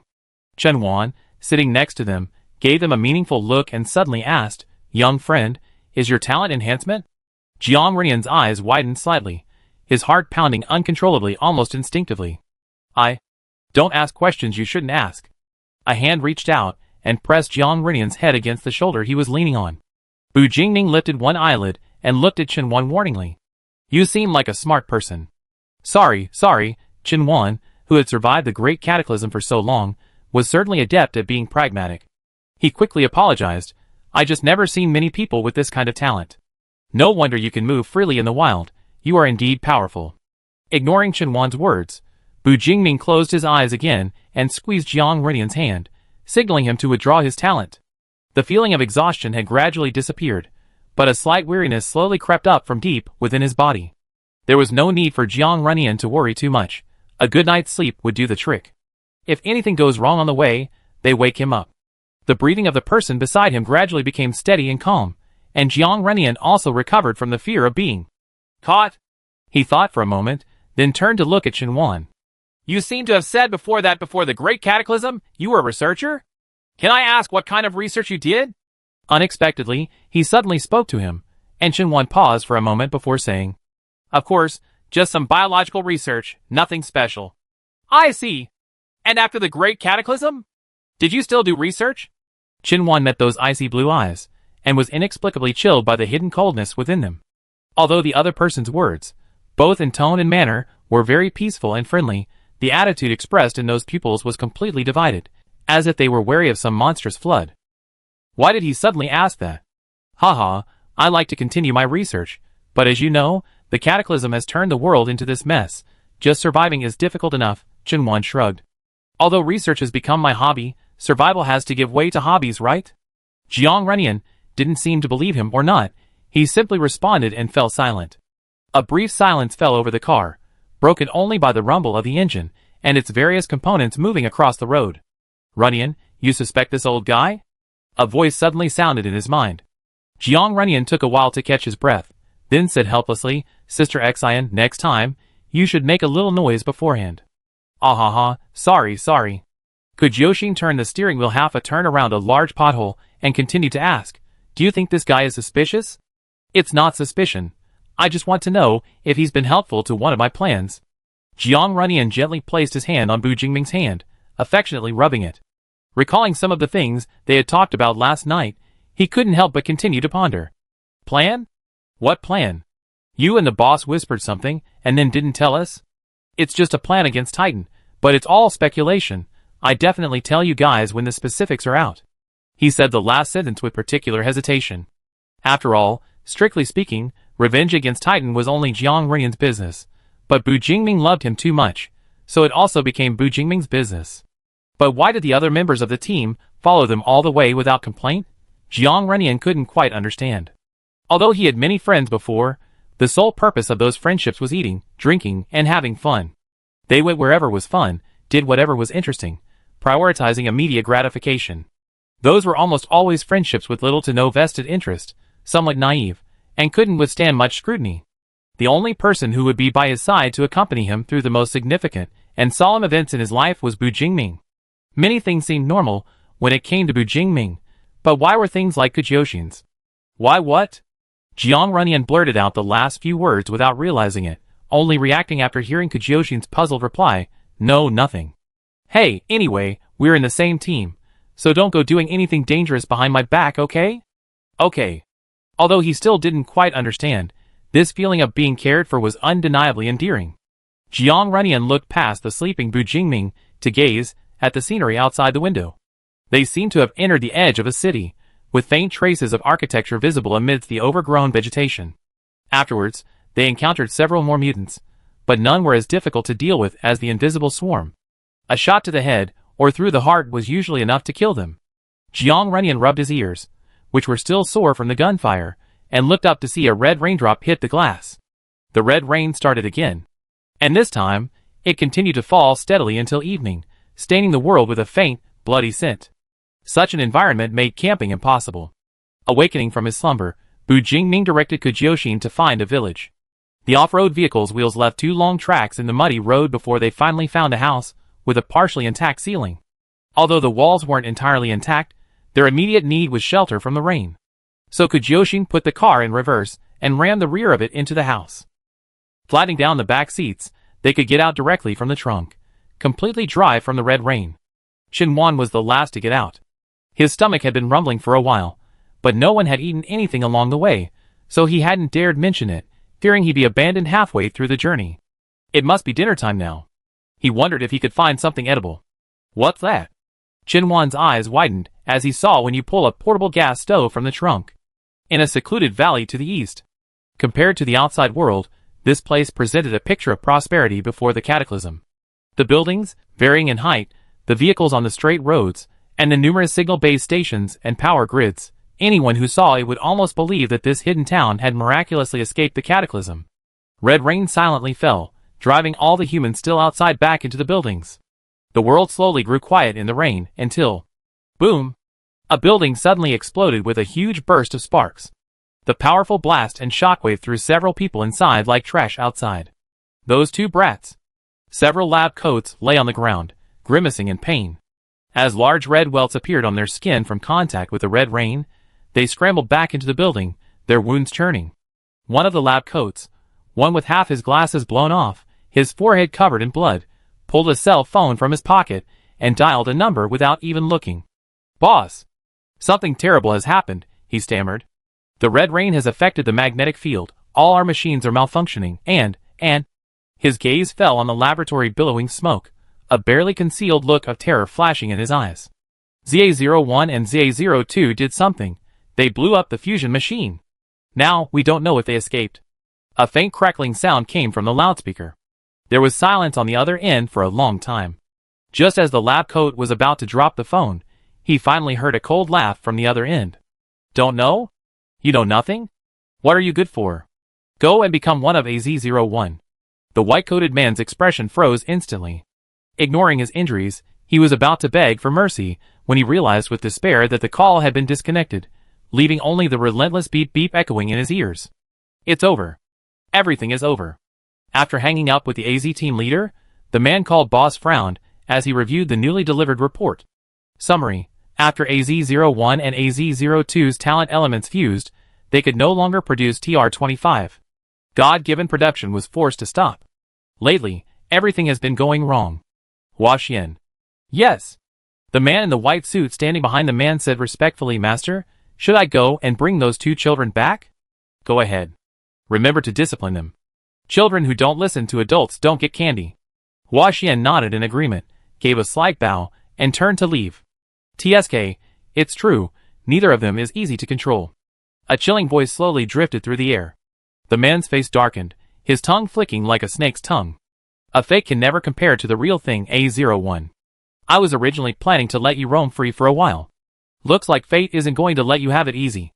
Chapter 80. Qinwan held a steaming bowl of dried meat soup, muttering in disbelief, I'm eating this? Ah? What's wrong, Grandpa Qin? Is there a problem? Kujioshin peeked over from the side. It's not spoiled, it's edible. Or would you like something else, Grandpa Qin? No, this is fine, this is fine. The rising steam blurred his vision. Qinwan carefully picked up the bowl and almost reverently sipped the soup. It was still scalding hot, but he didn't care. Even with his tongue numb from the heat, he didn't stop, drinking a third of the soup in one gulp. Taste aside, he hadn't eaten anything hot in ages. His only memories of food were cold, hard, dry, and unpalatable things. Since the team protecting him died, no one knew his true identity. Qinwan had endured the disgusted looks of outsiders for who knows how long, receiving absolutely no treatment. He was lucky he hadn't been thrown out to be fed to the mutants. And this was real meat. He had watched Qiu pick out strips of dried meat from a sack of ingredients. The texture was clearly pork, definitely not human flesh. Qinwan drank most of the broth before noticing a bag of flatbread on the makeshift table made of broken planks. The others were dipping the flatbread in the broth as their main dish, so he copied them, picking up a piece and eating it too. He thought his actions were natural enough, but to Bu Jingming and his group, the old man's slightly hesitant movements made him even more pitiful. Sigh, look at Grandpa Chen, he looks like he hasn't eaten in his life. Kujioshin whispered to his teammates via the link, he seems easily moved. Boss, you're trying to coax him to Tianing, it seems so easy. Maybe, Bu Jingming placed a wild vegetable stalk in Jiang Renyan's bowl, he doesn't fully trust us yet, at least he's probably hiding something about himself. But that's normal, we talk about it when we get back to Tianing. Helping Xiang Chanlin recruit people was just a side job, not worth as much effort. Compared to Qinwan, he was more pleased that Jiang Renyan's appetite tonight had finally returned to what it was before the Great Cataclysm. Jiang Renyan felt a little uncomfortable under his focused gaze, put down her bowl, covered his eyes with her hand, and said, Don't keep looking at me, eat your food. I'm full. Then don't look. Her palm was brushed by his blinking eyelashes, a fine, ticklish sensation spreading through it. Jiang Renyan casually withdrew his hand, finished the rest of his food, and then took the chopsticks from Bu Jingming's bowl, which were about to add more food. The teammates were clearly used to their affectionate behavior. Kujioshin even chuckled and imitated Bu Jingming's gesture, putting meat into Qiu Ye's bowl, only to turn around and find that when you had also put a piece of meat in her bowl. Only Qinwan vaguely felt something was off, but couldn't quite put his finger on it. He wanted to ask Bu and Jiang if they were brothers, but didn't dare, so he could only keep his eyes down and silently eat his meat, managing to eat until he was about 80% full, a rare occurrence for him, and even let out a satisfied burp as he put down his bowl. Outside, it was already dark, but the red rain seemed to be getting heavier. Qiu Ye observed the small hut for a moment, then suddenly said, Judging by this rain, won't this hut flood by midnight? The terrain here isn't high, and if water accumulates nearby, it will most likely flow into the hut. None of them have the talent to build a high wall like the robbery team that was killed, so it's quite a problem. Her words drew the others over to take a look, and they started discussing whether to sleep in the car or in sleeping bags in the hut that night. Chin-Wan sat on the ground picking his teeth with his fingernails, and said casually, "It's okay, it won't flood." "Huh? Why? Why?" Kujoshin asked. "Didn't you notice?" Chin-Wan, having finished picking his teeth, got up and stood by the half-buried wall. The red rain doesn't actually accumulate on the ground, no matter how much there is. Because although this stuff is bad for humans, the mutated plants outside love it. It seems there's some substance inside that's beneficial to them, so they absorb as much red rain as it falls. He pointed to the lush green plants around them. Instead of worrying about being flooded in the middle of the night, we should worry about whether this red rain will continue, and we suddenly be attacked by the mutated plants. Jiang. Runyan sighed, "It would be better to be flooded." Kujoshin sighed along with him. "So, are we sleeping in the car or here tonight?" Bu Jingming pushed them aside and took the 3 sleeping bags that Aning handed over from the car. "Since we won't be flooded, let's sleep here. There are too many of us now, and there's not enough room in the car. I keep watch." As long as Bu Jingming was awake, no matter what happened, he could use his shadow to take them all away. Besides, Mao didn't sleep at night either. The mutated owl's nighttime perception was much stronger than his, so a sneak attack from the mutated creature wouldn't be a big problem. The small hut was about 10 square meters in size, with only one wall intact. To avoid getting wet in the red rain, they planned to rest in the corner formed by the intact and relatively intact walls. Considering the possibility of an attack at night, they abandoned setting up tents and instead spread out their 3 sleeping bags, piling them together to form a large communal sleeping area. The 2 girls were huddled in the center, with Bu, Jiang, Wan, and Chen on either side. Chen-Wan, assigned to sleep on the outer side, had no complaints and even felt quite pleased to have a bed. The people in this squad were surprisingly kind. Even someone like him, with unknown origins, was provided with food and lodging. Perhaps the Tianming base, which they had secretly recommended, had a good atmosphere. It would be good to settle down there first and then make further plans. The rain continued relentlessly, the cacophony easily lulling the well-fed group into drowsiness, but also providing an opportunity for some to whisper. Jingming. His lover's warm breath brushed against him, like a direct hit to his heart, stirring a slight itch. Bu Jingming hummed softly in response, then asked, "What's wrong?" Jiang Runyan shook his head, then nodded. "Have you encountered this kind of situation many times before?" "What?" Bu Jingming asked instinctively before realizing what he meant. "Were you scared?" "Actually, it's alright, not many times." "I wasn't scared. I'm just a little." He felt a little sorry for him, a little scared. Jiang Runyan reached out and wrapped his arms around his waist, pressing his body against him tightly. "Not many times, that means you encountered it before, and more than once." "Jingming, tell me about it, I want to hear it." Bu Jingming remained silent for a long while before sighing helplessly. He hadn't expected that even though he had been so careful and tried to gloss over the details, he would still be caught out. "It's not an interesting story." "I know. How about I tell you after we get back to Tianming?" "No," Jiang Runyan stubbornly grabbed his collar, "tell me now." Since the other wouldn't let him stall, Bu Jingming had no choice but to rummage through his memories for things that weren't too serious, but wouldn't let Jiang Runyan realize he was being evasive. "Actually, it was only dangerous at the beginning because I didn't have any good weapons, and my talent was very weak, so weak that I felt it was less effective than a small knife. There were more humanoid mutants in the city, but they were easier to deal with. At least aiming for the head was always a safe bet. When I left the big city to go back to find you, I was chased around like mad by those similarly mutated plants and animals in the wilderness. Injuries were inevitable, fractures, internal bleeding, and stuff like that, but at least I wasn't splashed with anything corrosive. My face? I was worried you wouldn't recognize me if I were disfigured." "And another time." Bu Jingming stopped mid-sentence.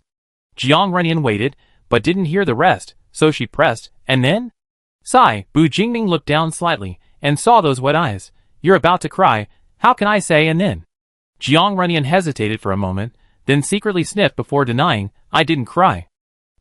I tell you the rest when Tianming comes, okay?" Silence means consent. Just as Bu Jingming was about to plant a kiss on his lover's lips, and say something to lull him to sleep, he suddenly heard a whisper hidden in the rain, "We didn't have to go through all this." In that instant, Jiang Runyan felt that his own experiences were far inferior to Bu Jingming's. In the wild, He had to consider food and survival, and face so many bizarre mutants, barely escaping with his life. At least he had his powerful talent to ensure his survival, but Bu Jingming. Halfway through his thoughts, his lips were suddenly captured by another pair of lips. The other person forcefully pried open his teeth, sucked for a while, and then pressed his forehead against Jiang Runyan's, saying in a deep voice, "Nian Nian, don't compare your hardships." Even though Jiang Runyan didn't say the second half of that sentence aloud, Bu Jingming still understood what he was thinking and decisively corrected him. "Don't feel guilty, Nian Nian. Of course, we both feel more sorry for each other, but don't belittle the harm you suffered. Understand?" Squeeze. Jiang Runyan buried his face completely in Bu Jingming's clothes. "Alright, go to sleep. If we keep talking, do you believe Kujoshin and Qiu Yeye have been talking about us for ages?" Jiang Runyan hadn't even been touched for a moment when he heard this, and his face flushed with embarrassment. He pursed his lips and shrank back, then shrank back again. Bu Jingming saw that he was almost down to his stomach and quickly pulled him back up. "Good night." The various worries he had before going to sleep didn't happen. Bu Jingming stayed up until midnight, switching shifts with Wen Yu, who had just woken up from needing to pee. The rain had lessened considerably in the latter half of the night, and by the time the sun rose on the horizon, the sky was completely clear. Jiang Runyan opened his eyes, and first saw Bu Jingming's sleeping face. He couldn't help but admire it for a while. That face, even after more than 10 years, he hadn't grown tired of it. Looking at it, he felt his heart flutter again. So he couldn't help but lean forward, intending to steal a kiss, when Kujoshin's cough from behind startled him, killing all his romantic thoughts. Chapter 81. Jiang Runyan had momentarily forgotten how heavy the rain had been the night before. His mind was filled with the thought that his intimate moment with Bu Jingming might have been overheard by their teammates. When he came to his senses, he heard a few soft laughs. Bu Jingming opened his eyes, pinched his nose, and then sat up, cheerfully greeting him with a good morning. Seeing his expression, Jiang Runyan immediately realized that the guy was deliberately teasing him. Annoyed, he sat up and punched him. Then, belatedly, he realized that his brain hadn't needed several minutes to boot up this morning. He had slept soundly and fully, waking up feeling exceptionally refreshed. After the group gradually woke up, they ate something simple, packed their things, and continued their journey without stopping. Because they had crossed a wide river, their route had changed.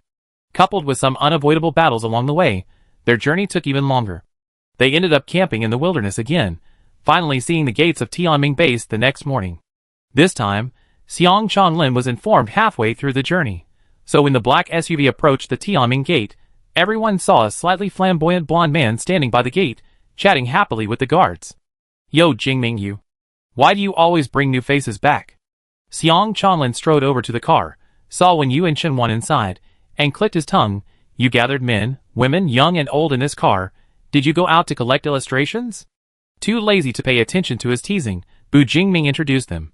Xiang Changlin, the leader of the Tianming base. "This is Wen Yu. Picked up on the road, his combat talent is pretty good. This is Chen Wan, a researcher. Do you think the base needs?"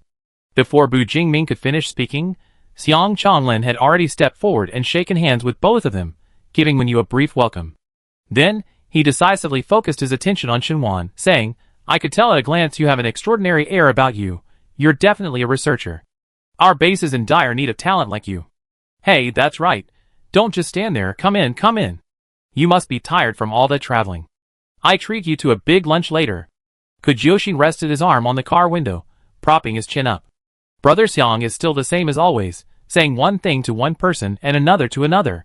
"That's why you'd be quite suitable to be the leader of a base," Qiu Yeye added with a smile. The car was driven directly to the designated parking spot. After so many days, finally back in familiar territory, Jiang Runyan collapsed onto the sofa after entering the house, only then realizing the profound exhaustion of the long journey. How long had they been gone? Jiang Runyan thought for a moment. Half a month? It seemed like a long time had passed. So much had happened. The sense of time had become incredibly weak. Only the presence of the people around him became increasingly clear. Jiang Runyan turned to look at Bu Jingming, who was packing his backpack, and with a burst of strength, he got up and threw himself onto his back. "Jingming. What's wrong?" "Nothing." Jiang Runyan tightened his arms and kissed him on the cheek, then slumped back onto the sofa, sighing, "So tired. Tired but still have the energy to be a little rascal with me? Would I call that being a little rascal with you?" Bu Jingming zipped up his backpack, walked to the sofa, bent down, and returned the kiss, Want to take a nap? I wake you up when it's time for lunch. Jiang Runyan shook his head. Although tired, he wasn't sleepy. He couldn't help but think about how Bu Jingming had been in this room the last time, and felt a pang of guilt. Jingming, did I put you through too much trouble back then? It's alright. Bu Jingming sat on the sofa, lifting Jiang Runyan's head and placing it on his lap. At least I finally found you. Nothing else matters. No, destroying Titan is still very important. Jiang Runyan chuckled, turning halfway around and burying his face in Bu Jingming's stomach, nuzzling him affectionately. He said in a muffled voice, Titan hasn't come in a long time. I'm a little worried. What if they come again? The first time was just a failed sneak attack. The second time almost cost Bu Jingming his life. The third time. Jiang Runyan didn't dare to think about it. Then don't stray too far from me during this time. Okay. Remember to tell me where you're going. Okay. Anyway, we just need to stay together all the time, for meals, for showers. Jiang Runyan punched him again. Last time we slept in the same bed, and Titan used an illusion to lure us away. Seriously, all that useless talk. Bu Jingming laughed for a long time before seriously saying, those two last time weren't ordinary soldiers, they seemed like generals. Like the 12 demons in the Bible, their numbers were definitely small. We already killed 2. According to you, there are still 10 left. Ouch. Bu Jingming flicked him on the forehead. At least we're on our own territory now. If I were to get messed with like that again in Tianming, Xiang Chanlin would have to come and offer his head. Besides, you saved me from the brink of death last time, you definitely can next time. He was cut off mid-sentence by Jiang Runyan, who covered his mouth. Don't you know about prophecy? Don't anticipate these things. The two wrestled for a while, finally rolling off the sofa to the floor, sharing a long, lingering kiss before finally falling silent, both breathless. Bu Jingming looked at Jiang Runyan lying on top of him. Jiang's eyes were closed, and his breathing gradually returned to a steady rhythm. He seemed truly asleep. He didn't move, lying on the floor staring at the ceiling, using Jiang as a cushion while recalling their conversation back at the Wind and Fire base. Jingming, if we find Titan's headquarters, what do you plan to do? Find Yulin first, then kill the rest. He won't kill him? After what he did to you, you think you can die so easily? Bu Jingming sat on a stool leaning against the armrest, the word kill coming from his lips as easily as a child playing with a toy. Once you caught him, you do what you want, and leave the rest to me. Hearing this, Jiang Runyan, unusually thoughtful, considered for a moment. If he really caught Yulin, how would he take revenge? After much thought, he felt that death was the greatest punishment.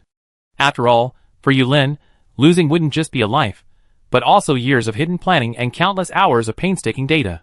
When all of that was destroyed, this person would never have the chance to witness the day his grand ambitions were fully established. At noon, Bu Jingming's team gathered once again in the communal kitchen, in their usual spot, a round table at the back.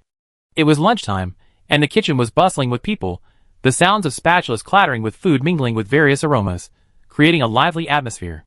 Xinwan glanced at the individual kitchens emitting wisps of smoke, then at the large table laden with meat and vegetables, and for a moment, he felt as if he were still living before the great cataclysm. And what else did he see? There was even wine on the table. Although it was just crude rice wine, this showed that the Tianming base had been operating normally for at least a long time, ensuring the residents' basic needs were met, which explained the existence of alcohol, a food more about spiritual fulfillment than physical sustenance. Before lunch, Xiang Chanlin had warmly invited him to stay at Tianming, but when he said he needed to think it over, he didn't press the issue, instead smiling and inviting him to come and see for himself. Xiang Chanlin was confident that the conditions at his base were attractive enough. Once someone was even slightly interested, everything else was negotiable. Jingming, welcome the new year. Xiang Chanlin waved to them, and once the two sat down, everyone was present. Xiang Chanlin waved his hand dismissively, let's eat. Faced with this sumptuous feast, even Bu Jingming and his group, who hadn't lacked food and drink along the way, were tempted. Xinwan, who hadn't had a proper meal in a long time, was even more eager. He initially tried to be reserved, but after a few bites of meat and a swig of wine, he couldn't pretend anymore and ate like a glutton, devouring a third of the table's dishes.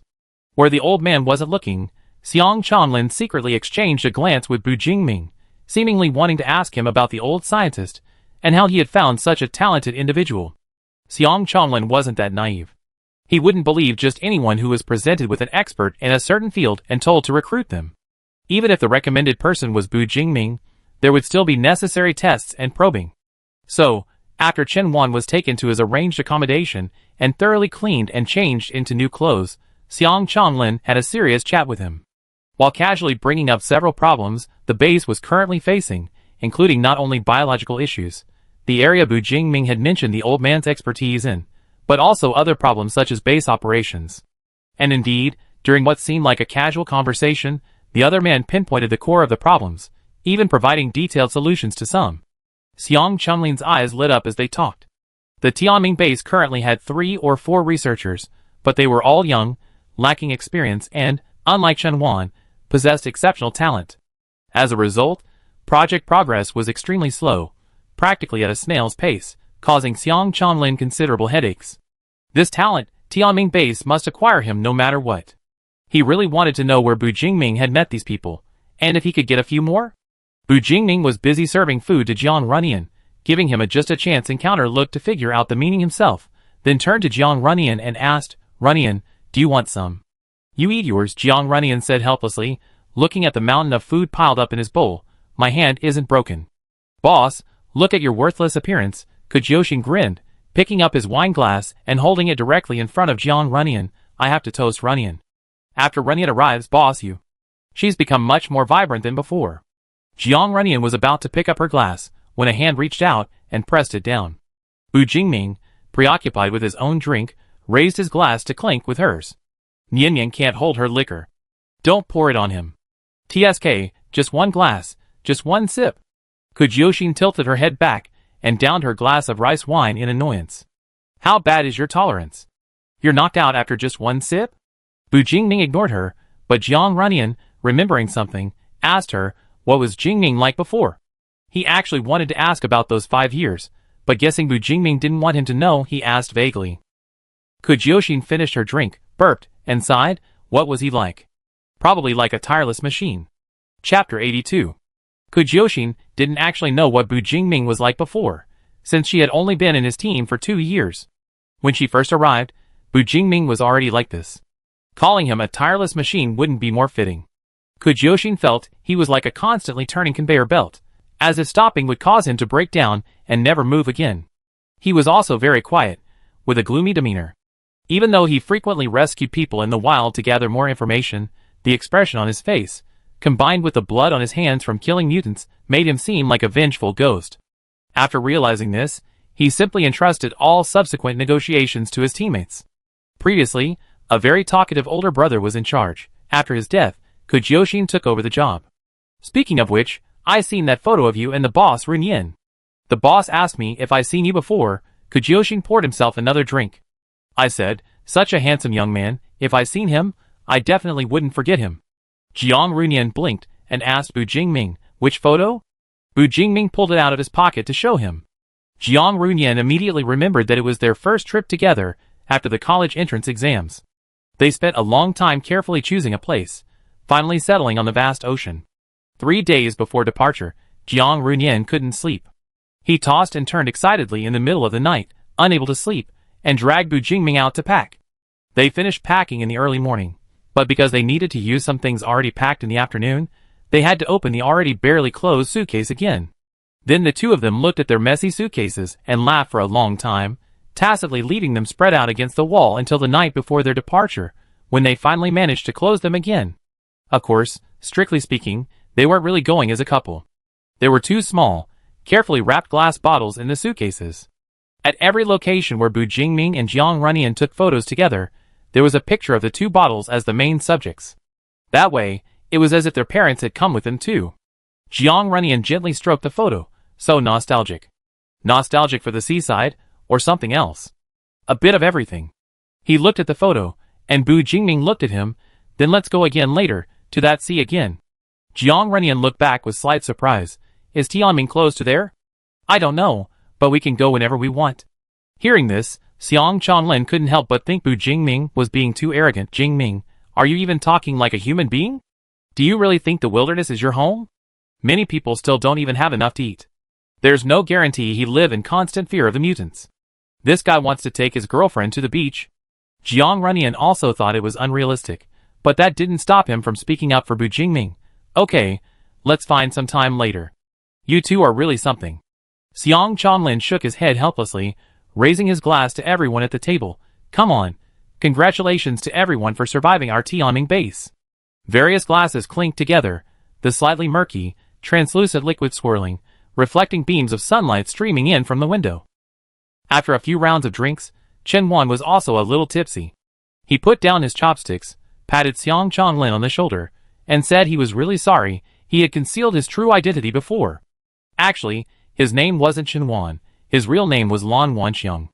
Before the Great Cataclysm, he did scientific research in City B, primarily in medicine, with physiology as his secondary research area. Although he hadn't practiced clinically for many years, under the current circumstances, if he rashly revealed his true identity, he could easily be forced to stay at a certain base as a doctor. Lan Wanxiang didn't want his life in someone else's hands. Little Xiang, very good. Don't let my age fool you. I still have a good eye for people. I think you're quite good, and Tianming is quite good too. Xiang Chanlin immediately became excited and poured him more wine. So old Lan, are you planning to stay? Hiccup. Originally, I wanted to go to the Fenghua base. Lan Wanxiang leaned back in his chair, still holding his wine. Since this place is also good, then there's no need for this old man to keep running around. A few minutes earlier, when Qiu Ye heard Lan Wanxiang say his real name, her chopsticks froze in place, and it took her a while to remember to put them back in her bowl. His surname is Lan? That's not a common surname. And he's from City B? Lan Qi mentioned her mother was in City B back then, and he even wanted to go to Fenghua. Could it be? What's his relationship to Lan Qi? Qiu Ye couldn't help but ask, why do you want to go to the Fenghua base? Lan Wanxiang, his head still a little dizzy, thought for a moment. The reason I gave you is true. Fenghua is relatively safe, after all. It's such a large base, they couldn't possibly force an old person, could they? Qiu Ye fell silent. At this point, the others in the team realized, Lan Wanxiang probably didn't know he might have relatives at the Fenghua base. The group exchanged glances, all remaining silent in tacit agreement. Kujioxin asked in the team voice chat, Boss, what about Dr. Lan? No, wait a bit, Bu Jingming said almost without hesitation, at least wait a while. Since they were bringing him back as part of a talent recruitment program, telling him now that his family would be part of his initial destination would make it difficult to keep him in Tianming. Anyway, Lan Qi is safe in Fenghua, so letting Lan Wanxiang develop a sense of belonging to Tianming before telling him would reduce the chances of him being sent to Fenghua. After briefly explaining the above reasons, Bu Jingming thought for a moment and then specifically said to Qiu Ye, it's not that I'm preventing your friend and family from reuniting, it's just that right now, not only does Tianming need him, but our next plan to deal with Titan might also require him. Yes, I understand, Qiu Ye said calmly, adjusting her glasses. Besides, they might not even know each other. In any case, let's focus on the present. They still have a very big enemy to deal with. After the welcome banquet ended, everyone ate and drank their fill and dispersed. Xiang Chanlin patted Bu Jingming on the shoulder one last time and said, you guys should get some rest today. Let me hear what you did on this trip tomorrow. Okay. However, even though they were supposed to be resting, when Bu Jingming and Jiang Runyan returned to their room, Li Huanqing's communicator rang again. Brother, how's everything been lately? Where are you now? Just got back to Tianming this morning. Bu Jingming sat on the sofa, leaning against Jiang Runyan, and turned up the communicator's volume. Any news? With Huanqing taking action, there's bound to be a result. Brother, do you want to hear the good news or the bad news first? Bad news. So you're the kind of person who likes to plan for the worst first? A rustling sound came from the other end, the source of which was unclear. The bad news is, we actually found a base in a valley to the east that isn't in the Starry Sky database. This didn't sound like bad news, so Bu Jingming remained silent, listening to what he was saying next. The bad news is, if that base is Titan's headquarters, it might not be something you can handle. Li Huanqing paused, organizing his thoughts. Brother, do you know what that base is like? Advanced, high-tech, it's practically a fortress from the future. Although the people we sent to investigate didn't see any weapons clearly displayed outside, its combat power is definitely not low. Based on our understanding of Titan, there might be an army of monsters hidden inside, like the one that attacked Guangzhou back then. Brother, how can you, alone, or even with just a few people, manage to fighting against such a powerful force? Li Huanqing, separated by an electronic device, couldn't see it, but Jiang Runyan, standing beside Bu Jingming, noticed his brow furrow almost imperceptibly before relaxing. Jiang Runyan, without any emotion, pressed on, "What's the good news?" Sigh, "The good news is, we dug up Yulin." "Guess what? He's Wushu." Li Huanqing continued, then couldn't help but complain, "This guy is way too cautious. You know, he's used several fake identities, Wushu being one of them. It took us a lot of effort to figure out what was going on." "A fake identity?" Bu Jingming asked, puzzled. "Isn't Wushu shorter than Yulin? Could Wushu be the real identity? There's a nearly 10-centimeter height difference between them. A person can't suddenly become shorter. Unless it's a talent. When I met Yulin, he wasn't using height-enhancing drugs," Jiang Runyan suddenly said, "and his talent isn't." He paused, then continued, "If he wasn't lying to me, he said his talent was enhanced senses." "Oh, brother-in-law's here too," Li Huanqing greeted him with a smile, then added, "Who knows how that guy did it? Maybe he borrowed someone else's talent, or maybe he researched some strange thing. If our people hadn't seen him change his appearance, we wouldn't know how to catch him." Bu Jingming asked, "What's Yulin's connection to Titan?" "We haven't found out yet. However, his status is definitely not low. Wushu's fake identity seems to be just an ordinary low-level member of Titan. He has other identities that aren't even related to Titan. So, brother, what's your plan?" "There's not much more Fanqing can help with later. Security there is extremely tight, and the outer perimeter uses some kind of talent to conceal the true situation. It probably won't be easy to sneak in." Bu Jingming lowered his eyelids, pondered for a moment, and only said to Li Huanqing, "That's enough, thank you. I figure out what to do next. Anyway, be careful, brother. Seriously, even if you need manpower to fight directly, you can tell me. Fanqing can lend you a hand." Chapter 83. After the call ended, neither of them spoke immediately. "Why that expression?" Bu Jingming glanced at Jiang Runyan, then reached out and rubbed his face a couple of times. "What are you worried about?" Jiang Runyan let him rub his face, making a mess of his expression. "Aren't you worried?" Before Li Huanqing's words, Jiang Runyan hadn't really grasped the reality of the force they were seeking revenge against. He didn't know its size or strength, and coupled with his previous poor condition, he had never considered these things. Whatever Bu Jingming said, he did. Whatever he was told to do, he did. He simply followed behind, stepping in Bu Jingming's footsteps. Until his rusty brain was repaired, Jiang Runyan realized he had truly arrived 5 years in the future.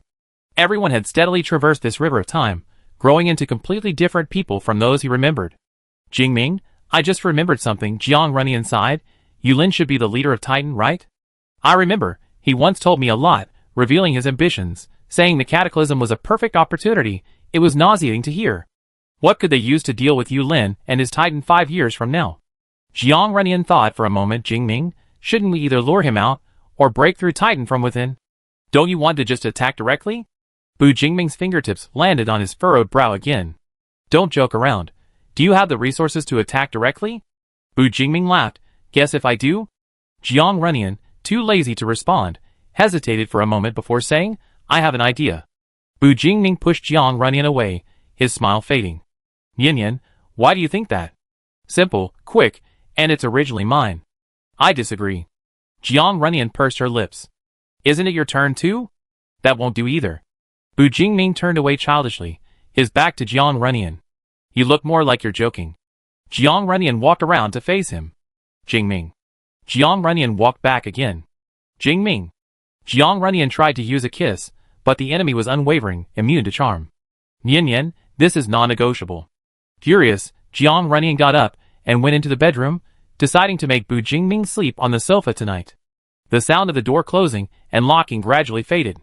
Bu Jingming sighed softly, took out his communicator, looked at it, and then put it away after a moment. He got up and went out of the house to knock on the door across the hall.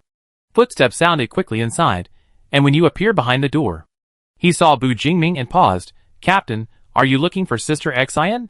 "No, I'm looking for you." Bu Jingming rubbed his nose. "You can make jujube cake, right?" The next morning, Bu Jingming and Jiang Runyan left the house one after the other. One went to find Xiang Chonglin, and the other went to find Lan Wanxiang. Lan Wanxiang was inspecting the research department that Tianming had set up. Xiang Chonglin, taking advantage of the large number of buildings in the base, had taken out an entire building for renovation. Suitable spaces between floors were opened up to create a large single-level space. Based on the requests of the previous staff, it was roughly divided into several areas: a sample room, a general laboratory like an instrument room, a conference room, an auxiliary room, like a data room, and a warehouse specifically for storing equipment, etc. Actually, we should also have a temperature and humidity controlled, sterile laboratory, but we simply don't have the necessary conditions right now, so we have to postpone that for now. When Jiang Runyan arrived, Lan Wanqiang had already introduced himself to several other researchers, and was adjusting a slightly old electron microscope. He wasn't surprised to see him. "It's you. I remember your name is Jiang Runyan?" "Yes, I have some questions for you." Jiang Runyan quickly glanced around, and seeing that no one else was there, he said, "Have you heard of Divine Gift?" Lan Wanqiang raised his graying eyebrows, turned around, and sat down in a chair. "I certainly heard of it. I really wanted to get a bottle to see what it was, but unfortunately, I'm penniless and too ashamed to steal or rob, so I had to give up." "You're asking about this?" Jiang Runyan also pulled up a chair and sat down, looking at him intently. "What if I told you I could get the raw materials for that thing? And I also know that the raw materials don't need much processing to produce Divine Gift. I wonder if you'd be interested in the effect." As soon as the bait was used, Old Master Lan eagerly took the bait. "What do you need me to do?" "Do me a favor." "So you didn't come here to ask for my help?" Faint sunlight streamed into the room, making the potted green ivy by the window appear exceptionally vibrant. Xiang Changlin took a sip of water to moisten his throat. Actually, Tianming's combat strength is really not weak. They have at least 2 elite squads and 4 or 5 combat squads, totaling nearly 100 people. 60-odd is still nearly 100 people. But against those unknown numbers of monsters that feel no pain and have no reason, what's their chances of winning? Bu Jingming sat on the sofa opposite him, arms crossed. "Actually, it's not that I don't need Tianming's help at all, it's just that the plan isn't finalized yet. If needed, I definitely contact you first." "That's more like it," Xiang Changlin smiled, then, thinking about how efficiently Bu Jingming and his team had handled so many things over the past 2 weeks, he couldn't help but ask, "So this is how you always led your teammates around?" "No wonder Zhou Xian said many people couldn't handle your pace. Don't you need any rest?" Bu Jingming replied noncommittally, "I made it clear to them. How could he possibly covet the protection he provided and expect to do nothing comfortably? He could only accept Jiang Runyan staying behind him and doing nothing." By the way, speaking of Jiang Runyan, Bu Jingming discovered shortly after arriving at Xiang Chenglin's place that the anchor point he had planted in Jiang Runyan's shadow had shifted. The instant he realized this, Bu Jingming almost jumped out the window to check on Jiang Runyan's safety, but he restrained himself. He hadn't sensed any danger through the anchor point. Jiang Runyan had gone out on his own initiative. He looked in a certain direction and suddenly asked, "What's over there?" "Huh?" Xiang Changlin followed his gaze. "You mean inside the base? That's the industrial area, farmland, ranches, things like that. Why are you suddenly asking this?" "Farmland, ranches? What was Jiang Runyan doing there?" "What's wrong, Jingming?" "No, nothing. Perhaps he just wanted to go for a walk," Bu Jingming thought, his expression softening considerably. Jiang Runyan's condition was gradually improving. He was now going out on his own initiative. However, the external threats hadn't been resolved, and he needed to deal with Yu Lin as soon as possible. After talking with Xiang Changlin in the conference room for half an hour, Bu Jingming noticed that Jiang Runyan had returned to his room. He got up, said goodbye to Xiang Changlin, and went to the communal kitchen. He had consulted with Wen Yu yesterday and believed that the main reason for the previous failure was the lack of ingredients. This time, back in Tianming, he was sure he could succeed. It was around 11 o'clock, and the communal kitchen was rather deserted. When Bu Jingming entered, he saw 2 familiar figures and raised his eyebrows in surprise. The other person also noticed his gaze, and when they turned around and saw him, their eyes lit up with surprise. "My benefactor." It was Wang Ping and Lin Zi, eating food with unrecognizable ingredients at a table. They stood up excitedly when their eyes met Bu Jingming's. They had actually come to Tianming. Judging from the looks of it, they must have joined Tianming and become part of the base. "My benefactor, I never expected to see you again." "I thought you weren't from this base," Wang Ping said with a smile. After finally arriving in Tianming, he hadn't seen Bu Jingming and his group. He only learned Bu Jingming's name, and that they had already left after describing their appearances to the Tianming leader. He had felt a little regretful at the time, thinking he would never see Bu Jingming again. Bu Jingming nodded slightly to them. "Long time no see. Did the whole base come?" He didn't know when the people from Xiaochao base had arrived, but judging from the rosy complexions of Wang Ping and Lin Zi, it had been quite some time. They weren't as sallow and thin as when they were hiding underground. it seemed their time in Tianming was much better than before. When Bu Jingming mentioned Xiaoqiao base, both Wang Ping and Lin Zi's expressions turned slightly somber. Wang Ping sighed, "Actually, after you left, I held a meeting at the base to ask everyone if we wanted to take a gamble. If we could reach Tianming base safely, life would definitely be much better than hiding here. At least we wouldn't go hungry." But the biggest problem remained. Their combat strength was insufficient, supplies were lacking, and they had no clear coordinates. Leaving their familiar environment was obviously too dangerous, so the few people at the base were divided into two factions, unable to reach a consensus. However, Wang Ping's attitude was firm. This time, at least they had a general location and distance, only 10 kilometers. Lin Zi's talent had returned to its former peak. With his stealth talent, the success rate of this plan could be further increased. Just as the argument was raging, Xiaoqiao base was attacked. No, to be precise, the attack occurred on the surface. The attacker's target was clear, the small grass base hidden underground. They wanted to tear up the surface soil or bury the grass base alive. They were aiming to kill them. Wang Ping racked his brains, but couldn't figure out who they could have offended. However, he seized the opportunity to take everyone from the base with him. With Lin Zi's help, they barely escaped the attack at the cost of 5 lives. Then came the search for Tianming base. Along the way, various reasons caused further casualties. If they hadn't met Tianming's hunting team and brought them back, there would probably be very few people left in the entire grass base. What an undeserved disaster, sigh. But the result is still good. Only after coming to Tianming did I realize how hard my previous lives had been. A look of nostalgia appeared on Wang Ping's face. Bu Jingming looked at him, then at Lin Zi, and fell silent. Chapter 84. This wasn't an undeserved disaster, it must be Titan's people coming after us. It was he who brought this calamity to the little grass base. Bu Jingming's face darkened slightly. Before he could say anything, a voice suddenly came from outside the kitchen. Brother Wang. Lin Zi, have you finished eating? The exploration team is about to set off. Hey! Coming!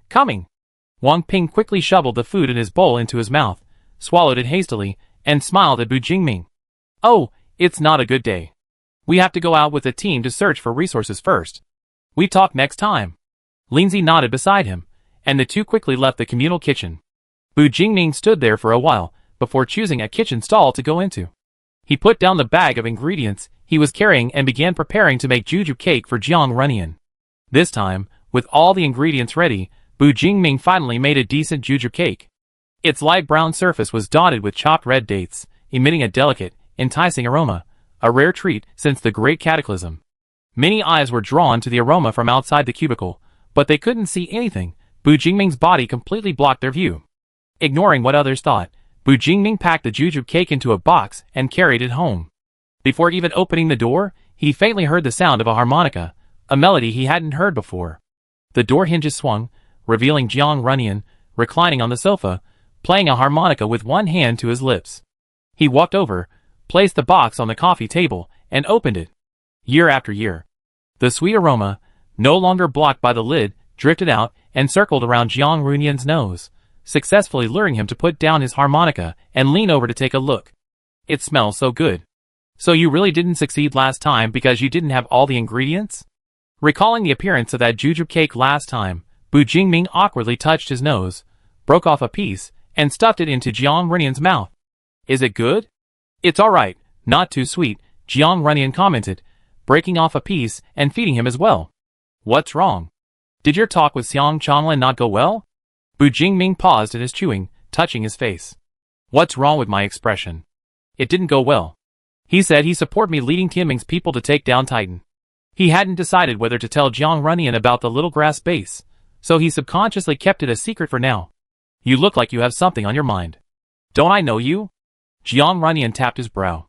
Your furrowed brow is so obvious. Bu Jingming didn't speak, focusing on chewing and swallowing the juju cake in his mouth before finally saying, Nian, yesterday. Jiang Runyan quickly stuffed another large piece of juju cake into his mouth, acting spoiled. I don't want to hear it, there's no room for negotiation. Okay, not that there isn't, but... I meant, Bu Jingming took the juju cake away, if you insist, I help you.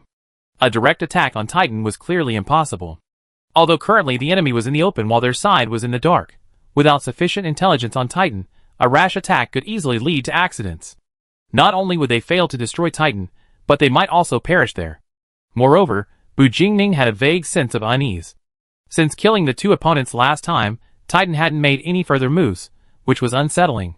They need to act before Titan does, but it's difficult for stars to infiltrate Titan's headquarters to gather intelligence. If they try to sneak in, there are too many unknowns in the whole plan, and they could easily become prey walking into a trap.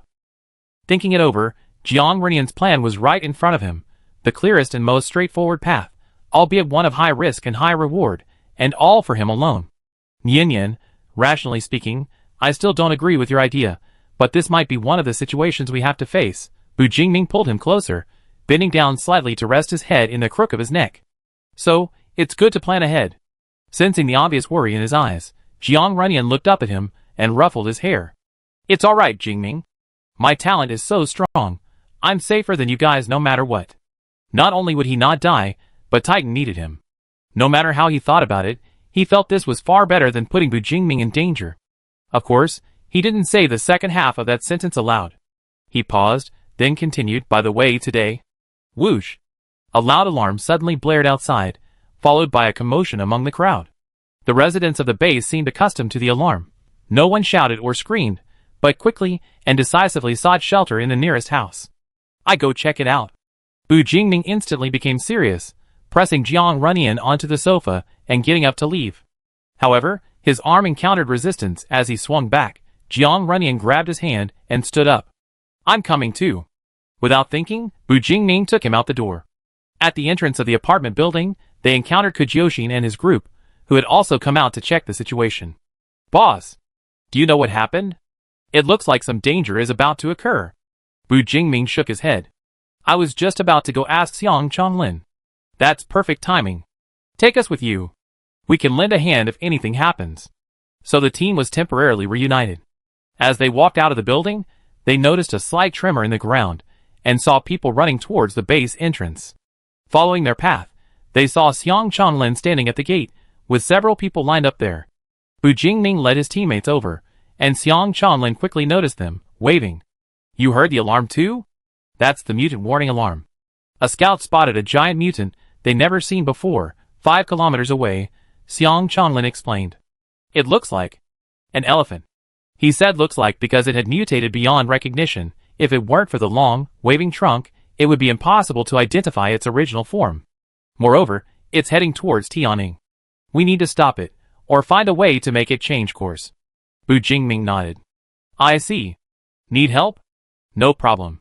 The best option is to lure it away. You just wait for my good news at the base. According to the scouts, the mutated giant elephant's shoulder height had already exceeded 6 meters. This was one of the largest mutated creatures available.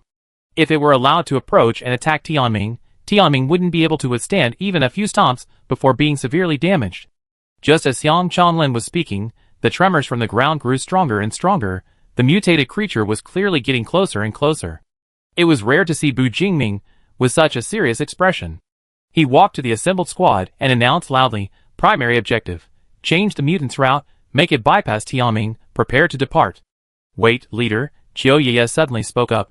Is it a mutant or a mutant animal? Is it aggressive? If we just intend to lure it away, I might be able to help.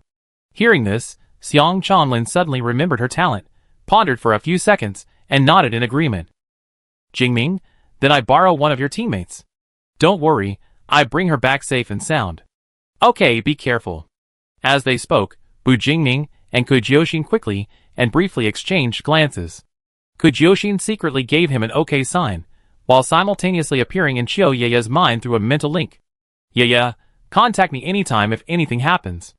Chiu Ye responded and followed Xiang Changlin into a heavy truck, leaving the base with the combat team. The alarms temporarily ceased, and the base returned to peace. The remaining members felt much more relaxed. Every time I come to Tianning, it's as safe as before the Great Cataclysm. I almost thought there would never be a crisis here. Kujyoshin sighed, lifting one arm to drape over Wenyu's shoulder. By the way, is Brother Xiang leading the team out? Who's guarding the base? Tianming base is so big, there must be more than just the leader managing it. Wenyu stood beside her, providing support. Her mentioning this reminded Bu Jingming that he and Xiang Changlin had previously met with 3 other members of Tianming's management, but he hadn't had in-depth discussions with them. At that time, he was still preoccupied with Jiang Renian and hadn't planned to take over Tianming. Besides, Titan was hot on his heels, leaving him no time to formally take over Tianming and make it his own.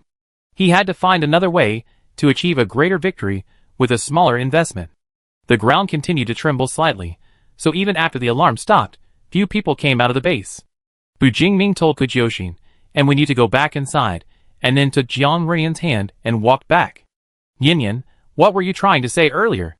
Jiang Renian uttered a short syllable. "I was just thinking that if something unexpected happened, and I hadn't been able to reunite with you, and you were already fighting the Titans, I wouldn't be able to guarantee your safety. So I went to see Grandpa Chen." Lan. Bu Jingming tightened his grip on his hand, but didn't speak immediately. Jiang Renian continued, "I asked him if he knew about the divine gift. Even though no one was around, Jiang Renian's voice lowered considerably. I told him if I could get him the raw materials for the divine gift, could he replicate it?" Bu Jingming stopped abruptly, silently lifting Jiang Renian's hand, trying to search for something on it. Chapter 85. Actually, it was too late to find any trace now, but Bu Jingming still silently examined Jiang Renian thoroughly. He couldn't see any wounds, but that didn't dispel Bu Jingming's frustration. His silent, cold expression made Jiang Renian feel a little guilty. "Jingming, it's not that serious. I just took a small test tube from their lab and bled a little bit. I didn't let him know it was from me." The slight tremor of the ground stopped. Bu Jingming pulled his wrist and continued walking. A few minutes later, they entered the apartment building. Bu Jingming then said softly, "I just don't want you to do those things again. Bleeding or cutting flesh." Even if it was Jiang Renian's own choice, like before when he saved Bu Jingming. But this felt like constantly emphasizing to Bu Jingming how foolish his initial departure was, how he had spent the past 5 years searching without becoming strong enough, leaving him so powerless against the overwhelming Titans. His strength was indeed among the top of humanity, but that didn't mean he could single-handedly wipe out the Titans. That would be far too reckless and rash. He'd likely die at the Titans' hands first. Jiang Renian followed him into the house, watching his retreating figure, and squeezed his hand. "Jingming, I know that even if I say I don't care anymore, you still can't help but think about it, so..." He took 2 steps forward, circled around to face him, and looked him directly in the eyes. "You know, I thought about it countless times. Why me? Why I was given this talent and then faced with this. Actually, I still haven't gotten over this hurdle. But because you're by my side, I feel like those things aren't so hard to face anymore." He said something similar to Bu Jingming before, but since saying it once didn't help, he'd say it again. Actually, it was hard to say how much of his current thinking had changed after being healed by Dr. Lan, but Jiang Renian realized that this was probably his original self. Even though he knew that those hellish 5 years hadn't completely vanished from his mind, or even been accepted as part of who Jiang Renian was, it had merely transformed from a pool of black water into a hazy black mist, perhaps still occasionally leaping out to try and envelop him, but that didn't matter. Jiang Renian reached out and wrapped her arms around Bu Jingming's neck, snuggling into his embrace. "Maybe we both need time to accept this, but let's wait until everything is over before we talk about it. Jingming, don't be angry. I'm not that fragile anymore, really. Before, that was because I was in a really bad state." Bu Jingming looked down into those bright blue eyes, hesitating to speak. He wanted to say he wasn't angry, he wanted to say he knew the reasons but just couldn't control himself, and he wanted to say that he cared about more than just that. His mind raced, and he couldn't utter a single word. Finally, he could only sigh, pulling the person in his arms even tighter. He couldn't help but wonder if he was overreacting, being too paranoid. Being so easily startled wasn't good. "Yeah, I know. I'm not angry, but next time, you have to tell me before you do something like this." Jiang Renian touched her nose slightly guiltily, rubbing her face against his neck. "Okay, I definitely tell you first next time." Around 3 p.m., the ground began to tremble again, the shaking intensifying as the mutated giant elephant continued its approach to the base. However, there wasn't much panic at the base, as an advance team had returned and broadcast a briefing on the situation. After half an hour of tremors, Bu Jingming and Jiang Renian spotted the giant elephant from the rooftop. How to describe it? The enormous, broad elephant was covered entirely in long, brown fur, almost overwhelming, with a texture resembling human hair. It looked like a gigantic human head moving across the ground, a truly terrifying sight. Moreover, where its fur-covered torso should have been, its 4 legs were fused together. Its movement relied entirely on the rhythmic movement of several bones at its base, like a multi-legged insect, making its speed slow, and its movement not a series of tremors, but a continuous, relentless tremor. Before the advance team returned and broadcast the message, Bu Jingming had already learned the general situation from Qiu Yeye through Kujioxin. This giant elephant wasn't a completely irrational mutant that only attacked, but rather a mutated animal that had become attached to Qiu Yeye when she tried to communicate with it and get it to change course. That elephant was injured, which is why it's running around. I think it's quite intelligent. Maybe we could recruit it to guard Tianming. Should we ask Runyan if he can treat it? Xiang Chanlin had already agreed to this idea, which is why she came to Bu Jingming to discuss it. Hearing Qiu Yeye say this, Kujioxin took the opportunity to add Jiang Runyan to the group chat and repeated the idea. Barring any unforeseen circumstances, it's definitely curable, and Jiang Runyan doesn't mind helping Tianming enhance his combat power. However, his talent can't be easily exposed to the public, so treatment can't be done at the base. After some discussion, it was decided that Qiu Yeye would tell the giant elephant to come to Tianming first, and then Bu Jingming would use his shadow to take Jiang Runyan out. Before leaving, Jiang Runyan took the harmonica Bu Jingming had given him. The two merged into the shadows, easily and quickly teleporting from the rooftop to Xiang Chanlin and the others. Jingming Runyan. When they appeared around the group, Qiu Yeye was sitting on a rock looking at the giant elephant, while Xiang Chanlin, with a blade of grass in his mouth, leaned against the wheel of a heavy truck. Upon seeing them, he spat out the grass, approached, and subtly glanced at the waiting combat team, then gave him a look. Is your Runyan going to clear the area with his talent? Bu Jingming looked back. No. After a brief and quick exchange, Xiang Chanlin slightly relaxed his expression, reverting to his familiar, somewhat frivolous demeanor. He pointed, look, that big guy. Even without his pointing, the mutated behemoth's presence was overwhelming, no one could ignore it. The colossal creature, easily 2 stories tall, stood not far away. The innate fear of giant objects ingrained in human genes prevented them from getting too close. Even at a distance of 4 or 5 meters, the awe was palpable. Jiang Runyan could detect a faint scent of blood in the air, confirming the injury. He hoped his talent would heal the other party successfully. Bu Jingming had previously discussed with him that his talent couldn't be directly exposed, they needed a way to conceal it. Thus, the harmonica Bu Jingming had traded for from the child became even more useful. Jiang Runyan took out his harmonica from his pocket, placed it to his lips, and breathed into it, causing the reeds to vibrate. In the melodious, improvisational tune, his innate energy flowed from his body. Within the range of the music, not only the giant elephant, but also Tianming's combat team felt a warmth rapidly spreading throughout their bodies, repairing them. The mutated giant elephant, the primary recipient of the treatment, felt it even more acutely. Its burning wounds were first touched by a cool breeze, followed by a rapid, itchy sensation of healing. The injuries that had tormented it for so long began to heal slowly and steadily. It raised its long, thick trunk, its fur swaying with the movement, quickly locking onto Jiang Runyan. But it did nothing more, merely exhaling a breath before lowering its trunk. Finally, the team leader couldn't hold back any longer and pulled Xiang Chanlin aside. Leader, is this some kind of talent that can heal people through music? When did our base get someone like this? How far can it go? Can it heal old Lao's injury? Xiang Chanlin watched the healing scene, crossing his arms and tapping his upper arm with his fingertips. It's just like you think. It's a very hard one healing talent. Remember to show him respect in the future. After thinking for a moment, he added, actually, he might not even stay here, so it depends on Tianming's performance, understand? Hearing this, the squad leader's eyes lit up, looking at Jiang Runyan with eager anticipation, seemingly already planning how to curry favor. Meanwhile, Qiu Yeye acted as a bridge between Jiang Runyan and the giant elephant. Standing beside Jiang Runyan, just as she was about to tell him that it was almost time, Jiang Runyan put down his harmonica and let out a visibly tired sigh. Bu Jingming, who was also standing guard beside him, kept a close eye on his condition.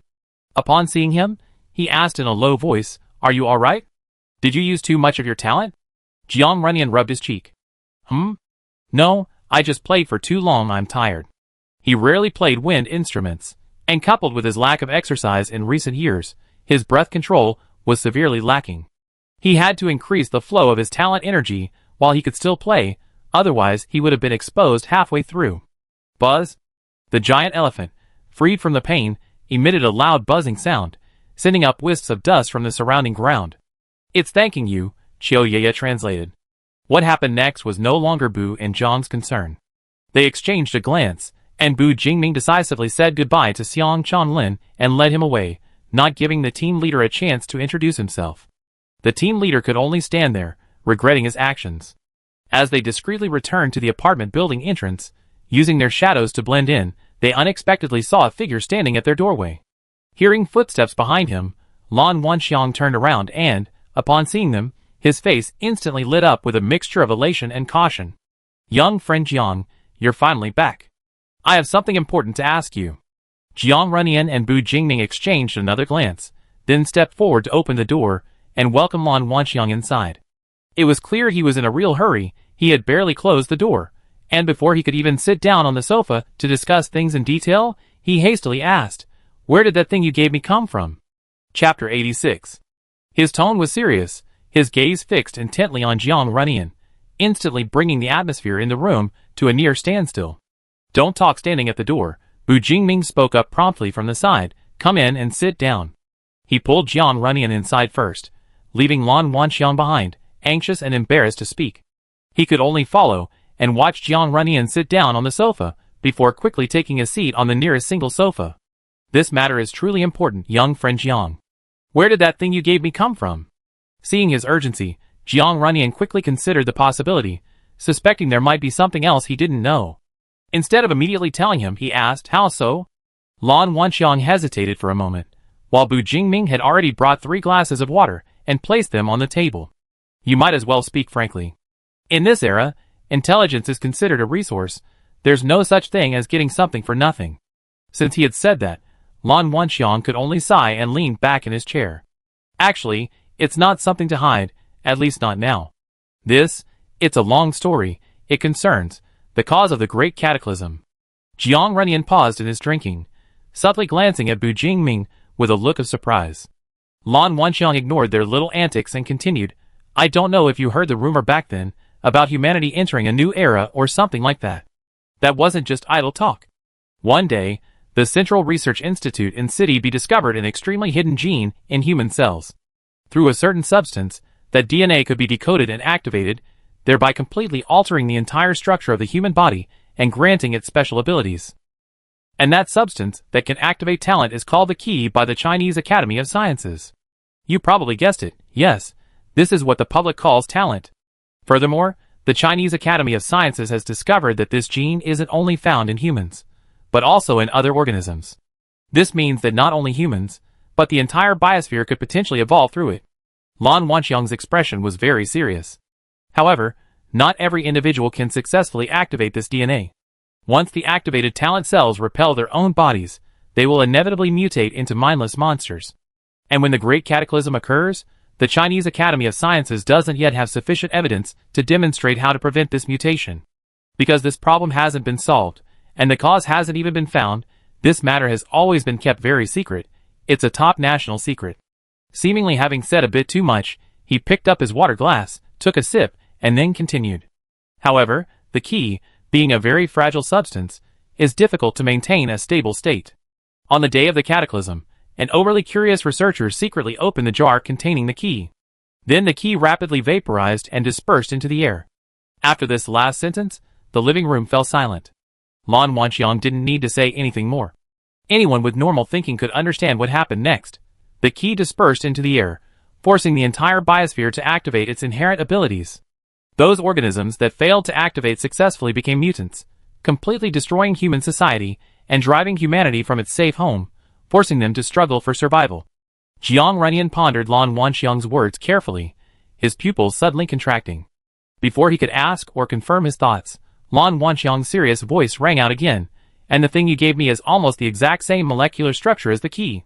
He seemed completely lost in his own thoughts, a hint of excitement in his voice. "That's it, that explains it. Why does the divine gift have the ability to reverse mutation and allow people to awaken their talents smoothly? Why does it have such a strong ability to enhance talents? It's because of the key." Compared to Lan Wangxiang's excitement, Bu Jiang, who knew the origin of the divine gift, couldn't laugh. What did this mean? This meant that Jiang Runyan was very likely the key itself. The room fell completely silent. You could hear a pin drop. Jiang Runyan lowered his eyes to hide the shock in them, pressed down on Bu Jingming, who was secretly harboring murderous intent, and asked, "But now that the Great Cataclysm has already occurred, what use is finding the key?" Lan Wangxiang crossed his arms, and said in a deep voice, "Of course it's useful, because at the time, the Chinese Academy of Sciences couldn't conduct experiments to collect evidence for various reasons, but that doesn't mean they were clueless. The biggest speculation at the time was that the number of keys could influence the degree of mutation. And now, the actual effects of the divine gift have even, to some extent, confirmed this speculation. So who are you? Bu Jingming suddenly interrupted him. How credible is what you're saying? Seemingly anticipating such doubt, Lan Wanxiang's expression didn't change much despite the suspicion. He simply sighed and said, "Of course, I can stand by what I say, because I was one of the main people in charge of the Keep project." The sheer volume of information Bu Jingming received from Lan Wanxiang in such a short time stirred considerable waves within him. He almost instantly recalled the events with Lan Qi and the information Qiu Yeye had told him. Jiang Rian's talent was indeed far from simple. It could even be considered the core element that propelled the entire biosphere into the so-called new era. Moreover, and most importantly, the Titans probably didn't know this yet. Otherwise, there wouldn't have been only a few attempts to capture him. If Bu Jingming were in his shoes, he would have relentlessly pursued and brought them back. Then the question was Lan Wanxiang reliable? Could he tell him the truth? If he was trustworthy, then perhaps. Just as Bu Jingming was pondering this, he heard Lan Wanxiang ask Jiang Runyan, "So, after all I said, young friend Jiang, can you tell me the origin of that blood?" Due to the lack of testing equipment in Tianming, coupled with the impact of the Great Cataclysm on the entire biosphere, Lan Wanxiang couldn't determine whether it was human blood or the blood of some other creature. His only hope was that Jiang Runyan would tell him himself. Seeing Jiang Runyan's continued lack of response, Lan Wanxiang coughed lightly, intending to continue persuading him, "You may not know how important this is to humanity." "No, I know," Jiang Runyan finally spoke. "It's precisely because I know that I need to be more cautious." He reacted faster than Bu Jingming, realizing what kind of position this would place him if it were exposed, but he hadn't decided whether to take the step, and was somewhat afraid of such a completely unknown future. Moreover, before that, there was Yu Lin, who wouldn't let him go. The greater good of humanity must always take a backseat to personal safety. Jiang Runyan felt his hands trembling. After struggling to control them, he said, "Elder Lan, I want to know the specifics of that conjecture." Before Lan Wanxiang could speak, he added, "Of course, in exchange for all the information you've given us, I can also tell you that the blood sample was human blood, and that person is currently hiding in Tianming. As for that person's specific identity, that's another price." This conversation continued for some time. An hour later, Lan Wanxiang left the room. Jiang Runyan suddenly relaxed, and was taken into Bu Jingming's arms. He then realized his body was trembling uncontrollably, unsure whether it was from excessive nervousness or fear. This was the first time he had engaged in such a transactional conversation with someone. Although Lan Wanxiang was a kind and benevolent person, he couldn't help but be very nervous, afraid of actually exposing himself and causing unnecessary trouble. "Yin, have some water." A glass of water was handed to Jiang Runyan's lips at the opportune moment. He lowered his head and took a sip from Bu Jingming's hand, then belatedly murmured, "Jingming, I think I can do something incredible." Bu Jingming tilted his head slightly to look into his eyes, finding only a bright, sparkling light within them. That night, in the latter half of the night, the alarm sounded again at dawn. This time it was a genuine mutant attack. A pack of mutated wolves attempted to storm the gate, but were ultimately divided into two battlefields by the combat teams 1 and 2, and defeated one by one. By the time the battle ended, dawn was breaking. The stench of blood mingled with the morning dew, a typical start to the day since the Great Cataclysm. The task of collecting the wolf carcasses was assigned to a spontaneously organized outing team by the base residents. Even Kujioxin joined in the fun, bringing Qiu Yeye and Wen Yu along, hoping to see if they could bring back anything useful. Bu Jingming wasn't very interested in this. He slept with Jiang Runyan until late morning, then went downstairs to the communal kitchen to bring Jiang Runyan breakfast before saying he had to see Xiang Chonglin. "Okay, go ahead." Jiang Runyan sat at the table watching him leave, slowly finishing his bowl of noodles. He didn't finish it all, leaving some uneaten. Well, compared to before, he'd eaten enough. Jiang Runyan easily let go of his craving, covered the bowl of noodles with a plate, stood in the entryway for a while, then, as if making a decision, pushed open the door and went out. He left the building and headed north. The buildings to the north hadn't been utilized yet. In short, they weren't developed. So there were hardly any people there. It was more like a paradise for plants. As far as the eye could see, apart from the specially cleared paths, the buildings were filled with branches and leaves of different colors. He walked towards the somewhat secluded area, but didn't actually go in, as if he had only come out of curiosity until a hoarse, sticky voice sounded behind him, like a giant hammer striking his mind. A01, long time no see. Chapter 87. Jiang Runyan realized he had overestimated his ability to accept that person. Almost instantly, his mind froze. There was no turmoil whatsoever, all emotions were frozen in place before they could even surface. Not only his thoughts, but his body also stopped, unable to move. He could only hear the footsteps slowly approaching behind him. He watched as the person turned around, revealing venomous eyes, until they were right in front of him. "You've been out playing for so long, it's time to go back, A01. The other person sized him up, a malicious smile on their face, like a venomous snake baring its fangs at its prey. "I thought you grown up by daring to run away, but you're still the same." Jiang Runyan bit his tongue hard, tasting the blood filling his mouth before finally managing to speak. "Get out." He poured all his belated nausea and fear, or perhaps many other unspeakable emotions, into that single word. His whole body trembled uncontrollably, and in a daze, he seemed to see the surrounding scenery distorting and shifting between Dawn and his prison cell. The self that Dr. Lon had previously destroyed resurfaced, howling incessantly in his ears. What to do? Caught? You're going to die. No, no, no, worse than death. This time, will it be electric shock or slow slicing? Look, you still have to go back to endure that inescapable pain. You still have to struggle among those knives until you're completely lost. Your fate, from beginning to end, will never change. Jiang Runyan's legs went weak, and he almost stumbled and fell to his knees. Yulin looked at him like this, and shook his head with pity. Where's your old flame? Why wasn't he there when you needed him most? I really like to meet him. After all, he's the guy who crippled 2 of my substitute puppets and killed 2 of my generals. He's quite a character. By the way, he seems to have directly or indirectly destroyed several of my strongholds, huh? A01, what do you think? How about we reunite in the lab? Shadow manipulation is a rare talent, isn't it? The demon smiled as it watched its prey's pupil shrink. Without wasting any more time, it swiftly knocked him unconscious and tossed him to Hua Xian, who had appeared beside it unnoticed. Let's go! Bait secured. Time to go back and set the trap. Any catching up could wait until they got back. Hua Xian hoisted Jiang Runyan onto his shoulder and respectfully replied, yes. The illusion used to avoid detection vanished quietly after they left, and Tianming Base remained peaceful, unnoticed by anyone about the silent intrusion. With Hua Xian's illusionary talent, they easily arrived at a modified RV park not far from Tianming. Without Yulin needing to speak, Hua Xian expertly retrieved a bundle of rope from a cabinet in the vehicle and tightly bound the unconscious Jiang Runyan's hands behind his back, then tossed him under the back seat. Drive, Chen Ji, stop cleaning your gun. If Jiang Runyan were awake at this moment, he would have recognized the man silently sitting in the driver's seat, called Chen Ji, as the black-clad man who had died alongside Hua Xian at Bu Jingming's hands. Titan's fighting strength remained undiminished, the reasons they had previously used for comfort shattered into dust. There weren't many people in the RV. Besides the 3 of them, there was only one more silent figure, a grotesque monster with a face covered in rough, fleshy scars, his body split in 2, half human and half bird-feathered. Yulin walked to an empty seat, crossed his legs, pulled out a device from his pocket, and examined it, his other hand resting on the windowsill, his fingertips tapping incessantly.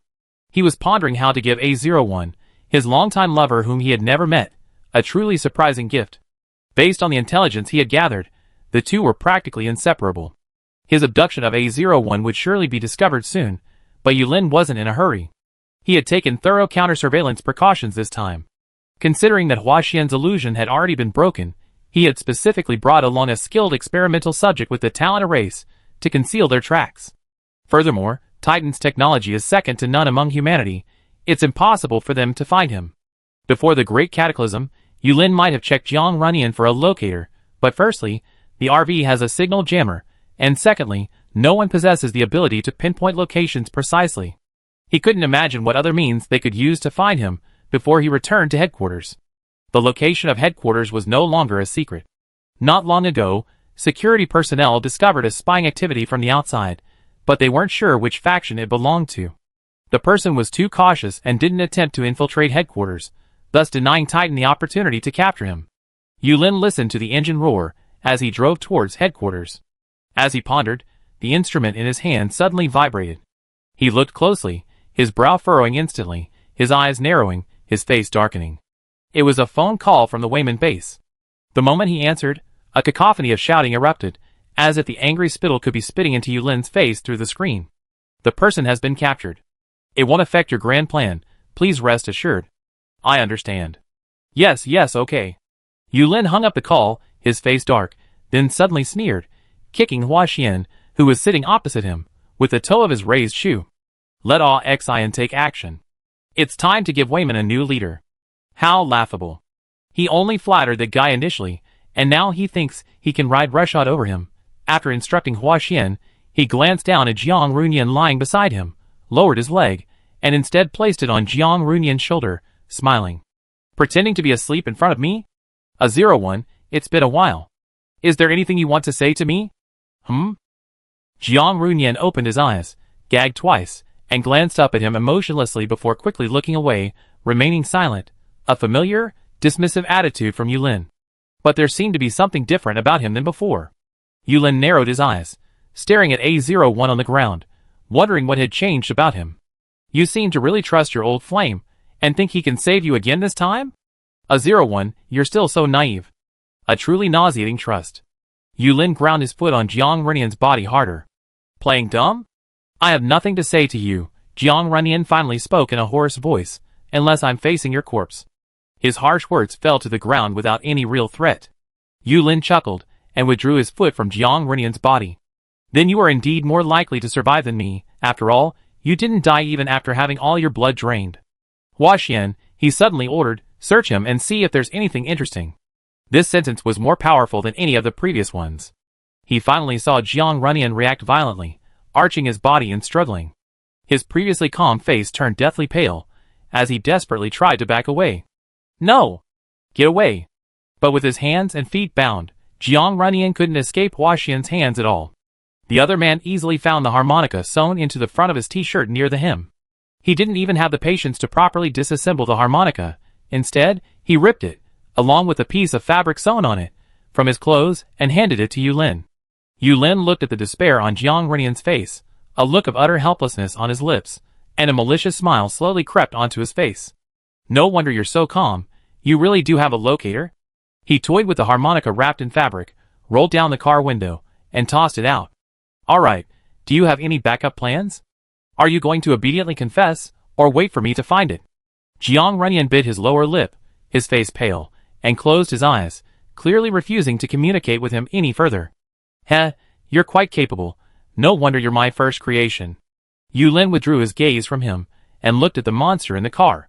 C09, go check if there are any hiding guys nearby. If you find any, kill them on the spot. C09 opened its mouth and let out a shrill cry that sounded like a bird or a beast, then got up, opened the RV door, and jumped out. Huaxian closed the car door again, noticing the slight gravity on Yulin's face, and asked, Master, are you worried about being caught? No, Yulin narrowed his eyes, looking out the window at the various plants being left behind, his fingers rhythmically tapping on the windowsill. So what if we're caught? It just changed from setting a trap to hunting on the spot. The outcome won't change. He just felt something was off. Unease he didn't want to admit, a feeling he didn't know how to express. Everything was under control, and he believed few could rival Titan's current strength. So where did this vague, uneasy feeling come from? After thinking for a while, he decided to stop thinking about it, silently looking at the instruments in his hand. The red dot representing their location on the screen was steadily approaching headquarters. Not long after, C09 jumped into the car through the open sunroof, indicating there were no anomalies within a 5-kilometer radius. The intelligence brought by C09 eased Yulin's mind somewhat, and he began remotely managing the situations within the various experimental groups via communications. He was very busy. There were still too many idiots in Titan, and it seemed that many things, big and small, couldn't function without him. The car fell silent for a moment, with only the soft hum of the engine. Chen Ji, driving ahead, skillfully evaded the mutants, navigating smoothly through what should have been a perilous wilderness, with the help of C09's abilities, as if it were empty. This smooth sailing should have continued until they reached headquarters. Chapter 88. Boss, can you really hold back? I had a feeling you're going to rush over and start fighting for the past 20 minutes. Kujoshin, in the driver's seat of the black SUV, couldn't help but glance at Bu Jingming in the passenger seat while gripping the steering wheel. His face was as gloomy as when he first learned that God-given was made from Jiang Runyan's flesh and blood, perhaps even more so. He hasn't given a signal yet. Bu Jingming stared intently at the empty space ahead, holding the harmonica that had been thrown out, his fingers tapping incessantly on the surface. He couldn't actually see the dark green RV that was neither too close nor too far away. Yulin had concealed his presence very well. It seemed that more than just the white-clad person he had killed possessed a similar talent for concealment. If it weren't for the shadow anchor he had left on Jiang Runyan, he probably wouldn't have been able to find him the moment he left Tianming. When Jiang Runyan first learned of Fanqing's situation, he told him that since Titan's headquarters was so secure that even Fanqing's people couldn't infiltrate, dealing with such a behemoth would be difficult. A relatively simple method was to lure Yulin out of that well-guarded fortress. Therefore, Jiang Runyan planned to take a high-risk, high-reward approach, using himself as bait to lure him out. There might not be enough time, Jingming. I have a bad feeling that Titan won't give us any more time to make further preparations. Meeting those determined blue eyes, Bu Jingming found himself unable to firmly and decisively reject him. After struggling for a few moments, and after Jiang Runyan repeatedly assured him that his safety would be his priority, he finally compromised and could only help refine the plan. Fortunately, they had several ways to avoid the worst-case scenario. Now, besides their own group, there was one more person in the SUV, Lin Zi. They brought Lin Zi in to help precisely because of his stealth talent. It was a gamble, a chance to see if Yulin would discover them. Although it was a risky move, it paid off. Lin Zi's talent for concealing himself from the mutated giant spider for years was undeniably strong. Combined with Wen Yu's yellow-blue butterfly, they even managed to hide from the strange mutant that suddenly appeared along the way, without being detected in the slightest. In the original plan, before Jiang Runyan deliberately revealed any flaws, Kujoshin had already established a mental link in his mind, but hadn't officially activated it. They were worried that Titan might have some means to detect talent or mental fluctuations. They needed to wait for Jiang Runyan to assess the situation and proactively transmit intelligence. The signal wasn't just transmitted through the mental link. Bu Jingming had even considered that if the link failed, he would have to smash a cup as a signal, unleashing his talent as a signal when Jiang Runyan sensed danger or the opportunity arose. However, they had been following for almost 20 minutes, enough time to get far away from Tianming, but Jiang Runyan remained completely silent. If the anchor point hadn't still been firmly attached to Jiang Runyan, Bu Jingming probably would have already made his move. Another 10 minutes passed. Bu Jingming suddenly realized something was wrong. Something's wrong. He might be unconscious. The lack of response likely meant he had lost consciousness and couldn't make any movements. But why? Bu Jingming's mind raced. He knew Jiang Runyan, and Jiang Runyan knew Yulin. The specially prepared harmonica had been successfully discovered. Yulin had no reason to attack Jiang Runyan before they were exposed. Or perhaps, Titan's technology is so advanced that it can suppress human talent, preventing its use? This conjecture sent a chill down Bu Jingming's spine. Captain, should we act now? Xiao Ye's voice came from the back seat. Bu Jingming composed himself, then said in a deep voice without hesitation, attack. A terrifying tiger's roar suddenly resounded from ahead, shaking even the earth. A mutated tiger, its feet treading on flames and wielding 6 whip-like tails, appeared in the sight of Yue, Yulin, and the others. When you lowered the car window slightly, and a yellow-blue butterfly floated out, scattering fine glitter. It intended to dispel the visual illusion ahead, but its power, even before it was fully unleashed, effortlessly dissolved the moving illusion. The massive dark green RV was thus exposed to the mutated tiger. When you frowned in confusion, Captain, that illusion ahead. It's from the same source as Xiao Dai. That's not surprising. Kujoshin turned the steering wheel, stopping a little distance from the battlefield ahead. Titan might have given many creatures this ability, which gives us an opening. She reached her hand towards the back seat, and when you knowingly handed her her favorite giant axe. Bu Jingming was no longer paying attention to their conversation. His hand was on the car door, ready to open it at any moment, his gaze fixed on the RV ahead. Yen yen. Screech. Faced with the sudden situation, Chen Ji's expression remained unchanged, but he slammed on the brakes and quickly swerved to try and avoid the mutant in front of him. But soon, he realized something was wrong and had to bring the car to a complete stop. Boss, it spotted us. A pair of bloodshot eyes blocked the RV 3 meters in front of it, staring intently. Even though the windows were fitted with privacy screens, Chen Ji felt as if it were already peering through the windshield, a chill creeping up his spine. The illusion's broken, Hua Xian said, drawing his weapon. This battle is unavoidable. I go down and deal with it.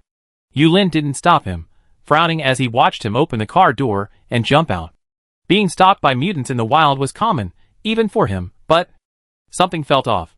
He looked down at A01, its mouth covered with a cloth soaked in sleeping pills. If that person really found it, and he couldn't use A01's talent, he'd make sure the other person couldn't use it either. He hadn't fully controlled A01 in 5 years. He couldn't let it betray him in battle. Roar! The battle outside the car had already begun. Huaxian got out and used his talent to create an illusion, intending to trap the clearly powerful mutant. However, the mutant was completely unaffected by the illusion and roared as it pounced on him. Seeing that Huaxian wasn't finding it easy to deal with the mutant, Yulin was about to quickly finish the fight and send C09 down to help when his expression suddenly hardened. He turned his head to dodge an extremely sharp dagger. The blade, reflecting a cold light, grazed the corner of his eye, leaving a tiny, almost negligible bloodstain. Who? Show yourself. Before he could finish speaking, Qin, who had been sitting in the driver's seat, nimbly jumped off the steering wheel, rushed to his side, and raised his spear to block the next dagger thrusting towards him. The clanging of metal against metal rang out, and the attacker emerged from the shadows. Qin's eyes narrowed slightly, the memory of the excruciating pain piercing his heart resurfacing in his mind. It's you. Seeing the enemy, clearly dead at his hands, yet standing there unharmed, Bu Jingming's expression was equally grim. He raised his hand, merging Jiang Runyan into the shadows right before their eyes, before shifting his gaze to Yulin behind him. You're Yulin? Being directly called out by name, Yulin wasn't surprised. He stood up from his seat, and even clapped his hands. Your name is Bu Jingming, right? I heard so much about you. Name. You came really fast, alone? Someone who can break into my lab unscathed and steal A01 certainly has some skill. He glanced at where Jiang Runyan had just been standing. Don't be so tense. Why don't we go sit in my territory? The small RV space was momentarily more tense than the battle outside. Bu Jingming didn't utter a single word, his aura surged instantly, and shadows from all around converged in the blink of an eye, forming a domain several meters wide that completely enveloped the RV. The dagger flipped, bypassing Qin in the darkness and heading straight for Yulin's face. Seeing that Bu Jingming completely ignored him, Yulin's expression froze. Before his anger could even rise, he lost sight of what was in front of him, only to be met with an extremely strong killing intent that sent chills down his spine. He quickly ducked to the side to avoid it. C09. Stop this guy. Screech. Clang. Bu Jingming's dagger struck the spear again. Failing with his first strike, he decisively withdrew his hand, simultaneously spinning to dodge C09's swiftly attacking claws. The car was incredibly cramped and restrictive. Everyone felt it, especially Yulin and the others who were trapped within the enemy's domain. Their limbs were affected by the sticky, dark shadows, and if they stayed any longer, they'd be completely controlled by Bu Jingming, making it impossible to fight.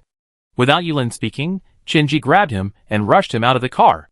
Although it was midday, thick clouds covered the sky, blocking most of the sunlight and offering little resistance to Bu Jingming. Huaxian.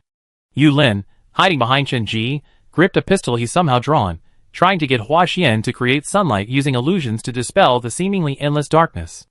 Then, he was burned by a flame. Huaxian was entangled by the mutated tiger, and couldn't break free. He managed to distract himself by allowing the sun to shine overhead, but the next second, a familiar force silently dismantled his illusions. Now that things had come to this, Yulin could finally understand that he had been used as prey, stepping right into the enemy's trap. Haha, this is truly unexpected. He could hear the commotion around him. Qin and C09 were desperately blocking all of Bu Jingming's attacks, but that wasn't enough to pull him out of this trap. Besides, he had no intention of simply fleeing like a loser. In this comfortable darkness, Bu Jingming clearly saw the man who was the root of all Jiang Runyan's suffering pull out a whistle, and put it to his lips. The sharp whistle pierced through the area, spreading far and wide. You really intend to use these already exposed methods against me? Being too confident in yourself is never a good thing. Chapter 89. Bu Jingming's expression hardened. He leaped forward to snatch the whistle from Yulin's hand, and the surrounding shadows surged, quickly coiling around him. Facing Qin, who was blocking his path, Bu Jingming held nothing back. His dagger, moving with the serpentine shadows, swiftly and fiercely stabbed at Qin. The tip struck the metal of the gun, sparking a shower of sparks, before finally slicing through Qin's arm, leaving a several centimeter-long wound. But Bu Jingming still couldn't stop Yulin. The whistle's blast reverberated, and soon numerous commotions arose around them. This momentary distraction caused Bu Jingming to lose track of Yu Lin and the others. They were clearly still within his domain, yet they vanished like that? Whose talent is this? Bu Jingming abruptly turned, raising his hand to block the suddenly appearing claw blade, but he couldn't completely dodge Chen Ji's thrusting spear. A familiar tingling sensation began to spread through the newly appeared, shallow wound on his side. The gun was poisoned. Bu Jingming realized they couldn't let things drag on any longer, especially since Jiang Runyan was still unconscious. If he lost his fighting ability under the influence of the poison, the consequences would be unimaginable. Boss! Titan's reinforcements have arrived. Just as Bu Jingming once again enhanced his talent's energy mobilization, pulling out C09 from the darkness and snapping its arm, the situation on the battlefield outside the domain was dire. The moment the dark domain rose, Kujioshin and his group joined the battle, besieging Huaxian alongside the thug Qiuyeye had hastily recruited. Initially, they managed to suppress the enemy somewhat. Kujioshin wielded his giant axe as the main attacker. Qiuyeye supported him from inside the vehicle with a rifle, and when you controlled the yellow-blue butterfly to counter Huaxian's illusions, successfully holding Huaxian back from participating in the battle within the domain until the whistle sounded. Kujioshin pulled her giant axe, which had missed its target and was embedded in the ground, from her sights. Out of the corner of her eye, she saw several mutants, still somewhat humanoid, appearing around her. They looked very similar to F-89, whom she had encountered before, and were not products of natural mutation. The thought that these were most likely once living humans made her brow furrow involuntarily, and her disgust for the Titans deepened. Boss, we're surrounded. How's Runyan? Without him, we might not be able to beat Titan. Kujioshin, while parrying Huaxian's slashing blade with his axe, frantically called out to Bu Jingming through their mental link. Boss? Are you alright? Say something. Alive. Bu Jingming also noticed the approaching experimental subjects in the distance. He had previously released Jiang Runyan's restraints while the domain was still activated, trying to wake him up but failing. Now, he simply deactivated the domain, which was consuming a lot of resources, and sent the still unconscious Jiang Runyan to the off-road vehicle. Protect him. He had to deal with Yu Lin here today, no matter what. If not, he had to at least hold out until Jiang Runyan woke up. Although the overwhelming shadows were no longer everywhere, a black pool tens of meters in diameter still lay beneath Bu Jingming's feet. The shadows seized every opportunity to crawl onto the enemy, greatly slowing down their movement. Having learned of his formidable nature from his previous killing, Chen Ji was now swift and decisive, first taking Yu Lin away from the black pool to reunite with Huaxian. The divided battlefield was reunited, and Kujioshin seized the opportunity to run to Bu Jingming's side, slightly out of breath and weary. In this brief exchange, both sides sustained injuries of varying degrees.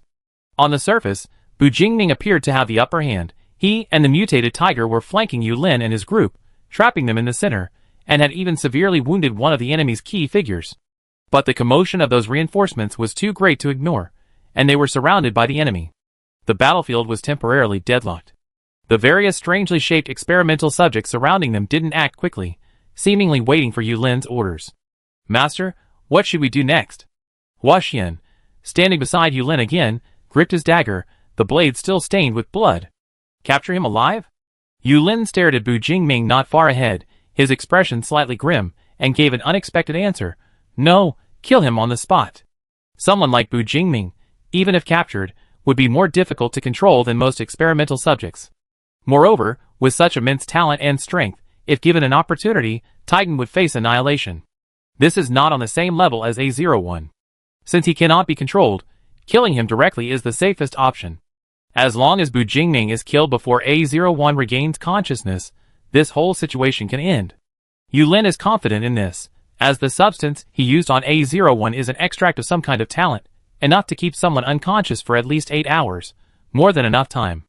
Yu Lin glanced around and said in a deep voice, "Go." The experimental subjects, who had been waiting menacingly, immediately pounced on Bu Jingming and Kujioshin. Be careful. When Yu, sitting in the SUV, couldn't help but cry out. Almost instinctively, he wanted to open the car door and get out. At the same time, the yellow-blue butterfly he controlled floated over, dropping strings of tiny, invisible phosphorescent powder onto the battlefield, trying to relieve the pressure on Bu and Ke. But this time, it was finally his turn to be punished by Huaxian. Not only did his illusion construction fail, but one of his few yellow-blue butterflies was also pierced through in midair by a sharp knife thrown by Huaxian. Is this the little guy who's been targeting me all along? Hua Xian smirked, glancing at the black SUV that had been revealed by the intense illusionary fluctuations caused by Huang Landi's death. He hadn't noticed it before. Hidden so well, there must be someone important inside. In that case, let them all stay. Without Yulin giving the order, Hua Xian and Shenji rushed towards the SUV in perfect unison, Hua Xian even retrieving the weapon he had thrown along the way. They were fast, while Bu Jingming and Kujioshi were both held back by the experimental subjects. The shadows they had sent out couldn't stop them in time, and the long spear was about to hit the tires. Vroom! The black SUV suddenly roared to life, slamming on the accelerator and shooting forward. Several gunshots rang out simultaneously. Though they didn't hit the attacking enemies precisely, they still served as a deterrent. I never get to touch a gun in my life. Lin Zi, who had somehow appeared in the passenger seat, leaned out of the window, holding a rifle. Despite the ear-splitting gunshot, his excitement was undisguised. Back in the little grass base, having a few machetes was a luxury. Guns were unthinkable. Even by dawn, they weren't supplies he could obtain. He never imagined that helping out would lead to such a shooting adventure. Xiaoyaya was driving.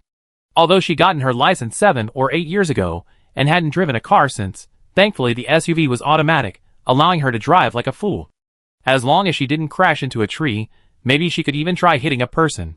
Seeing his teammates react quickly and dodge the danger, and the mutated tiger that Xiaoyaya had temporarily summoned to help lure away several less intelligent test subjects, Bu Jingming felt slightly relieved. He raised his hand, controlling his shadow to scoop up a test subject and fling it away. He decisively rushed forward, blocking Hua Xian and Shenji's path. With a slash of his dagger, he forced the two to abandon their pursuit of Yu Yi to avoid the attack. Kujioshi followed closely behind, swinging her axe at Hua Xian, shouting menacingly, "What are you doing? Our boss is still here. Did you get permission from him?" Hua Xian didn't even glance at her, easily turning to dodge the massive, mottled axe, then using the handle to knock Kujioshi away. Bu Jingming caught her with his shadow before she crashed into a thick tree, then nearly being overwhelmed by the resurrounding test subjects. This won't do. If it were just the test subjects, Bu Jingming could handle them himself. But Hua Xian and Shenji are two major problems. He can only hold them off in a 2-on-1 fight. He can't effectively inflict damage. Should he send a distress signal to Xiong Chonglin? A shadow snapped the neck of one of the test subjects, and a bullet pierced its heart at that moment. But it seemed to feel no pain, no sense of death, and lunged at Bu Jingming. Just like the monster Guangxu had encountered. Bu Jingming was dealing with Hua Xian and Shenji, while also holding off the test subjects Kujioshi couldn't attend to. He even forced a sliver of his mind to figure out how to break the deadlock. Those mindless test subjects are difficult to kill completely. If Yulin can summon more test subjects, this constant battle of attrition will inevitably be disadvantageous for their side. Or perhaps, to catch the thief, catch the king first. Bu Jingming's gaze fell on Yulin, who was a little further away. Two strangely shaped experimental subjects were guarding him, their abilities unknown. Given Yulin's cautious nature, they were probably the two strongest among the group. His gaze passed through the approaching experimental subjects and met Yulin's. The man stood there leisurely, a disgusting smile on his face, silently mouthing a few words. Bu Jingming recognized him. He was saying, "Are you alright? If you're alright, then let's increase the difficulty a bit." What changed the course of the battle again wasn't that damned whistle, but a soft snap of fingers. Then, the experimental subject that was wrestling with Kujioshi exploded with a bang, the liquid shooting out of its body spraying in an arc that defied the laws of physics, like a light rain falling on the area. All the experimental subjects that were touched began to howl in different ways. Kujioshi couldn't avoid it either. Even though she reacted quickly and rolled away, dodging most of the liquid that came her way, the good news was that the liquid, aside from being disgusting, wasn't a major problem on her. The bad news was that the experimental subjects around her were beginning to evolve. The experimental subjects, already covered in various jagged limbs, began to bulge again, their skin throbbing as if boiling, constantly sprouting large and small protrusions. These protrusions then broke through the skin's constraints, growing into even more grotesque and indescribable shapes. Chapter 90. Bu Jingming frowned slightly, looking at the experimental subjects, who were clearly enhanced by the liquid produced after their own self-destruction. He thought to himself, this is bad. Yulin has countless such experimental subjects. If he brings a few more groups over and keeps them alive, the battle will turn in one-sided. Still can't wake Nian Nian? Xiaoyaya, who had run over an experimental subject with her car, glanced at Jiang Runyan in the rearview mirror. She's not awake. I wonder if splashing water will help. Never mind then. Bu Jingming sighed inwardly, thinking that if he really couldn't keep Yulin here, he should at least seriously injure him. Otherwise, if this person returned to that technologically advanced fortress unscathed, he might lead these monsters to attack Tianming next. The battlefield became even more severe under the influence of these experimental subjects, whose appearances had become increasingly bizarre and even repulsive. Various talents, simple or complex, clashed and intertwined. These experimental subjects, clearly all possessing offensive talents, were no match for the team, even with guns, let alone considering the depletion of ammunition. While dodging Chen Ji's spear, Bu Jingming also managed to catch Gujioshin from a potential electric shock attack by another experimental subject. Meanwhile, at Yulin's summons and instructions, more experimental subjects appeared from nowhere and joined the battle, swarming towards the black SUV. These experimental subjects, despite having their hearts and brains pierced, could still move. Their limbs had to be broken to disable them, putting considerable pressure on Bu Jingming's group and significantly reducing the effectiveness of their firearms. Qiu Yeye decided to tell Lin Zi, who was holding a gun, to hold back his fire and focus on watching Bu Jingming's side, providing cover only if necessary. She then floored the accelerator, driving the SUV forward. Breaking the test subject's spine would be more effective than firing a gun. Not only that, the ground around them suddenly churned, and countless thick, dense vines rose from below, reaching dozens of meters high, confining everyone within a 10-meter radius. Bu Jingming looked at the black SUV, also trapped within the area, his expression slightly changing. Before he could give an order, Qiu Yeye, in the car, shouted to the mutated tiger not far away, "Quick! Burn those things!" Roar!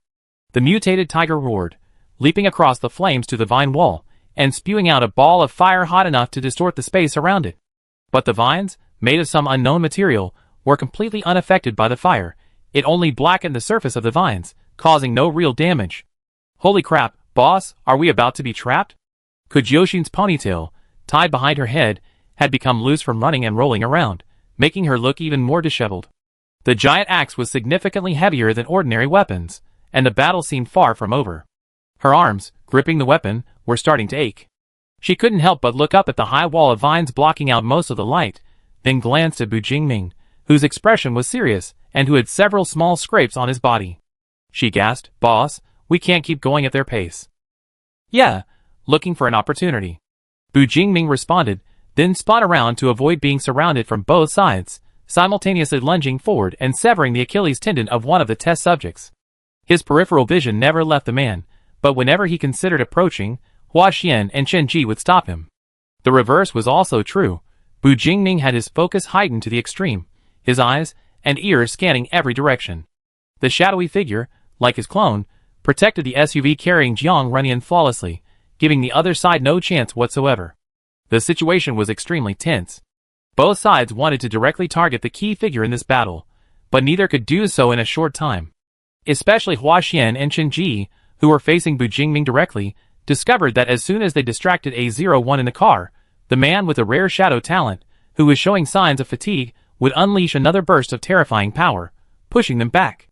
The more the fight went on, the more Hua Xian understood why Yu Lin had chosen to kill him on the spot. This man's potential was immeasurable, even terrifyingly so. In Hua Xian's eyes, those so-called teammates were nothing more than easily crushed insects. Therefore, Bu Jingming was fighting them all single-handedly, holding out for so long without falling into a significant disadvantage, and even still having the strength to unleash a powerful attack. If they weren't enemies, Hua Xian admitted he would admire him. Actually, even if they were enemies, it wouldn't matter. The Titans had plenty of ways to turn those who didn't belong to them into their own. Unfortunately, their master had given a death order to kill them all. Hua Xian sighed, and found an opening to continue his attack on Bu Jingming. Yu Lin, standing to the side, didn't think so much. At this point, they had to finish off Bu Jingming. He had just mobilized all the nearby experimental subjects, realizing that the other side also possessed a similar talent for controlling mutated animals, so he decisively isolated the battlefield, preventing Bu Jingming from seeking reinforcements. Then, with another snap of the fingers, the experimental subjects inside the wall began to explode one after another, their screams filling the air, juices splattering everywhere, as if consciously converging on one particular subject. It was originally an experimental subject with the upper body of a wolf covered in thick, dark gray fur, and the lower body clad in tattered leather pants. Its innate talent seemed to be merely unremarkable speed enhancement, using wolf claws to scratch and bite as its means of attack. But under this kind of invasive enhancement, its body began to swell segment by segment, emitting chilling crackling sounds, human speech mixed with wolf howls, its eerie skin bulging and bursting, growing strange limbs of unknown material that flailed wildly. The experimental subject, which had once retained a human form, had become a pure monster. Not only that, even its innate talent seemed to have changed. Crackling electricity began to emerge from its body. Besides it, only 2 or 3 other experimental subjects remained around Yulin, dutifully acting as guards. Bu Jingming's brows furrowed deeply. Before he could react, the giant monster roared, the sound waves almost materializing and spreading outwards. It charged directly at the black SUV, its 5 claws outstretched, sharp armor crackling with electricity, poised to pierce the vehicle, but for some reason, the SUV, which had been darting around the arena with remarkable agility, now stood frozen in place. Bu Jingming's heart skipped a beat. Ignoring Huaxian's attack, he quickly retreated 2 steps, turned, and raised his hand. A shadowy figure shot out beneath his feet, barely managing to envelop the SUV before it was pierced, pulling it away from its original position and avoiding the attack. He saved everyone in the car, but distracted, he failed to notice the metal spear thrusting at him from the other side at a very tricky angle. Boss! In the critical moment, Kujyoshin, who was a little further away and couldn't arrive in time, remembered something. While running towards Bu Jingming, she used a new talent she hadn't used since her battle with Huaxian. Invisible spiritual tentacles extended and stabbed at Shinji. The sharp pain in his brain successfully halted his movements for a barely perceptible half-second. The sharp spear tip ultimately failed to pierce Bu Jingming's throat, only leaving a deep and long, gruesome wound on his right shoulder. Bright red blood instantly soaked through the clothes around the wound, turning black at a visible speed. Bu Jingming swallowed a muffled groan, quickly retreating to create distance between himself and Shinji. Feeling the poison spreading through his body, he knew something was wrong. Poisoning weapons was truly a vicious attack method. Even a non-fatal wound could be made serious. The scene before Bu Jingming's eyes had begun to sway slightly. It was better than being pierced directly by a bullet, but he clearly couldn't afford to delay any longer and buy Jiang running in time. Kujyoshin rushed over to support him, frantic. Boss, are you alright? I won't die. Bu Jingming took a deep breath, his mind racing. The black SUV appeared beside them, seemingly spat out by a shadow. When you jumped out, his face equally grave. Sister Xian, Captain, the car's broken down and won't move. This meant the car couldn't serve as a mobile shelter. They were completely trapped, unable to escape. Looking at the disgusting smile on Yulin's face, Bu Jingming saw the man beckon with an air of confidence, luring the monster to his side. Bu Jingming, do you have any more tricks up your sleeve? If not, it seems your time with A01 ends today. The poison on the gun isn't actually that potent, but unfortunately, your team doesn't seem to have many healers. Why not consider begging for mercy while you can still speak? Maybe I grant you a quick death? Kujyoshin spat. Damn it, don't be so arrogant. You're only relying on the fact that we haven't woken up yet. Seeing her speak before Bu Jingming, Yulin's gaze finally fell on her with a hint of pity. Oh, you think this is all I'm capable of? But even this is nothing. You're no match for me, are you? Besides, Yulin smiled again, slowly taking out his modified phone from his pocket and dialing a number right in front of him. Now make your move. Make your move on what? On whom? The toxins raged within him, and cold sweat began to bead on Bu Jingming's forehead. Before he could speak, the communicator in his pocket vibrated twice, drawing attention in the otherwise quiet space. Yulin, seemingly knowing whose message it was even before him, looked over with malicious eyes, even urging him on. Bu Jingming slowly reached into his pocket, took out the communicator, and pressed the button. Xiang Chenglin's somewhat distorted voice came through. Jingming, Tianming has been attacked. Chapter 91. Xiang Chenglin only had time to say this one sentence before the communication was cut off. A gust of wind blew against the towering vine wall, filtering through the gaps in the branches and buds, stirring up fine dust and making the atmosphere even more stagnant. Yulin was pleased to see the expressions on the faces of the people opposite him turn grim. He chuckled softly, his voice full of merciful pity. Bu Jingming, how long do you think that shabby little base can hold out against me? Should I take advantage of my good mood now, and give you another chance? Before he could finish speaking, Bu Jingming's body seemed to give way, sliding downwards. Only Kujyoshin, and when you were able to support him, so he didn't collapse. The dense shadows that had been surrounding him faded, revealing him as someone utterly exhausted. Seeing the enemy's defeat, Yulin's pleasure intensified, his lips curving into an eerie smile. He said, "It seems you still prefer to go to the Bridge of Helplessness and wait for A01. In that case, I grant your wish." He raised his right hand, and the enormous monster beside him roared, a ball of electricity appearing near his mouth and growing larger, gathering terrifying power to annihilate Bu Jingming and the others. It seemed poised to strike at any moment. In this moment of crisis, Yulin envisioned seeing despair and pain on the faces of those opposite him, a struggle tinged with resentment and bitterness, something he most desired. But Kujyoshin glanced at the ever-expanding ball of electricity, then at Bu Jingming. "Boss, in the next life you still be my boss." His voice was melodious and erratic, his hair disheveled in the wind, his eyes narrowed, his expression sorrowful. Something just was off. By the time Yulin reacted, it was too late. The sizzling ball had been launched and exploded with a deafening roar right where Bu Jingming and his companions were. The dazzling light, along with the dust kicked up, gradually dissipated, leaving only a crater. There were no charred corpses, not even a speck of ashes. Not good. Hua Xian realized even faster than him that the enemy's condition was far worse than they appeared. Moreover, the person who could sway the battle seemed to have successfully awakened. But how could this be? The device used to induce unconsciousness wasn't the ordinary stuff from before the Great Cataclysm. Logically, A01 shouldn't have been able to regain consciousness for at least 5 hours. The sun overhead was obscured by rolling clouds in the distance, and the sky gradually darkened. Familiar shadows began to gather in the crater, like gushing spring water, quickly filling the bottom and spreading outwards. When Bu Jingming reappeared in everyone's sight, he not only stood upright, completely recovered from his previous exhaustion, but also had someone beside him, the pale-faced, thin A01, or rather, Jiang Runyan. Aside from the dust and bloodstains, he showed no signs of weakness, clearly having fully recovered thanks to Jiang Runyan's talent. In just a few breaths, Yulin's side's previous advantage was completely wiped out. While not exactly beaming, they were at least full of energy, seemingly capable of fighting for many more rounds with Jiang Runyan's help. Kujyoshin propped herself up with her giant axe, grinning, "I almost died here today. Thank goodness I woke up our Nian." Bu Jingming ignored her playful remark, slightly stepping aside to shield Jiang Runyan, his gaze fixed on his face. Nian, if you're feeling unwell, don't push yourself." The little bit of color he had managed to regain vanished completely, leaving him as white as paper. Bu Jingming couldn't help but frown, his desire to kill Yulin intensifying. Thank goodness. Jiang Runyan took a deep breath, suppressing his throbbing temples, his mind still reeling from the fainting spell. What Yulin could produce was certainly no ordinary item.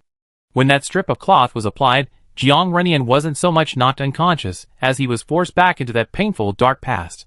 His soul felt as if it had been forcibly ripped from his body by a giant hand, thrown into the river of time, and swept upstream until it reached the shore, where he could only see a shattered version of himself. All the negative sensations were so familiar: helplessness, despair, pain, so many he didn't even want to count them, finding it both difficult to breathe and strangely amusing. In truth, it was all the same old stuff. All the methods Yulin used to create were ultimately meaningless. Jiang Runyan pulled himself out of his memories, and set them aside, coldly watching the sharp blade slice down. It didn't hurt much, but his thoughts quickly pushed a figure out of his memory. He needed to find a way to break free. Bu Jingming still needed him. Yulin knew very well the extent of the mental damage he had inflicted on Jiang Runyan, and he knew how to use that damage to destroy him. He wanted to destroy the Jiang Runyan he had painstakingly pieced together, right in front of Bu Jingming, cutting off all of Bu Jingming's escape routes. But he hadn't considered how important Bu Jingming's existence was to Jiang Runyan, and that they weren't just each other. During the battle, Bu Jingming had intentionally pushed Kujyoshin out of the center of the battlefield, instructing her to try and expand the use of her talent to mentally awaken Jiang Runyan. Since his teammates in the car couldn't wake Jiang Runyan using physical methods, Bu Jingming guessed that Yulin had used some kind of mental manipulation. Fortunately, they had Kujyoshin, a person with mental talent, who managed to wake up their biggest trump card before things completely deteriorated. Yulin, Jiang Runyan slightly raised his eyes, mustering the courage to look directly at the face that had brought him countless pains. "When you were doing those despicable things, did you ever think this day would come?" His tone was soft, seemingly trembling slightly, yet it gained a touch of firmness as Bu Jingming grasped his hand. "Oh, A01, you think you have a backer now, so you can come and condemn me. Or rather, deal with me?" Yulin crossed his arms and scoffed. So what if you do? I studied your talent for so many years. Do you think I can't deal with you? Crushing you is as easy as crushing an ant. His eyes flickered slightly, his gaze landing on Bu Jingming. Even if there's one more, 2 or 3 more, you're still just a small team. Nothing to worry about. What makes you think you can contend with me? Jiang Runyan fell silent, but a voice rang out beside him. Yulin, you overestimate yourself and underestimate him. As soon as the words left his lips, Bu Jingming made no move, but the black shadow beneath his feet surged, instantly spreading out to form a domain that enveloped the entire battlefield. The power he had previously expended was restored by Jiang Runyan's talent. Bu Jingming's aura surged, and his talent ability rose steadily. In the darkness, he decisively locked onto Yulin's location and attacked with a dagger in hand. He didn't order any teammates to protect Jiang Runyan, because within this domain of his talent, every shadow was his eye, his limbs. Bu Jingming could guarantee with his life that no one could harm Jiang Runyan within his domain. Moreover, if he really needed to use that talent, Jiang Runyan probably wouldn't need anyone's protection. The dagger that had been with him for so long pierced a hard surface. Qin Ji reacted just as quickly, drawing his gun to block Bu Jingming's attack and engaging him in combat. Heh. A 0-1, you really are asking for trouble. Yulin was protected behind Hua Xian, and the giant monster, under his command, joined in, attacking Bu Jingming alongside Qin Ji. But this domain was clearly more powerful, completely blocking out 8 or 9 parts of the sunlight overhead, leaving the entire area dark except for faint outlines. Bu Jingming, caught in the middle, was like a fish in water. Every attack was swift and fierce. In a sudden burst of power, he single-handedly overwhelmed 2 opponents, and even managed to take on Hua Xian and Yulin with the help of his teammates. Could Jiuxin, and when you had returned to the off-road vehicle. She put down the giant axe, picked up a rifle, and, under Bu Jingming's command, fired in the dark, creating suitable opportunities for him to attack. Runyan, didn't you guys say you had a trump card that could guarantee Titan's death? When are you going to use it? Jiang Runyan, standing beside her, was also thinking about this. Although at first glance it seemed that Bu Jingming could suppress Titan with his help, that monster raised by Yulin was indeed difficult to deal with. Its skin was thick and hard, not easy to penetrate, and the lightning could briefly illuminate Bu Jingming's shadow. Neither Hua Xian nor Qin Ji were easy to deal with. If they found a way to restrain Bu Jingming, Jiang Runyan didn't want to see Bu Jingming get hurt again. It seemed best to press their advantage and eliminate him in one fell swoop. Jiang Runyan exhaled a breath of stale air and said in the mental link, Jingming, I want to try. A little distance away, Bu Jingming, who was locked in combat with Titan, suddenly bent his arm and elbowed Qin Ji in the collarbone. Hearing this, he summoned a shadow to cover himself and create some distance, replying distractedly, Have you thought it through? Yin, once this ability is exposed. But you will always be there. When these words, seemingly subconscious and filled with complete trust, appeared in Bu Jingming's mind, he suddenly abandoned his already wavering attempt at persuasion. Yes, I will always be here. He'd been searching for 5 years. Even though Jiang Runyan had mutated into a mindless mutant, Bu Jingming would probably just find a safe place to keep him captive, simplifying his daily tasks to 2 things, feeding Jiang Runyan and staying with him. Besides, it was just a talent ability capable of overturning the current state of humanity. Jiang Runyan didn't speak again. A faint glow began to slowly emanate from his body, like the unknown liquid that had once trapped him in the giant glass jar. The fluctuations of his talent energy became more pronounced, and the light grew stronger, illuminating a small area within Bu Jingming's shadow domain. That? Yulin, protected behind Hua Xian, was suddenly startled by the bright light. He instinctively narrowed his eyes, and raised his hand to shield himself, a sense of foreboding slowly rising within him. What is A01 going to do? The light instantly drew everyone's attention. The battle abruptly stopped as everyone's attention was diverted. Jiang Runyan was surrounded by shimmering light, and a familiar warmth spread, enveloping everyone present. But soon, after Bu Jingming retreated back to Jiang Runyan's side, the innate energy, under Jiang Runyan's deliberate control, avoided his own people and surged exponentially towards Yulin's location. Yulin was the first to realize something was wrong. A01. I'm not called A01 anymore, Yulin. I'm no longer an experimental subject you can manipulate at will.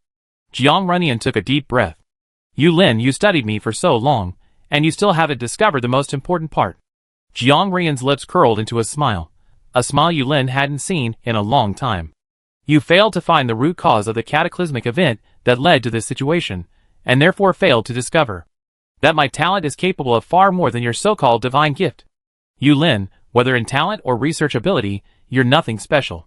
As soon as the words left his mouth, Yu Lin's eyes widened. His body temperature began to rise rapidly, the intense heat causing his brain to throb and his vision to blur. He raised his hand in disbelief, and in the light, he saw his skin bulging, and then a bone spur emerged. Chapter 92. Yu Lin had only experienced this kind of sudden, intense fever 5 years ago.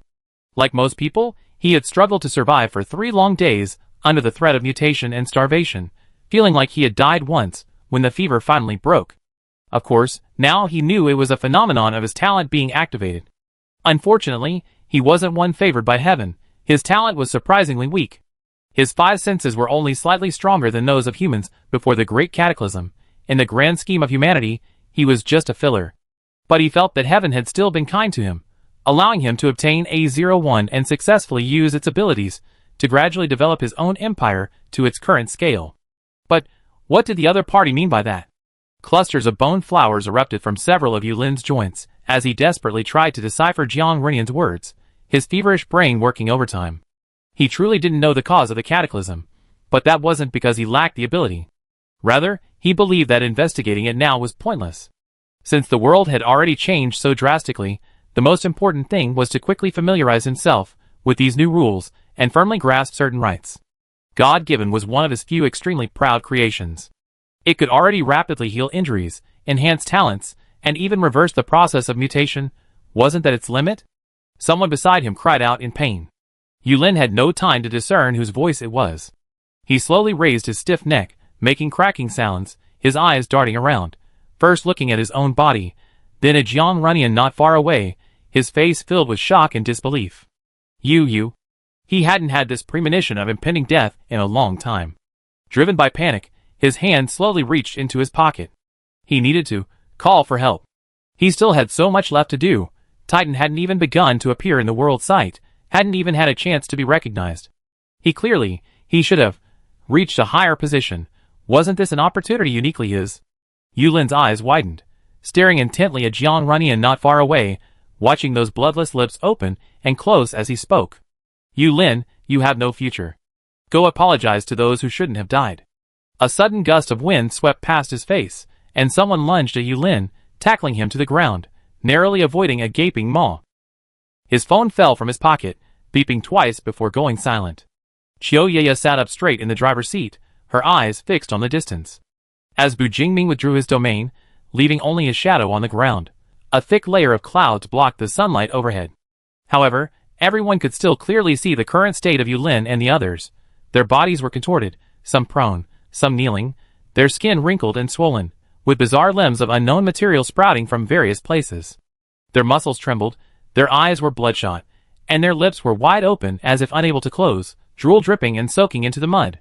They were terrifying, irrational monsters, 3 in total, not including the experimental subject created through the breeding of goo practice. Everyone present could recognize them at a glance. These were clearly the humanoid mutants that humanity had been fighting against for years, their former brethren. But why? Why would humans who had already gained talents mutate? Kujoshin, holding his gun, stared blankly, forgetting to whisper in the group chat. Instead, he blurted out, if I remember correctly, it said that mutations occur because the human body and the activated talent can't coexist. Right? Yeah. Right. So currently, only 7-year-old children whose talents have been activated can mutate, right? Yeah. That's correct. Then what is this? Kujoshin pointed in that direction. Why? Qiu Yeye wanted to say how she knew, but before she could speak, the mutated creatures, having lost their minds, sensed the presence of the aliens in the air and roared as they pounced on Bu Jingming and Jiang Renian. Boss! Watch out! Roar! The scene became chaotic again. Bu Jingming didn't even look at the mutated creatures. He noticed the light around him dimming, and then looked at Jiang Renian's face. His condition was visibly worse, his eyes were narrowed, his body unsteady, and he looked like he was about to faint. Yin, stop! Bu Jingming, with the help of the shadow, quickly created distance around Jiang Renian's waist, interrupting his innate energy output. His tone was anxious. Are you feeling unwell? It's alright. Let's deal with him first. Bu Jingming didn't believe Jiang Renian's claim of being alright, but he did need to eliminate the enemies first. Bu Jingming had the shadow entangle the mutant, brought him back to the off-road vehicle, and put him in the car. Xiaoyaya, take good care of him. No problem. For anyone else, there was no need for Jiang Runyan to use this move. For most people, it would at least result in enhanced combat power. But it was perfect for dealing with Yulin. Bu Jingming didn't know how many backup plans Yulin had, so he wanted to prevent him from being transformed into a monster out of the blue, thus avoiding a constant stream of unexpected events. Yulin's talent did indeed seem as mediocre as he had told Jiang Runyan. Even after mutating into a monster, he hadn't gained any special abilities. The other mutants, however, were elite level. So Bu Jingming called Kujyoshin along with the mutated tiger, and they launched a pincer attack on the enemy. When Yu's abilities were largely ineffective due to Huaxian's presence, and the child wasn't very skilled with a gun, so he could only stay near the off-road vehicle, waiting for opportunities to create chances for them to attack. Lindsay wished he could completely curl up in the back seat, but after trying it, he thought it was too silly and put his legs down. He had only agreed to help out with their benefactor from the little grass base, but it felt like he had witnessed something terrible. Wouldn't they kill him when they realized what was happening? Lindsay almost stopped breathing, afraid of reminding Xiaoyaya that he was still in the car. Runyan you. Xiaoyaya hadn't paid attention to Lindsay in the back seat. She wanted to ask something, but Jiang Runyan's condition was more important, so she swallowed her doubts and reclined the passenger seat for him. Where do you feel unwell? Do you want some water? Jiang Runyan slowly shook his head, took a few heavy, long breaths, and then said, It's nothing, just a bit too much exertion. I'd be fine after lying down for a while. This ability shouldn't theoretically require such a large amount of exertion, but he was worried about not being able to use it all at once and causing unnecessary trouble, so he forced it to reach a level he had never used before, even when saving Bu Jingming. Of course, this wasn't an effect he could achieve by bleeding again, and Bu Jingming wouldn't allow such a thing to happen again. Feeling his body utterly exhausted and his mind blank, Jiang Runyan stared at the car roof for a long while before realizing his breathing was trembling. Was he worried about Bu Jingming in the fight, or was it because he had killed someone for the first time? Jiang Runyan couldn't quite describe his feelings when he saw Yulin truly fall into a mutant state under his own talent. The image of Yulin, who played the demon within him, had been killed by his own hands, transformed from human to something inhuman, just like his former self. There was a sense of satisfaction at avenging a great wrong, but it quickly turned into an indescribable emotion, a feeling of suffocation, a sense of emptiness. Jiang Runyan subconsciously thought of his earlier conversation with Lan Wanxiang. The old man had told him that the number, or rather the concentration, of keys was the key factor influencing biological mutations. It sounded somewhat obvious, since it was precisely after the keys unlocked the locked talent in a biological gene that the talent energy clashed with the body, causing the mutation. But Lan Wanxiang said, a relatively accepted theory within the Institute was that humans, and indeed all living things, could completely avoid mutation. This is because some people only need a small amount of a key to successfully activate their talents, while others need a lot. Once a human possesses an excessive amount of the required keys, it will cause the talent energy and the human body to repel each other. Of course, all of this is just speculation. We didn't have time to confirm it before the disaster struck. The situation after the cataclysm also indirectly confirmed this. When the key was leaked, B City was the first to be attacked, and almost the entire city of B fell into chaos, becoming a paradise for mutants, with few able to survive and escape. Upon hearing this, Jiang Runyan nearly lost control of his expression. He remembered Lan Wanxiang holding his blood, saying it was the key. Jiang Runyan's blood contained innate energy. In other words, Jiang Runyan himself was the key. After Lan Wanxiang left, Bu Jingming told him that humanity's research into innate abilities was far from in depth. Based on Bu Jingming's observations over the past few years, a person's understanding could influence how their innate abilities were used. Innate abilities could, to a certain extent, allow for the realization of one's desires. In other words, once Jiang Runyan discovered the ability to absorb the key from others, then, if he wanted, he could completely control a person's life. One could imagine the uproar this fact would cause throughout the entire human race. Jiang Runyan suddenly sat up, startling Xiaoyaya, but he said nothing, only glancing at Bu Jingming, just in time to see the other man completely eliminate Chen Ji, who had caused them so much trouble. Yu Lin, however, had his limb severed by Bu Jingming at some point, and rings of shadows coiled around him, pinning him to the spot, unable to move. In just over 20 minutes, the enemy had been almost completely wiped out, except for the culprit, who was deliberately left alive and carried by the shadows to the car. Bu Jingming, holding his still bleeding knife, stared at Jiang Runyan through the car window, his eyes questioning. This man's final fate should be decided by Jiang Runyan. Who? Jiang Runyan exhaled deeply, his right hand clenching into a fist and then relaxing. He looked at the still struggling, delirious Yulin, then at Bu Jingming, and finally simply lowered his eyes and shook his head. He remained silent. Before Kujoshin could even understand his meaning, he saw his boss swiftly and decisively slit the man's throat, stab him in the heart, and finally fire a shot each into the brain and heart. A comprehensive finishing blow, ensuring a thorough death. Jiang Runyan didn't watch the entire execution, and Bu Jingming didn't ask any questions. He casually tossed Yulin's body far away, as if putting a period to Jiang Runyan's 5 years of suffering. Jiang Runyan was clearly in a bad mood, but it wasn't convenient to communicate at this moment. Bu Jingming first looked at Qiu Yeye. What did Xiang Chanlin say? It turned out that while Jiang Runyan was lost in thought, Bu Jingming, while fighting, hadn't forgotten to have Qiu Yeye contact the attack Tianming base to check the situation. If it was bad, they needed to resolve the situation here, as soon as possible and rush back to provide support. Mentioning this, Qiu Yeye's expression relaxed considerably. She said, the base is fine. Brother Xiang said it's a minor issue. Yulin's attack didn't involve sending a massive, overwhelming force, he just sent a few people to launch a surprise bombing raid using energy drop talent bombs. This didn't sound like a minor issue. Qiu Yeye raised her hand and gestured. I haven't finished yet. Remember that mutated giant elephant? She briefly recounted the situation at Tianming base. Titan's group came for a suicide attack, but the giant elephant that had been rescued and transformed into Tianming's guardian beast happened to have a barrier protection ability. It detected the enemy before they even reached the base, activated its barrier, and even with all its talent energy, the enemy couldn't break through. They were all captured alive. Perhaps Yulin was arrogant and hadn't paid special attention to Tianming's situation, or perhaps he only intended to use this as a pretext to lure Bu Jingming into revealing a weakness.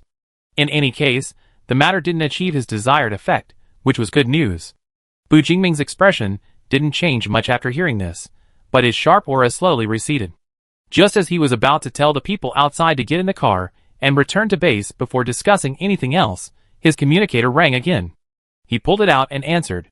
It was Li Huanqing's energetic voice, brother. Guess who I'm with, and where I am right now. Just say what you want to say, I'm busy. Alright, I won't keep you in suspense any longer. I'm here to claim credit, Li Huanqing said, his tone full of smugness. Remember Xuechuan? Leader Guangxu? I sold him the Titan information, and then he really wanted revenge. I figured your enemy is also my enemy, so I sent some people to help him. We seem to be quite lucky. Their leader seems to be away.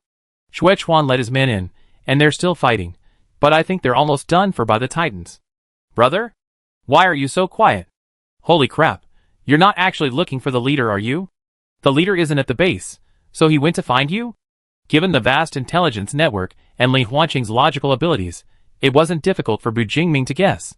So, Bu Jingming gave a definite answer, yes. I set a trap to lure him out. He's already dead. Oh, you set a trap, and he's dead? Li Huanqing's voice rose 8 octaves. He's dead? Bu Jingming, while talking to him, gestured for Qiu Yeye to get out of the driver's seat, then got in himself. Yes, I killed him. Tell Xuechuan to be careful when he attacks. There should be a lot of useful experimental data inside the Titan. I take some time later to go and talk to him. We can split that data equally among the 3 of us. Although Yulin's actions were inhumane, his research on talent must have yielded considerable results. Scientific research is a crucial part of human progress and will benefit Tianming's development. Li Huanqing was silent for a moment, then spoke with a somewhat confused look. Okay, I talk to him later. So, brother, you fought with Titan? Are you hurt? How serious is it? Oh, I forgot, you have brother-in-law. Bu Jingming fastened his seatbelt, glancing out of the corner of his eye at Jiang Runyan in the passenger seat, who also silently pulled the reclined seat back up and fastened his seatbelt. He then started the SUV and put it in gear. If there's nothing else, we talk later. Bye. Hearing the response from the other end, Bu Jingming hung up the call, put the communicator in his pocket, and looking ahead, gripped the steering wheel with one hand while reaching out to find Jiang Runyan's hand, giving it a reassuring squeeze before withdrawing it. The entire journey was quiet, including the back seat. Of course, Bu Jingming knew perfectly well that Kujoshin, with his restless nature, was definitely discussing Jiang Runyan's revealed abilities with the other two. But it wasn't convenient to say anything now, given the environment and the presence of outsiders. Under Bu Jingming's control, the shadow engulfed the off-road vehicle, then clung to the vine wall, quickly vaulted over, broke free of its restraints, and sped off towards Tianming.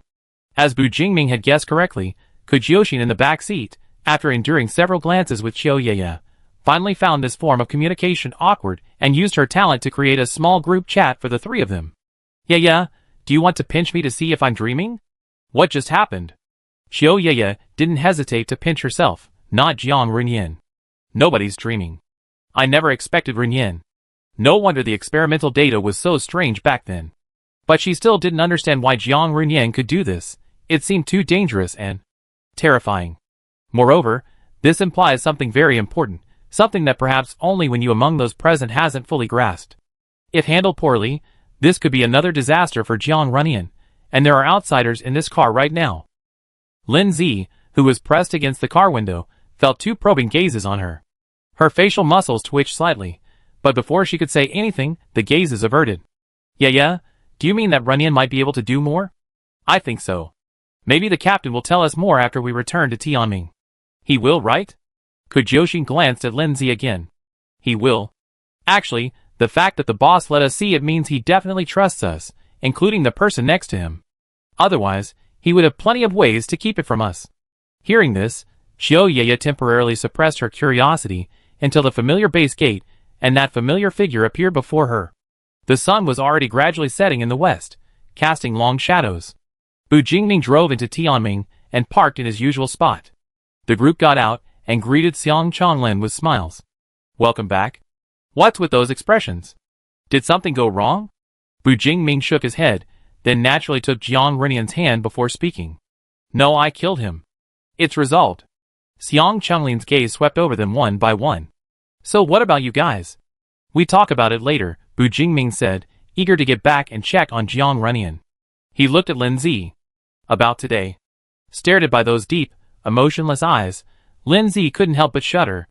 Before he could threaten him, he blurted out, I promise I keep everything I saw today a secret. May I be struck by lightning if I utter a single word. Bu Jingming paused, offering no explanation, only nodding to the others with Jiang Runyan in tow, and left.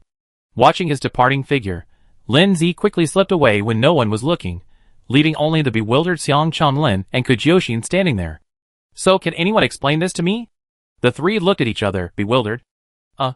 There weren't many residents on the street, and occasionally one could hear idle chatter about the mutated giant elephant. Bu Jingming didn't walk fast. After completely disappearing from their sight, he called out to Jiang Runyan. He didn't ask if he was still in pain, nor what his thoughts were about getting revenge. He simply called out to him, subtly asserting his presence. Jiang Runyan understood Bu Jingming's meaning. Although they weren't twins, their years together had often created a tacit understanding. The sense of security Bu Jingming gave him was something no one else could provide. Therefore, Jiang Runyan knew that even if he remained silent and ignored him, the other wouldn't be impatient. Thus, their interaction ended with that single call, until they entered the apartment building, until the door opened and closed softly, keeping the dust outside. Bu Jingming released Jiang Runyan's hand, turned to face him, and opened his arms. Jiang Runyan lowered his head slightly, his gaze fixed on the floor, not looking at him, but took a step forward and nestled into his embrace. The two arms tightened quickly, as if gripping an anchor rope thrown ashore.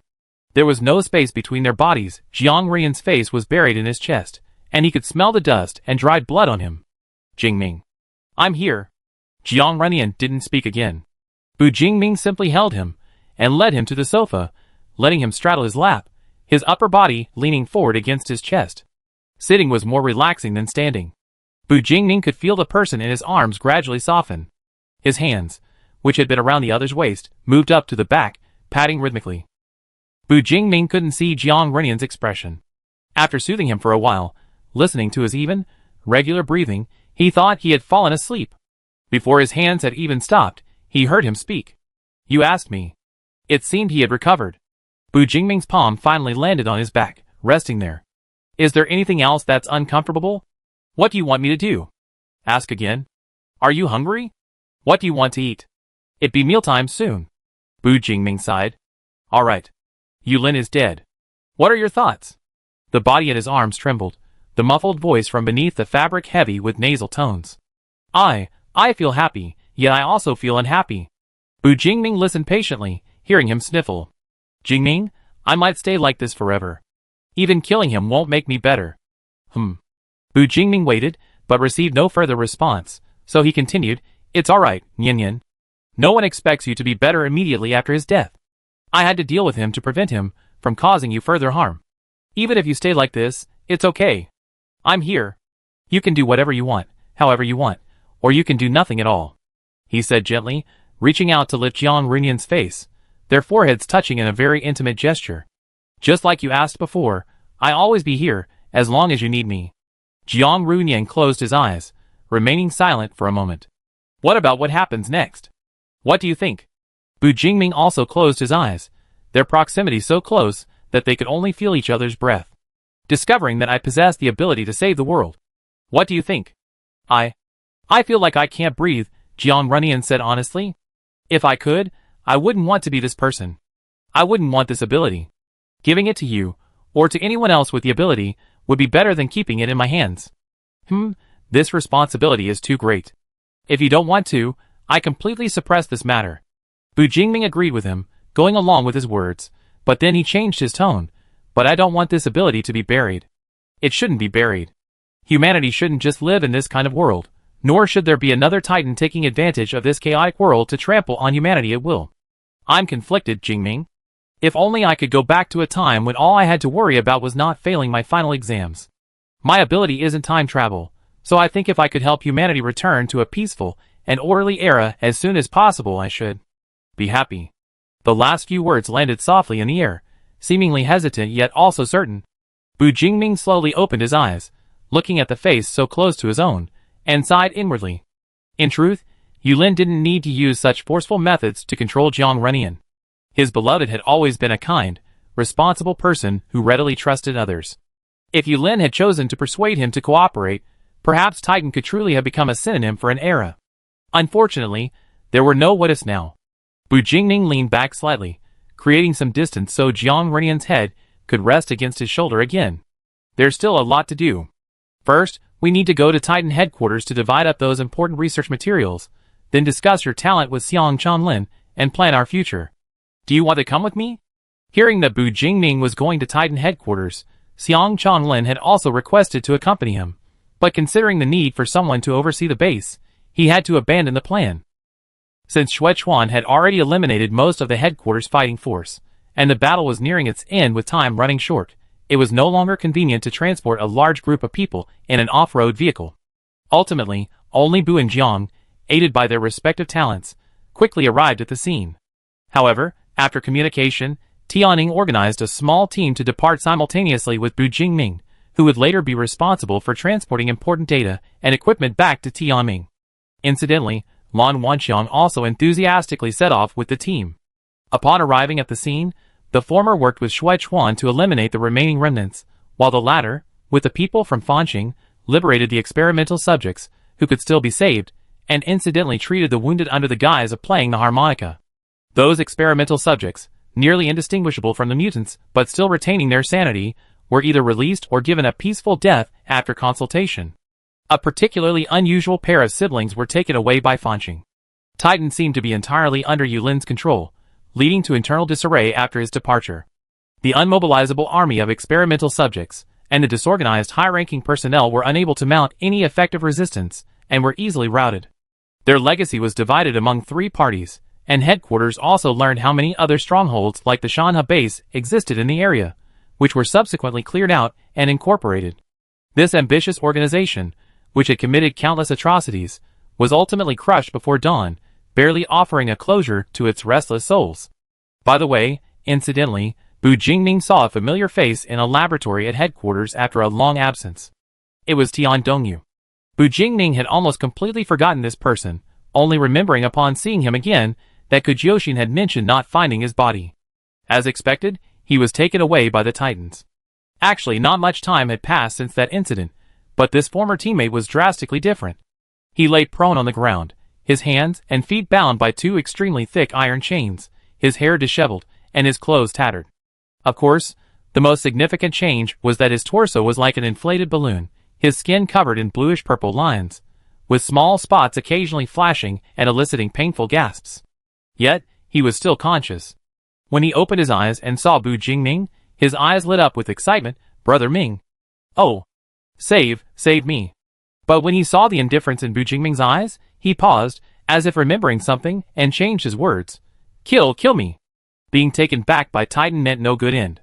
Bu Jingming knew from his appearance that his only value in Titan's eyes was probably to be used against him. Unfortunately, the experiment seemed to have failed, and there was no chance to continue. Bu Jingming squatted down 2 steps away from him, speaking calmly. "In pain? Pain is to be expected. You only experienced Titan's methods for such a short time, and you want me to give you relief. But he endured 5 whole years like this. What makes you think that without him, I even glance at you?" Before the words were finished, Tian Dongyu's expression turned ashen, then contorted into a grimace after 2 seconds. But before Tian Dongyu could say anything more, a voice he would never forget came from outside. "Jingming? Is there anything wrong here?" Tian Dongyu watched as the person he loved stood up, dusted off non-existent dust from the corner of his clothes, and turned around with a tenderness he had never seen before. "No, it's nothing."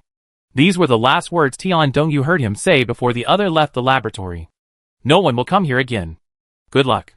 Returning to Tianming Base from this steel behemoth, Bu Jingming went alone to Xiang Changlin's office, skipping dinner and staying there for a full 4 hours before emerging. The next day, Xiang Changlin formally introduced Bu Jingming to the other 3 high-ranking officials at Tianming. Afterward, Tianming Base began to rapidly expand, absorbing displaced people and residents of small, struggling bases, driving out and eliminating mutants from the surrounding areas. The base's boundaries completely expanded beyond the small community, gradually encompassing the entire town. Next, they suspended new recruitment, focusing on internal management while developing technology using Titan's research data. They traded what they couldn't keep themselves with other bases. From then on, Tianming Base gradually came into the public eye, becoming a topic of conversation and a source of aspiration. Although Xiang Changlin was still nominally the leader of Tianming Base, the higher-ups knew that Bu Jingming had orchestrated many things. Xiang Changlin wanted to hand over the position to him completely, but Bu Jingming refused, saying, "The base's residents are more familiar with and accept you. There's no need to make changes at this time that could affect public morale." Bu Jingming was very busy, while Jiang Runyan was much more relaxed. Bu Jingming stated that it wasn't time to reveal his abilities yet. Tianming wasn't strong enough, and a hasty revelation could easily lead to unrest. However, considering Jiang Runyan's mental state, Bu Jingming would often bring him along to less formal occasions, letting the outside world know that this newly emerged leader had a lover, and the two were very affectionate and often seen together. About 3 months later, a small group of Titan remnants, still on the move, attempted to expose the secret of the divine gift, hoping to incite conflict among the major bases so they could reap the benefits and launch a comeback. However, their plan was spotted by the omnipresent members of the Starry Sky organization and promptly notified Bu Jingming. Bu Jingming then personally led a small team to swiftly extinguish the last remaining threat. During this period of rapid development at the Tianming base, Kujoshin, always restless, joined the Tianming Guard team. When Yu followed suit, while Qiu Yeya naturally joined Lan Wanxiang's research group, returning to her old profession. Of course, she didn't forget to notify Lan Qi, who was far away at the Fenghua base, to come over. When the aloof and breezy Dr. Lan appeared at the Tianming base, she froze upon seeing Lan Wanxiang, calling out Grandpa and rushing over, crying like a child, a rare occurrence for her. Everyone had things to do, except Jiang Runyan. After running around with Bu Jingming for a while, when asked again, Jiang Runyan refused to go out anymore, spending most of his time alone in his room, occasionally taking a walk nearby. Eating was much easier than before, barely returning to a normal appetite, but only if Bu Jingming was by his side. He often had nightmares at night, and Bu Jingming would wake up several times after noticing his rapid breathing, spending time coaxing him back to sleep. Later, Bu Jingming heard from his subordinates that Jiang Runyan had taken his harmonica to the medical department. That evening, Bu Jingming returned home and noticed that he was in an unusually good mood, so he said nothing and let him help out at the medical department whenever he had free time. As the weather warmed, the ensuing rainy season lasted for a long time, and the entire Tianming base underwent a dramatic transformation. Everything was progressing smoothly, and the atmosphere within the base was peaceful and tranquil, often giving one the illusion of returning to the days before the Great Cataclysm. One afternoon, Bu Jingming returned from outside, having just finished negotiations with the Fenghua base and finalized a deal. The other party was extremely difficult, almost refusing to budge an inch, giving Bu Jingming a headache during the negotiations. Fortunately, they finally managed to reach a mutually acceptable agreement. The rain, which had lasted for most of the day, had stopped some time earlier, leaving only thick clouds that lingered, and the air was filled with a cool, earthy smell.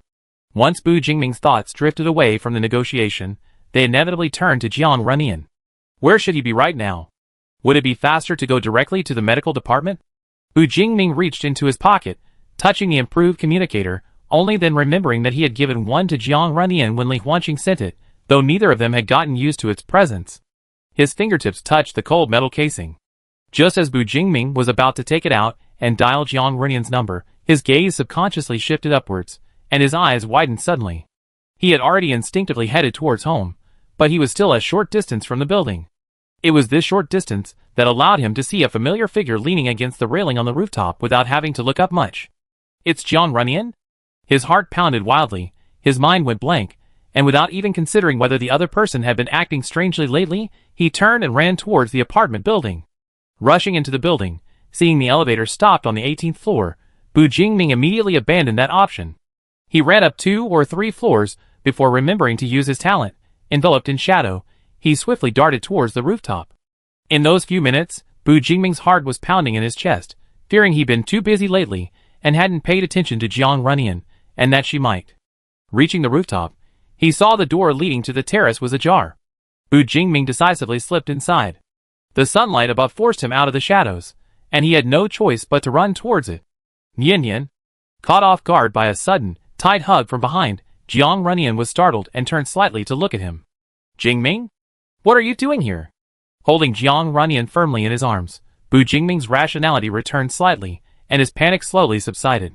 He released his grip on Jiang Runyan, turned him around to face him, looked him up and down for a moment, and then breathed a sigh of relief. Thank goodness, there was no expression that looked obviously distressing, and no injuries that shouldn't be there.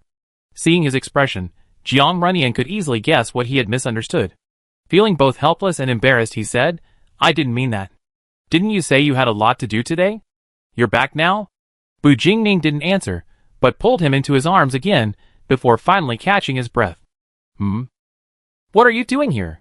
Yaya said that Mao told her today's rain should be the last rain of the rainy season, and there will be a beautiful rainbow after it ends. Jiang Runyan patted his lover's back reassuringly.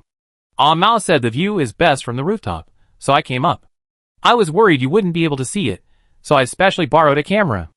Only after he said that did Bu Jingming notice a small digital camera placed inside the railing on the rooftop wall. Jiang Runyan looked up from his arms, peering over him at the sky where the dark clouds hadn't yet cleared. You come at the perfect time. The rainbow hasn't appeared yet, so we don't have to just look at photos. Bu Jingming released his grip, leaning against the wall beside him. After a moment's thought, he told him his idea, which he'd been considering for some time.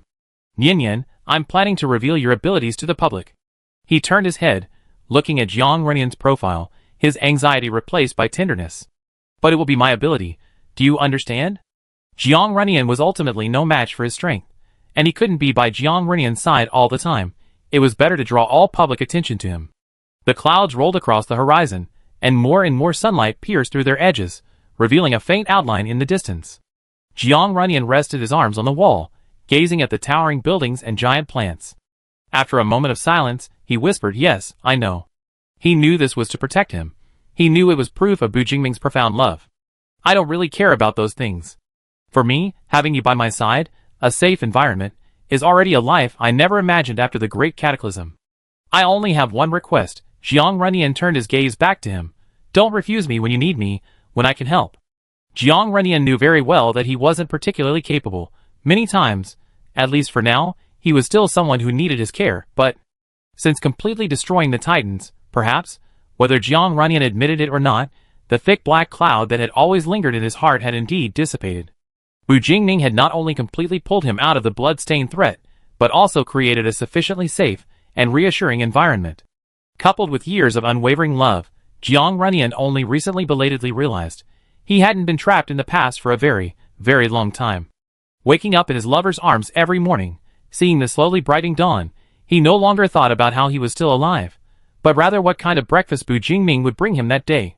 He would touch the musical instruments that Bu Jingming had specially collected again, resonating with the notes once more. He would go to the medical department, using his talent to heal patients, and receive genuine gratitude in return. He would also walk the streets, hearing residents rejoice at their carefree lives in the Tianming base, and occasionally hear praise for Bu Jingming. Only then would he realize how much his beloved had done to maintain and develop this peaceful environment. The sun was warm, the food smelled delicious, and the music was melodious. He couldn't stay behind Bu Jingming forever. Jingming, a rainbow has appeared. Yes. In the distance, under the clear sky, a huge and clear rainbow appeared, its colors vivid, magnificent, and beautiful.